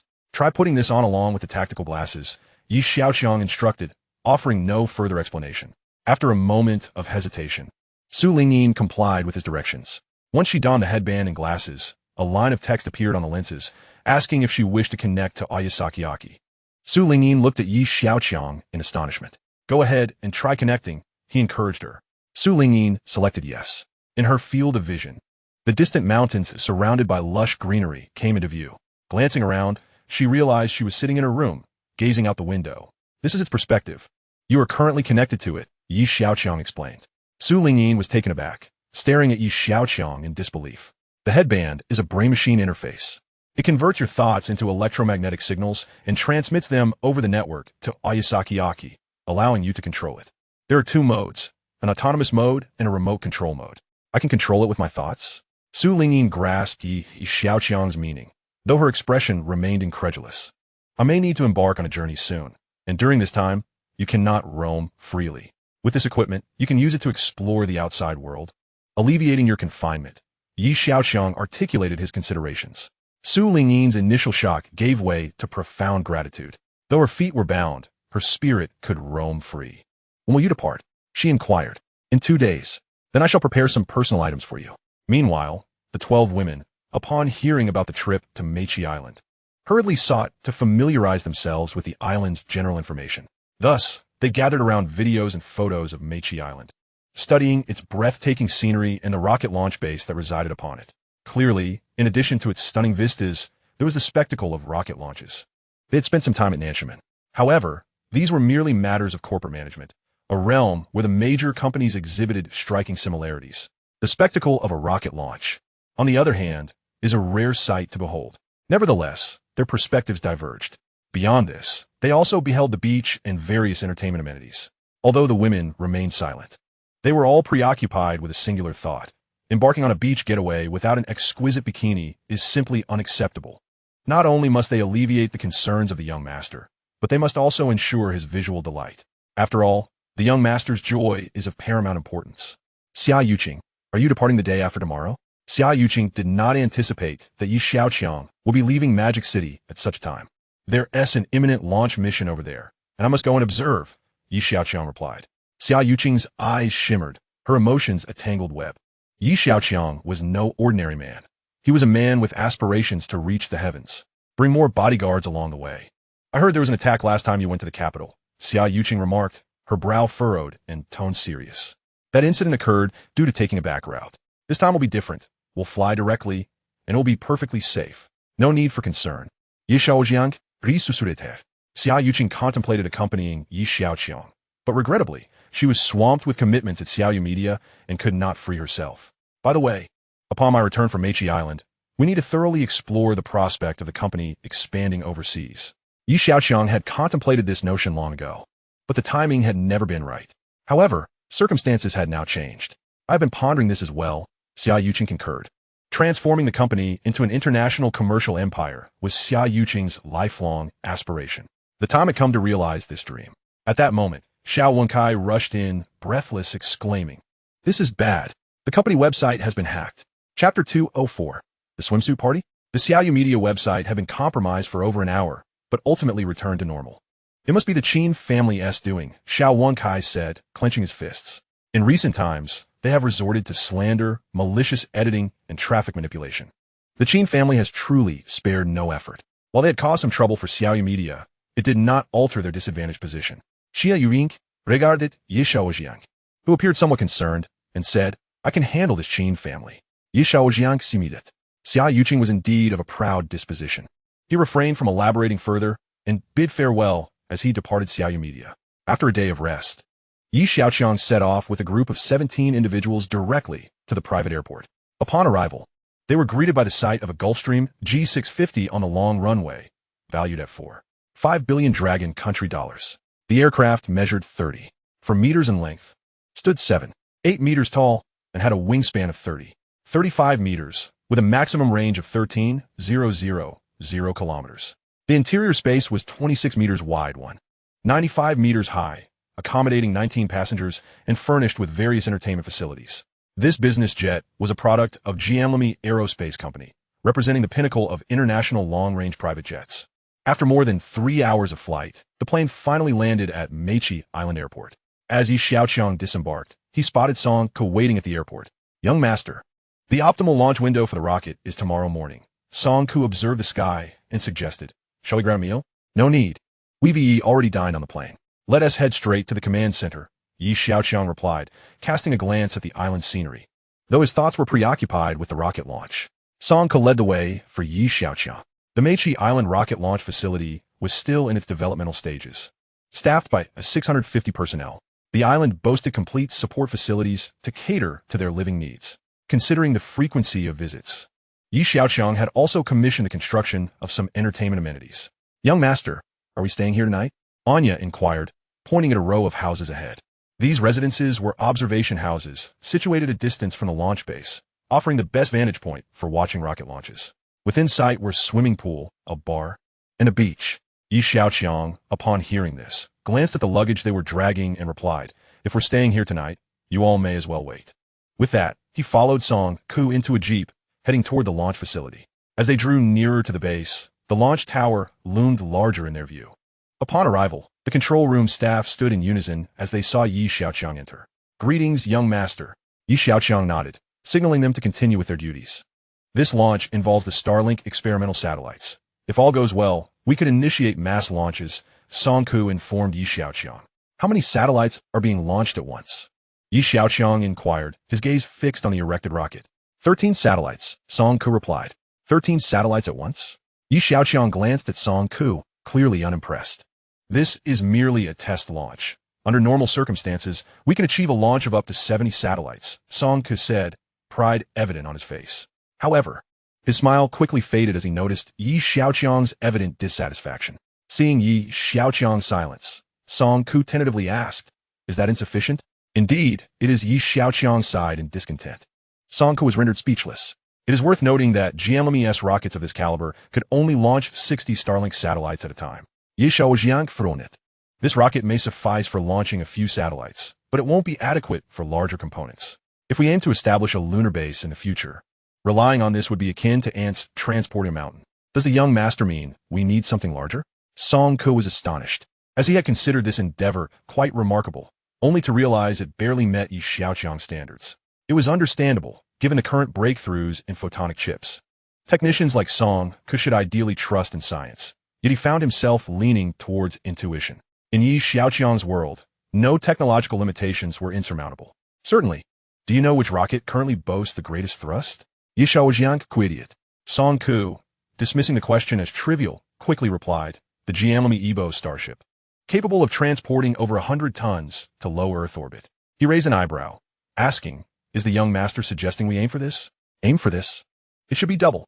Xiaoqiang chuckled. "Double?" Song Ku's eyes nearly bulged. The GMLME company had long been at the forefront of high-thrust rocket technology, while Long Country had started late and remained technologically behind. Such high-thrust rockets were among the most crucial vehicles for achieving crewed landings on other celestial bodies. Consequently, Long Country had mobilized national resources to develop high-thrust rockets. However, these rockets posed significant challenges in development. Presently, Long Country's latest high-thrust rocket could only manage 80 tons in low Earth orbit, still far from the 100-ton target. The notion of doubling the goal proposed by Xiaoqiang was nothing short of shocking. "My goal is not merely to orbit the moon and return. It is to establish a permanent settlement. If we are to inhabit it, it must be comfortable. Do you understand?" Xiaoqiang reiterated, gazing at the astonished Song Ku. Song Ku grasped Xiaoqiang's intention. For a permanent settlement, comfort was imperative. Water, electricity, and internet access were non-negotiable. Even before humans set foot on the moon, the necessary infrastructure must be in place. However, this plan was overwhelmingly ambitious. Song Ku wiped the perspiration from his forehead. This project was enormous. A journey of 1,000 miles begins with a single step. We have the launch vehicle, and communication satellites are not a challenge. Tianbing Technologies robots are ready for mass production. The remaining task is to put these plans into action. You should discuss this thoroughly with Lu Zhen and my cousin, Ye Vingyi. The Guanghan Palace project is in their hands. It is time to advance this matter, Xiaoqiang stated slowly. The depth of realization grew in Song Ku's eyes. It seemed like a strategy of indirect attacks, but the groundwork had long been laid. The young master's vision and insight were indeed unparalleled. Xiaoqiang, oblivious to Song Ku's reaction, instructed, "Take me back to the nearest lodging." Song Ku drove Xiaoqiang to the vacation villa. As they prepared to part ways, Song Ku inquired, "The launch preparations are complete. Should I contact Lu Zhen and the others now to draft the specific implementation plan for the Guanghan Palace project? Very well. Xiaoqiang affirmed. The matter regarding the chip has already been delayed for quite some time. We should expedite the process. As they watched the jeep head towards the airport, Xiaoqiang surveyed the surroundings, yet failed to spot any sign of the elder leaders. After circumventing the villa, he arrived at the expansive poolside, where the elder leaders had seemingly vanished, while a group of women frolicked by the pool. 12 individuals clad in an array of bikinis were engaged in merriment, some splashing in the water, others lounging by the edge. Xiaoqiang stood momentarily stunned by the scene before him. He hadn't mentioned that they were on vacation. Yet here they were, each adorned in swimwear. Chapter 205. The initiation of the Guanghan Palace project. It was indeed true what they said. As summer arrived, the little fairies had taken to playing in the water. The evolution and refinement of swimwear had birthed numerous styles. Some boasted ample fabric, while others were decidedly minimal. Yet, a fundamental principle held. The less fabric, the more it tested a woman's physique. With figures like those of the 12 beauties, not to wear such attire would be a lamentable waste. As Xiaoqiang beheld the spectacle, for words surged forth in his mind. A bevy of enchantresses. In the midst of their revelry, one of the women suddenly spotted Xiaoqiang. "Young master, do we look good?" She called out. "Would you like to join us?" "Young master, come over quickly." The following morning, at the headquarters of the Xia Group, an array of luxury vehicles continuously arrived at the front of the corporate edifice. Passers-by began to speculate. Is there a significant event today? What do you mean by a significant event? Ever since the breakthrough with the chip, hasn't he every day been monumental for Xia Group? Who would have thought that in just 2 short years, young master Yi has played his cards so astutely? Xiangxing, Tianbing, Tianlin, Jinhao, and Xiaoyu. Aren't they all major corporations? Just how much money will they rake in? Can they even spend it all? Seriously, does it concern you whether they can spend it or not? They not only possess wealth beyond measure, but they also have an entourage of women, each akin to celestial beings. Instead of worrying about their finances, perhaps you should be more concerned about whether his vitality can keep up. How superficial. Always fixated on money. In young Master Ye's eyes, money is merely a number. Have you heard? They plan to excavate a river by Aishans, which will connect with the Pujiang and ultimately flow into the sea. It is said that this river will be so vast that several aircraft carriers could navigate through it. Is that for real? That is hard to say. Everything young Master Yi undertakes is earth-shattering. I have a question. Once one reaches his level, what more is there to pursue? I don't know. I only know I'm still striving to earn over 10,000 a month. Within the group company, the large conference room was nearly filled to capacity as everyone understood the gravity of the upcoming important meeting. With 10 minutes remaining before the meeting commenced, Yi Jingyi entered the conference room accompanied by several executives from Tianbing Technology, taking their seats promptly. Soon, Lu Zhen also arrived at the meeting room. Upon seeing Lu Zhen, someone curiously inquired, "Mr. Lu, what is the purpose of today's meeting?" It appears that not only Xiangxing Group personnel are present. Lu Zhen shook his head, responding, "I'm not entirely certain about the specifics. We shall find out shortly." This only deepened the intrigue. If Mr. Lu was unaware, then who was leading the meeting? "It's Song Ku, the chief engineer from Nanchaman," came the reply. The response astonished those present, as the meeting's host was neither the young master nor Lu Zhen, but rather the chief engineer from Nanchaman. "My apologies for being late," announced a tall man, his gait confident and purposeful as he stepped into the conference room. His attire was neat and minimalist, characterized by smooth lines and devoid of excessive embellishments, exuding professionalism and rigor. As he entered, all eyes instinctively gravitated towards him. Positioning himself beside Lu Zhen, Song Ku introduced himself. "I am Song Ku, the chief engineer of Nanchaman. By the young master's directive, I will preside over this meeting." As soon as his words fell, murmurs erupted among the attendees. Does he represent the young master's intentions? Where is the young master? What kind of meeting necessitates his presence, especially with representatives from Tianbing Technology present? Amidst the whispers, Yi Jingyi interjected, "Is this about the Guanghan Palace project?" This statement sent ripples of excitement through the room. The Guanghan Palace project? What does it entail? Nanchaman, Guanghan Palace, could it be? "Everyone, please settle down and allow Mr. Song to speak," Lu Zhen instructed, clearing his throat. The room fell silent. Song Ku surveyed the assembly, his tone resolute as he replied, "Indeed, it is the Guanghan Palace project." With that, he inserted a USB drive into the computer. Moments later, he gestured towards the projected images and text on the screen. Continuing, the Guanghan Palace project aims to establish a permanent human settlement on the moon. Since it is to be a permanent residence, it cannot be subpar. It must encompass all aspects of living, leisure, and sustenance. To reside on the moon, the executives of Xia Group were left speechless. The recent breakthrough with the chip had barely registered, and now this audacious proposal? The successful development of photon chips was an extraordinary feat, yet establishing a permanent settlement on the moon was no small endeavor. It is worth noting that to date, only the United States has achieved manned lunar landings, and even then, their stays were brief. Yet here was the Dragon Country, contemplating a permanent settlement before even having conducted a manned moon landing. This was indeed unfathomable. Song took in the reactions of the crowd. Yesterday, the young master arrived at the Mach Island rocket launch base. After inspecting the construction of the facility, he broached this topic with me. Upon receiving this assignment, I hastily returned to Modu and drafted this preliminary plan overnight. The first step involves launching numerous surveying and communication satellites to gather data and select the optimal settlement location. The second step entails deploying a multitude of robots and construction materials for the initial phase of construction.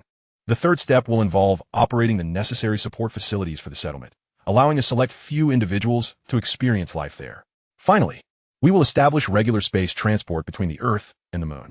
After Song Ku elaborated on the three-phase plan, Yi Jingyi added, "This is also part of my brother's rationale for establishing Tianbing technology. The lunar environment is exceedingly harsh, and utilizing robots can replace humans in executing this arduous task."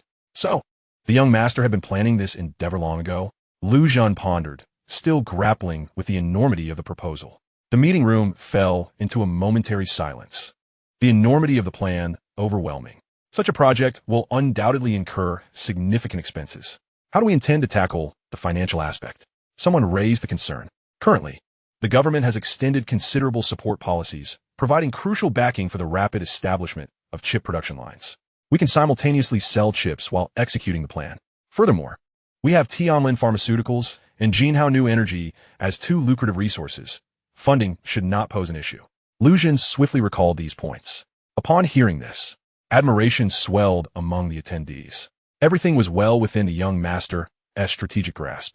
Glancing at the time, Song Ku addressed the assembly. "Ladies and gentlemen, we are about to commence the rocket launch. Please direct your attention to the large screen." On the screen, a colossal rocket stood tall on the launch pad. As the commander pressed the button, flames erupted, propelling the rocket skyward. This launch was merely a preliminary one, deploying 13 satellites. This rocket was capable of launching 70 Starlink satellites in a single mission. As the audience absorbed Song Ku's narration, they were filled with astonishment. The footage was captured via drone. As the rocket ascended, the drone began to move as well. Suddenly, the camera revealed a beach scene where bikini-clad beauties were playing volleyball. The image flashed by in an instant, yet tightened Song Ku's chest with unease. Chapter 206. Watching the game? Or watching the rocket? The fleeting image of the bikini-clad beauties was brief, yet the implications were substantial. Mach Island served as the rocket launch center, and it was unlikely that the staff would be attired in bikinis while playing volleyball. Although the image was transient, a rough estimate suggested there were at least 10 such individuals. More importantly, a fleeting figure of a man appeared in the frame. Given the scenario, it could only be Xiaoqiang and the 12 beauties. Thus, a question arises. Was the young master there to watch the rocket launch, or to observe the beautiful girls playing basketball? Lu Zhan recalled the scene from earlier, glanced at the executives in the room who were fidgeting with unease, and cleared his throat. Everyone understands the arrangements made by Chief Engineer Song, right? The crowd finally snapped back to reality, affirming their understanding. Then let us adjourn. As everyone began to disperse, Lu Zhan remained seated. Once the conference room was left with just him and Song Ku, Lu Zhan inquired, "Who filmed that video? It must be taken down immediately." Song Ku wiped the sweat from his brow. "I will investigate right away. First, let's remove it, then we can look into it." Lu Zhan was speechless. While Song Ku's technical prowess was unquestionable, his experience in handling such matters was clearly lacking. "Come, I shall accompany you," Lu Zhan said, feeling somewhat uneasy. The two quickly arrived at the Nanchaman company and swiftly retracted the video from the official website. At that moment, Lu Zhan let out a sigh of relief, ready to reprimand the individual responsible. Song Ku nodded, considering the matter settled. Yet, neither of them anticipated that this was merely a conclusion in their minds. As soon as the video was released on the Nanchaman website, an internet user had already recorded it. Not only that, but they also paused and magnified the fleeting image, eager to become an online sensation. After a thorough analysis, the user was astonished to discover that the figures captured were indeed Xiaoqiang and the 12 beauties. Although the image was somewhat blurred, many crucial details still aligned. After pondering for a moment, they decided to post the images accompanied by text on the most active microblogging site. As soon as the post was published, within just half an hour, it garnered over 10,000 views and 1,000 comments. The title of the post read, "Watching basketball or watching rockets?" Below the title, an image depicted a man gazing ahead. Not far off, several women clad in provocative bikinis were playing beach volleyball. In the distance, a rocket shot up into the sky, spewing a long tail of flames. Accompanying the image was a brief description, Nancham & Company's Mechi Island rocket launch base. This was the extent of the information presented. Yet it certainly did not denote the entirety of the details available. Internet users relished the opportunity to dig deeper based on the scanned information. Soon, someone commented, "Mechi Island rocket base is a launch site of the Nancham & Company. It must be young Master Yi and the 12 beauties in the video." Another user chimed in agreement. "The entire island has been purchased by Nancham & Company. There cannot possibly be any other tourists." A conclusion was drawn. It was indeed young Master Yi and the 12 beauties. Why did young Master Yi establish this? Is it akin to Elon Musk's aspirations of sending humanity to Mars? It appeared that even someone as wealthy as young Master Yi had ambitions. You must check this out. Nancham & Company released an animated video titled The Guanghan Palace Project. The animation is quite impressive with its rich imagination. Wait, could this be a planned mission of the Nancham & Company? Impossible. The Dragon Kingdom hasn't even conducted manned lunar landings, yet they're dreaming of establishing a base up there? Let me clarify. This is a science fiction film. Do you understand what that means? But it seems like they're genuinely pursuing it. Did you not see the big rocket today? Are you sure they are there to watch rockets, not basketball? If it were me, I would choose to watch basketball. Huh? Are you sure you mean basketball? I wonder if the ball you were referring to is the same as mine. Regardless, I would also opt for basketball. Suddenly, a phrase from Xiaoqiang University came to mind. Neither envious of the Mandarin ducks nor the immortals, I envy the young master every day. Truly, what a scoundrel. Is one not enough with Xiaoqiang around? As for me, for the sake of my cherished ideal, I choose to remain single. You should just wash up and sleep. It's not that you don't want to be a scoundrel. It's that your capabilities do not allow it. Comparing yourself to young Master Yi? Who gave you the audacity? He has wealth at his disposal and luck in abundance. He can develop photon ships, breaking through the technical blockade imposed by GMMI. With such attributes, which woman would not fall for him? Not to mention, if he ever loosened his grip, the 12 beauties could instantly transform into the 24 solar terms. Do you believe that? The fervid discussions online quickly propelled Yi Xiaoqiang back onto the trending search list. The trending topic read, "Watching basketball or watching rockets?" Yi Xiaoqiang lounged beneath a grand sunshade, donning shorts and reclining on a deck chair. In one hand, he held a bottle of herbal tea while leisurely tapping the armrest with the other. Concealed behind dark sunglasses, it was impossible to discern what he was watching. The rocket had already soared beyond the line of sight, so he was likely engrossed in the basketball game. As for which game he was watching, only he would know. Just then, his phone rang. It was a call from Chen Xiyuan. Upon answering, her voice resonated from the other end. "The National Space Administration wishes to discuss a collaboration with you." The National Space Administration? They had seen the promotional animation on the Nancham website and inquired with Song Ku regarding the Guanghan Palace project. Chen Xiyuan replied, "The rocket has launched, and having taken a short break, it's time to return. The Dragon Kingdom has been conducting lunar mapping for years. If we can collaborate with them, it could potentially streamline some steps." These were the thoughts occupying Yi Xiaoqiang's mind. Yet the precise intentions of the Space Administration and the nature of their collaboration would only become clear in their meeting. After contemplating for a moment, Yi Xiaoqiang asked, "Where shall we meet?" "In the capital," Chen Xiyuan replied, pausing for a few seconds before adding, "I'll send you the address shortly." The two concluded the call. "Are you heading back?" Year-old Big asked from the side. "Yes, I need to make a trip to the capital. Then let the ladies return. We will accompany you." Year-old Big suggested, glancing at the women. "No need. I'll fly directly to the capital airport. No one dares to act recklessly there. You all should return to Modu. Once I handle my affairs here, I will take a flight back." Yi Xiaoqiang outlined his plan to alleviate Year-old Big and the others' concerns. In that case, travel safely, they bid farewell. Yi Xiaoqiang departed, boarding a Gulfstream G650 bound for the capital. After disembarking, he was about to follow the address he received when he lifted his gaze and spotted Chen Xiyuan waiting for him at the airport. Chapter 207. A great responsibility bestowed upon him. The plane landed at a private airport on the outskirts of the capital. As Yi Xiaoqiang exited the aircraft, he saw Chen Xiyuan leaning against the car door, waiting for him. She wore a white round-neck knitted top paired with light-colored wide-legged crop pants. Sunglasses nestled in her hair like a hairpin. her slightly wavy long hair cascading over her right shoulder. She tilted her head slightly, regarding Xiaoqiang with a look of curiosity. Didn't you say you and T kind of pick me up? Xiaoqiang approached, catching a whiff of the perfume lingering in the air. You are now a significant figure in the Dragon Kingdom. I fear for your safety and the potential losses to the nation, Chen Shiyuan replied, turning to enter the driver's seat. Xiaoqiang shrugged and slid into the passenger seat. So you're here to be my bodyguard? Casting a glance at her, he teased. Is it the kind that requires close proximity? Chen Shiyuan shot him a glare. Having them as bodyguards is inherently unreliable. Xiaoqiang understood her point. In her eyes, you're old big and the others were merely university students, lacking any professional training. Indeed, I too believe they are inadequate. Perhaps you should be the one to protect me in the future, Xiaoqiang responded in agreement. I am discussing serious matters with you. Where did you learn your combat skills? Xiaoqiang asked, genuinely intrigued. I learned it in the military. Unfortunately, women are inherently weaker than men. Otherwise, you will be quite formidable, Xiaoqiang lamented. That is more than enough to handle someone like you, a pampered young master. Xiaoqiang tilted his head. You seem to have a rather narrow view of people. That may not necessarily be the case. I haven't trained at all. Chen Shiyuan cast a sidelong glance at him, perceiving his evident dissatisfaction. When time permits, I shall give you an opportunity to learn your place. Do not let tears cloud your face then. Tears. That is a sentiment reserved for women, he scoffed. Oomph. Chen Shiyuan snorted derisively. Let us not wait for another occasion. We shall practice tonight. Xiaoqiang retorted defiantly. Very well. We'll see how it goes after you meet with the representatives from the Aerospace Bureau this afternoon. I would want you to appear with bruises on your face. Both were obstinate, bickering all the way until they arrived. Chen Shiyuan brought the car to a halt. Xiaoqiang glanced at the sign reading National Aerospace Bureau, still puzzled as to why they had summoned him. May I ask who you're looking for? The security guard inquired. Greetings. Director Xiaoqiang sent us. Chen Shiyuan replied courteously. Please hold on a moment. The guard responded politely before making a phone call. Hello. You may enter.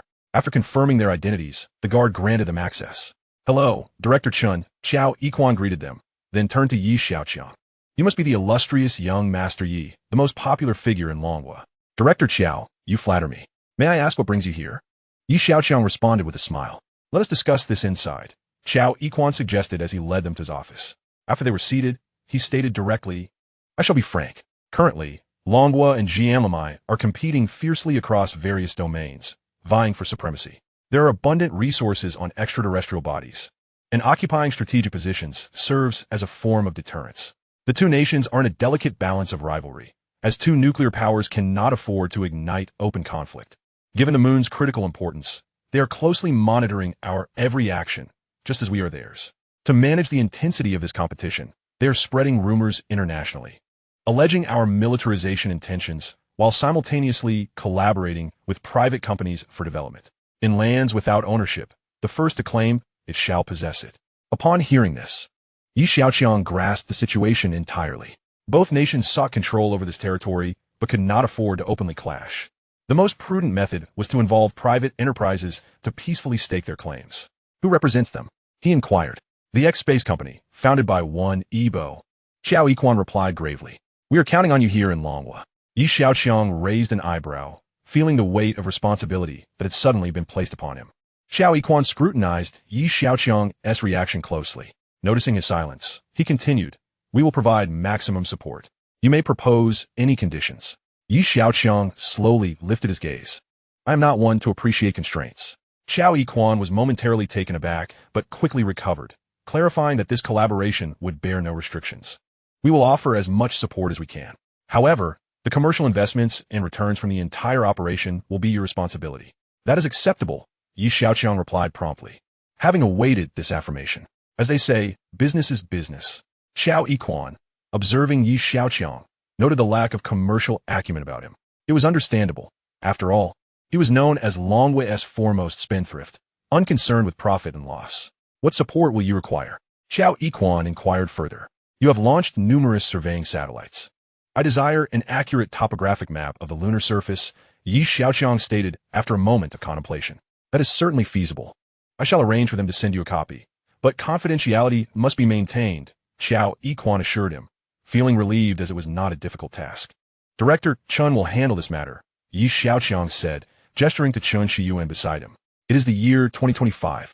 and we aim to achieve manned lunar landing within 5 years. If I may ask, when does your company plan to realize the Guanghan Palace project? Xiaoqiang had reached out to Xiaoqiang precisely because of this ambitious plan. Both Jianlamai and Longhua were fervently preparing for lunar expeditions, and the timeline was a primary concern for the higher-ups, ensuring they were not outpaced by their rival. What have they stated? Xiaoqiang did not answer directly, instead inquiring about his opponent's plans. They have also claimed they will return to the moon within 5 years and establish a permanent settlement within 10. Xiaoqiang responded. Xiaoqiang chuckled lightly. 10 years? That is far too long. I shall endeavor to establish ours within 5. What did you say? A base within 5 years? Xiaoqiang stared at Xiaoqiang, incredulous. Are you jesting with me? To be frank, even 5 years seems long. Xiaoqiang tilted his head back, his gaze seemingly penetrating the ceiling to the starry expanse beyond. After a moment of stunned silence, Xiaoqiang finally said, if you can indeed achieve this within 5 years, feel free to ask for anything you desire. While he did not believe in the feasibility of establishing a base on the moon within 5 years, an inexplicable excitement stirred within him. Regardless, there was no loss to the National Aerospace Bureau in this endeavor. Very well. I'll look forward to your good news, he concluded. After discussing the collaboration, the two departed from the Aerospace Bureau. In the car, Chen Shiyuan grasped the steering wheel and remarked, you certainly boasted rather grandly today. Did you not? Let us set aside business for a moment and discuss our matters. Our matters? What matters do we have? Chen Shiyuan turned her head to query. Let's see who cries first tonight, he retorted. Chapter 208, Prelude to Battle. Chen Shiyuan was momentarily taken aback, then quickly realized the enormity of his claim regarding establishing a base within 5 years, coupled with the prospect of training together tonight. Are you certain? She asked, feeling the urge to teach this frivolous young man a lesson about the harsh realities of life. For several days, she had felt a strong impulse to teach him a lesson. This arrogant man had somehow procured her measurements, yet he still refused to speak the truth. Moreover, he had slandered her, accusing her of drugging his drink. The most infuriating revelation was that he had discovered her secret regarding her boyfriend. Now, he not only disregarded her warnings, but also dared to provoke her, a skilled fighter. Of course, I am certain, Xiaoqiang replied with an air of ignorance. Very well. Then, you have said it. Xiaoqiang turned with surprise, having just heard the sound of her teeth clashing when she spoke. Did she truly desire to strike him? He mused. Let's first grab a bite to eat. His stomach protested at that moment. They found a small restaurant by the roadside and had a simple meal. During their dining, Xiaoqiang, through his Tianmo glasses, noticed Su Lingyin was connecting with Iwasaki Ayaka. As a surrogate, Iwasaki Ayaka had been operating in automatic mode, remaining taciturn under this setting. Each time Sanzuro encountered her, they exchanged only a few words before he departed. The reason was simple. Iwasaki Ayaka hardly acknowledged him. After several visits, Sanzuro had ceased to return. He was indifferent to Iwasaki Ayaka's feelings, as long as she did not stray from her designated path. Once he married Sanjin-suk, his obligations would be fulfilled.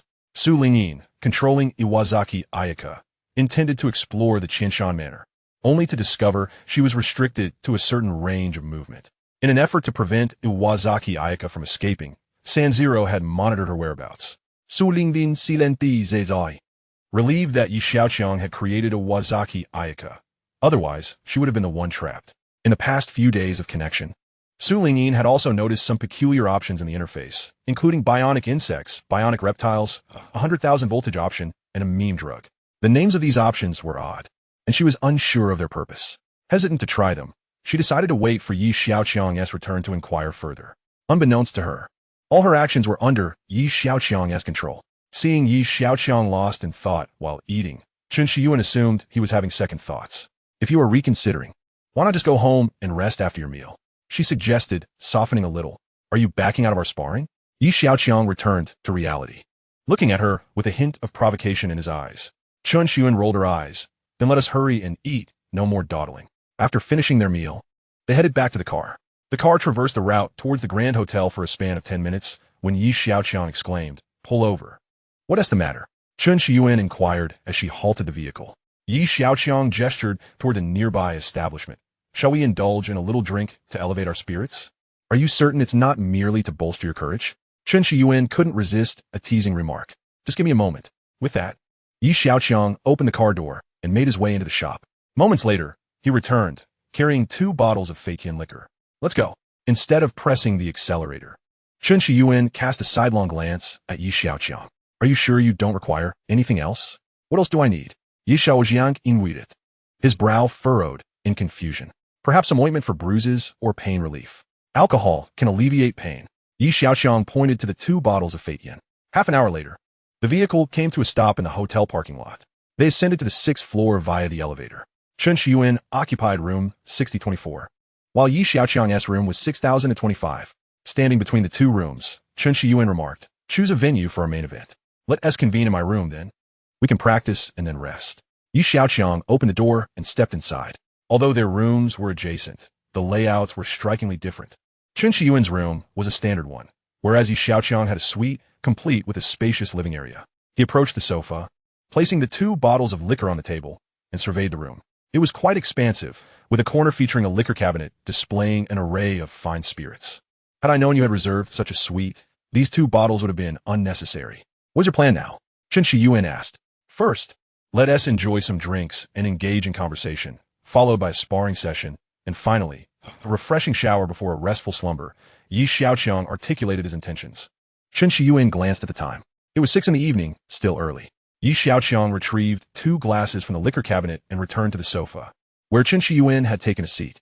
Pouring the liquor, he clinked glasses with her, stating, "Your combat skills and experience are commendable, but alas, you fall short in strength." This marked the 2nd time he had mentioned this since their meeting. Chen Shiyuan tilted her head back and drained her glass, acknowledging the inherent differences between men and women. What if I could change that? Xiaoqiang refilled their glasses. Chen Shiyuan paused in contemplation. Could it be that he had concocted some sort of potion? However, upon reading the news, she realized Tianlin Pharmaceuticals merely produced some anti-cancer medications. Though their research speed was impressive, the notion of a potion that could enhance physical attributes was entirely unheard of. Are you afraid of losing, thus deliberately stalling for time? Chen Shiyuan snapped back to reality, nearly falling for his ploy. Rest assured, the process will be swift. It won't hinder your sleep, she declared, already rising from her seat. She beckoned to Xiaoqiang from the center of the living room. Women indeed have their days of yearning for men, their moments of disdain, and occasionally, their desires to dominate them. A prompt appeared on the Tianmiao glasses. Xiaoqiang simulkit. One should fear indifference from a woman far more than her emotions. He rose from the sofa, approaching Chen Shiyuan. Please, enlighten me, Teacher Chen. No sooner had Xiaoqiang spoken than Chen Shiyuan launched an attack. Utilizing her superhuman reflexes and speed, along with the predictions offered by the Tianmiao glasses, Xiaoqiang evaded her strikes like a slippery eel, narrowly escaping her fists and feet. Chen Shiyuan was taken aback. I never anticipated you'd be so elusive. You see, I'm akin to an eel, he quipped. Chen Xin, unfazed by his banter, pressed on with her assault. A remarkable long leg shot upwards towards her head, swiftly descending towards Xiaoqiang. To her astonishment, he did not evade, but instead approached her.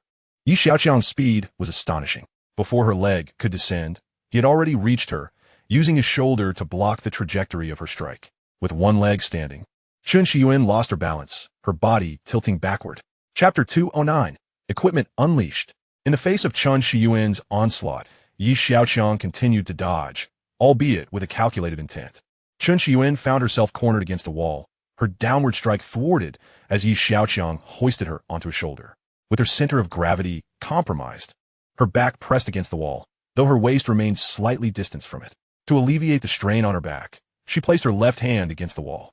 Xiaoqiang held her remarkably long leg, pinning her against the wall, rendering her motionless. The position caused Chen Shiyuan's cheeks to flush crimson. In contrast, Xiaoqiang wore a grin, his expression brimming with exhilaration. At that moment, Chen Shiyuan realized her oversight. What perplexed her was Xiaoqiang's astonishing speed and precise predictions. How could this pampered scion, lacking professional training, achieve such feats? With her back against the wall, she exerted all her strength to push him away, yet he remained immovable. His face loomed larger in her vision as he playfully leaned in closer. Chen Shiyuan withdrew her left hand from the wall, finding it increasingly difficult to maintain her stance. She swung her right hand at Xiaoqiang, only to have him seize her wrist, lifting it above her head and pressing it against the wall behind her. Surrender. Teacher Chen, he said, his nose almost brushing against her face. Chen Shiyuan's breathing grew increasingly erratic. Let me go. That is not an option. If I release you, you will only retaliate. Xiaoqiang shook his head, showing no intention of freeing her. They remained in this intimate posture. After their preceding bout of vigorous activity, The effects of the alcohol began to set in. At this juncture, had Chen Shiyuan chosen to plead for mercy, Xiaoqiang would have relented. However, her pride would not allow her to concede. She felt that had she not been so careless, she wouldn't have found herself in such a predicament. Submit? Absolutely not. Chen Xian turned her head away, biting her stubborn red lip, her chest rising and falling with evident agitation. This scene stirred something within Xiaoqiang. He leaned in and kissed her defiant lips. After a prolonged moment, their lips parted. Chen Shiyuan's breaths quickened, and she struggled for air. Her face flushed with a mix of embarrassment and anger. Her wide, beautiful eyes gazed at him in shock. I'm 9 years older than him. How can this be happening? She thought. Let me go. The same 3 words, though her tone softened considerably. Xiaoqiang ignored her, kissing her deeply once more. After another interval, their lips separated again.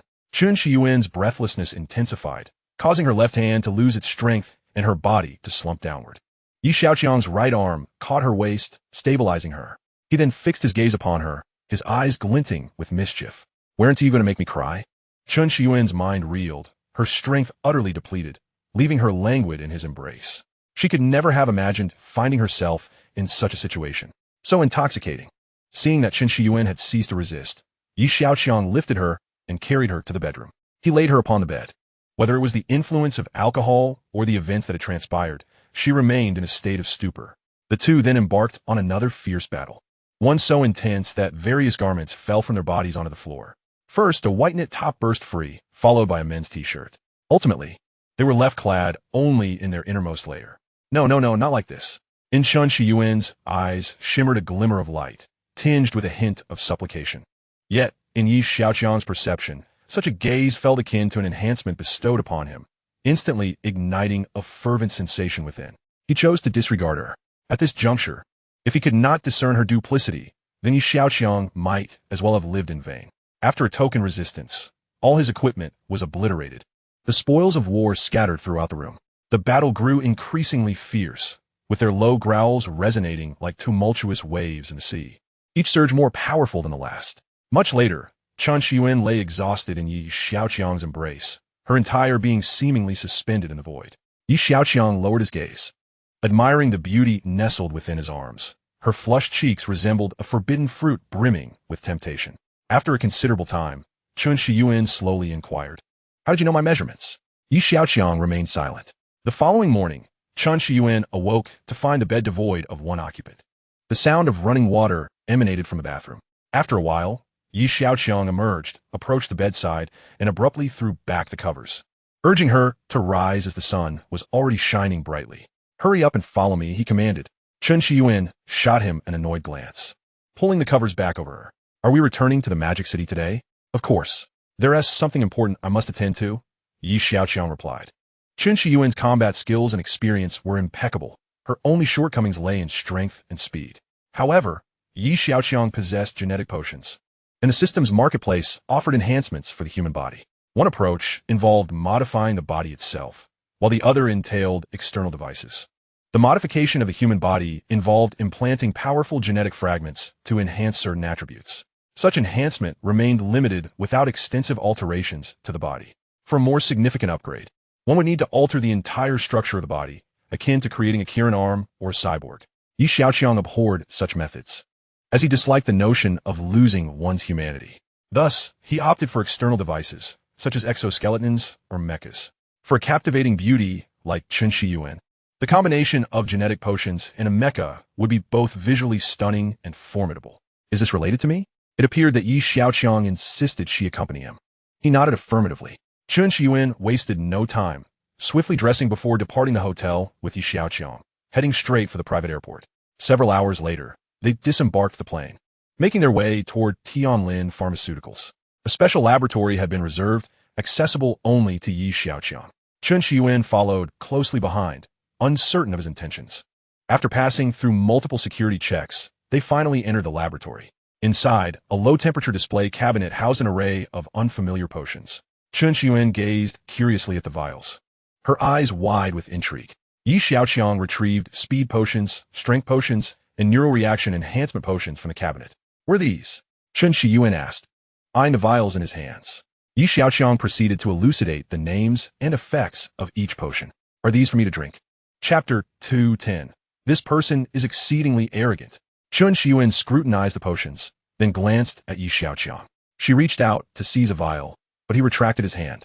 Aren't you going to ask if they have any side effects? Xiaoqiang fixed his gaze upon her. Chun Shiyuan was momentarily taken aback. Just moments ago, when he suggested she drink, she hadn't considered the implications. It felt peculiar. Tilting her head, she reasoned, since you're telling me to drink, there shouldn't be any issues. Xiaoqiang handed her a vial, cautioning, once you drink it, you'll experience a burning sensation throughout your body. But don't be alarmed. It will pass swiftly. Chun Shiyuan nodded and accepted a strength enhancement potion, uncapping it and tilting her head back to consume it. Moments later, as Xiaoqiang had predicted, a wave of warmth surged through her limbs. Though somewhat uncomfortable, it was bearable. Once the heat subsided, she felt no further discomfort, instead experiencing an invigorating sense of strength.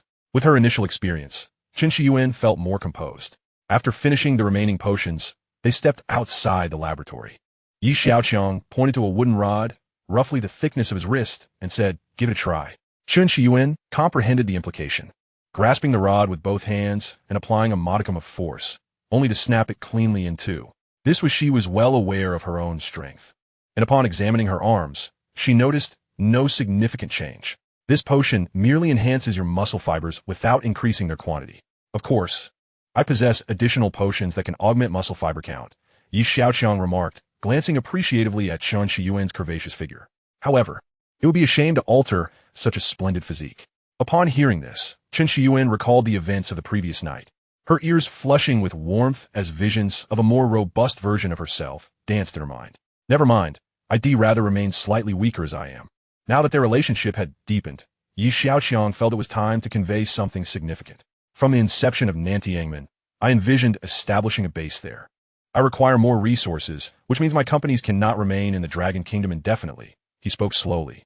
Chun Shiyuan listened intently, realizing her previous ignorance. The spendthrift persona was merely a facade. Reflecting on the complexities Xiaoqiang had navigated, she understood that taking over a powerful conglomerate was no small feat. He had to safeguard his very life.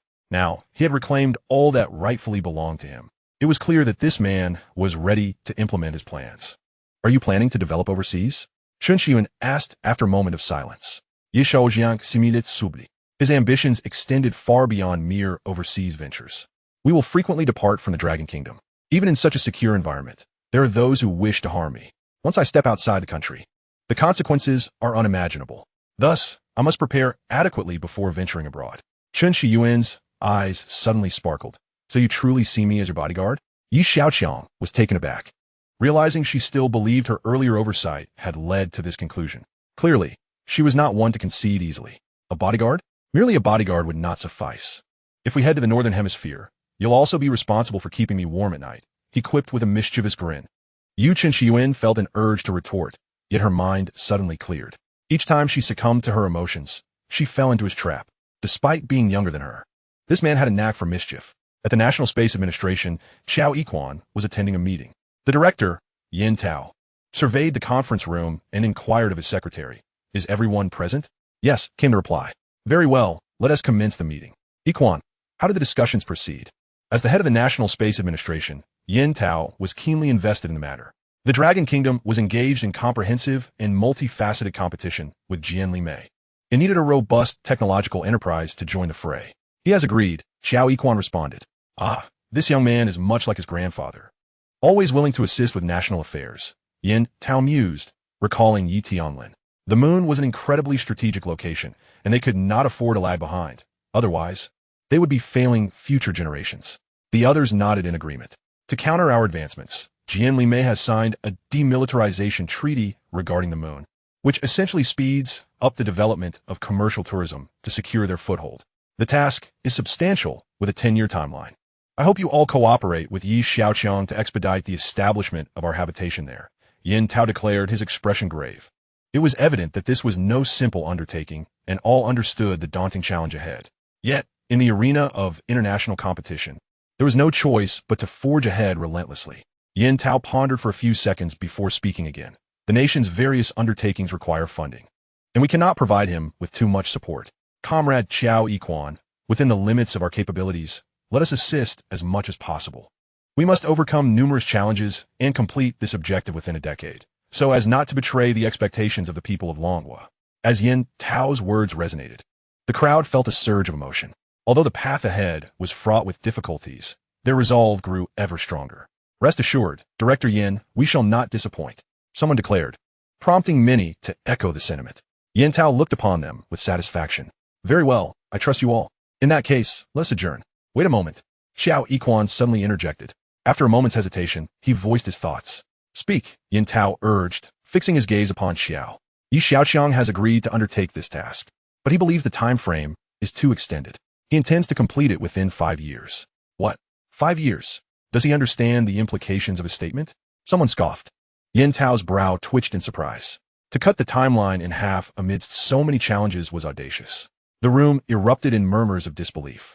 This young man is far too arrogant. This is science, not a mere tale, someone remarked. Indeed, the timeline for equipment development, testing, and eventual deployment cannot be overlooked, regardless of financial considerations. What would a privileged heir know about aerospace technology? Perhaps we should invite Song Ke from his company to discuss this, another suggested. Exactly. Director Xiao, wasn't Song Ke absent during your discussions? The name of Song Ke was well known among the Aerospace Bureau personnel. Had he not personally declined, he would have long been a colleague among them. I recall the policy was for them to be self-sustaining. Even if his research doesn't take long, can he truly amass that much funding at once? The International Space Station of Jian Li may cost 100 billion, and our own space station exceeded 57 billion. A rough estimation suggests that for this mission, he would need to prepare at least 100 billion. While I do not deny the theoretical possibility of securing such funds, managing such a colossal sum poses a significant challenge. Most critically, even if he secures it, when will the investment yield returns? Such a venture could severely disrupt the company's cash flow. I find it hard to believe there are no dissenters to such a reckless undertaking. The crowd continued to murmur, most agreeing that Xiaoqiang was exhibiting excessive hubris. Chapter 211. This man seems a bit overconfident in mid-July during the sweltering summer heat. Temperatures soared to 45 degrees in many regions of Longhua. News of Blue Star's continuous warming sparked widespread debate across major media outlets. On one hand, many advocated for environmental protection. On the other, numerous individuals recalled the prospect of interstellar migration. Against this backdrop, a sensational announcement emerged. Nanshim & Company had signed a strategic partnership with the National Space Administration of Longhua. This news prompted a flurry of speculation. Just a month after the breakthrough of the photon chip by Xia Group, Nanshim & Company had secured an agreement with the national team. While the specific details of the agreement remained undisclosed, the collaboration with the national team was undoubtedly significant. More importantly, both companies were owned by Xiaoqiang. Such speculation did not linger long. The day following the official announcement from the National Space Administration, Nanshim & Company's website released a statement with the headline, "In 5 years, we shall rendezvous on the moon for a summer retreat." Beneath the headline lay a promotional sci-fi animated video. This announcement ignited a national conversation. Netizen 1, wait, what does this mean? Is it a big deal with so few words? Netizen 2, does this imply we can land on the moon in 5 years? Netizen 3, I think the previous commenters misunderstood. With this title and the promotional video, it seems more than just a simple lunar landing. It suggests long-term habitation on the moon. Netizen 4, don't be too surprised. This animated promotion has existed for some time. It's merely a ploy to attract attention. Netizen 5, right? Didn't that Elon from across the ocean also make claims about lunar landings? I recall last, may he mentioned something about landing on Mars in 7 or 8 years. Netizen 6, how many of these big bosses don't exaggerate for publicity? Just take it with a grain of salt. Netizen 7, indeed, they are not short on funds and often emerge to assert their presence. Netizen 8, I'd be satisfied if someone landed on the moon within 10 years. After all, Longhua hasn't been there yet. Netizen 9, it's better to be realistic.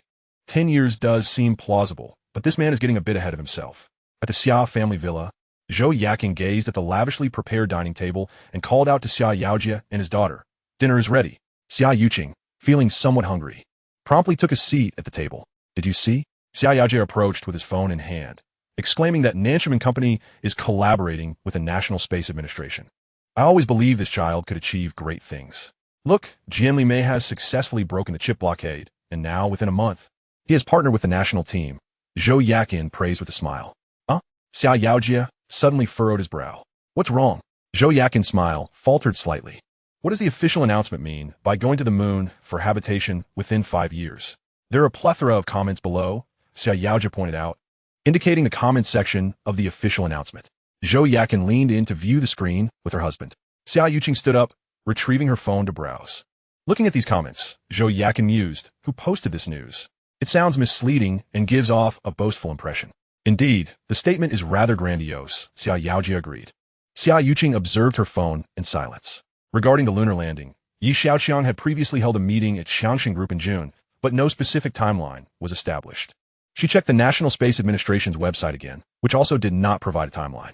The broader public expressed excitement over the lunar landing news, but criticized the audacity of the 5-year claim. The news quickly reached the National Space Administration. What on earth is Xiaoqiang thinking? After our official announcement of the partnership, he boasts about a 5-year timeline. We didn't even mention a decade, one staff member remarked. Could this jeopardize our reputation? I'll report this to Director Qiao immediately and urge them to retract the announcement, another suggested. Yes, let us go together. With that, they made their way toward Director Qiao's office. Yin Tao was already seated in Xiaoqiang's office. Did he really say that? Yin Tao asked. Incredulity etched on his face. Xiaoqiang was about to respond when he heard footsteps at the door and saw several individuals appear. Please have a seat. Xiaoqiang said to them before turning solemnly to Yin Tao. Yes, he assured me of this. Yin Tao glanced at the newcomers. You are here regarding the Nanshaman website announcement, aren't you? The group nodded silently. All right, you may all return. This matter has been confirmed with Director Qiao. Their website states 5 years. There is no mistake. But how could 5 years be feasible? Might this lead others to believe we made this claim? One person expressed concern. Yin Tao hesitated, remaining silent for a moment, before addressing Xiaoqiang. What if we add a clarifying statement beneath our announcement? Xiaoqiang looked taken aback. What statement? More than 10 years, striving for 5. Yes, that sounds good. I'll relay this immediately. Xiaoqiang's eyes brightened. The National Space Administration's website quickly updated with a new announcement. The 8-character statement stood out prominently. Upon its release, the internet erupted once more, with many netizens commenting that this was the national team diligently clarifying the truth. The 5-year timeline is not merely a statement from external sources. It originates from the Southgate company itself. This has left many in a state of confusion. Why would Southgate impose such a deadline upon themselves? The news of this significant development from the Dragon Nation swiftly reached the halls of Jinli Mei. A group of congressmen, upon receiving the information, fell into a prolonged silence. The veracity of the Dragon National Space Agency's announcements is unquestionable. Yet their partner has audaciously set a 5-year time frame. Are they attempting to monopolize the moon? Such urgency. What is your perspective on this matter, Congressman Charles? The Dragon National Space Agency would not disseminate false information. But what precisely is this Southgate company? Replied Charles. Southgate is a private aerospace firm from the Dragon Nation, presumably benchmarking against our X-Space Corporation. This company, along with the formidable conglomerate behind the development of photon chips, is helmed by Xiaoqiang. It's him again. This individual as company has been experiencing rapid growth of late. We must remain vigilant. I beg to differ. While I might concede that the Dragon Nation possesses the capability for manned lunar landings within 5 years, establishing a permanent settlement is an impossibility. Even we are incapable of achieving that. How could they? This Southgate company has been in existence for less than 2 years and is still in the phase of recouping initial investments. In terms of both capital and experience, accomplishing such a feat within 5 years is utterly implausible. Does he believe that merely possessing a few companies grants him the right to be overly ambitious? Chapter 212, Super Artificial Intelligence. Southgate Company. Xiaoqiang's office. Song Ku placed the lunar landing plan before Xiaoqiang. Xiaoqiang contemplated the document for an extensive period. The system possesses a plethora of technologies available for exchange. However, devising a plan to utilize these technologies to achieve the goal of establishing a lunar base is imperative. Song Ku and the engineers at Southgate have invested considerable time into this endeavor. Recently, Song Ku and his team have also collaborated with colleagues from the National Space Agency to discuss the plan. The first step is to establish the Blue Star Space Station, which will facilitate the creation of a lunar orbital station.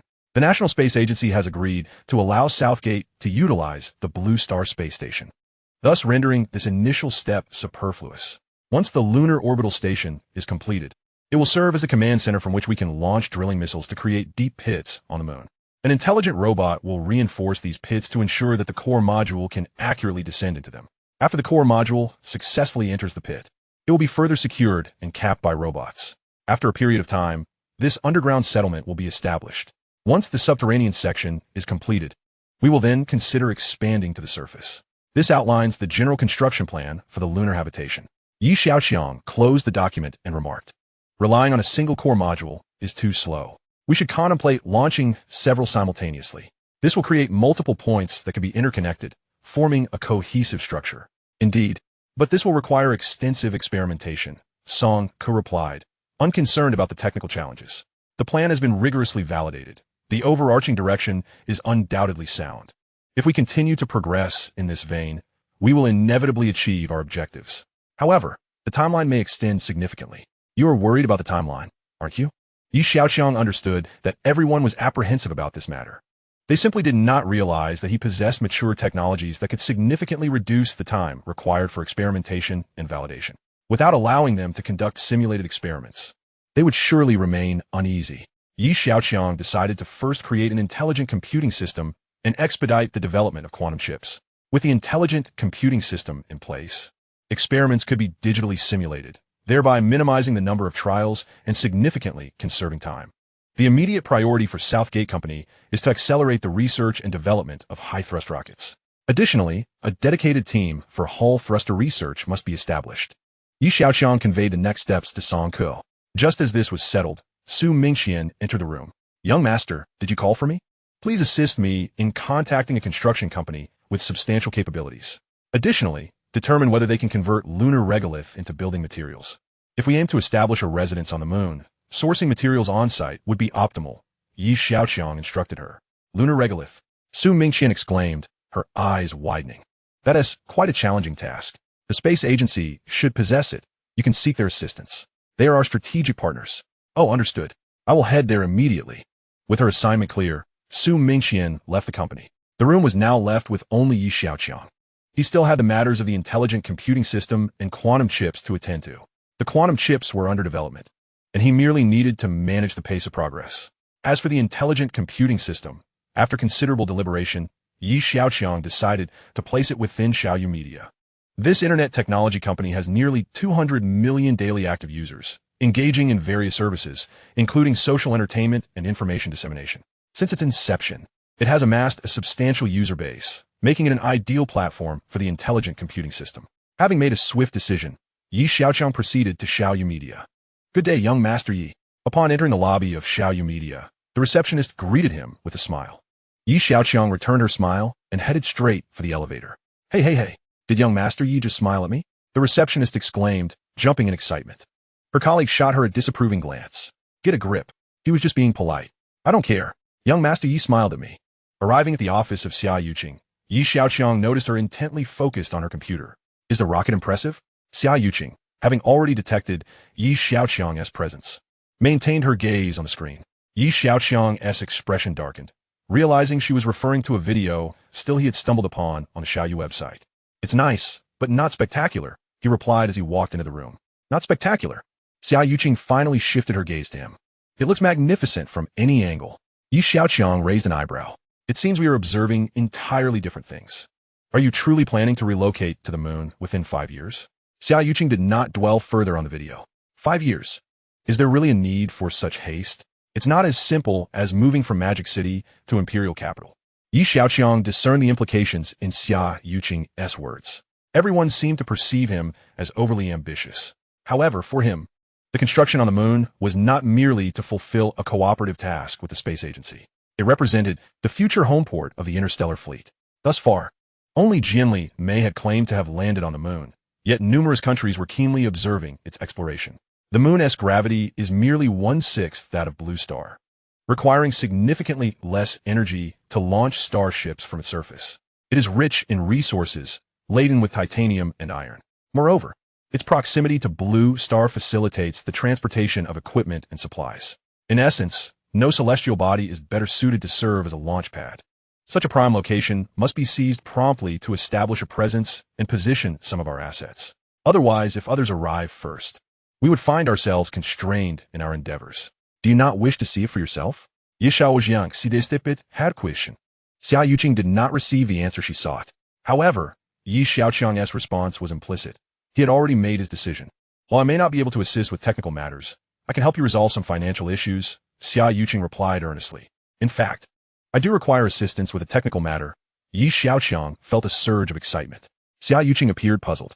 The Xiaoyu website currently boasts nearly 200 million daily active users, and I wish to utilize it as a platform for the intelligent computing system, Xiaoqiang stated. Xiaoqiang pondered for a moment. I've already instructed my team to develop artificial intelligence. Will that impact anything? Artificial intelligence has become the mainstream focus of competition among the major internet companies on Blue Star. Xiaoqiang had taken note of this trend and began assembling a team for preliminary research even before Xiaoyu Media was established. Once the company was founded, she brought the team along and further expanded the research group. Xiaoqiang was well aware of these developments. In his view, these matters are merely fundamental. However, I intend to further optimize upon this foundation. After a brief contemplation, Xiaoqiang reorganized his thoughts and stated, the computational power of traditional electronic chips is still limited, and I plan to significantly enhance its capabilities. To be more precise, I am referring to super artificial intelligence. Chapter 213, Young Master Yi desires music. Among the three types of chips, quantum chips possess the fastest computational ability. Nevertheless, quantum chips necessitate a specialized system for compatibility. Given the current pressing demand for substantial computational power, they cannot alleviate the immediate crisis. In contrast, photon chips merely require signal conversion, allowing for a seamless integration into existing systems. The enhancement of intelligent supercomputing capabilities relies not only on architectural design, but also on the extensive stacking of chips. The heat generated by electronic products poses a considerable challenge for the industry. Photon chips, however, circumvent this issue, producing significantly less heat compared to their electronic counterparts. At present, we already possess photon chips. By recruiting additional engineering talent in this domain for architectural design, we can achieve groundbreaking advancements in artificial intelligence. After pondering for a moment, Xiaoqiang comprehended Xiaoqiang's intentions. This matter requires urgent attention. I plan to utilize it for experimental data simulation to reduce the lunar landing cycle. I will have someone take care of it immediately. After a few seconds of contemplation, Xiaoqiang agreed. 5 years is indeed a tight time frame, but she relishes such challenging endeavors. Meanwhile, in the office of the chairman of the Xiaoqiang Group, Yi Tianlin was engaged in conversation with Lu Zhen. The office was occupied solely by the two of them. Little Lu, what are your thoughts on the Guanghan Palace project? Yi Tianlin casually inquired, as if making small talk. Chao Buiyuan is a capable individual, yet he harbors considerable ambition. Yi Tianlin remains perplexed as to why Chao Buiyuan suddenly changed his demeanor and willingly relinquished a significant position within the group. However, these concerns are trivial. What matters is the overwhelming support from the company for Xiaoqiang. Lu Zhen, having been personally promoted by Xiaoqiang, must possess some unique qualities. Listening to Yi Tianlin's words, Lu Zhen's mind raced. Although 5 years may seem hasty, the young master has always been adept at creating miracles. Lu Zhen offered a flurry of flattery, yet mere flattery would not suffice to impress Yi Tianlin. As expected, Yi Tianlin merely raised an eyebrow in amusement. This is a money-burning plan, but it also presents numerous business opportunities akin to the Star Wars initiative originally proposed by Jian Mei. As the young master's assistant, we should seek out commercial prospects within it. I firmly believe that, provided we manage the flow of funds effectively, Xiaoqiang will undoubtedly ascend to the forefront of the global elite. Lu Zhen succinctly articulated his thoughts. Upon hearing this, Yi Tianlin displayed a look of satisfaction. Not everyone possesses your clarity of vision. A large company will invariably encounter various doubts. You must address the psychological concerns of the staff and unite in the direction designated by Xiaoqiang. Lu Zhen's response eased Yi Tianlin's mind. The 5-year plan may appear audacious, but once successful, Xiaoqiang Group is bound to soar to new heights. After years of development, Xiaoqiang Group has emerged as the leader in the technology sector within the Dragon Nation, a feat that has garnered admiration from numerous business figures. Nonetheless, Yi Tianlin remains discontented. His original intention was to elevate Xiaoqiang Group to become one of the world's foremost technology companies. Alas, time is a relentless force, aging him with each passing moment. Subsequently, Yi Tianlin placed his hopes on his son, Yi Mingyan, only to be met with the unforeseen tragedy of a car accident. Witnessing all hope extinguished, he was unexpectedly reunited with his long-lost grandson. At that moment, he harbored little expectation, merely wishing for Yi Xiaoqiang to live a carefree life. Now, however, all hope has been rekindled. Though Yi Xiaoqiang may appear reckless, his actions have paradoxically led to the family's prosperity. Yi Tianlin even speculated that if Yi Xiaoqiang continued down this path of extravagance, Xiangxing would inevitably become the foremost entity in Blue Star. If that is the case, then let him proceed as he wishes. Yi Tianlin is curious to see what heights his grandson can reach. His current objective is to assist him in generating wealth. A strong intuition informs him that as long as Yi Xiaoqiang has money to spend, the Yi family's enterprises will continue to thrive. Yi Tianlin Sikit, reflecting on how all that is unfolding has diverged from his original vision. Fortunately, his health has been improving day by day. Instead of succumbing to fatigue and illness, he feels increasingly invigorated. This is fortuitous, as it allows him to contribute for several more years. With this thought, Yi Tianlin's spirits lifted even further. He continued to handle company affairs until the evening. Rising from his seat, he boarded the Golden Little Angel, heading home. Yi Xiaoqiang arrived home an hour earlier than Yi Tianlin. By the time Yi Tianlin returned, Yi Xiaoqiang had already finished dinner and retreated to his bedroom. Su Lingyin felt a sense of inexplicable reassurance upon seeing her roommate return. Their relationship was rather peculiar. They lived together, yet maintained a respectful distance. Young Master Yi has returned, Su Lingyin greeted as she spotted Yi Xiaoqiang. Upon entering his room, Yi Xiaoqiang's mind was still preoccupied with lunar landing matters. This was a significant undertaking, and nothing could be overlooked. Noticing Yi Xiaoqiang's distraction, Su Lingyin found no suitable moment to interject. She merely lingered nearby, showing no intention of resting. Yi Xiaoqiang sensed her unusual behavior and inquired, "Do you wish to discuss something with me?" Su Lingyin hesitated, stammering before finally saying, I want Lin Weiwei to know I'm here. She must be feeling quite upset these days." Yi Xiaoqiang raised an eyebrow. "Let me think for a moment." Meanwhile, at the Lin residence, Lin Weiwei sat alone on the windowsill of her chamber, gazing blankly outside. "Weiwei, are you asleep?" came the voice of her father, Lin Ziyuan. From outside. "Not yet. Please come in," Lin Weiwei replied. As Lin Zon entered the room, he immediately noticed his daughter's melancholic demeanor, stirring feelings of sadness within him. "It's all my fault for being inept," Lin Ziyuan lamented. "Father, why do you say that?" Lin Weiwei replied, striving to appear more cheerful. "You are aware of the situation with your cousin's family, correct?" Lin Ziyuan asked. Lin Weiwei nodded. "His days of glory are now a thing of the past. Rumor has it in the Magic City that he has fallen from grace due to offending the Yi family." Lin Zon regarded his daughter with concern, saying, "I only hope the Yi family does not involve us in this matter. They are now stronger than ever." At that moment, Lin Weiwei's phone rang. Seeing her daughter's serious expression, Lin Ziyuan inquired, "Who is calling at this hour?" "Yi Xiaoqiang," Lin Weiwei disclosed without hesitation. "You and he." Lin Ziyuan began to ask, but Lin Weiwei gestured for silence as she answered the call. "Young Master Yi, what brings you to call me at such a late hour?" Lin Weiwei asked. "I suddenly wish to hear you play a piece," came Yi Xiaoqiang's voice from the other end, devoid of jest. "But at this hour, you wish to hear music? Very well. I shall come over." Lin Weiwei hesitated for a few seconds before responding. Lin Ziyuan stood stunned. "Are you actually going now?" "Rest assured, I will return promptly," Lin Weiwei assured him. Chapter 214, Unexpected Windfall. Lin Ziyuan was taken aback. His worst fears had indeed materialized. As Lin Weiwei pondered why Yi Xiaoqiang had summoned her to play the piano at this hour, she caught sight of her father's worried expression. "Father, please do not worry.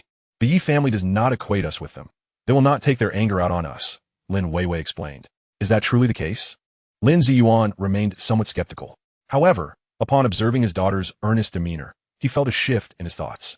"Then do your best to play. If it gets too late, do not return," Lin Ziyuan instructed before departing. "Father, what do you mean by that?" Yi Tianlin arrived home over an hour later than Yi Xiaoqiang. After having dinner, he retreated to his study to immerse himself in reading. The old man had developed a habit over the years of reading before sleep. Yi Tianlin primarily delved into autobiographies of notable figures and current affairs in politics and economics.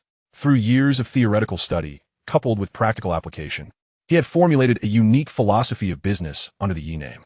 His previously penned insights and reflections had been compiled by Yi Xiaoqiang and handed over to Xiaoqiang. Yi Tianlin had long harbored concerns about his health, preparing extensively for the worst, even entrusting his musings to others. What puzzled him was the paradox of his ever-increasing vitality. "Why do I feel as if I could still toil for another 500 years? A thought surged through Yi Tianlin's mind, fleeting yet profound. In the faint distance, a melody seemed to beckon him. The sound was subtle, almost ethereal, yet exquisitely melodious. He rose from his chair and followed the sound, which emanated from Yi Xiaoqiang's room. Hesitating at the door, Yi Tianlin gently knocked. Moments later, the door swung open, revealing a scene within. A young woman, resembling a delicate jade, sat gracefully with her hand resting on a guqin, while another new maid stood beside a tea table. The spot in front of the tea table was conspicuously vacant, presumably for Yi Xiaoqiang. In the late hours, a musical performance? Cosplay? Yi Tianlin found himself momentarily taken aback, a single word escaping his lips. The youth truly knows how to enjoy life. Not wishing to intrude, he averted his envious gaze and turned to leave. Yi Xiaoqiang. This was clearly a misunderstanding. Never mind. Yi Xiaoqiang had no intention of clarifying. Yi Tianlin, on the other hand, had no desire to hear any explanation. Whatever they were playing at was of no concern to him. With only one grandson, Yi Tianlin thought it wise to nurture abundance. I could support a small county if need be. With this thought, he couldn't help but sigh. Why have I been contemplating retirement and a life of ease? As long as I can rise, I shall work until my last breath. Yes, rest well and conserve energy. Tomorrow, I still have to earn a living. With that, Yi Tianlin entered his bedroom. Yi Xiaoqiang returned to his room and shut the door. Both young women were now gazing at him. The musical performance was merely a ruse, intended to reassure Lin Weiwei that her dear friend had not been whisked away by Sanzuru. Su Lingyin had kept her explanation simple, merely stating she had found someone who bore a striking resemblance to her. Lin Weiwei listened with a hint of skepticism, yet her intelligence prevented her from probing further. The method Yi Xiaoqiang employed was irrelevant. The issue concerning her friend had been resolved. If she wished to see Su Lingyin, it would suffice to do so under the pretense of performing for Yi Xiao. Yi Xiaoqiang resumed his seat, feigning interest in the music, while his thoughts traversed through the neural interface connected to his Tianmiao glasses, transporting him to the underground city of Ao Mountain. Here, over 100 intelligent robots were tirelessly at work. Through this remote control method, he hardly needed to be present, merely checking in occasionally. This was his private laboratory. Due to technological limitations, many materials produced in the outside world possessed inferior properties, failing to meet Yi Xiaoqiang's standards. Here, however, he could manufacture unique materials. Despite the lower output, the demand was not substantial. Satisfied that everything in the underground city was proceeding as usual, Yi Xiaoqiang withdrew from the perspective. At that moment, the Tianmiao glasses emitted a notification. There was a situation with Iwake's Ayaka. Su Lingyin was engaged in conversation with Lin Weiwei and had not connected. Yi Xiaoqiang quickly switched to Iwake's Ayaka's viewpoint. Sanzuru stood before her, stating, "Miss Ayaka, we shall return to our country the day after tomorrow." The Sanjin family had not pressed for urgency, yet Sanzuru felt an underlying anxiety, fearing unforeseen complications could arise. In Long Country, he had numerous matters to attend to, and Ayaka's presence here somewhat detracted from his focus. Thus, he was eager to send her back home as soon as possible, ensuring any further issues would not implicate him. This visit was primarily to inform her, and he was indifferent to her agreement. As he prepared to turn away, unexpectedly, Ayaka spoke up. "Will I meet my fiancé?" she inquired, her tone frigid. Sanzuru felt a flicker of joy. After days of her sulking and ignoring him, she seemed to have finally come around. "Have you come to your senses?" He smirked. Ayaka offered no response. "Logically, you should meet the young master of the Sanjin family. Once you return, I will ensure they arrange it promptly." Sanzuru, relieved that Ayaka had finally spoken, sought to placate her emotions to facilitate the union. Only by doing so could he secure the greatest benefit for Sanzero. "I will inquire shortly and provide you with a precise timeline." After a moment's contemplation, he added, "Your grandfather still has some assets in the country. Once you are married, we will transfer them all to your account." "Assets?" Ayaka replied, somewhat surprised. "Indeed, your grandfather departed from Sanzero due to certain circumstances, resulting in his assets being frozen here. However, time has passed, and we have no intention of pursuing this matter further." Sanzuru explained. Ayaka scoffed. "Not pursuing? If I were of no further use to them, would they return it to me?" For Yi Xiaoqiang, this revelation was an unexpected delight. "Who wouldn't he desire assets?" "How much?" Ayaka inquired. Sanzuru calculated for a moment, estimating around 400 billion yen. Yi Xiaoqiang's heart leapt with joy. At the current exchange rate of 120, 400 billion yen equated to 20 billion Dragon Country currency. Chapter 215, Advanced Algorithms for Neural Symbols. Miss Xia, the creative incentive plan for the novel website has been issued. From the feedback on the internet, the writers appear quite satisfied, Xiaoqiang reported to Xiaoqiang. "How does it compare to the Qin family's incentive plan?" Xiaoqiang inquired. "It is more enticing. I believe more authors will sign contracts with our platform. However," Xiaoqiang shifted his tone, cautiously glancing at Xiaoqiang. "Speak freely. I believe that we should not excessively invest our financial resources in artificial intelligence at this stage. This new technology still has a long way to go before maturity. We cannot rush it. Xiaoqiang felt that the company's recent aggressive recruitment of related talents was somewhat ill-considered. Xiaoqiang regarded him and pondered for a moment before stating, "The 5-year lunar landing plan urgently requires a supercomputing system. This system can also be regarded as a form of super artificial intelligence. If we can achieve a breakthrough, it will automatically generate videos from text." At this point, Xiaoqiang regretted his earlier comments. The plan to establish a lunar settlement within 5 years was already making waves globally, and this super artificial intelligence was specifically developed by Xiaoqiang for that purpose. There is no need to guess Xiaoqiang's stance. She would undoubtedly support whatever Xiaoqiang required. "Ah, I see why you are so supportive. It is indeed young Master Ye's plan. Support must be unwavering," Xiaoqiang said with an awkward smile. Xiaoqiang shot him a disdainful glance. "You change your tune rather swiftly. Keep this matter confidential. Let the outside world speculate as they will," Xiaoqiang instructed. Some internet companies around the world had already begun experimenting with converting text to video using artificial intelligence large models. In this regard, Xiaoqiang had always been at the forefront. Xiaoyu Company has recognized this opportunity and is actively pursuing it. This research is exceedingly resource-intensive and time-consuming. To avoid disrupting Xiaoyu's other business ventures, the progress of artificial intelligence research has been sluggish, significantly lagging behind that of the world's leading corporations. Subsequently, when Xiaomi imposed chip sanctions, Xiaoyu was also affected, further complicating an already challenging research endeavor. Were it not for Xiaoqiang's unwavering determination, the project might have been abandoned long ago. However, the situation has changed. Xiaoqiang has made a breakthrough with photonic chips. This heralds the possibility of significant advancements in research. If successful, superintelligent AI could swiftly and efficiently produce short dramas based on scripts. At that juncture, it is believed that no website could rival Xiaoyu. Indeed, Xiaoqiang concurred. Chips are the foundation of artificial intelligence, and the performance of photonic chips far surpasses that of silicon-based electronic chips. Once superintelligent AI utilizes photonic chips, there will be a qualitative leap in computational power. Consequently, Xiaoyu will not merely be an entertainment company, but will also evolve into a high-tech internet enterprise, leading to a vastly expanded commercial landscape. While Xiaoqiang was lost in these hopeful thoughts, someone arrived. The newcomer was one of Xiaoqiang's subordinates, who solemnly produced a hard drive and stated, "This is what the young master asked me to deliver." Simultaneously, Xiaoqiang received a message indicating that the hard drive was related to superintelligent AI. Xiaoqiang took the hard drive and handed it to Xiaoqiang. "Let us visit the research center," Xiaoqiang said as she walked toward the door, with Xiaoqiang closely following her. To develop artificial intelligence, Xiaoyu Company established an intelligent model research center. Upon arriving at the center, they encountered the director, Li Min, who approached them, greeting Miss Xia, Mr. Xiao. Xiaoqiang nodded in acknowledgement and, after surveying the bustling staff, inquired, "What is the progress?" "All chips have been replaced with photonic chips, and we are further researching the architectural framework," Li Min reported. "However, the current architecture has limited efficacy, and we have yet to identify the optimal model. Artificial intelligence requires not only high-performance chips, but also efficient algorithmic structures. This remains one of the most formidable obstacles in contemporary AI research." Upon hearing Li Min's remarks, Xiaoqiang produced the hard drive. "Please examine this to see if it contains any insights that could address this issue." Li Min cast a skeptical glance at the hard drive in Xiaoqiang's hand, his mind questioning how a concept that had eluded his team for so long could possibly be resolved so easily. Any breakthrough of significance would typically make headlines.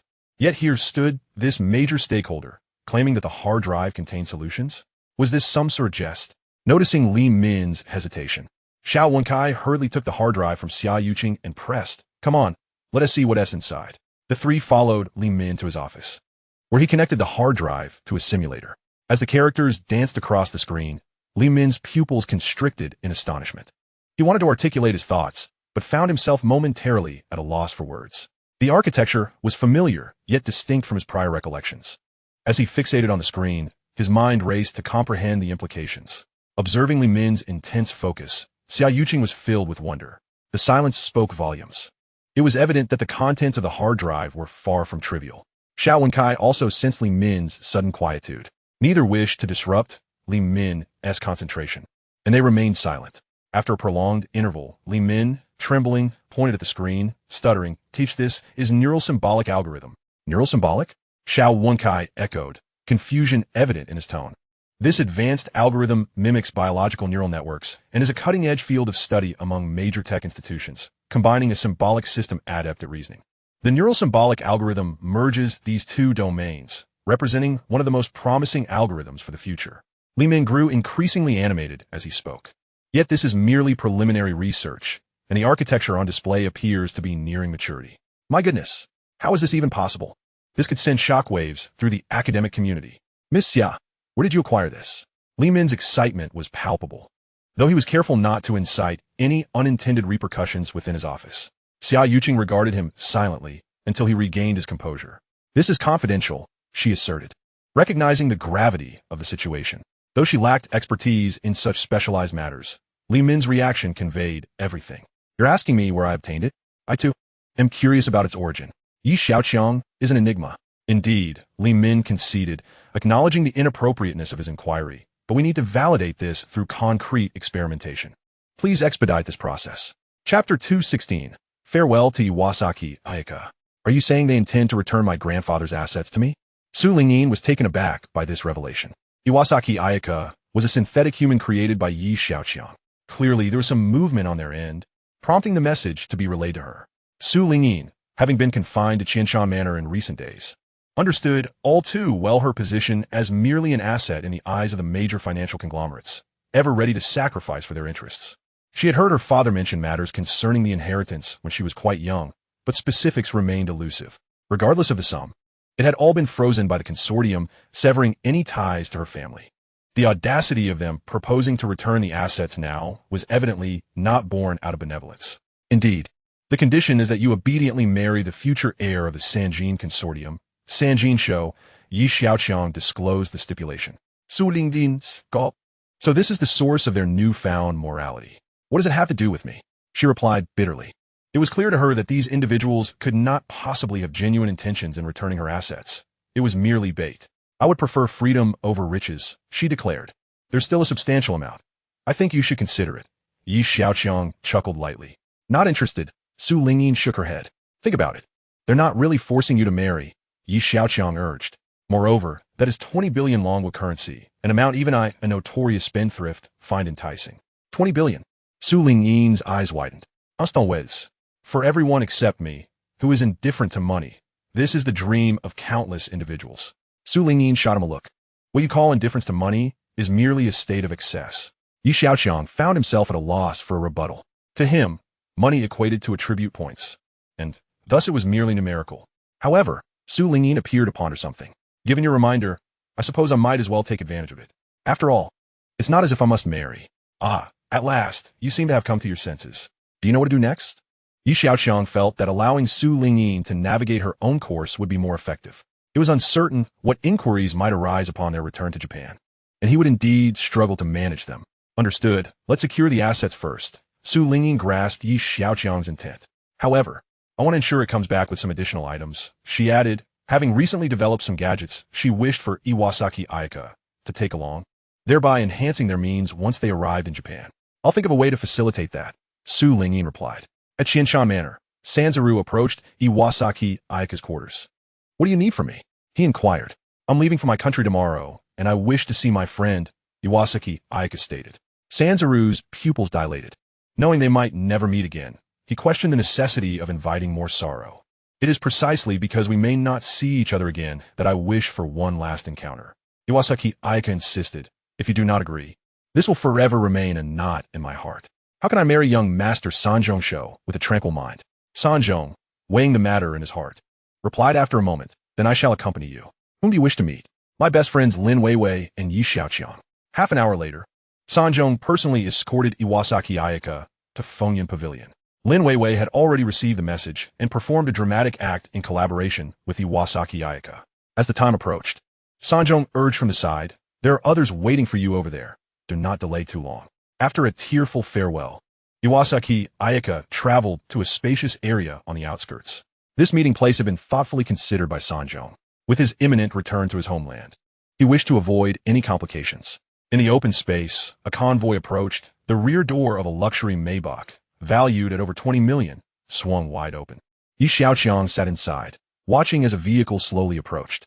Sanjong did not exit the car. He lowered the window to glance at Xiaoqiang and said to Iwasaki Ayaka, "You may go, but do not tarry." Iwasaki Ayaka stepped out of the car and walked towards the Maybach. Once seated in the back, she closed the door. Sanjong, unable to see within the vehicle, furrowed his brow but dismissed his concerns. The door had been wide open, and only Xiaoqiang occupied the back seat. Given the open nature of the location, Iwasaki Ayaka had no chance of escape. After remaining in the car for a while, Sanjong checked the time. It had already been 20 minutes. He exited the vehicle and approached the Maybach. Xiaoqiang's associate obstructed the door. Sanjong frowned slightly and addressed the door. "It is nearly time. We should be leaving." After a brief pause, the door was opened. "Let's return." Iwasaki Ayaka emerged from the vehicle. Her head lowered as she walked toward her own car. Sanjong glanced at Xiaoqiang before also making his way back to the vehicle. 2 weeks later, at the Smart Model Research Center of Xiaoyu Company, Li Min watched the screen with excitement. "Director Li, they have arrived," someone called from outside. "Oh good. I will be there shortly." Li Min tidied up briefly and headed to the conference room. Upon his arrival, he found 2 individuals seated. He gazed at them in confusion, unsure how to address them. "I am Lu Zhen from Xiaoqiang Group." "Hello, Mr. Lu. It is a pleasure." "Ayu, Directori. I am Song Ke from Nanchman Company." "Greetings." "Chief Engineer Song." "Ayu, Directori." These 2 figures, Li Min had only heard of through the media, yet had never encountered in person. Both the photon chips from Xiaoqiang Group and the 5-year lunar mission plan from Nanchman Company garnered global attention. In comparison to his position as the head of the research center, he felt insignificant. "I have heard that your research on super artificial intelligence has made significant breakthroughs. We shall trouble you often in the future," Lu Zhen said politely. "You are too kind, Mr. Lu. We are all part of the same family," Li Min replied, though he did not dare to think so. "The young master is on his way," Song Ke remarked, glancing at his phone. No sooner had he spoken than Xiaoqiang appeared at the door. "Everyone is here." Lu Zhen and Song Ke immediately rose, bowing slightly, "Young master." Li Min stood there, momentarily stunned. "Young Master Yi, greetings." He had not anticipated the arrival of such a prominent figure. "Please, everyone take a seat. Let us discuss our progress," Xiaoqiang suggested. Looking around, the large thrust rocket at Nanchman is undergoing static testing. Everything is currently proceeding smoothly. The urgent need is for substantial experimental data. Song Ke outlined the challenges faced by Nanchman. "With this super artificial intelligence system, we can utilize it to simulate experiments for data collection. This is where I will need your assistance, Director Li," Xiaoqiang replied, his gaze fixed on Li Min Chapter 217, the Shun family's intentions. "This is what I should do," Li Min replied humbly. Were it not for that mysterious hard drive, he could not have developed super artificial intelligence so swiftly. In recent days, Li Min had conducted extensive testing. The combination of photon chips and neural symbolic algorithms far surpassed the performance of the world's leading AI, Jian Li Mei. Xiaoyu's artificial intelligence excelled not only in performance, but also in its advantages across multiple domains. The ability to simulate experimental data was among its formidable capabilities. Does this mean we will no longer have to endure such lengthy experimental cycles? Lu Zhen's eyes sparkled. As a technology enterprise, R&D was an indispensable aspect for Xiaoqiang. This required a significant number of experiments, and data simulation could replace a substantial portion of them. Consequently, the entire cycle from design to final acceptance would be considerably shorter than that of competitors, significantly reducing both financial and temporal costs, which was crucial for market competitiveness. Moreover, this could greatly benefit the development of certain pharmaceuticals, Xiaoqiang remarked, turning his attention to Li Min. It would allow for more precise targeting of users and the recommendation of works that better align with their preferences. However, Li Min's expression turned pensive. This could make confidentiality more challenging. "Confidentiality? Xiaoqiang invited, perplex." "Miss Xia said so," Li Min replied. Xiaoqiang was momentarily taken aback, but soon grasped Xiaoqiang's concerns. She must have sensed the unusual nature of the contents within the hard drive from Li Min's reaction. Before handing over the neural symbolic algorithm to Xiaoqiang, Xiaoqiang had already manipulated aspects of the algorithm. Firstly, the algorithm was incomplete. It could undergo self-evolution through exceptional logical reasoning. Secondly, the underlying architecture of the algorithm was under Xiaoqiang's control, allowing him to easily access and alter the data even if someone attempted to steal it. Xiaoqiang was unaware of these details, and her caution was a normal reaction. This matter can be resolved by ensuring the architecture is well protected, Xiaoqiang contemplated. "I will discuss it with Xiaoqiang later." "Does this mean that the super artificial intelligence can be made public?" Li Min's expression was one of excitement. What a sensation that will create. It could rival the photon chips. He exclaimed. From this point on, Xiaoyu Company will surely gain immense recognition. As they spoke, Xiaoqiang's phone rang. Looking down, he saw a message from Shun Yinran, stating that she wished to discuss some matters regarding the AO Mountain project in person. Please inform Xiao Wenkai about this. He will know how to proceed. Xiaoqiang instructed before leaving the research center. Shun Yinran had scheduled their meeting for 7:30 p.m. at the Shanghai nightclub, and it was only 3:30 p.m. Shun Yinran set her phone down and leaned back against the couch in the living room. Yinran, you must have a good discussion this time. Everyone of note in Longwu wishes to establish a good relationship with him. Her father, Shun Rue, advised. Shun Yinran nodded, understanding that her father referred to Xiaoqiang. Initially, no one took this prodigal seriously. Though Xia Group was substantial, who could truly predict its future? However, the unpredictability of life is profound. No one anticipated that within just 2 years, the entire Yi family would undergo a remarkable transformation due to this wayward son. Yi Tianlin did not collapse as most had predicted. Instead, he appeared more vigorous than ever. Meanwhile, Yi Xiaoqiang's reckless spending had led to the creation of several profitable companies. Intriguingly, he had also regained control of Xiaoqiang. Contrary to the dramatic scenarios envisioned by many, the reclamation of Xia Group did not unfold amidst fierce power struggles. Instead, Yi Xiaoqiang found himself compelled to take the reins, evoking a sense of reluctant acceptance that left countless observers astonished. Subsequently, he faced chip embargoes and was taken away by Sanzhong, the reigning courtesan. Yet, in the face of these adversities, Yi Xiaoqiang continued to break through barriers. After the successful development of the photonic chip, the entrance fee to the Starry Sea nightclub surged from 120,000 to 200,000. Despite this increase, the nightclub remained perpetually packed, seemingly unaffected by the absence of the courtesan. Rumor has it that the monthly revenue of the Starry Sea nightclub ranks among the highest in the entire Magic City, with a staggering net profit reaching 80 million. A saying has emerged. Even if Yi Xiaoqiang were to set up a tent in the Magic City, people would flock to him with money. Shun Rue was taken aback to discover that his family had accepted a contract from Yi Xiaoqiang.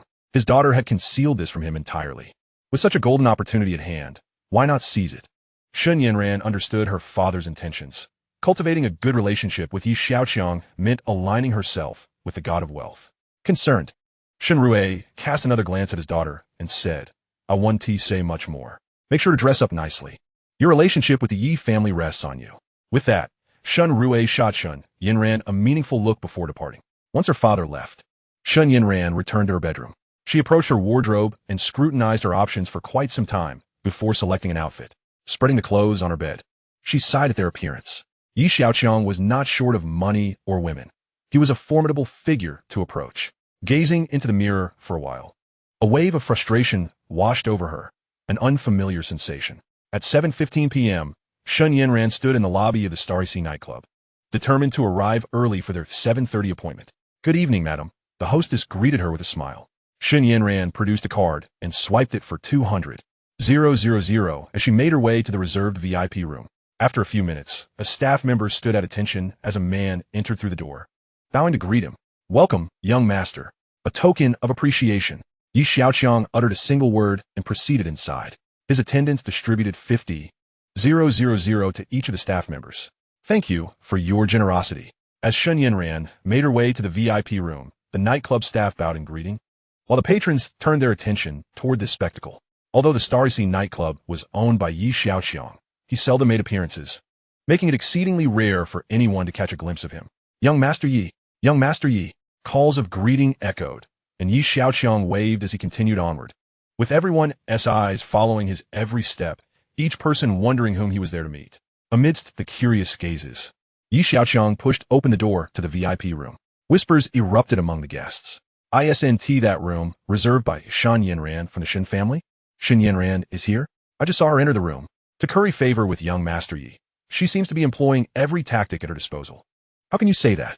Perhaps your family simply lacks a daughter as stunning as hers.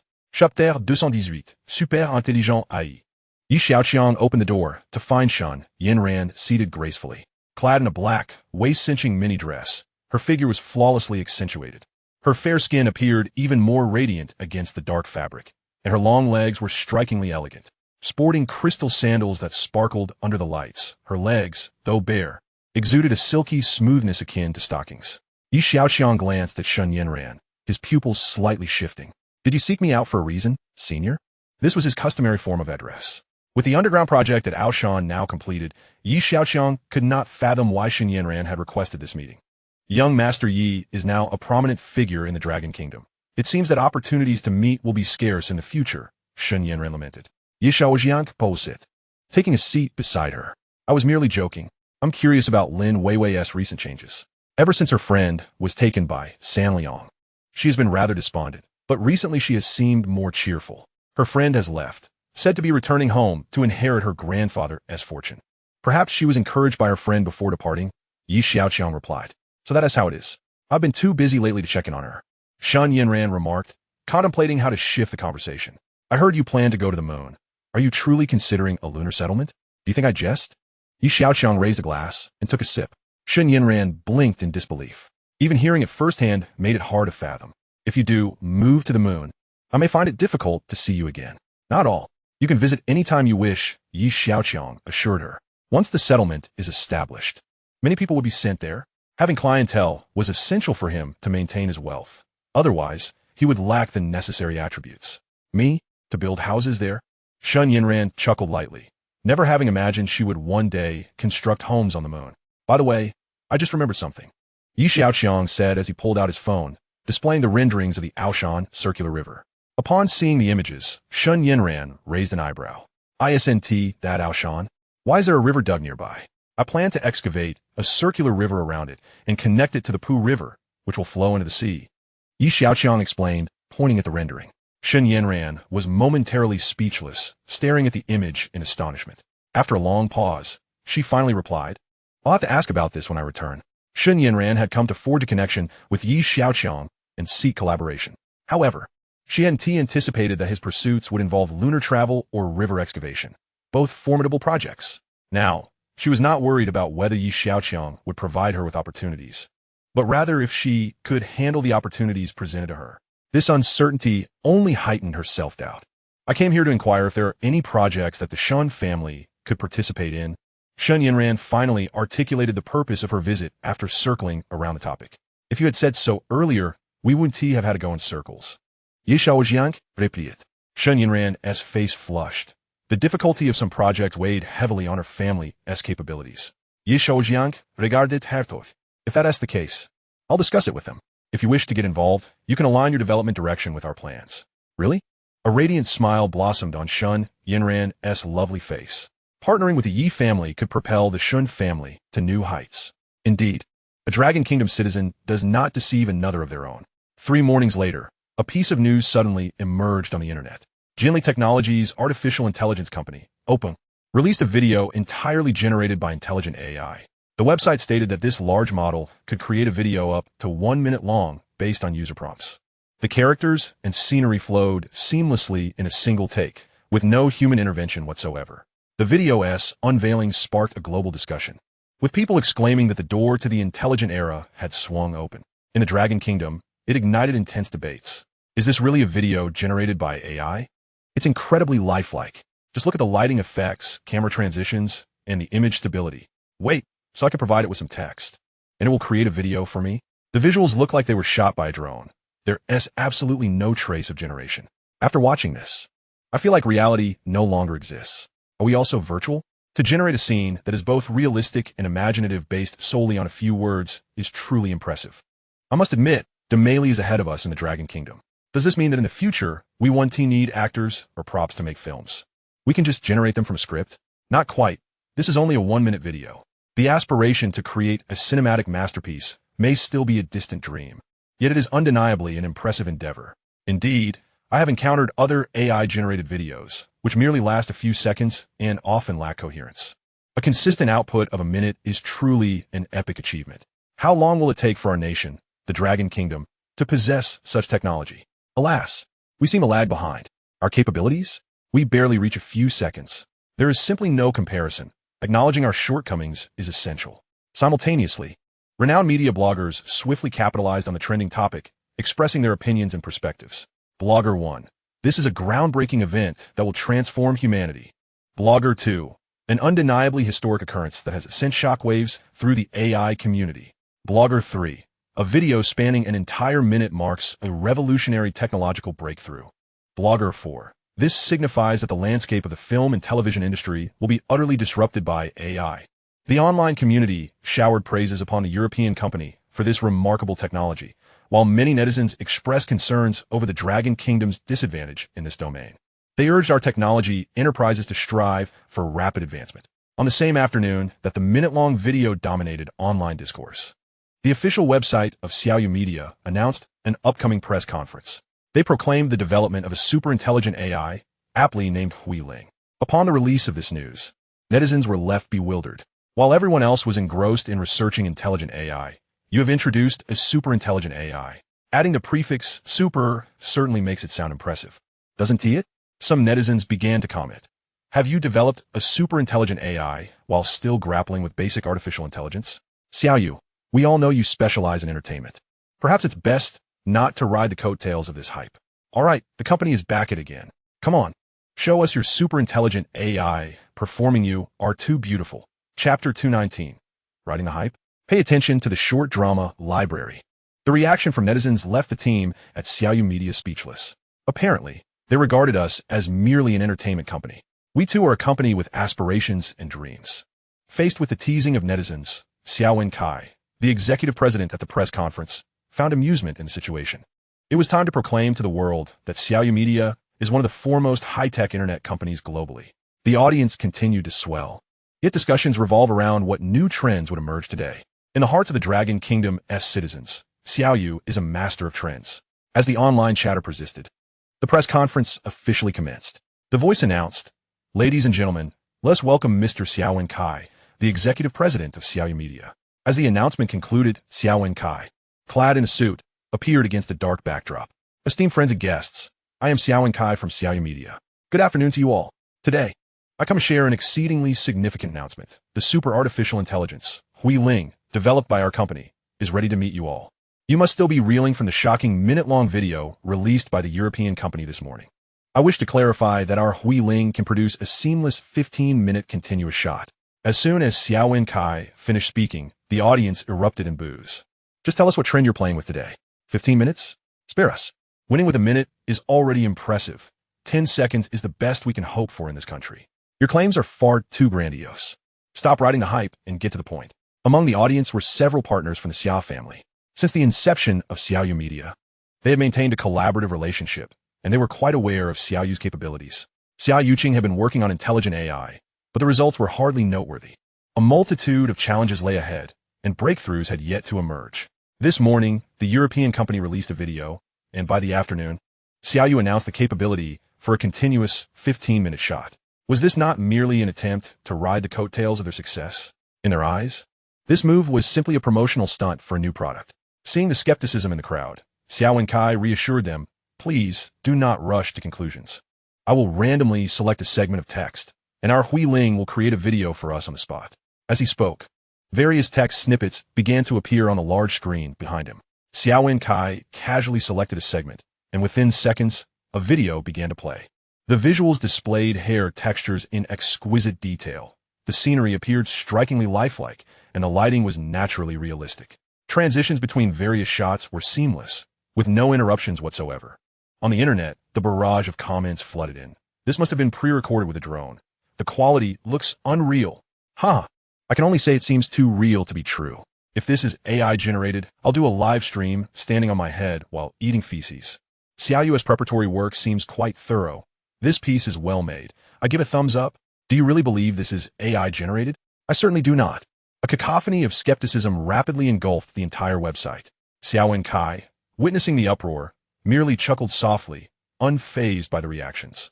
The ability to convert text into video was merely one of Huiling's advantageous domains. We look forward to collaborating with all parties, he concluded before stepping off the stage. The screen behind continued to showcase Huiling's formidable features. 1. Natural language processing. 2. Intelligent decision support for enterprises. 3. Object recognition and tracking. 4. Assistance in drug development.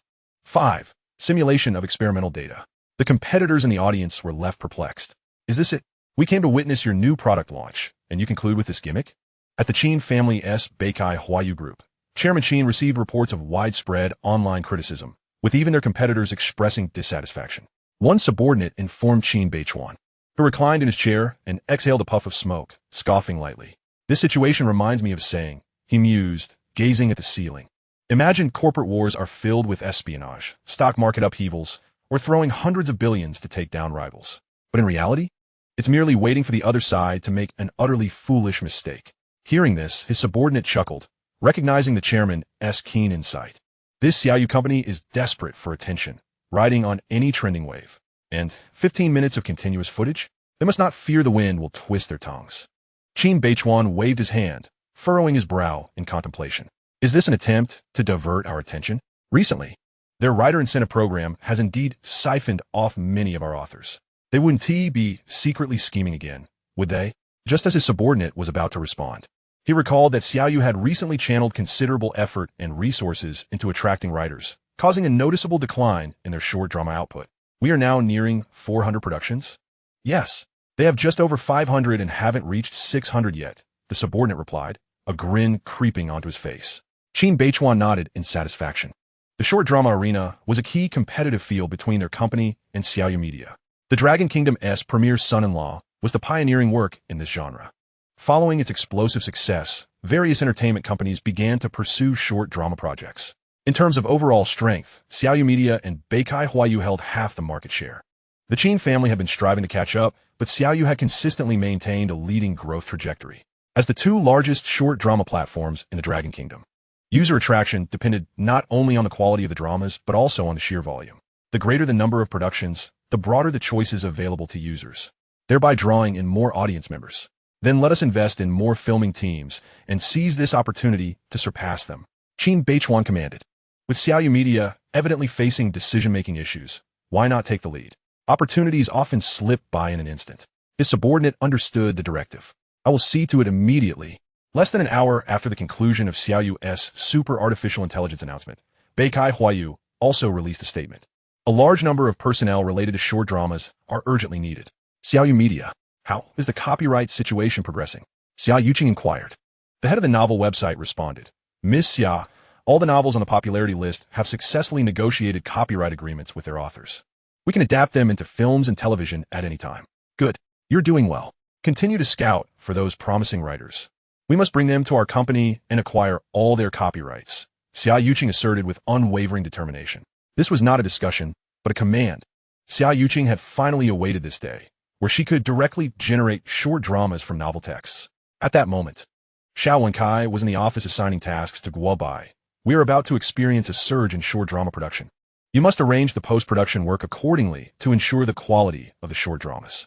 Chapter 220. Are we going to conduct an industrial assessment again? At the headquarters of Xiaoqiang, Chairman, something terrible has happened. A person rushed into Qin Beichuan's office in a fluster. What is it? Why are you so agitated? Qin Beichuan frowned and scolded. Chairman, the short dramas in Xiaoyu's library have surpassed 1,000. Qin Beichuan was taken aback. How is that possible? Just 3 days ago, there were only over 500. What on earth happened? I don't know, but there are indeed that many short dramas. In just 3 days, how could he produce nearly 500 short dramas in such a short span? Qin Beichuan found it hard to believe. Could it be that they have been filming without uploading? Chairman, that's impossible. I know how many people they have. Even if they filmed without uploading, it wouldn't be possible to amass so many in this time frame. Qin Beichuan was growing anxious. Nothing seemed to add up. Tell me what is going on. Hurry and investigate. The news of Xiaoyu's short drama library's explosive growth quickly spread. The online community buzzed with excitement. Netizen 1. Did the production team film for 24 hours straight over the past 3 days? Netizen 2. Goodness. While they worked 996. You mean they went without sleep for 72 hours? Netizen 3. 500 short dramas in 72 hours? Is this even humanly possible? Netizen 4.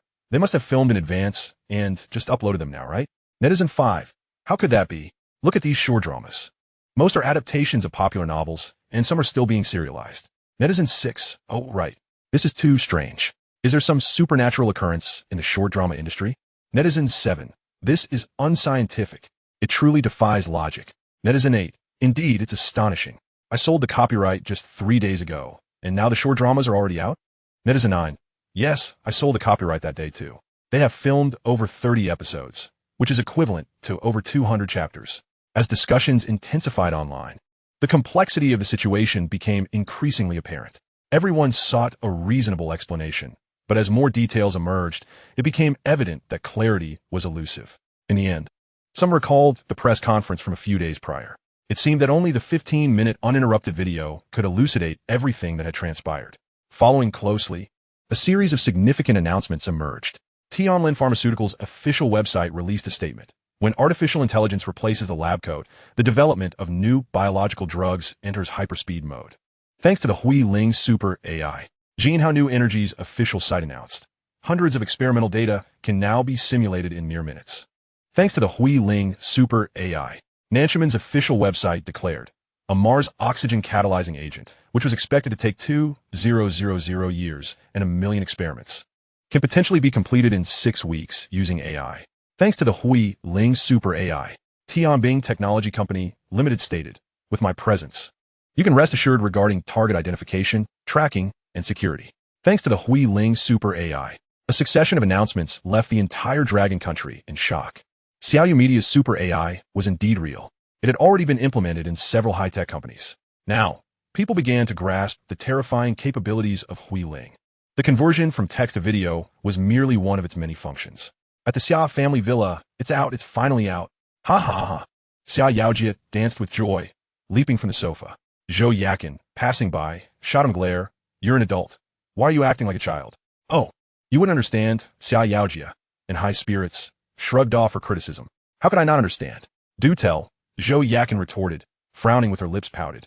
Yuqing Xiaoyu Company has developed a super AI. Xiaoqiang blinked. She admittedly knew little about this field, but she had heard of AI before.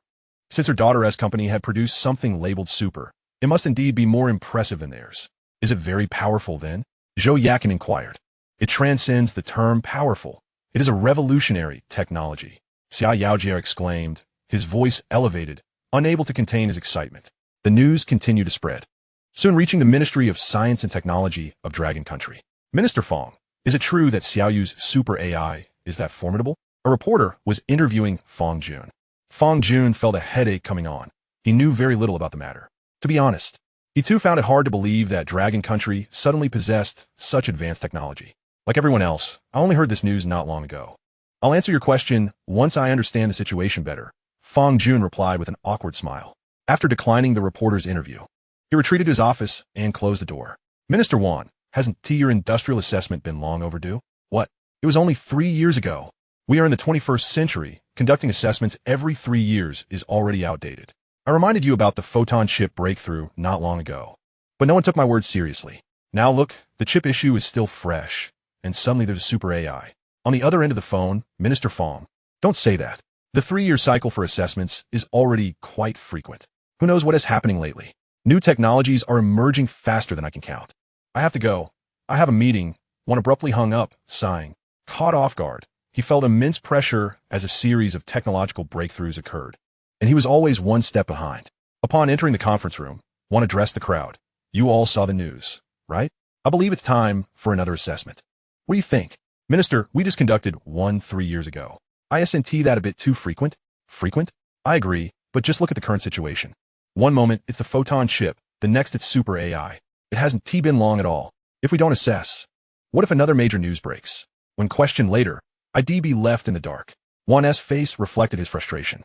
Hearing this, the others nodded in agreement. However, one person spoke up. Have you noticed that the recent technological breakthroughs are all related to a certain Xiaoqiang?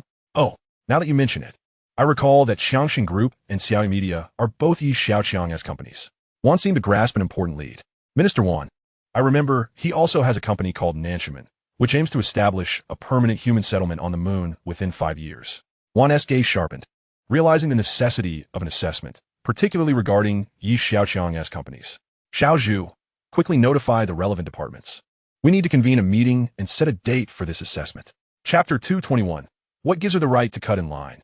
In July, the scorching sun hung high in the sky, scorching the earth below. The pavement felt like a burning iron sheet, and the air above twisted in agony. Xiaoqiang, Xiaoyu, and all companies related to Xiaoqiang were bustling with activity. The industrial assessment meeting, spearheaded by the Ministry of Industry Information, was also being conducted with great urgency. At this moment, Xiaoqiang appeared like an outsider, sauntering leisurely into Xiaoqiang's office, where she was engrossed in the documents before her. The pale yellow dress she wore accentuated her elegant tranquility. A jade Buddha pendant, vibrant and glistening, hung from her U-shaped neckline, complementing her delicate shoulders, imbuing her presence with an ethereal aura. Shall we take a stroll? Xiaoqiang invited. Now, Xiaoqiang lifted her gaze, regarding the carefree figure before her. Given her familiarity with Xiaoqiang, she understood that such a suggestion implied something far beyond a mere walk. Glancing outside, her brows furrowed slightly. In this sweltering heat, go for a walk. Noticing the discomfort etched on Xiaoqiang's face, Xiaoqiang chuckled. I may not have expressed myself clearly. I meant to say, let us take a flight. Xiaoqiang grew increasingly puzzled and gestured toward the documents on her desk. Have President Xiao assist you with that. After a brief tidying up, she followed Xiaoqiang out of the Xiaoyu company. Upon exiting, they settled into a mech vehicle. After nearly an hour's journey, they arrived at a spacious factory. In front of the factory, a colossal airship was parked in the expansive lot. Xiaoqiang regarded the airship and asked, shall we take a ride on that? As the vehicle came to a halt, a male attendant approached with a sunshade. The two made their way toward the airship. The airship before them was a mid-sized sightseeing vessel, capable of carrying over 4 tons. Once aboard, Xiaoqiang noticed that apart from the pilot and crew, they were the only 2 passengers. The passenger cabin measured 30 meters in length, 9 meters in width, and approximately 3 meters in height, capable of accommodating 10 individuals. It was outfitted with all essential amenities. To enhance the viewing experience, many areas featured tempered glass, providing an unobstructed view. After they settled into their seats, a flight attendant presented them with refreshments. Once everything was prepared, the airship slowly departed, and the scenery below began to shrink. The mech vehicle gradually transforming into a mere speck. Xiaoqiang glanced at the altitude reading and remarked to Xiaoqiang, we are currently at an altitude of 3,000 meters, with a ceiling of 6,000 meters. We're already quite high. Xiaoqiang peered down through the transparent cabin floor, relieved that she did not suffer from severe acrophobia. Nevertheless, she instinctively shifted closer to Xiaoqiang. He casually wrapped an arm around her. Are you afraid? He noted as he felt her body tremble slightly. Xiaoqiang was momentarily at a loss for words. While she did experience a hint of anxiety, it was not enough to invoke fear. The sensation arose from the proximity to Xiaoqiang, which made her feel nervous. Intimate gestures between lovers were entirely natural. Yet Xiaoqiang found herself in a unique predicament. Normal physical contact elicited little response from her, but deeper interactions, such as their previous kiss, triggered an uncontrollable stress response. Involuntarily, she pinched Xiaoqiang. Afterward, she had secretly researched the matter, discovering that it was a form of sensitive stress syndrome. Once stimulation reached a certain threshold, uncontrollable reactions ensued. What could be done about this? They were destined to marry. Xiaoqiang found it difficult to voice her concerns, aware that it was a condition. I feel a bit. After much deliberation, she decided it was best not to confide in him just yet. Fortunately, Xiaoqiang did not overstep any boundaries. Otherwise, he would certainly have found himself with a bruise. Observing Xiaoqiang's reaction, Xiaoqiang assumed her discomfort stemmed from fear and did not dwell on it. We might need to ascend even higher, he noted. What is the budget? Xiaoqiang understood that Xiaoqiang referred to the lunar settlement project. Setting aside the complexities of the plan, financial considerations were always paramount. It was rumored that the establishment of the International Space Station by Jinli may cost around $100 billion.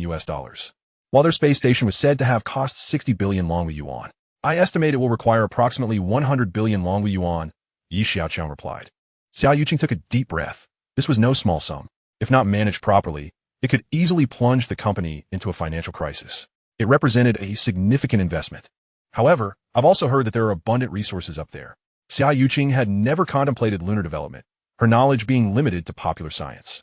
There are rich deposits of iron and titanium on the moon, Xiaoqiang remarked with a smile, but what I'm more interested in is helium-3. Suddenly, Xiaoqiang turned her head, her eyes sparkling with excitement. Are you going to research nuclear fusion? At the Xia Group, the reception hall was bustling with people. Mr. Ma, how long have you been waiting? I made an appointment last week, and the receptionist just informed me that I still have to wait a bit longer. I've been waiting for over an hour. What can you do? Nowadays, everyone has to queue to seek cooperation with Xiaoqiang. Stop complaining. I went to the Shanghai nightclub the other day and spent 2 million on tips alone. Do you think I was enamored with that girl? No. I just wanted to leave a lasting impression on young Master Yi. And what was the outcome? Well, I'm still sitting here waiting, aren't I? Wow, that's quite a loss. 2 million, and you haven't even seen President Liu yet. Ha ha ha, you shouldn't mock me. You're not in a much better position. That's not what I meant. You should learn from Liu Shi, who directly tipped 5 million to secure a spot. Look how smoothly his collaboration came about. Ah, he got lucky by arriving early. Damn it, it's my own fault for dawdling. Otherwise, I wouldn't find myself in this predicament today. Who can argue with that? Just look at that Liu Fatso. He's strutting around now. As they conversed, another individual chimed in. Let me add something. Don't all crowd here. Besides Xiaoqiang, there are Tianlin, Jin Hao, and Xiaoyu. Anyone associated with young master Yi can become a partner. The profits are the same. Indeed, you have a point. It's a pity my business is only with Xiaoqiang. The chatter in the hall grew lively. Suddenly, a woman with a perfect figure appeared. Isn't that Shan Yinyan, the eldest daughter of the Shen family? What brings her here? Could it be that the Shen family is also coming to stake their claim? At that moment, a receptionist approached Shen Yinyan. Excuse me, are you Miss Shen Yinyan? Shen Yinyan smiled and nodded. That's me. Please follow me. President Liu is waiting for you in his office. Oh, Shen Yinyan followed the receptionist toward the elevator. The hall erupted in commotion. What is this? Someone is cutting in line. Why don't you get a go ahead of us after we've waited so long? Another receptionist stepped forward with a smile. I apologize, everyone, but Miss Shun had a prior appointment with our young master. Is this beauty strategy at play now? Chapter 222. Helium, 3 Nuclear Fusion Power Generation. Various departments within Longhua convened a meeting to schedule a comprehensive industrial assessment for August. Once the news was disseminated, it sparked discussions within the industry. Many remarked, didn't we just conduct an assessment 3 years ago? Why are we starting again? However, they soon realized it had little relevance to them. The technological firms under Yi Xiaoqiang's purview were the main course, while they were merely extras, providing ambience. Online discussions regarding Yi Xiaoqiang's recent technological breakthroughs were rampant, with some attributing his success to sheer luck while others claimed it was merely a result of financial investment. Regardless, the consensus acknowledged one undeniable truth. Yi Xiaoqiang had invested significantly in recruiting numerous engineers and scientists. While the breakthroughs might have been unexpected, they were not entirely surprising. At Jinhao New Energy, it was noted that the moon possessed abundant helium-3 resources, while seawater was rich in deuterium resources. With these two elements, nuclear fusion power generation was no longer a mere fantasy. Yi Xiaoqiang addressed Qiyu. Once humanity masters nuclear fusion power, it will equate to obtaining limitless energy, ushering in a whole new era. Qiyu smiled wryly. In theory, yes, but putting it into practice is no simple matter. To realize this dream, a series of challenges must be addressed. For instance, the extraction and purification of raw materials, as well as the technology behind superconducting magnets. I possess some foundational data here. However, the experimental conditions are not yet in place, so we can afford to take our time. Please consult with Xia Yin regarding the recruitment of scientists to utilize the super artificial intelligence, Huiling, for simulating experimental data. While simulations are conducted, we can also establish the laboratory. Yi Xiaoqiang handed a hard drive to Qiyu, who paused momentarily before taking it. He was already aware of the capabilities of the Huiling super artificial intelligence, yet the extent of its assistance remained an enigma to him. Very well. I will reach out to General Xiao later. Although Qiyu did not harbor excessive hopes regarding Huiling, he found himself in a quandary. The national team was responsible for nuclear fusion power generation, and legal acquisition of deuterium materials posed a significant challenge. Yi Xiaoqiang observed Qiyu, comprehending his concerns. You need not worry about the materials. I will devise a solution. Your task is to lead the team in simulating the data and subsequently constructing the fusion power device. Understood, Qiyu replied. After Yi Xiaoqiang concluded his instructions, he departed. Qiyu approached his computer desk and connected the hard drive. The screen illuminated with a schematic of the device and its component parameters. The more he examined it, the more astonished he became. This was a complete schematic of a fusion power generation device. The following day, Qiyu arrived at the Xiaoyu Intelligent R&D Center with the hard drive. Hello, Dr. Qi. Welcome, esteemed experts, Li Min greeted, glancing at Qiyu and his entourage. Ayu, Directori. Let's discuss inside, Qiyu replied. Li Min led Qiyu and his group into the laboratory. Pointing at the computer, Li Min said, "This is Huiling's operating interface. Please give it a try." Qiyu addressed his team. Let us commence the simulation. They gathered around the computer, inputting the initial experimental data into the Huiling super artificial intelligence. The volume of data was substantial, and they only managed to enter the parameters for the first phase of the experiment. Even so, this endeavor consumed over 2 hours. Once the parameters were entered, They clicked to simulate the data. Xiaoqiang began its operation. Within minutes, experimental data appeared on the screen. So quick, someone exclaimed. Years of experimental data simulated in just a few minutes? Qiyu, noticing the excitement in the room, urged everyone to remain calm. The laboratory fell into a hush. It's accurate, Dr. Qi. The data is flawless, one individual reported to him. Qiyu scrutinized the data once more, his lips quivering with exhilaration. Indeed, there are no discrepancies. No discrepancies. Truly, this is super artificial intelligence. The efficiency is akin to being propelled by a rocket. Let us take a brief respite before proceeding to the second phase of the simulation, Qiyu said, striving to contain his enthusiasm as he stepped outside to Li Min's office. Dr. Qi, have all the simulations been completed? Is it still functioning well? Li Min inquired with concern upon seeing Qiyu. Director Li, it works splendidly. It is nothing short of a miraculous tool for scientific research. Qi was at a loss for words to express his admiration. Just as he spoke, his expression suddenly darkened. Li Min's reaction perplexed Qiyu. What is it? Didactoli. It's curious that only our team has found the simulation effective, Li Min pondered aloud. Dr. Qi, if it truly is that effective, why is it only our team utilizing it? A similar question had been posed by Xiaoqiang as well. General Xiao, I suspect they are still in a state of hesitation. One subordinate attempted to explain the rationale behind this. Hesitation? What is there to hesitate about? Are they afraid to be the first to take the plunge? Xiaoqiang still did not grasp the mindset of these individuals. General Xiao, I believe I have discovered the reason. Another subordinate rushed into Xiaoqiang's office. Look at you. Why are you in such a hurry?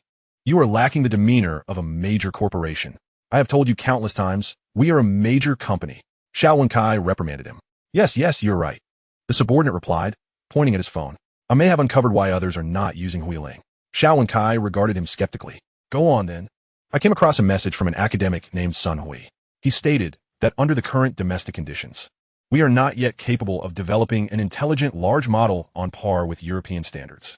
He insinuated that Xiaoyu's claim regarding Xiaoqiang's experimental simulation capabilities is merely a ruse to extract user data, the subordinate recounted, reading from his phone. So, he implies that if others use our Xiaoqiang to simulate data, we will pilfer their experimental data? Xiaoqiang discerned the implication of Sun's statement. Precisely. That is indeed the implication. I recall that there were initial concerns about this, and with his remarks, it practically solidifies my suspicions. Moreover, given his stature, many will undoubtedly lend credence to his words. No wonder. Xiaoqiang nodded thoughtfully. What shall we do now, General Xiao? Why has he suddenly targeted us? It seems we have no prior grievances with him. Xiaoqiang remained puzzled regarding Sun's motives. General Xiao, I conducted a bit of research. This individual is also developing an artificial intelligence. I suspect that our Xiaoqiang has encroached upon his research project, and his financial backers are applying pressure, the subordinate surmised. Oh, your theory does seem plausible. Have you identified who the financial backer is? Xiaoqiang inquired casually. Is Sanling Financial Group's Sanshiro. Chapter 223. The target has been successfully marked. What should we do? We are in a bind. Xiaoqiang responded. When faced with slander, the more one responds, the more it invites speculation from the outside. Besides, Xiaoyu Company is not reliant on this for profit. The nearly 170 short dramas produced daily are enough to keep them occupied.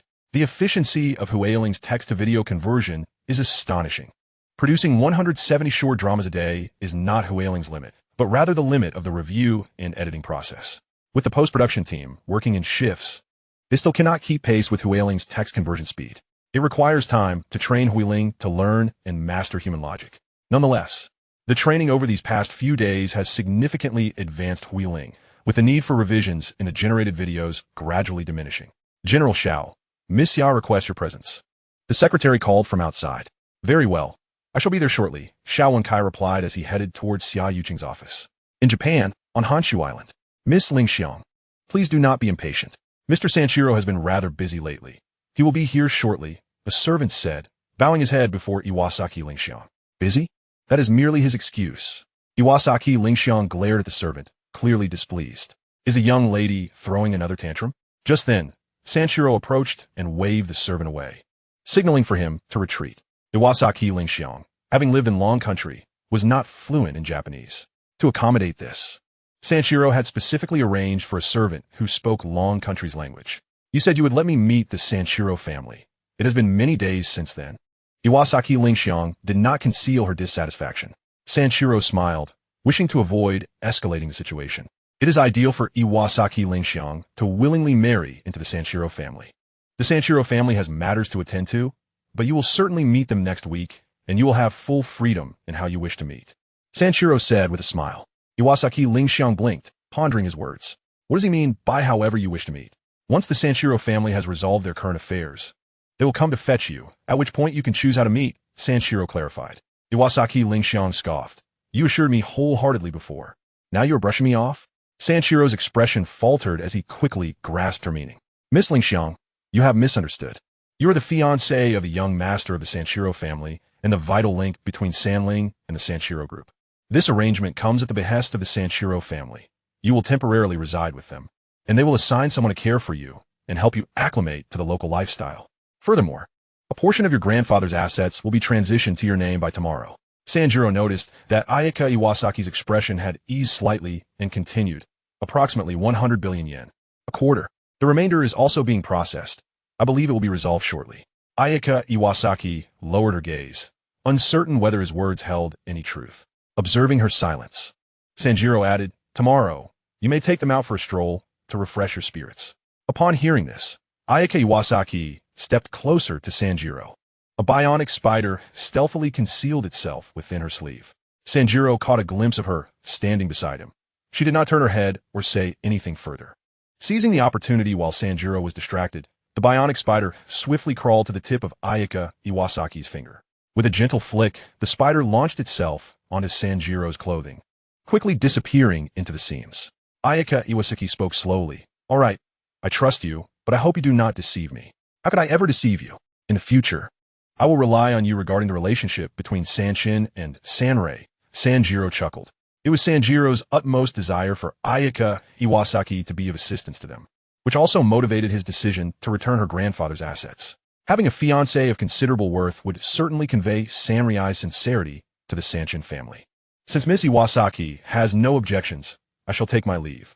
Should you require anything, you may have him seek me, Sanjiro stated before departing.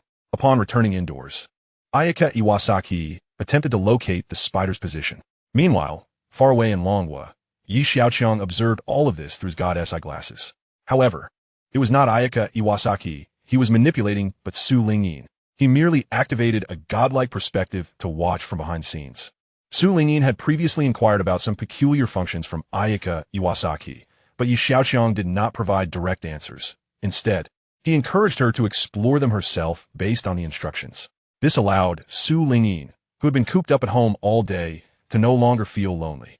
Utilizing Ayaka Iwasaki's movements and perspective, Su Lingyin ventured abroad for the first time, arriving in Japan. The function she had just employed was called location tracking.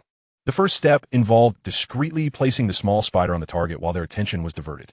The target's speed and direction of movement would promptly be displayed on an electronic map. Su Lingyin furrowed her brow. It would not do for the spider to remain attached to the target indefinitely. What if the target noticed it or changed clothes? Wouldn't that make it easy to shake off the tracking? At that moment, the location tracking displayed a new menu. Would you like to mark the target? Su Lingyin felt a bit perplexed. What was the difference between marking the target and location tracking? This feature was activated only after the location tracking. After a moment of hesitation, Su Lingyin chose yes.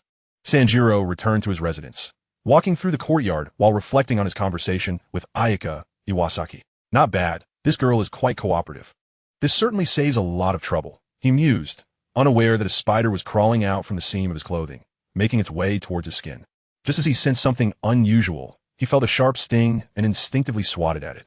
A small insect fell onto the grass, quickly vanishing from sight. Sanjiro lifted his shirt to check the source of the pain. There was a red spot on his right side, but it no longer hurt. Damn it. I can't believe I got bitten after returning home. Sanjiro cursed as he entered the house. Little did he know, a spider had injected him with a special tracking agent. This agent had been improved from that used on the Shadow of the Night. It not only released chemical molecules into the air, but also contained micron-level tracking robots. In Japan, the chemical molecules would not be effective for tracking. It would rely solely on the micron-level tracking robots to emit signals to a space-based aircraft, which would then amplify the signal strength and relay it back to Su Lingyin's tactical glasses. The tactical glasses displayed a line of small text. Target has been successfully marked. No matter where the target is, they can be located at any time. Su Lingyin was taken aback. If one wished to pursue someone once marked Wunti, that means certain death. This was merely one of Ayaka Iwasaki's capabilities. She found herself increasingly intrigued by the other functions. One particular strange function on the menu piqued her curiosity. 100,000 volts. Chapter 224. Please activate VIP's VIP. Chairman Dong. The short drama library has been updated again. Zhang Gui, the project leader, nervously reported. Upon hearing this news, Qin Beichuan's expression darkened. Are you all a bunch of fools? How can they shoot so many dramas in just a few days, but you cannot? Qin Lang scolded Zhang Kai, pointing at him. I don't know, Zhang Kai replied, lowering his head, afraid to meet Qin Lang's gaze, his hands clenched in a fist behind his back. Qin Beichuan supported his forehead with one hand, remaining silent for a long time before weakly asking, how many have been updated? Approximately 500. Another 500 updates. Qin Beichuan sprang up from his chair. Just days ago, the short drama count at Xiaoyu Media had surged, surpassing Beikai Huayu by nearly double, and now it had nearly tripled. How could we compete with them now? I had someone double-check. Xiaoyu has recruited some personnel related to short dramas, but they are all editing talents. They haven't recruited any screenwriters or actors. I don't think they look like they were filmed. Zhang Kai hesitated for a moment before voicing his judgment. Not filmed? Are you suggesting they were generated by their computers? Qin Lang's voice grew louder. Langya, calm down, Qin Beichuan admonished, then turned back to Zhang Kai. Please elaborate on your judgment. Given their current personnel, it is impossible to produce so many short dramas in such a short time. After much contemplation, it is highly likely this relates to their superintelligence. Zhang Kai had conducted a thorough investigation, although he did not believe Xiaoyu Media possessed such formidable artificial intelligence. The current situation could only be explained by the existence of artificial intelligence. Are you saying they have developed an artificial intelligence more advanced than the world's top AI? Qin Beichuan's eyes widened, an ominous premonition spreading within him. Chairman. At this moment, another person entered the room. Noticing the oppressive atmosphere, he dared not continue speaking. Go ahead. Qin Beichuan urged, preparing for the worst. The newcomer continued. In recent days, we have lost nearly 20 of our users. We currently have 75 million users left. Meanwhile, Xiaoyu Media's user count has surpassed 200 million. It is expected that this trend will further widen. As he spoke, he couldn't help but steal a glance at Qin Beichuan's increasingly somber expression. I just saw a message on their official website stating that Huiling will be launching a free trial event. The man suddenly recalled something and quickly added, trial event? When? Qin Beichuan also sensed that the issue lay with this super artificial intelligence. The man checked the time and replied, it's scheduled for 10 a.m. in 5 minutes. You go ahead and take care of things, Qin Beichuan said, then turned to Zhang Kai. Zhang Kai, come see what is going on. Zhang Kai complied and approached Qin Beichuan's computer, entering Xiaoyu Media's official website. As soon as the website opened, a large banner popped up. Xiaoyu short drama user count surpasses 200 million. The enormous banner was accompanied by a flurry of fireworks across the screen. Zhang Kai caught a glimpse of Qin Beichuan's ashen face from the corner of his eye and hurriedly searched for the close button, but unfortunately, this special effect could not be turned off. Zhang Kai stood frozen, waiting for the effect to conclude. A few seconds felt like an eternity. They say time drags on like years, and today he truly experienced a moment feeling like a lifetime. Once the effect dissipated, Zhang Kai's palm was slick with perspiration as he grasped the mouse. To experience the event, one must first register as a user of Xiaoyu. After a series of operations, the account registration was completed just as the clock struck 10. Zhang Kai clicked to enter and began his experience. With a mere tap on the website, a vivid description of a landscape materializes, and within seconds, a video emerges. The visuals are strikingly clear and fluid, exuding an undeniable sense of realism. Is this light and shadow artificially created? It appears far too authentic. Zhang Kai cannot help but exclaim in astonishment, momentarily forgetting the somber expression on the face beside him. Qin Beichuan, however, refrains from venting his frustration. His mind is buzzing with disbelief. Could this truly have been fabricated? He grapples with skepticism, yet recognizes it as a form of reluctant disbelief. The text was hastily input by Zhang Kai, who could not have colluded with the other party. This extraordinary artificial intelligence has indeed crafted a 1-minute video from random text. Is it limited to just 1 minute? Did they not boast of being able to produce a 15-minute video? Qin Beichuan retorts with irritation. Zhang Kai promptly inputs another segment of text, opting to generate a 2-minute video. Just as he clicks generate, a prompt appears on the screen. Dear user, you must become a member to create videos longer than 1 minute. Qin Beichuan, Chairman? Zhang Kai turns to inquire. Go ahead. Qin Beichuan is eager to ascertain whether this intelligent AI can indeed produce an extended video. Zhang Kai clicks through to the payment interface, which immediately prompts him to activate an annual membership. Not $9.98, only $298. Spend $298 and take home an annual membership. Such an outrageous demand? They start with an annual membership. Is a no monthly option? Zhang Kai curses under his breath. Proceed. Qin Beichuan, glaring at the message, grits his teeth. Zhang Kai subscribes to the annual membership and continues testing. Yet, their expressions soon darken. The annual membership only extends the duration by 1 minute. From the original 1 minute to 2. To extend further, one must upgrade to SVP membership. Upgrade. Qin Beichuan fumes, his frustration palpable. Each additional minute requires yet another membership. Nevertheless, he is not particularly concerned about such trivial expenses. What he never anticipated was that after upgrading 3 times, when he aimed to extend the video to 4 minutes, another prompt appeared. Sorry, we have detected that you are a new user with less than 1 year of membership. You cannot upgrade to a higher membership level. Please return when your membership duration is sufficient. Bang! Damn it! Are they toying with me? Qin Beichuan slams his fist on the table. At the Yi family estate, Lu Zhen sits upright in the reception room awaiting Yi Xiaoqiang. Soon, footsteps echo from the floor above. Lu Zhen focuses his gaze and quickly rises. Young master, are they conducting a major inspection from above? Yi Xiaoqiang glances at the calendar, noting it is already August 10th. Perhaps our rapid development has drawn their attention. Lu Zhen replies, is the company prepared? Yi Xiaoqiang invites. We have made ample preparations as per your instructions. Lu Zhen contemplates before adding. Establishing a permanent settlement on the moon is a monumental undertaking. Once the inspection concludes, I will carefully select suitable partners. These days, the doors of Xiaoqiang Group are nearly overwhelmed by visitors. Chapter 225, Gaze Tracking Technology. August 11th. A bus carrying 30 passengers approaches the headquarters of Xiaoqiang Group. I have long heard tales of Yi Xiaoqiang being a spendthrift. Yet, how does a spendthrift manage to turn the family fortunes around? This perplexes me. Fang Yun le Mox Tu Vengat. Wan Gong shakes his head in response. If you cannot comprehend it, how could I? He is indeed a remarkable figure in Longhua. I once believed that Yi Tianlin was an extraordinary miracle, but his grandson leaves me utterly speechless. What kind of family are they? The conversation between the two ministers stirs memories among the passengers. Many still delight in recounting Yi Tianlin's journey to becoming the wealthiest man in Longhua over the past decade. He created a commercial miracle in the nation. Yi Tianlin's son also displayed impressive business acumen at an early age, but tragically passed away in a car accident. However, compared to Yi Xiaoqiang, these accomplishments pale in significance. Yi Xiaoqiang does not inherit the terrifying business talent of the Yi family. Rather, he is a person who can only spend money without earning it. Yet, despite this, the Yi family shows no signs of decline. On the contrary, they seem to thrive more than ever. It is baffling. Do you think we will meet this young man? Fang Jun poses the question. Wan Gong glances at him, uncertain of the answer. Yi Xiaoqiang cannot be assessed by conventional standards. If he does not wish to meet you, you may very well not see him. Let it be as fate decides. We are merely here to gather information, not necessarily to meet him. Wan Gong rationalizes to himself. After some time, the bus halts at the entrance of Xiaoqiang Group. Lu Zhen, along with several executives, stands waiting at the door. As the bus doors open, Lu Zhen greets Minister Fang. Minister Wan, esteemed experts, welcome. Let's proceed inside. The group follows Lu Zhen to the conference room. We welcome both ministers and esteemed experts to guide us in our work. The chairman is currently away on business and cannot return in time.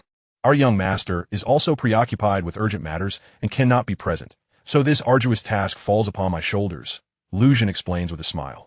Fang Jun exchanges a glance with Wan Gong. The reality aligns closely with his expectations, and fortunately, he has mentally prepared himself. No worries. We are merely here to understand the situation. Guidance is not necessary. Wan Gong hesitantly replies, frowning as he inquires. Do you usually refer to him as young master? Ah, yes. Lu Zhen affirms, pondering the rationale behind such a title. Little does he know, Yi Xiaoqiang prefers the antiquated title over young master. Young master? It sounds like something from a fantasy world. This title exudes an air of dominance. Lu Zhen strains to fabricate an explanation. Wan Gong notes thoughtfully. It seems he has grasped the concept, yet in reality, he understands nothing at all. Then, could you please introduce us to some aspects of your esteemed company? Fang Yun, sensing Lu Zhen's awkwardness, shifts the topic. Xiao Li, please bring the glasses and drones. Lu Zhen instructs one of his subordinates. 5 minutes later, Xiaoli returns with numerous glasses and a small drone. The group stares at the array of glasses, somewhat bewildered. These are our company's new products, tactical glasses. Wearing them allows for shared vision. Once they don the glasses, Lu Zhan begins to command the drone to take flight.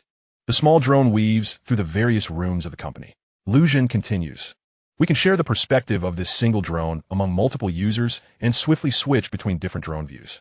Additionally, we can activate a godlike perspective. Fang Jun shakes his head in disbelief, suddenly exclaiming, "Is this gaze tracking technology?" "Indeed. To enhance control, our company has specifically developed this technology," Lu Zhan replies, his pride evident. "But isn't this technology still in the experimental phase? How is it already in use, and so sensitively and accurately?" An expert gasps in astonishment. "This space is too confined. Shall we head to the unmanned equipment factory for a better look?" Lu Zhan proposes to the group. Yes. Although the glasses have left them in awe, they are eager to discover even more surprises. "Keep the glasses on. They will be useful shortly," Lu Zhan reminds them. 40 minutes later, the group arrives at a production facility for unmanned equipment under Xiaoqiang Group. Upon entering the production room, they are greeted by a plethora of unmanned devices, robotic dogs, wheeled robots, and various drones. Lu Zhan instructs the staff to bring forth 30 unmanned devices, including robotic dogs and drones. With the assistance of the staff, the 30 members of the inspection team connect to their respective unmanned equipment. The devices have been successfully connected. You can control your equipment using the glasses, and you can also share the equipment's perspective. Moreover, you can switch between the views of team members. Lu Zhan guided them through the experience. After 20 minutes, everyone reluctantly removed their tactical goggles, their faces alight with excitement. "Mr. Lu, this technology is astonishing," Fang Jun exclaimed, giving a thumbs up. "Its applications are vast, both civilian and military, requiring merely a change of platform. Today has truly broadened my horizons. I had always thought such innovations were still confined to laboratories. I never imagined they had already been realized." The accompanying experts were effusive in their praise. However, Lu Zhan maintained a demeanor of calm composure, pondering, "This is merely the first technology I've shown you. If you exhaust your accolades now, what will remain for the subsequent displays?" Indeed, as Lu Zhan led this group over the next 2 days, they eventually fell silent. Even exclamations of surprise had been exhausted. The entire tour lasted 3 days. Aside from a portion dedicated to hands-on experiences, the majority consisted of video demonstrations. After all, Xiaoqiang Group was brimming with high-tech marvels, and Lu Zhan could only select a fraction to showcase. On the 3rd day, Lu Zhan addressed them. "This is essentially the situation at Xiaoqiang Group." Fang Jun, still eager, remarked, "I had no idea. This visit has revealed just how much can change in 3 years. Your company ought to be visited at least once a month." "Minister Fang, you're exaggerating," Minister Fang chuckled. "By the way, we have arranged for you to visit Tianbing Technology Company." Just as Lu Zhan spoke, Yi Jingyi entered from outside. "Allow me to introduce you all. This remarkable lady is Miss Yi, the head of Tianbing Technology Company," Lu Zhan said, presenting her to the group. "Greetings, esteemed leaders and experts. I am Yi Jingyi." She introduced herself. "You are indeed the granddaughter of Yi Tianming. The Yi family is truly a lineage of beauty and talent," Fang Jun remarked with a smile. "Shall we go to Tianbing Company?" "Absolutely.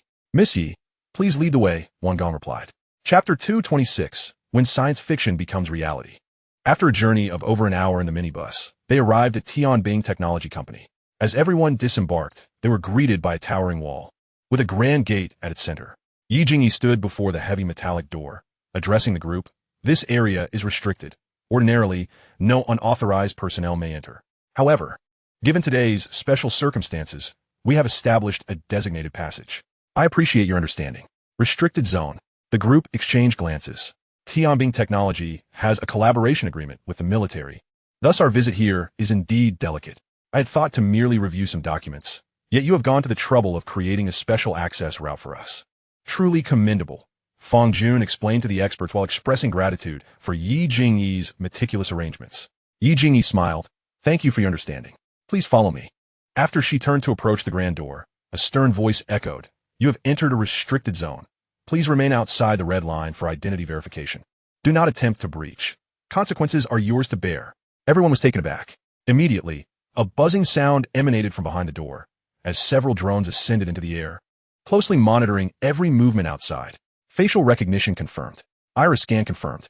Hair sample scan confirmed. Following a rigorous identity verification process, A mechanical voice announced, "Identity confirmed, clearance level 2. May I inquire about the relationship of the 30 individuals behind you? They are members of the expert group, here to investigate and tour our company." Yi Jingyi responded. "According to the uploaded task, I must perform a brief verification of their identities. I kindly ask everyone to cooperate with my instructions." The group tensed at her words. They were well aware of the regulations surrounding the restricted zone, and the emotionless mechanical voice sent a chill down their spines. Noticing their anxiety, Yi Jingyi reassured them. "There is no need to be nervous.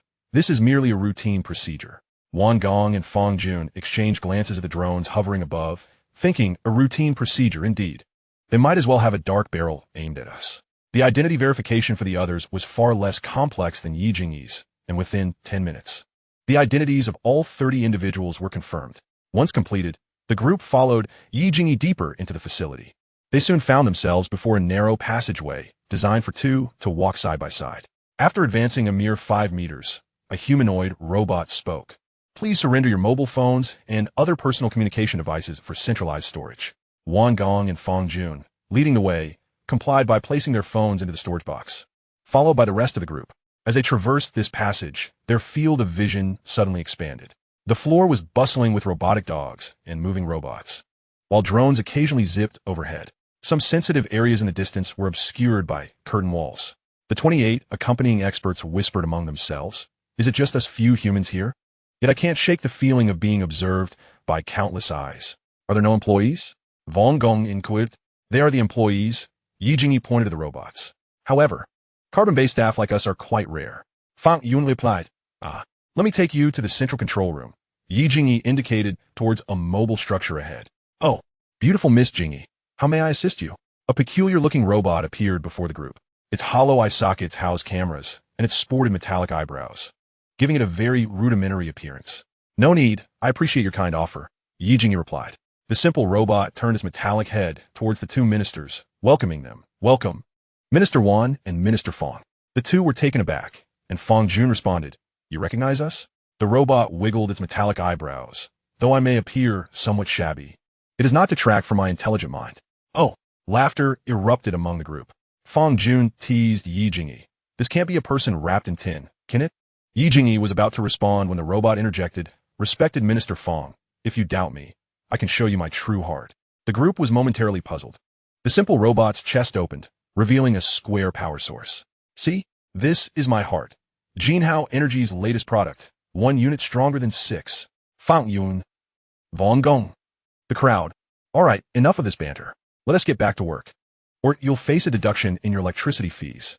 Yi Jingyi playfully tapped the robot's metallic head with her delicate hand. "My goodness, you can withhold my funds, but not my electricity fees. Women are not to be trifled with," it exclaimed before quickly disappearing from sight.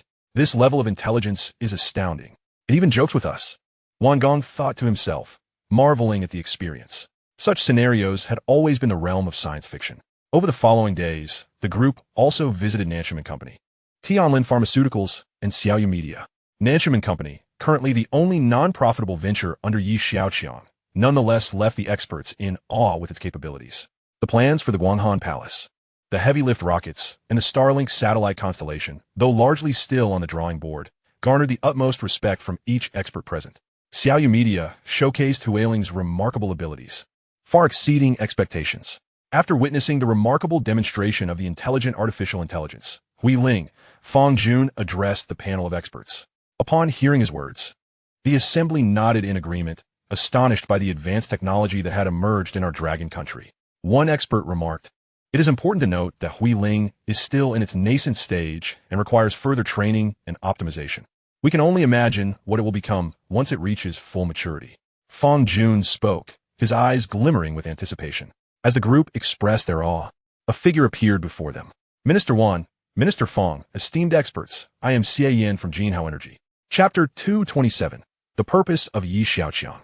Standing at the entrance of Jinhao New Energy Company, Wang Gong pointed at the prominent sign and inquired of Xia Yin. "I heard this company was on the brink of bankruptcy just 2 years ago, operating as a textile factory." This statement drew sharp intakes of breath from several individuals. Indeed, the expansive research and development base sprawled over more than 1,000 acres. To be precise, it had been less than 2 years since the textile factory had owed its workers 100,000 yuan in wages. Xiaoqiang momentarily drifted into thought, reflecting on the remarkable turnaround. Mr. Xia is truly a prodigy in the business realm. In less than 2 years, he not only salvaged this factory, but also expanded it multiple times. One expert praised with admiration. I believe you're mistaken. I'm not a business prodigy. The greatest fortune of my life has been to meet the young master. Even a piece of decayed wood could become extraordinary in the hands of the young master. Xiaoqiang replied, his expression grave, eyes filled with reverence. Then please, Mr. Xia, lead us on a tour. Fang Jun urged, his eagerness palpable. Everyone, please follow me. A few hours later, a throng of individuals emerged from the research room, each face reflecting a dazed expression. Throughout the tour, they had spoken little, constantly nudging Xiaoqiang with questions. Minister Fang, Xiaoqiang called out to the still distracted Fang Jun. I just received word that our young master has finished his affairs and is on his way here, Xiaoqiang informed. Oh! Both Fang Jun and Wang Gong exclaimed in unison, taken aback by the prospect of meeting the legendary figure. Please, the rest of you, wait in the conference hall for a moment. Xiaoqiang gestured invitingly. Approximately 10 minutes later, Xiaoqiang arrived. I apologize for the delay, everyone, he said, as the assembly looked up to see a youthful and handsome visage. Today, we finally get to meet the living legend. Fang Jun chuckled, adding, you truly resemble your father. Minister Fang has met my father? Xiaoqiang inquired. Indeed, though at that time I was not yet the Minister of Science and Technology, Fang Jun recounted, reminiscing about Yi Mingyan, before adding, it is a pity your father departed too soon. He would undoubtedly take great pride in your current achievements. Xiaoqiang smiled gently and turned to Xiaoqiang. Is lunch prepared? Yes, young master, it has been arranged, came the prompt reply. Then let us dine while we converse. The group proceeded towards the Peace Hotel in Magic City, with Xiaoqiang accompanying the experts, while the two ministers were assigned to a separate private room. After several rounds of drinks, Fang Jun regarded Xiaoqiang and recalled certain matters, feeling that they were in a safe space without outsiders. You may call me Uncle Fang. Though I have only met your father a few times, we shared an instant rapport. If you ever need assistance, do not hesitate to ask. Xiaoqiang pondered for a moment and replied, Uncle Fang, I do have a matter to discuss. Oh, please share. Seated beside them, Qiyu produced a sleek black box. What is this? Wang Gong inquired, his face etched with confusion. Please take a look. Qiyu pressed a button, rising to draw the curtains and dim the lights. The box emitted a beam of light that quickly formed an image in the air. Both ministers focused intently, exclaiming simultaneously, 3D projection. Indeed, this is a 3D projection technology. Qiyu elucidated. You, my friend, have quite a few hidden treasures. Fang Jun remarked, shaking his head at Xiaoqiang. This device seems oddly familiar, Wang Gong mused, racking his brain for recognition. This is a nuclear fusion power generation device, Qiyu stated. Nuclear fusion power generation. Wang Gang's eyes widened as he finally remembered. Are you intending to pursue this? Is that not permissible? Xiaoqiang countered it. I wouldn't say it's impossible. However, the difficulty level is extraordinarily high, and it is a long-term investment. Typically, companies shy away from such ventures, Fang Jun reflected. Nuclear fusion power generation represents a revolution in the energy sector. Yet, its complexity deters many companies. The acquisition of essential materials, deuterium and tritium, poses a significant challenge. Deuterium is abundant in seawater, with approximately 30 milligrams per liter, while tritium is almost non-existent in nature. Another method involves the fusion of helium-3 and deuterium, but tragically, helium-3 is exceedingly rare on Earth, with only about 1,000 kilograms available globally. In stark contrast, the lunar surface boasts over 1 million tons of helium-3. If we could amass deuterium from seawater and combine it with helium-3 from the moon, it would resolve our raw material quandary. However, one must first land on the moon before achieving power generation. Furthermore, to advance nuclear fusion technology, a series of scientific challenges must be overcome. Even if everything proceeds smoothly, a minimum of 50 years of research and development would be required. Which company would invest in a project for 50 years? The national team has been working on nuclear fusion power generation for some time, but the progress has been disheartening, Wang Gong remarked with a wry smile. I wish to give it a try, Xiaoqiang declared, his 4 words crashing onto the two ministers' hearts like thunder. They fixed their gazes on Xiaoqiang's earnest face. The concerns you raise do not trouble me. However, I will require certain privileges. Xiaoqiang paused. I need legal permission to extract deuterium and tritium. The two exchanged glances, affirming that Xiaoqiang was not jesting. This is beyond our authority, Wang Gong replied. We will report our findings and bring this matter to light. I believe there is hope. Fong Jun, hesitant to make any guarantees, resolved to give it a try. 2 days later, the expert panel concluded their investigative assessment and departed for Magic City. That evening, as the experts returned to the capital, in a remote grove of Magic City, 2 silhouettes flickered in the dappled shadows of the trees. "This is for you," the old steward extended a finely crafted wristwatch. "What is this?" Gao Baiwan in Guit, puzzled as to why it was a watch, especially since it resembled the limited edition timepiece he had gifted to his mistress, Mu Shui. "Do not ask questions that do not concern you. Soon, you will understand why," the old steward replied. Xiaoqiang, taken aback, accepted the watch. "Find a suitable opportunity to swap it out. Before long, you will receive answers that are of great relevance to you." With that, the old steward vanished into the night. Xiaoqiang watched the spectral figure of the steward, having grown accustomed to his elusive nature, and bowed his head, filled with uncertainty. "Why Mu Shui? Is there a secret I remain unaware of?" He sighed, deciding it was futile to dwell on it further, and resolved to heed the steward's advice. With that thought, he pulled out his phone and dialed Mu Shui. "Where are you?" A languid voice answered from the other end. "Is there something you need at this late hour?" Chapter 228. A report meeting that rendered the notable silent. Xiaoqiang felt a chill run through him, recalling the steward's recent words. Since losing the status of the second-in-command of the Xiaoqiang Group, Mu Shui's demeanor towards him had indeed shifted, a reality he was reluctant to confront. Mu Shui, sensing the coldness in his voice, adopted a softer tone. "It's getting late. How about I come see you tomorrow?" "All right," he replied, and upon hearing her response, Mu Shui hung up the phone. "For now, let us not sever ties. He still has his uses," Mu Shui thought, opting not to say more. The frigid gaze was commanding, rather than negotiating with her. "Understood." The following day, the residence of the Chao family. "Yuan, I was utterly exhausted yesterday. You aren't upset with me, are you?" Mu Shui's delicate arms encircled Chao Yuan's neck and shoulders. Chao Yuan gazed at the enchanting figure before him. Her exquisite visage and smooth skin bore no marks of the 30 years that had passed, instead imparting a touch of mature allure. "Not at all. I would never harbor anger towards you, regardless of whom I might be upset with."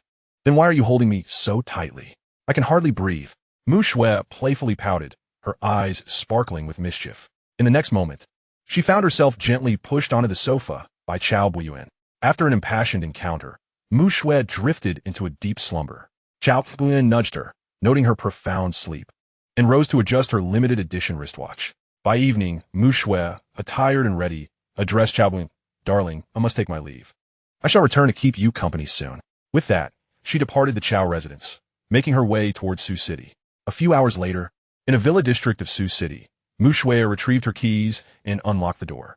Casting aside her high heels, she reached for the light switch, only to find a figure standing by the window. Snap! Mu Shui swiftly illuminated the room. "Why didn't you turn on the lights? You nearly scared me to death. What is there to fear? Are you worried that the Chao will one day discover you do not love him? If it weren't for you, I wouldn't be forcing myself." The figure replied with a mocking gaze. "Oh, you must have uttered the same words in front of him as well," Mu Shui retorted. "What are you doing?" As he approached, Mu Shui instinctively stiffened. "Yi Mingwei, do not overstep." Yi Mingwei seized Mu Shui's hair, gritting his teeth as he spoke. "Overstep? Who provided you with all this? You needn't be reminded, I presume. But I have done as you instructed," she stammered. "Then recite verbatim what you extracted from him. No omissions, for I shall verify the truth," Yi Minghui demanded fiercely. Mu Shui dared not conceal anything, divulging all she had learned from Chao Yuan. Half an hour later, upon concluding her account, Yi Minghui fell into deep contemplation. 10 minutes later, he lifted his gaze, dark eyes fixed upon Mu Shui. She recoiled in fright, but chose not to flee, aware that escape was futile. Bang! Her back collided with the television. "I have followed your instructions. What do you desire?" Her voice trembled. Yi Minghui grasped her hair, tilting her head upwards. "Indeed, this visage is captivating. No wonder the Chao is so enamored." He glanced at the watch on her wrist, still a globally limited edition, valued at several tens of millions. "I wonder how he will react when he learns the truth." Ye Minghui sneered. Ficatet onhead enchanting kuntenance. After a few seconds of scrutiny, he unbuckled his belt while pressing her head downward. In the capital, within a government building's conference room, the assessment expert group was presenting their findings to the dignitaries in attendance. This tactical eyewear enables remote control of unmanned equipment. It supports team coordination, shared visibility, and can execute operations using gaze tracking technology, an expert began. Gaze tracking technology? Commando su Quetztin, Bui. Isn't that still in experimental stages? There have been no significant breakthroughs reported from Jianli Mei. Indeed, that is the case. Moreover, our team of 30 successfully completed a coordinated mission, Fang Jun corroborated. Commander Su and Xiaoqiang exchanged silent glances, both engulfed in contemplation. It had not been long since the incident involving intelligent humanoid robots. And yet new advancements were already emerging. We encountered a formidable security system at Tianbing Technology Company. This system tracks and identifies aerial flocks, capable of monitoring thousands of diverse bird species simultaneously and reacting swiftly. Rumor has it, not a single bird can successfully land within the company's perimeter. A security system for birds? Both Commander Su and Xiaoqiang were taken aback. Is this truly an effective air defense recognition system? And it's designated for birds? It's akin to using anti-aircraft guns against mosquitoes. They were momentarily dumbfounded until Xiaoqiang regained his composure and continued. The Nanshan Gate Company has a Tiana Starlink project aimed at establishing a global low-orbit communication network, planning to launch 180,000 broadband multimedia satellites. Additionally, a high-thrust rocket project is underway, with a design capacity exceeding 200 tons for low-orbit payload. 200 tons. Director Chung of the National Defense Science and Technology Bureau rose from his seat, pointing at the expert. Are you certain you didn't mishear? The expert wiped his forehead. Initially, I thought I had misheard as well. After all, the most powerful heavy rocket currently has a low-orbit payload capacity of only about 100 tons. This is a doubling of that capability. Director Chung, please remain calm. Let them finish, Xiaoqiang interjected. We also examined the Huiling Super AI from Xiaomi Media. It can indeed produce an exceptionally long video within 15 minutes. However, that is not its most impressive feature.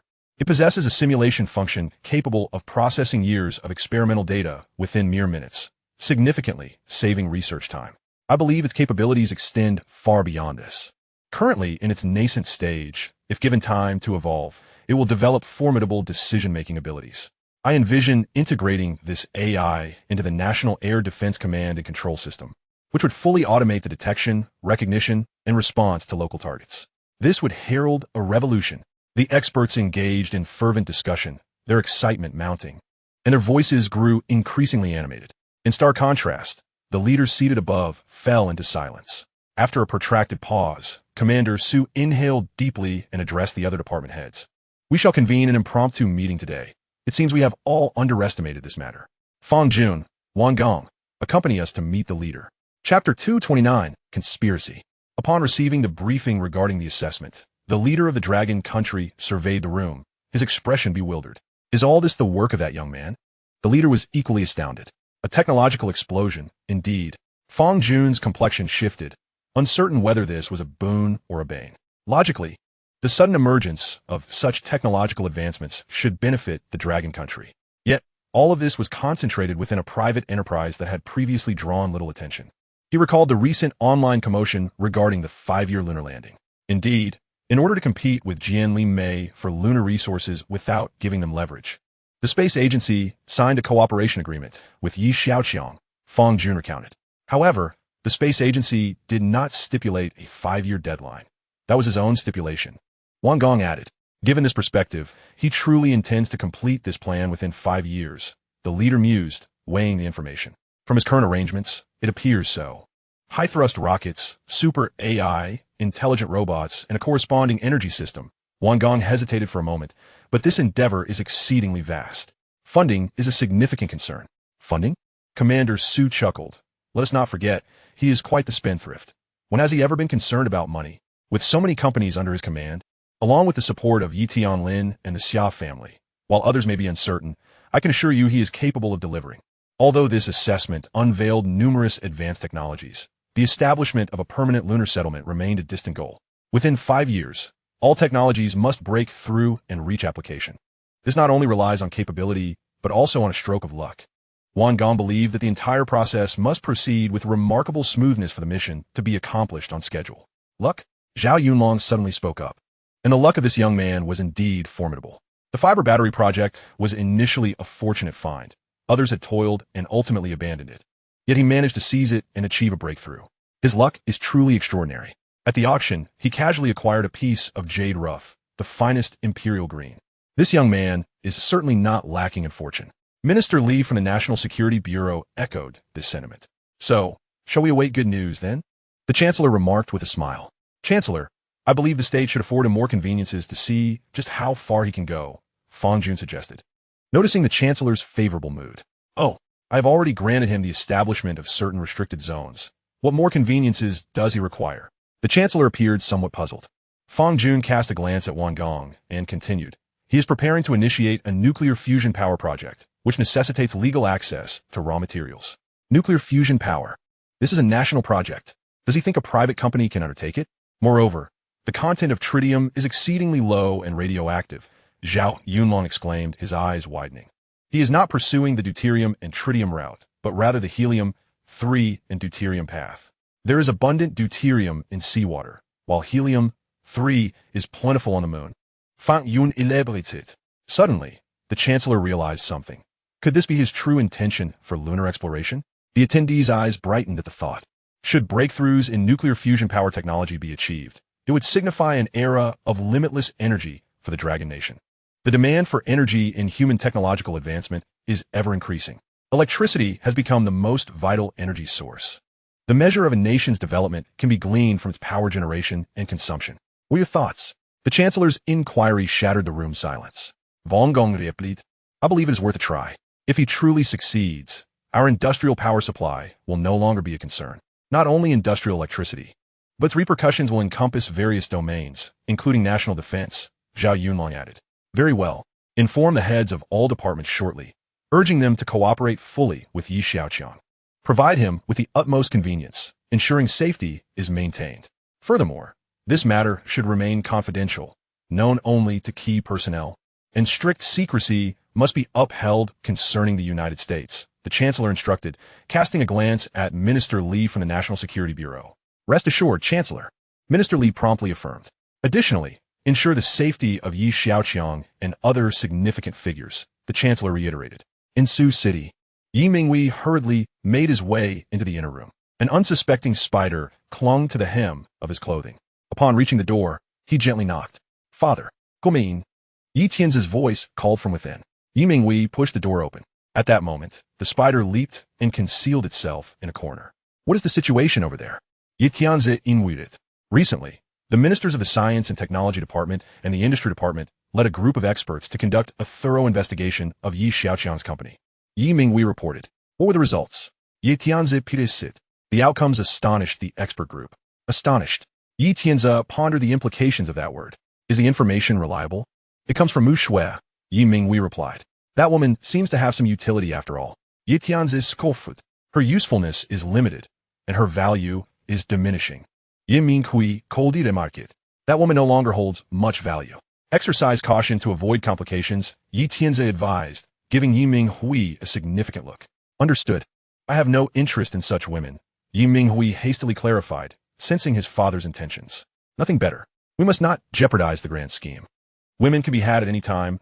Yi Tianzi took a drag from his cigarette and added, It seems our plan requires some adjustments. Yi Minghui furrowed his brow at this. The reality had diverged too far from their original strategy. Everything had initially progressed smoothly, but ever since Yi Xiaoqiang's emergence, they had lost control of the situation. Every time Yi Xiaoqiang ventured out, he was surrounded by a throng, leaving them no opportunities. Yi Tianzi recalled the attack in the imperial capital, where even that man had failed to eliminate Yi Xiaoqiang. This kid truly has remarkable luck. Since there are no opportunities with him directly, consider those around him. Not everyone follows him with such a retinue, Yi Tianzi suggested. Understood. I will contemplate this thoroughly. In the Dragon Nation, one must exercise utmost caution. Strike swiftly and decisively, leaving minimal traces.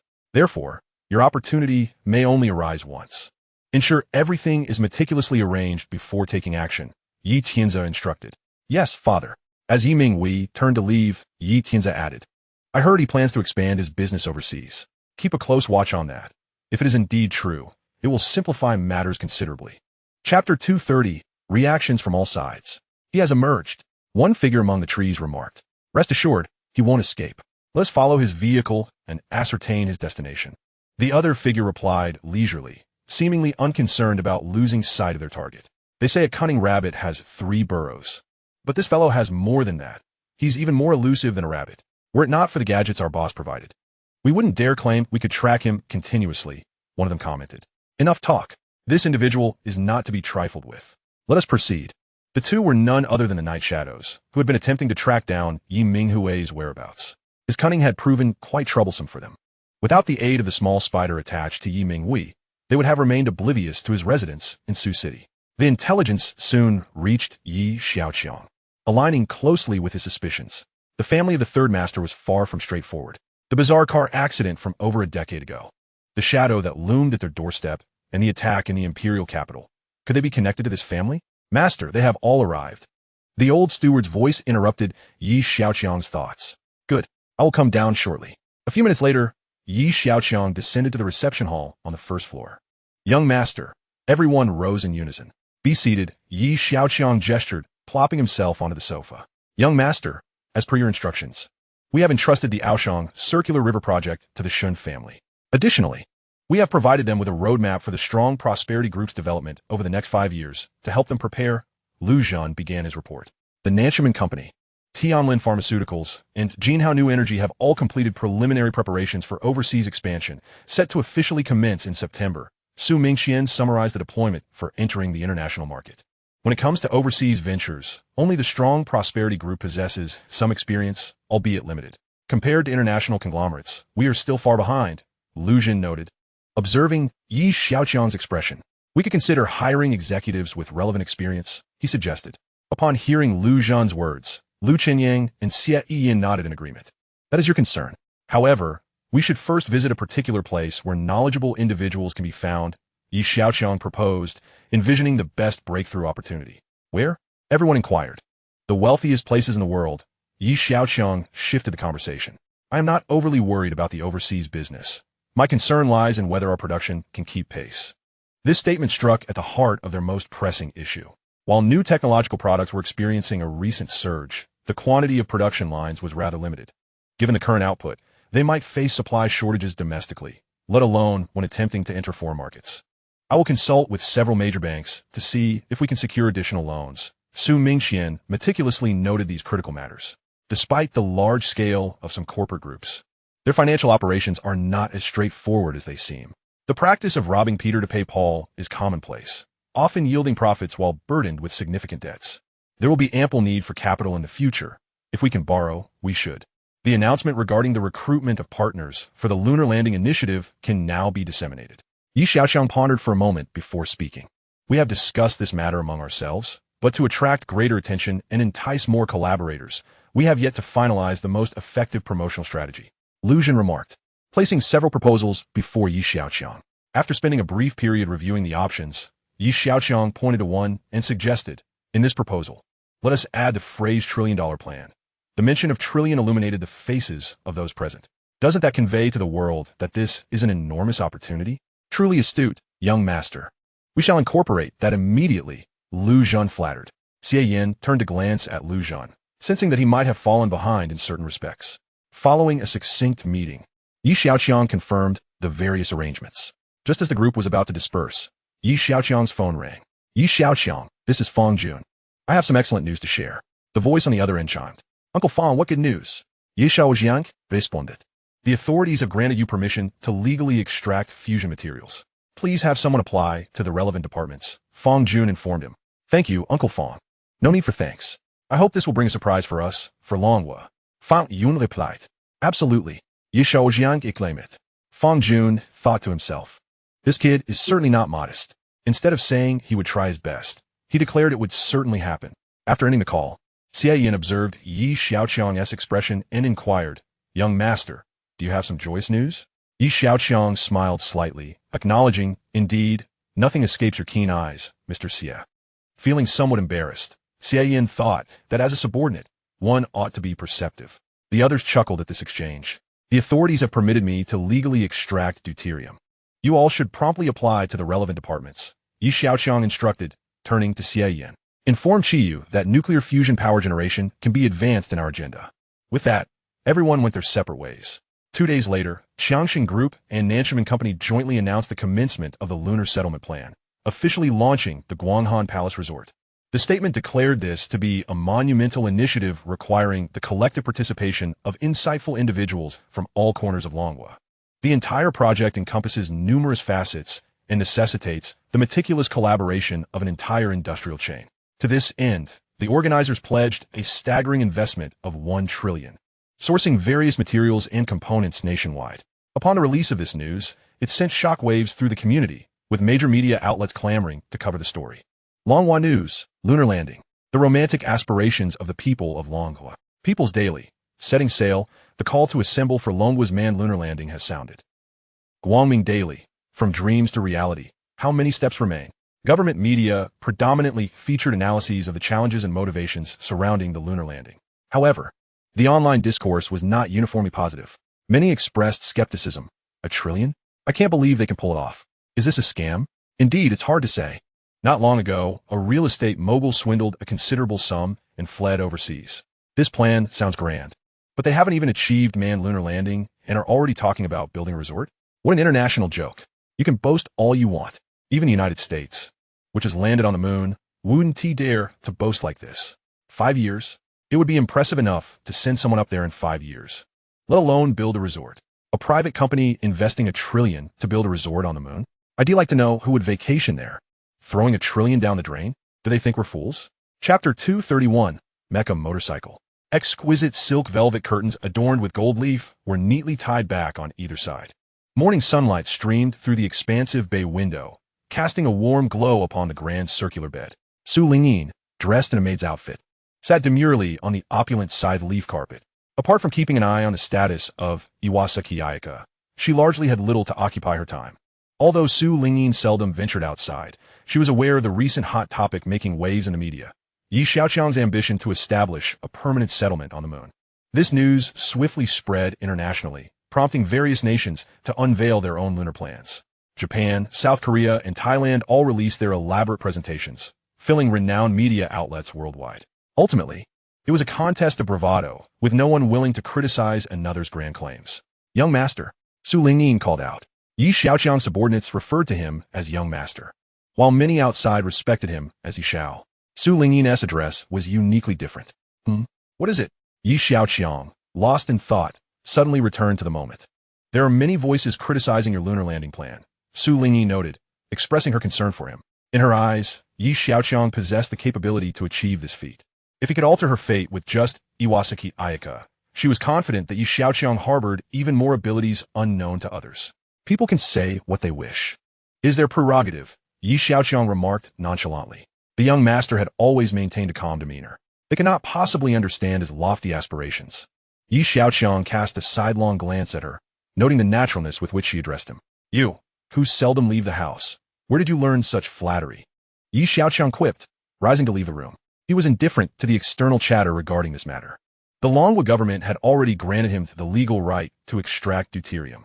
Xiaoqiang was focused on swiftly constructing a refinery by the seaside. Mechi Island presented an excellent location. With subsequent expansions, establishing a refinery there would pose no challenge. Soon, Xiaoqiang planned to visit the island personally. However, before doing so, he had a significant task at hand, assembling the mecha motorcycle. Entering a small room, Xiaoqiang approached the staircase, descending into the underground passage. He mounted the awaiting wheeled robot and swiftly arrived at the underground city beneath Xiaoqiang. This space resembled a dimly lit factory, where materials were transformed into various components according to Xiaoqiang's specifications. As he arrived, the underground city burst into light, spanning an area equivalent to 5 national swimming pools, sufficient to accommodate a multitude of equipment. Hundreds of robots were diligently at work. Xiaoqiang leaped from the wheeled robot and approached a pile of parts. These were the components for assembling the mecha motorcycle. He picked up a piece of alloy plating, custom ordered for its high strength and lightweight properties. Utilizing his smart glasses, he accessed the assembly blueprint for the mecha motorcycle and began the process. The core power source of the motorcycle boasted an extraordinarily high energy density, capable of covering over 2,000 kilometers when fully charged. With a powerful motor and a streamlined design, it could reach speeds of up to 350 kilometers per hour. Yet, these attributes were not its most remarkable features. Besides the significant differences in appearance, its handling was comparable to that of Xiaoqiang. It similarly offered both autonomous and remote control modes. In contrast to Xiaoqiang, which served as a simulation robot focused on mimicking and replacing humans, the mecha motorcycle prioritized protection and mobility. Of course, its most striking feature was the seamless transition between combat and travel modes. Hours later, a sleek, black motorcycle emerged within the underground city. Xiaoqiang gazed at his creation, feeling a hint of fatigue. Currently, his disassembly and assembly skill was at level 4. Advancing from level 4 to level 5 would require an investment of 20 billion. At level 5, he could disassemble and assemble equipment valued below 1 billion. The satellite module combined mecha, however, was equipment exceeding 1 billion, necessitating a level 6 skill for disassembly and assembly. He was uncertain how much it would cost to progress from level 5 to level 6. Xiaoqiang exhaled deeply as he admired his masterpiece. The subsequent equipment would become increasingly challenging to fabricate. The Lin family. Father, take a look at this announcement on the official website. It's a staggering 40 billion. I truly cannot fathom my sister's thought process.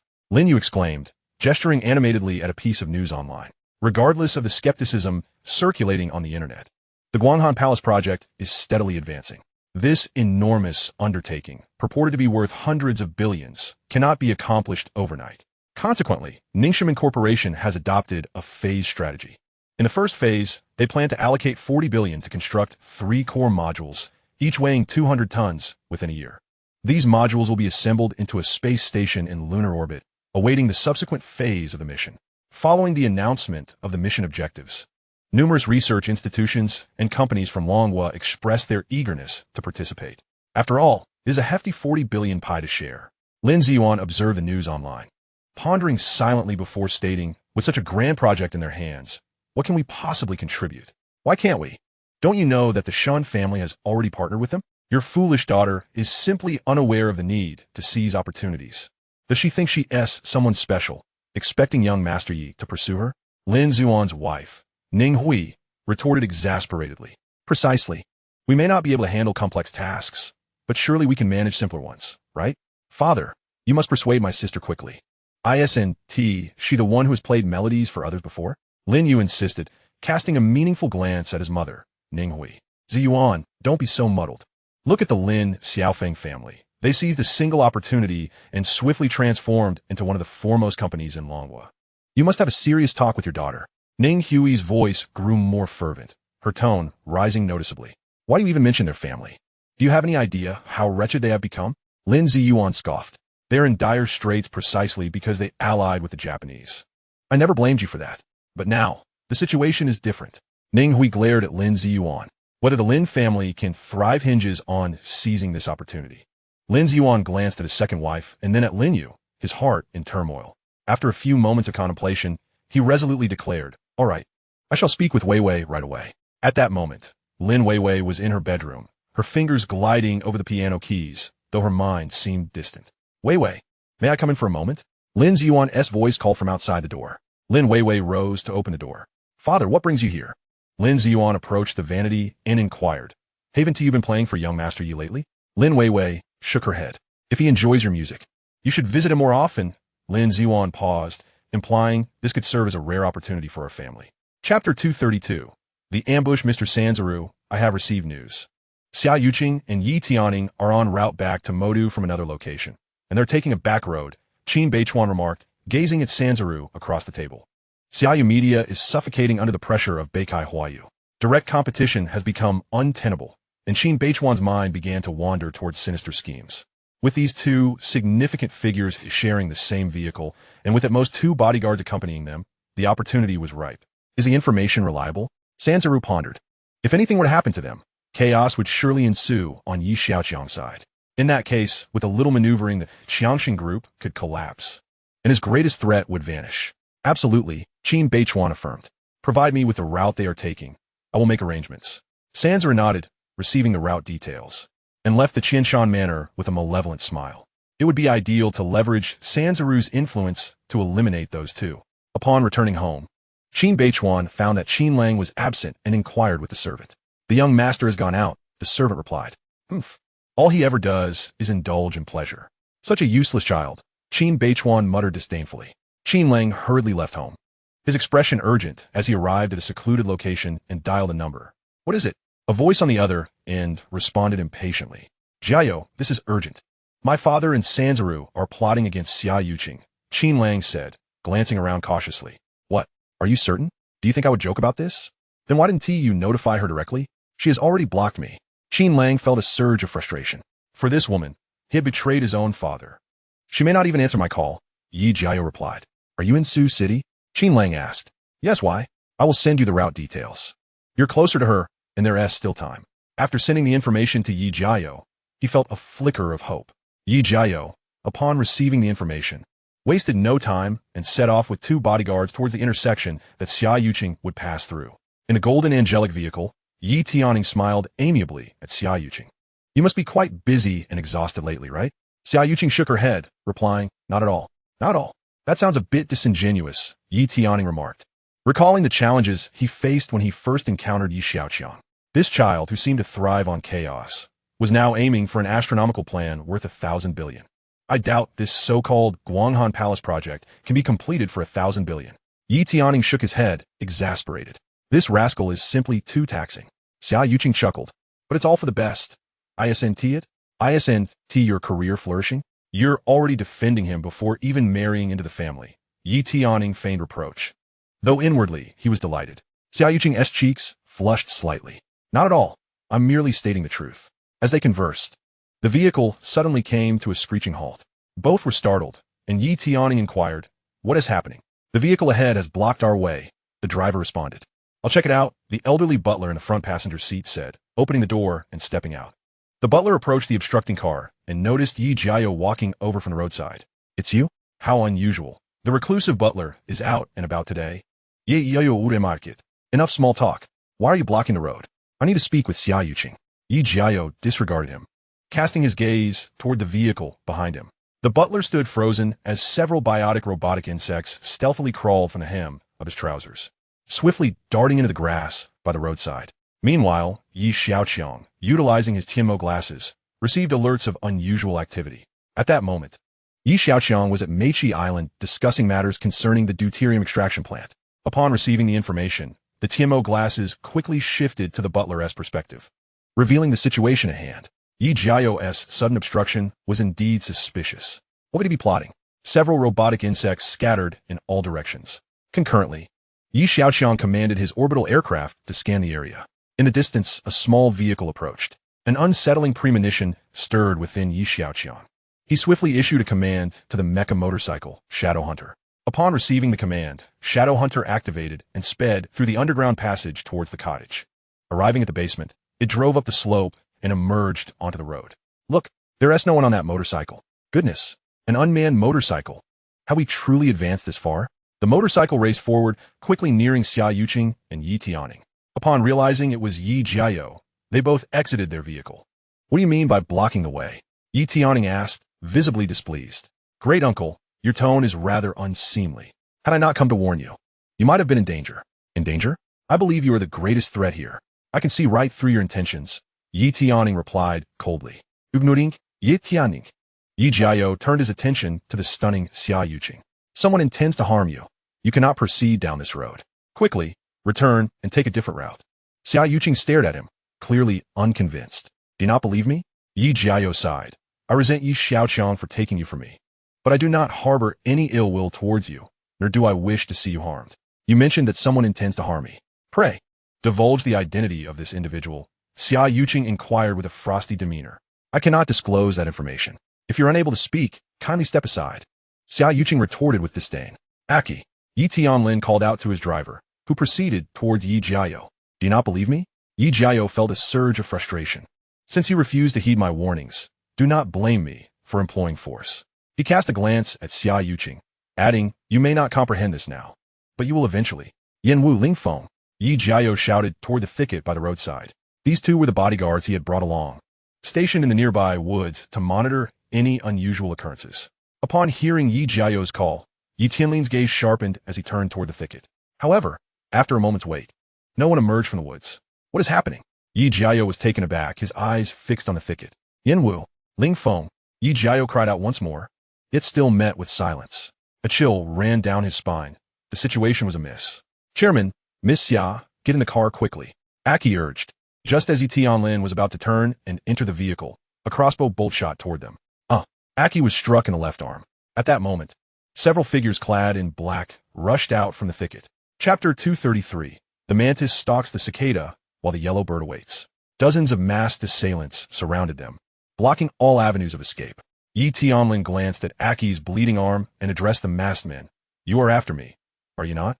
Let them go, and I will submit to your whims. One of the masked figures stepped forward. You are Yi Tianlin? Indeed. Do not harm them. Full man. Do you truly believe you are in a position to negotiate? A wealthy elder like you, venturing out with merely a servant and a driver. It's no wonder you will meet your end here today. Boss, can we eliminate that woman afterwards? One of the masked men inquired from behind. What the hell is wrong with you? Get lost. The leader of the masked men turned away. And who are you? Ye's Lex weak in it. Without a doubt, his two bodyguards had already met their demise. Do not touch me.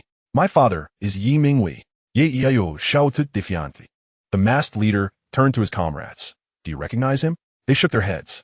My grandfather is Yi Tianza. They shook their heads once more. Boss, they are stalling for time. Another masked man remarked. Enough. Save the chatter for the road. Not a single one of them is to be spared. Attack. Upon hearing their leader's command, the group surged forward. Yi Tianlin shielded Xiaoqiang. Child, do not be afraid. The old butler stood still, seemingly frozen in fear or perhaps waiting for something. As the assailants charged, screams echoed through the air. Arrows flew from the woods, and in an instant, over half of the masked men collapsed. The leader surveyed his surroundings, now left with only 3 companions. Are there reinforcements? Just as he pondered this, 3 masked figures emerged from the thicket. You almost caught us off guard. The leader of the masked figures glanced at Yi Tianlin before turning to Yi Jiao. What manner of creature is this? Yi Jiao felt a shiver run down his spine, contemplating saying something, but ultimately deciding against it. Friends, surely there must be an order of precedence here. The masked leader fixed his gaze on the trio. The arrows that had been shot indicated that others were indeed lurking within the thicket. With such a substantial bounty at stake, he was unwilling to relinquish it easily. He boldly declared, if you leave now, having lost so many of my brothers, I shall not hold it against you. Preposterous. The masked figure's leader scoffed. Were it not for your positions being just outside my range, you would have lost the right to speak to me. Observing that both groups were distracted, the old butler turned to Yi Tianlin and the others. They possess only crossbows as ranged weapons. Take cover by the car. Given the current circumstances, their limited range confines them to the middle of the road. To eliminate them all, these villains must approach us personally. For now, we must hide beside the vehicle and await developments. Seeing that both factions were preoccupied, Yi Jiao began to inch toward his car. The masked leader cast a glance around, a chilling smile crossing his face. No one shall leave here alive today. Attack! No sooner had he finished speaking than the 3 figures charged at the masked men. With crossbowmen surrounding them, escape was impossible. None must learn of today's events. Witnessing the fray erupt, Yi Jiao turned and fled. Just as he felt a moment of relief at his escape, a sharp arrow pierced through his chest. His pupils dilated and then faded, the weight of his body collapsing to the ground. Xiaoqiang covered her mouth, unable to utter a sound. Do not be afraid. You shall come to no harm. The old butler's voice resonated. Xiaoqiang turned her head. Before her stood the old butler, yet her mind inexplicably conjured the image of Yi Xiaoqiang. Is this what people often say, that in moments of peril, one recalls the most significant person in their life? Yi Tianlin also looked toward the old butler, thinking to himself, at your age, you are hardly in a better position than I am, yet you still seek to comfort us? Minutes later, the masked figures had dispatched the masked men and approached Yi Tianlin. Come out, do not hide. Cooperate, and I shall grant you a swift end. The masked leader sneered as he advanced. San, you take care of them, he commanded one of his subordinates. The man complied and charged forward with a knife. Yi Tianlin, seeing this, prepared to rise and confront the threat, but the old butler restrained him. Still in shock and unable to react, the old butler had already engaged the assailant. The masked figure, taken aback by the approach of an elderly man, smirked. I'll send you on your way first. However, the ensuing scene caused his pupils to dilate in disbelief. The old butler narrowly evaded the incoming dagger, delivering a palm strike to the man's chest. The masked figure staggered back several paces, a look of incredulity etched upon his face. What? The old butler remained expressionless. At that moment, the hunter was mere minutes from arrival. Yi Xiaoqiang simultaneously controlled both the old butler and the hunter's motorcycle. To ensure the safety of Xiaoqiang and Yi Tianlin, he awaited the hunter's arrival for coordinated action. The old butler was tasked with safeguarding their lives, while the hunter would eliminate the surrounding crossbowmen. A delay was necessary, which explained why the old butler had not fully revealed his capabilities. When the world is happening, an old man can't handle this? The masked leader regarded him with scorn. The masked man thought to himself, I didn't expect this old man to possess such strength. I was too careless. The masked leader, ever cautious, did not wish to follow the fate of his fallen comrades, allowing a prize to slip away. He raised 2 fingers to his lips and emitted a sharp whistle. From the distant woods emerged 10 crossbowmen, gradually closing in on their position. I am not one for boasting. You must die today. I will claim my bounty. The masked leader's expression turned fierce. Just then, the old butler suddenly glanced toward the horizon. At the end of the road appeared a small black dot, which rapidly expanded. The masked figures, following the old butler's gaze, glanced over. In less than 2 seconds, a sleek motorcycle appeared before them. They stared at the empty seat, bewildered. Where's the rider? Before they could process this, the motorcycle's components began to separate, transforming into a robot after a series of rolls. In that fleeting moment of confusion, glimmering metal shards sliced through the necks and shoulders of several men, spraying blood several meters high. Not good, one masked man exclaimed. The remaining masked figures instinctively began to fire wildly at the machine, yet they seemed to have forgotten one crucial detail. The metallic robot showed no fear in the face of the crossbow bolts. The masked leader bellowed instantly, "San, eliminate that woman and the old man. I will deal with this one with C. Be swift." At his command, the individual referred to as San lunged toward Yi Tianlin. The old steward attempted to intervene, but was obstructed by the other 2. Chapter 234. 2 elderly men are terrifyingly fearsome. We must conclude this swiftly. Xiaoqiang pondered. He stepped forward, unleashing a powerful strike with both fists.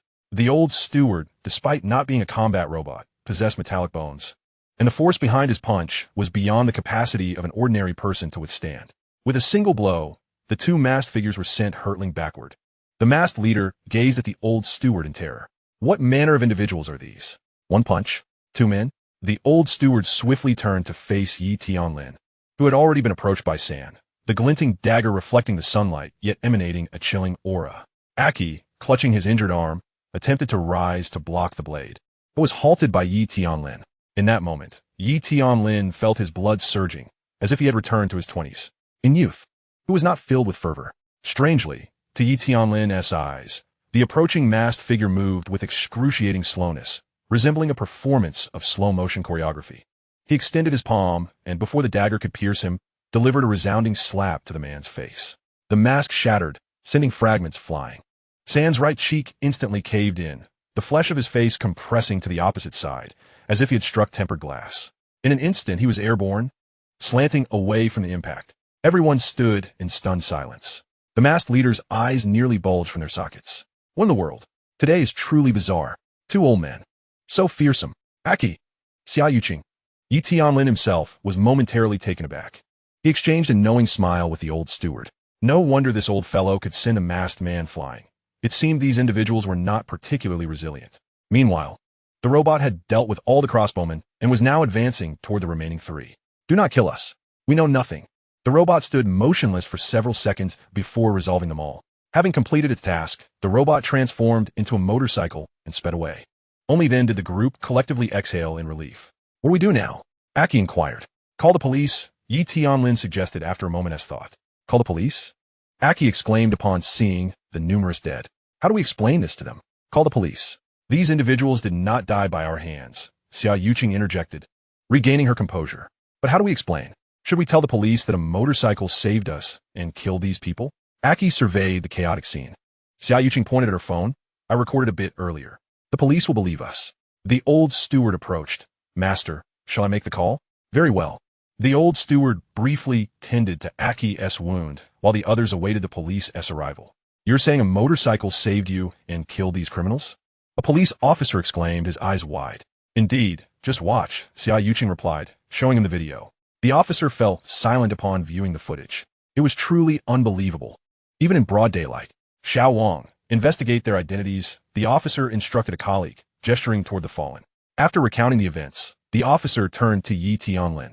This elder's identity is quite significant, he said politely. Old Master Yi, we kindly request you to provide a statement. Very well. Please have your doctor attend to Aki's arrow wound. Yi Tianlin pointed toward Aki. Of course, no problem. I will arrange someone to drive you. Upon arriving at the police station, Aki went to the medical room, while Yi Tianlin and Xiaoqiang worked on their statements. Once everything was completed, the officer addressed Yi Tianlin. Old Master Yi, please follow me.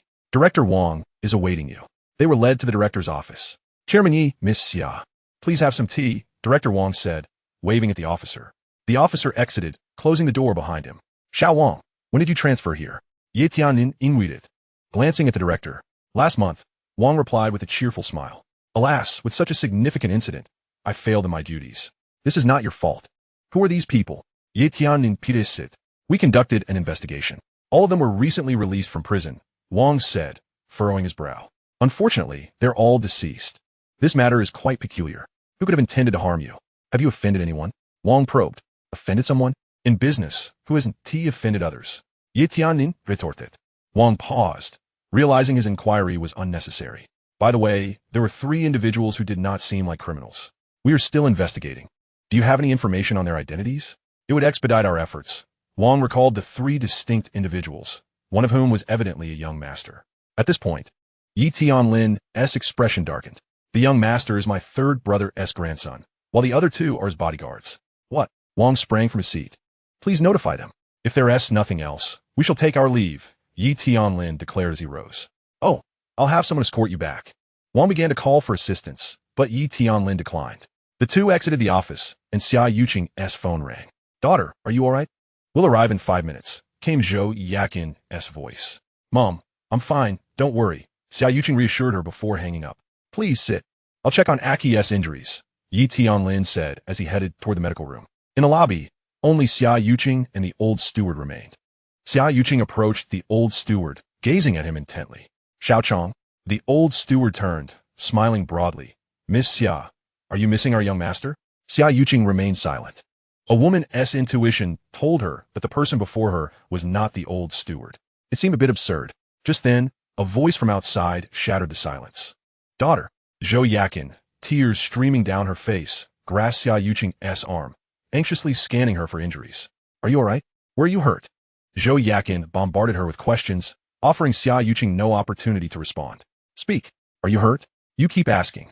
When will you give your daughter a chance to answer? Xiaoqiang interjected with irritation. Let us go home. Mom will make you something delicious. Xiaoqiang tugged at Xiaoqiang, eager to leave. Wait a moment. I need to say goodbye to Grandpa Yi first. In Sioux City, impossible. Impossible. Wang, are you absolutely certain? How can my son be there?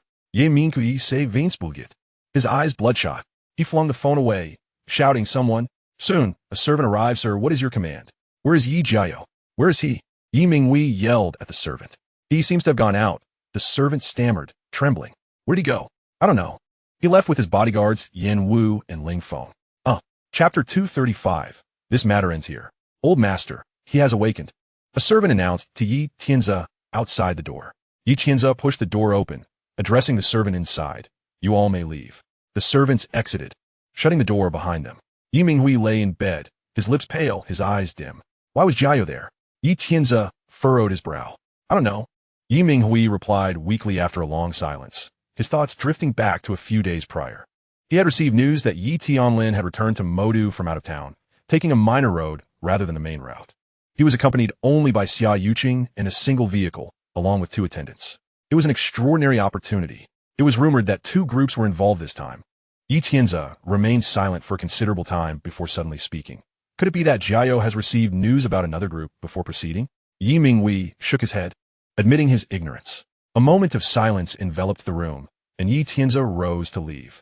Meanwhile, at Qinshan Manor, Sanjiru questioned Qin Beichuan with a furrowed brow. All my men have been killed. Explain this to me. Qin Beichuan stammered. I have no idea. How could I possibly have harmed your men? Gradually regaining his composure, Sanjiru mused that Qin Beichuan was intent on eliminating Yi Tianlin and Xiaoqiang, making it unlikely for him to act so recklessly. Who exactly orchestrated this attack? They left no one alive. He gritted his teeth. Qin Beichuan's eyes darted as he considered the magnitude of the enmity involved. Only 2 factions could possess such capability. Speak. Sanjiru glared at him. Either Yi Tianlin's brothers or the Chao family. Which is the most likely? Sanjiru pressed. After some contemplation, Qin Beichuan replied, the Chao family. Although Yi Xiaoqiang is troublesome, he lacks management skills. Yi Tianlin and that girl Xiaoqiang are both rare talents in the business world. One is a grandfather, and the other is a fiancé. Upon hearing this, Sanjiru's eyes flashed with intensity. I share your sentiment. Otherwise, Yi Jiao wouldn't have met his demise. At the Yi family estate, 3 individuals sat in the grand reception hall. Wang Zheng wore a smile that masked a hint of apology. Old Yi, the fault lies with me. I failed to maintain public order in Magic City, and my superiors have given me a thorough reprimand. I want to know the outcome. Yi Tianlin interrupted, unwilling to hear any more of Wang Zheng's excuses. Wang Zheng felt a bit embarrassed. Such incidents were difficult to manage within the Yi family, especially since Yi Xiaoqiang was now a significant figure in Longhua. It had been instructed from above to ensure his safety. Although the attack did not directly involve Yi Xiaoqiang, it was still a serious matter. Moreover, there were absurd and troublesome aspects to this criminal case. Not only were all the deceased individuals with criminal records, but Yi Jiao, the young master of the Yi family, was among them. The most outrageous part was that these criminals had been killed by a motorcycle. How could he conclude the case? The richest man in Longhua was assaulted by criminals, only to be saved by a motorcycle? The complications only escalated from there. How could he explain this to the Yi family? With both groups of assailants dead, there was not a single witness left. Wang Zheng forced a smile. Let me investigate further. Please don't rush. Having said this, he made a hasty exit, unable to conclude the case or provide an explanation to these prominent figures. Wang Zheng found his role as director quite vexing.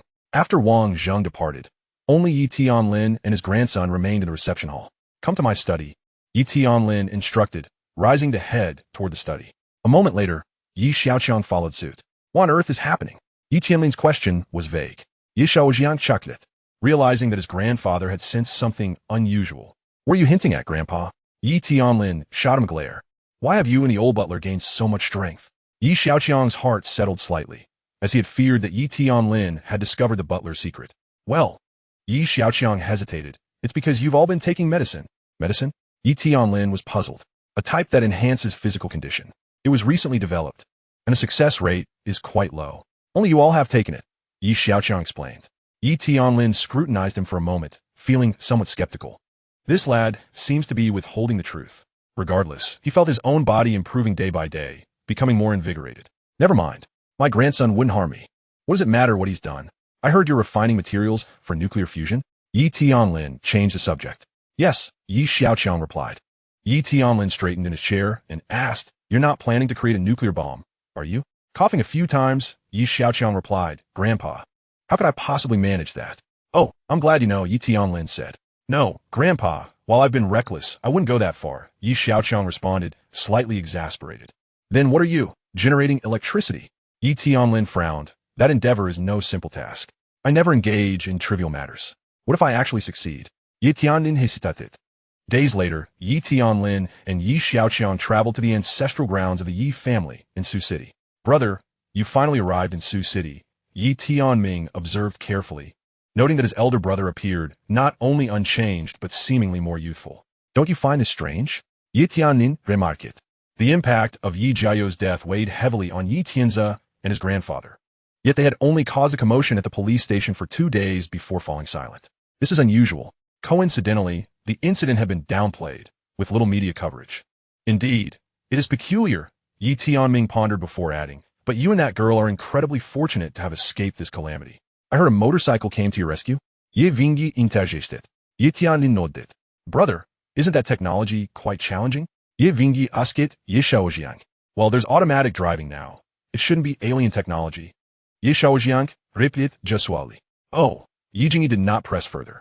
In an office at the headquarters of the National Security Department, Minister Li examined several photographs of a motorcycle capable of transforming. Surely, such technology is beyond the capabilities of the United States, he mused, contemplating various possibilities. It could either be an unknown organization or force, or it could be Yi Xiaoqiang. The first possibility seemed unlikely, while the second remained perplexing. Yi Xiaoqiang certainly had the motive to save lives, but the technology was baffling. Had they merely scratched the surface of a much deeper issue? Based on the injuries, it appeared that Yi Jiao and the 2 bodyguards had indeed been attacked by criminals, while the motorcycle had eliminated all the assailants. Yi Mingwei had not pursued the investigation further. Considering Yi Xiaoqiang's significance as a prominent figure in Longhua, it seemed prudent to leave the matter at that. Chapter 236, The Great Arrow Soars. A month later, at the National Space Administration, an aide inquired Director Chiao, they are set to launch the day after tomorrow. Will you be attending? Director Xiaoqiang sat in his office chair, incessantly tapping his pen. A week prior, He had received notification from Xiaoqiang about the impending launch of a newly developed high-thrust rocket, boasting a near-Earth orbit capacity of 200 tons. Is that even feasible? He pondered, recalling that the United States Saturn rocket could only manage a payload of around 100 tons. The national team had pursued this goal for decades and had only recently achieved 80 tons. The Nanchaman company had only been established for a short time. I will go. Please respond to them on my behalf, Xiaoqiang insisted, eagerly wanting to witness the event. On Mech Island, Xiaoqiang leisurely sat on a bench, sipping a bottle of Dali Bao herbal tea. Young master, is there really no need for a test launch? Song Ke, standing nearby, inquired. The high-thrust rocket had undergone several simulated launches using Hui Ling's projections, but it was still merely a simulation, leaving Song Ke feeling uneasy. Have all the data been meticulously verified? Xiaoqiang asked. We've double-checked everything. There are no discrepancies with the simulated data, so there shouldn't be any issues. Xiaoqiang assured him. Young master, it seems they have arrived, a female aide reported. Let's go welcome our esteemed guests, Xiaoqiang said, rising and boarding a jeep surrounded by attendants as they headed toward Mech Island Airport. On the way, Xiaoqiang watched planes soar overhead. This private island had no commercial flights. The reason for notifying Xiaoqiang was to facilitate his arrival via private jet. Shortly after arriving at the airport, a Gulfstream passenger plane descended gracefully onto the runway. As the staircase lowered, two individuals emerged. One was Xiaoqiang, the director of the National Space Administration, and the other was a foreigner clad in a headscarf. Ah, my dear friend from Longhua. Allow me to introduce myself. My name is Ahmad Suleiman Salim Al-Haifani. I inquired of my friend whether there exists a more concise name, or perhaps a name in the Dragon Kingdom. Xiaoqiang appeared slightly perplexed. The foreigner smiled apologetically, stating that he is also known by the name Qi Yunfei in the Dragon Kingdom. Qi Yunfei, what a splendid name, Xiaoqiang remarked with a smile. Our little prince has pressing matters to attend to and cannot be present, yet he is most eager to meet you, young Master Yi. Qi Yunfei's command of the dragon language was commendable, ensuring seamless communication. I would be delighted to welcome his esteemed presence at any time, Xiaoqiang replied politely, then turned to Director Xiaoqiang, saying, Director Xiao, I hope your journey has not been too arduous. Xiaoqiang chuckled. You rascal. Have you invited a foreign friend along? To be precise, he is my client, Xiaoqiang corrected. Client? Xiaoqiang glanced at Qi Yunfei. Aren't you conducting a test launch of the high-thrust rocket today? Test launch? Xiaoqiang laughed, who said today was merely a test. Xiaoqiang pulled Xiaoqiang aside. You're not planning to conduct the official launch today, are you? Of course. Why otherwise? Would one launch a new rocket without a test? Xiaoqiang cast a wary glance at the foreigner. Are you jesting on an international scale? Rest assured, it won't jeopardize the relations between our two nations. I mentioned, failure incurs no cost. The two returned to the group. Let us proceed to the control center. Upon uttering this, they all boarded a jeep and made their way to the Space Launch Center. After navigating a small hillock, a colossal launch pad came into view. Xiaoqiang and Qi Yunfei gaped, their throats constricting in awe. As the vehicle advanced, the sight of the towering rocket, reaching a height of 200 meters, continued to grow larger in their eyes. Oh, this is nothing short of a colossal beast, Qi Yunfei exclaimed. Xiaoqiang was left utterly speechless by the spectacle. The vehicle halted at the launch center's entrance. We have arrived, Xiaoqiang announced. Qi Yunfei withdrew his gaze, preparing to alight. In an instant, two rows of beautiful women stood flanking the entrance. Upon seeing these lovely ladies, his eyes brightened, and he exclaimed, Young Master Yi, you are truly enviable. Your retinue boasts so many beauties. Even the little prince would be envious. You flatter me, my friend. How could the little prince lack for beauty in his company? Gulme, let us enter and converse, Xiaoqiang said, leading the way. Upon reaching the control center, the ladies served fruits and beverages. However, Qi Yunfei's attention was diverted as he frequently cast glances out the window at the magnificent rocket. It seems to be ready, he remarked, gazing outside. In about half an hour, replied Song Ke.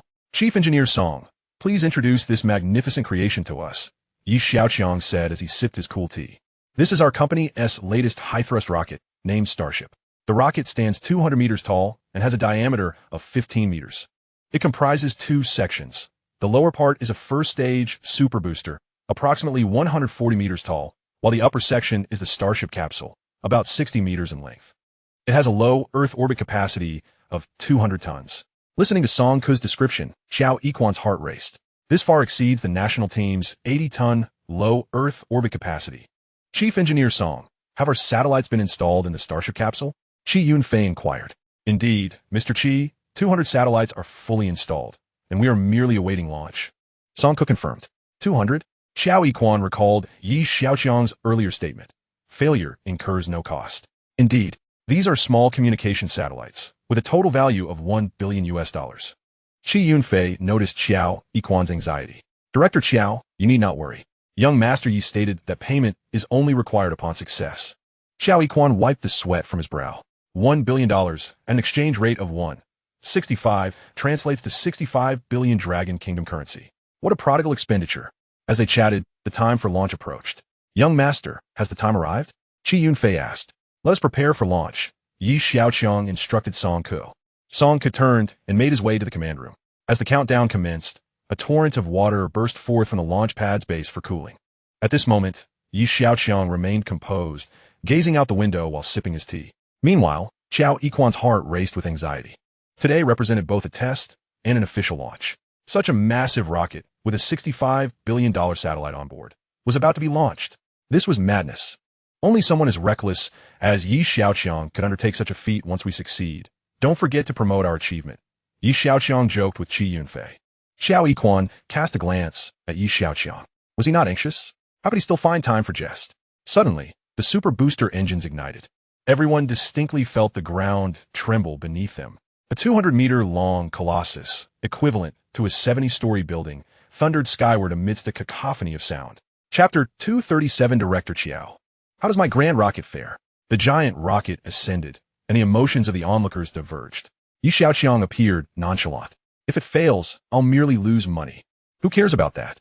With my vast resources, I am emboldened. Anything solvable by money is hardly a concern. Qi Yunfei felt equally relaxed. If it flops, they'll cover the losses. What is there to fear? However, the spectacle today was indeed awe-inspiring. He had witnessed the test launch of the Jinli Meishing rocket last year and was astounded by the 120-meter-tall vessel, a pinnacle of human industrial achievement. Yet, standing before the Starship now, the former seemed diminutive in comparison. It was longer and more robust. Xiaoqiang, however, experienced a tumultuous mix of emotions. Beyond awe, there was a tinge of concern. From a national perspective, he fervently hoped for a successful launch. Success would signify surpassing global standards and reaching the zenith of Blue Star. Moreover, its success would undoubtedly bolster confidence in future lunar missions. Yet, he also felt a pang of disappointment. If this launch succeeded, what would become of the national team's reputation? A whirlwind of emotions swirled within him, his gaze fluctuating with uncertainty. Outside, the Starship accelerated, gaining speed. Flames erupted from its tail, forming multiple mock rings that shimmered like a dazzling string of gems trailing behind. An indescribable beauty of industrial might stirred the hearts of all spectators. Minutes later, a voice announcement declared, the Starship has reached the designated altitude. The super booster is about to detach. With these words, the Starship began to separate in the sky. The Starship capsule ignited its engines, continuing towards its intended orbit. Meanwhile, the booster began its descent. Xiaoqiang's gaze fixated on the falling giant booster, and his heart raced with apprehension. What if it landed poorly and damaged the surrounding flora? However, the super booster did not plummet erratically like a kite severed from its string. Its grid fins swiftly unfurled, stabilizing its descent. With its nose pointed upward and tail downward, a roar erupted as the engine reignited, slowing its fall. Returning, Xiaoqiang exclaimed in astonishment. Good heavens! That's a 140-meter-long, several-meter-wide booster, akin to a 50-story building descending from the sky. Steady, remarkably steady. As the super booster's descent slowed, Xiaoqiang marveled internally. Ultimately, with a resounding boom, the towering structure landed securely on the landing pad. The Starship capsule entered its designated orbit, preparing to deploy the satellites. The announcement resonated once more. After a few more minutes, all satellites have successfully entered their designated orbits. The launch mission is complete. Oh, splendid. What an astonishing display. It is truly a pity that the little prince could not attend. Upon my return, I must share the details of this launch with them, Qi Yunfei exclaimed, waving his arms in excitement. Young master, we've succeeded. Song Ke rushed in with unbridled enthusiasm. This marks yet another remarkable record in the annals of human history. Is it truly so? Xiaoqiang gazed in awe at the super booster standing silently in the distance. This super booster is designed for recovery and reuse. It appears that the launch platform for the lunar mission has successfully been positioned. Xiaoqiang has taken the most significant first step.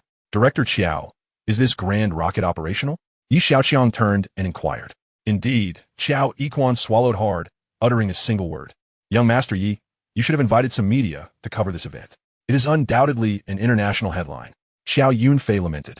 During the inaugural launch, I was concerned about the prospect of it becoming an international laughingstock. Xiaoqiang replied with a playful grin. Financial loss is acceptable, but we cannot afford to lose face. Qi Yunfei pondered for a moment. Comprehending the implication, young master, Yi shares this trait with our little prince. Ha ha ha, you must visit us sometime. The little prince will surely have much to discuss with you. I will make a point to visit. With that, they followed Xiaoqiang to the dining area. Although the island boasted stunning scenery, supplies needed to be transported by either plane or ship. Periodic shipments would arrive to replenish the island's resources. This restaurant served as the dining locale for the island staff. Outside the restaurant lay a golden sandy beach, adorned with several tables and large umbrellas. The conditions here are rather rudimentary, but our esteemed guests will have to make do, Xiaoqiang said courteously. Before long, a bevy of beautiful attendants presented an array of dishes, accompanied by exquisite champagne. Given the island's limited resources, the young master had specially brought in several chefs from the Peace Hotel in the bustling metropolis. I knew it, Anya remarked to the two guests. Young Master Yi has quite high standards, even in simplicity. By the way, I will inform them to wire the funds. As she spoke, Qi Yunfei pulled out his phone to make a call. Oh, no rush. Xiaoqiang pressed his hand down. Let's discuss the financial matters later. He turned to Song Ku and said, have everyone who can step away from their post come over to celebrate properly. For those who cannot, send them some refreshments. We must ensure everyone returns home with joy today. Understood, young master, Song Ku replied. Soon, the table was laden with an abundance of dishes. Pop! The champagne erupted in a fountain several meters high. To our collaboration. Cheers! Qi Yunfei took a sip of champagne and eagerly continued, regarding the lunar mission. We are quite interested in potential collaboration. Money is no object. Xiaoqiang smiled, not immediately responding. The lunar mission was hardly a fresh topic. Qi Yunfei's sudden mention of it indicated his understanding of the technicalities involved. That's feasible. However, it will require Director Qiao's assistance as well, Xiaoqiang remarked. Glancing towards Xiaoqiang. Me? Xiaoqiang pointed at himself, perplexed. What role do I play in this? Director Qiao witnessed today's launch. We aim to deploy a total of 200 communication satellites, each weighing approximately 1 ton. My plan is to launch 10 star vessels simultaneously to position the 200-ton core module into its designated orbit. Xiaoqiang succinctly outlined his vision. Xiaoqiang's expression shifted dramatically. 10 vessels carrying 200 tons? To send 2,000 tons into space all at once? Indeed, Xiaoqiang confirmed. Xiaoqiang regarded him as if he were mad.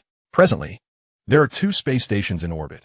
One is the International Space Station, weighing around 450 tons, and the other is the Dragon Kingdom Space Station, designed to ultimately weigh 180 tons. The International Space Station took 13 years from conception to completion. Yet, Xiaoqiang proposed to transport 2,000 tons to space in one go, an unheard of ambition. But what does this have to do with me? Xiaoqiang remained bewildered. Chapter 238. Young Master Yi asked me to convey a message. A spendthrift indeed. Such a high-thrust rocket comes at a steep price. Launching 10 at once is no mere fireworks display. This is 2,000 tons. The combined weight of both space stations barely exceeds a quarter of that.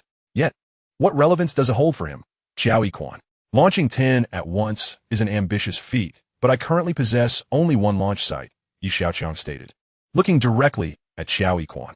Xiaoqiang appeared to grasp the implication, but soon furrowed his brow. The nation currently has only 6 space launch sites. Even if they were all allocated to you, it would still be insufficient. With this included, there would be 7 launch sites altogether. I could simply construct 3 more. Couldn't I? Xiaoqiang replied. Xiaoqiang paused, realizing that for Xiaoqiang, anything solvable by money was hardly an obstacle. Are you suggesting I assist you in acquiring land for the launch site? Xiaoqiang suddenly enlightened. Precisely. With Director Qiao's intervention, securing the land will be significantly smoother.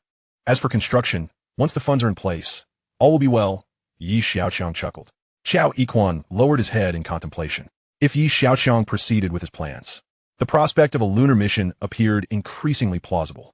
Very well, ask Song Ku to provide me with the specific requirements for site selection, and I will see what I can do.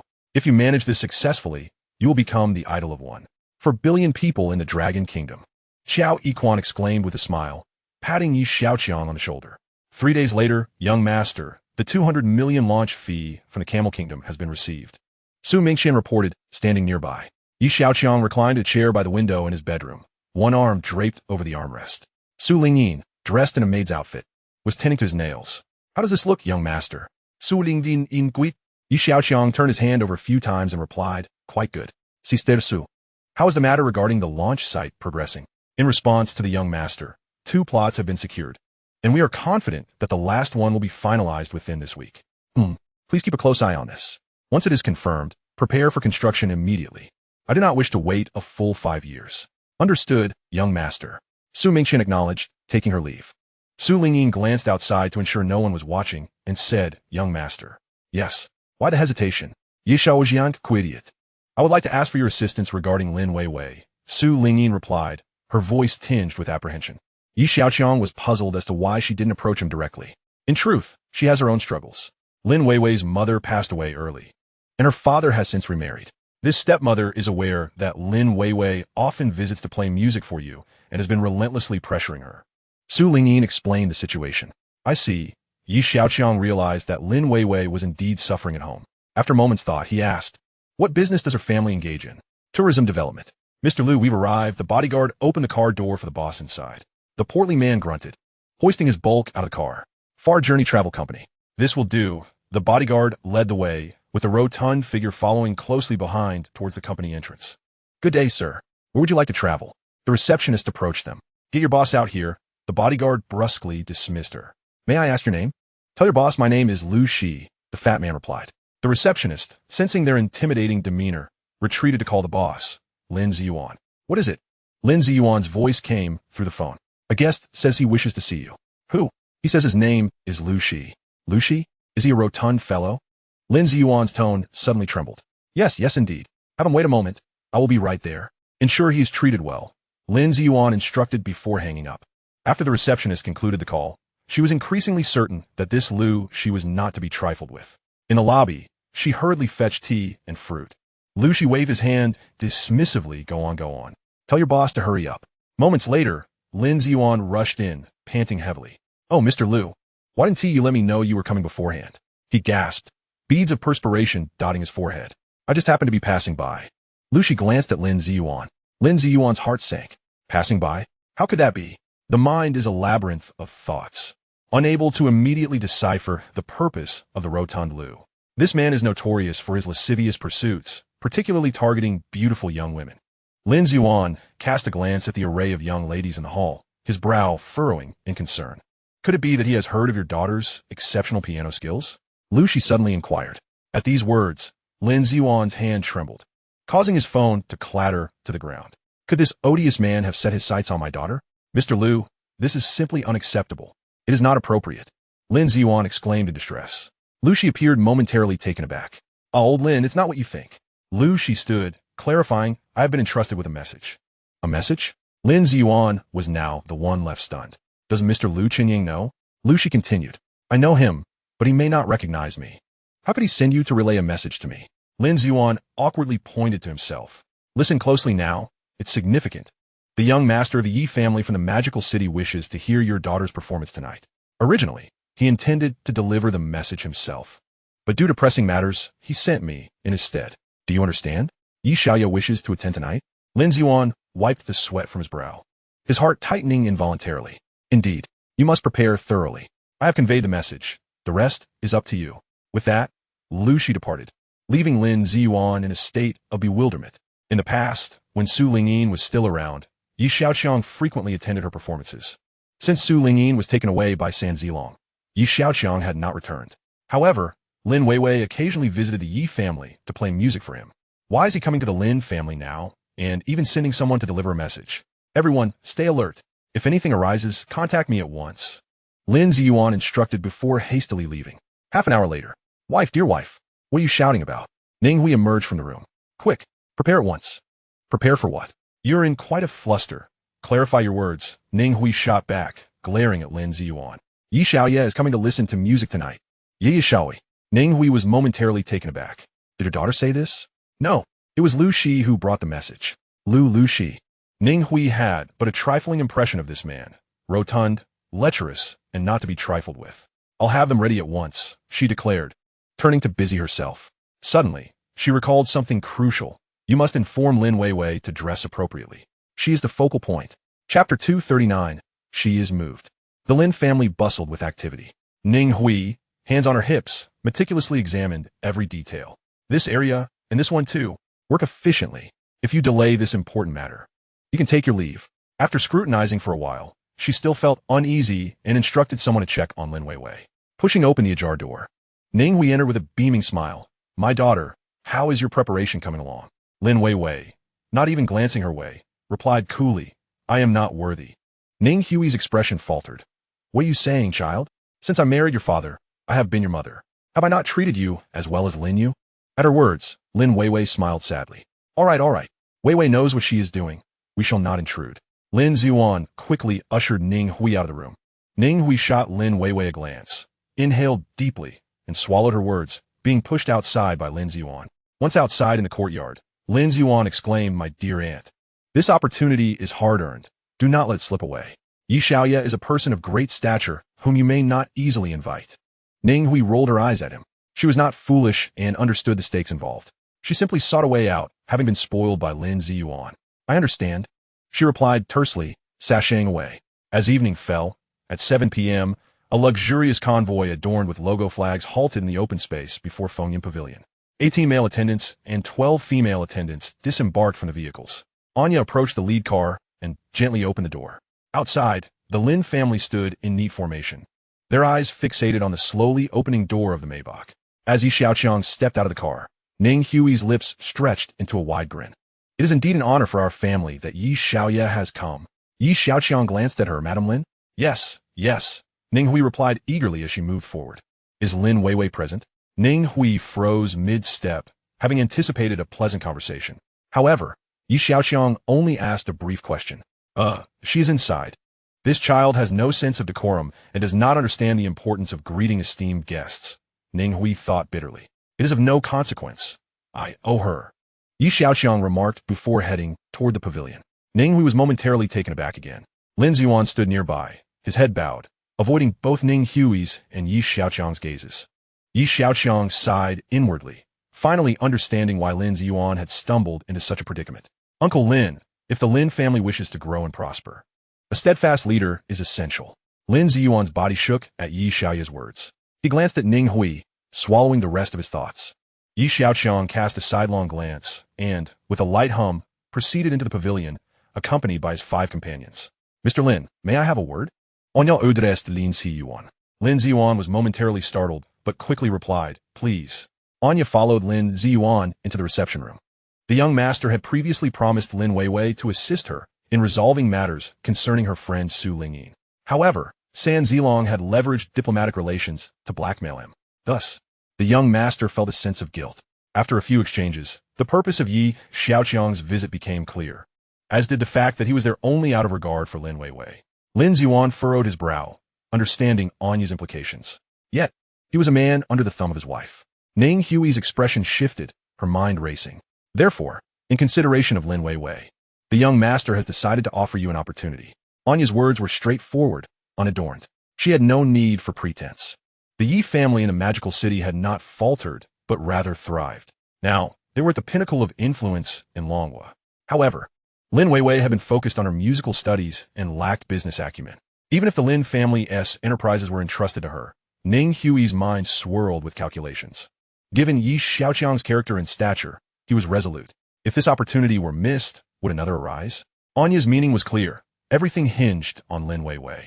In other words, Lin Weiwei was to take charge. This was the source of Ning Hui's discomfort. These matters are for you to contemplate. If she falters, no one can be blamed. Anya replied. Ning Hui understood. Ultimately, it was Lin Weiwei who must act. If she failed, others would have no chance. Rather than possess nothing, it would be wiser to assist her in accomplishing what Yi Xiaoqiang had entrusted. We are willing to cooperate, Ning Hui declared resolutely after some thought. Good. Madam Lin is a wise woman, Anya smiled. Meanwhile, Yi Xiaoqiang and the others waited outside the pavilion. Did she speak with you? Lin Weiwei gently stroked the piano, her voice soft. Indeed, Lin Weiwei sighed lightly. You have already assisted me greatly. I am not merely helping you. I have my own plans, Xiaoqiang replied. Your own plans? Lin Weiwei regarded him, confusion evident in her eyes. To fulfill my promise of landing on the moon within 5 years, I require substantial financial resources. However, earning money is not my forte. Xiaoqiang took a sip of tea before continuing. You had a keen interest in management as a child. When you were 10, your father married Ning Hui, and later Lin Yu was born.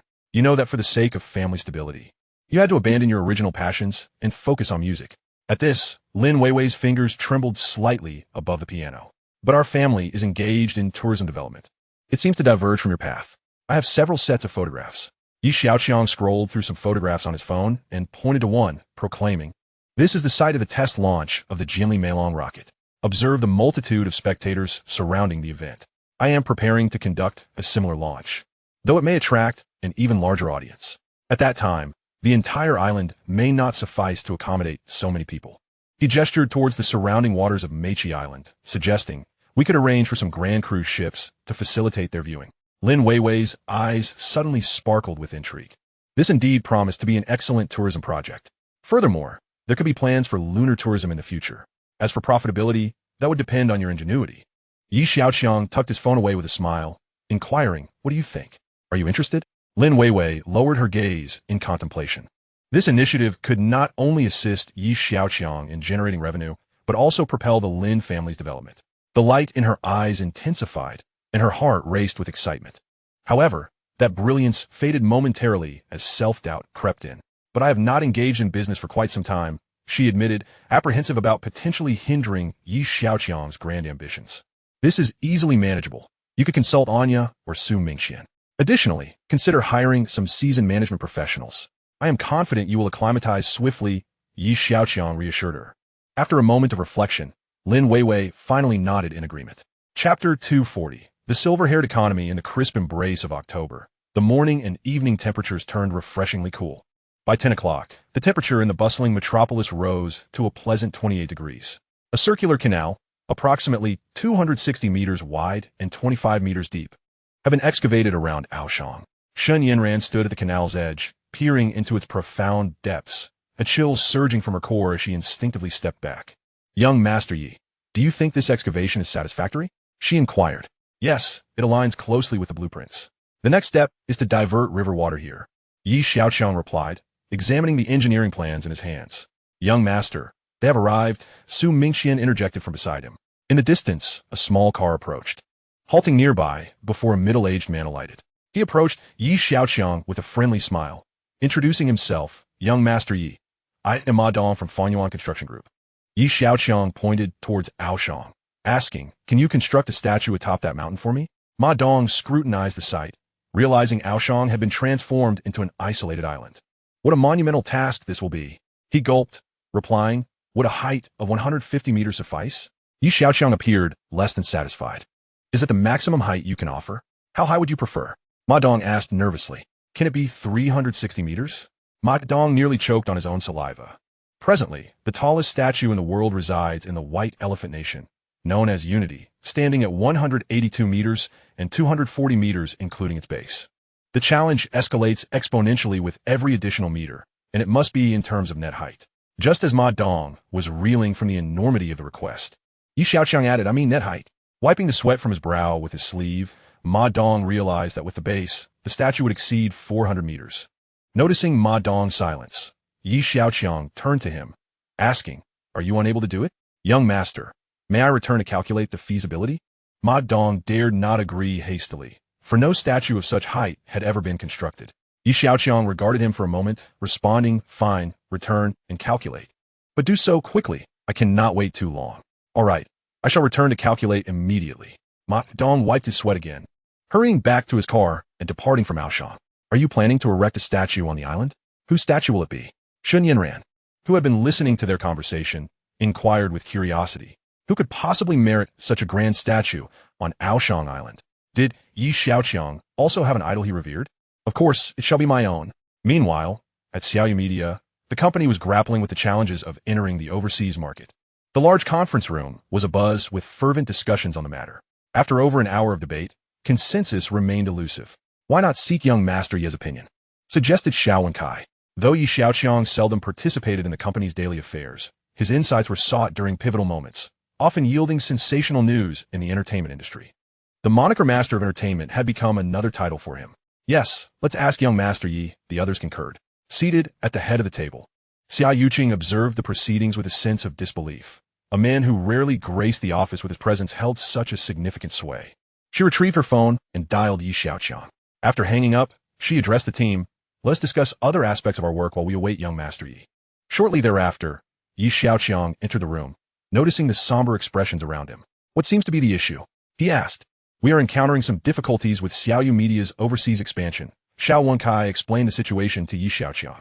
The entertainment industries in the island nation and the Kimchi nation are well established, with little competition in singing and dancing. The performance of television dramas and films has been mediocre at best. The only notable advantage lies in the emerging genre of short dramas. The Dragon King's Son-in-Law series has achieved commendable success, yet it pales in comparison to the initial sensation caused by the first son-in-law of the Dragon Nation. Xiaoqiang succinctly summarized the challenges they faced. Is it a cultural disparity that renders them less receptive? Someone speculated. After all, the cultures of these two nations are branches of Dragon Nation culture, so they should find it easy to embrace. Perhaps our marketing efforts fell short? The group engaged in a brief debate, ultimately turning their attention to Xiaoqiang. After a moment of contemplation, Xiaoqiang inquired, what is the age demographic of the population over there? Xiaoqiang, please retrieve the demographic data, Xiaoqiang instructed. Before long, Xiaoqiang returned with the information, stating, as of September 15th, the population aged 65 and above in the island nation is 37. 62 million, constituting 29.5% of the total population. Notably, the female proportion is higher than that of their male counterparts in the same age bracket, and this disparity widens with increasing age. The Kimchi nation is also experiencing accelerated population aging, with similar statistics. What about our own country situation? Xiaoqiang pressed further. Xiaoqiang hesitated, unprepared for the question. What are you waiting for? Go and find out. Xiaoqiang urged. Oh. Xiaoqiang snapped back to attention, quickly gathering the data.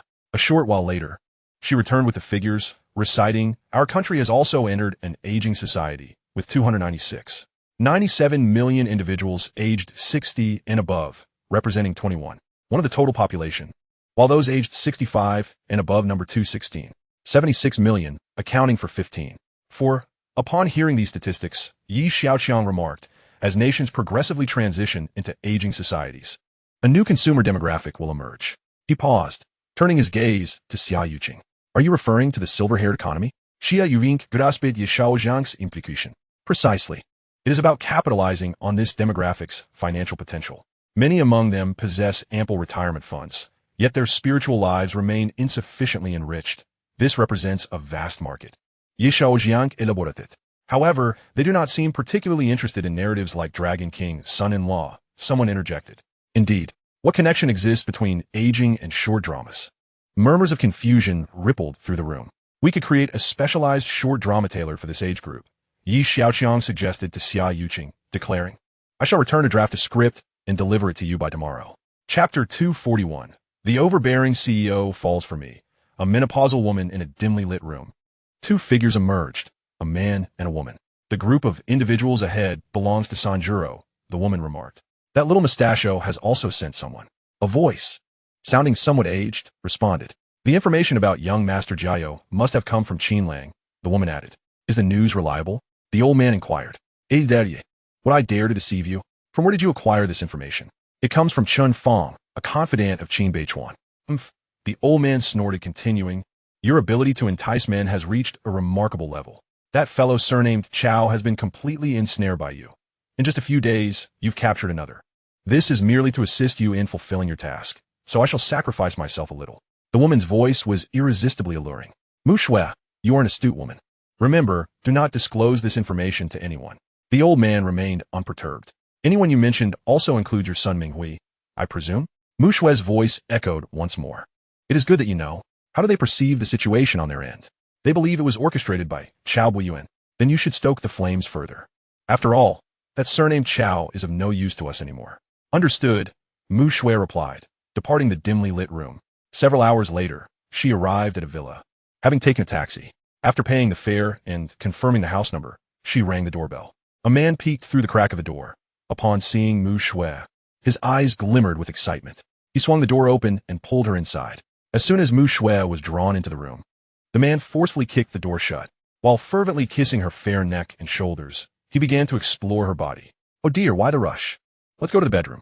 Mu Shui wrinkled her brow in distaste, yet her body only feigned resistance. She understood men well. The more she resisted, the more insatiable they became. As expected, the man grew even more fervent. It's all the same. You are not limited to just one position. An hour later, two figures lay entwined on the bed. No wonder Chao, the head of the Xiaoqiang Group, is so utterly captivated. If it were me, I would be the same. The man, indeed, was Chun Fong, a trusted aide of Qin Beichuan.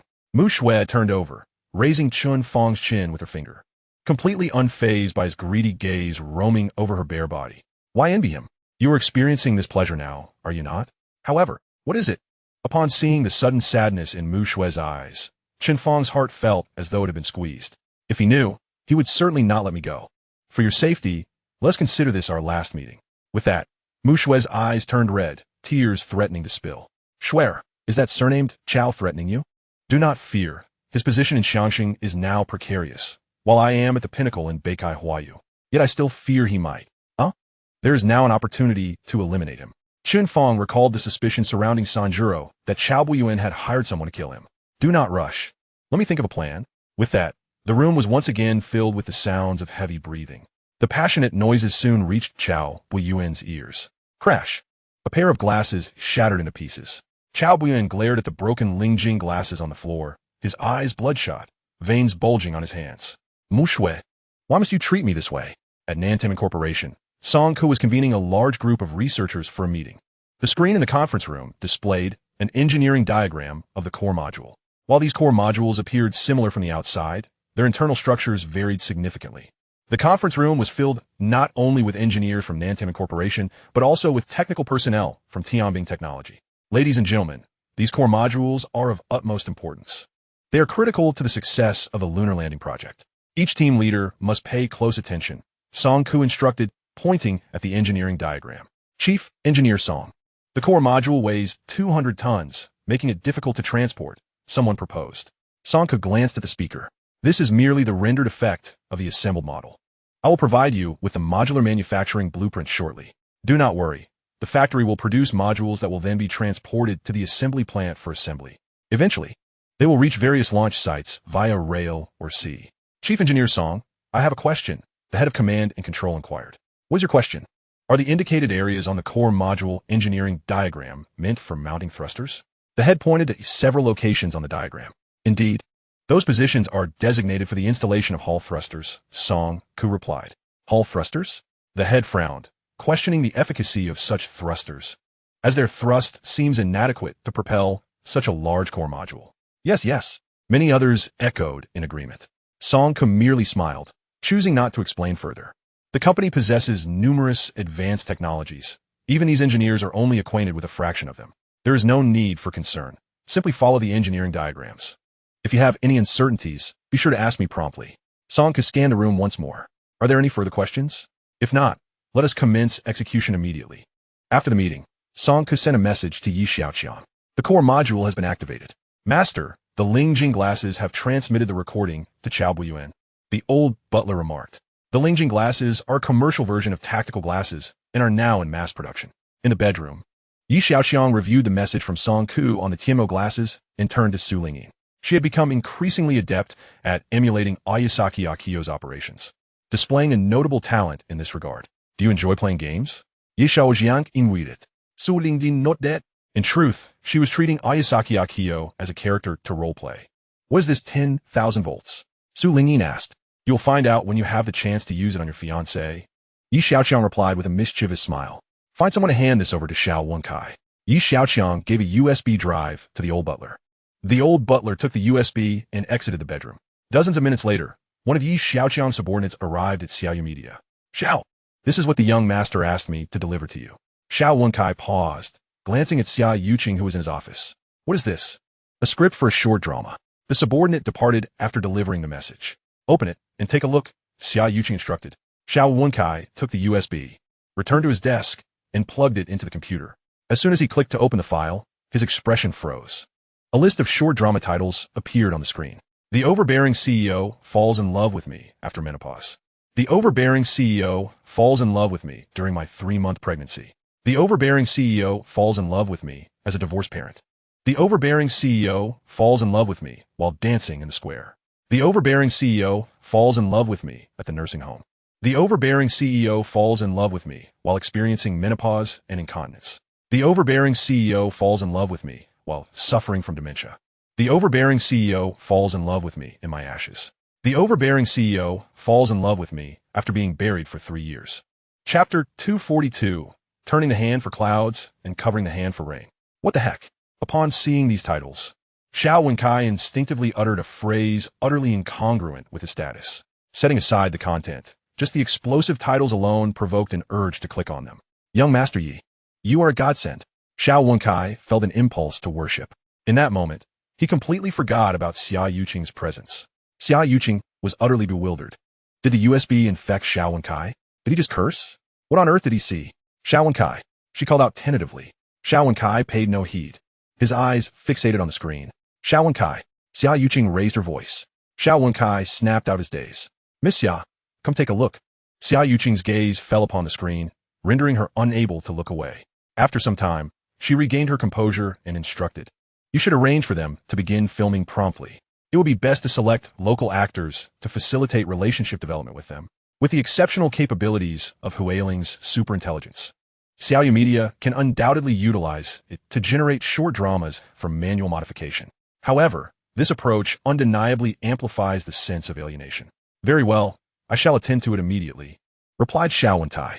2 days later, at the National Aerospace Administration, Chen Xiyuan, Su Mingqian, and Song Ku were seated in Xiaoqiang's spacious office. How about these 3 locations as potential aerospace launch centers?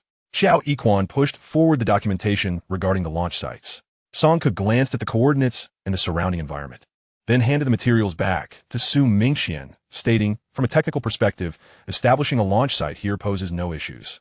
Su Mingqian meticulously reviewed the costs and estimated the subsequent expenses, replying, I find no objections on my end either. Since there are no concerns, let us finalize this. However, we must engage in thorough communication with the local government and community, Xiaoqiang advised. Director Chun, please ensure that someone is dispatched to handle this. Rest assured, Director Qiao. I know what needs to be done. We shall not intrude further. Thank you, Director Qiao, Chen Xiyuan responded. As they watched the trio depart, Xiaoqiang let out a soft sigh. No sooner had they left than another individual entered. Director Qiao, what do you think is going through Song Ku's mind? He initially refused to join the aerospace agency, claiming he wanted to go abroad. Yet, he never left and ended up at some private company, Nanshiman, squandering a promising future. I can't comprehend his thought process. This man was Qian Sheng, a rocket expert just returned from abroad. Xiaoqiang regarded Qian Sheng and replied, you wouldn't understand. Upon returning from the aerospace agency, Su Mingqian immediately arrived at the Yi family manor. She first briefed Yi Xiaoqiang on the progress of the launch site, then reported some financial matters to Yi Tianlin. For this launch, they provided $200 million. Yi Tianlin invited astonished. Commercial aerospace launches are a novel venture. I never anticipated it would be quite lucrative. At the current exchange rate of 6.5, that's approximately 1.3 billion Dragon Kingdom currency, Su Mingqian responded. Well, it seems we're turning a profit already, Yi Tianlin chuckled. As they engaged in light-hearted banter, Yi Tianlin's phone rang. On the other end, Lu Zhan's anxious voice came through. Chairman, it's bad. Chao Buiyuan has taken hostages and retreated to the rooftop. Yi Tianlin's expression shifted instantly. What happened, Grandpa? Yi Xiaoqiang asked. Chao Buiyuan has taken hostages on the rooftop. Let us go see, Yi Tianlin instructed, and he and Yi Xiaoqiang hurried towards the scene. At the top of the Beikai Huayu building, the police were attempting to negotiate with Chao Buiyuan. Release the hostages, and we can overlook past grievances. Overlook past grievances? Chao Buiyuan glanced at the lifeless Chun Fong beneath him, a bitter smile forming as he tightened his grip on Mu Shui. For the sake of the hostages' safety, the police refrained from further provoking him. At that moment, Yi Tianlin and Yi Xiaoqiang arrived. I need to speak with him for a moment, Yi Tianlin said to the officer present. Chao Buiyuan was unmarried, and it would take time to contact his family. The officer hesitated before replying, Chairman Yi, please don't get too close to avoid any danger. Yi Tianlin nodded and stepped forward. Buiyuan, don't do anything foolish. Foolish? I have always been a fool. Chao Buiyuan despaired as he gazed up at the sky. I have given my all for this woman. I even contemplated killing you to control Xiaoqiang and take over the entire Xia Group. I thought that if I provided her with the best, she would always be by my side. But I never anticipated that this wretched woman was merely using me. Now that you see clearly, why sacrifice yourself? Is it worth it? Yi Tianlin sighed and inquired. Chao Buiyuan could not bear to listen any longer. He merely wished to finish his statement. Godfather, out of respect for what you've done for me, allow me to share something before I die. The people who attacked you were from two factions. One was sent by Qin Beichuan, and the other was dispatched by Yi Minghui. What nonsense are you spouting? Qin Beichuan had just arrived and overheard this. Yi Tianlin and everyone present turned to look at him. Qin Beichuan's expression turned pale. He's lying. Mu Shui, since you refuse to be with me, then I shall not grant you your wish. We are destined to be together. Chao Buiyuan forced a grim smile at Yi Xiaoqiang, saying, thank you. You have shown me the truth. Stay calm. Put the hostages down. Yi Tianlin attempted to persuade him. Chao Buiyuan offered a sorrowful smile and, embracing Mu Shui, leaned backward. The two figures, locked in a close embrace, plummeted from the 79th floor. The second-in-command of Xiaoqiang Group thus vanished from this world. That day, major news outlets reported the incident, making Yi Minghui and Qin Beichuan the focus of public discourse. Facing the pressure of public opinion, both parties began to issue denials and clarifications, claiming that Chao Buiyuan's last words were merely a desperate attempt to deflect blame, intended to obscure the truth of his mistress's betrayal. Within the Yi family manor, the sound of a piano floated through the air. Su Lingyin read the recent news to Yi Xiaoqiang. These developments were all anticipated by Yi Xiaoqiang. The influence of Qin Beichuan and Yi Minghui was formidable. This uproar had not caused them significant trouble. How have things been at home? Are those people listening to you? Yi Xiaoqiang inquired of Lin Weiwei after hearing the news. Thank you, young Master Yi. The company is now entirely under my control. Lin Weiwei paused her piano playing. With you backing me, who dares to defy? Su Lingyin chimed in with a smile. I didn't realize my influence was so great, Yi Xiaoqiang chuckled. With your capabilities, young master, you could easily command power in the Dragon Kingdom. As for your stepmother, she is quite clever. What you give her, she cannot refuse. What you withhold, she cannot obtain. Chapter 243. If this drama becomes a hit, I'll acknowledge him as my father. Director Guo, may I have a chance to act an episode? Any role will do. The cleaning lady stood by, one hand resting on her mop, the other pressing her index finger gently against her lips. Auntie, stop joking. At your age, you still want to act? Even we young folks might not get a part, remarked a nearby female university student. Indeed, yet the cleaning lady sighed inwardly. Time spares no one. Who wasn't a little fairy in their youth? All right, enough chatter. Everyone, take your positions. We're ready to shoot, Guo Bai reminded, eager to avoid further delays. Director Guo, President Xiao is waiting for you. At that moment, an assistant approached. President Xiao is looking for me?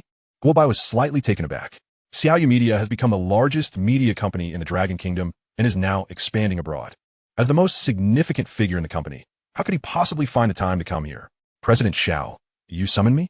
Guo Bai entered the office, finding Xiao Wentai seated on the sofa, sipping tea. Ah, Director Guo, you seem rather busy, Xiao Wentai remarked. President Xiao, you jest. I am hardly a prominent director. I owe my success to your support. Guo Bai replied with a playful grin. Enough with the flattery. We're in the same boat, all thanks to young Master Yi. Now, here are a few scripts for you to review. Xiao Wentai pushed a stack of scripts forward on the table. Guo Bai picked up a script, and his eyes widened in astonishment. This is written by young Master Yi. He stammered, his finger trembling as it pointed at the script. Xiao Wentai chuckled lightly. It still has that distinct flavor, doesn't it? Such scripts are unparalleled. No one else could possibly write like young Master Yi. A surefire hit. Absolutely a blockbuster. Just the scent of it is enough to tell, Guo Bai exclaimed, his excitement palpable. It had been a while since he had seen a script penned by Yi Xiaoqiang. These short dramas were set to be filmed both domestically and internationally. Yet, their understanding of the scripts was evidently lacking compared to yours. You must provide them with proper guidance, Xiao Wentai insisted earnestly. Rest assured, President Xiao, Guo Bai replied. I'll provide you with their contact information. You can arrange it as you see fit. Remember, this task must be executed flawlessly. It's our latest blockbuster short drama. As Xiao Wentai reiterated his instructions, he sent Guo Bai the contact numbers for their international counterparts. Understood. I shall attend to it right away. Guo Bai, having bid farewell to Xiao Wentai, returned to the filming site. Director Guo is back. Can we commence shooting now? A female university student inquired eagerly. Director Guo, just one shot will suffice. The cleaning lady interjected, forcing her way in. "Oh, come on. Could you please not cause a disturbance? We are waiting to film," the university student said, her brow furrowed in annoyance. "Aunt Zhang, please refrain from complicating matters and allow Director Guo to focus on the shoot. If you continue to be disruptive, I will have to speak to your property manager." The assistant, unable to tolerate the situation any longer, stepped forward and waved dismissively at the cleaning lady. Faced with the collective disapproval, the cleaning lady reluctantly turned to leave. "Wait, Aunt Zhang," Guo Bai called out. "Director, I won't cause any trouble. I'll take my leave now." "No, Aunt Sang. How old are you this year?" Guo Bai suddenly remembered something. "You wouldn't actually tell the manager to fire me, would you? At my age, I'm not too old for this industry." Aunt Zhang felt a pang of anxiety. She regretted speaking out. Having failed to realize her acting dreams, she worried about losing her job. "Over 50? Guo Bai asked. Aunt Zhang nodded. "Do you want to act?" Guo Bai scrutinized her carefully. Although she was older, with some makeup, she could still shine in that age bracket. Most importantly, the new drama, The Overbearing CEO Falls in Love with the Menopausal Me, required a character just like her. "I could even play a cleaning lady, as long as I have a shot," Aunt Zhang insisted, still reluctant to give up, nervously making a request. Her words elicited laughter from those around. "Do you want to play the female lead?" Guo Bai suddenly proposed. Everyone was taken aback. "Director, what did you just say?" "The lead. The female lead. Are you interested?" "The female lead." The assistant questioned Guo Bai's sanity. "Director, are you serious? Her? The female lead?" The university student was stunned. "Is my hearing failing me?" "Director Guo, please don't jest. If this is the case, I'll withdraw and go back to sweeping the floor." With that, Aunt Zhang attempted to exit. "I'm not joking. This new drama requires a character of your age, and it's the lead role," Guo Bai replied earnestly. "Director, what drama could possibly have a lead for someone her age?" the assistant asked, bewildered. "The Overbearing CEO Falls in Love with the Menopausal Me." Aunt Zhang was speechless. The assistant was at a loss for words. The crowd was in disbelief. At CJ Entertainment Group's headquarters in Pickled Vegetable Nation, Mr. Li, a company from Longwo Entertainment, has set up here, an employee reported. Longwo Entertainment? Li Xianskufa. This entertainment company had been established in Longwo not long ago. It was rapidly expanding. The subordinate continued. "Oh?" Li Xian was momentarily taken aback, but quickly dismissed the notion. "Let us discuss this another time. I have matters to attend to." With that, Li Xian exited his office. A few minutes later, he descended to the ground floor via the elevator, where a throng of media reporters awaited him. "Mr. Li, we've heard that a Longway entertainment company has entered our country. What are your thoughts on this?" "Mr. Li, this company has experienced rapid growth in recent years, particularly with their flagship product, short dramas, which have reportedly exploded in popularity in Longwa. What is your perspective?" The reporters bombarded him with questions, and Li Xian sought to evade them. He paused, took a deep breath, and said, "Is it a company called Xiaoyu Media?" The reporters nodded. "From what I understand, their short dramas are indeed quite popular in Longwa. But so what? This is not Longwa. Here, in entertainment and film, we at CJ Entertainment reign supreme," Li Xian declared arrogantly, raising a thumb. "So, are you saying CJ is not concerned about Xiaoyu Media's arrival?" Li Xian raised an eyebrow. "Of course. You don't regard their short dramas with any seriousness? Dragon King? Son-in-Law?" Li Xian mentioned a few titles, clearly demonstrating some familiarity with Xiaoyu Media. Such types of short dramas had not achieved the same fervor here as in Longwa. "Our company's films still hold absolute supremacy," Li Xian confidently asserted to the surrounding reporters. "Mr. Li, I've heard they are producing new types of short dramas. Do you not regard them with any seriousness?" Another reporter asked.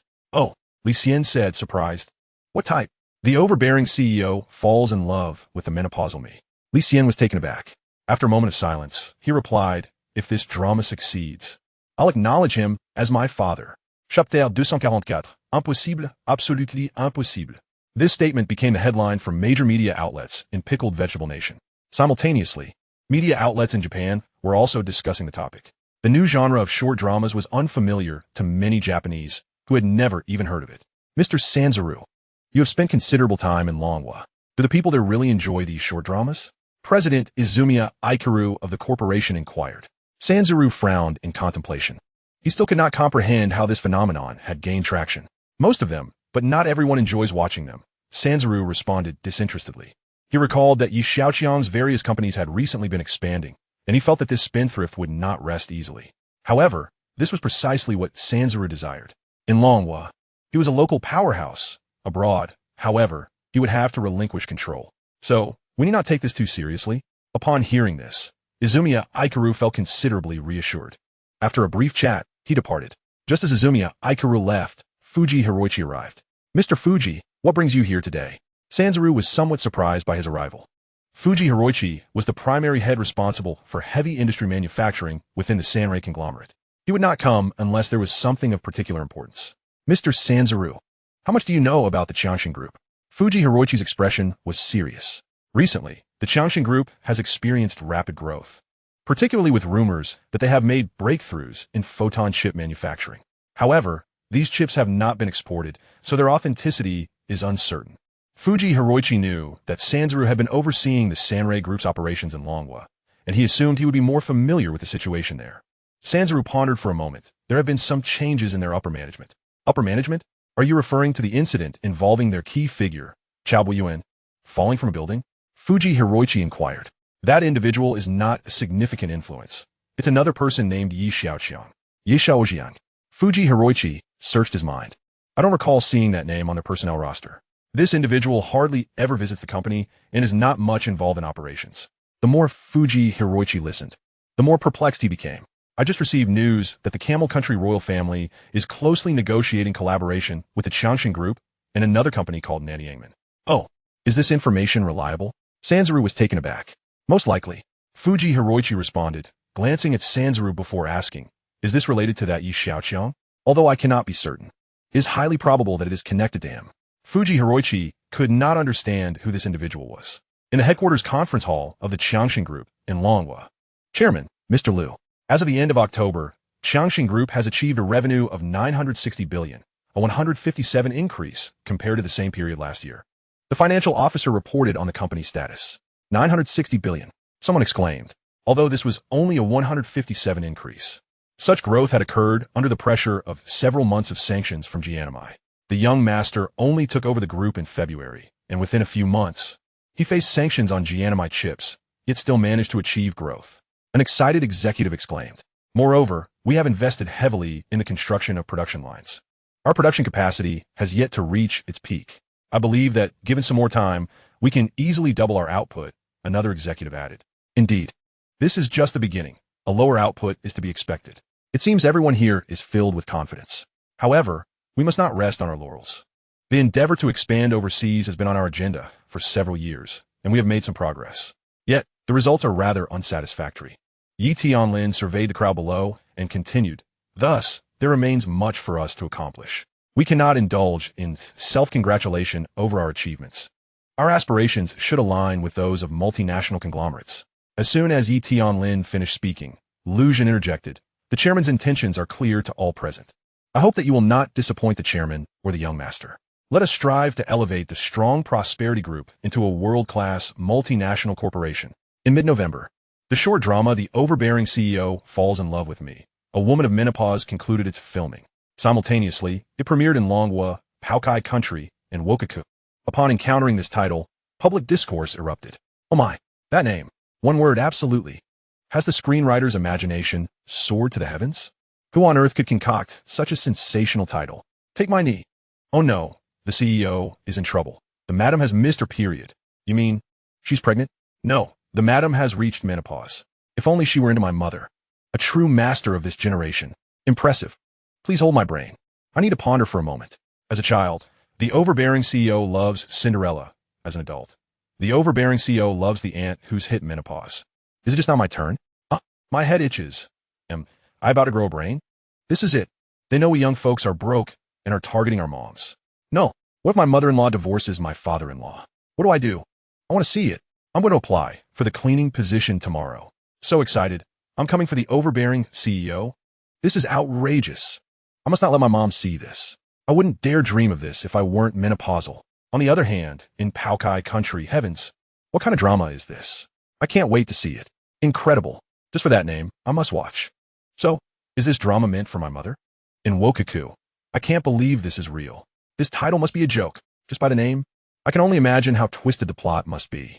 On the first day of the short drama's release, real-time data displayed on the back end of Xiaoyu Media indicated that in Longhua, the view count exceeded 80 million, with 80,000 comments. In Paokai Country, the view count surpassed 10 million, with 10,000 comments. And in Wokaku, the view count exceeded 20 million, with 270,000 comments.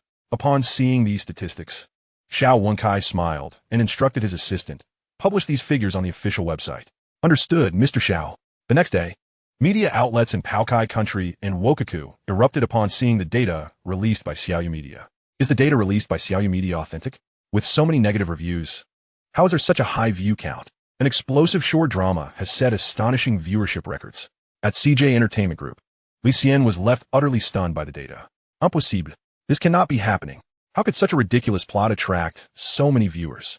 There must be some underhanded dealings. Chapter 245. He is truly remarkable. With a plethora of negative reviews flooding the internet, the back-end numbers displayed an astonishingly high view count. The more one looked, the more perplexing it became. On the second day post-release, viewership continued to soar. Longwa reached 110 million, Paokai Country hit 15 million, and Wokaku reached 27 million. In just 2 days, the total view count across the three nations reached 262 million. Seated in his office chair, Xiaoqiang listened to his assistant's report. After a prolonged silence, he instructed, please conduct a rough estimate of the revenue. On the day she received the script, Xiaoqiang convened an urgent meeting. During the meeting, she established 3 charging models. The first model charged by episode, with prices ranging from a few dimes to several yuan, with higher prices for popular, high-quality productions. The second model was a membership system, offering monthly and annual memberships.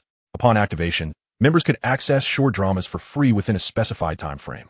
The third model allowed for a one-time payment to unlock the entire series. Additionally, Xiaoqiang devised a free model, where select episodes could be viewed with advertisements. Upon reviewing these 4 models, Xiaoqiang was left in awe. This couple truly complemented each other perfectly. Xiaoqiang's short drama was extraordinary, and Xiaoqiang's marketing strategy was invincible. Together, they epitomized a harmonious collaboration. Mr. Xiao, the data has been compiled. Just as Xiaoqiang was lost in thought, his assistant returned with the figures. As of 10 minutes ago, the short drama The Overbearing CEO Falls in Love with Me. A woman of menopause has accumulated a view count of 262 million, with total revenue amounting to 96 billion. The assistant's eyes widened as he recited the figures. 29 billion. Xiaoqiang was rendered speechless. The short drama had only been online for 2 days. This was not merely profit. This was akin to a heist. And all of this was generated by a short drama targeting the elderly market. These figures only accounted for the paid models. What about the free ones? Xiaoqiang pondered another model. The Xiaoyu short drama app boasted an extensive library, catering to audiences of all ages. Currently, there were 70 million users in Paokai Country and Wokaku combined, with statistics from the white European region yet to be compiled. The assistant continued his report, stating that including users from Longwa, the total online audience amounted to 270 million. However, advertising revenue had not yet been calculated. Mr. Xiao, do you need to conduct that analysis now?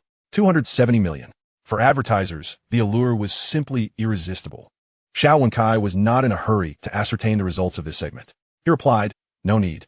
You may carry on with your work. Mr. Xiao? Just as the assistant was leaving, Guobai appeared at the door. Oh, what brings you here, young man? Xiaoqiang teased. I was inspired by young Master Yi and wanted to discuss something with you, Guobai replied. Oh, what inspiration? Do tell. I want to capitalize on the success of this drama and create a follow-up. Since there's the overbearing CEO falls in love with the cleaning ant, why can't there be a security uncle saves the world? Guobai said with utmost seriousness. Xiaoqiang was taken aback. You haven't even seen the back-end data. How can you conclude it's a hit? Oh, you don't need to see the data. Just look at the comments to gauge its popularity. Guobai retorted, then added, what do you think of my idea, Mr. Xiao? It's worth a try. Xiaoqiang contemplated before nodding. Then I'll go prepare. Guobai stood to leave, but suddenly recalled a question. By the way, Mr. Xiao, I know how to shoot The Overbearing CEO Falls in Love with Me. A woman of menopause, but how do I approach the subsequent titles? The Overbearing CEO Falls in Love with the Ashes and the Overbearing CEO Falls in Love with Me after 3 years in the grave. A look of bewilderment crossed Xiaoqiang's face. I have no idea. Then I'll go ask young Master Yi, Guobai said helplessly. Guobai had not intended to seek out Yi Xiaoqiang. After all, what was his status now? He was not someone one could simply approach. Guobai took out his phone, where he had Ya's contact information saved from their time filming in Longwa. Manager and I would like to meet young Master Yi to discuss some short drama matters in person. Are you with him? I'm not. Would you like me to arrange a meeting? Anya replied. Yes, please. I appreciate it. Manager and after hanging up, Anya pondered for a moment before deciding to send a message to Yi Xiaoqiang. In a villa on the outskirts of Modu, Yi Xiaoqiang's phone buzzed, and a message appeared on his TMO glasses. Why is it always vertical? Song Tai observed with curiosity. Isn't vertical better? Xiaoqiang replied, a bit embarrassed. You're making it impossible for someone to assist you. Song Tai sighed in exasperation. However, I find myself at a loss when it comes to exercising flexible control over it. Xiaoqiang, equality perpliet, lamented the irony of having something sprouted from his own being, yet lacking the ability to manipulate it at will. Wait a moment. Allow me a moment of solitude to see if it can soften, he said. With that, he closed his eyes and endeavored to empty his mind. A minute later, he exclaimed, oh, it has indeed softened. This is quite amusing. It is my first encounter witnessing a person's hair transform from rigid to pliable. Song Tai, unable to resist, reached out to touch it. What had previously felt as prickly as a porcupine's quills had now transformed into silky strands. You truly are an enigmatic man, young master. Song Tai chuckled. This is a secret. Do not share it with others. You have uncovered the mysteries of my being, Xiaoqiang cautioned. He held no concerns regarding Song Tai's unwavering loyalty. Yet, the peculiar nature of his hair was a source of vexation. The hair, enveloped in a mysterious substance, seemed to possess numerous functions, which Xiaoqiang had yet to fully comprehend. Should it inadvertently stiffen during an intimate moment, it could cause discomfort to his partner. Quick, assume the position. I shall give you a massage, Song Tai urged. A prominent star and a young master. Such a pairing was indeed rare. Recently, he had found the time to compose 2 songs, just in time for the new year, to send you his new creations. Xiaoqiang lay on the bed and remarked, you are so busy, yet you still find time to write songs? I steal moments amidst the chaos. I write when inspiration strikes, he replied. After a brief pause, he added, would you fancy singing in space? Song Tai halted, stifling a laugh. Singing in space? To entertain aliens, perhaps? Interstellar travel can be long and tedious. If only we could hear your voice, it might alleviate the monotony. Xiaoqiang's mind wandered to the image of a star fleet navigating through the vast cosmos. Long journeys necessitate some form of entertainment, lest one succumb to boredom. If it were merely a lunar expedition, that would be one thing. By the time humanity achieves interstellar travel, I shall be an old woman, unable to sing at all, Song Tai mused softly. What if you could remain youthful for an extended period? Xiaoqiang turned to gaze at her. Suddenly, a sensation of summons enveloped him as the spacecraft's energy reached a critical threshold. It emanated from a distant corner of the cosmos, elusive yet undeniably real. The Guanghan Palace project was designed to obscure the lunar Starship base. It was only there that Xiaoqiang could truly unleash his potential. Perhaps the day the Starship was completed would offer him the chance to seek answers. Song Tai stared at Xiaoqiang, taken aback by his serious demeanor. Such fortune seems improbable. Honestly, I think this current state is quite satisfactory, do you not? She replied. Please hand me my phone, Xiaoqiang instructed, pointing to the table. Song Tai rose to retrieve it and handed it over. Xiaoqiang opened a concealed compartment within the phone, which he had previously modified. As he opened it, a vial containing a potion was extracted. Is this the elixir of immortality? Song Tai grinned, shaking it playfully. Longevity is achievable, but immortality may be a stretch. Xiaoqiang stated with gravity. Without a moment's hesitation, Song Tai swallowed it whole, even opening her mouth to show him her tongue afterward. Are you not afraid it might be poison? Xiaoqiang inwided. If you were to poison me, I would still consume it, she retorted. No sooner had the words left her lips than Song Tai felt a pang of regret. After ingesting the potion, her body began to swell with discomfort, and dark sweat oozed from her pores in increasingly copious amounts. A sense of panic stirred within her. Do not fear. This is merely the process of expelling old cells. Endure a little longer. A shower will remedy it, Xiaoqiang assured her as he lifted her toward the bathroom. The dark sweat staining his clothing only added to the urgency. Despite the discomfort etched on her brow, Song Tai felt no fear. In her heart, she thought, even if this led to her demise in his embrace, it would not be entirely unpleasant. Xiaoqiang swiftly removed her clothing and placed it in the bathtub. As he ran the water, he comforted her, do not worry. It will be a little painful, but you will endure. Once your cells have completely rejuvenated, you will embody natural beauty without the need for cosmetics. All right, she replied obediently, seemingly entranced by his words. An hour later, the bathtub was stained as dark as ink, with a faint, unpleasant odor lingering in the air. Song Tai's complexion appeared significantly more relaxed. The pain seemed to have diminished. She felt as though every pore was reconnected with nature. Now, let us wash away the impurities, Xiaoqiang said as he pulled her from the tub. After a thorough half-hour rinse, Song Tai emerged transformed, her skin smooth and delicate, radiating a natural and healthy rosy glow. A subtle fragrance wafted from her, ephemeral yet enchanting. Once dried, she eagerly approached the mirror. Gazing at her reflection, she was momentarily speechless. The transformation was nothing short of miraculous. Were it not for the familiar features of the person in the mirror, she might have doubted her own identity. This was truly extraordinary. Songtai turned her head, her eyes wide with astonishment, and exclaimed, if this potion were to hit the market, it would be snatched up in a frenzy. You just declared its desirability, thus. It must remain a secret, Xiaoqiang reminded her. Oh right.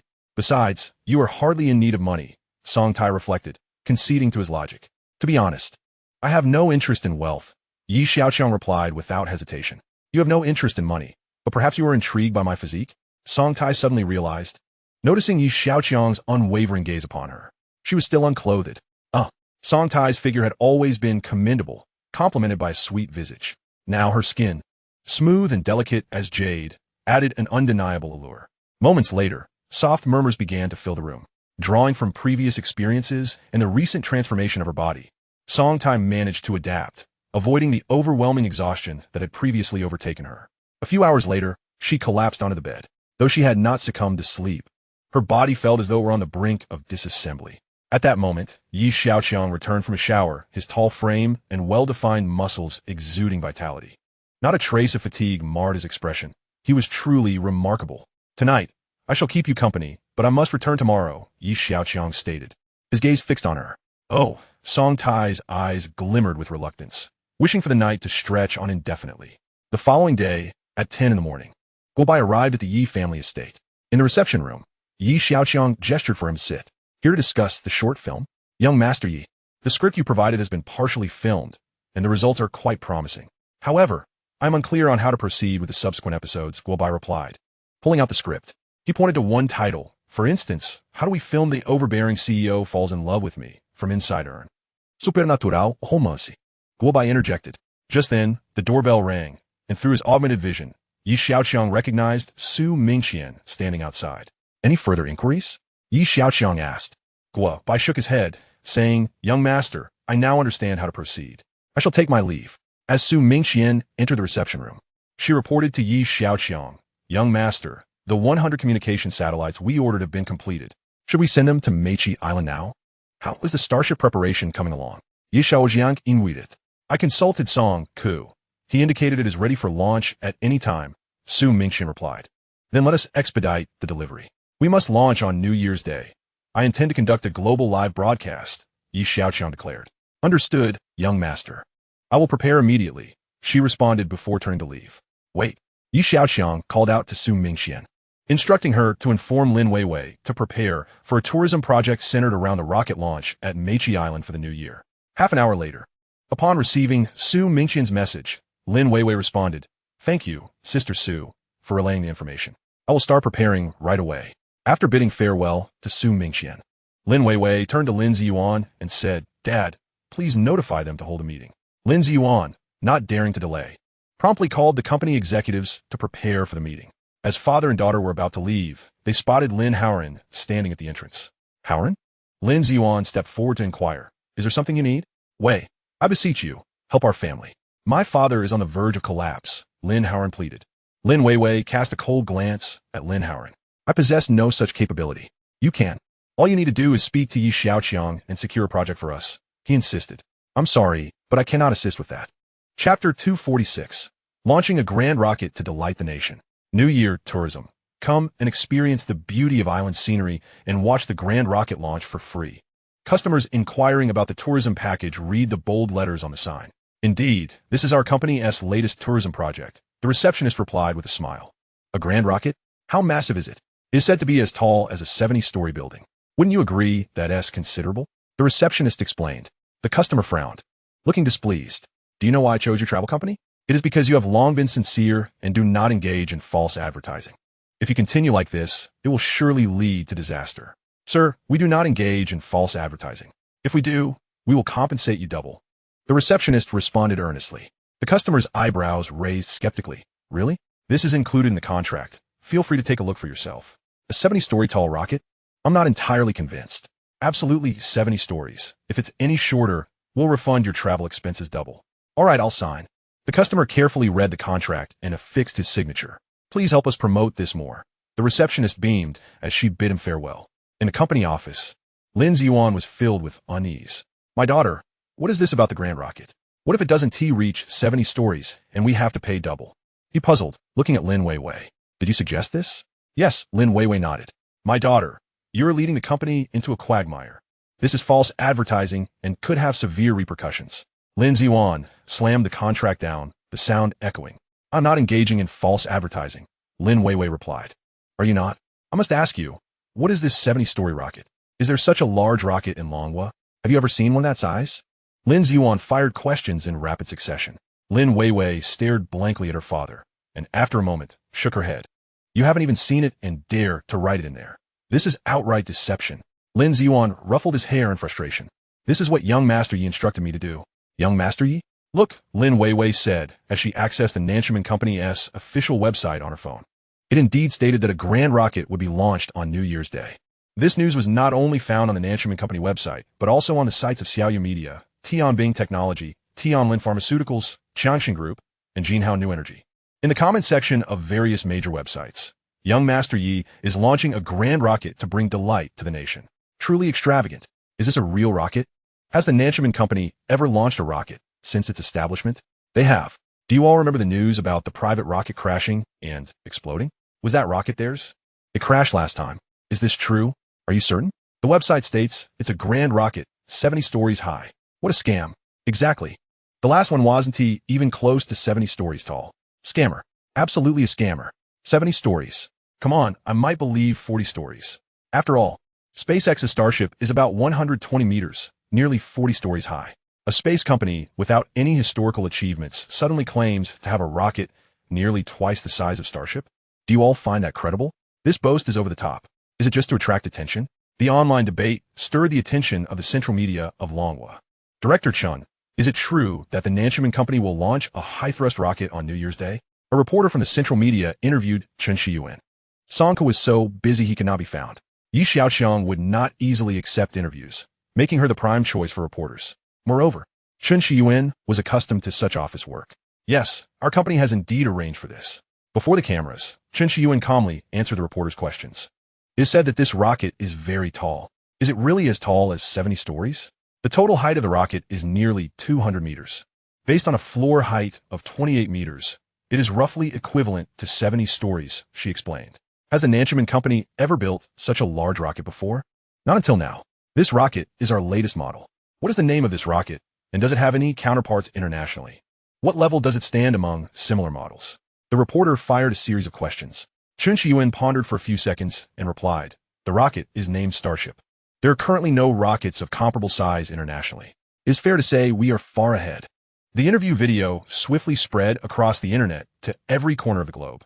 Nelson, the director of the SpaceX NASA office, saw the news in his office. However, he found it difficult to discern its authenticity. He recalled that Elon had recently tested a Starship that seemed to be only half the height of Longhua's Starship. During the period from project initiation to the first test flight of Elon's Starship, Nelson frequently visited the space base to discuss related technical issues. Without any further information, how could this Longhua company have produced a rocket twice the volume of the Starship? After pondering for a long time, he still couldn't figure it out. He decided to drive to the Starship base to speak with Elon in person. After several hours of driving, Nelson arrived at the Starship base. Elon was discussing technical issues with his company's engineers. Director Nelson, I didn't expect to see you here, Elon said, both pleased and slightly surprised. Nelson glanced at the engineers and asked, can your rocket be made a bit larger? Larger? Elon was taken aback. Director Nelson, achieving this level is already the current limit for humanity. Nelson knew better than anyone that increasing the size of a rocket exponentially increases the difficulty. Indeed, Director Nelson, our Starship is the largest rocket on this planet to date. The hopes of all humanity for deep space exploration rest with us.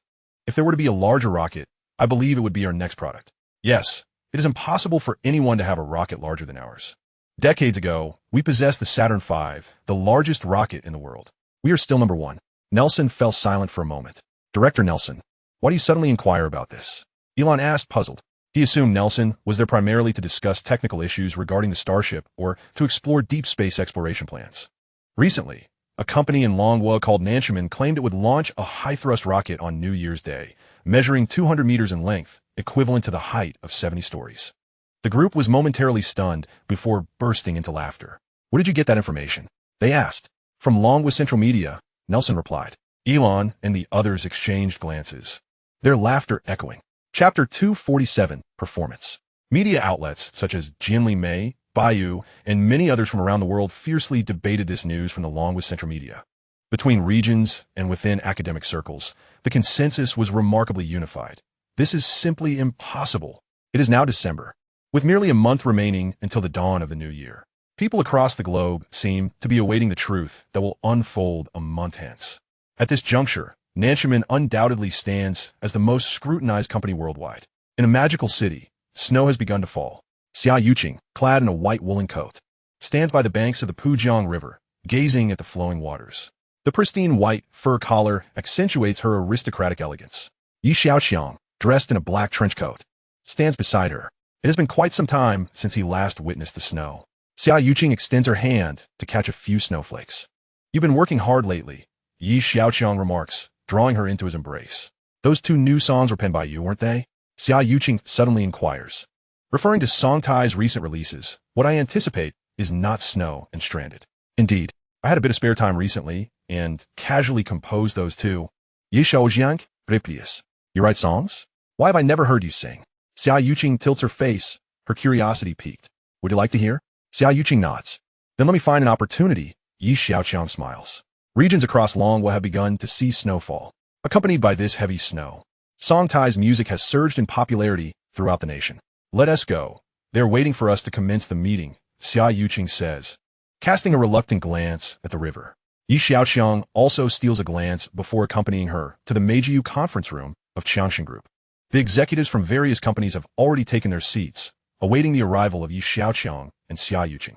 "Miss Su, does Nanshiman truly possess such a colossal rocket?" One executive inquires of Su Mingqian. Su Mingqian, who manages company operations, admits she has yet to see the actual object. The news surrounding the massive rocket has been rampant. Rumored to be 70 stories tall, she has no concept of rockets, merely pondering how something so large could soar to such heights. "You should direct that question to Chief Engineer Song," Su Mingqian replies with an apologetic smile, unable to answer the query herself. However, Chief Engineer Song is not present today. "You may inquire of her." Su Mingqian gestures toward Chen Xiyuan. Chen Xiyuan, seated at her position, frequently glances toward the entrance. Before long, Xiaoqiang and Xiaoqiang appear at the doorway simultaneously. Chen Xiyuan's gaze lingers on Xiaoqiang for a brief moment before ultimately settling on Xiaoqiang. A lineage of privilege and beauty, she is nothing short of perfection. Taking a deep breath, Chen Xiyuan averts her gaze. "Young master, young mistress." The crowd rises in unison to greet them. Once seated, Xiaoqiang gestures for everyone to take their seats. "Young master, young mistress, shall we begin now?" Lu Zhen inquires. Noting Xiaoqiang's nod, Lu Zhen continues, "With the new year approaching in less than a month, it is fitting that we gather today to report this year's achievements to the young master. Allow me to begin. Ye Vingi Intajix Ageri. Tianbing Technology Company specializes in intelligent robotics. Our products encompass industrial sectors, healthcare, service industries, education, and domestic use. We sold a total of 2.6 million robots this year, yielding a total sales revenue of 260 billion yuan. 260 billion. Such a remarkable figure. The audience exclaims, impressed by Tianbing Technology's swift success. It is indeed impressive. But without the assistance of photonic chips, Tianbing would not have reached such heights. However, I believe even greater revenues lie ahead. I am merely setting the stage for others. Ye Vingyi Homebade remarks. "Miss Yi, your modesty is commendable. Who wishes to share next?" "I shall." Lu Qinyang takes the floor. Tianlin Pharmaceuticals has achieved a total revenue of 70 billion this year.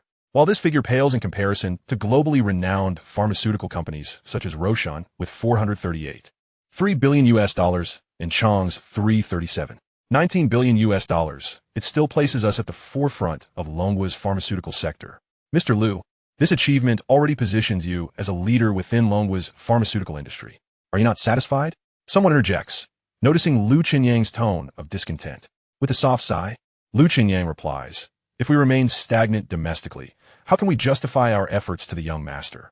It is the pressure that fuels our motivation." But there is no need for such haste, Mr. Liu. I believe we shall all become among the world's top companies in due time, Xiaoqiang interjects.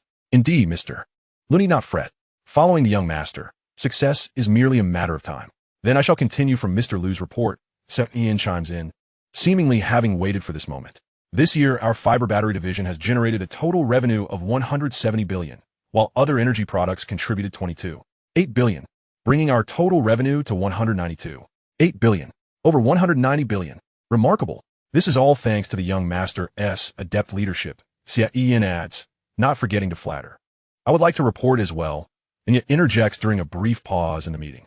Gumming Tea House has established a nationwide chain of 25,000 stores, each selling an average of 4,000 cups of milk tea monthly, with a net profit of 50 yuan per cup, resulting in an annual profit of 60 billion yuan.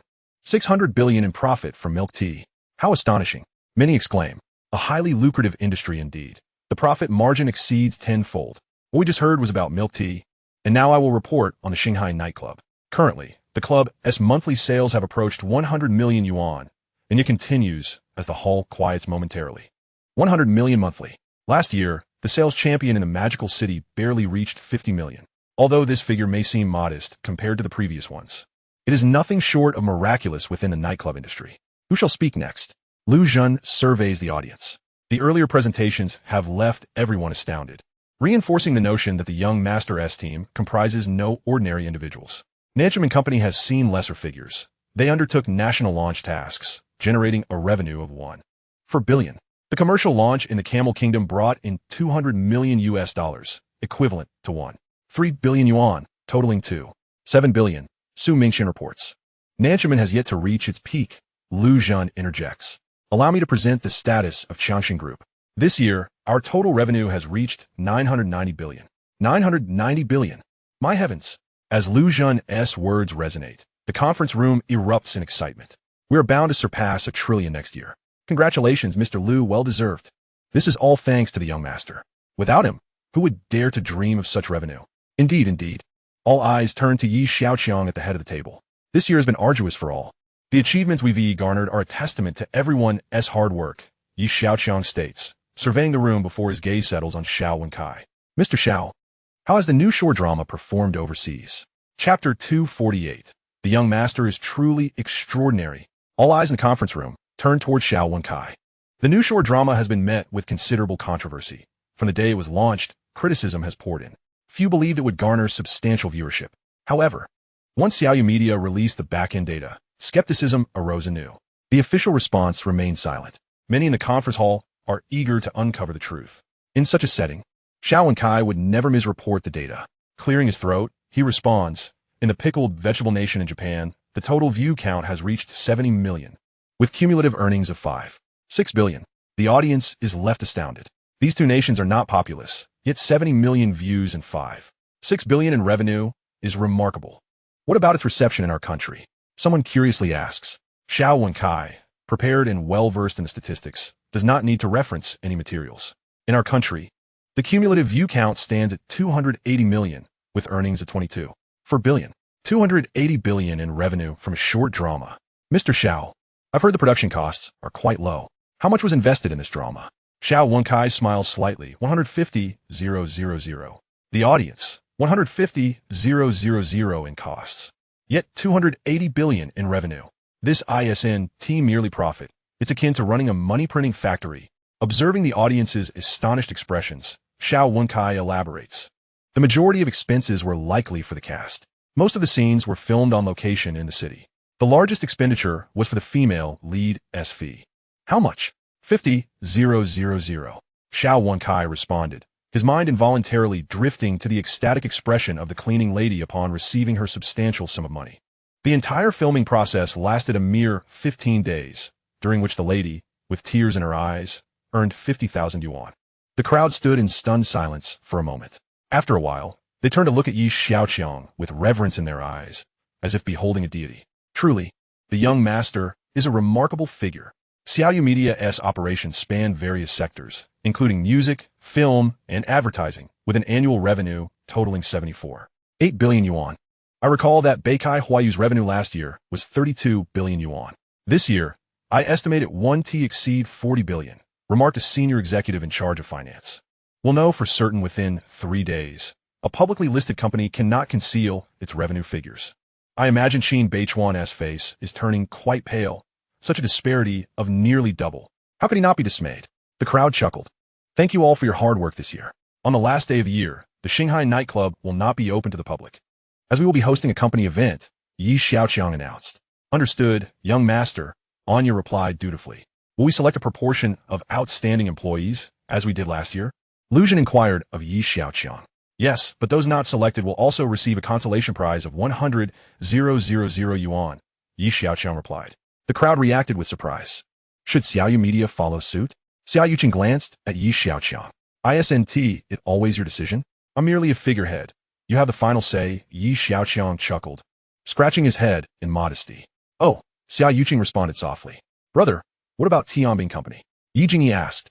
Let us reward them all together, Xiaoqiang replied without hesitation. The attending financial executives furrowed their brows. Young master, that amounts to a considerable sum. Is there a problem? Xiaoqiang inquired. No, not at all. The financial executives shook their heads. Then it's settled, Xiaoqiang concluded, turning to Xiaoqiang. Invite the stars from Xiaoyu Company as well and arrange for more performances. Understood, Xiaoqiang acknowledged. Then, the meeting is adjourned. Before the isolated Aoshan, Mayor Tao Qidong of Modu let out a soft sigh. Look at what this lad has done to Modu. Hearing Mayor Tao's words, Shen Yinran chuckled, glancing at Yi Tianlin. It was evident to everyone that Mayor Tao was not genuinely upset. I feel the same. I'll tell him to fill in promptly, Yi Tianlin responded. Following Mayor Tao's lead, Mayor Tao was momentarily taken aback. Mr. Yi, you are putting me in a difficult position. Yi Tianlin exchanged a knowing smile with him. Mayor Tao was not truly reproaching Yi Xiaoqiang. The last sculptor competition had caused a nationwide sensation, significantly boosting Modu's tourism revenue. Over the past 2 years, Yi Xiaoqiang had established several large companies, and the tax contributions alone could elevate Modu's GDP by several points. If granted more time, who knows what he might concoct. Mayor Tao dreaded the thought of Yi Xiaoqiang not stirring the pot. The current state of Aoshan, resembling an isolated island, was a mystery. It would undoubtedly benefit Modu in the future. How could he genuinely desire Yi Xiaoqiang to fill it back in? There were rumors circulating online about him launching a colossal rocket. Did he truly possess such a grand rocket? Mayor Tao found himself intrigued by this question. It was rumored to stand as tall as a 70-story building. The mere thought was astonishing. How large could it possibly be? Noticing Mayor Tao's expression, Yi Tianlin appeared bewildered. Isn't he the mayor of Modu? Surely, he wouldn't be interested in trivial matters. What? You don't know? Mayor Tao asked in disbelief. Yi Tianlin shook his head. I genuinely do not. The rocket is 200 meters long and several meters wide, towering at a height of 70 stories, Mayor Tao explained. Yi Tianlin's eyes widened. My goodness, 70 stories. When did he construct such a massive object? Never mind, the new year is approaching. We'll see for ourselves then. Mayor Tao decided to drop the subject. At the end of the month, numerous passers-by gathered outside the Shanghai nightclub, engaged in lively discussions. Is the nightclub not in operation today? There aren't as many luxury cars outside. You're unaware? Today is December 31st. Their company's employee gala, one replied. A gala? Is it like last year's with a lucky draw? I'm not sure, but given young Master Yi's style, it's bound to be extravagant. Damn. Envious. However, participation is not easy. Only selected outstanding employee representatives are invited, considering the large number of company staff. Yet, I heard even those not selected receive a consolation prize of 100,000 yuan. With that amount, I'd be satisfied. Look, isn't that the singer-song Tai? Wow. Outstanding employees not only receive bonuses, but also get to see Song Tai in person. Absolutely envious. When will young Master Yi recruit again? As the envious gazes of the crowd followed them, a group of outstanding employees made their way into the nightclub. Look at those passers-by. Their eyes seem to want to skewer us alive. Playing in there typically costs a 200,000 yuan entry fee. Once we're out, we can brag about how lavish it is inside. A few joked, their smiles stretching from ear to ear. Chapter 249, The Grand Opening. Wow, this place is like a palace. You truly haven't seen the world. The decor alone cost nearly 3 million. Wait, that's odd. Your tone suggests you've been here before. Never mind, never mind. Oh, is that Song Tai, the singer? Screams erupted among the employees. Hey, watch it. If the young master sees you making such a ruckus, what will happen? Upon hearing the name of the young master, the group immediately fell silent. Half an hour later, the nightclub hall was filled to capacity. Mr. N, when does the gala commence? Xiaoqiang, holding a glass of fine wine, wandered over to Anya. Once the young master arrives, Anya replied, glancing at the time. Young master, you will be here too? Xiaoqiang raised his eyebrows in surprise. It felt as if seeing the true form of Xiaoqiang depended on divine favor. Hey, isn't that Lu Fatty? What is he doing here? Xiaoqiang noticed Lu Shi, accompanied by a group of his hefty friends, roaming the hall. Today is primarily a company event, but a few guests have also come, Anya said leisurely, savoring her red wine. Xiaoqiang understood. These guests were all well-connected. I'll go chat with Lu Fatty for a bit, he said, setting off toward Lu Shi. Lu Fatty, you seem to be doing well lately. You've gained quite a bit of weight, Xiaoqiang remarked, playfully pinching Lu Shi's waist. Get lost. Lu Shi swatted Xiaoqiang's hand away. I'm just following President Lu around. Lu Qinyang corrected him. You're following the young master. Hey, you're the one following young master Yi. I'm just not worthy, Lu Shi chuckled. Just as they were speaking, he turned back to Xiaoqiang. Why don't you make an effort to get closer to young master Yi? What do you mean, Lu Fatty? Are you picking a fight? Xiaoqiang shot him a glare. Isn't that Song Tai? Xiaoqiang pointed to the distance. Oh my, Lu Fatty, have you noticed that Song Tai seems even more attractive than before? Lu Shi stared at her for a moment, bewildered. Why? Do you have some thoughts? Are you trying to get me killed? Lu Shi glared at Xiaoqiang after surveying the surroundings. Hey, why are you so nervous? Xiaoqiang retorted. Nervous? You're feigning ignorance. Her songs are supposedly all written by young master Yi. There was even a recent scandal involving a pendant. Do you think I could even dare to imagine that? Lu Shi exclaimed in frustration. Those are merely rumors circulating online. They shouldn't be taken seriously. Xiaoqiang chuckled at Lu Shi's anxious demeanor. Better to believe it than not believe it at all. I have only one head, Lu Shi said, making a gesture across his neck. The young master has arrived. A voice rang out in the grand hall, causing everyone to pause their activities and turn their gaze towards the corridor. Young master, charming beyond compare. With boundless abilities, he unites the world. It was unclear who among the crowd initiated this chant, but soon, the entire assembly joined in unison. Xiaoqiang felt an involuntary twitch on his forehead, while Xiaoqiang beside him couldn't help but smile, finding the words particularly melodious today, for some reason. Under the collective gaze of the crowd, the two made their way to the reserved seats in the hall. Before sitting down, Xiaoqiang waved to the audience, subtly indicating for Anya to commence the program. One act followed another, with a steady stream of guests approaching Xiaoqiang and Xiaoqiang to offer their toasts. Look, Song Tai is about to sing. Many in the hall buzzed with anticipation. Song Tai will perform her two new songs. What I Long For Is Not Snow. A sweet melody perfectly timed with the snowfall in the Magic City, resonating throughout the city, and the second, Stranded, a poignant ballad. It was uncertain which one she would choose for today. Regardless of her choice, it was a live performance, and the proximity was a treat to behold. As the audience engaged in lively chatter, Song Tai ascended the stage, clad in a purple evening gown that diverged from her previously sweet mainstream image, exuding a subtle melancholy. The pianist and band took their places, and the hall filled with a melancholic prelude. The sky, long devoid of sunshine, still holds your smile. I have wept. It cannot bury the guilt. The audience was captivated. They had not anticipated the depth of emotion in Song Tai's performance. Her vocal prowess seemed to have advanced further. Have you not noticed how much more beautiful she has become? Someone remarked. The perks of being an exemplary employee are astonishing. Who would have thought we could hear a superstar sing live? Rumor had it that this song was penned by the young master. Rumor? Are you implying doubt? Shoo. Do not speak carelessly. I am merely curious. The young master has authored several hit songs, yet I have never heard him sing. Who do you think you are to expect to hear him? He wouldn't let you. Oh, I was just saying it casually. Surely, someone capable of writing such beautiful songs must possess a lovely voice.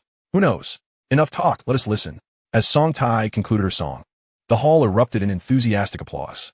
Thank you to the young master for writing Stranded, she said, stepping down from the stage. At that moment, Xiaoqiang rose and walked toward her. Song Tai froze, unsure of his intentions, and even the announcing host halted the program. Xiaoqiang approached Song Tai, saying softly, there are a few minor issues in this song. Allow me to sing it for you.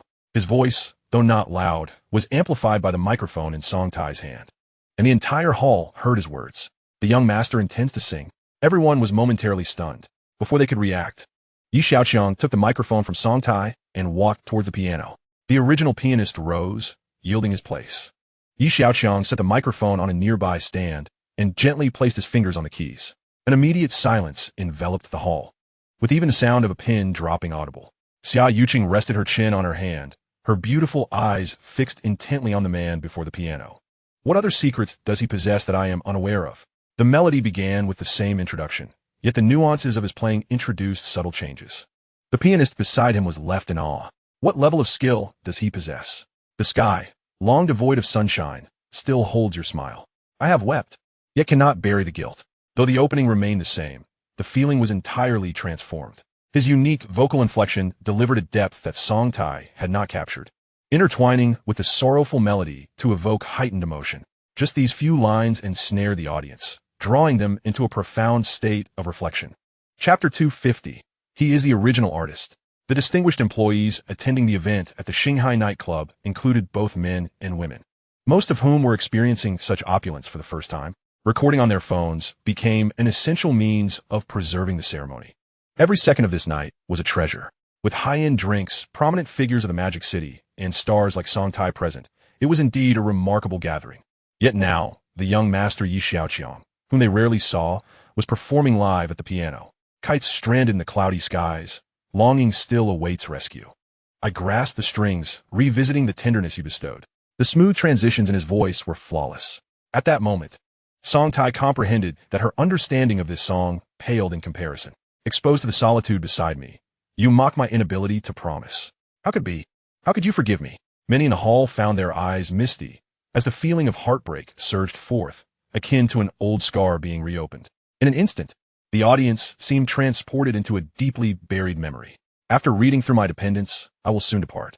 As the song concluded, the hall returned to silence. Do you understand now?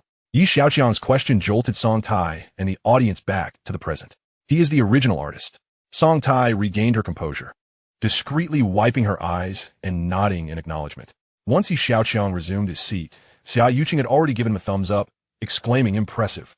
The two lingered a while longer at Shanghai. Tomorrow we are heading to Mech Island. Should we let them continue to enjoy themselves, or shall we take our leave? Yi Xiaoqiang inquired, glancing at the time.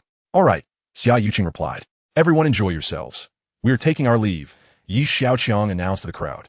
The following morning, young master, are you going to Mech Island to see the Grand Rocket today? Su Lingyin asked while tidying the bedroom. Sensing her disappointment, Yi Xiaoqiang suggested, put on the tactical glasses. Lin Weiwei can share a perspective with you. Until the matter of Iwake's Ayaka was fully resolved, Su Lingyin was unable to make public appearances. You truly consider every detail, she thought, having not left the room in quite some time. Fortunately, she could utilize Iwake's Ayaka's vision, so it wasn't too lonely. She understood that this was merely temporary. Yi Xiaoqiang was working towards securing her freedom. It just required time. Xiaoqiang, are you ready? Came the impatient call from outside. Yi Tianding, having heard Tao Qidong speak of a 70-story rocket, was brimming with excitement. Coming, Grandpa. The two descended the stairs and entered the Maybach, heading towards the private airport. Upon their arrival, they found the Xia family's car already parked at the airport. You three seem even more anxious than I am, Yi Tianlin remarked, smiling at Xia Yaojia and the others. Of course. Who would want to see how a 70-story rocket takes flight? Xiaoqiang chimed in. What do you mean by how a 70-story rocket takes flight? It's a grand rocket, Xia Yaojia corrected. You always nitpick, Xiaoqiang retorted, rolling her eyes. Uncle Xia. And Zhou. Let us board the plane, Yi Xiaoqiang gestured invitingly. 10 minutes later, the Gulfstream private jet ascended, heading towards Mech Island. On board, Xia Yaojia engaged in discussions regarding business with Yi Tianlin, while Zhou Yakin sat by the window, gazing down at the landscape of the Magic City. Oh, is that Aoshan? She asked, pointing to a location below. Xia Yaojia turned to look him. Why is that area excavated like that? Are they constructing an island? Yi Tianlin gestured towards Yi Xiaoqiang, who was conversing with Xia Yuqing. You should ask him about it. Xia Yaojia shifted his focus. Yi Xiaoqiang had his arm around Xia Yuqing, whispering something as she smiled brightly. Never mind, I won't ask. After several hours of flight, the airplane landed at Meichi Island Airport. Chun Shiyuan had long been awaiting the arrival of the group. Song Ku, unable to extricate himself from prior commitments, was not present to greet them. We feel somewhat guilty for keeping Director Chun waiting here for so long, remarked Zhou Yakin, casting a glance at Chun Shiyuan. It had been a while since they last met, and Chun Shiyuan exuded an increasingly mature allure. The group boarded a vehicle that drove towards the prime observation point. Xiaoqiang had established a premier vantage point on the island for distinguished guests to enjoy the view. Meanwhile, a large cruise ship from the Longxing Travel Company had meticulously calculated its itinerary, arriving just in time to sail around Mech Island on the first day of the new year. Lin Weiwei, donning tactical glasses, surveyed a distant islet on the sea. "Miss, that small black dot ahead is Mech Island," her subordinate informed her. "Get closer and remind the tourists to exercise caution," Lin Weiwei commanded, adjusting the focus of her glasses with her gaze. "Do you see it? That is Mech Island," she mused aloud. A voice came through her glasses, belonging to Su Lingyin. "I see it. What a beautiful little island. Don't rush. You'll have your chance to visit," Lin Weiwei smiled. In her eyes, everything would change because of one person. On the deck of the cruise ship, some tourists raised their binoculars. "Is that Mech Island ahead?" one inquired. "Indeed," a staff member replied. "Where's the rocket?" "I don't see the large rocket." "Be patient. We're still a bit far away, and it is not yet time for the launch." The tourists did not pursue further questions, satisfied at least to have spotted the promised island, though they wondered about the rocket size. Media from Longwa Central Television and MOD had arrived on the island and begun live broadcasting. After guiding Xiaoqiang and the others to the best observation point, Chen Shiyuan departed. "Is she now fully responsible for the external promotion of Nantiangmen?" Xiaoqiang inquired of Yi Tianning. "Indeed. Song Ko primarily oversees technology, while Su Mingqian manages operations. Chen Shiyuan is mainly tasked with external promotion," Yi Tianning elaborated. Xiaoqiang, upon hearing this, could not help but exclaim, "What a clear division of labor. It's quite impressive. Moreover, these individuals are all top-tier talents." Yi Tianning similitsidenti. Director Chun, the question most concerning netizens right now is, what exactly is this rocket like? What are its remarkable features? A reporter from the central media extended a microphone toward Chen Shiyuan. "Its most significant characteristic is its size. Many netizens have likely seen the test launches of GM Lamai's Starship rocket. The Starship stands at 120 meters tall, roughly the height of a 40-story building, while our Starship measures over 200 meters, approximately the height of a 70-story building, almost double theirs." As Chen Shiyuan's words resonated, the online community erupted. Longwa Central Media was broadcasting live to a global audience. Netizens from Paokai country quickly responded, "A 70-story high rocket? What an international joke. Is Longwa not still a developing country? How could they create something that our developed nation cannot? Please do not insult my intelligence." Netizens from Baixiang country chimed in.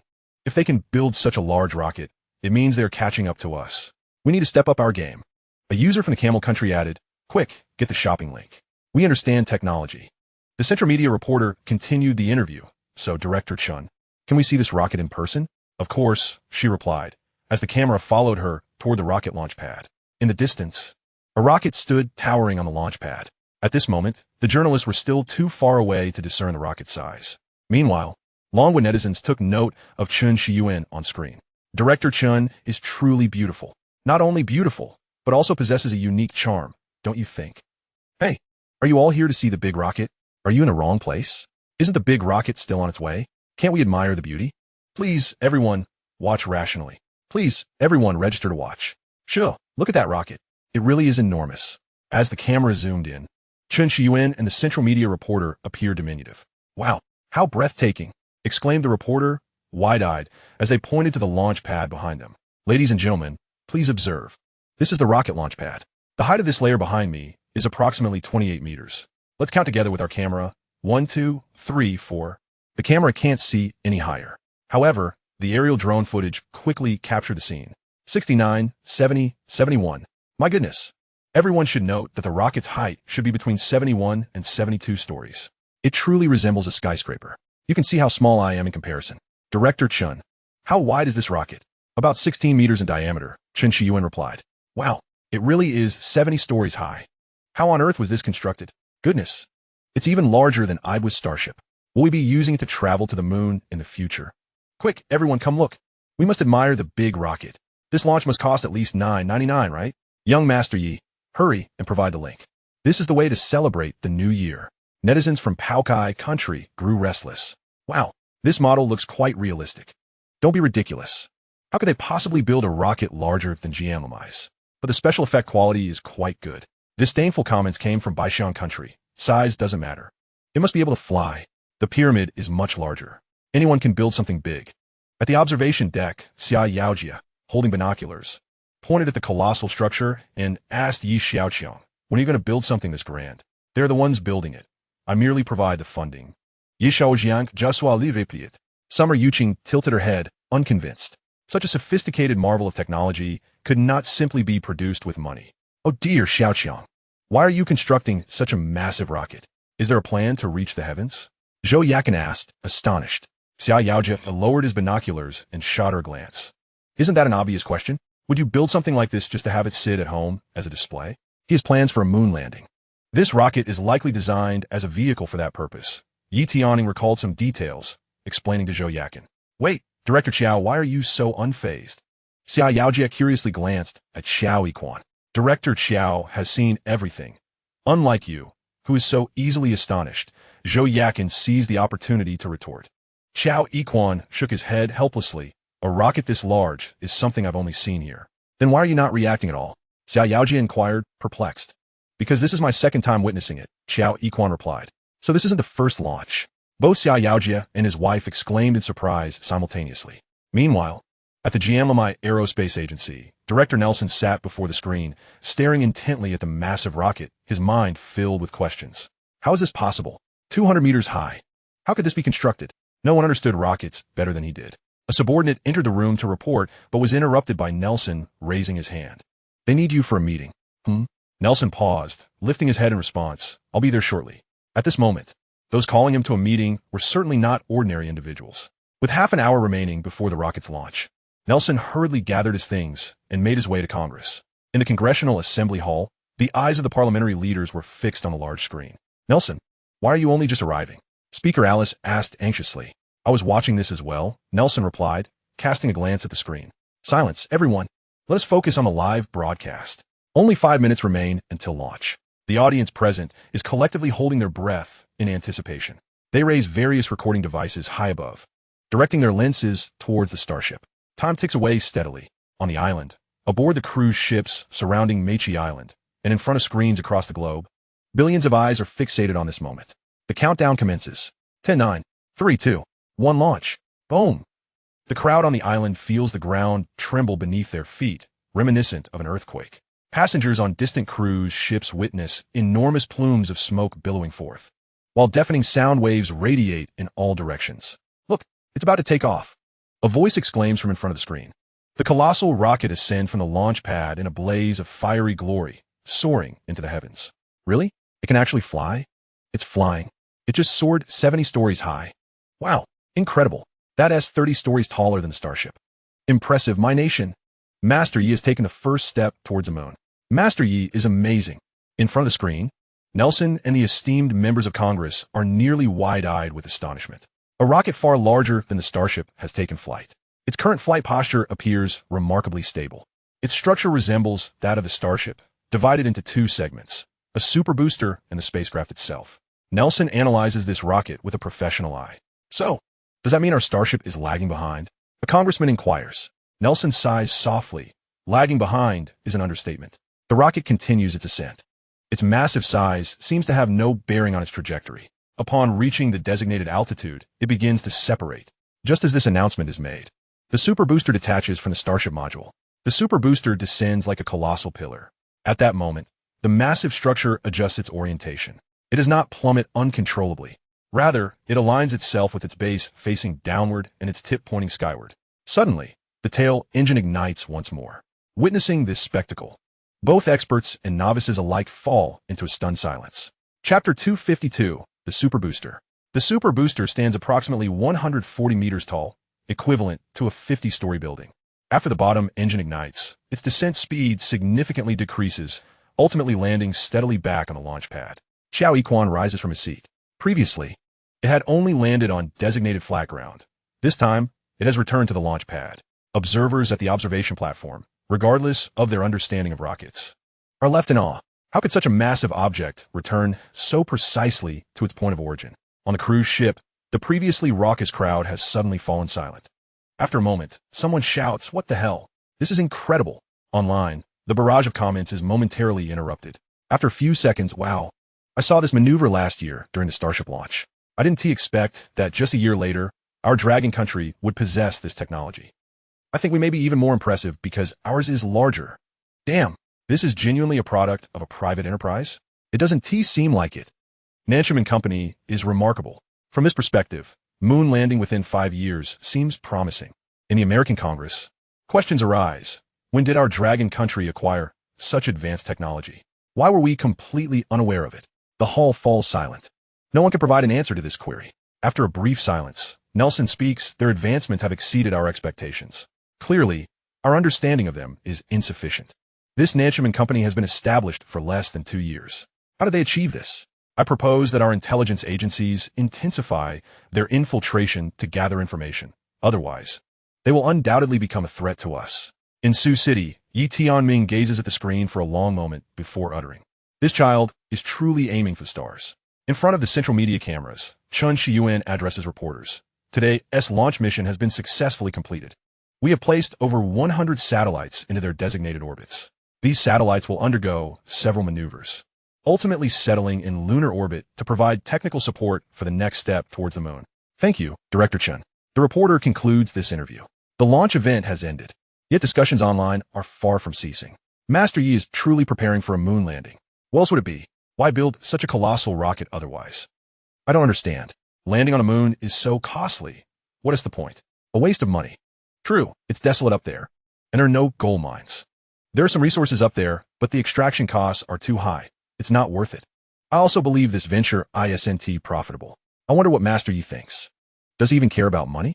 You're all worrying for nothing. Exactly. I still haven't had my fill of watching this colossal rocket launch. What are you all arguing about? Have you heard Master Yi's songs? What is so special about singing? Anyone could do that. He's just richer than me. What can he sing that's extraordinary? You'll regret it if you don't listen. You're just boasting. I don't believe it. I'll go listen for myself. The online community begins to shift focus. On the Xiaoyu Media official website, comments under Yi Xiaoqiang's video of him singing while playing the guitar continue to grow. Is this the song Stranded sung by Song Tai? Yes, but it has a completely different flavor. The transitions and vocal changes are simply smooth and perfect. Did you hear that? The high notes just soared without any transition. It was a straight-up takeoff. That was absolutely mind-blowing.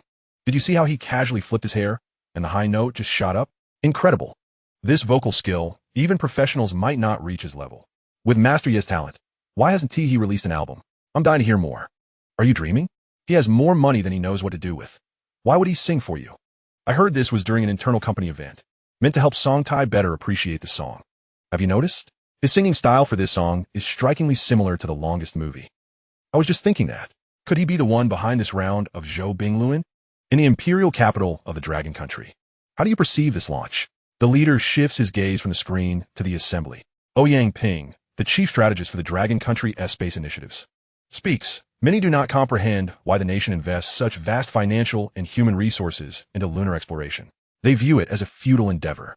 Yet, how many truly grasp the strategic significance of the moon for various nations? Indeed, it may appear to be a losing proposition. However, the potential repercussions of a lunar strike on Blue Planet could unfold in mere seconds. This transcends monetary concerns. Another academician interjects. Initially, the plan was merely to leverage their company's name to prevent our counterparts across the ocean from seizing the opportunity. Little did we anticipate that this young man would make it a reality. This disrupts our original strategy. Should we consider halting it? Halt it. I believe this is a fortuitous development. First and foremost, this is a private endeavor. Should the United States raise objections, we can easily respond. Furthermore, allowing him to secure a prime location is advantageous. Even if they voice concerns, we can claim it as a civil tourism initiative. In terms of international public opinion, they would gain no advantage. Indeed, we must not allow them to reach the moon first, whether through official or private means. At this juncture, two perspectives emerge. One faction argues that this issue must be evaluated within a broader context. At the national level, we cannot permit private enterprises to intervene, lest it disrupt our strategic plans. Urgent measures should be taken to halt it. Another perspective posits that the affairs of the populace should remain with the populace, while the state governs its own matters, with neither infringing upon the other. The leader pondered for a moment and then suggested, let us proceed to a vote. On Mechi Island, in stark contrast to the others, Yi Xiaoqiang remained remarkably composed. It was likely that somewhere in the imperial capital, certain influential figures were deliberating over the significant events surrounding today's launch.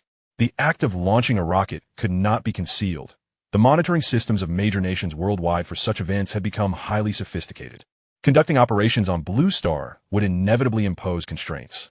However, the scenario was markedly different on the moon, particularly on its far side. Given the current technological capabilities of the world, no nation had the ability to implement comprehensive, continuous surveillance of the lunar surface. The simultaneous launch of over 100 lunar satellites caught both the Dragon Nation and Jinli by surprise. Once these satellites successfully entered their designated orbits around the moon, Nanting Gate Company would possess the most extensive surveillance capabilities on the lunar surface.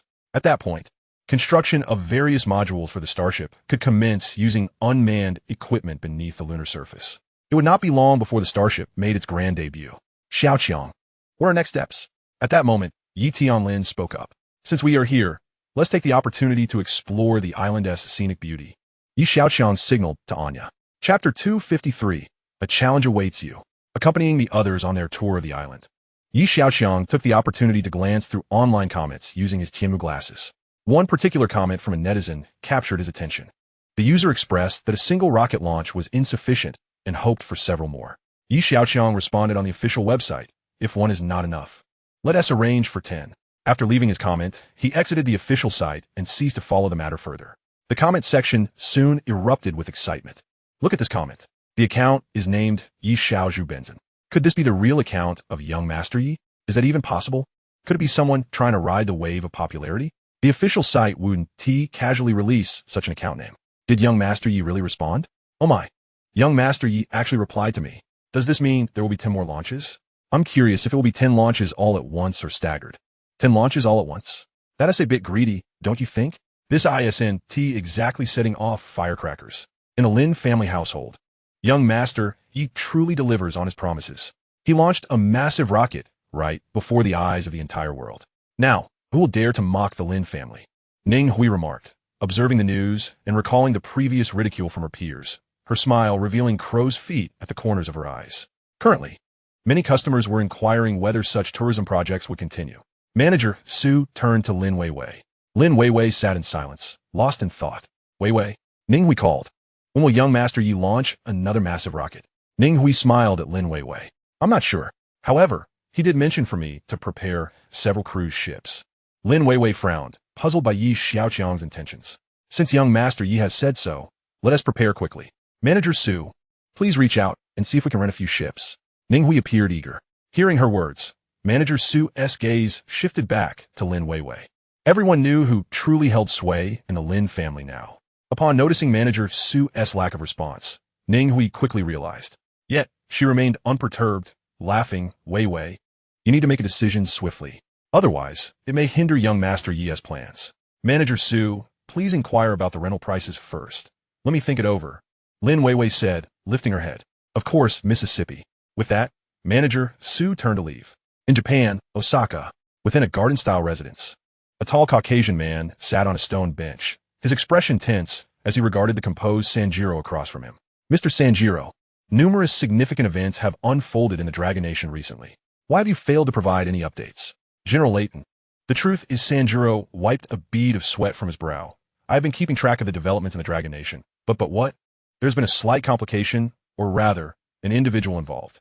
Sanjiro's voice trailed off, as if he himself doubted the validity of his reasoning. One individual can render your entire intelligence system ineffective? What then is the purpose of your existence? The Caucasian's face displayed anger. Sanjiro felt the weight of shame. What is the situation with their photon chip? The Caucasian was not interested in assigning blame. For him, uncovering the truth was paramount. We have recently procured a batch of their company's products and are currently conducting technical evaluations, Sanjiro replied. Why not transport them here for testing? Given the logistical challenges with the Dragon Nation? The Caucasian inquired. Their current production capacity is insufficient for export. Furthermore, the Dragon Nation has temporarily imposed an export ban. I expect the test results promptly. Additionally, I require all documentation pertaining to any companies associated with this individual. Yes, General Layton. Sanjiro bowed his head in response. After seeing General Layton off, Sanjiro released a sigh of relief. Sir, are you planning to return to your homeland? A subordinate asked. Have you visited Miss Iwasaki Akika recently? Sanjiro inquired. While gathering intelligence on Yi Xiaoqiang's company was crucial, The impending marriage alliance with the Sanjin Consortium was equally significant. I have visited. Miss Iwasaki appears to be in good spirits. She has met with young Master Sanjin on several occasions, and they seem to get along well, the subordinate reported. Sanjiro thought to himself, could it be that I am overthinking this? Noticing Sanjiro's concern, the subordinate added, Miss Iwasaki has recently received a portion of her grandfather's inheritance, and coupled with young Master Sanjin's impressive demeanor, she may have come to a resolution. Indeed, that is a possibility. However, you must remain vigilant. We cannot afford any missteps. Should any signs arise, be sure to report to me immediately, Sanjiro instructed. Understood, sir.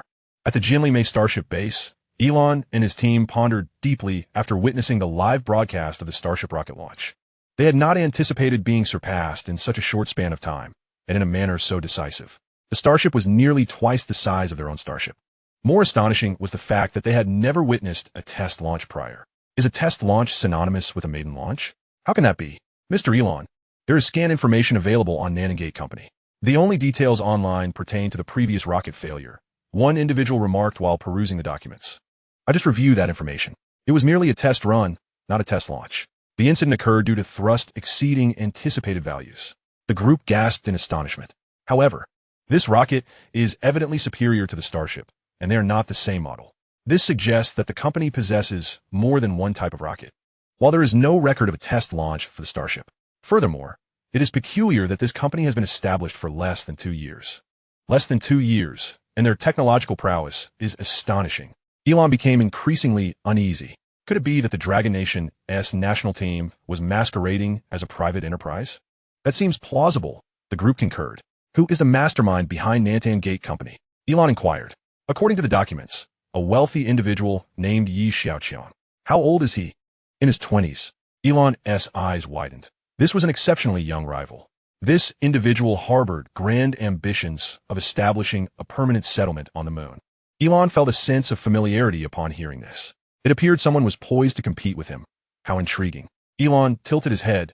Did he specify a timeline? 5 years. 5 years? Let the world witness who reaches there first. The Dragon Nation's online community was ablaze with excitement and joy. Yet, a particular comment suddenly became a topic of fervent discussion. A netizen had captured a statement made by Elon on his company's platform. Let's show the friend from Blue Star who ascends first. Chapter 254. Renting is inferior to buying, and buying is inferior to creating. What is the outcome of the investigation you were tasked with? Sanjiro inquired, seated upon his chair, surveying the individuals standing before him. Sir, that Xiaoqiang has numerous companies, and we are somewhat understaffed, one individual on the far left replied. Baka, is being few an excuse not to seek more? Useless. Sanjiro scolded vehemently. The heads of the individuals bowed lower in response. Sir, their products are produced modularly, and only a select few are privy to the final parameters. The person on the far right remarked, presenting a dossier. Here is some data I have gathered regarding the modules. Sanjiro accepted the document and analyzed a portion of the modules contained therein. However, these are merely preliminary estimations. They are currently expanding their workforce, which I believe presents us with a golden opportunity, one of them suggested, noticing Sanjiro's furrowed brow. This fellow has been wildly expanding his production lines. Indeed, it is a rare chance. Prepare a larger contingent. We must infiltrate them thoroughly, Sanjiro declared through clenched teeth. Jinli Mei has already set a deadline for him. If reliable intelligence is not procured soon, his position in Sanling will be jeopardized. Sanjiro lamented to himself, realizing he should have kept a closer watch on this individual. He had never anticipated that Xiaoqiang would advance so rapidly, even causing discomfort among those across the ocean. At the entrance, Qin Beichuan gazed pitifully at Sanjiro. What is it? Sanjiro cast a disdainful glance in his direction. To a man of his stature, Qin Beichuan seemed to hold little value. I wish to request your assistance once more, Sir Sanjiro. I find it difficult to voice my concerns regarding my company, Qin Beichuan stammered. Sanjiro snorted. How do you expect me to assist you? Have your people all fled? Qin Beichuan's face flushed with embarrassment, turning a deep shade of purple. Xiaoyu Media has been encroaching upon Beikai Huayu's market space. Many talents within the company have defected to the opposition. Please, I implore you for another chance. Guarantee? Sanjiro mocked, observing him. You do not even believe your own words, do you? If you were truly so useful, would I need to expend my efforts? At that moment, Sanjiro's gaze was colder than the wind outside, an icy chill sweeping over Qin Beichuan. He despondently turned his gaze towards the window. In a nest perched upon a tree branch, several fledglings huddled together, casting envious glances through the expansive bay window at the vibrant spring within. Inside, Xiaoqiang lounged barefoot upon the soft carpet, eyes closed and reclining against a long bench, clad in a remarkably thin silk shirt.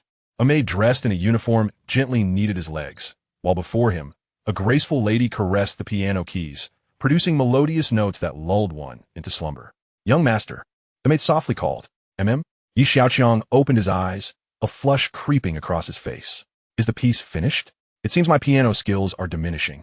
Turning into a lullaby, Lin Weiwei sighed in response. Su Lingyin stifled a laugh, remarking, "That is quite all right. It's perfect for treating insomnia. Actually, I haven't fallen asleep. I was contemplating."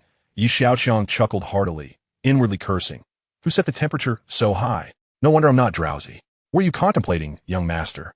Su Lingyin inquired. "Contemplating." Xiaoqiang posed momentarily. "Contemplating life."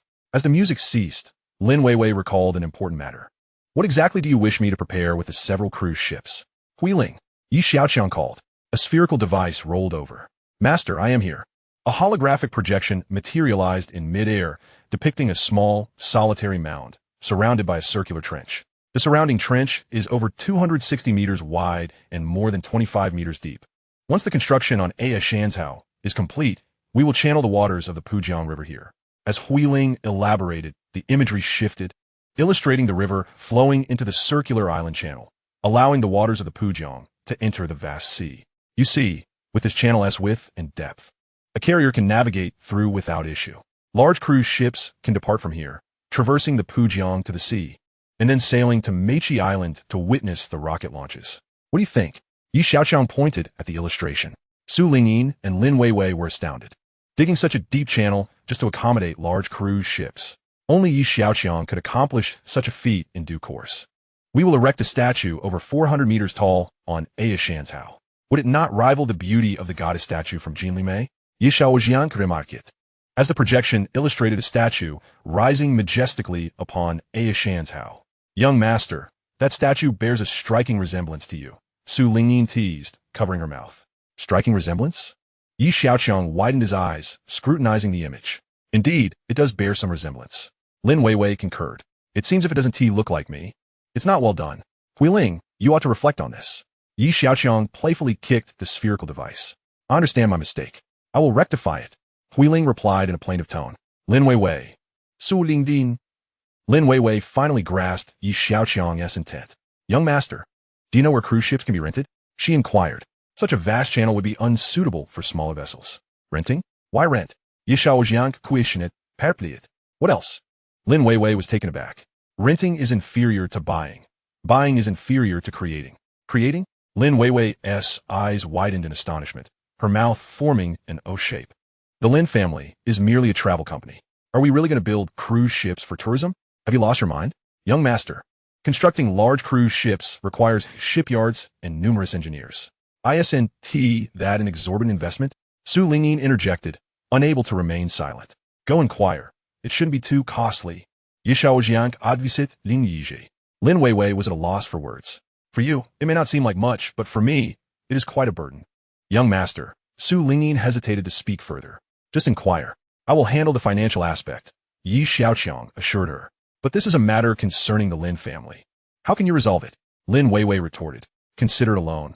Once you have the money, you can repay me."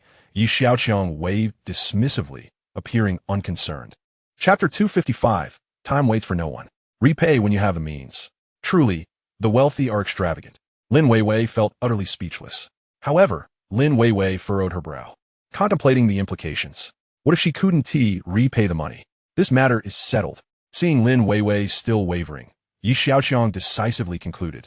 "Su Lingding buding get, pondered," then remarked to Lin Weiwei, "Since the young master has made his wishes clear, you should acquiesce." Lin Weiwei shot Su Lingyin a side-eye. "You certainly are getting accustomed to calling him young master. Besides, this is not a trivial sum for me. The young master won't pressure you to repay. Even if you cannot, simply offer yourself in return. After all, you would not be a loss." Su Lingyin jested, coaxing Lin Weiwei. "You are becoming increasingly outrageous," Lin Weiwei exclaimed, her face flushed with embarrassment. "Ahem." Xiaoqiang cleared his throat. Have there been any updates regarding Iwakaki, Ayaka? Su Lingyin paused her playful banter, contemplating before responding. Sans hero may be planning some action against you. Oh, do elaboraci, Yi Xiaoqiang prompted. Iwakaki Ayaka left behind a bionic insect that overheard a conversation between him and a Caucasian individual. This individual appears to be Sans Hero's superior. Urging him to expedite the collection of information regarding your companies, Su Lingyin divulged the gathered intelligence. However, Su Lingyin expressed her disappointment, saying, I'm not privy to their specific actions. Young Master Yi, you must exercise caution. Upon hearing this, Lin Weiwei could not help but worry for Yi Xiaoqiang. Yi Xiaoqiang smiled reassuringly. It's quite all right. At that moment, the TMO glasses received a message. You two continue your conversation. I shall step out for a while. Yi Xiaoqiang informed the two women. In such frigid weather, you still intend to go out? Su Lingyin remarked with a hint of disdain. If it weren't inconvenient for you to appear, I would have taken you with me. Yi Xiaoqiang replied. You are truly kind, young master, knowing I feel stifled indoors and wishing for me to take a breath of fresh air. But it's fine. There will be other opportunities. Su Lingyin expressed her gratitude with a glance at Yi Xiaoqiang. In truth, I merely wish for you to experience the refreshing chill outside with me. Yi Xiaoqiang said with a mischievous smile as he went to change his clothes in preparation for leaving. The snowfall outside had ceased. The snow was light, with only a faint white expanse visible atop the distant rooftops. Shen Yinran stood outdoors, bundled in a thick coat, gazing into the distance. Her delicate hands reddened from the cold. Occasionally, she would clasp her fists and bring them to her mouth, breathing onto them to warm them. My dear daughter, wait indoors. It's cold outside, her father, Shun Rue, said with concern. It's a shame to let the bitter cold hinder me when I could come out, Shun Yinran replied. Shun Rue was at a loss for words. Given Yi Xiaoqiang's current status, his presence was a significant honor. Their waiting outside was a statement in itself. Very well, I shall wait with you, Shun Rue said, standing beside her and gazing into the distance. After a considerable time, a convoy appeared on the horizon. They must be arriving, Shun Yinran remarked, focusing on the distant figures. As the black dots grew larger, the convoy eventually halted before them. Young Master Yi, Shun Yinran greeted eagerly. Oh, what brings you outside, senior? Yi Xiaoqiang said, momentarily taken aback. The rosy hue on Shan Yinran's cheeks spoke volumes. I was waiting for you outside. Cool, let us discuss matters indoors, Shun Yinran invited. Yi Xiaoqiang turned to see a middle-aged man standing a few meters away. Who is this? He inquired. Shen Rue stepped forward with a smile. Young Master Yi, greetings. I am Shen Rue. Ah, so your uncle Shun, Yi Xiaoqiang acknowledged. Young Master Yi, it is quite chilly outside. We should converse indoors, Shen Rue suggested, leading the way as Yi Xiaoqiang and the others followed into the house. The Shun family primarily engaged in civil engineering, and this was one of their research facilities. The National Space Administration of Longhua had brought back several kilograms of lunar soil from the moon. After collaborating with the National Space Agency, Yi Xiaoqiang managed to acquire 1 kilogram of lunar soil. The National Laboratory analyzed the lunar soil and discovered it contained a significant amount of moisture. 1 ton of lunar soil could yield approximately 76 kilograms of water. Moreover, the lunar soil was rich in essential resources such as iron and titanium. However, these findings did not particularly interest Yi Xiaoqiang, as he could easily obtain such results from the national team. What he urgently needed was to determine how to transform the lunar soil into building materials. After the core module landed on the moon, it would be impossible to transport concrete due to weight constraints. The best approach to establishing a sturdy base on the moon was to utilize local materials. By entrusting the lunar soil to the Shun family, Yi Xiaoqiang aimed to expedite their research into producing qualified building materials from the lunar soil. Today, the Shun family's research finally bore results. Upon entering the research room, the technicians in lab coats rose to their feet. Young Master Yi, they greeted him, and Yi Xiaoqiang's gaze settled upon a gray object. Is this made from lunar soil? He inquired. Indeed, this is a brick made from lunar soil. It can bear over a ton of weight per square centimeter, a researcher explained as he held up the lunar soil brick for Yi Xiaoqiang. Yi Xiaoqiang took the brick. Weighing it in his hand, it was surprisingly light. The strength seems adequate. It should suffice, he commented. The research is quite successful, but the material is too scarce. We lack enough for production testing, Shun Rue added. Yi Xiaoqiang envisioned a future where bricks could be made directly from lunar soil on the moon.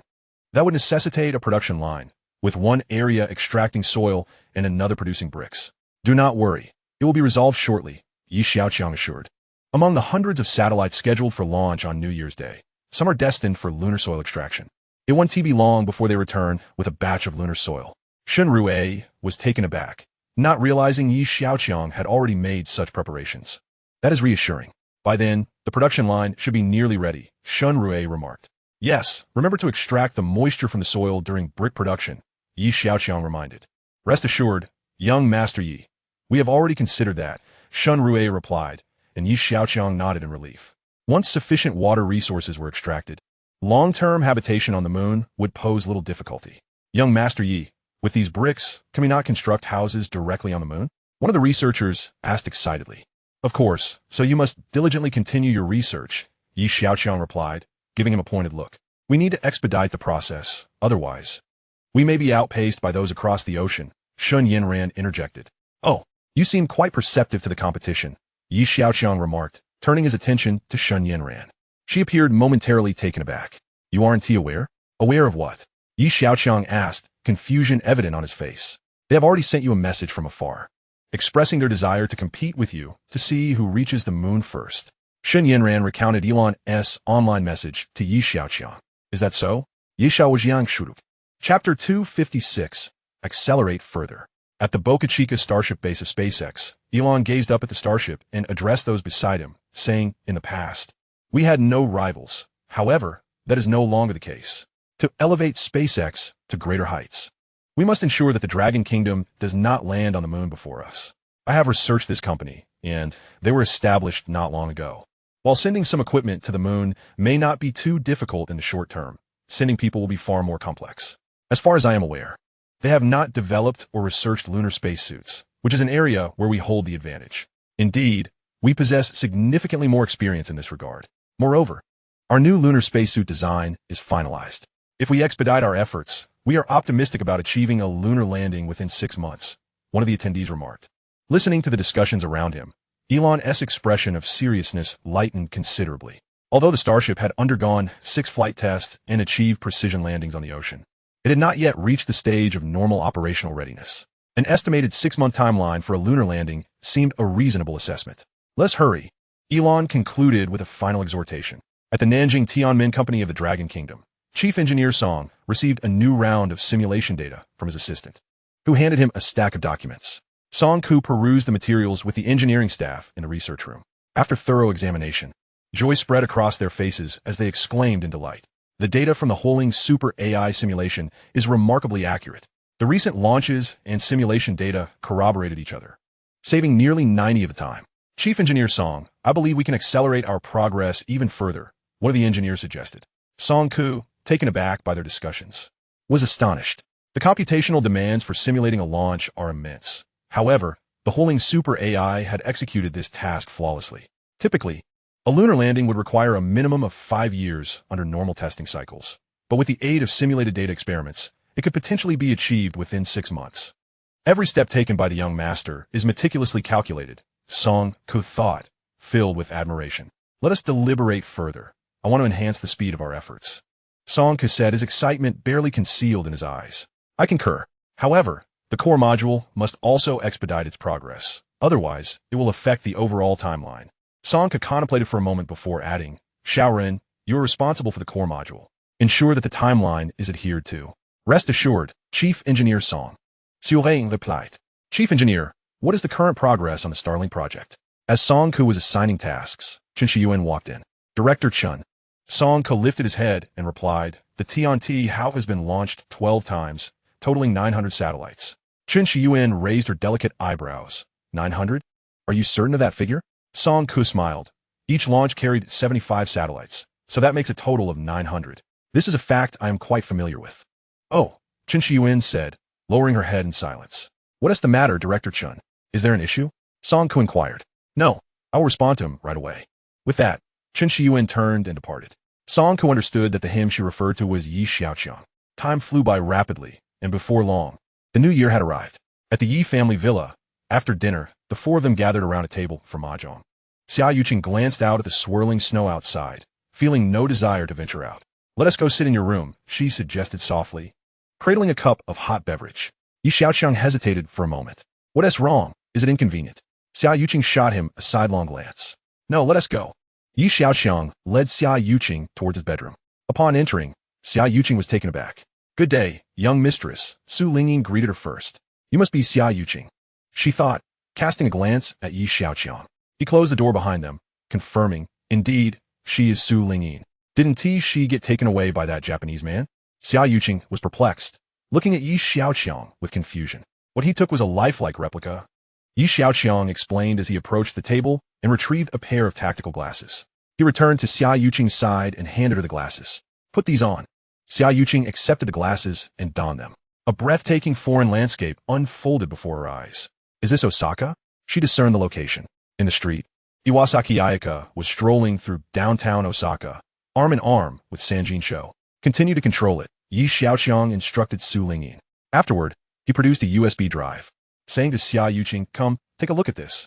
Xiaoqiang followed Xiaoqiang to the computer desk. He inserted the USB drive into the computer. "You can view it yourself," he indicated, pointing to the audio and video files on the drive. Xiaoqiang focused intently on the screen, taking the mouse to click through the files one by one. "Have they been targeting us all along?" she remarked as she watched. The images were unclear with many angles difficult to discern. "Can you identify anyone from their voices?" Xiaoqiang pulled a chair closer and sat beside her. "There is Qin Beichuan." Xiaoqiang examined the video, piecing together the sounds. "And Chao Buiyuan. This one is Lin Haoran. That voice sounds somewhat familiar." She suddenly frowned, seemingly struggling to ascertain. "This should be my uncle, Yi Mingwei," Xiaoqiang clarified. "How do you have these?" Xiaoqiang asked. Xiaoqiang lightly tapped the table with his finger. A small crawling creature emerged from a corner and made its way onto the tabletop. Xiaoqiang froze for a moment. After a brief pause, she was astonished to discover that it was not a real insect. She extended her finger, and the bionic insect crawled onto the back of her hand. "This is a bionic insect. However, they're still quite rudimentary, only capable of reconnaissance," Xiaoqiang explained. "Unfortunately, these little things are too few, and the collected information is fragmentary. Otherwise, you and your grandfather would not have encountered an ambush." Xiaoqiang gazed at the bionic bug with a sigh. "That motorcycle belongs to you, doesn't it?" Xiaoqiang inquired. "Yes. At that time, I could only control it remotely, much like Su Lingyin controlling Iwasaki Ayaka," Xiaoqiang replied. Su Lingyin removed the tactical glasses, stating, "Sanjin intends to steal the young master's company secrets. We just don't know his specific plan yet. The information we have suggests that we have attracted the attention of senior management at Jinli Meijia. They want Sanjin to infiltrate and steal our secrets, most likely by placing an insider within the company."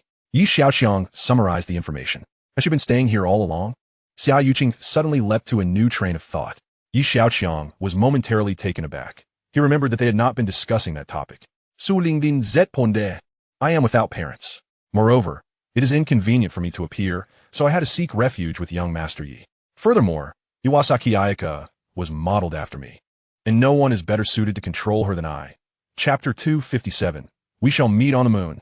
Within the spacious bedroom, two women were locked in a mutual gaze. Su Lingyin's response seemed to bear no flaws. This room was indeed the most suitable place for her to stay. "Will she be residing here permanently?" Xiaoqiang inquired again, adding an extra word to her previous question. This required delving into her background. Xiaoqiang spent several minutes explaining Su Lingyin's origins to Xiaoqiang. After a moment of contemplation, Xiaoqiang pondered, "That man is your fiancé?" "Indeed," Xiaoqiang nodded. "However, I have no desire to marry him. I do not wish to go to Japan. I want to remain in the Dragon Kingdom because Lin Weiwei is here as well," Su Lingyin replied. Xiaoqiang rose, crossing her arms as she slowly walked to the bay window. After a long while, she turned back, fixing her gaze on Xiaoqiang. "The Sanling Group is a colossal entity. We are not their match at present. But we have already become adversaries," Xiaoqiang countered. "They do not care about your qualifications." Xiaoqiang continued, "Since they have made their move, we need not hold back any longer. It seems you have a plan. However, you must exercise caution." Xiaoqiang detected Xiaoqiang's intentions and felt a twinge of concern for him. The Xiao family had long been aware of Sanling Group's Sanjin. Throughout the years of rivalry with the Qin and Lin families, they had surmised that the mastermind behind it all was the Sanling Group. These individuals had been scheming in the shadows to disrupt the Dragon Kingdom. Yet, the Xiao family had no means to contend with this behemoth. "Do not worry. I am confident," Xiaoqiang reassured her. In March, at the Nanchman Company's Grand Conference Room, a massive screen was divided into 12 grids, each displaying different images. Xiaoqiang sat to the side, listening to Song Ku as he conducted a voice briefing. "Report to Chief Engineer Song. The core module has arrived at launch site 1. The super booster is also in position. Song Ke, his eyes fixed on the screen, replied, "Check the core module, and upon confirmation, prepare for docking with the super booster." "Understood," came the response. Subsequently, launch site 2 echoed the same. After organizing 10 launch sites, Song Ke reported back to Xiaoqiang, young master. "The starships and core modules of the 10 launch sites are ready, undergoing final checks." "What is the launch window?" Xiaoqiang inweeded. "April 10th. That is just half a month away. We need to verify the data multiple times. This time we will broadcast live globally," Xiaoqiang instructed. "Yes, young master. I will personally check each site in the remaining time," Song Ke replied. "Thank you for your efforts. I will dispatch a plane for you. This will save a great deal of time." "Thank you, young master. Time is tight, so I will set off now," Song Ke concluded before leaving the Nanchaman company. Should the news be released now? In the large conference room, only Xiaoqiang and Chen Shiyuan remained.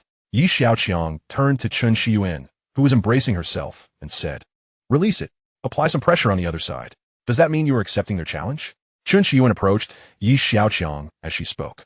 Xiaoqiang inhaled deeply, savoring the sweet air around him, and responded, "If I don't accept the 1 billion people of the Dragon Kingdom would surely object. Recently, I have adopted a cat." Chen Shiyuan suddenly shifted the topic. "Would you like to come see it?" Xiaoqiang turned to look at her in surprise. This was a meme, one that had been trending on social media recently. Xiaoqiang, a master of memes, was unfazed. He poked at his nose. "Is it the kind of cat that can do backflips?" "If it can do backflips, you'll find out soon enough," Chen Shiyuan said, rising to leave. As night fell, the dimly lit room was in disarray. The bedsheets on the bed were wrinkled, and various equipment lay scattered across the floor. Chen Shiyuan lay on the bed, breathing heavily. Her exquisite and voluptuous curves were bathed in the dim light, casting a layer of enchanting shadows. This hazy sensation ignited a fervor within. After a considerable time, she finally began to regain her composure. Turning her head, Chen Shiyuan glanced at Xiaoqiang beside her, who appeared utterly unfazed. Was it youth that bestowed him with such stamina?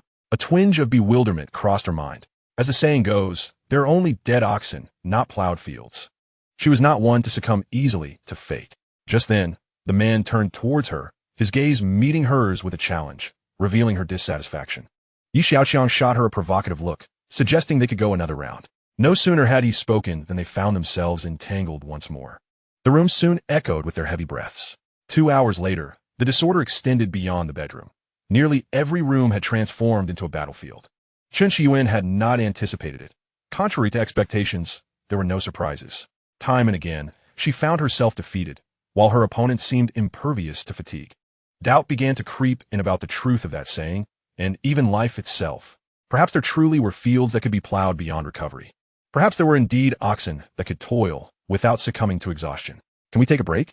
Chen Shiyuan gasped, her chest heaving with fatigue.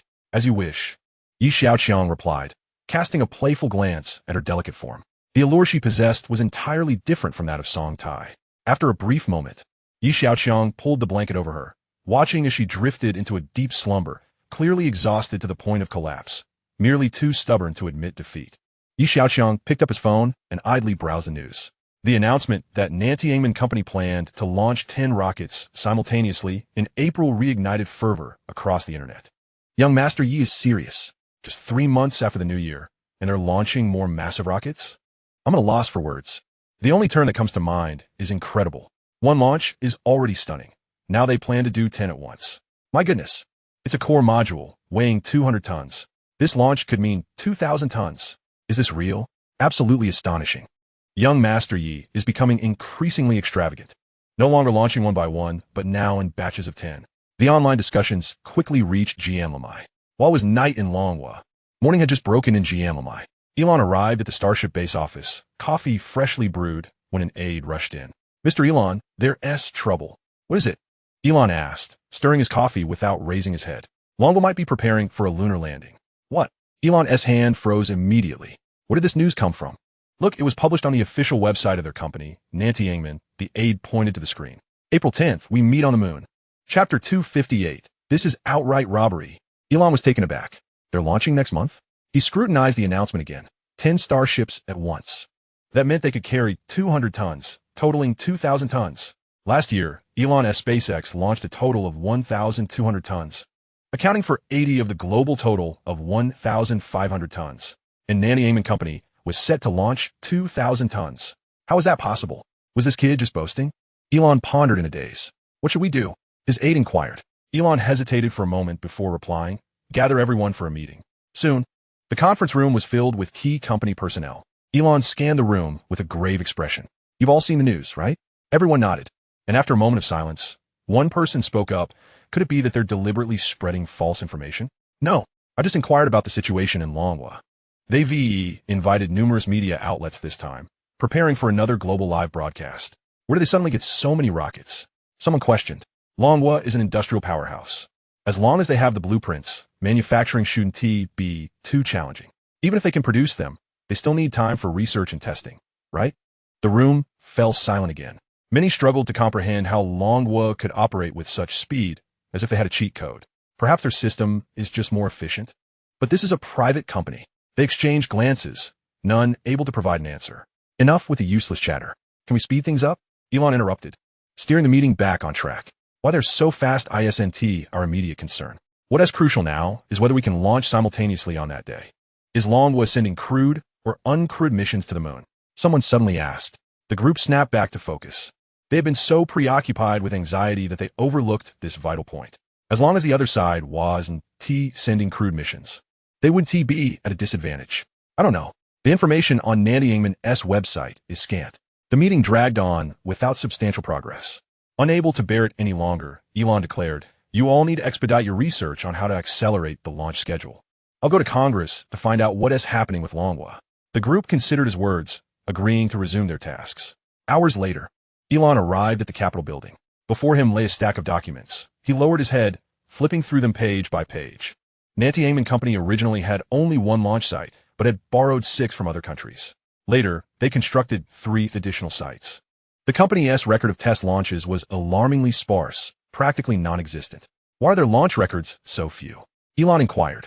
CIA Director Burns appeared displeased. Are you questioning our competence? Elon paused, suddenly realizing he had neglected a crucial detail. How can any rocket launch on Blue Star escape their scrutiny? Such a minimal number of launches leading to such rapid progress was indeed abnormal. Elon was taken aback. The one silver lining was that there was no information regarding Xiaoqiang's lunar landing suits. There was none from the Longhua officials either. Burns remained silent for a moment before speaking. From this perspective, they should be conducting an uncrewed lunar landing. Elon let out a discreet sigh of relief. To confirm, he would need to wait a few more days. Burns looked at Elon, adding, however, you must not let your guard down. Longhua has been acting unusually in recent years. We can almost confirm that they have developed photon chips. Photon chips? Elon's eyes widened. Are you curious why they have so few test launches? Burns paused briefly. I've received reports that they combined photon chips with a neural symbolic algorithm to develop a super artificial intelligence. This AI can perform data simulations, and its performance may surpass ours by at least 1,000-fold. Elon felt his eyes nearly bulging out. If this were true, it would explain all the seemingly unreasonable developments. How did they suddenly achieve so many technological breakthroughs? Elon inquired. I don't know. Ever since Longhua sent a probe to the moon and returned, they've been acting strangely. Burns sighed helplessly. In any case, you all need to hurry. In Longhua, at Xiaoqiang Manor, what? 10 launches at once. Xiaoqiang was momentarily stunned before shouting. Where did he get so much money? The first investment was 40 billion, and later it was 60 billion, an aide cautiously replied. Xiaoqiang's expression darkened. Go fetch their annual financial report. I want to see it. The aide complied and quickly departed. Moments later, a series of figures appeared before Xiaoqiang. Tianbing Technology Company had an annual revenue of 260 billion, while Tianlin Pharmaceutical generated 70 billion. Jinhao New Energy boasts an astonishing 192.8 billion. Guming Milk Tea has a staggering 60 billion. Upon reading this, Sanjilang couldn't help but twitch his jaw twice. The annual profit of a milk tea shop reached a shocking 60 billion. How could such a trivial item generate such wealth? It's outrageous. Simply a windfall. As he continued reading, Xia Group reported an eye-watering 990 billion. Damn. Sanjilang had to steady himself against the nearby table, nearly losing his balance. This young man truly earns an absurd amount of money. However, it seemed there was still more to uncover. Sanjilang's gaze drifted further down the page. The new short drama, The Overbearing CEO Falls in Love with Me. A menopausal woman accumulated a breathtaking 3.5 billion views, generating a revenue of 28 billion. What on earth? San Zhilang's eyes were fixated on the title. Having spent many years in the Dragon Kingdom, he could recognize these characters. Yet, strung together, they left his mind momentarily blank. Overbearing CEO falls in love with a menopausal woman. What on earth is this madness? This single drama earned 28 billion. He glanced again at the production cost. 150,000. Are you kidding me? This is clearly highway robbery. Suddenly, the world spun around him. San Zhilang swayed, nearly toppling over. His subordinate rushed to support him. At that moment, San Zhilang lay back, eyes glistening with tears. His subordinate was bewildered. It was merely a financial report. So how did it evoke such poignant emotions? Why was he crying? After 25 years, San Zhilang's lips trembled as memories of his tumultuous journey through the business world flooded back. It took him 25 years to realize money. It could be brazenly seized. What kind of monster is this young man? Why does he earn money faster than printing banknotes? San Zhilang began to doubt himself. He even started to question life itself. Mr. San Zhilang, I have good news. At that moment, another subordinate rushed over. Speak. San Zhilang's expression regained some composure. Our people have infiltrated. Chapter 259. Young Master Yi has launched 10 rocket emojis. In the imperial capital, Xiaoqiang sat in his office chair, slightly distracted as he absorbed the news of Xiaoqiang preparing to launch 10 rockets. Is this kid really planning to ascend so soon? It has barely been a while. What happened to the promised 5 years? No, wait. Xiaoqiang suddenly jolted awake, nearly being dragged down by the boy's enthusiasm. Without any news of a lunar suit, how could he possibly go to the moon? Yet, he was exceedingly curious about what 2,000 tons contained. Without constructing a lunar suit, he was sending up another 2,000 tons of payload. That exceeds last year's total global payload by 500 tons. Xiaoqiang pondered this, unable to decipher what Xiaoqiang was truly up to. Never mind. The launch was not far off. The truth would soon be revealed. News rapidly spread worldwide, with numerous international media outlets flocking to interview South Heaven Gate Company, only to be turned away. Their response was, "You will all know in due time." At this moment, the most anxious party was undoubtedly Jian Li-mei on the other side. The NASA Space Agency never anticipated the emergence of South Heaven Gate Company. Traditionally, their target was the Dragon Kingdom's National Space Administration. Before the establishment of South Heaven Gate, Jian Li-mei felt assured with a double safety net, having both a national team like NASA and Elon's SpaceX. As the civilian representative of Jian Li-mei, Elon had gradually become a global icon. Yet, who could have anticipated the sudden rise of such a competitor from the Dragon Kingdom? Alarmingly, they were gaining ground. The Associated Press published a report titled "Super Space Company Emerges in the Dragon Kingdom, Transporting 2,000 tons of payload to space." Reuters proclaimed, Jian Li-mei's lunar ambitions face their greatest challenge. Who will set foot on the moon first, SpaceX or South Heaven Gate?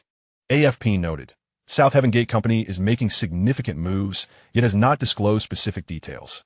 NHK warned, the Dragon Kingdom's space ambitions deserve the world's vigilance. The peninsula remarked, the civilizations light from the east, anticipating the Dragon Kingdom to bring new changes to the world. Ming Jing cautioned, the Dragon Kingdom's growing space capabilities are concerning. At the central media station of the Dragon Kingdom, Director Chun Hai addressed the assembly. Next month, a significant event will unfold in our nation. This matter holds immense significance for us. I trust you have all seen the media coverage of late, much of which carries bias. Therefore, it is our undeniable responsibility to promote the Dragon Kingdom's space endeavors to the world in an objective and positive light. Chun Hai's gaze sharpened as he continued. Does everyone have confidence? Yes. The crowd responded in unison. Excellent. This launch will take place at 10 bases. You will be divided into 10 groups to prepare for your respective assignments. Chun Hai concluded with a command. After dispersing, dozens of individuals set off towards their designated targets. In the Magic City, at Ao Mountain, Xiaoqiang stood outside the car, gazing contemplatively at the distant mountain. Su Mingqian handed him a pair of binoculars, hoping to offer him a clearer view. Xiaoqiang glanced at Su Mingqian and replied, "No need, my eyesight is just fine. The statue proposal is ready. Would you like to take a look, young master?" Su Mingqian Wayif. "Just read it to me," Xiaoqiang replied, casting a glance at the list in her hand. It was estimated that 36,000 tons of rebar, 17,000 tons of structural steel, 350,000 cubic meters of concrete, and 800 tons of brass would be required. After hearing so much from Su Mingqian, Xiaoqiang asked, "Is the statue's surface made of brass?" "Brass, the kind that has a golden hue," Su Mingqian clarified. "Change it." "Change what?" To gold. That will suffice. Tell them to expedite construction. Xiaoqiang stated as he turned to enter the Maybach. As Xiaoqiang's vehicle departed, Su Mingqian took out her phone and tapped a few keys on the calculator. A preliminary estimate suggested that the statue would cost around 30 billion. At Ye's estate, Su Lingyin, operating through the guise of Iwasaki Ayaka, had gleaned essential information about several core figures from Sanjinsho of the Sanling Group. In the stillness of the early morning, Iwasaki Ayaka deftly released a portion of bionic insects in key locations. Information was continuously relayed back from those locations. It seemed this was all she could accomplish for today. Su Lingyin removed the neural control device and tactical glasses. Iwasaki Ayaka had recently expended considerable energy and required recharging. To avoid raising suspicion, Iwasaki Ayaka had not set up a charging port. Inside her, a supercapacitor continuously received energy from a nuclear battery. Just as Su Lingyin stretched after removing her gear, she heard the footsteps of Xiaoqiang returning. Young master has returned. Su Lingyin stepped forward to take the coat and hung it in the wardrobe. Once seated, Xiaoqiang inquired, "Any new updates from the island?" A round, spherical device rolled over. "Master, I am currently processing and analyzing information. Please hold on." Xiaoqiang gently kicked it, slightly dissatisfied with Huiling's speed. Su Lingyin glanced at the sphere and brought a plate of fruit over, placing it on the small table beside Xiaoqiang. "There are too many eyes on the release surveillance. It's taking a bit longer to process." Xiaoqiang picked a lychee from the plate and remarked, "Are you speaking on its behalf?" Su Lingyin chuckled. "That's the truth. Master, there are 9 important figures associated with the Sanling Group, of which I currently have the address information for 4. Huiling, see if we can eliminate some unnecessary surveillance points." Xiaoqiang commanded the sphere. "Understood, Master. I am in the process of clearing them. Additionally, 10 individuals have exhibited suspicious behavior. Should we take action? Are these the new hires in the company?" Xiaoqiang calculated that Sanji Lang's intended spies would infiltrate through this recruitment expansion. "Yes, Master. A total of 782 individuals were hired, and upon observation, these 10 have been preliminarily identified. Do not take any measures. Continue monitoring these 10. Furthermore, do not relax surveillance on the others." Xiaoqiang instructed further. The extent to which Sanzaru has infiltrated their ranks remains a mystery to Xiaoqiang. For now, he can only monitor these individuals. "Sir, should we enhance security?" Su Lingyin inquired, aware of the myriad technical measures at Xiaoqiang's disposal. Regardless of how many spies Sanzaru has embedded, it would ultimately bear little consequence. "No, I merely intend to let them in to pilfer a few items," Xiaoqiang replied. Su Lingyin blinked, slightly perplexed. However, since Xiaoqiang opted for this course of action, there must be a rationale behind it. Before long, it was already April 8th, with merely 2 days remaining until the launch. Song Ke had returned to the headquarters of Nantiangman Corporation. After surveying the premises, a weariness settled upon his features. Yet, he dared not allow himself a moment's relaxation. His gaze remained fixed upon the large screen in the conference room. The 10 Starship rockets stood erect upon the colossal launch pad, while technicians conducted their final inspections. Chapter 260. Who will be first? Does this fellow have a lunar suit prepared? The head of state inquired, observing the towering rocket on the launch pad. Xiaoqiang hesitated momentarily before responding. "To my knowledge, no. Isn't our lunar suit still undergoing testing?" The head of state pressed further. "Indeed. However, Xiaoqiang has not mentioned this matter to us at all." Xiaoqiang admitted, equally perplexed. "Oh, so he does not intend to conduct a manned lunar landing this time." The head of state mused, pointing to the 10 massive rockets on screen. "What is he planning with such a grand display?" Xiaoqiang gazed at the head of state, shaking his head in resignation, thinking to himself, "How could I possibly know? The whims of the prodigal are beyond my comprehension." After a moment of silence, the head of state seemed to reach a conclusion. No matter how Xiaoqiang chooses to maneuver, as long as it serves the interests of Longhua, it is acceptable. "What about Jianlamai?" he inquired. "They are actively preparing. It is said they have organized 2 teams," came the response. "Oh, it seems they are quite anxious on the other side." The head of state chuckled at the thought. "I hear Nelson is pacing anxiously in Meluan County." "Oh, is that so?" At Jianlamai's Meluan County Starship base, Director Nelson rushed in, his expression ashen. "Is Elon here?" he demanded. "He is inside," one of the technical heads replied, sensing Nelson's distress and refraining from asking further questions. Without delay, Nelson confronted Elon, asking, "How is the launch preparation proceeding?" Elon paused, quickly grasping the gravity of the situation, and replied, "We can launch on the 10th without issue." "What is the matter?" "There has been a problem with the rocket on NASA's side." Nelson struggled to steady his breathing. "This time we are sending people up." "Sending people up?" That is not feasible, Elon shook his head. The Starship has yet to undergo numerous tests. Sending people to the moon under these circumstances could result in disaster. Human lives are at stake. We have reached an agreement with the Japanese to send their personnel up, Nelson asserted. Elon was momentarily taken aback, unsure of how to respond. Of course, it is not solely about landing on the moon. The critical factor is how Longwa proceeds, Nelson added, patting Elon's shoulder. It was evident this matter was not solely within Elon's authority. What about their personnel? Are the lunar suits prepared? Elon queried. They will arrive shortly. You need to be ready. Do not delay the launch, Nelson instructed before departing the base. 8 days prior, at the Lin family in Longwa, Ning Hui beamed at the news on her phone, unable to contain her delight. Young Master Yi truly possesses extraordinary prowess, each feat more impressive than the last.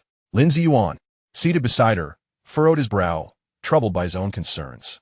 Ning Hui noticed Lin Ziyuan's stern expression and chided, "Look at you, always wearing that frown. You were like this when the company was struggling, and now that business is booming, you still maintain that demeanor. It's truly unfortunate." Young Master Yi has instructed Wei Wei to establish a shipyard, Lin Ziyuan finally articulated. What? Ning Hui exclaimed, taken aback. A shipyard? What on earth for? Lin Ziyuan fell silent. What scale is he envisioning? Ning Hui suddenly felt uncertain. One capable of constructing super yachts. Lin Ziyuan glanced at her. Ning Hui was left utterly dumbfounded. After a moment of shock, she cautiously asked, "It wouldn't be a shipyard for vessels weighing several 100,000 tons, would it? Do you think with his temperament he would settle for anything less than several hundred tons?" Lin Ziyuan shot her a disapproving look. My goodness. Ning Hui slumped back into her chair. At an old shipyard in the magic metropolis, the sea breeze carried a hint of saltiness. With April just beginning, the chilly air prompted Lin Weiwei to instinctively huddle her neck. Are you cold? Or are you just nervous? Su Mingqian inquired, standing beside her. A bit of both, Lin Weiwei admitted, unable to discern which feeling prevailed. Su Mingqian smiled, gently tucking her loose hair behind her ear. Are you truly prepared? She asked, not inquiring about the launch, but rather whether Lin Weiwei had resolved to follow Xiaoqiang. Should I change how I address him? Lin Weiwei felt a twinge of anxiety, yet remained steadfast. She was currently torn over whether to adopt a more formal address akin to Su Mingqian's young lord. I am unsure. I believe you wouldn't mind these details, Su Mingqian pondered before responding. In a moment, I will require your assistance, Sister Su. Lin Weiwei felt a wave of uncertainty wash over her regarding the impending acquisition negotiations.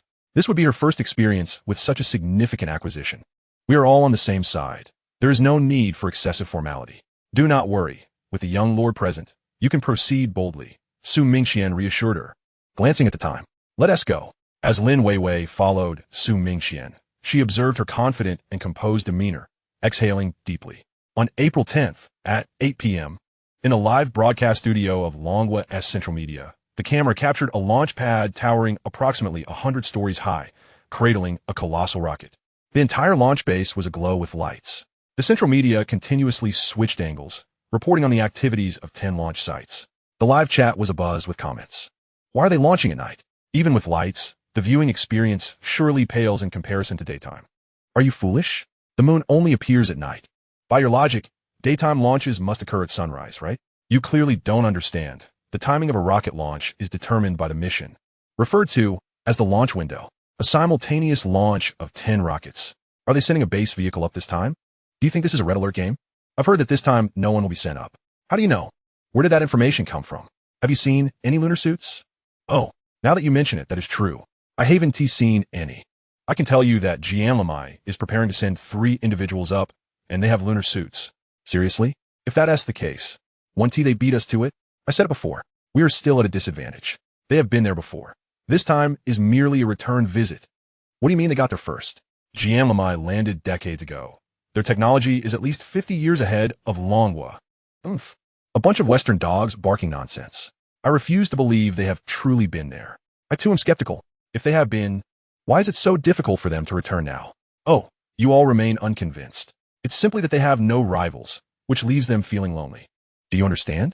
That's called seeking defeat in solitude. Keep praising your father. Your father will always be first. Everyone stop arguing. They're also live streaming over there. Let's go take a look. In Jianlamai's Starship-based live broadcast studio, look. Those 3 astronauts are wearing the new lunar suits. Jianlamai is indeed formidable. As for Longwa, we have yet to see any footage of astronauts. Wait a moment. Why are those three people from Japan? Chapter 261. The first match, a draw in the frame. Three individuals with yellow skin held their helmets in one hand while greeting the audience with the other. The commentary section erupted in discussion. Why are they Japanese with yellow skin? You must not know, right? This exemplifies the unyielding alliance between the two nations. Indeed, we, the United States, have already ventured into space once, and this time we shall afford the opportunity to our allies. Absolutely, we, the United States, not only strive for greatness ourselves, but also consider our partners. Did you see? We are prepared for the moon landing, while on the other side, not a single astronaut has been sighted. I don't even know what their moon suits look like. Their manned moon landing is nothing but a farce. Are there any netizens from the Dragon Kingdom? Come forth and share your thoughts. At this moment, the live broadcast room became polarized, with one faction supporting the United States and the other championing the Dragon Kingdom. However, after the United States showcased their moon suits and astronauts, the voices from the Dragon Kingdom noticeably dwindled. The barrage of comments in the live chat was overwhelmingly dominated by those supporting the United States. What's so impressive about that? We from the Dragon Kingdom will steadfastly adhere to our own plans, advancing step by step. We are not interested in such childish games of comparison. Exactly. What does it matter if you reach the moon? You barely had time to settle before you returned. Haha. We from Japan will beat the Dragon Kingdom to the moon. Hurrah. The Dragon Kingdom is nothing but mediocre. Moon landing. United States first, Japan second. Dragon Kingdom third? Third? They cannot possibly come in third. What about us? The White Elephant Nation? We are the true third. Father, how could you forget about me? Semida. Father, let me be third. At the SpaceX base, Elon glanced at the clock, noting that there were only a few dozen minutes left until the launch window. He looked at Nelson, who bore a solemn expression, and inquired, "Are there no astronauts from the Dragon Kingdom?" "Not a single one has been seen from start to finish. I doubt there will be any," Nelson replied. Elon felt a bit bewildered. With such a grand spectacle, how could there be no astronauts and no moon suits? What exactly were they planning? Were they merely sending up thousands of tons of metal? "You need not worry," Nelson mused. "It is rumored that this individual is a notorious spendthrift from the Dragon Kingdom. He does not operate with the same precision as you do. Perhaps he merely enjoys frivolously spending money." Elon had heard some tales regarding this spendthrift. The young man, named Xiaoqiang, always acted according to his whims. He had also learned that, although Xiaoqiang owned numerous companies, he never participated in their management. This individual spent his days contemplating how to squander his wealth. Perhaps he was overthinking it. At least Elon could now confirm one thing. It was highly improbable that the South Gate would send anyone up this time. Time ticked away, and only a few minutes remained before launch. Both the United States and the Dragon Kingdom were making their final preparations. In the Dragon Kingdom's central media live broadcast room, 10 starships stood silently erect. As the countdown drew closer to the scheduled launch time, the hearts of the audience in the Dragon Kingdom hung in suspense. Countdown to 1 minute. Countdown to 30 seconds. A massive cooling water column erupted from beneath the launch pad. Countdown to 10 seconds. 10, 9, 8, 4, 3, 2, 1. Launch. On 10 screens, the flames ignited beneath the rockets simultaneously. A thunderous roar erupted as the rockets soared into the sky. "Look, it's launched. It's launched." What's happening over at the United States? Meanwhile, at the SpaceX base, the Starship's rear expelled flames as it ascended into the sky. Both live broadcast rooms were flooded with viewers from around the globe. How exhilarating. Who do you think will arrive first? I believe it will be the Dragon Kingdom. After all, they have 10 rockets. The Dragon Kingdom is quite extravagant this time, launching 10 at once, while the United States seems rather stingy. You may not know, but their extravagance is due to the presence of Master Yi. Who is Master Yi? It's hard to explain. Do you know the prince from Camel Country?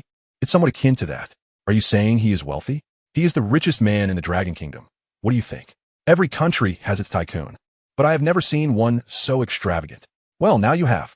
Master Yi is not only wealthy, but also famously known as a spendthrift. As the netizens engaged in discussions, they continued to watch the live broadcast. Minutes later, the Starship and the Starships nearly simultaneously began their first separation. "Look, they've separated," the live broadcast host exclaimed.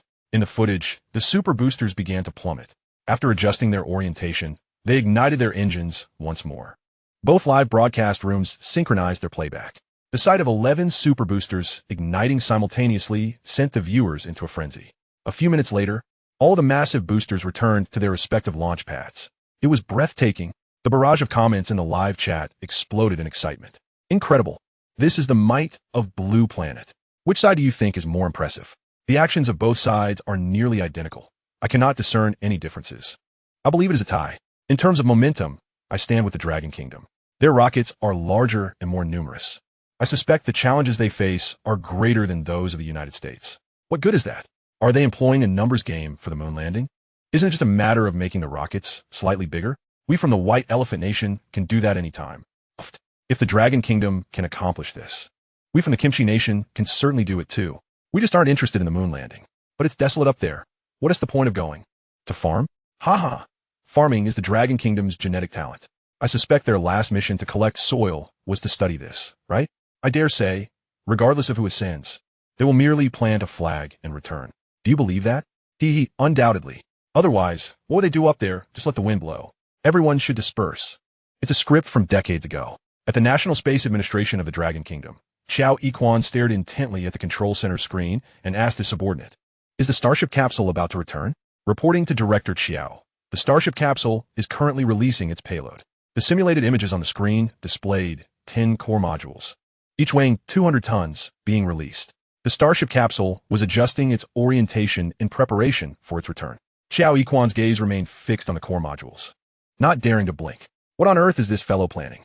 He pondered. What about the United States? Xiaoqiang inquired. They have just released their lunar landing craft and are adjusting their orientation. Their next move remains unclear, his subordinate replied. At the SpaceX base, Nelson and Elon focused their attention on the 10 core modules from the Dragon Kingdom. What could they possibly be intending? Elon furrowed his brow and remarked, "What are they attempting to do?" "They're adjusting their orientation, almost as if they are preparing to dock." Nelson paused momentarily. Dock. Chapter 262. Change course or await doom. In the central control room of the Southgate, Song Ku concentrated intently on the large screen, closely monitoring the docking situation of the 10 massive core modules. I checked the data. The largest module of the International Space Station weighs only about 19 tons. Chen Shiyuan approached, holding a cup of red tea. Compared to ours, those are merely toys. The light in Song Ku's eyes shimmered with immense brilliance. Suddenly, he recalled something and turned to Chen Shiyuan with a look of deep gratitude. "Thank you." Chen Shiyuan glanced at him, puzzled. "If it weren't for you, I would never have met the young master. I could never have achieved what I have today," Song Ku said. Chen Shiyuan regarded Song Ku with a complex expression, thinking to herself, "Who isn't in space? Lunar landing craft smoothly orbited." The 3 Japanese individuals inside the spacecraft floated as they exclaimed jubilantly, "We've made it to space." Ahaha. As the man from Wa gazed out at the azure orb beyond the window, he mused, "Is that truly our planet?" "Indeed," came the reply. "Look over there. That is our homeland. We are poised to become the first individuals from Wa to set foot on the moon. And our nation shall be the second in the world to achieve this monumental feat. I hope that in the near future, our territory may extend to this very place, alleviating our daily anxieties about our land submerging beneath the waves." The 3 of them floated there, lost in visions of a splendid future. "What is that?" one of them exclaimed, prompting the other 2 to turn their gazes in unison. In the distance, 10 dark specks were converging together. Their distance rendered the details indistinct. Could it be from the Dragon Nation? It was common knowledge that the Dragon Nation had launched 10 core modules. The trio fixated on the dark forms, their nerves taut. "They appear to be connecting," one of the Wam men remarked. The 10 specks coalesced into a larger entity, and then they began to shimmer, as though illuminated by LED lights. The dark mass seemed to swell in size. "Baka, it's heading towards us." Suddenly, the 3 felt a jolt of fear. "Quick, contact the base." Almost simultaneously, at the Starship base, Elon felt a tremor run through him. A colossal assembly of 10 core modules is approaching our lunar vessel. "Urgently contact the Dragon Nation. Hurry," he bellowed. "We don't have their number." His subordinate shouted in panic. Elon smacked his forehead, hastily retrieving his phone to call Nelson, all the while grumbling internally. "Where is that fellow when we need him? What is the matter?" Nelson answered, his own heart racing. As the director of the Jinli Mena Space Agency, he felt an overwhelming tension, though his position necessitated a composed exterior. "Director, you must contact the Southern Sky Gate immediately. Their core modules are flying towards us." "What?" Nelson jolted upright. Meanwhile, in the capital of the Dragon Nation, Xiaoqiang accompanied the head of state as they watched a live broadcast of a rocket launch. The leader occasionally inquired about various details. Apart from some lingering doubts, the atmosphere remained quite relaxed. The Dragon Nation's space endeavors had been progressing steadily according to their own plans, unlike certain major powers that were prone to reckless competition. "I wonder if President Jinli Mena shares such a calm demeanor." The leader chuckled, leisurely sipping his tea. Xiaoqiang massaged his nose, thinking it unlikely. Just then, his phone rang. How peculiar. Why is the call from the space agency director only coming in now? The leader teased. Xiaoqiang smirked. This isn't a national team launch. I'm merely a spectator, so I'm quite at ease. Stepping into the corridor, Xiaoqiang pulled out his phone, only to discover it was Nelson calling. Hello, Xiao. Your core modules are heading towards us. Nelson's voice was urgent. Xiaoqiang was momentarily bewildered. What do you mean? Your core modules are flying towards our dragon vessel. You must act quickly to avert a collision. Nelson endeavored to convey the message as succinctly as possible. Furrowing his brow, Xiaoqiang held the phone. The Jinlimena had not been shy about littering space, which had already impacted the safety of the Dragon Nation spacecraft. Each time they were requested to clean up, they provided a plethora of excuses. I sincerely apologize, Xiaoqiang responded, but this launch is not from our space agency. It is a private company's rocket. Nelson wiped the sweat from his forehead. Our spacecraft's fuel is running low. Xiao, please help me contact that company. I beg you. Hearing the shift in tone, Xiaoqiang felt a flicker of amusement. All right, let me make some inquiries. After hanging up, he pondered briefly, wondering if they were unaware of other spacecraft in the orbit. He was less concerned about damaging the Dragon vessel and more about the potential harm to his own. Fine, I shall make a call, he decided, dialing Chun Shiyuan. Director Chun, is your core module on a collision course with another vessel? Just as Chun Shiyuan received Xiaoqiang's call, someone shouted towards Song Ku, Chief Engineer Song. There's a spacecraft in our trajectory. We have a situation. I must hang up now, but I'll call you back. No need, just make sure you're aware. Chun Shiyuan replied. As Chun Shiyuan heard the call disconnect, she paused for half a second before heading towards Song Ku. This must be their dragon vessel. A technician pointed at a small dot on the screen. Song Ku felt a pang of difficulty. The 10 core modules had already docked. Any attempt to alter their trajectory could trigger a series of reactions that might jeopardize the entire mission. Let us not rush. I'll make a call. Chun Shiyuan stated to Song Ku. At the Yi family estate, Yi Xiaoqiang was watching a holographic projection when his phone rang. Not having answered, he already surmised the nature of the call. Yet, he patiently listened as Chun Shiyuan relayed the information. After all, he was in no rush. What a joke. Their fuel is low. Do they think ours is abundant? Jinlimena has no intention of allowing those 3 to land on the moon. If they could truly achieve lunar landing, would they even need to rely on us? Yi Xiaoqiang had long seen through the truth of the matter. That being said, with their ability to manipulate public opinion, they will undoubtedly exaggerate this incident internationally, claiming we disrespect human rights. Thus, the presence of humans is a necessity, is it not? Their own fathers don't even regard them as human.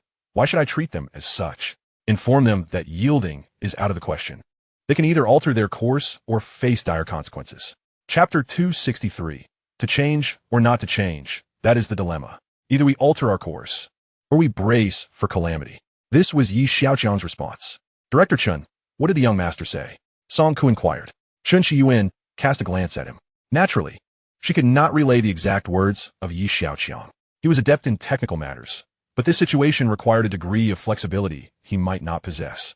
While she fully supported Yi Xiaoqiang's decision, she knew the phrasing must be more diplomatic.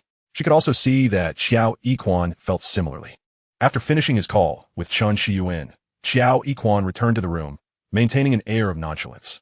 The leader shot him a glance, recognizing from his demeanor that there was no grave issue at hand. Not long after entering, his phone rang again. Hello, Director Chun? Oh, I see. Just do your best. I understand you have your challenges. All right, I'm aware. Xiaoqiang concluded the call, noticing the leader's gaze upon him. Both parties were now on the same trajectory. If they did not change course, a collision was imminent.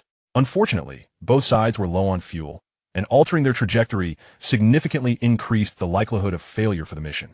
What an unfortunate turn of events, Xiaoqiang succinctly explained to the leader.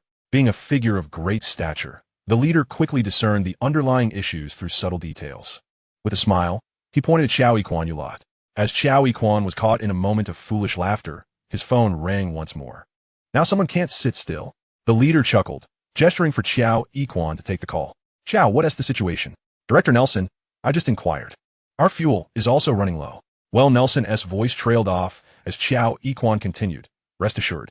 The Southern Sky Gate Company has indicated that considering you have 3 individuals aboard the vessel, we are contemplating altering our trajectory. However what? Nelson's heart raced at the ominous pause. You know, the Southern Sky Gate Company has only recently been established, and they have had very few proper launches. But rest assured, they have assured me they will do their utmost. Xiaoqiang's tone was imbued with sincerity. What does do their utmost mean? Nelson's complexion turned ashen. The dilemma had arrived. The other side expressed a willingness to change course, yet without guarantees of success. The question now loomed. Should they alter their own trajectory?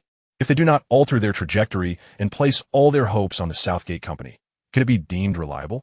Should they change their course? What if the other party also successfully navigates a new trajectory, leading to an inevitable collision? Damn, it would have been better not to inquire. For asking has only exacerbated the situation. As he pondered these thoughts, Nelson's phone rang. It was a call from Elon. Director Nelson, what do they say? They are preparing to change their trajectory, but they cannot guarantee success. Let's wish them good fortune. After relaying this, Nelson hung up the phone. It was of little consequence. Consider it the loss of a Dragon spacecraft. Elon was momentarily stunned. In space, 3 Japanese individuals gazed at the ever-enlarging black dot. Their hearts lodged in their throats. They had finally received a call, yet it merely urged them to act according to the circumstances. They were reluctant to abandon their lunar mission, but they also did not wish to perish in the void of space. A sense of bitterness settled within them, for they were uncertain if they would ever have another opportunity to achieve the grandeur of lunar exploration. The 3 silently prayed, "May our Emperor protect us." The black dot drew ever closer. At that moment, they realized that what was approaching was a colossal object. The Dragon spacecraft weighed approximately 12 tons, while a single core module weighed 200 tons. What floated towards them was a combination of 10 core modules, in the face of a 2,000-ton behemoth. The 12-ton Dragon spacecraft resembled an insignificant ant. As the giant barreled towards them, the 3 began to operate frantically. After a flurry of chaotic movements, the core module combination barely grazed the edge of the Dragon spacecraft and sailed past. They wiped the sweat from their brows. That was close. Watching the core module swaggering away, the 3 began to curse silently for a while. Meanwhile, in the Starship base, everyone breathed a sigh of relief. Elon stared at the screen and inquired, "Why did the footage just cut out for a moment? There might have been a signal delay, but we recorded it. I'll play it back for you." After saying this, the technician retrieved the previous recording. The enormous core module combination, resembling a port, surged towards the camera, its surface shimmering with numerous lights, akin to LED bulbs. "What is this?" Elon leaned closer to the screen, attempting to discern the details. The footage was slightly shaky and seemed to have some interference, rendering the image somewhat unclear. After some time, he finally recognized it. Hall thrusters. Why are there so many? Continue tracking it, Elon commanded. There were several recording devices on the Dragon spacecraft that could track and capture images within a certain range. On the other end, Nelson, seated in the NASA office, quietly exhaled in relief. The Dragon spacecraft was safe for now. However, what was the purpose of the giant that had just passed by? Keep a close watch on it, Nelson ordered his subordinates. In the imperial capital of the Dragon Nation, the leader pointed at the black dot on the screen and asked, "What does this fellow intend to do?" "The space agency has reported that the core module combination is accelerating. I estimate it is heading towards a lunar orbit," replied Xiaoqiang. "How long until it reaches lunar orbit?" The leader inquired again. 7 to 10 days at the earliest. So this phase is effectively concluded? The leader stood up from his seat. Yes. What's happening on the other side? The leader walked to the window, the night having deepened. "I'll go find out." After a moment's thought, he decided to leave it for tomorrow. Time for bed. The next day, the live broadcast room remained bustling with activity. When will the Dragon spacecraft land on the moon? Why the rush? Do you think it's a direct route? It must first accelerate and then change trajectory to lunar orbit before landing. So complicated. Why not take a straight line? Such ignorance. You should read more. What's going on with the Dragon Nation? How many people did they send up with such a grand display? It seems I haven't seen anyone. Then why launch so many huge rockets? You'd have to ask young Master Yi. I wouldn't know. Sigh. The first moon landing was by Jinli Mei, and the second is unexpectedly by Japan. Unacceptable. They're doing this deliberately to annoy us. I think so too. They want to land on the moon themselves, but send their offspring instead. I still feel there's a conspiracy behind this. What do you mean? Jinli Mei has always been comparing this and that with the Dragon Nation. Why are they not participating this time, but sending someone else? Are they truly that benevolent? Now that you mention it, I also feel something is off. Inside the Dragon spacecraft, the 3 Japanese individuals were awakening from their slumber. After being terrified yesterday, they had slept soundly this time. A new day dawned. "Can we set off for the moon today?" One asked. "Not yet. We still have to wait for orders." Another replied. "Why is that malfunction light on?" "Oh no, helium gas is leaking." Chapter 264. I am waiting for a hassle-free move-in. Helium gas leaking? Elon's worst fears had come to pass. The timeline was too tight, and many system components were still immature. There was no choice. It was the Dragon Nation's sudden announcement of a lunar mission that had thrown everything into disarray. Initially, Jinli Mei had not considered the fates of the three individuals. The plan was merely to deliver a blow to the Dragon Nation by reaching the moon.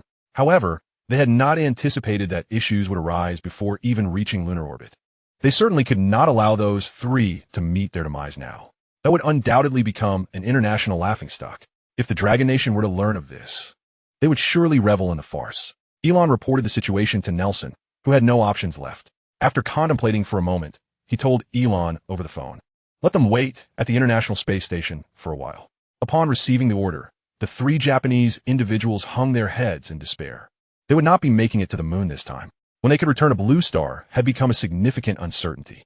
To return home, they would have to wait for another spacecraft to be launched from the ground to fetch them. This would not be as punctual as taking a high-speed train. When they could arrive remained an unknown. At this moment, Jinli Mei's live broadcast room erupted with commotion. When will the Dragon spacecraft land on the moon? They should be on their way. What about the Dragon Nation, whose progress is faster and closer to the moon? It seems the Dragon Nation has overtaken them. I speculate they are slightly closer to the moon. What good is proximity? They haven't even brought anyone along. ISNT, it's still an unmanned moon landing? What use is that? Exactly. Jinli Mei has brought all three of us. A manned moon landing can happen anytime. Let's see if they make it. What if something goes wrong?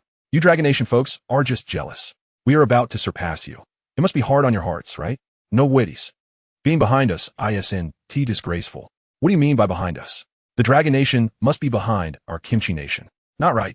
They must be behind our White Elephant Nation. And ours. The live broadcast room was rife with heated debates. Suddenly, an announcement echoed. Dear viewers, our Dragon spacecraft will be heading to the International Space Station for a rest. We will continue to follow up on subsequent developments. This live broadcast concludes here. Goodbye, everyone. Hey, what is going on? Why did it end? Let us go chat with the Dragon Nation.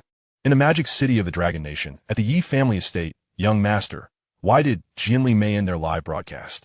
Su Lingyin had been accompanying Yi Xiaoqiang to watch the launch live. Unlike before, the spacious bedroom displayed a holographic three-dimensional image. It's certainly a problem. They rush things. And some systems were bound to be immature if they deployed them hastily. It's no surprise there are issues, Yi Xiaoqiang replied. Su Lingyin peeled a lychee and placed it in Yi Xiaoqiang's mouth, then inquired, "Our timeline is shorter than theirs. Why haven't we encountered any problems?" "That is because of me. I have calculated this data more times than I can count." Just as Yi Xiaoqiang was about to respond, a voice emerged from the spherical device at his feet. The sphere was a terminal of Hui Ling Young Master, although they did not succeed this time. They still managed to send someone up. With all this commotion and without bringing anyone along, what is your intention? Su Lingyin inquired with curiosity. Sending someone up for what purpose? Yi Xiaoqiang spat out a lychee pit and continued. It's akin to inspecting a property. Would you occupy a bare shell of a house? Su Lingyin shook her head. Going to see a house you cannot inhabit, only to return. What's the point, if not for the sake of significance? Then what are you? When the house is beautifully decorated, one simply moves in with their belongings. Huh? Su Lingyin was taken aback. So this was Yi Xiaoqiang's line of thought. Then the next step is to handle the decoration? Su Lingyin seemed to grasp the concept. Absolutely. Otherwise, what use are 10 core modules? Yi Xiaoqiang replied li susuri. Suddenly, Su Lingyin hugged Yi Xiaoqiang's arm and gently shook it. Can you make me the first woman to land on the moon? She asked with watery eyes, playfully. You might have missed that opportunity, Yi Xiaoqiang sighed. Why? Because someone has already gone ahead. Who? Fedi Changge. Moments later, Su Lingyin pouted. Young master, you are so wicked. In the imperial capital, at the National Space Administration, Xiaoqiang arrived early and briefly listened to the reports. The Jianlamai Dragon spacecraft did not head towards the moon, but instead docked with the International Space Station, with no specific reasons provided by the counterpart. Xiaoqiang surmised that the spacecraft must have encountered some issues. Even if it wasn't struck, it must have been terrified. At this moment, he felt a sense of relief, knowing that Jianlamai's lunar mission was now impossible. What is the current situation at Nanximen? Xiaoqiang inquired. Is still progressing steadily towards the moon, estimated to enter lunar orbit in 3 days, his subordinate reported. 3 days? Xiaoqiang's gaze sharpened. That can't be right. The fastest would be 7 days, the slowest 10. How could such a massive craft possibly be so swift? A flurry of questions ensued. In the realm of aerospace, Xiaoqiang was an expert. He had already calculated the time it would take for the core module formation to reach lunar orbit, almost certainly without deviation. His subordinate handed him the prepared data. Director Xiao, please take a look. This is our estimation based on its current trajectory and speed. Xiaoqiang took the document and was immediately taken aback. The speed exceeded his projections by a considerable margin. Whole thrusters? Xiaoqiang pointed at the data and asked, how did you arrive at this inference? You see, their essay question mark next to it, his subordinate replied. They were hesitant to be certain, merely deducing from numerous indications. However, there remained a significant contradiction. If it indeed used whole thrusters, then its thrust exceeded the known maximum. Otherwise, such velocity would not be achievable. Let us continue to monitor the situation. 3 days later, Nancham & Company announced that the core module formation had successfully entered lunar orbit. Instantaneously, public opinion surged. Xiaoqiang netizens exclaimed, "Where's our Dragon spacecraft?" Japanese netizens questioned, "Where are the people? Why aren't they landing on the moon?" Thai netizens speculated, "Could it be that they are out of fuel?" Korean netizens asserted, "This matter must be handled by us." Camel Country netizens chimed in, "Stop arguing. The Nancham core module has already reached lunar orbit." In the next moment, the online viewership for Nancham & Company's live broadcast skyrocketed to 700 million. Xiao Wenkai shouted in astonishment at the number displayed on the screen. Xiaoyu Media collaborated with the Central Media to jointly stream this launch. He could never have imagined that one day 700 million people would watch simultaneously. This broadcast would ensure the world recognized Xiaoyu Media's presence. However, just as he was reveling in joy, the scene on the screen froze him in place. Chapter 265, 10 shots into the pit. On the screen, a segment of the core module extended a conical object. What is that? A drilling missile? What are they planning to do? Bomb the moon? The conical object detached from the core module and accelerated towards the lunar surface. Soon it struck the moon, kicking up a cloud of dust. As the dust settled, a massive crater appeared at the impact site. A core module separated from the formation, flying towards the deep pit.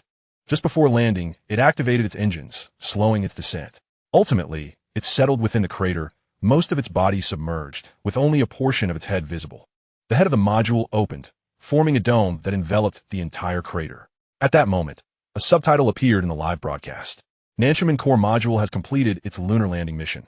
The live broadcast has concluded. Is that it? The entire world was left baffled. Xiaoqiang had sent 3 individuals, seemingly well prepared. Yet they had not landed on the moon, but instead docked with the space station. Nancham had launched a drilling missile, creating a crater on the lunar surface for a core module to land within, then concluded the broadcast. Neither party had achieved a manned lunar landing. Was another tie? In the Xiaoqiang Congressional Building, a congressman asked, "Did you see that? What do you think the Dragon Nation intends to do?" One of their modules has landed on the moon. It appears they plan to stay there long term. However, they haven't sent any personnel. And how long can their energy supply last? Let's not forget there are still 9 core modules weighing 200 tons each. Who knows what they're carrying? Are they planning to establish a military base up there? Enough of the bickering.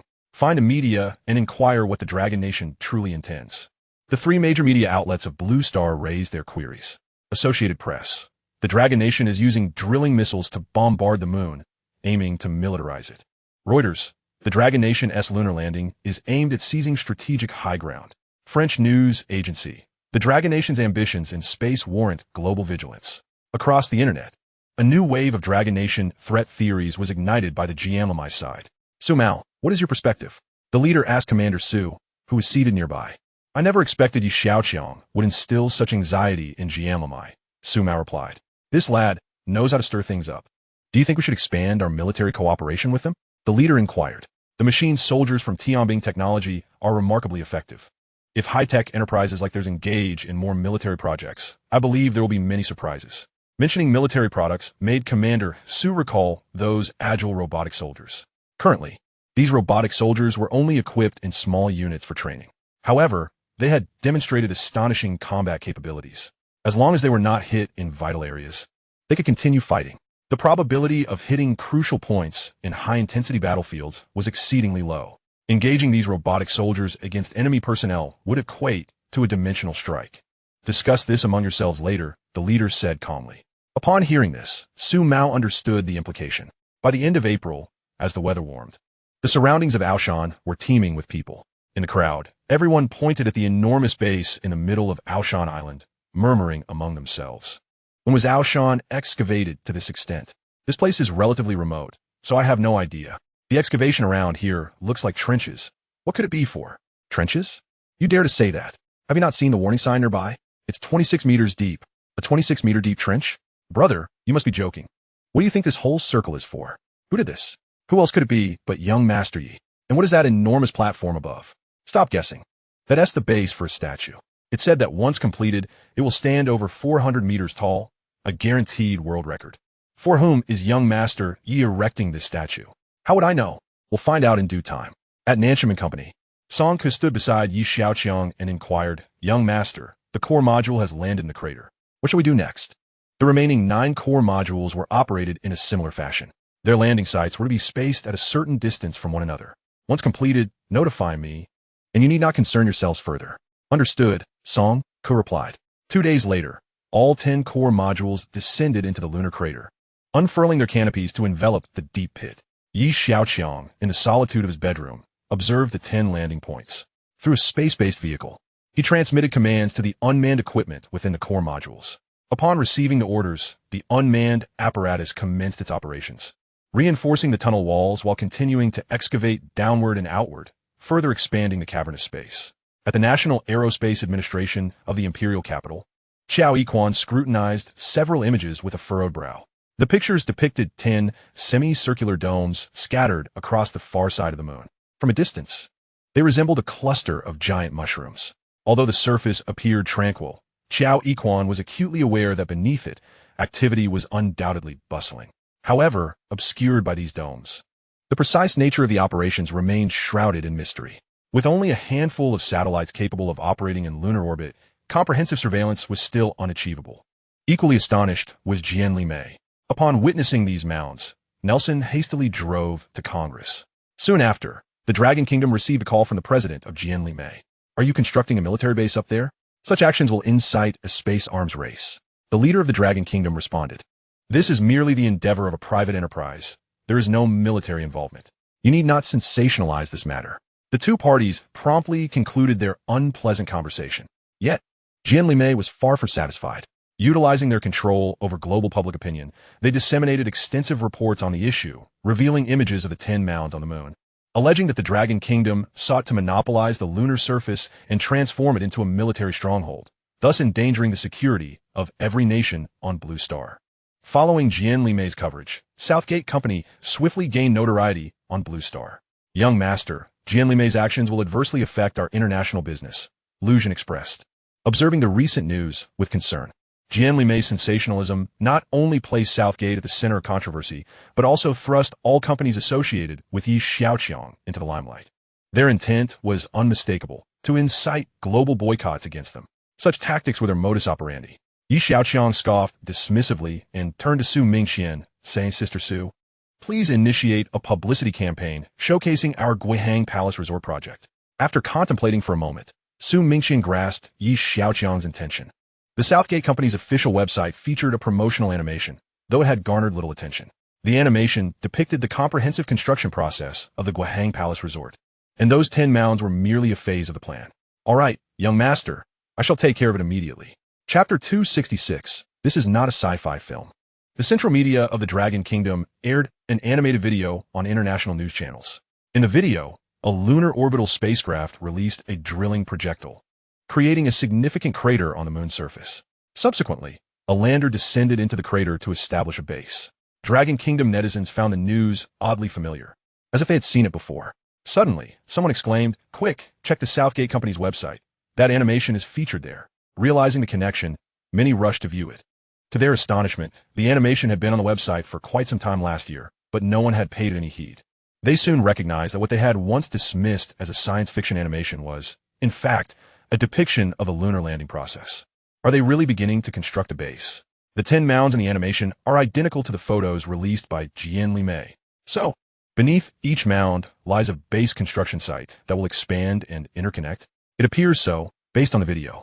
If you continue watching, they might even cultivate crops. Wow. Do the Dragon Kingdom folks always need a farm first? Can't let their ethnic talent go to waste. I want to eat lunar soil watermelon. Above Mechi Island, a Gulfstream private jet was preparing to land. Once it touched down, 3 individuals disembarked. Chi Yu and Xia Yin were visiting Mechi Island for the first time.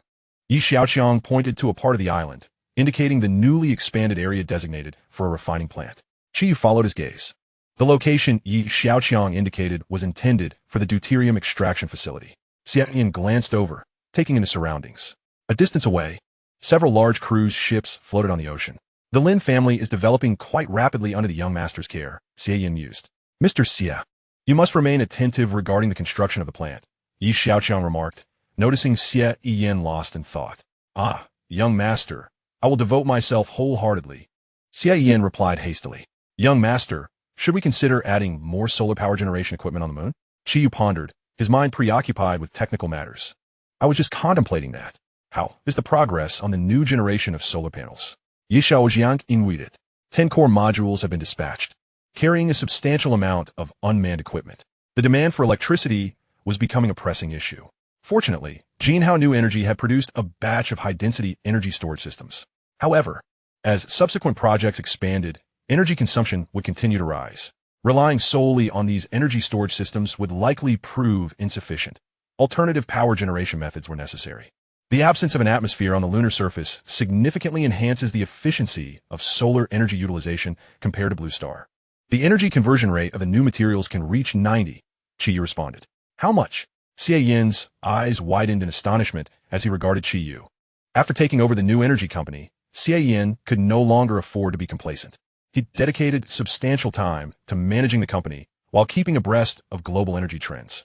Currently, the known silicon and perovskite tandem solar cells had their conversion efficiency capped at 34.6. Yet Qiyu had just claimed that the new product achieved a remarkable 90 conversion rate. That's impressive. Let's expedite production, Xiaoqiang instructed, turning to Xiaoqiang. Coordinate with Southgate to ensure the finished products are sent up promptly. Understood. Xiaoqiang nodded. Once he had organized the immediate tasks, Xiaoqiang's gaze returned to the site designated for the refining plant. The future production of Starship components would demand vast quantities of metal. Whether for metal smelting or component manufacturing, greater energy resources would be essential. Solar power generation would account for only a portion of the energy supply. The true mainstay would rely on nuclear fusion power. Young master, we shall take our leave now, Xiaoqiang remarked. Noticing Lin Weiwei approaching from the side and cleverly ushering Qiyu away. Huh? What brings you here? Xiaoqiang asked, surprised to see Lin Weiwei approaching.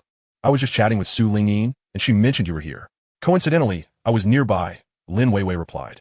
Xiaoqiang understood all too well that such coincidences were rare. How did you arrive on the island? He inquired. Oh, Lin Weiwei pointed toward a small yacht docked at a distance. That little vessel is quite nice. Xiaoqiang noted the small boat, which could comfortably accommodate 10 people. Shall we board the yacht? Let us go, she replied. The two climbed aboard, finding themselves alone on the vessel. Did you drive it over? Xiaoqiang asked. Yes. It's equipped with autopilot, so it's not complicated, Lin Weiwei said, tapping the control screen, which displayed various information about the yacht. Let's take a spin on the sea. Xiaoqiang had yet to experience sailing on the ocean. Lin Weiwei activated the yacht, steering it toward the open sea. Once in automatic mode, they entered the cabin. Lin Weiwei approached the wine cabinet, poured 2 glasses of red wine, and walked over to Xiaoqiang. Care for a drink? Xiaoqiang accepted the glass, taking a sip. Is everything going smoothly with the shipyard? Of course. I've been shadowing Sister Su, so I haven't had to worry much. Lin Weiwei raised her glass to Xiaoqiang, saying, I toast to you. Thank you. Thank you? Xiaoqiang lightly clinked his glass against hers. We have a deal. You're also helping me make money. Lin Weiwei chuckled lightly, choosing not to engage in any debate. Some matters need not be overly sentimental. Then I shall endeavor to manage this company well and help you earn profits, she replied. Do you truly think so? Xiaoqiang suddenly adopted a serious demeanor. It may become quite busy in the future. Have you considered that? Busy? Lin Weiwei was perplexed. It would be a waste for such a large shipyard to only construct giant cruise liners. However, her words trailed off. Realizing that Xiaoqiang's intentions for establishing the shipyard were not merely for tourism. Lin Weiwei sensed his purpose, but could not fathom what new business ventures he might have in mind. We can commence the production of large, specialized vessels. At that time, I will have Sister Su provide you with a detailed plan. Xiaoqiang raised his glass, and there will be numerous orders to follow. Lin Weiwei's expression momentarily faltered, and she clinked her glass against his in a daze before downing the contents in one gulp. While she did not doubt Xiaoqiang's words, she was profoundly curious about the potential sources of business. At that moment, a wave crashed against the yacht, causing it to sway violently. Lin Weiwei lost her balance and instinctively reached out for Yi Xiaoqiang. He swiftly wrapped his arm around her slender waist, steadying her before she could topple over. "Thank you," Lin Weiwei said, her cheeks flushing slightly. As her gaze flickered to him, she realized that in her earlier panic, she had accidentally spilled red wine all over Yi Xiaoqiang. "Let me help you clean that up." Chapter 267. I wish to be the first woman to land on the moon. Red wine splattered across Yi Xiaoqiang's white shirt. In a moment of confusion, Lin Weiwei reached out to wipe it off, only to realize after a few attempts that her efforts were futile. Instead, her fingers inadvertently brushed against his chest, eliciting an unexpected bodily response. Unbeknownst to her, the allure emanating from Yi Xiaoqiang's innate charm was utterly captivating. Her fingers felt as though magnetically drawn, lingering upon his firm torso. She unconsciously transitioned from wiping to gently caressing, completely unaware of her actions. "You." It was not until Yi Xiaoqiang uttered a single word that she snapped back to reality, hastily retracting her fingers. "I'm so sorry," Lin Weiwei stammered, turning to fetch a towel. The wine stain on his shirt was unremovable. "I truly apologize for ruining your shirt. It's nothing. I'll just change later." Yi Xiaoqiang replied. The two were in such close proximity that his heightened hearing allowed him to detect the rapid beating of her heart. "Where did you purchase this shirt?" Lin Weiwei wondered, knowing that Yi Xiaoqiang's attire was bespoke and not readily available in the market. Yi Xiaoqiang did not respond. Instead, he leaned in slightly closer, his nose brushing against hers. The sudden proximity caused Lin Weiwei to gasp, her mind going blank. "The fragrance you're wearing is quite unique. Not like anything found on the market," Yi Xiaoqiang whispered in her ear. The breath he exhaled sent a shiver down her spine. Lin Weiwei was startled, exclaiming, "I made it myself. How did you know?" Yi Xiaoqiang chuckled softly, just a guess. He then began to unbutton his shirt. Lin Weiwei's gaze fixated on his hands. "What are you doing?" "Taking off my shirt," Yi Xiaoqiang remarked, noticing her flustered expression. "Am I to wear a drenched shirt?" "Oh," Lin Weiwei realized, chiding herself for overthinking. However, moments later, regret washed over her. "I'll check the control room," she said. "Your shirt is wet. It's about time we head back." With that, she made her way to the control room.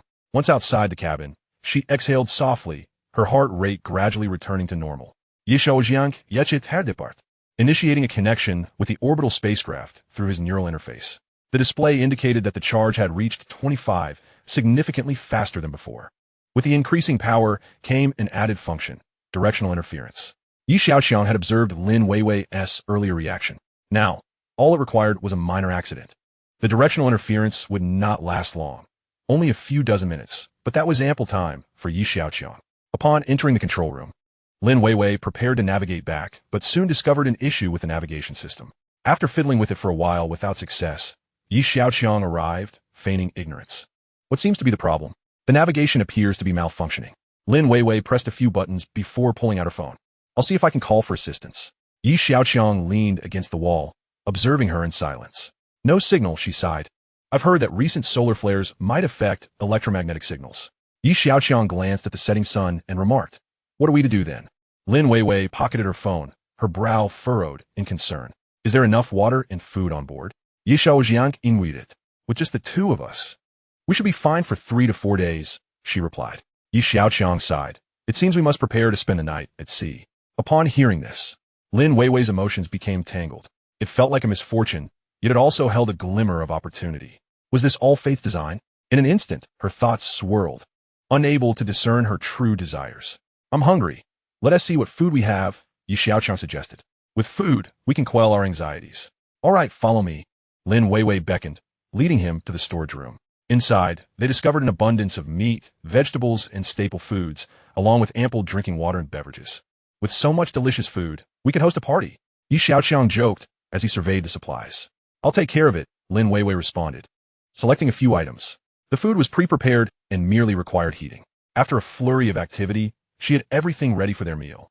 After dining, they made their way back to the deck. The yacht floated upon the vast sea, the night sky adorned with countless stars, far more than one would see in the city. Lin Weiwei refrained from mentioning the navigation issue again. With red wine and the night sky surrounding them, the two conversed over drinks for quite some time. The yacht rocked gently on the water, and the effects of the wine began to take hold of Lin Weiwei. "Shall we return to the cabin?" she suggested, unsteadily rising to her feet. The boat swayed, and so did she. Yi Xiaoqiang stepped forward to steady her. "Let me help you back to bed." Lin Weiwei turned to gaze at him, her eyes slightly unfocused. After a moment of contemplation, she rose on her tiptoes and kissed him. Yet, Xiaoqiang turned his head slightly, avoiding her lips, though his cheek was brushed by hers. Lin Weiwei was taken aback, feeling a flicker of reluctance. Why'd he dodge her? You're intoxicated. Let us get you to sleep, Xiaoqiang said, lifting her into his arms and carrying her toward the room. He laid Lin Weiwei gently on the bed, but found himself unable to leave, as her arms clung tightly around his neck. The wine had emboldened her. After this night, there might not be another opportunity, Lin Weiwei thought, gritting her teeth and refusing to let go. Xiaoqiang feigned surprise while internally reflecting, you initiated this. Lin Weiwei leaned in to kiss him once more. To prevent him from turning away, she firmly held his head in place. He was being forcefully kissed. Once the dam bursts, the floodgates often open uncontrollably. The yacht rocked, the bed swayed, and the moonlight streamed through the porthole, casting distorted shadows of two figures intertwined. After a long while, the tumult of wind and waves began to subside. A full moon hung over the surface of the sea outside. When can we go there to stay? Lin Weiwei's gaze lingered on the bright moon. Recently, the viewership of South Sky Gate Company's anime had surged. Lin Weiwei had watched the video. Everyone wanted to see it for themselves, herself included. It might take a few months, Xiaoqiang replied after some thought. Will you take me up there? Lin Weiwei inquired. Of course. In the future, travel routes will be developed. I did not mean it that way. Lin Weiwei wrapped her arms around Xiaoqiang's neck, her entire face pressed against his chest. A sudden, ominous thought flickered through Xiaoqiang's mind. Then I wish to be the first woman to set foot on the moon. Chapter 268. Without the young master, I am nothing. In just 3 days, the video on the Nanchaman official website experienced an explosive surge in views. On the first day, it reached 200 million. By the second day, it soared to 800 million. On the third day, an astounding one, 9 billion. Initially, the video garnered little attention. To label it as science fiction seemed overly conservative. Yet now, it was being dissected frame by frame, particularly by peers within the scientific community. In each frame, they discovered technology that drove them to the brink of ecstasy. In the Dragon Kingdom's imperial capital, a grand conference hall buzzed with activity. Esteemed figures from the National Academy of Sciences and the Space Agency gathered here. All eyes were fixated on the video displayed on the screen.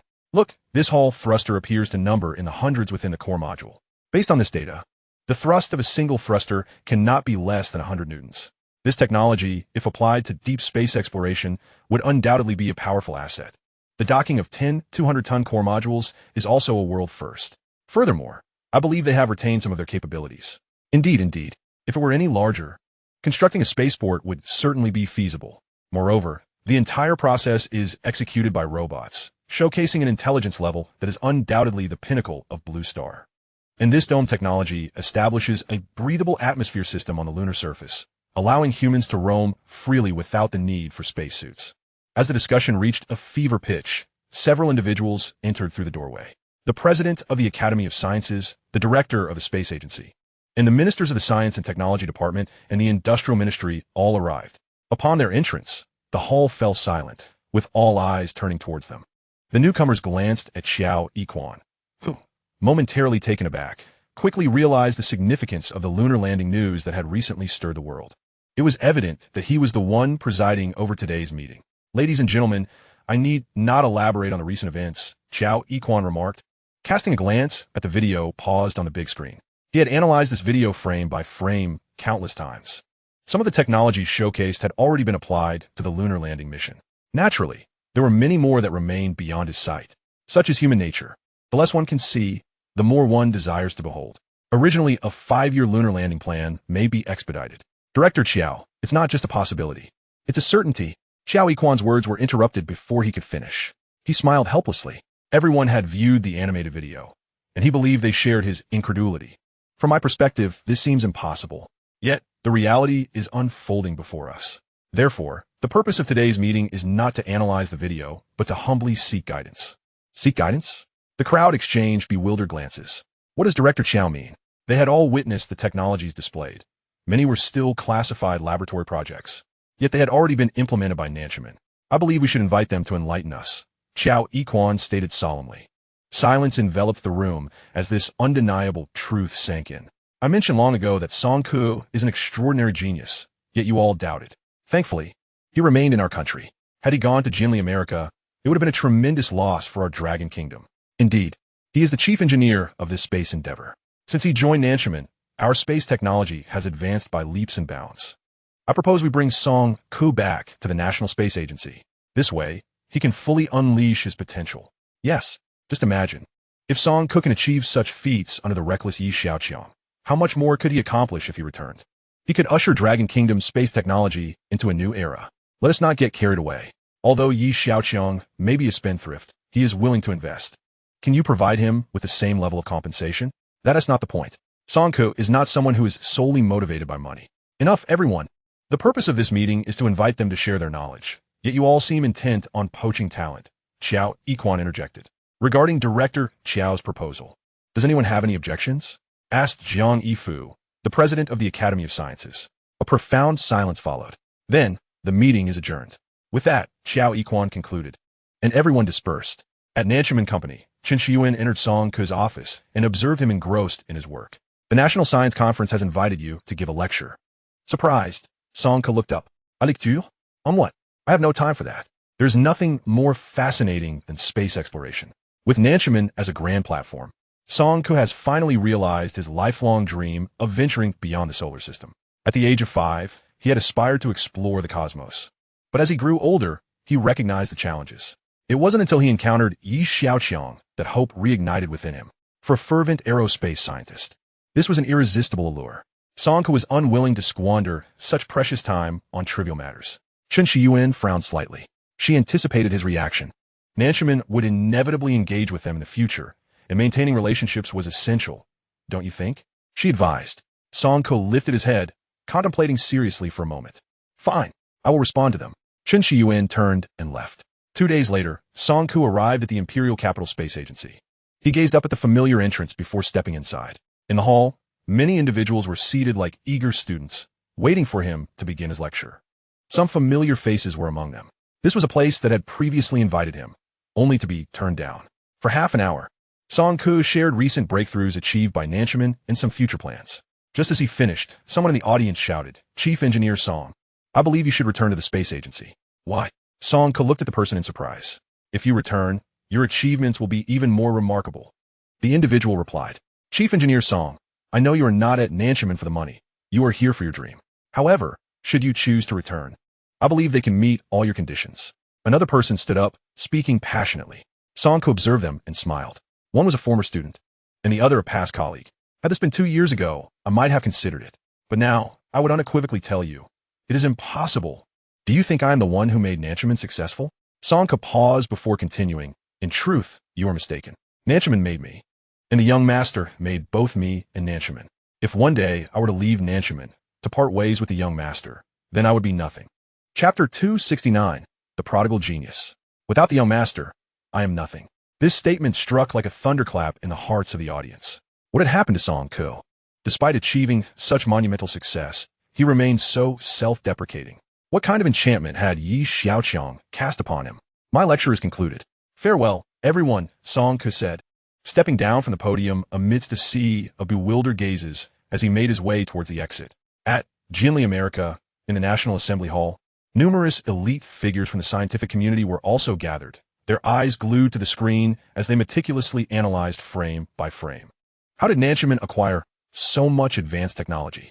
Many of these are still under research in our laboratories. I never expected them to achieve practical application. There's a genius behind all this. One individual remarked. Who? Song Ku. He was originally supposed to come to us, but for reasons unknown, he joined Xiaoqiang's company. Xiaoqiang. I have encountered this name numerous times. This individual is indeed extraordinary. As we spoke, a general entered the room. General Layton? Nelson pondered, perplexed. Aren't you in Japan? General Layton replied. I traveled there specifically to investigate this person. The crowd gazed at Layton in astonishment. There are scarcely more than 10 individuals in the entire world worthy of such attention. What have you discovered? Nelson inquired, equally curious. Layton cast a glance at the assembly, his expression turning grave. He is a once-in-a-century prodigy. Oh, the crowd reacted with skepticism. It had been a long time since they had heard General Layton speak so highly of anyone. In the Dragon Kingdom, he is notoriously known as a wastrel, Layton continued. A wastrel exists everywhere, someone scoffed. Yet, the more he squanders, the greater his earnings become. In the 2 years since he began his reckless spending, he has established 3 companies and co-founded 2 others. Each of these companies boasts astonishing annual profits. His pharmaceutical and energy enterprises have risen to become the leaders in their respective industries within the Dragon Kingdom. In merely 2 years, to achieve such prominence, the audience's eyes widened. Such a phenomenon had not been heard of globally. The two joint ventures, one in media and the other in robotics, are now also among the foremost conglomerates in the Dragon Kingdom. Even the recently acquired Xiaoqiang Group surpassed 1 trillion Dragon Kingdom currency in annual profit last year. Leighton's gaze brimmed with admiration. How is this possible? Someone questioned. How old is this person? Leighton sighed, his demeanor growing more serious. He is merely in his 20s. What? The astonished crowd reacted, and Leighton furrowed his brow deeply. There were many more points he had yet to convey. Some matters need not be spoken. You likely already know. These companies not only rake in substantial profits, but are predominantly high-tech enterprises. What is most alarming is the rapid pace of technological breakthroughs. Leighton paused for a moment, and in the words of the Dragon Kingdom, it is akin to a spring breeze awakening myriad blossoms overnight. Hiss! The sound of gasps filled the air. General Leighton was not one to exaggerate. He was renowned for his pragmatic approach. In summary, the more this wastrel squanders, the more formidable he becomes. Leighton felt as though he were uttering a paradox. Yet, that is indeed the reality. The more he squanders, the stronger he grows. The crowd fell silent. Were it not for Leighton's words, no one would have believed such a claim. When did the Dragon Kingdom produce such an extraordinary figure? How shall we respond? Nelson inquired. Our knowledge about him is insufficient. I have instructed Sanzaru and others to expedite the information gathering, Leighton replied. Sanzaru? Nelson recalled the Sanling Consortium. Dragon Kingdom, Magic City, Qianshan Manor. A subordinate discreetly glanced at Sanzaru's silhouette. Noticing he had not turned around, they felt a slight sense of relief. Why the silence upon arrival? What news have those infiltrators gathered? Sanzaru remained fixated on the distant mountains, not turning back. The subordinate wiped his sweat and nervously reported, Report to the president, sir. Some have defected. Sanzaru turned dumbfounded. After a moment, he stammered, Defect. Defected? The subordinate dared not lift his head, nodding slightly. How many? Are you inquiring about how many remain, or how many defected? Whichever. Sanzaru's lips twitched involuntarily. He pressed his hand against his chest, fearing his heart might leap out. Only 2 have reported back. What? Sanzaru nearly fainted. Not long ago, you told me we infiltrated 100. Yes. The subordinate still dared not look at him. The remaining 2 are, because we hold leverage over them. Why? Sanzaru pondered. The conditions offered by their company are slightly more favorable than yours. The subordinate gestured with his fingers. Baka, that's a slight understatement. 98 out of 100 affected. 1 in 10 remains. Meanwhile, at the Yi family manor, Yi Xiaoqiang lounged in a rocking chair, casually swaying while occasionally opening his mouth, awaiting nourishment from Su Lingyin. Xiao Hui, what has become of that batch of infiltrators? Yi Xiaoqiang inquired after swallowing an orange. The Hui Ling orb deftly rotated and responded, Report, Master, 100 infiltrators, of which 2 have transmitted information outward. Yi Xiaoqiang abruptly halted his rocking, gazing at the expressionless Hui Ling orb. What are the other 98? They have defected and are wholeheartedly working for the Master now. Moments later, Su Lingyin remarked, Young Master, your treatment is too generous. Only you can dig at others' walls. It's challenging for others to undermine yours.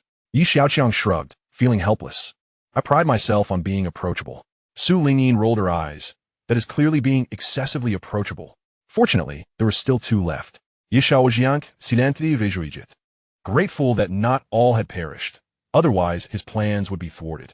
I surmise that the remaining 2 must have something on Sanzaru or are being threatened. Su Lingyin sut gone feed in. What have those 2 stolen? Yi Xiaoqiang asked the Hui Ling orb. They copied some of our data and certain algorithmic programs. Well done. Ensure they can transport it out? Yi Xiaoqiang advised. Rest assured, Master, I will handle it. Young Master, are you truly allowing them to steal? Su Lingyin Guetstein, Papa. Fear not. I shall not suffer losses. Yi Xiaoqiang replied with a faint smile. Chapter 270, Sensitive Constitution. In the capital's Academy of Sciences of the Dragon Kingdom, Director Zhang Yifu sat in his office, lost in thought. He was quite familiar with Song Ke. Initially, he and Xiaoqiang were eager to recruit this talent for the national team. However, this individual was unruly, difficult to associate with, and had even offended some peers. Yet, his abilities were beyond dispute. But how could such a rebellious person hold Yi Xiaoqiang in such high regard? This left him, as well as everyone who attended the lecture that day, incredulous. Given Song Ke's character, The only reason he would admire someone would be their expertise. Could it be that Yi Xiaoqiang possessed greater knowledge in aerospace than Song Ke? This seemed implausible. No matter how the director Jiang Yifu contorted his thoughts, he could not fathom the reason. Ultimately, he decided to call Chen Shiyuan to arrange a meeting with Yi Xiaoqiang. Chen Shiyuan was somewhat surprised to receive the call. The director of the Academy of Sciences wanted to meet Yi Xiaoqiang. Upon receiving Chen Shiyuan's call and understanding her intentions, Yi Xiaoqiang replied, "He wants to meet me? Surely. A director of an academy wouldn't be discussing how to squander wealth with me. It's likely a matter of academic inquiry." Chen Shiyuan responded, "Indeed." Yi Xiaoqiang fell silent, his mind brimming with knowledge. Any technology acquired would embed itself in his thoughts. Even a mere fragment of information could drive that old man to frenzy. If this were to come to light, he would be hounded daily. Would he still enjoy his comfortable life? After a prolonged silence from Yi Xiaoqiang, Chen Shiyuan began to feel a headache. To refuse outright seemed inappropriate, given his status as director. However, considering Yi Xiaoqiang's temperament, he would likely be overwhelmed. How about this? Let him talk to Song Ke. Just say I know everything he does. Yi Xiaoqiang pondered and replied. Chen Shiyuan was speechless. This was hardly an effective solution. After hanging up, she relayed the situation to Song Ke. Song Ke hesitated slightly, but ultimately agreed. There was no recourse. After all, he had acknowledged Yi Xiaoqiang as his young master. Upon receiving the reply, Jiang Yifu felt somewhat disheartened. Yet this outcome was preferable to nothing at all. After mentally reassuring himself, Jiang Yifu began preparing to book a flight. Just after Yi Xiaoqiang hung up, Qi Yunfei from the Camel Country called. "Young Master Yi, your call has finally gone through." Qi Yunfei felt a wave of emotion wash over him as he heard the phone connect, nearly moved to tears. Watching the live broadcast of the 10 rockets launching from the South Heaven Gate, the young prince was practically shouting with excitement. He insisted on calling Yi Xiaoqiang. Qi Yunfei was in a flurry of activity. Little did he expect that not long after the satellite launch, Yi Xiaoqiang would already be planning a lunar expedition. Wasn't he had said that it would take 5 years? Yet, it seemed that only a year had passed. Is everything in Longhua moving at the same pace as their high-speed rail? After much effort, he managed to calm the young prince down to finish watching the broadcast. Fortunately, this time, no one was sent up by the South Heaven Gate. Once the live stream concluded, the young prince relentlessly urged Qi Yunfei to place the call. However, Yi Xiaoqiang's line was busy. "Apologies. There have been many calls lately." Yi Xiaoqiang was somewhat surprised to hear the familiar voice, as if he had stumbled upon a long-lost relative. "I understand. Does young Master Yi have any free time? Our young prince wishes to invite you over for a visit." Qi Yunfei, aware of Yi Xiaoqiang's precious time, swiftly got to the point. "I was just thinking of visiting His Highness the Prince myself," Yi Xiaoqiang replied smoothly. "I have some business to discuss with the affluent Camel Country." Hearing this, Qi Yunfei rejoiced. "That is splendid. I shall inform His Highness the Prince immediately." After concluding the call, Yi Xiaoqiang began to ponder. Su Lingyin tilted her head and asked, "Are you going out?" Yi Xiaoqiang snapped back to attention. "Do you wish to go?" "Me?" Su Lingyin pointed to herself. Naturally, she yearned to escape the confines of the house, having felt stifled for far too long. "Am I allowed to go out?" she inquired. "Let me think it over." Yi Xiaoqiang did not immediately acquiesce. "I'll step out for a moment." After changing his clothes, Yi Xiaoqiang called Xiao Wenkai. Xiaoqiang was not at the office. Yi Xiaoqiang boarded a Mai Jiuhe, heading towards a residence. Upon arriving at the villa's entrance, he pressed the doorbell. The servant who opened the door, upon recognizing Yi Xiaoqiang, greeted him warmly. "Young Master Yi, please come in. I shall inform our young lady." "No need. Where are Uncle Xia and Aunt Zhou?" Yi Xiaoqiang inquired. "Both the master and mistress are not at home," the servant replied. Yi Xiaoqiang stepped inside and said, "You go about your business. I'll find her myself." The servant nodded and departed. Yi Xiaoqiang ascended the stairs quietly. He tiptoed to the slightly ajar bedroom door of Xiaoqiang and peered inside. Xiaoqiang lay on her bed in a purple camisole, listening to the song playing. He recognized it immediately. It was the very song he had sung at the Star Sea nightclub, Stranded. However, he held little interest in his own performance. The purple camisole, however, was his true love. Coincidentally, Xiaoqiang's gaze turned towards him. Their eyes met. Instinctively, Xiaoqiang pulled the covers over herself. "What are you doing out there?" Upon realizing she had spotted him, Yi Xiaoqiang strode in boldly and plopped down on her bed. "Are you looking for something?" Xiaoqiang sat up. His gaze lingered on her smooth legs for a moment before Yi Xiaoqiang replied, "A friend invited me over to play." "A friend?" Xiaoqiang looked at him quizzically. "The young prince of Camel Country," Yi Xiaoqiang said, reclining on the bed, casually reaching for her foot. "What are you doing?" Xiaoqiang flinched back in alarm. I want to see if there are any lingering effects from your sprained ankle. Xiaoqiang replied nonchalantly. Xiaoqiang was speechless. How long ago had that been? Besides, what lingering effects could a sprain possibly have? His excuses were so flimsy. I'm perfectly fine now. Xiaoqiang tensed up. Xiaoqiang, perplexed by her retreat, observed her silence with curiosity. Sensing his confusion, Xiaoqiang realized her reaction might have been inappropriate. What's wrong? Seeing her hesitate, Xiaoqiang grew even more intrigued. Xiaoqiang lifted her head to meet his gaze. I'm a bit sensitive. This was a matter that would eventually come to light. Hiding it away was not a solution, and it could harm their relationship. Xiaoqiang was puzzled. Sensitive? What do you mean? Gathering her courage, Xiaoqiang confessed. Do you remember the last time you kissed me? I didn't mean to pinch you. It was a bodily reaction. Her voice dwindled to a whisper. Xiaoqiang was taken aback, but understood. She had a sensitive constitution, and stimuli would cause her to grip tightly onto nearby objects, making it hard for her to control herself. This was also why she hesitated to be intimate with him. Chapter 271, The Couple's Affection. Xiaoqiang gazed at Xiaoqiang, momentarily at a loss for words. Although a pinch wound be lethal, it could be quite painful and certainly dampen the mood. Noticing Xiaoqiang's silence, Xiaoqiang's eyes reflected a hint of guilt. She subtly shifted her gaze, reaching for a ribbon and placing it before him. Xiaoqiang, utterly bewildered, looked at her in astonishment. Why not tie me up? Xiaoqiang murmured, head bowed, pointing at the ribbon. Tie you up? Xiaoqiang was taken aback. But upon glancing at the purple-clad Xiaoqiang, he quickly asserted, that is not out of the question. He took the ribbon and securely bound her hands. Just as he was about to lean in, Xiaoqiang raised her hand to stop him. Not too much. What constitutes too much? Xiaoqiang inwided. Just kisses are allowed.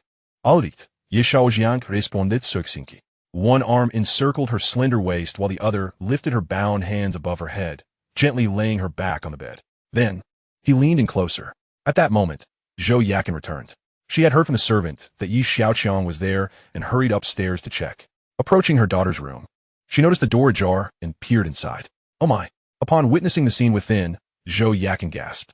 After a moment of blankness, she recalled the detail.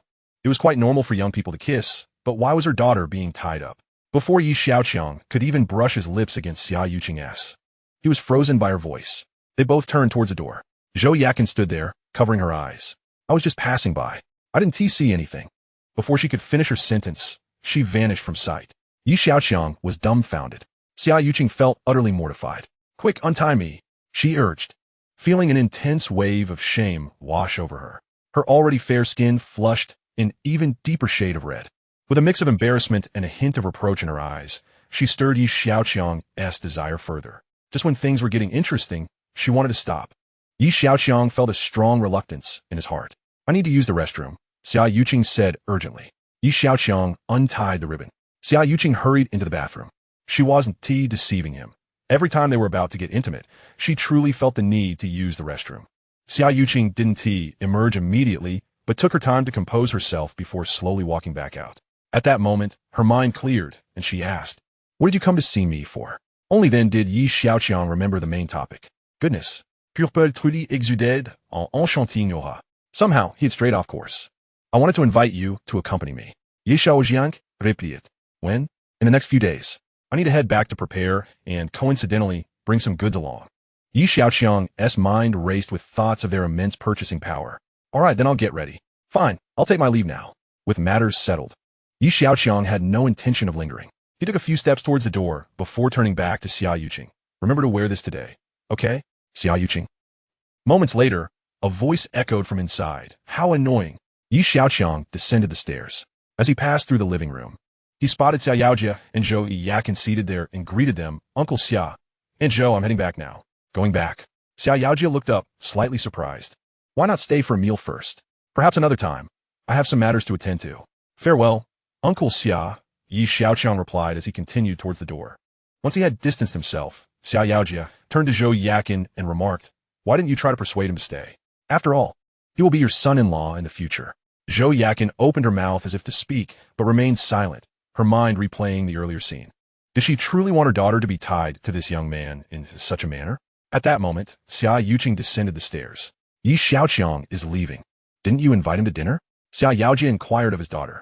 I did, but he mentioned he had something to do, Xiaoqiang replied. My dear, he didn't make things difficult for you, did he? Xiaoqiang asked cautiously. Hearing this, Xiaoqiang frowned. What is wrong with you today? You would understand. Don't interrupt. Xiaoqiang shot him a glare before turning back to Xiaoqiang. Not all. Xiaoqiang reassured her, understanding that Xiaoqiang must have misunderstood. Xiaoqiang scrutinized her daughter's face for a long moment, pondering, could this be a shared secret between the two of them? 2 days later, Su Lingyin, donning a black mask and dressed in a maid's outfit, gazed at herself in the mirror for an extended period. If you keep staring, we might never leave. Xiaoqiang urged from beside her. Su Lingyin blushed slightly and, clutching the Huiling ball, set off. Upon arriving at the estate's courtyard, Xiaoqiang confirmed their equipment once more before embarking in the Maijioha. After picking up Xiaoqiang, they headed straight for the private airport. Upon seeing Su Lingyin in her maid's attire, Xiaoqiang instantly recognized her, despite the mask concealing part of her face. Xiaoqiang had only brought the two of them along with a Huiling ball, a robotic dog, and 2 humanoid robots. Is this all the company we have? Xiaoqiang asked. This time, the little prince is personally accompanying us, so safety is assured. Besides, our main purpose is to transport goods, Xiaoqiang explained. Leading her towards the plane, Su Lingyin followed closely behind with the Huiling ball in her arms. Once seated, the plane began its taxi on the runway, ascending into the sky. At the private airport in Camelot, Qi Yunfei and the little prince awaited their arrival.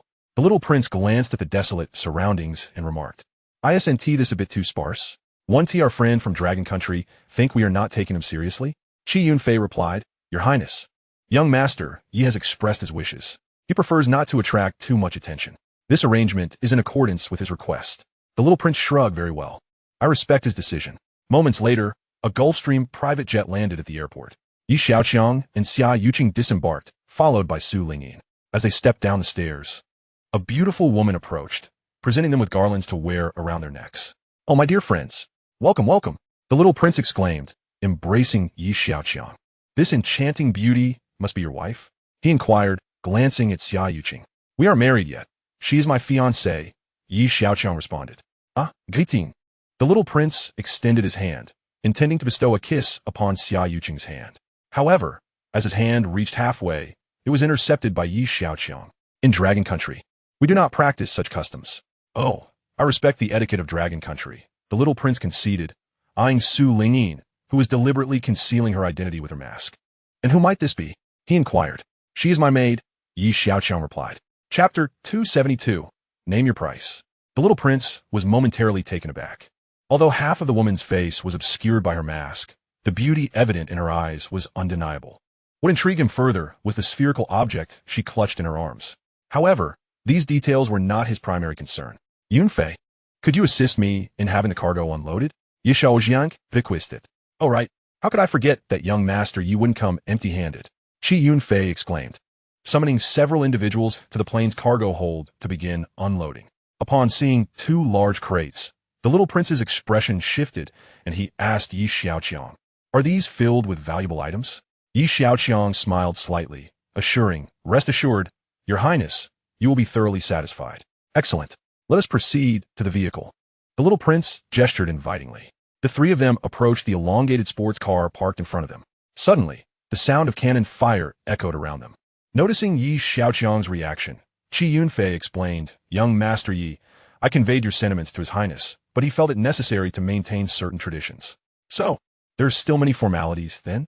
Xiaoqiang inquired, looking at Qi Yunfei. "Your country is known for its etiquette. While ceremonies can be simplified, they cannot be omitted," the little prince stated, pointing to the extended sedan. "This is my vehicle. I invite you all to join me." As they reached the car, a butler wearing white gloves opened the door. "Please, my esteemed guests," the little prince said.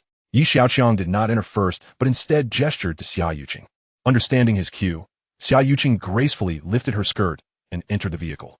Once everyone was seated, the welcoming motorcycles led the way as the sedan followed towards the little prince's residence. When the car stopped again, a dome-shaped structure resembling a palace came into view. After alighting, Xiaoqiang and the others paused for a moment. "This is His Highness's abode. Lunch has been prepared," Qi Yunfei offered. Xiaoqiang glanced down, remarking to Xiaoqiang and Su Lingyin, "The purple carpet. This is the highest standard." Only then did the 2 women notice the carpet's hue. Inside the lavish dining room, a grand table was laden with an array of exquisite delicacies and fine wines. A servant stood by, ready to attend to their needs. "I hope you find the fare to your liking." The little prince raised his glass, welcoming his friend from Dragon Country. The group exchanged toasts and engaged in light conversation. Qi Yunfei then steered the discussion towards the main topic. His Highness is very pleased with the recent launch. We hope our cooperation can deepen and broaden. The little prince continued, I watched your lunar launch. It was truly remarkable. I believe the dawn of humanity's future lies in the East. Your Highness flatters us. After all, I haven't even set foot on it yet. Xiaoqiang humbly replied. Although you may not have landed yet, I meticulously studied the videos on your official website. It seems you are prepared for a seamless transition, the little prince said, growing animated. Xiaoqiang paused, amused by the little prince's keen interest in the animation videos, indicating he had spent considerable time reviewing them. That video has been viewed by His Highness no fewer than 100 times, Qi Yunfei added. Young Master Yi, we are all knowledgeable in technology. I need not emphasize that, the little prince remarked. Of course, Xiaoqiang glanced at Su Lingyin, who had been indulging in the food throughout the conversation, her appetite seemingly restored after days of restraint. Perhaps you could demonstrate for His Highness?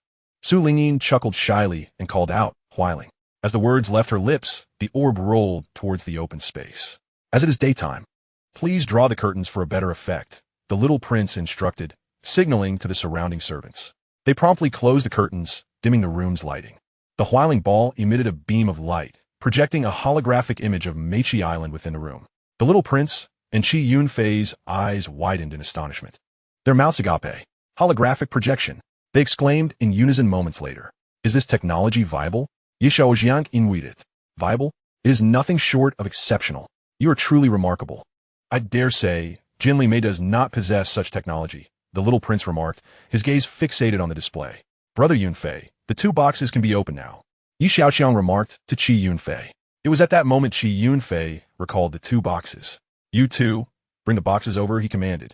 The dining hall was spacious enough to accommodate the 2 boxes comfortably. Soon, several individuals transported the boxes over and proceeded to open them. Activate Silver Guard now. 1 and number 2. The Xiaoqiang sphere issued its command.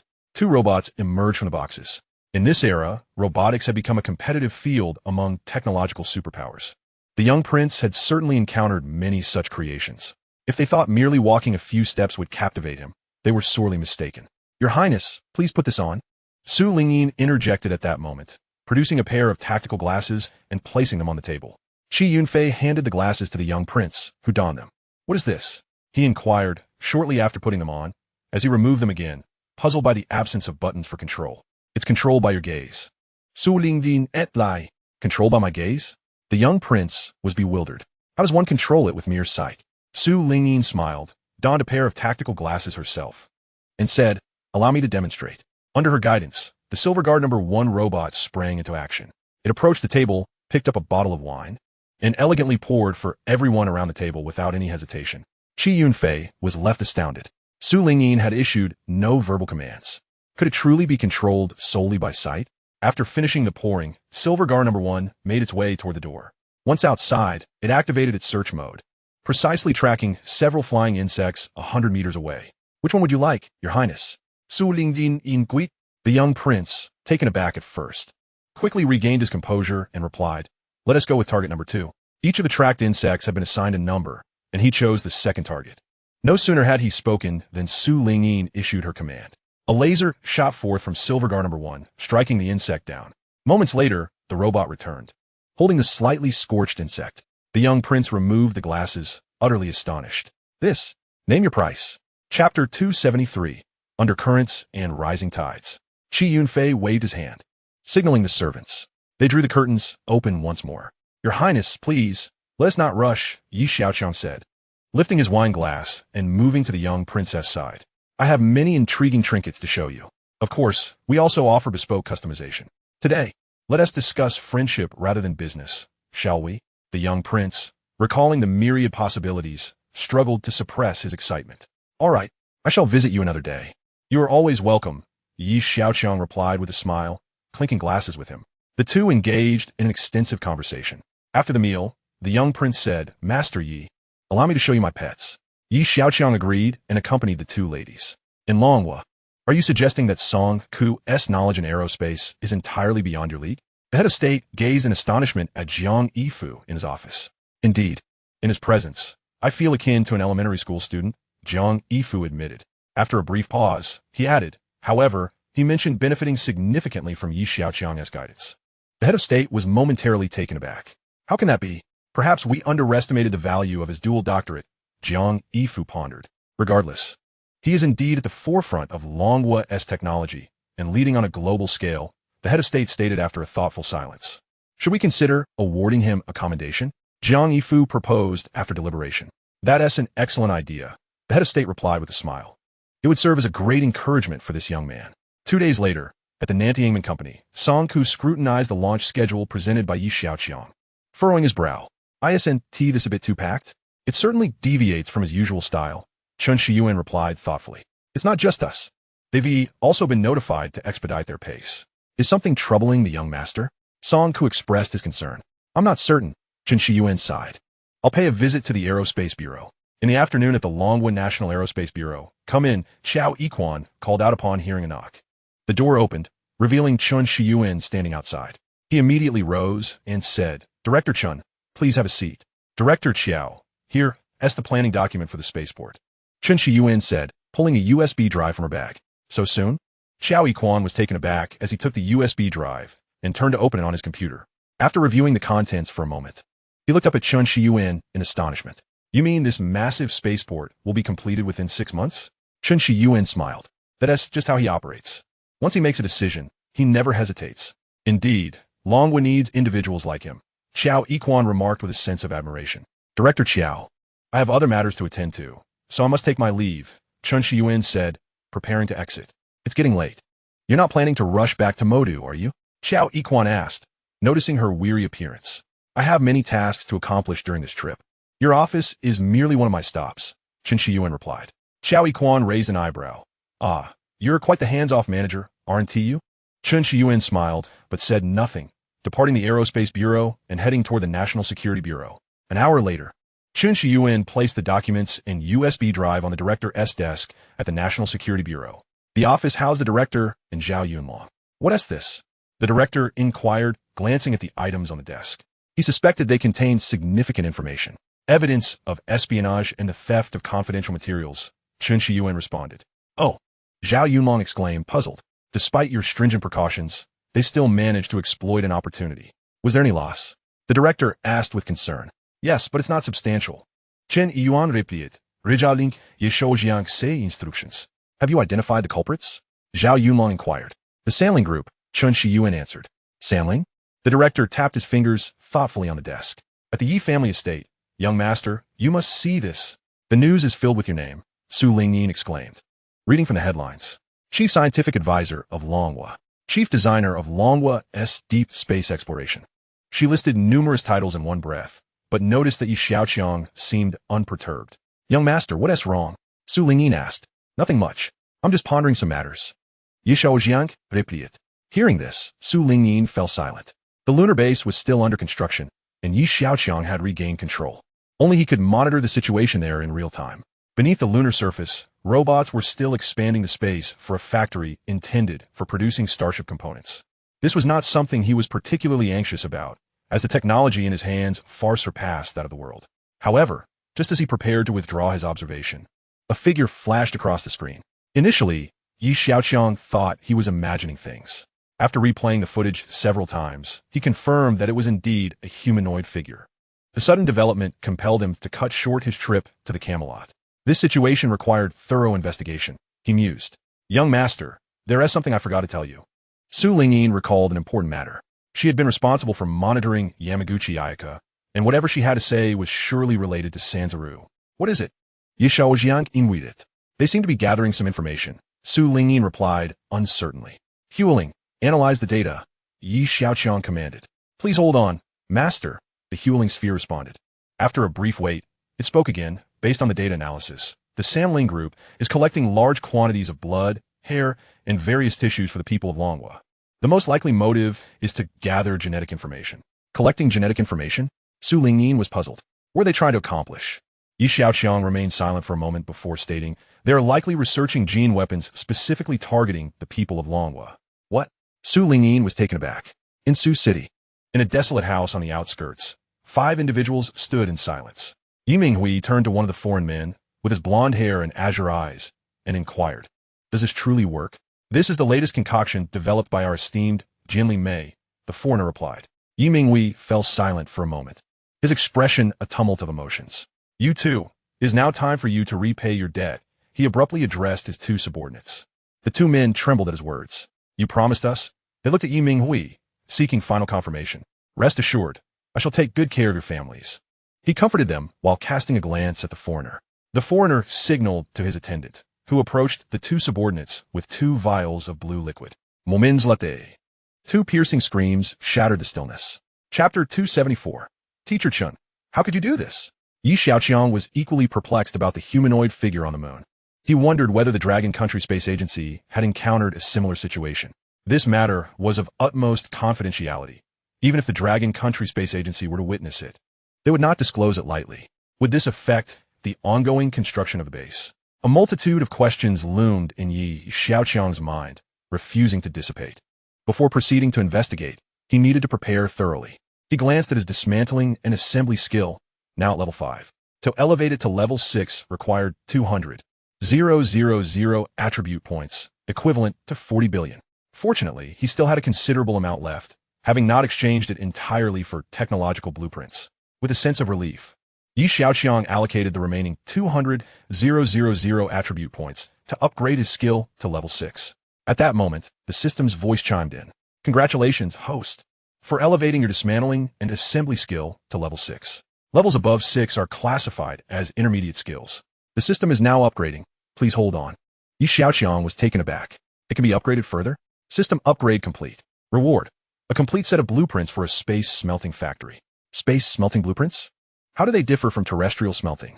Xiaoqiang mentally queried the system. In a microgravity environment, it is far more conducive to removing metal impurities, thereby allowing for the creation of metals with superior properties. So that's it, Xiaoqiang comprehended. Post-upgrade, the newly unlocked technology sector pertains to medium attribute exchange points. For every expenditure of 2 million, the host will receive 1 attribute point. Xiaoqiang mused, this is quite the price hike. However, considering that a single project can easily cost hundreds of billions, it seems somewhat reasonable. An aircraft carrier averages 30 billion. Could a Starship cost 300 billion? He decided not to dwell on it further. Keep a close watch on Sanzuru and the others. Swiftly gather evidence of their gene weapon manufacturing. He instructed Su Lingyin before preparing to visit the Xiaoqiang Group. Before departing, Xiaoqiang entered a small room. On the shelves within, he spotted a black briefcase. The case was modest in size, approximately 41 centimeters long, 30 centimeters high, and 12 centimeters wide.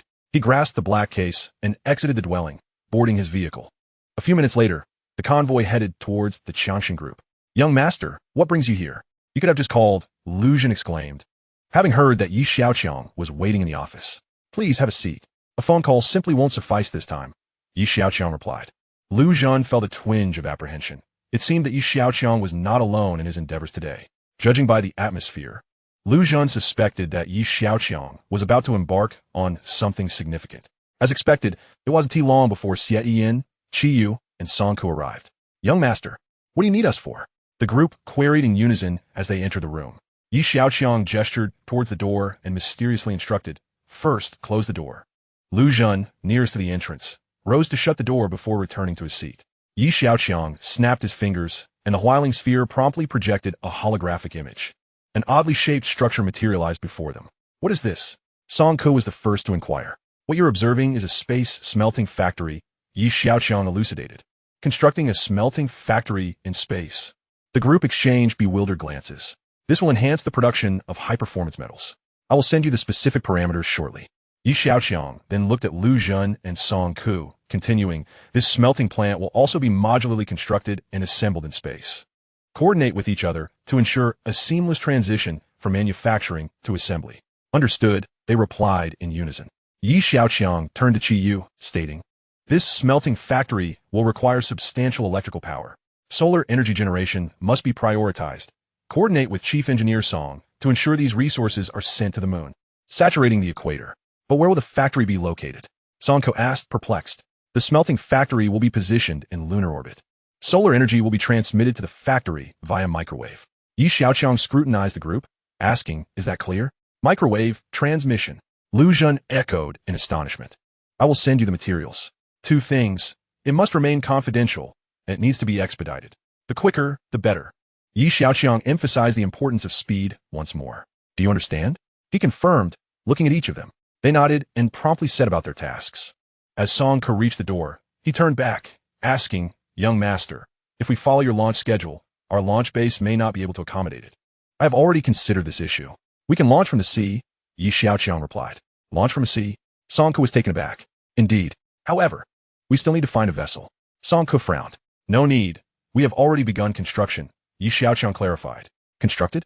By us?" Song Ke exclaimed in disbelief. "You can discuss this matter with Su Mingxian," Xiaoqiang instructed. "Oh, all right." Song Ke took a moment to process, realizing the meticulousness with which Xiaoqiang operated. At that moment, Chen Shiyuan entered the room. Song Ke had closed the door behind him. "I suspect you have some news to share with me," Xiaoqiang remarked. Looking up at Chen Shiyuan, her alluring figure exuded a mature charm, perpetually radiating a unique allure. "Does it matter whether I say it or not?" "You probably already have an inkling," Chen Shiyuan responded. "What is the public's reaction?" Xiaoqiang gestured for her to take a seat, glancing at her long legs clad in black stockings. "Domestically, there is an uproar, except for a few voices supporting Sanling. How is Sanling responding? Without evidence, they are, of course, in denial. It is evident that the National Security Bureau is deliberately orchestrating this. They're allowing Sanling to dance for a while. The higher they jump now, the more passive they will become later." Xiaoqiang was unfazed. This was merely a counterattack in public opinion. "Are you eager to land on the moon?" Chen Shiyuan suddenly inquired. The sign suggested that Xiaoqiang was intentionally hastening this process. "I do have such intentions. Why do you ask? Could you take me with you?" Chen Shiyuan hesitated for a moment before asking. Xiaoqiang was taken aback. What was with everyone wanting to become Chang'e? "I'll think about it," he replied, not immediately acquiescing. "Is there really any need for consideration?" Chen Shiyuan said, inching closer. She took Xiaoqiang's hand and placed it on her thigh, teasingly asking, "Do you like this?" Xiaoqiang was momentarily speechless. "This fabric is quite easy to tear. I have prepared several styles, including the latest Starlight edition," Chen Shiyuan said, producing her phone. It displayed numerous selfies of her in various outfits paired with different stockings, dozens of styles that were both regal and alluring. Xiaoqiang was left astonished by the dazzling array of selfies, staring wide-eyed at Chen Shiyuan. "Teacher Chen, how could you act this way?" Chapter 275, 100,000 volts. The Nanshiman Company, in conjunction with the Dragon Country Space Agency, jointly announced that following the moon landing, they would construct a spaceport between Blue Star and the moon. Upon the release of this news, the world was left in shock. What is the Dragon Country planning? Do they intend to monopolize space? The president of Jianli Mei slammed his fist on the desk in anger. The officials standing before the desk dared not breathe a word. He turned to Nelson and inquired loudly, "Director Nelson, what is the status of our space program?" Upon hearing the president's query, beads of sweat appeared on Nelson's forehead. The 3 Japanese astronauts sent up last time were still up there. Faced with the president's piercing gaze, Nelson hastily replied, "It is in progress." "In progress? You're only now making progress." The president was infuriated, his temper flaring. A profound silence enveloped the room. Just then, a voice shattered the stillness. "Mr. President, I have just received news that the secretary is standing at the door holding documents."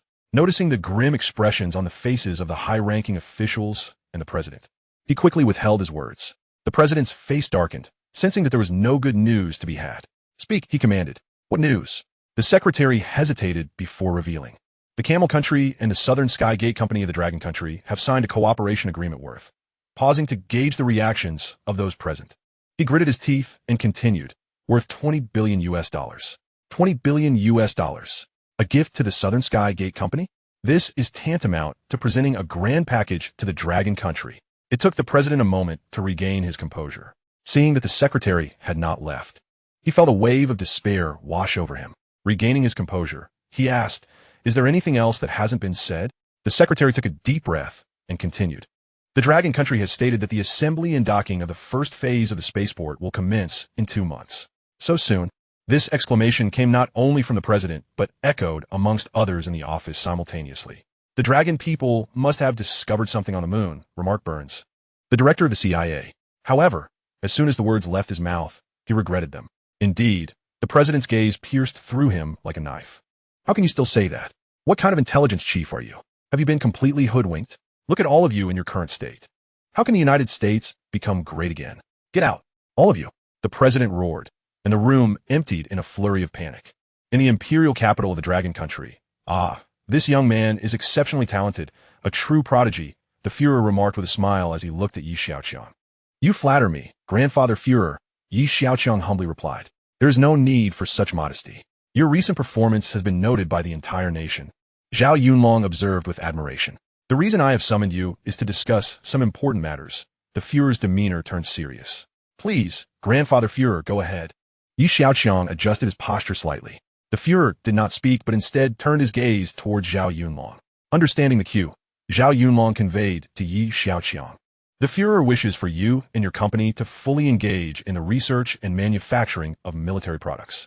Yi Xiaoqiang was taken aback, thinking this might not be feasible. My company lack experience in this area. What if we delay matters of national importance? He hesitated to decline, yet internally mused, the Starship can be armed now. Zhao Yunlong chuckled. Experience can be gradually accumulated. The Führer immediately concurred, indeed. The more you do, the more skilled you become. National defense is the foundation of a nation. Yi Xiaoqiang, you must not find excuses to decline. Sensing the opportune moment, Yi Xiaoqiang reluctantly agreed. I will do my best to make it work. That's the spirit. Zhao Yunlong patted Yi Xiaoqiang on the shoulder. We in the United States aim to develop a vehicle capable of flying both within and outside the atmosphere. The most critical component of this vehicle is the engine. Zhao Yunlong placed a stack of documents before Yi Xiaoqiang. However, we have encountered challenges in this area, which has delayed our breakthrough. Yi Xiaoqiang picked up the documents, quickly skimmed through them, and then returned them to their place. The Führer and Zhao Yunlong exchanged glances, both feeling a sense of foreboding. Is this all? Yi Xiaoqiang inwided. Both men were momentarily taken aback. Do you have a solution? Zhao Yunlong asked, sensing confidence in Yi Xiaoqiang's tone. Not at the moment, but I suspect it is not insurmountable, Yi Xiaoqiang replied with an air of nonchalance. The challenges are certainly not limited to these. Let us do this. I will arrange for specialists to connect with you later. Remember to maintain confidentiality, Zhao Yunlong reminded. Rest assured, Grandfather Zhao. I understand. In Japan, Osaka, congratulations, Master Sanjinsuk. It won't be long before you can toast your wedding with Miss Ayaka. A man dressed in a suit approached Sanjinsuk to offer his congratulations. Sanjinsuk glanced at the nearby Iwasaki Ayaka and smiled at the man. Thank you. You must come. After exchanging polite words, Sanjinsuk turned his gaze towards the distant Sanjiro. He then said to Iwasaki Ayaka, let us go. I will speak with him. With that, the two approached Sanjiro. Congratulations to both of you. Sanjiro raised his glass in salute upon their arrival. After a few pleasantries, Sanjinsuk said, Mr. President, I must trouble you regarding my fiancée's assets. Oh, Sanjiro raised an eyebrow. That is within my purview. It must be sorted by next week. With Iwasaki Ayaka's wedding imminent, Sanjiro had no reason to delay her grandfather's assets any longer, especially since Sanjinsuk had directly approached him. I also have a gift for both of you. Sanjiro produced an exquisite gift box and handed it to Iwasaki Ayaka. Thank you, Mr. President. She replied with a gentle bow. The banquet soon dispersed. Sanjinsuk, having indulged a bit too much, was supported by Iwasaki Ayaka as he stumbled toward his residence. Upon entering, Iwasaki Ayaka helped him settle onto the couch, but as she attempted to rise, he grasped her hand. I will prepare some hangover soup for you, Iwasaki Ayaka said, trying to free herself. No need, today is just fine. Sanjinsuk gazed at her with hazy eyes. Noticing his lustful gaze, Su Lingyin, operating from the demon city of the Dragon Country, spat in disdain. I will draw the curtains, Iwasaki Ayaka stated. Sanjinsuk paused, suddenly comprehending her implication, and released her hand. Iwasaki Ayaka secured the doors and windows, drew the curtains, and returned to sit beside Sanjinsuk. At this point, his impatience was palpable. The moment she sat down, he lunged towards her. Su Lingyin smirked, her mind racing. 100,000 volts. With a crackle, Sanjinsuk collapsed, twitching, and lost consciousness. Chapter 276, The Underground City. In the room, Iwasaki Ayaka observed the motionless Sanjinsuk and gently prodded him. No response. The sensors on Iwasaki Ayaka indicated the slight rise and fall of his chest. He had merely fainted and was not truly electrocuted to death. Iwasaki Ayaka placed her finger to her lips, deep in thought. So this is how 100,000 volts works. After a brief pause, Su Lingyin did not dare delay further and continued manipulating Iwasaki Ayaka. A probe extended from Iwasaki Ayaka's fingertip and entered Sanjinsuk's body. Following the injection, the buttons on Sanjinsuk's clothing were removed and replaced with new ones. These new buttons were micro-robots equipped with formidable information-gathering capabilities. After completing this task and erasing all possible traces, Iwasaki Ayaka returned to an automated state. Only then did Su Lingyin allow herself to rest. The next morning, Sanjin-suk awoke to find Iwasaki Ayaka sitting beside him, a look of bewilderment on his face. "What happened last night?" he asked, staring at her in shock.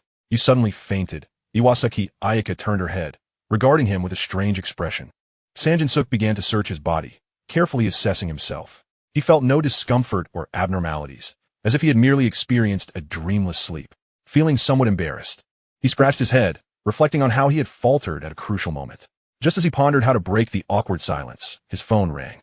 Glancing at the number, Sanjin-suk announced, "I must leave. I will come back to keep you company when I have time." Iwasaki Ayaka nodded obediently, with a hint of reluctance. Sanjin-suk exited the room. Meanwhile, the scene before Sanjin-sho unfolded simultaneously in the eyes of Ayaka Iwasaki. "Young master, it's done," Su Lingyin exclaimed. Removing her tactical glasses and neural headband, her excitement palpable as she turned to Yi Xiaoqiang. In the spacious room, Yi Xiaoqiang affectionately ruffled Su Lingyin's hair, praising, "Well done." "What's her next move?" Su Lingyin inquired. "Based on the information we've gathered, they're indeed collecting genetic data from the people of Longhua. There must be an underground laboratory hidden somewhere in Osaka. We need to locate it, gather evidence to expose them, and then destroy it," Yi Xiaoqiang replied. "Understood." Su Lingyin pondered. "However, before we act, we must first accomplish 2 tasks, Yi Xiaoqiang added after a moment of contemplation. "What are those 2 tasks?" she asked. "First, we must transfer all your grandfather's assets to us. We cannot allow them to benefit from it. Second, we need to investigate if there are any backers behind them." "All right. Once those 2 tasks are completed, we could take action, correct?" Su Lingyin confirmed. "Precisely. And remember to create a significant commotion when the time comes," Yi Xiaoqiang emphasized. At the mention of making a commotion, Su Lingyin's brows twitched slightly. After a brief moment, she queried, "Where should those assets be transferred?" "Let us move them to Lin Weiwei's company. Consider it a partnership between the 2 of you," Yi Xiaoqiang proposed thoughtfully. "All right, I'll leave this matter to you. Once this is over, you'll be free," he remarked as he turned to leave. As Su Lingyin watched his retreating figure, the echo of his words lingered in her ears. For reasons she couldn't quite grasp, a subtle sense of loss began to rise within her. Is it really coming to an end? 2 months later, the 10 major launch bases once again erected colossal starships simultaneously. Nearly 900 million netizens crowded the Nanshimen live streaming room. Yi Xiaoya is launching rockets again. Yi Xiaoya's frequency of launching rockets is rather high. Is Longhua about to enter the space age? What is the purpose of launching so many rockets? They still haven't dared to send people up. Exactly. It seems the technology is still immature. As for manned lunar landings, we still have to look to our elder brother, Semaida. Look to your elder brother? Why not ask him when those 3 clowns will return from their last trip up? Who do you think will be the first to go up? The live chat buzzed with speculation. Meanwhile, on the other side, "No, this is far too unsafe," Song Ku protested. This was his first dissenting opinion since acknowledging Yi Xiaoqiang as the young master. However, Yi Xiaoqiang remained unperturbed. He understood Song Ku's concern for him. "I also oppose you going to the moon alone," Chen Shiyuan chimed in, expressing her agreement. Song Ku turned to Chen Xing, imploring, "Director Chen, please persuade the young master. I have to attend a meeting." After Song Ku departed, Chen Shiyuan closed the door and asked, "Is something wrong?" Yi Xiaoqiang hesitated for a moment before slowly revealing, "A strange figure has appeared near the lunar base." Chen Shiyuan was taken aback. Could it be an illusion, or perhaps an issue with the imagery? She wasn't certain and could only propose some hypotheses. "I've reviewed the video multiple times. The likelihood is slim," Yi Xiaoqiang frowned. "Then I'll accompany you," Chen Shiyuan insisted, unable to think of a better plan. Yi Xiaoqiang smiled reassuringly. "You needn't worry. I've already obtained the production permit for weapons after my last meeting with the leader in the capital. Before I go up, I'll take some defensive gear with me." Chen Shiyuan blinked, her tone resolute as she replied, "That won't do. I must accompany you to any risky places." Yi Xiaoqiang found himself at a loss for words. It was evident that Chen Shiyuan was unwavering in her stance. "Come, I'll take you somewhere," Yi Xiaoqiang decided, leading her to the estate's cabin. Chen Shiyuan, slightly bewildered, followed Yi Xiaoqiang out of the Nanshimen company. After arriving at his home, Yi Xiaoqiang pointed to the cabin door and said, "This is it." The cabin, nestled in a corner of the garden, was obscured by an artificial hill. Rarely did guests venture here. Chen Shiyuan was astonished to see the cabin, which seemed to have been constructed quite some time ago. The door quickly recognized Yi Xiaoqiang, and before long, it swung open, Let's go inside. Xiaoqiang beckoned to Qin Shiyuan. As they entered, the lights activated automatically, and the door closed behind them. Descending the staircase to the basement, they encountered a unicycle motorcycle. Xiaoqiang mounted it and extended his hand toward her, saying, "Come on." Seeing Qin Shiyuan hesitate, Xiaoqiang sighed, "There's only this one, and the road ahead is still quite long." Thus, Qin Shiyuan wrapped her arms around Xiaoqiang's neck as he carried her. The unicycle motorcycle swiftly propelled them through the underground passage. Before long, they arrived in a spacious hall where hundreds of robots busily attended to their tasks. Alongside one shelf lay numerous components, as well as some finished and semi-finished products. Qin Shiyuan was utterly astonished. "This is like an underground city. This is my secret." Xiaoqiang pointed to the hall. "What do you think?" "Quite impressive, isn't it? Are all these robots from Tianbing Company?" Qin Shiyuan inquired. "Indeed, but I've made some enhancements," Xiaoqiang explained, gesturing toward one shelf. "Let us go over there. Perhaps you'll find some gear that suits you." As Chapter 277, titled The Biochemical Assault, unfolded, Qin Shiyuan approached the shelf, her gaze sweeping over the items until it settled on a red mech. She gently traced her fingers across its surface. A cool, gleaming sensation surged from her fingertips throughout her body. "Give it a try," Xiaoqiang encouraged. "How do I wear it?" Qin Shiyuan asked, taken aback. The mech's surface was smooth and mirror-like, and she couldn't find where to activate it. "Place your hand on it," Xiaoqiang instructed, simultaneously using his mind to unlock the mech. Qin Shiyuan complied, placing her hand on the mech, and suddenly, it began to unfold as if it were alive. Startled, she instinctively took a couple of steps back. In mere seconds, the mech transformed into an exoskeleton, standing before her. Qin Shiyuan looked to Xiaoqiang for confirmation, and upon receiving it, she approached the mech. As the mech detected her body's dimensions, its components rapidly enveloped her. Soon, she was fully equipped as a mech warrior. Qin Shiyuan moved slightly, pleasantly surprised by the fit. She turned to Xiaoqiang and asked, "Was this designed to my measurements? Does it fit well?" Xiaoqiang chuckled it. He was well aware of Qin Shiyuan's dimensions, and the intelligent mech was designed to adjust itself accordingly. For Qin Shiyuan, the snug fit was perfectly natural. However, at that moment, she did not share this sentiment. Turning to him with suspicion, she remarked, "It seems you know my measurements quite well." Xiaoqiang gestured with his hand, playfully stating, "Well, let us say I have a good grasp of them." Upon seeing Xiaoqiang's gesture, Qin Shiyuan instantly understood, letting out a huff as she shot him a disapproving glance. After trying on the mech, the two exited the cabin. "I'll go back to prepare," Qin Shiyuan said, signaling her intent to leave, but was stopped by Xiaoqiang. "Wait a moment. I need to stop by Jinhao. I'll give you a ride," he offered. Minutes later, Qin Shiyuan was seated in Xiaoqiang's Maijioha as they drove along the road. The suburban route to Jinhao New Energy was typically quiet. Qin Shiyuan glanced at the driver in front, commenting, "Today you're unusually low-key." Xiaoqiang usually traveled with an entourage, rarely going out alone like this. "There's no choice. My strength doesn't allow me to be low-key," Xiaoqiang replied candidly. Qin Shiyuan regarded him thoughtfully. His usual entourage seemed to have disappeared, but they were undoubtedly busy with their own matters, simplifying things for now. Xiaoqiang and Qin Shiyuan exchanged light banter. Suddenly, his expression grew serious as he swiftly pulled out a black box from the car. "Get out!" At his command, Qin Shiyuan instantly became alert. Almost simultaneously, the driver slammed on the brakes, bringing the car to a sudden halt. The two individuals charged forward without hesitation. The driver, caught off guard, was disoriented by the sudden inertia, his mind a cacophony of confusion. With a resounding thud, a heavy object crashed onto the roof of the vehicle. Xiaoqiang and Qin Shiyuan simultaneously tumbled out of the car. As they steadied themselves and gazed up, they beheld a muscular, bearded humanoid creature crouching on the dented car roof. The beast cast fleeting glances at both of them before fixing its luminescent green gaze upon Xiaoqiang. Just as it was poised to act, a high-heeled shoe was hurled toward it, striking the creature squarely on the head. Qin Shiyuan was momentarily taken aback. Evidently, her strike had not inflicted any damage. The creature emitted a series of strange cries, scrutinizing her for a few seconds before redirecting its attention to Xiaoqiang. Another high-heeled shoe flew through the air, again landing precisely on its head. This time, the beast appeared visibly enraged, leaping toward Qin Shiyuan. As it lunged, it sent something hurtling toward its back. Cautiously, it turned its head, narrowly avoiding a black box that zipped past and landed beside Qin Shiyuan. "Put on." Xiaoqiang suddenly exclaimed. The black box opened automatically in mid-air, transforming into a rudimentary exoskeleton. Chen Xiuyuan stared wide-eyed at the approaching exoskeleton. However, there was no time for astonishment.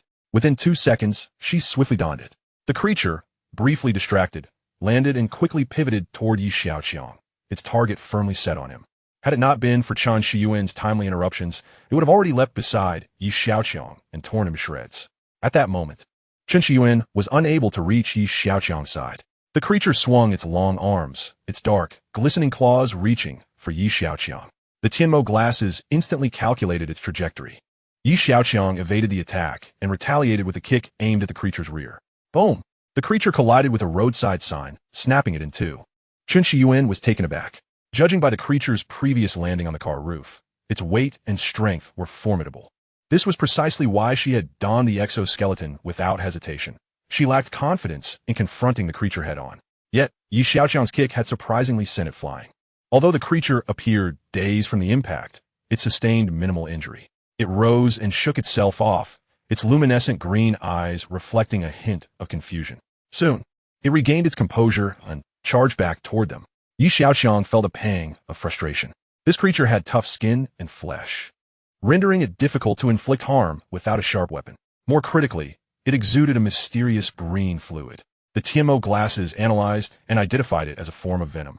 "I'll hold it off. You escape first," Chen Xiuyuan asserted, having reached Xiaoqiang's side. Xiaoqiang shot her a glance. "You can't harm it, and it possesses venom. Call the police. They have firearms." Chen Xiuyuan had witnessed the earlier confrontation and understood her limitations against the creature. Her primary concern was Xiaoqiang's safety. "Don't worry.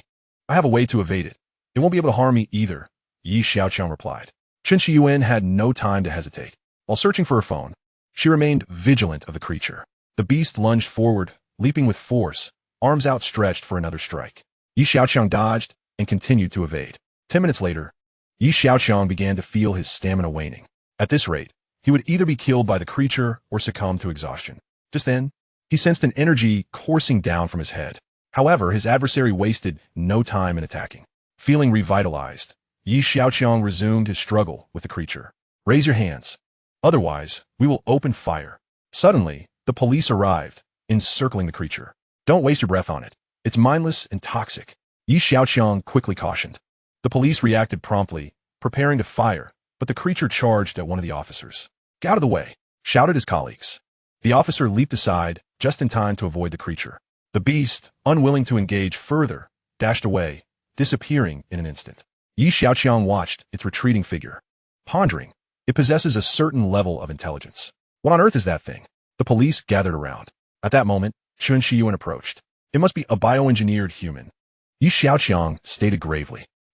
Chen Xiuyuan expressed her surprise, pointing at Xiaoqiang's head. He touched the top of his head and glanced at his palm. Finding nothing unusual, and inquired, "What is it?" "Your hair has turned green," the surrounding officers exclaimed, pointing at him. Chapter 278. Engage. Xiaoqiang felt bewildered as everyone's attention focused on his head. Once he regained his composure, he walked over to the rearview mirror of the Maybach and took a look. His hair was indeed a vibrant shade of green. What is happening? A message appeared before him. Low energy levels detected. Initiating photosynthetic energy conversion mode. Goodness. I've turned green. Xiaoqiang turned to see the driver slumped over the steering wheel, the airbag deployed. He opened the car door and confirmed that the driver was merely unconscious. "Is he all right?" Chen Xiuyuan inquired, joining him. Xiaoqiang shook his head. The police, relieved to find no casualties, let out a sigh. However, upon seeing the large dent in the luxury vehicle, they felt a pang of concern. "That car costs 25 million. It seems we'll need a call for another one," Xiaoqiang remarked, glancing at the unconscious driver and the damaged Maybach. "Young Master Yi, please accompany us." A police officer approached. "Director Wang is waiting for you in the office." "Waiting for me?" Xiaoqiang questioned, confused. "Your identity is quite special now," Chen Xiuyuan remarked. The two of them arrived at the police station in a police car. Director Wang's office was filled with several people. Upon seeing Xiaoqiang enter, Yi Tianlin turned around and asked, "Xiaoqiang, are you hurt?" Xiaoqiang smiled and shook his head. "No, Director Chen has been protecting me closely." "Oh, is that so? We owe you a debt of gratitude this time," Yi Tianlin expressed appreciatively. Chen Xiuyuan felt her cheeks flush at his words. "What kind of creature is this?" Director Wang inquired of the officers. They described the creature, leaving Director Wang even more perplexed. "I suspect it is a bioengineered human," Yi Xiaoqiang interjected. A bioengineered human?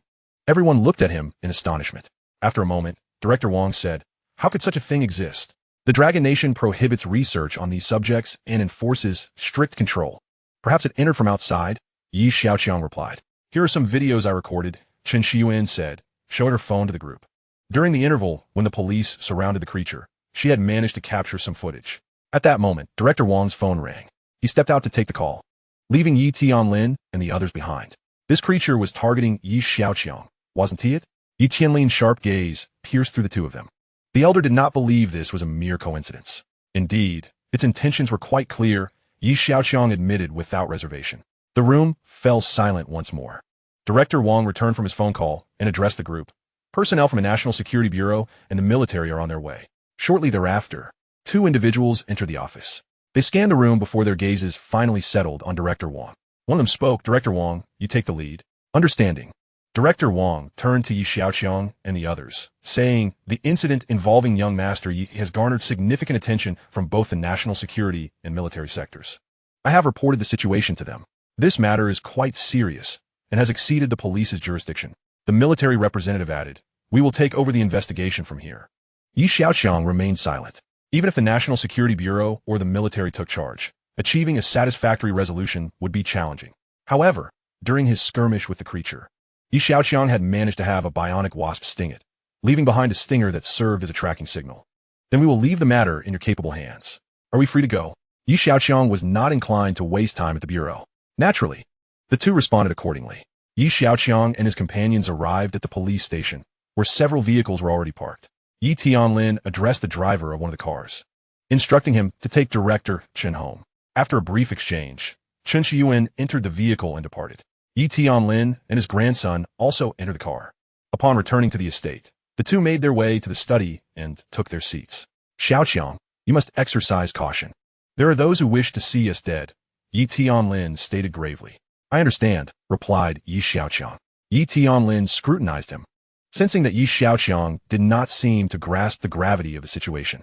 "If it weren't for a bizarre car accident over a decade ago, you would not have been left to fend for yourself.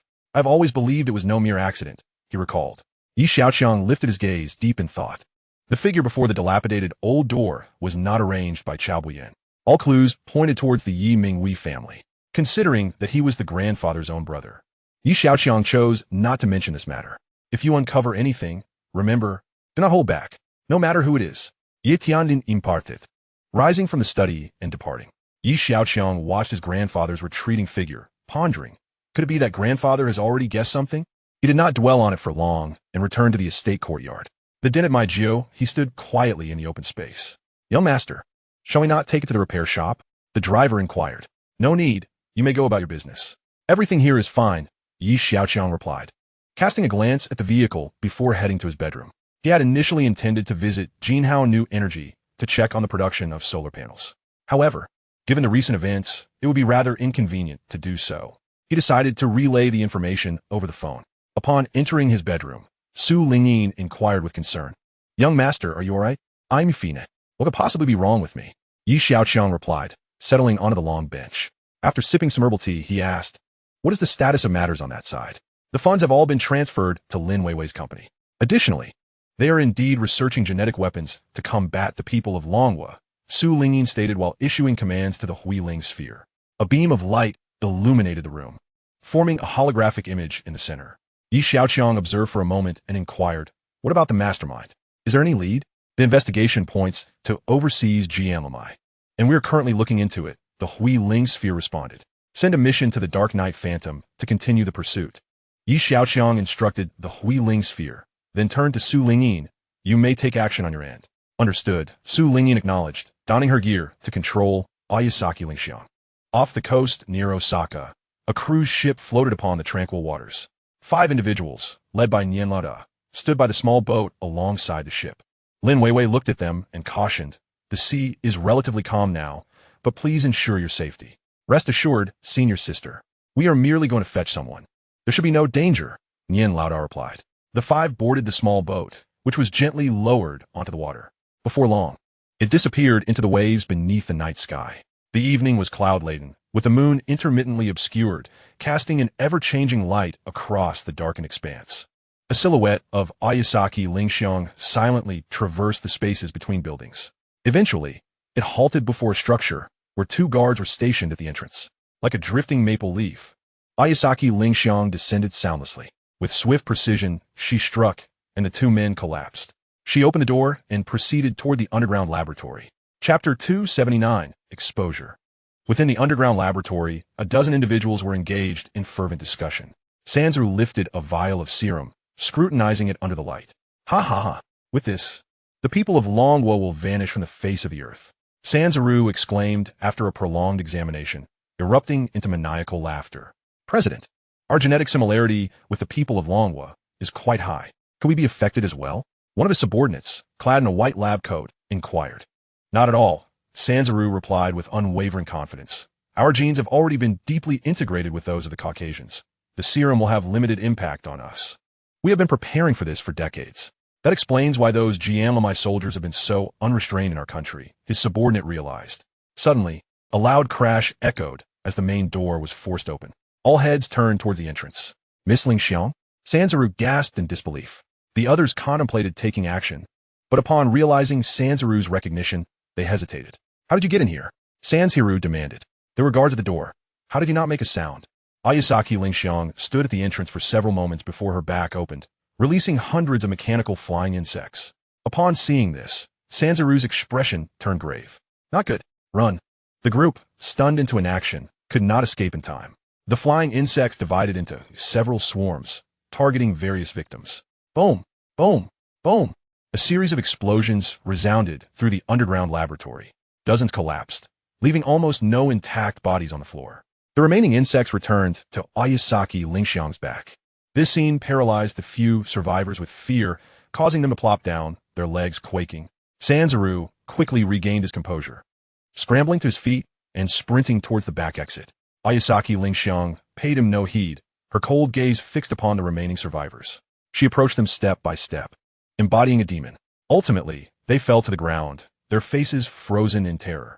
After dispatching them, Xiaoqiang headed towards the back door. Sanzaru, racing forward, glanced back repeatedly. What on earth is she? The only certainty he had was that she was not human. Before long, Sanzaru reached the car. He hastily entered and attempted to start the vehicle, but it responded not at all. The car was broken. In the rearview mirror, he saw Xiaoqiang advancing towards him. Step by step, panicking, Sanzaru exited the car and fled. Suddenly, a figure landed in front of him, causing Sanzaru to fall to the ground. Who exactly are you? He gasped, staring at Xiaoqiang in terror. Xiaoqiang smirked. I am the little demon of Osaka. With that, she approached Sanzaru. He gritted his teeth, steeling himself, and charged at Xiaoqiang. She snorted disdainfully and delivered a swift kick. Sanzaru fell to the ground like a rag doll. Xiaoqiang seized his hair, eliciting a scream from him. At that moment, several insects crawled out from her arm and entered his open mouth. A blood-curdling scream followed, and Sanzaru lay motionless on the ground. There are still a few left, Xiaoqiang murmured to herself. Minutes later, numerous locations in Osaka erupted in flames. Accompanied by anguished cries, citizens streamed out of their homes, gathering on the streets to gaze at the fiery horizon, pointing and murmuring. Before long, the police arrived, forming a half-circle to contain Xiaoqiang. Behind her blazed the fierce flames. You are under arrest. Do not attempt to resist. Xiaoqiang smiled lightly, turning to walk into the inferno. The police shouted after her as she advanced towards the flames, but she paid them no mind. Onlookers speculated, goodness, why is she seeking her own death? She has killed so many. She cannot escape judgment. Why would such a beautiful girl resort to murder? Another wondered. Perhaps she has some mental issues, came the reply. Who would have thought that someone so lovely could be a demon? Not far from Osaka, a small boat drifted on the surface of the sea. Nian Laoda, observing the distant flames, remarked, oh, this does not appear to be an ordinary fire. Is that fire set by that person? Who knows? It probably has something to do with that individual. Such coincidence is unlikely, Nian Laoda muttered. But what does that person look like? Male or female? We wouldn't want to make a mistake, would we? Receiving this ambiguous task was somewhat of a headache. The identity of the individual was inconsequential. Any person would suffice. It was preferable not to have to deal with ghosts in the dead of night, as the elder brother chuckled sinisterly. Wu Laer cast a wary glance around, admonishing him not to speak recklessly. As they conversed, a hand rested upon the side of their small boat. The hand was positioned behind them, thus going unnoticed by either. Shortly thereafter, another hand joined, followed by a bloodied and disfigured head emerging into view. Wu Laier felt an icy chill creep down his spine and turned to look. His soul seemed to flee in terror. A ghost! At the sound of Wu Laier's scream, the elder brother turned to see a monster attempting to climb aboard their small vessel. Boldly, the elder brother stepped forward and delivered a kick, sending the creature tumbling into the water. Just as the creature hit the water, a phone rang, startling both men. Stay calm. It's Lao Lu's call. The elder brother glanced at his phone. What are you two doing? I told you to fetch someone. Why did you kick it? Xiaoqiang's voice echoed from the other end of the line. Fetch someone? The two exchanged bewildered glances. At that moment, the creature again placed its hands upon the boat's edge. You cannot mean this thing, can you? The elder brother's voice trembled slightly. Indeed, that is it. It is a robot I control, a woman's voice declared from the other end of the call. The elder brother paid no mind to the woman's voice emanating from the phone, his eyes fixated on the creature. The exterior was charred, skin melted from extreme heat. Any ordinary person would surely have perished in such a state, yet this creature moved with remarkable agility. After observing for a while, they confirmed that this monster was merely a robot. After jumping into the flames, Iwakura Ayaka had swiftly leapt into the sea under the cover of the fire. Although her synthetic skin was utterly destroyed, the core components remained intact. It would be far quicker to repair than to create anew. They proceeded to retrieve Iwakura Ayaka and turn the boat towards the Grand Cruise ship. The following day, news from Osaka, Japan made international headlines. Osaka shocked by the emergence of a murderous maniac. Shocking. The demon turned out to be Miss Iwakura Ayaka last night. Why did the young lady of the Xia Group transform into a murderous demon? Shortly thereafter, further details emerged. The demon targeted laboratory personnel exclusively. What exactly was the secret laboratory researching? Samling and Xia groups collaborated to establish an underground laboratory to develop genetic weapons against Longhua. Chapter 280, New Business. The revelation regarding Japan's clandestine research into genetic weapons aimed at Longhua sent ripples across the globe. Iwakura Ayaka became a demon in Japan, yet a goddess in Longhua. Her demise became a lingering regret in the hearts of the Longhua people. At the Yi family manor, Xiaoqiang sat on a bench sipping on herbal tea, occasionally casting sidelong glances at Su Lingyin, who was preoccupied with tidying up. The upper echelons of both the Samling and Xia groups had nearly been obliterated. Moreover, the leaked information regarding their secret research into genetic weapons had left both groups facing immense pressure and a multitude of problems. From now on, they would dare not utter the name Iwakura Ayaka again. Consequently, Su Lingyin had attained her freedom. This was indeed a cause for celebration. However, her countenance bore no trace of the joy one might expect. Shall I call a few people to assist you? Xiaoqiang inquired, observing Su Lingyin's slow pace. No hiri. Lin Weiwei has yet to arrive. Su Lingyin furtively glanced at Xiaoqiang. Seizing the moment when he was distracted, she tossed out another piece of clothing from her bag. Oh dear, how'd another piece slip out? Xiaoqiang sighed, piercing through her facade. At this rate, I'm afraid you won't be leaving today. Su Lingyin awkwardly chuckled. Well, then I suppose I shall depart tomorrow. Your house is so spacious. I doubt you lack a place for me to sleep, do you? So, you wish to linger here, do you? Xiaoqiang rose and approached her, affectionately ruffling her hair. Staying is acceptable, but I have conditions, he asserted after a moment's pause. What conditions? Su Lingyin awaited this very inquiry. Xiaoqiang rubbed his nose thoughtfully before stating, you must complete my test. Test? Su Lingyin guidit, pu dao. Hui Ling, it's up to you. Xiaoqiang addressed the Hui Ling orb. Having said that, he turned and exited the room. In light of the technological prowess exhibited by Xiaoqiang's company, the higher-ups of Longhua decided to involve him comprehensively in the development of military weapon systems. He was now en route to sign a cooperation agreement with the military's head, Zhao Yunlong. The testing would require some time, and once completed, Hui Ling would relay the results directly to him. At the headquarters of Xia Group, key figures convened on one side of the conference table, while military representatives occupied the other. Zhao Yunlong chuckled heartily. There are no outsiders here, so let us keep the atmosphere relaxed. Yi Tianlin glanced at this old friend and remarked, Old Zhao, I already have a successor lined up on my end. Who will succeed you? Zhao Yunlong's jovial expression suddenly faltered. Why bring that up now? Grandfather Zhao, what requirements does the military have? Xiaoqiang intergested. Requirements? Zhao Yunlong contemplated before responding. The expectations from above are quite high. Unlike certain nations that bicker amongst themselves on Blue Star, our aspirations are set on the stars and the sea. Do you understand? Xiaoqiang simulate. When national ambitions align with personal goals, matters become significantly easier. Indeed, I share that sentiment, Xiaoqiang replied. Xiao Lu, pass me that list. Zhao Yunlong instructed a nearby officer. The officer produced a list and handed it to Zhao Yunlong, who then pushed it towards Xiaoqiang. Xiaoqiang skazes sharpen it. The words top secret in bold red letters stood out prominently. He reached for the document and perused its contents. The categories were extensive: electromagnetic weapons, microwaves, lasers. After scanning the directory, a quiet chuckle arose within him. These were fundamental configurations for Starship weapon systems. Yet on Blue Star, they represented cutting-edge technology. Yi Tianlin had been observing Xiaoqiang's reactions and inquired, "What are your plans?" The growth of Xia Group to its current scale had exceeded his expectations.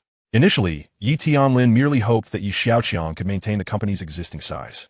Yet now, Xia was expanding at an unprecedented rate. Regarding the company's future, he was now keen to hear Xiaoqiang's insights. I glanced at the list.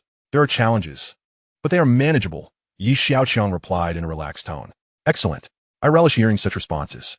In that case, let us proceed to sign the agreement. Zhao Yunlong signaled to the officer beside him. Shortly, an agreement was placed before Xiaoqiang. After signing, Zhao Yunlong suddenly asked, "What do you plan to land on the moon?" Having witnessed the live broadcast that day, he realized that for Xiaoqiang, lunar exploration was no longer mere talk. Whether or not it happened rested entirely on Xiaoqiang's desires. What puzzled Zhao Yunlong was that Xiaoqiang had yet to commence sending people into space. Without manned spaceflight, how could lunar landing be achieved? The recent fervor surrounding the lunar landing competition still remained unresolved. If they could outpace Jinli Mei, it would be a monumental achievement on Blue Star. Upon hearing Zhao Yunlong's inquiry, Xiaoqiang quickly comprehended his implication. Preparations are underway. Within a month, he asserted. Zhao Yunlong was taken aback. So soon? He had posed the question casually, not expecting Xiaoqiang's response to be even more nonchalant than his own inquiry. After pausing at the door for a few seconds, Zhao Yunlong shook his head and chuckled. This is no longer my concern. I wish you success. After bidding farewell to Zhao Yunlong, Yi Tianlin expressed his concerns. Lunar landing is a perilous endeavor. You must prepare thoroughly. Rest assured, grandfather, he reassured. Just then, news arrived that Su Lingyin had passed the test.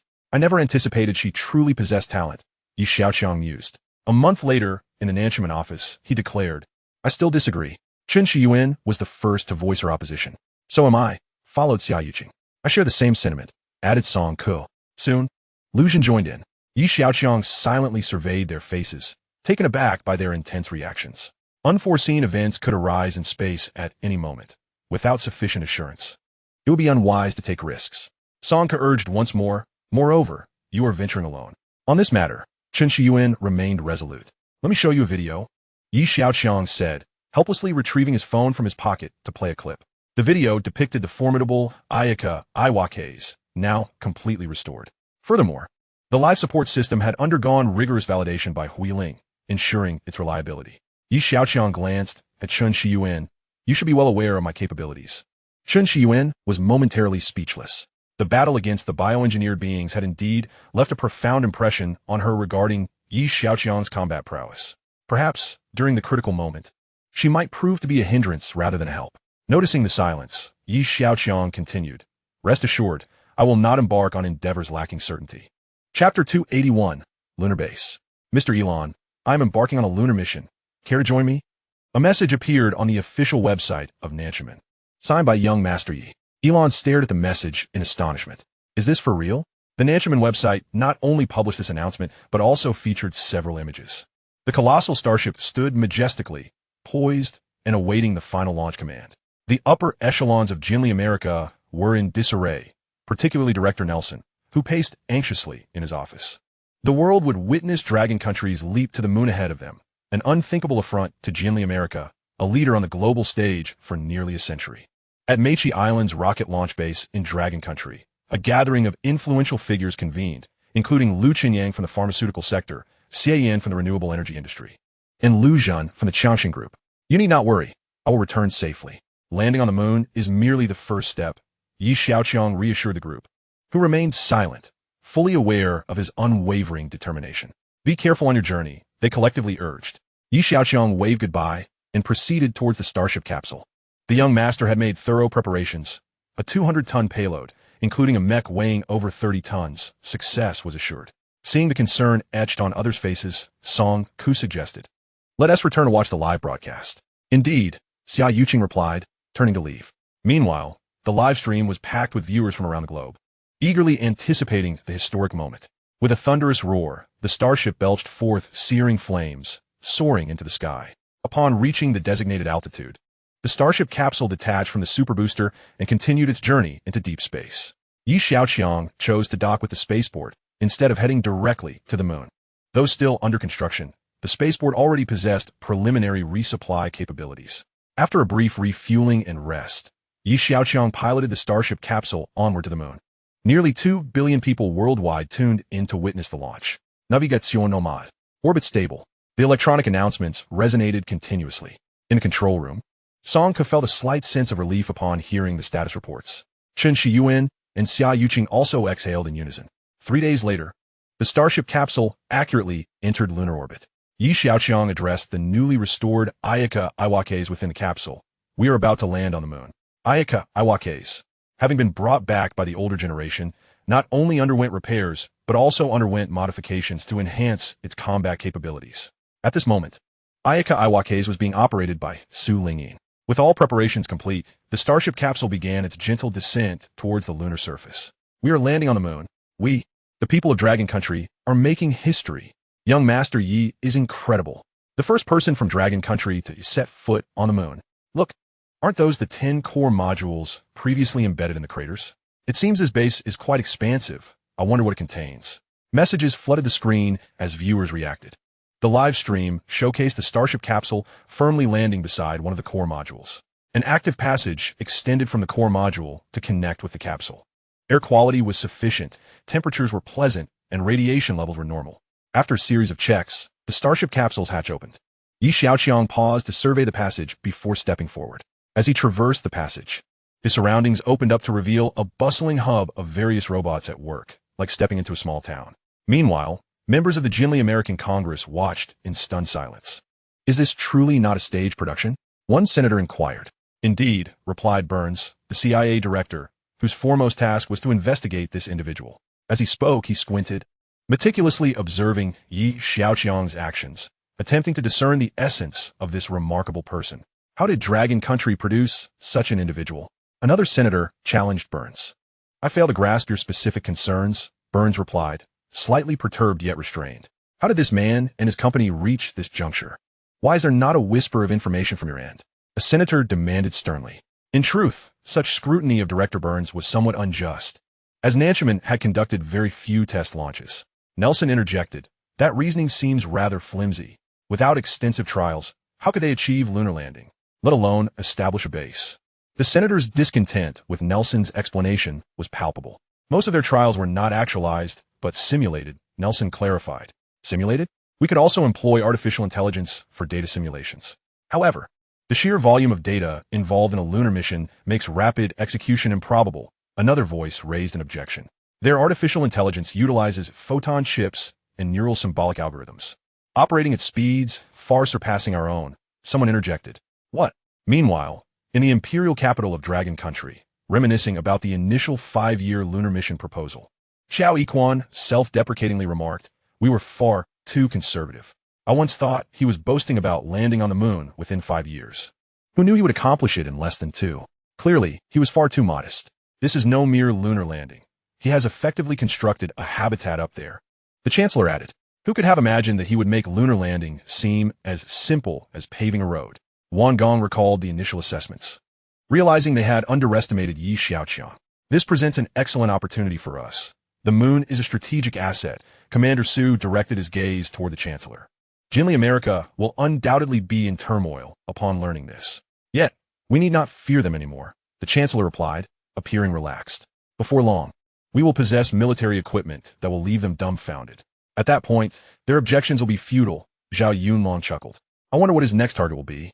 The Chancellor mused, intrigued. "I, too, am curious." Zhao Yunlong and Commander Su exchanged glances, speaking in unison. "Let's await the unfolding of events." The lunar underground base was nearly 80 complete, having established an air circulation system that allowed for free breathing within the facility. Each of the 10 subbases had its designated function. With the current level of completion, it could accommodate the living needs of hundreds. At this moment, viewers were captivated by the unfolding scenes, their minds filled with anticipation for potential tourism projects at the Moon Palace. When will commercial tourism commence? What would the cost be? Can someone with a salary of 3,000 afford it? Chapter 282. The Mysterious Humanoid Being. Xiaoqiang wandered around the interior of the base. The live stream had already reached a fever pitch, with billions around the globe witnessing the inception of humanity's first extraterrestrial base. Renowned media outlets worldwide were abuzz with commentary. The era of human colonization of other planets had commenced. However, Xiaoqiang paid little heed to the commentary in the live stream. His mind was preoccupied with the shadow that had appeared at the base's periphery. Just then, the video feed from the lunar base abruptly cut out. What is happening? Is there some interference? Why has the signal vanished? Could it be an encounter with extraterrestrials? Faced with the barrage of comments, the live stream host momentarily lost his composure. Nevertheless, he regained his calm and reassured the viewers. Please do not panic. The moon is 380,000 kilometers away, and signal instability is quite normal. Kindly be patient. Our technical team is investigating the cause. Although he spoke with composure, an undercurrent of anxiety swiftly spread. At Nan Tianmen Corporation, Chen Shiyuan clenched her delicate hands and turned to Song Ku, inquiring, "What is going on?" Song Ku, beads of sweat forming on his forehead, hurriedly replied, "I'm not certain. It might be due to some interference." Chen Shiyuan dared not press further, fearing it might disrupt his work. In the imperial capital of Longhua, the high-ranking officials, including the head of state, felt their pupils constrict upon witnessing the sudden loss of imagery. What is the situation? The head of state queried. Xiaoqiang, as the director of the space agency and an expert in the field, contemplated before responding, the signal may be poor. Increasingly, anxiety began to grip the populace, for it was Xiaoqiang who had ascended. At that moment, Xiaoqiang exhaled deeply. Until the nature of that shadow was ascertained, it was unwise to disclose anything to the world. With no alternative, he had to temporarily suspend the signal. Now relinquish control to me. Xiaoqiang communicated through his tactical eyewear system to Su Lingyin. You cannot manage the controls alone if you encounter an unforeseen circumstance. Su Lingyin expressed her concern. After a moment's hesitation, Xiaoqiang replied, "Regardless of what you witness shortly, you must not disclose it to the outside world." Su Lingyin was momentarily taken aback. Understood. Xiaoqiang did not reclaim control from Iwasaki Akio, but instead donned a mecha he had brought along, crafted from high-strength alloys. The mecha could withstand heavy assaults from armored synthetic brigades without faltering. Once prepared, Xiaoqiang activated the base's main door. Standing outside the base, he surveyed the desolate surroundings. Xiaoqiang found it perplexing. How could a shadow manifest in such a barren place? Was the moon truly haunted? Overthinking was futile. Xiaoqiang accessed the video of the shadow's appearance and, after a thorough analysis and comparison, pinpointed the exact location of its emergence. "Follow me," he instructed Su Lingyin. The lunar surface afforded a broad line of sight, allowing for swift responses to any unexpected developments. Upon reaching the designated spot, they discovered footprints on the ground. "What is this?" Su Lingyin observed the tracks, initially inclined to attribute them to the footprints left by the Jianlamai during their lunar landing. However, upon closer inspection, she realized it was inaccurate. The footprints bore 2 toes, resembling those of ungulates from Blue Star. A bit perplexing, I senti it, Xiaoqiang musit. Sensing the gravity of the situation, could there truly be extraterrestrials? Su Lingyin inquit unsetini. I do not know. We shall ascertain the truth by following the footprints. Xiaoqiang stated, continuing forward. After walking several hundred meters, he halted. The footprints had vanished. It seems this creature possesses considerable intelligence, Xiaoqiang remarked. However, this was not a challenge for him. The Tianmiao glasses possessed various modes. In a micro-trace mode, even faint residues could be tracked to follow the target's movements. The two continued their pursuit. Before them loomed a meteorite crater, appearing quite deep. "I'll deploy a mechanical spider to investigate," Su Lingyin suggested, controlling Iwasaki Akio to release 3 bionic spiders into the abyss. Minutes passed, yet the spiders had not reached the bottom. While it appeared to be a mere meteorite crater, the unmistakable signs of unnatural modification within were apparent. "Let us venture inside," Xiaoqiang decided. Given the apparent length of the tunnel, it was uncertain how long it would take for the spiders to finish their exploration. "I'll lead the way. Should anything arise, you retreat." Iwasaki Akio proceeded into the tunnel first, with Xiaoqiang following closely behind, leaving a trail of bionic beetles along the path. The beetles swiftly burrowed into the tunnel walls to conceal themselves. After approximately half an hour, the images transmitted by the spider came into view. At the tunnel's end lay an extraordinarily spacious area, with a door positioned centrally. Xiaoqiang arrived first and, after a brief examination, queried Xiaoqiang, who was approaching from behind. "Shall we breach the door?" Xiaoqiang shook his head, uncertain if whatever lay inside was present. Forcing the door open would merely grant it time to prepare. "What shall we do now?" Su Lingdin in Guit. Xiaoqiang remained silent, surveying the environment. Aside from the door, the surroundings consisted solely of bare walls, devoid of anything noteworthy. Just then, the beetles left along the way emitted an alert. Something was approaching. To avoid detection, the remaining beetles activated their silent passive detection mode. From the indistinct images, they discerned it was a humanoid creature with lower limbs resembling hooves and a round head. Approaching upright, "We must conceal ourselves," Xiaoqiang thought. However, upon glancing around, he found no suitable hiding spots. After observing for a moment, his gaze settled upon a corner. He instructed Su Lingyin, "Akio is slender. Have her cling to the tunnel's ceiling." After relaying the location, Akio swiftly maneuvered to the designated spot, deftly adhering her form to the ceiling of the tunnel. Xiaoqiang concealed himself in the corner. Moments later, the humanoid being rounded the corner. Upon catching sight of Xiaoqiang clad in mecha, it froze momentarily. Just as it contemplated fleeing, Akio dropped from the top of the tunnel, blocking its escape route. Trapped between them, the humanoid creature was caught in a vice. Only then did Xiaoqiang clearly observe that the round head was, in fact, a helmet. This being also required oxygen to breathe. It was clad in a rather thin garment, making it difficult to ascertain whether it was a lunar suit. Witnessing the situation, the humanoid emitted a series of garbled sounds, its limbs moving in an apparent attempt to communicate. However, Xiaoqiang had no intention of granting it the opportunity. The unknown was perilous. Akio surged forward, subduing the creature. Initially, it struggled fiercely against its restraints, but after some time, it relented. It realized escape was futile. Moreover, it discerned that these two individuals seemed more interested in whatever lay behind the door. Xiaoqiang approached, gesturing toward the firmly shut door. The humanoid creature glanced at him and executed a series of movements. After a moment of contemplation, Xiaoqiang understood. It was pleading for its life. Under Akio's control, the creature's forelimbs gradually moved toward the door. Following the production of some sounds from within, the door slowly creaked open. Chapter 283, The Return. Akio guided the humanoid creature ahead, while Xiaoqiang trailed closely behind. Beyond the door lay a metallic corridor. The passage was not extensive, and within a few minutes, they encountered a second door.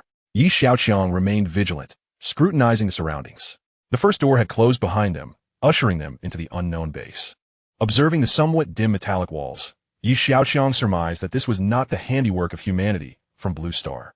Unknown alloy, atomic weight 18526, melting point 3762 degrees.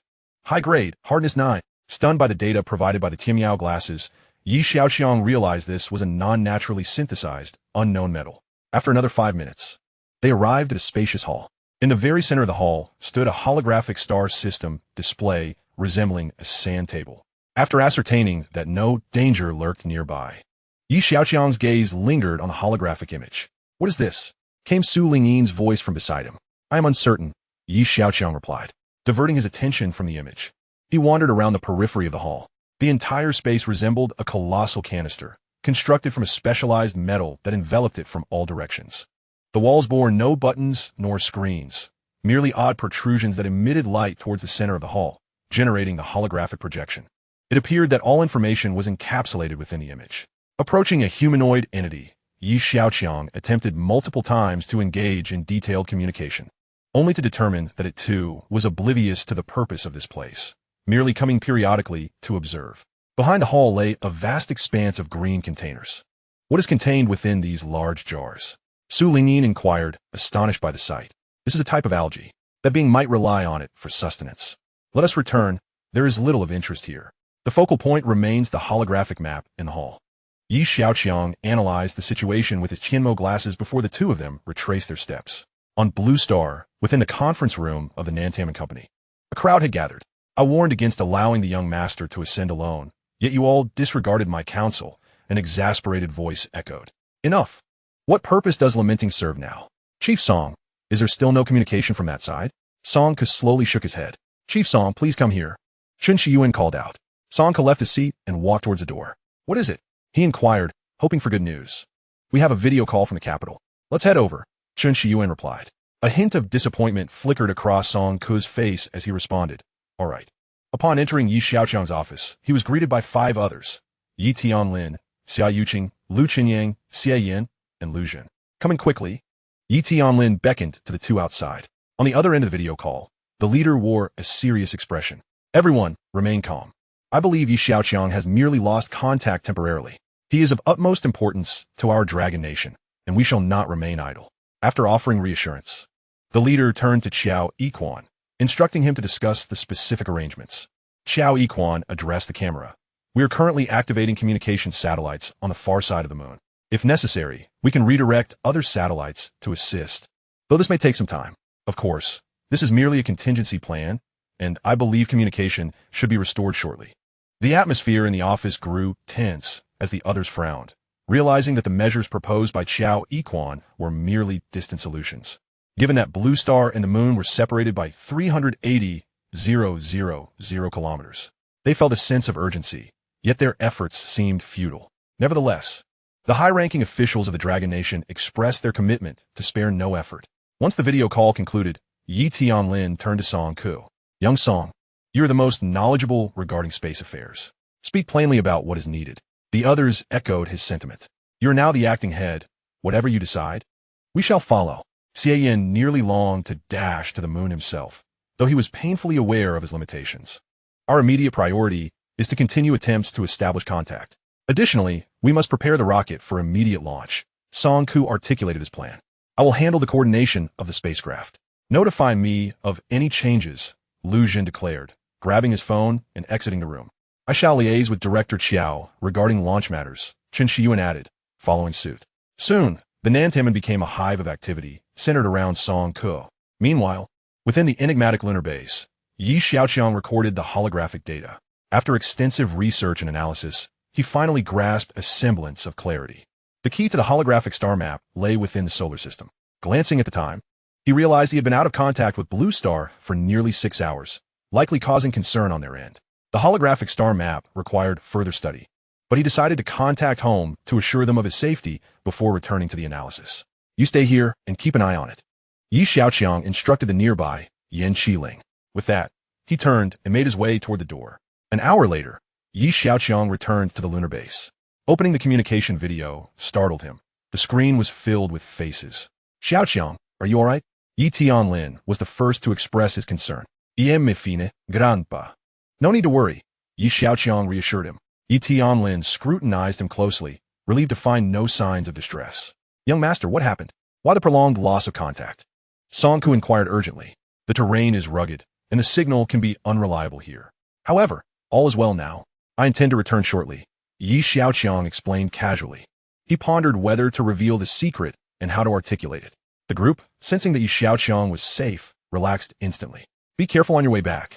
Both Chen Shiyuan and Xiaoqiang cautioned simultaneously. Witnessing their concern, Yi Xiaoqiang chuckled, rest assured. After concluding the video call, Yi Xiaoqiang strolled around the base once more. Completing his tasks, he retraced his steps into the Starship cabin. The Starship ignited once more, soaring towards lunar orbit. A week later, the Starship traversed the atmosphere, landing upon the surface of the Dragon Nation. At that moment, a large rescue vessel awaited in the nearby waters. Upon exiting the cabin, a throng rushed towards him.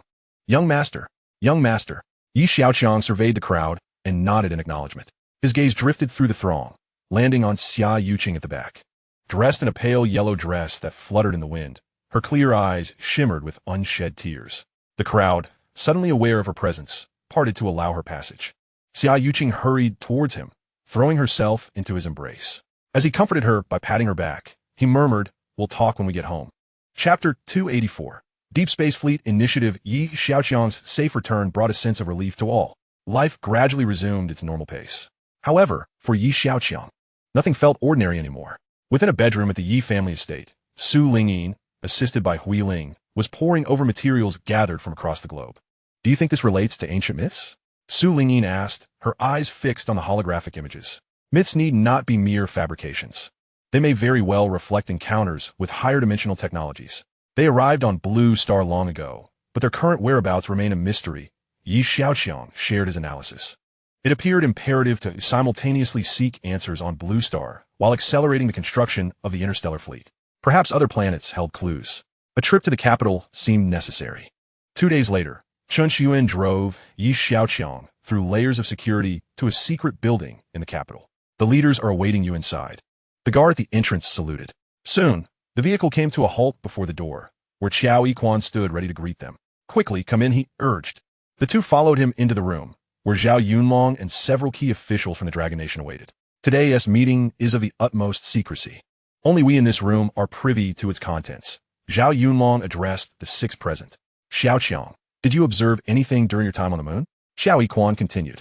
Noticing that they were already aware of the secrets surrounding the lunar presence, Xiaoqiang decided to be forthright. Are you referring to that humanoid entity? Xiaoqiang nodded. We had previously observed it, but then lost track of it. After a brief pause, he inquired, where did you encounter it? Xiaoqiang chuckled, I have captured it. What? The room erupted in astonishment. However, despite my numerous attempts, I was unable to establish any form of communication with it. Xiaoqiang remarked. Is that entity still on the moon? Zhao Yunlong inquired. Indeed, I cannot ascertain its potential dangers. For safety's sake, it is best confined to the moon. Any discoveries? The leader suddenly asked. Xiaoqiang tapped his wristwatch, and a luminous projection illuminated the center of the room. What is this? The assembled individuals gazed in bewilderment at the holographic star map that had materialized. This was found within a meteorite crater. Xiaoqiang succinctly recounted the details regarding the mysterious base. Are you suggesting that this enigmatic base is devoid of any substance, save for this star map? Xiaoqiang expressed no skepticism towards Xiaoqiang's words. Correct. Moreover, the humanoid entity resembles more of a sentinel, Xiaoqiang replied. What are your thoughts? The leader posed a question to Xiaoqiang. I believe that advanced life forms visited the moon long ago, perhaps even reaching the blue planet. Yet their current whereabouts remain unknown. We have no knowledge of whether they are friend or foe. The pressing matter at hand is to urgently search for more clues on other planets to ascertain their intentions. Such an endeavor would require a substantial investment of resources. And most importantly, the returns may be minimal, Xiaoqiang mused, considering that with current technology, the utmost we could do would be to dispatch a few unmanned probes. Zhao Yunlong nodded in agreement. It's not that we lack desire, but rather the technology does not keep pace. Xiaoqiang anticipated their thoughts. If the plan were merely to launch some unmanned probes, the outcomes would undoubtedly be unsatisfactory. But what if we were to construct a fleet? What? The crowd's eyes widened in astonishment. Did he just say to assemble a fleet? Are you suggesting that you intend to build a space fleet? Zhao Yunlong asked incredulously. The leader's eyes sparkled with intrigue. Can you truly accomplish this? Where there is a will, there is a way. Let's give it a try, Xiaoqiang replied vaguely. The leader exchanged a knowing glance with Zhao Yunlong and Commander Su. As long as you can build it, do not hesitate to state any conditions. Then I shall return and make preparations, Xiaoqiang declared. The upper echelons of the Dragon Kingdom pledged their full support for Xiaoqiang's deep space fleet initiative. However, until the fleet was constructed, the matter was to remain confidential. Without delay, upon returning to Modu, Xiaoqiang summoned his subordinates. At Nanshiman Corporation, the Starship construction module was clearly displayed in the conference room's holographic projection. This is the structural design of the Starship transport vessel, divided into thousands of modules. It measures 300 meters in length, 988 meters in width, and 960 meters in height. Huailing introduced various design parameters of this starship. Lucian gazed upward, mouth agape at the starship structure diagram. Young master, what are you planning? You return from the moon and create such a commotion. An interstellar transport vessel? It is obvious that there will be various other ships following. Dr. Qi, what is the progress on the extraction of deuterium? Xiaoqiang turned to Qiyu. We have currently extracted 300 kilograms, Qiyu responded. And what are the extraction equipment for tritium? Xiaoqiang asked Lucian. The equipment has been completed and is now loaded into the starship's compartment, awaiting launch. After understanding and assigning tasks, Xiaoqiang waved his hand, and the holographic image shifted. He pointed to the trajectory between the blue planet and the moon, stating, this will serve as a transfer station. We require a space transport vehicle to shuttle various supplies back and forth. Are you suggesting we establish a space transport corridor? Song Ku observed the hologram. I plan to construct a starship dock here. Xiaoqiang indicated a specific area between the blue planet and the moon. building starships in space. Song Ke fell into contemplation.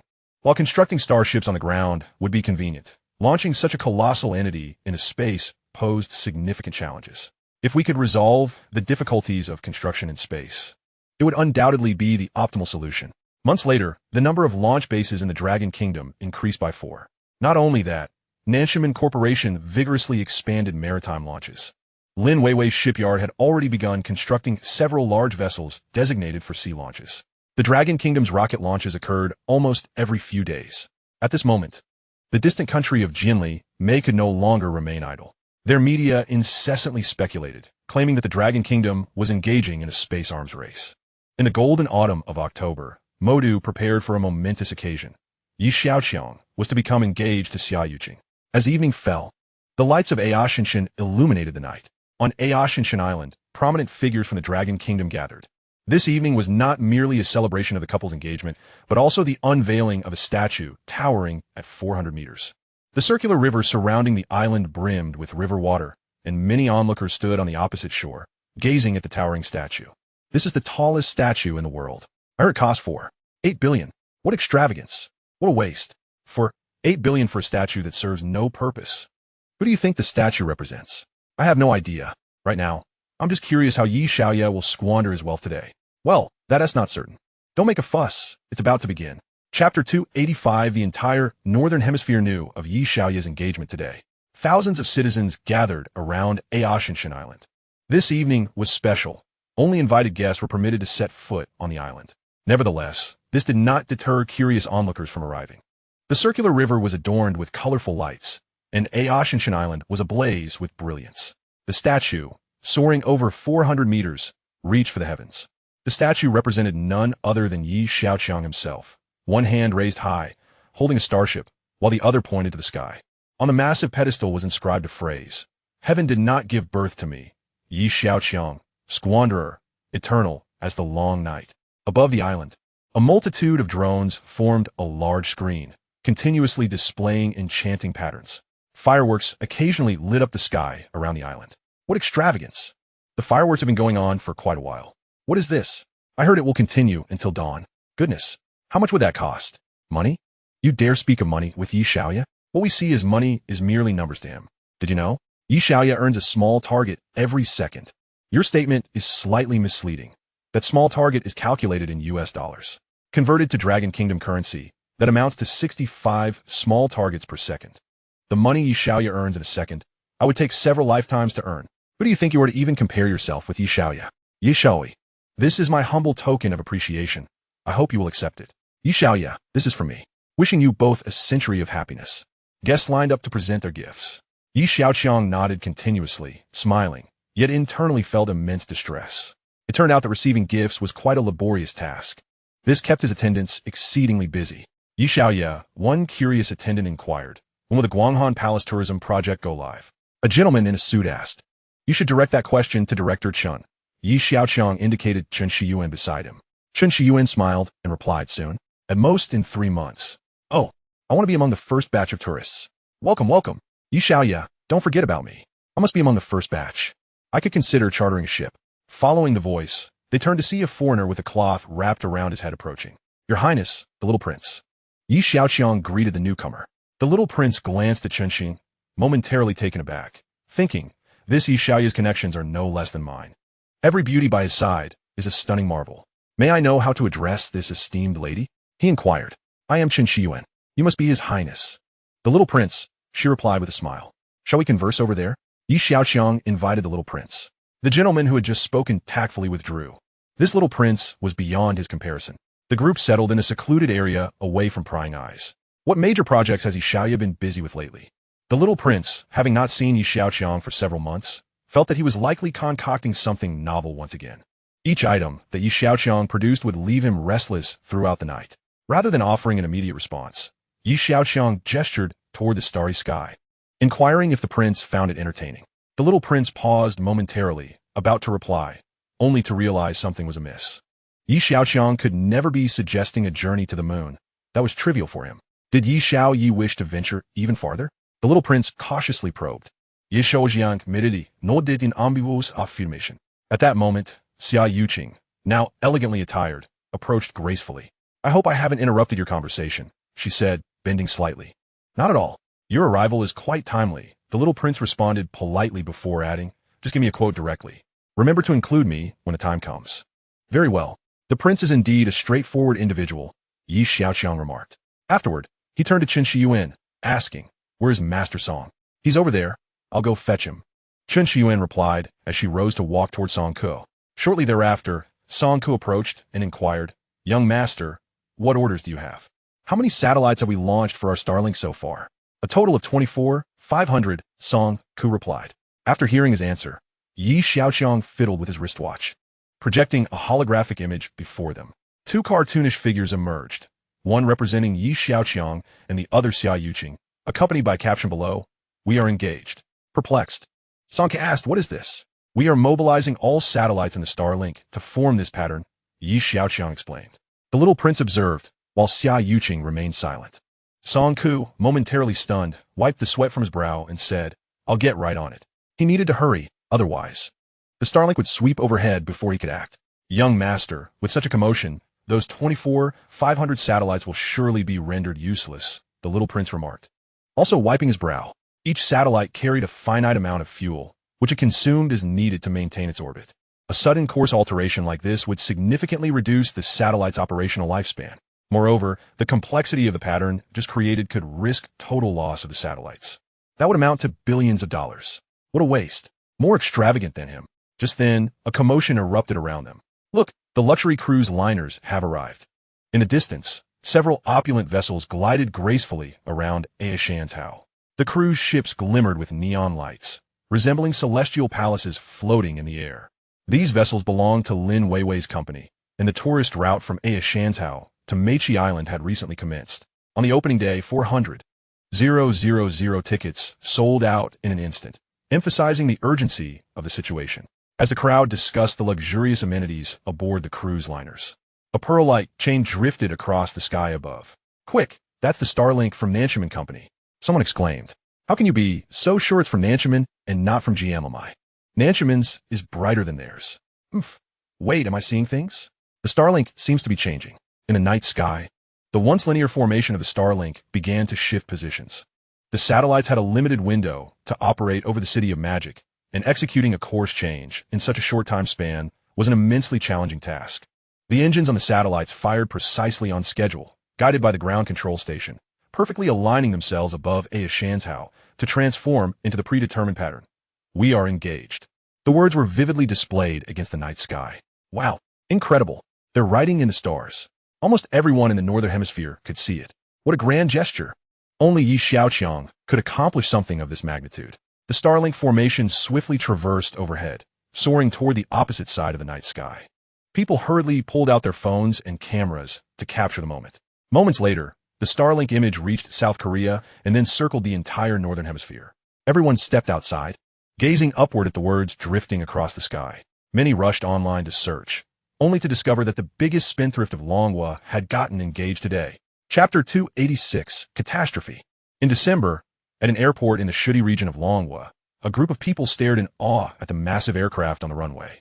Their mouths agape as warm breath escaped. "Xiaoqiang, is this the aerospace plane you mentioned?" Yi Tianming asked, gazing at the colossal machine before him. Having heard that Xiaoqiang had constructed a plane capable of reaching space, he couldn't resist coming from Hangqing. Today, not only were many relatives and important figures present, but also various media outlets from Longhua. A nearby hostess introduced to the camera, "What you see is the enormous aircraft named Fuyo. It has a wingspan of 813 meters, a length of 226 meters, and a height of 24 meters. Beneath its wings are 4 super powerful variable cycle engines that support flights both within and outside the atmosphere. It features a typical 4-cabin layout, accommodating 550 passengers. If configured with a single cabin, it can hold up to 853 passengers." Yi Xiaoqiang nodded in response. "Great uncle. Today you'll have the chance to experience space tourism." Yi Tianming had flown before, but it had only been at cloud level. The thought of flying into space had always seemed like a distant dream, especially given the rigorous selection process for astronauts. He thought that, at his age, he would never have the opportunity to travel to space. Yet, unexpectedly, Yi Xiaoqiang had created such a magnificent aerospace passenger plane. As long as one could board the aircraft, They could journey to space. Grandpa, great-uncle, let us board. The group began to ascend steps. Xiaoqiang linked arms with Xiaoqiang, following behind Yi Tianlin. She continuously murmured, how on earth was such a large plane built? Xiaoqiang glanced at her and replied, what's so special about a large plane? I heard from my daughter that their wedding might not even be held on Blue Star. Once on board, everyone fastened their seatbelts as instructed. Accompanying journalists maintained a live broadcast, chattering incessantly. The aircraft taxied down the runway, gradually ascending into the sky. As you can see on my camera, this aerospace plane is carrying many elderly passengers. The aircraft is still flying within the atmosphere, but soon we will enter space, the media reporter excitedly narrated. The live chat was lively with comments. So, in the future, can we travel to space like we're on a plane? Can ordinary folks like us join in? A single aircraft can accommodate over 800 passengers. Wow. Just how big must this plane be? What good is all this chatter? Wait until we see the price, and then everyone will fall silent. Let's all shout together, 99,000, 99,000, 99,000. The Fuyo soared higher.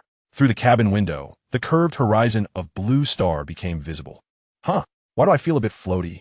Xiaoqiang remarked, puzzled. It seems we've reached space. Xiaoqiang also sensed the weightlessness. Dear passengers, you may now unfasten your seatbelts and experience the sensation of weightlessness, the cabin crew announced. The passengers eagerly released their seatbelts, gently floating around the cabin. The crew used the aircraft's intercom to inform the passengers. Our next destination is the spaceport. Due to the ongoing construction of the Guanghan Palace, this journey's endpoint will be the spaceport. The plane continued onward. Ahead, a colossal steel fortress floated silently in the void. The footage captured the bustling cargo ships traveling between Blue Star and the spaceport, delivering batches of equipment from Blue Star to the spaceport.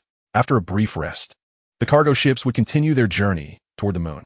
Today, a cargo route from Blue Star to the moon, using the spaceport as a transfer station, had officially commenced operations.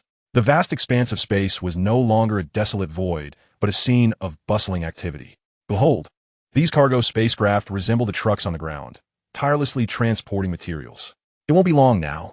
I believe in my lifetime, I will get to vacation on the moon. Young Master Yi is remarkable. This has brought that dream forward by at least 50 years. Enough talk. Let us quickly save up for tickets.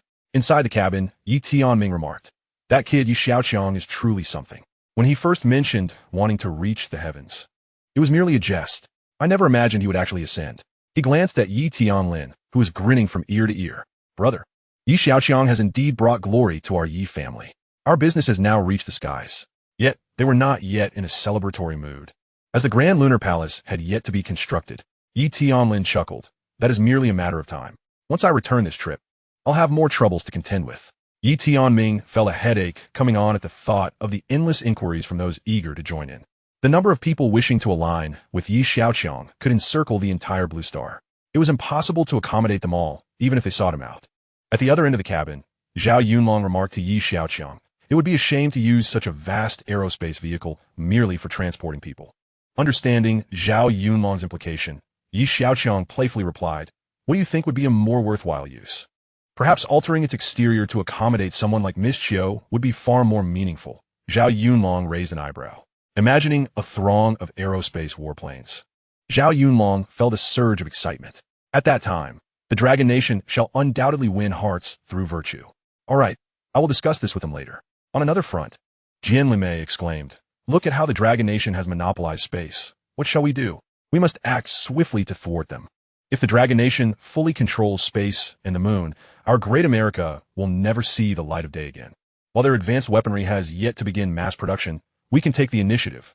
Indeed, I believe our primary target should be the space assets at Southgate.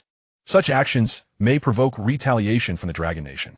If we don't act now, we may never have another opportunity. We can no longer hesitate. I too support this preemptive strategy. Yes, we must swiftly devise an attack plan.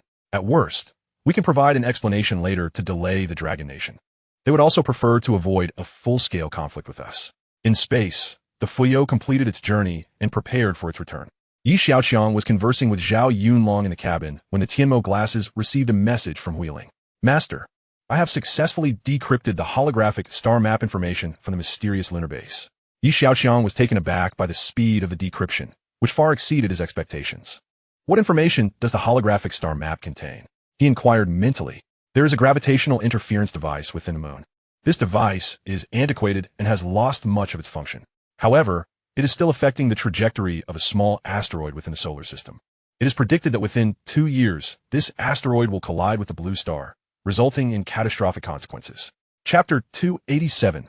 Reactions from Various Nations. Dear passengers, this space journey is nearing its conclusion. Please return to your seats and fasten your seatbelts. The aircraft is preparing for its return. The flight attendant's announcement resonated within the cabin. Many felt unsatisfied with the brevity of the journey. This time was far too short, Xiaoqiang muttered softly. Is it really that difficult? Just tell your son-in-law when we get back, Xiaoqiang replied, helping her move towards her seat. Forget it, he's so busy. I want to add to the chaos. I'll speak with my daughter instead. She is now the young mistress. It's merely a matter of a few words. Xiaoqiang returned to her seat and secured her seatbelt. After the Fuyo landed smoothly, Xiaoqiang rushed home. Su Lingyin, upon seeing him return, was intently focused on the holographic star map and asked without looking up, Young master, although Huiling has decrypted this secret, she is yet to locate the asteroid. I know. Xiaoqiang replied, his expression grave. Locating this guided asteroid within the entirety of the solar system would indeed be a daunting task. The sooner they could find and lock onto this planet, the more time they would have to prepare. Huiling, connect me with the National Space Administration, Xiaoqiang commanded. This matter concerned the fate of the entire blue star, necessitating communication with the higher echelons of the Dragon Nation. Once the video call was established, Xiaoqiang noticed Xiaoqiang's serious demeanor, sensing that something was amiss. Before Xiaoqiang could inquire, Xiaoqiang spoke first, Director Xiao. The holographic star map we discussed has been decrypted. Oh, an asteroid is set to collide with a blue star within 2 years, causing catastrophic destruction. Regrettably, I have yet to locate this asteroid. An asteroid colliding with a blue star. Xiaoqiang was taken aback. 66 million years ago, the blue star experienced a similar event, leading to widespread biological extinction. Should this happen again, it would undoubtedly spell doom for humanity. Xiaoqiang could not possibly be jesting about such a matter. After a brief moment of intense contemplation, Xiaoqiang stated solemnly, I will report this information to the head of state immediately. After ending the call, Xiaoqiang hurried to the head of state's office to relay this critical issue. Are you certain there is no mistake? The head of state asked, furrowing his brow, as the implications of this matter were immense. As one of the 5 permanent members of the Blue Star, the Dragon Nation held its integrity in the highest regard. No, I have consulted with Xiaoqiang, Xiaoqiang replied. Is he suggesting that we mobilize global resources to search for this asteroid that poses a disaster to the Blue Star? Yes, Xiaoqiang confirmed. After a moment of silence, the head of state remarked, since he is confident, then you should proceed swiftly. Xiaoqiang nodded in compliance. At the United Nations Assembly of the Blue Star, the Dragon Nation's representative publicly announced this matter before the world media, calling for united effort to address the impending asteroid. The conference hall erupted in uproar. Which asteroid is set to collide with the Blue Star? A representative from the Great Goose inquired. We are currently investigating, the Dragon Nation's representative replied. Where did this news originate? Asked the representative from Great Britain. We discovered a mysterious base on the moon. Within this base, there is a gravitational interference device affecting and altering the trajectory of an asteroid, which is now heading toward our Blue Star. Wait a moment. Are you saying that you found a mysterious base on the moon? Are we back to the alien narrative? Can't you come up with a different story? Questioned the representative from Gallus. It seems you are merely trying to deceive us to divert our attention from your militarization of space and monopolization of the moon, warned the representative from Jianlime. Everyone, do not be fooled. The representative from Camel Country stated, we support the Dragon Nation. The representative from Batai added, what do you need us to do? Just tell us. The Great Goose representative expressed, we also trust the Dragon Nation's representative. The assembly was filled with clamor, eventually forming 2 major factions, one supporting the Dragon Nation and the other siding with Jianlime. Soon, the faction supporting the Dragon Nation began to take action. They mobilized observation stations and space satellites worldwide to investigate the suspicious asteroid, sharing data in real time. Within the Dragon Nation at the Southgate Company, Xiaoqiang was seated in a multimedia conference room engaging in video calls with multiple participants. Xiaoqiang furrowed his brow. Even if we locate this asteroid, there remains a significantly troublesome issue: how to effectively destroy it. Dr. Zhuge from the Dragon National Academy remarked, currently, viable methods include kinetic impact technology, nuclear explosion technology, laser ablation technology, gravitational tug technology, and particle beam propulsion technology. However, most of these techniques are still in theoretical research and preliminary testing phases. so our chances of success are exceedingly low. Dr. Zhuge's words cast a pall over the entire meeting. An asteroid measuring 50 meters in diameter, upon entering the atmosphere, would disintegrate and explode approximately 7 kilometers above the ground, generating energy equivalent to 388 15,000-ton TNT nuclear bombs. If an asteroid several kilometers in size were to strike the blue star, even if it could be shattered, there would be no guarantee that every fragment would remain under 50 meters. Once a fragment larger than 50 meters plummets onto a city on blue star, it would inevitably result in significant casualties. Furthermore, the continuous and stable tracking of an asteroid's trajectory may be beyond the capabilities of current technology on blue star. Concern permeated the air as all eyes converged on the previously silent Xiaoqiang. At such a moment, perhaps he possessed a more prudent approach. Xiaoqiang, do you have any viable solutions? Inquired Xiaoqiang. I believe we should prepare thoroughly. After all, no one has attempted this before. Nuclear weapons and high-energy lasers should pose no issue for the state.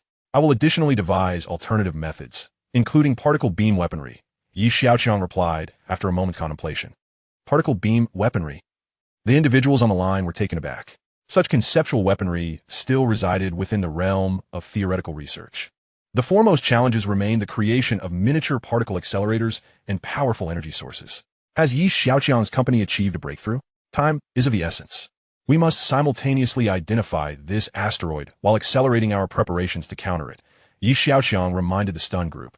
Indeed. Let's conclude this meeting for now. We shall each take our leave to act accordingly. After Xiaoqiang ended the call, he busied himself with deployment. Prepare the vehicle. I am heading to the Xiaoqiang Group, Xiaoqiang stated as my Jioha came to a halt before the villa. Young master, are you going out again? Su Lingyin inquired, peering around the door. Yes. We must race against time. Continue assisting Hui Ling in analyzing the data from various countries. Xiaoqiang instructed before departing. Understood, young master. Xiaoqiang entered the Mai Jioha. Since its last damage from an attack by bioengineered beings, the car had undergone extensive modifications. Apart from its exterior resemblance to the Mai Jioha, its essence bore little relation to the original. At that moment, a message flashed on his Qimiao glasses, detected a large number of spacecraft exhibiting abnormal course changes. The potential danger level at the spaceport is rising. Abnormal course changes? Xiaoqiang pondered within the vehicle. While 1 or 2 spacecraft could be easily explained, a multitude indicated an organized and premeditated action. Investigate their nationalities, he directed Hui Ling through thought. After a brief moment, 3 characters appeared before him. Jinli Mei. Xiaoqiang could not help but smirk. It was entirely within his expectations for the great beauty to engage in such activities. They are desperate. This time, they are truly urgent. In the lobby of Xiaoqiang Group, Lu Zhen stood waiting, having heard that Xiaoqiang was arriving. Shortly after, a luxurious sports car pulled up at the entrance. Lu Zhen hurriedly approached. As an aide gently opened the car door, Xiaoqiang stepped out. Upon seeing Lu Zhen standing at the entrance, Xiaoqiang paused slightly. You've been waiting here? Yes, young master. Lu Zhen nodded vigorously, akin to a chick pecking at grain. As long as you are here, that is sufficient. Let us dispense with the formalities. Xiaoqiang remarked as he walked into the lobby. Lu Zhen discreetly wiped the fine sweat from his forehead and followed suit. The nuclear fusion power generation device has been completed and is en route to the Nanyangman Company for strategic deployment, Lu Zhen reported from the office. Addressing Xiaoqiang seated there. In a few months, the Guanghan Palace project will reach completion. You should coordinate with Lin Weiwei to open this tourism route.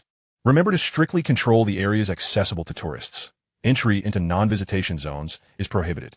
Xiaoqiang briefly outlined his instructions before continuing. The progress on the high-energy particle beam weapon must be expedited. Lu Zhen nodded in agreement, understanding the urgency. Blue Star is perpetually in danger. Every additional means increases our odds of success. Rest assured, young master, I will keep a vigilant eye on this matter. How far along is the Starship's major module? Xiaoqiang inquired after a moment of contemplation. Nearly 70% complete. We have already stationed personnel at the spaceport on a rotating basis. With his fingers lightly tapping the desk, Xiaoqiang mentally reviewed the numerous tasks at hand.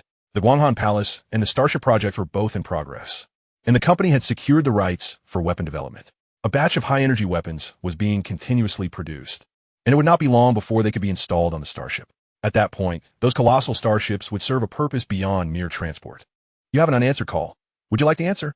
A notification appeared on his Qimiao glasses. Xiaoqiang turned his wrist, projecting a holographic image ahead of him. Brother, the mecha celestial soldiers have been fully delivered to the military. They expressed great satisfaction. Yi Jingyi exclaimed with delight. As long as they are satisfied. Yi Xiaoqiang replied with a smile. Finally, we can draw this to a close. Yi Jingyi exhaled a sigh of relief, feeling a weight lift. You are celebrating too soon. This is still insufficient. Insufficient? Have they requested more? Yi Jingyi asked, puzzled. It's not for them. It's for ourselves. For ourselves? Yi Jingyi's eyes widened in surprise. She could not comprehend the purpose of producing so many mecha soldiers. However, since Yi Xiaoqiang had made the request, she would not voice any opposition. Once completed, they will be sent directly to Nantiangman Company. Song Ku and the others know what to do. Yi Xiaoqiang concluded, ending the call. Young master, the military wishes for us to develop an exceptional aerospace fighter. Lu Zhan interjected once Yi Xiaoqiang hung up. From the day of the aerospace passenger plane's test flight, I anticipated the military would harbor such intentions. The Nantiangman side is already in development. You will need to facilitate their efforts. Already in development. Lu Zhan was taken aback. He had just received a call from the military, and Yi Xiaoqiang had predicted this long ago. Truly, the young master possesses extraordinary foresight. After addressing numerous matters, Yi Xiaoqiang was preparing to depart when Zhao Yunlong's call came through. Yi Xiaoqiang, we have detected a large number of spacecraft changing their trajectories, purpose unknown. You must be cautious with your company's space assets, Zhao Yunlong warned. If they launch an attack, can I retaliate? Yi Xiaoqiang inquired. Zhao Yunlong pondered for a moment before responding. Yes, but we must have evidence of their initial aggression. This would be advantageous for us. Understood. I comprehend. Having ended the call, Yi Xiaoqiang issued a directive to Huiling. Activate automatic defense mode. Meanwhile, in a military base somewhere in Long Country, Commander Su observed the neatly arranged mecha soldiers before him, his eyes widening in astonishment. Commando Su. After several calls from the nearby guard, he finally regained his focus. This first batch of mecha soldiers could likely dominate a significant portion of Blue Star. What is the progress on the aerospace fighter at Nantiangman? Commando Su inquired. The prototype will be delivered next month, the guard replied. Commander Su rubbed his fingers together. If this device were paired with a space carrier, it would not merely target land, but strike at the stars. No wonder Yi Xiaoqiang harbors ambitions of constructing a deep space fleet. This young man truly is a blessing for Long Country. The leader in his office laughed heartily. Zhao Yunlong beside him also wore a beaming smile. After a moment of laughter, the leader suddenly recalled something. Old Zhao, have you discussed the unusual signs from Jinli Mei with Yi Xiaoqiang? I have. What did he say? The leader inquired with curiosity. He asked whether we could counterattack. Zhao Yunlong replied. Upon hearing such a response, the leader's lips curled into a smile. It seemed this young man had already prepared for this eventuality. I am eager to see how he will respond this time. I suspect we will witness a plethora of innovative technologies. Zhao Yunlong was equally filled with anticipation. In Sioux City, a small car halted in the woods at a distance from a villa. Inside, a man seated in the passenger seat asked, "Are we certain this is the location?" "Boss." "Absolutely. The signal is coming from here. Look." After scrutinizing the flashing lights on the screen, the man in the passenger seat picked up his phone. "All personnel, prepare to encircle. No living being is to escape our watchful eyes. Move." With the command issued, the operation commenced. The operatives lurking nearby swiftly approached the villa. Inside, Ye Minghu's pupils contracted. After his previous failed attempt to assault Yi Xiaoqiang with bioengineered humans, he had anticipated this day would come. Recently, he had been preoccupied with relocating his assets to leave the Dragon Country. He never expected to be pinpointed so quickly. Listen up, surrender, and cease any resistance. You are surrounded, the voice from outside declared. Surrounded? Yi Minghui scoffed derisively as he unlocked the cage containing the two bioengineered beings. They charged towards the front door, shattering it with a single punch. The armed special police outside recoiled several steps. The two bioengineered beings, with their four blood-red eyes scanning the crowd, dripped a viscous green venom from their skin. They are toxic. Everyone retreat. Deploy the mech soldiers. Drones are swiftly mobilizing. Just as the announcement concluded, a battalion of mechs surged forward, halting the charge of the bioengineered beings. At that moment, several drones descended from the sky. Chapter 289. Thanks to the generous gift from my old friend. With mech below and drones above, the bioengineered beings realized their escape was futile. Without a second thought, they leapt towards the walls to flee. The drones had already locked onto them. With a couple of sharp bursts, two large nets made from a special material descended upon them. The bioengineered beings struggled desperately within the nets, but their efforts were in vain. The mech soldiers swiftly subdued them. Meanwhile, the special forces had already infiltrated the villa. Drop your weapons and do not resist. Yi Minghui offered a grim smile, seemingly unfazed by the warning. Bang! A gunshot rang out, and Yi Minghui staggered, collapsing to the ground. At that moment, the man orchestrating the operation entered. He crouched down to confirm Yi Minghui was lifeless and instructed his companion, search thoroughly. This body should be sent to forensics. Once everything here is settled, we can depart. The following day, at the Magic City Police Department, Director Wang placed an encrypted note before Yi Xiaoqiang, stating, "This is something the National Security asked me to convey to you." Yi Xiaoqiang gazed at the note, hesitating to reach for it, as it likely contained information regarding his uncle. During the last attack, he had left a locator on the bioengineered being, which Dark Knight Phantom had subsequently followed. The intelligence regarding the National Security Special Operations had originated from him. After a moment of silence, Yi Xiaoqiang opened the note and perused the contents. "Do you have a lighter?" he inquired after finishing. Director Wang was taken aback, producing a lighter and a pack of cigarettes from his pocket.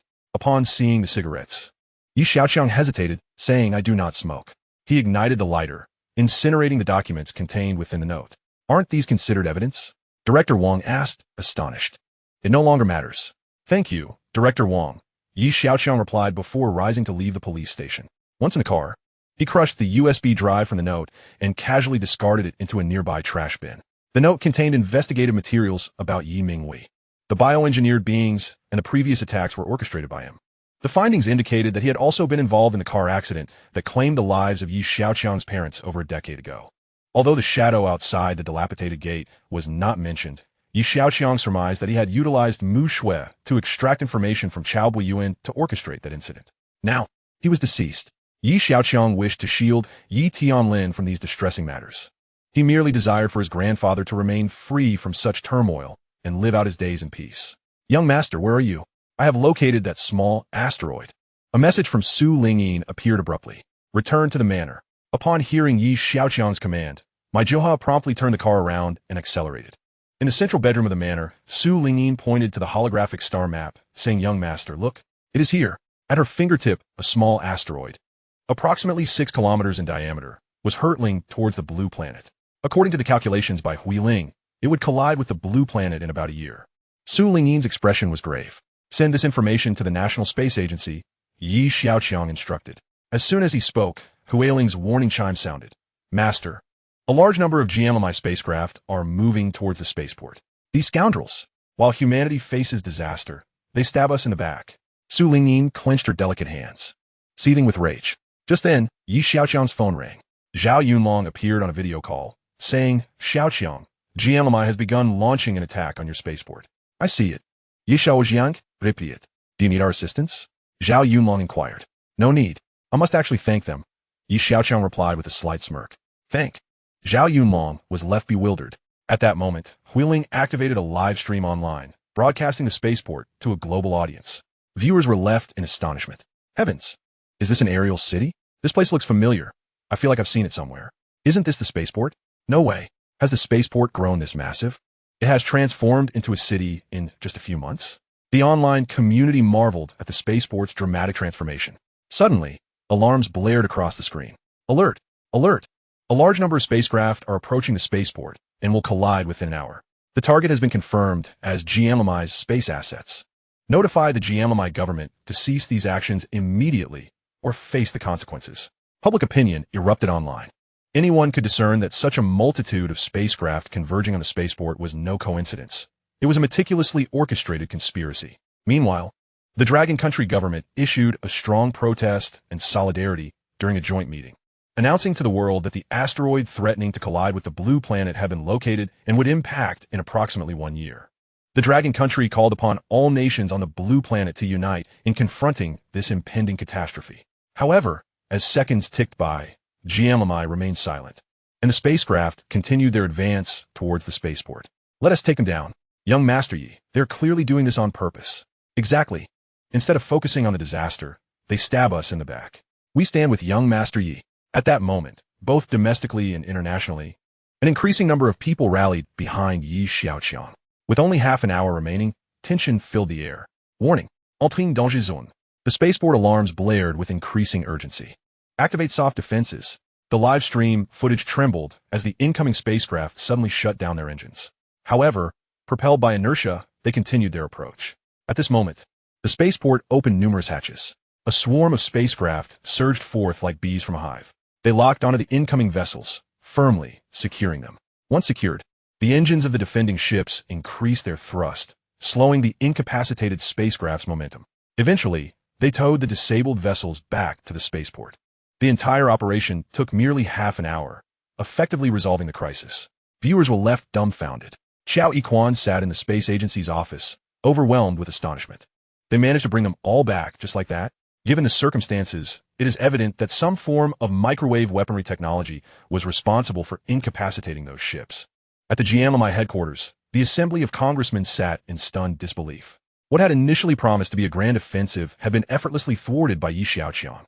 Crucially, he had captured all the attacking vessels. What was his true intention? At that moment, a prominent message flashed in the live stream from the spaceport.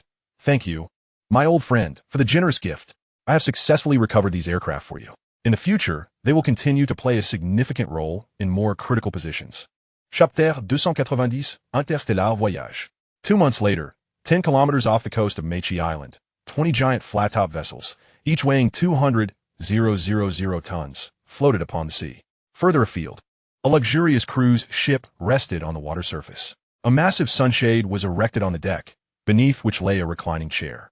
Xiaoqiang, bare-chested and clad in a pair of flamboyant shorts, languidly reclined upon it, surrounded by a circle of beautiful women. Some held bottles of herbal tea, while others cradled tropical fruits. 2 of them squatted by his side, tenderly massaging his legs. Lin Weiwei emerged from the cabin, addressing Xiaoqiang, young Master Yi. Everything is prepared over there. Chief Engineer Song inquires if we are ready for launch. Launch? If everything is ready, then let it be launched, Xiaoqiang replied vaguely. Lin Weiwei furrowed her brow slightly. He remained as irreverent as ever. Moments later, 20 colossal flames erupted from the giant vessel. 20 massive carrier rockets ascended into the sky.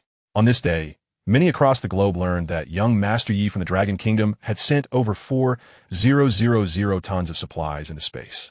Yet, no one knew precisely what was being delivered. With less than 10 months until an asteroid collided with the blue planet, nations around the world were on high alert, actively preparing various countermeasures. As Xiaoqiang gazed at the trails of fire streaking across the sky, a piece of information suddenly flashed before him. The charge level of the space-based vehicle had reached 49. A torrent of information surged into his mind.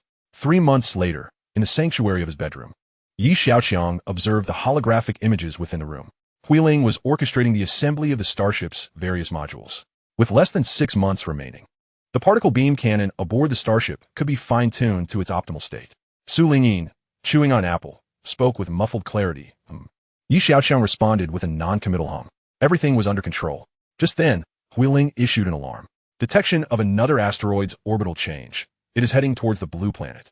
Xiaoqiang and Su Lingyin were simultaneously taken aback. Another asteroid? How much preparation time do we have? Xiaoqiang inquired it. Approximately 5 months, Xiaoqiang replied after rapid calculations. 1/2 year, 1 5-month period. They were staggered perfectly. What do we do? Su Lingyin asked. Let's inform the heads of state. Do not disclose this information to anyone else. Xiaoqiang said after a moment of contemplation. Upon receiving this news, the Dragon Kingdom's high-ranking officials fell into collective silence. This was no longer a challenge that a single nation could tackle. Ultimately, the Dragon Kingdom decided to make this information public. The announcement sent ripples of panic across the globe. Jinli America, this is our opportunity. The world is about to be reshuffled, with mere months remaining. We must relocate all valuable assets into underground bunkers. Once this disaster passes, the world shall once again belong to us. I believe we should escalate our efforts. Oh, what do you mean? We have so many nuclear warheads. Leaving them unused is wasteful. Instead, we could, with only 10 days remaining until the first asteroid collides with the blue planet. Are you going to space? Xiaoqiang gazed at Xiaoqiang with concern. For precaution, Xiaoqiang decided to venture into space, accompanied by 18 male attendants. He patted her head. I must go this time. If my home is lost, what meaning does my existence as a young master hold? Wait for my return. With that, he and his entourage boarded the spaceplane. In outer space, a massive starship floated, its bow oriented toward the impending asteroid. Meanwhile, humanity on the blue planet fixated on the enormous screens. What? That young man from the Dragon Kingdom has constructed a starship. Voices of exasperation erupted within the Jinli America assembly. We must act swiftly while we have the chance. Thankfully, this calamity has arisen. Otherwise, the Starship's target would have been us. Have we coordinated with the military? Once they strike, we will act immediately. It's all arranged, don't worry. Let's hurry to the underground bunkers. Key figures from other nations congregated in the imperial capital of the Dragon Kingdom. What do we do? How did it suddenly become 2 asteroids? And both are massive, one measuring 6 kilometers and the other 10. A space expert sighed heavily. Are the nuclear warheads ready? All preparations are complete, but we may only have one chance. If we fail, a great disaster awaits us. By the way, where is young Master Yi? Does he have any viable solutions? The leader listened to the discussions and spoke. Connect me to Xiaoqiang. Xiaoqiang, we now have 2 asteroids. Can you take responsibility for one? Director Qiao inquired. Hold on, Director Qiao. Although these 2 asteroids approach almost simultaneously, there is still a sequence. Prepare yourselves. I will attempt to destroy the first one, Xiaoqiang replied from the spaceplane. All eyes turned to the holographic image in the hall. The first asteroid will enter the firing range in 10 minutes. Prepare the particle beam weapon for preheating. Asteroid speed, 11 kilometers per second, diameter, 10 kilometers, target tracking normal. Already locked. Huiling's voice resonated in the hall. As the asteroid drew near, everyone fixated on the shifting images. Moments latte. A colossal beam of light shot forth from the starship's bow, illuminating the surroundings. Did we succeed? Doubts filled the hearts of the crowd. Target destroyed. Prepare for the second asteroid. A collective sigh of relief swept through the hall. Just then, someone rushed in from outside, whispering urgently to the leader. His expression shifted dramatically. What? All were drawn in by his exclamation. The leader of the Dragon Kingdom, known for his composure, was visibly shaken. Ladies and gentlemen, I bear unfortunate news. The Jinli American nuclear warheads are hurtling toward us. What? They are betraying all of humanity. Someone exclaimed in shock. The leader remained silent. At this point, condemnation was futile. They had to contend with both the natural disaster and this betrayal. Activate the interception system, the leader commanded. Thousands of interceptors soared into the sky, targeting their objectives. In space, Xiaoqiang was already aware of the unfolding events. At this moment, betraying all of humanity. Have you considered the consequences? His inquiry echoed across the globe. All screens on the blue planet shifted. A fierce battle erupted in the vastness of space. Not a natural disaster, but a man-made calamity. Witnessing this scene, the populace erupted in outrage against Jinli America. Even those who did not understand the language grasped the gravity of the situation. The elderly leader, clad in armor, addressed those behind him. Follow me to eradicate the human detritus. With that, 17 colossal mechas trailed him toward continent. Upon landing, the giant mechas unleashed smaller mechas from within. In the skies, a swarm of aerial battlecraft had already incapacitated their air defense systems. Boss, they're all hiding in underground bunkers. Hide? Is that even possible? On another front, the Dragon Kingdom's interceptors had neutralized many Jinli American nuclear warheads. Various aircraft launched from the spaceport to intercept the remaining missiles. Just as the first threat was neutralized, the second asteroid arrived, reactivating the particle beam weapon. With a thunderous sound, the asteroid shattered into hundreds of fragments. Xiaoqiang's gaze remained fixed on the screen. Detection indicates that 22 chunks exceeding 50 meters in diameter are heading toward the demon capital of the Dragon Kingdom. Upon hearing the voice of Huiling, Xiaoqiang deftly maneuvered his mech toward her. At that moment, the most formidable threat lay in the massive boulders scattered around. Approaching one of the colossal fragments, Xiaoqiang drew forth a sleek, obsidian long sword, its material enigmatic, seemingly capable of absorbing all light. With a swift horizontal slash, the boulder was cleaved in twain. He followed up with several more strikes, reducing the stone to mere fragments. Casting a glance at the minuscule meteorites ascending into the atmosphere, he confirmed they posed no harm to the magical city before redirecting his focus to the next target. Hours later, tranquility enveloped space once more. The Dragon Kingdom had descended into night. Countless meteorite shards transformed into a celestial display of shooting stars. People emerged from their dwellings, gazing at the breathtaking spectacle above, their mouths agape in wonder. Just as they were lost in reverie, a figure descended from the starry sky, a mech exuding an air of advanced technology. Upon landing, the hatch opened, and Xiaoqiang sprang forth from within. Look, it's young Master Yi. Oh my, he's so handsome. I want to bear him, little monkeys, exclaimed a throng of enamored female spectators, their eyes sparkling with adoration. 5 years later, leaders from various nations of the Blue Star gathered on Aya Shanzhou, encircling none other than Xiaoqiang. You mean to embark on an interstellar expedition with a team? Inquired the Crown Prince of the Camel Kingdom. Indeed, I wish to select a group of volunteers from around the globe, Xiaoqiang affirmed.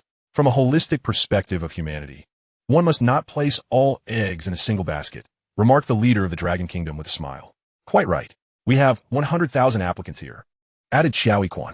We have 10,000 on our end, interjected the leader of the Goose Kingdom hastily. Then you must act swiftly. We depart in a week. Xiaoqiang reminded them. The leaders collectively sighed, with the Dragon Kingdom's leader stating, with your departure, we shall lack a steadfast anchor. Indeed, indeed. The other leaders echoed in agreement. Fear not, Xiaoqiang replied with a smile. Though I leave, I shall still remain in touch. The group was left in bewilderment. What do you mean? Xiaoqiang lifted his t-shirt to reveal a previously smooth abdomen that suddenly cracked open. You're a bionic robot. The leader of the Dragon Kingdom finally comprehended. Correct. I am now at the edge of the solar system and shall depart this galaxy in a week. However, you need not worry. I maintain constant communication with him, utilizing quantum technology that transcends galaxies and allows for real-time transmission. Xiaoqiang, the bionic entity, explained with a smile, lowering his shirt once more.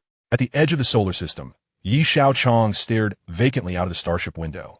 The women behind him dared not utter a sound, fearing to disrupt his contemplation. The Starship had docked in anticipation of a space-based craft, which still required charging to reach 50% power.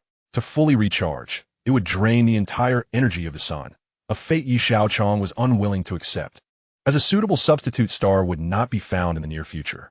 In the remaining week, he awaited the final batch of interstellar volunteers while also monitoring the charging of the space-based craft. A week later, dozens of starships joined Xiaoqiang's fleet. After the support and logistics team conducted their checks, they were ready for departure. Master, the reconnaissance team has completed their inspection and is prepared to set off, announced Yi Fei, bowing respectfully. The space fighters have all returned to the ship and stand ready for departure, added Su Lingyin. Had voice resonating beside Xiaoqiang. In the distance, a disc-shaped craft approached at great speed. Please take your seats. The fleet is preparing for a temporal jump. Came the announcement. 5, 4, 3, 2, 1.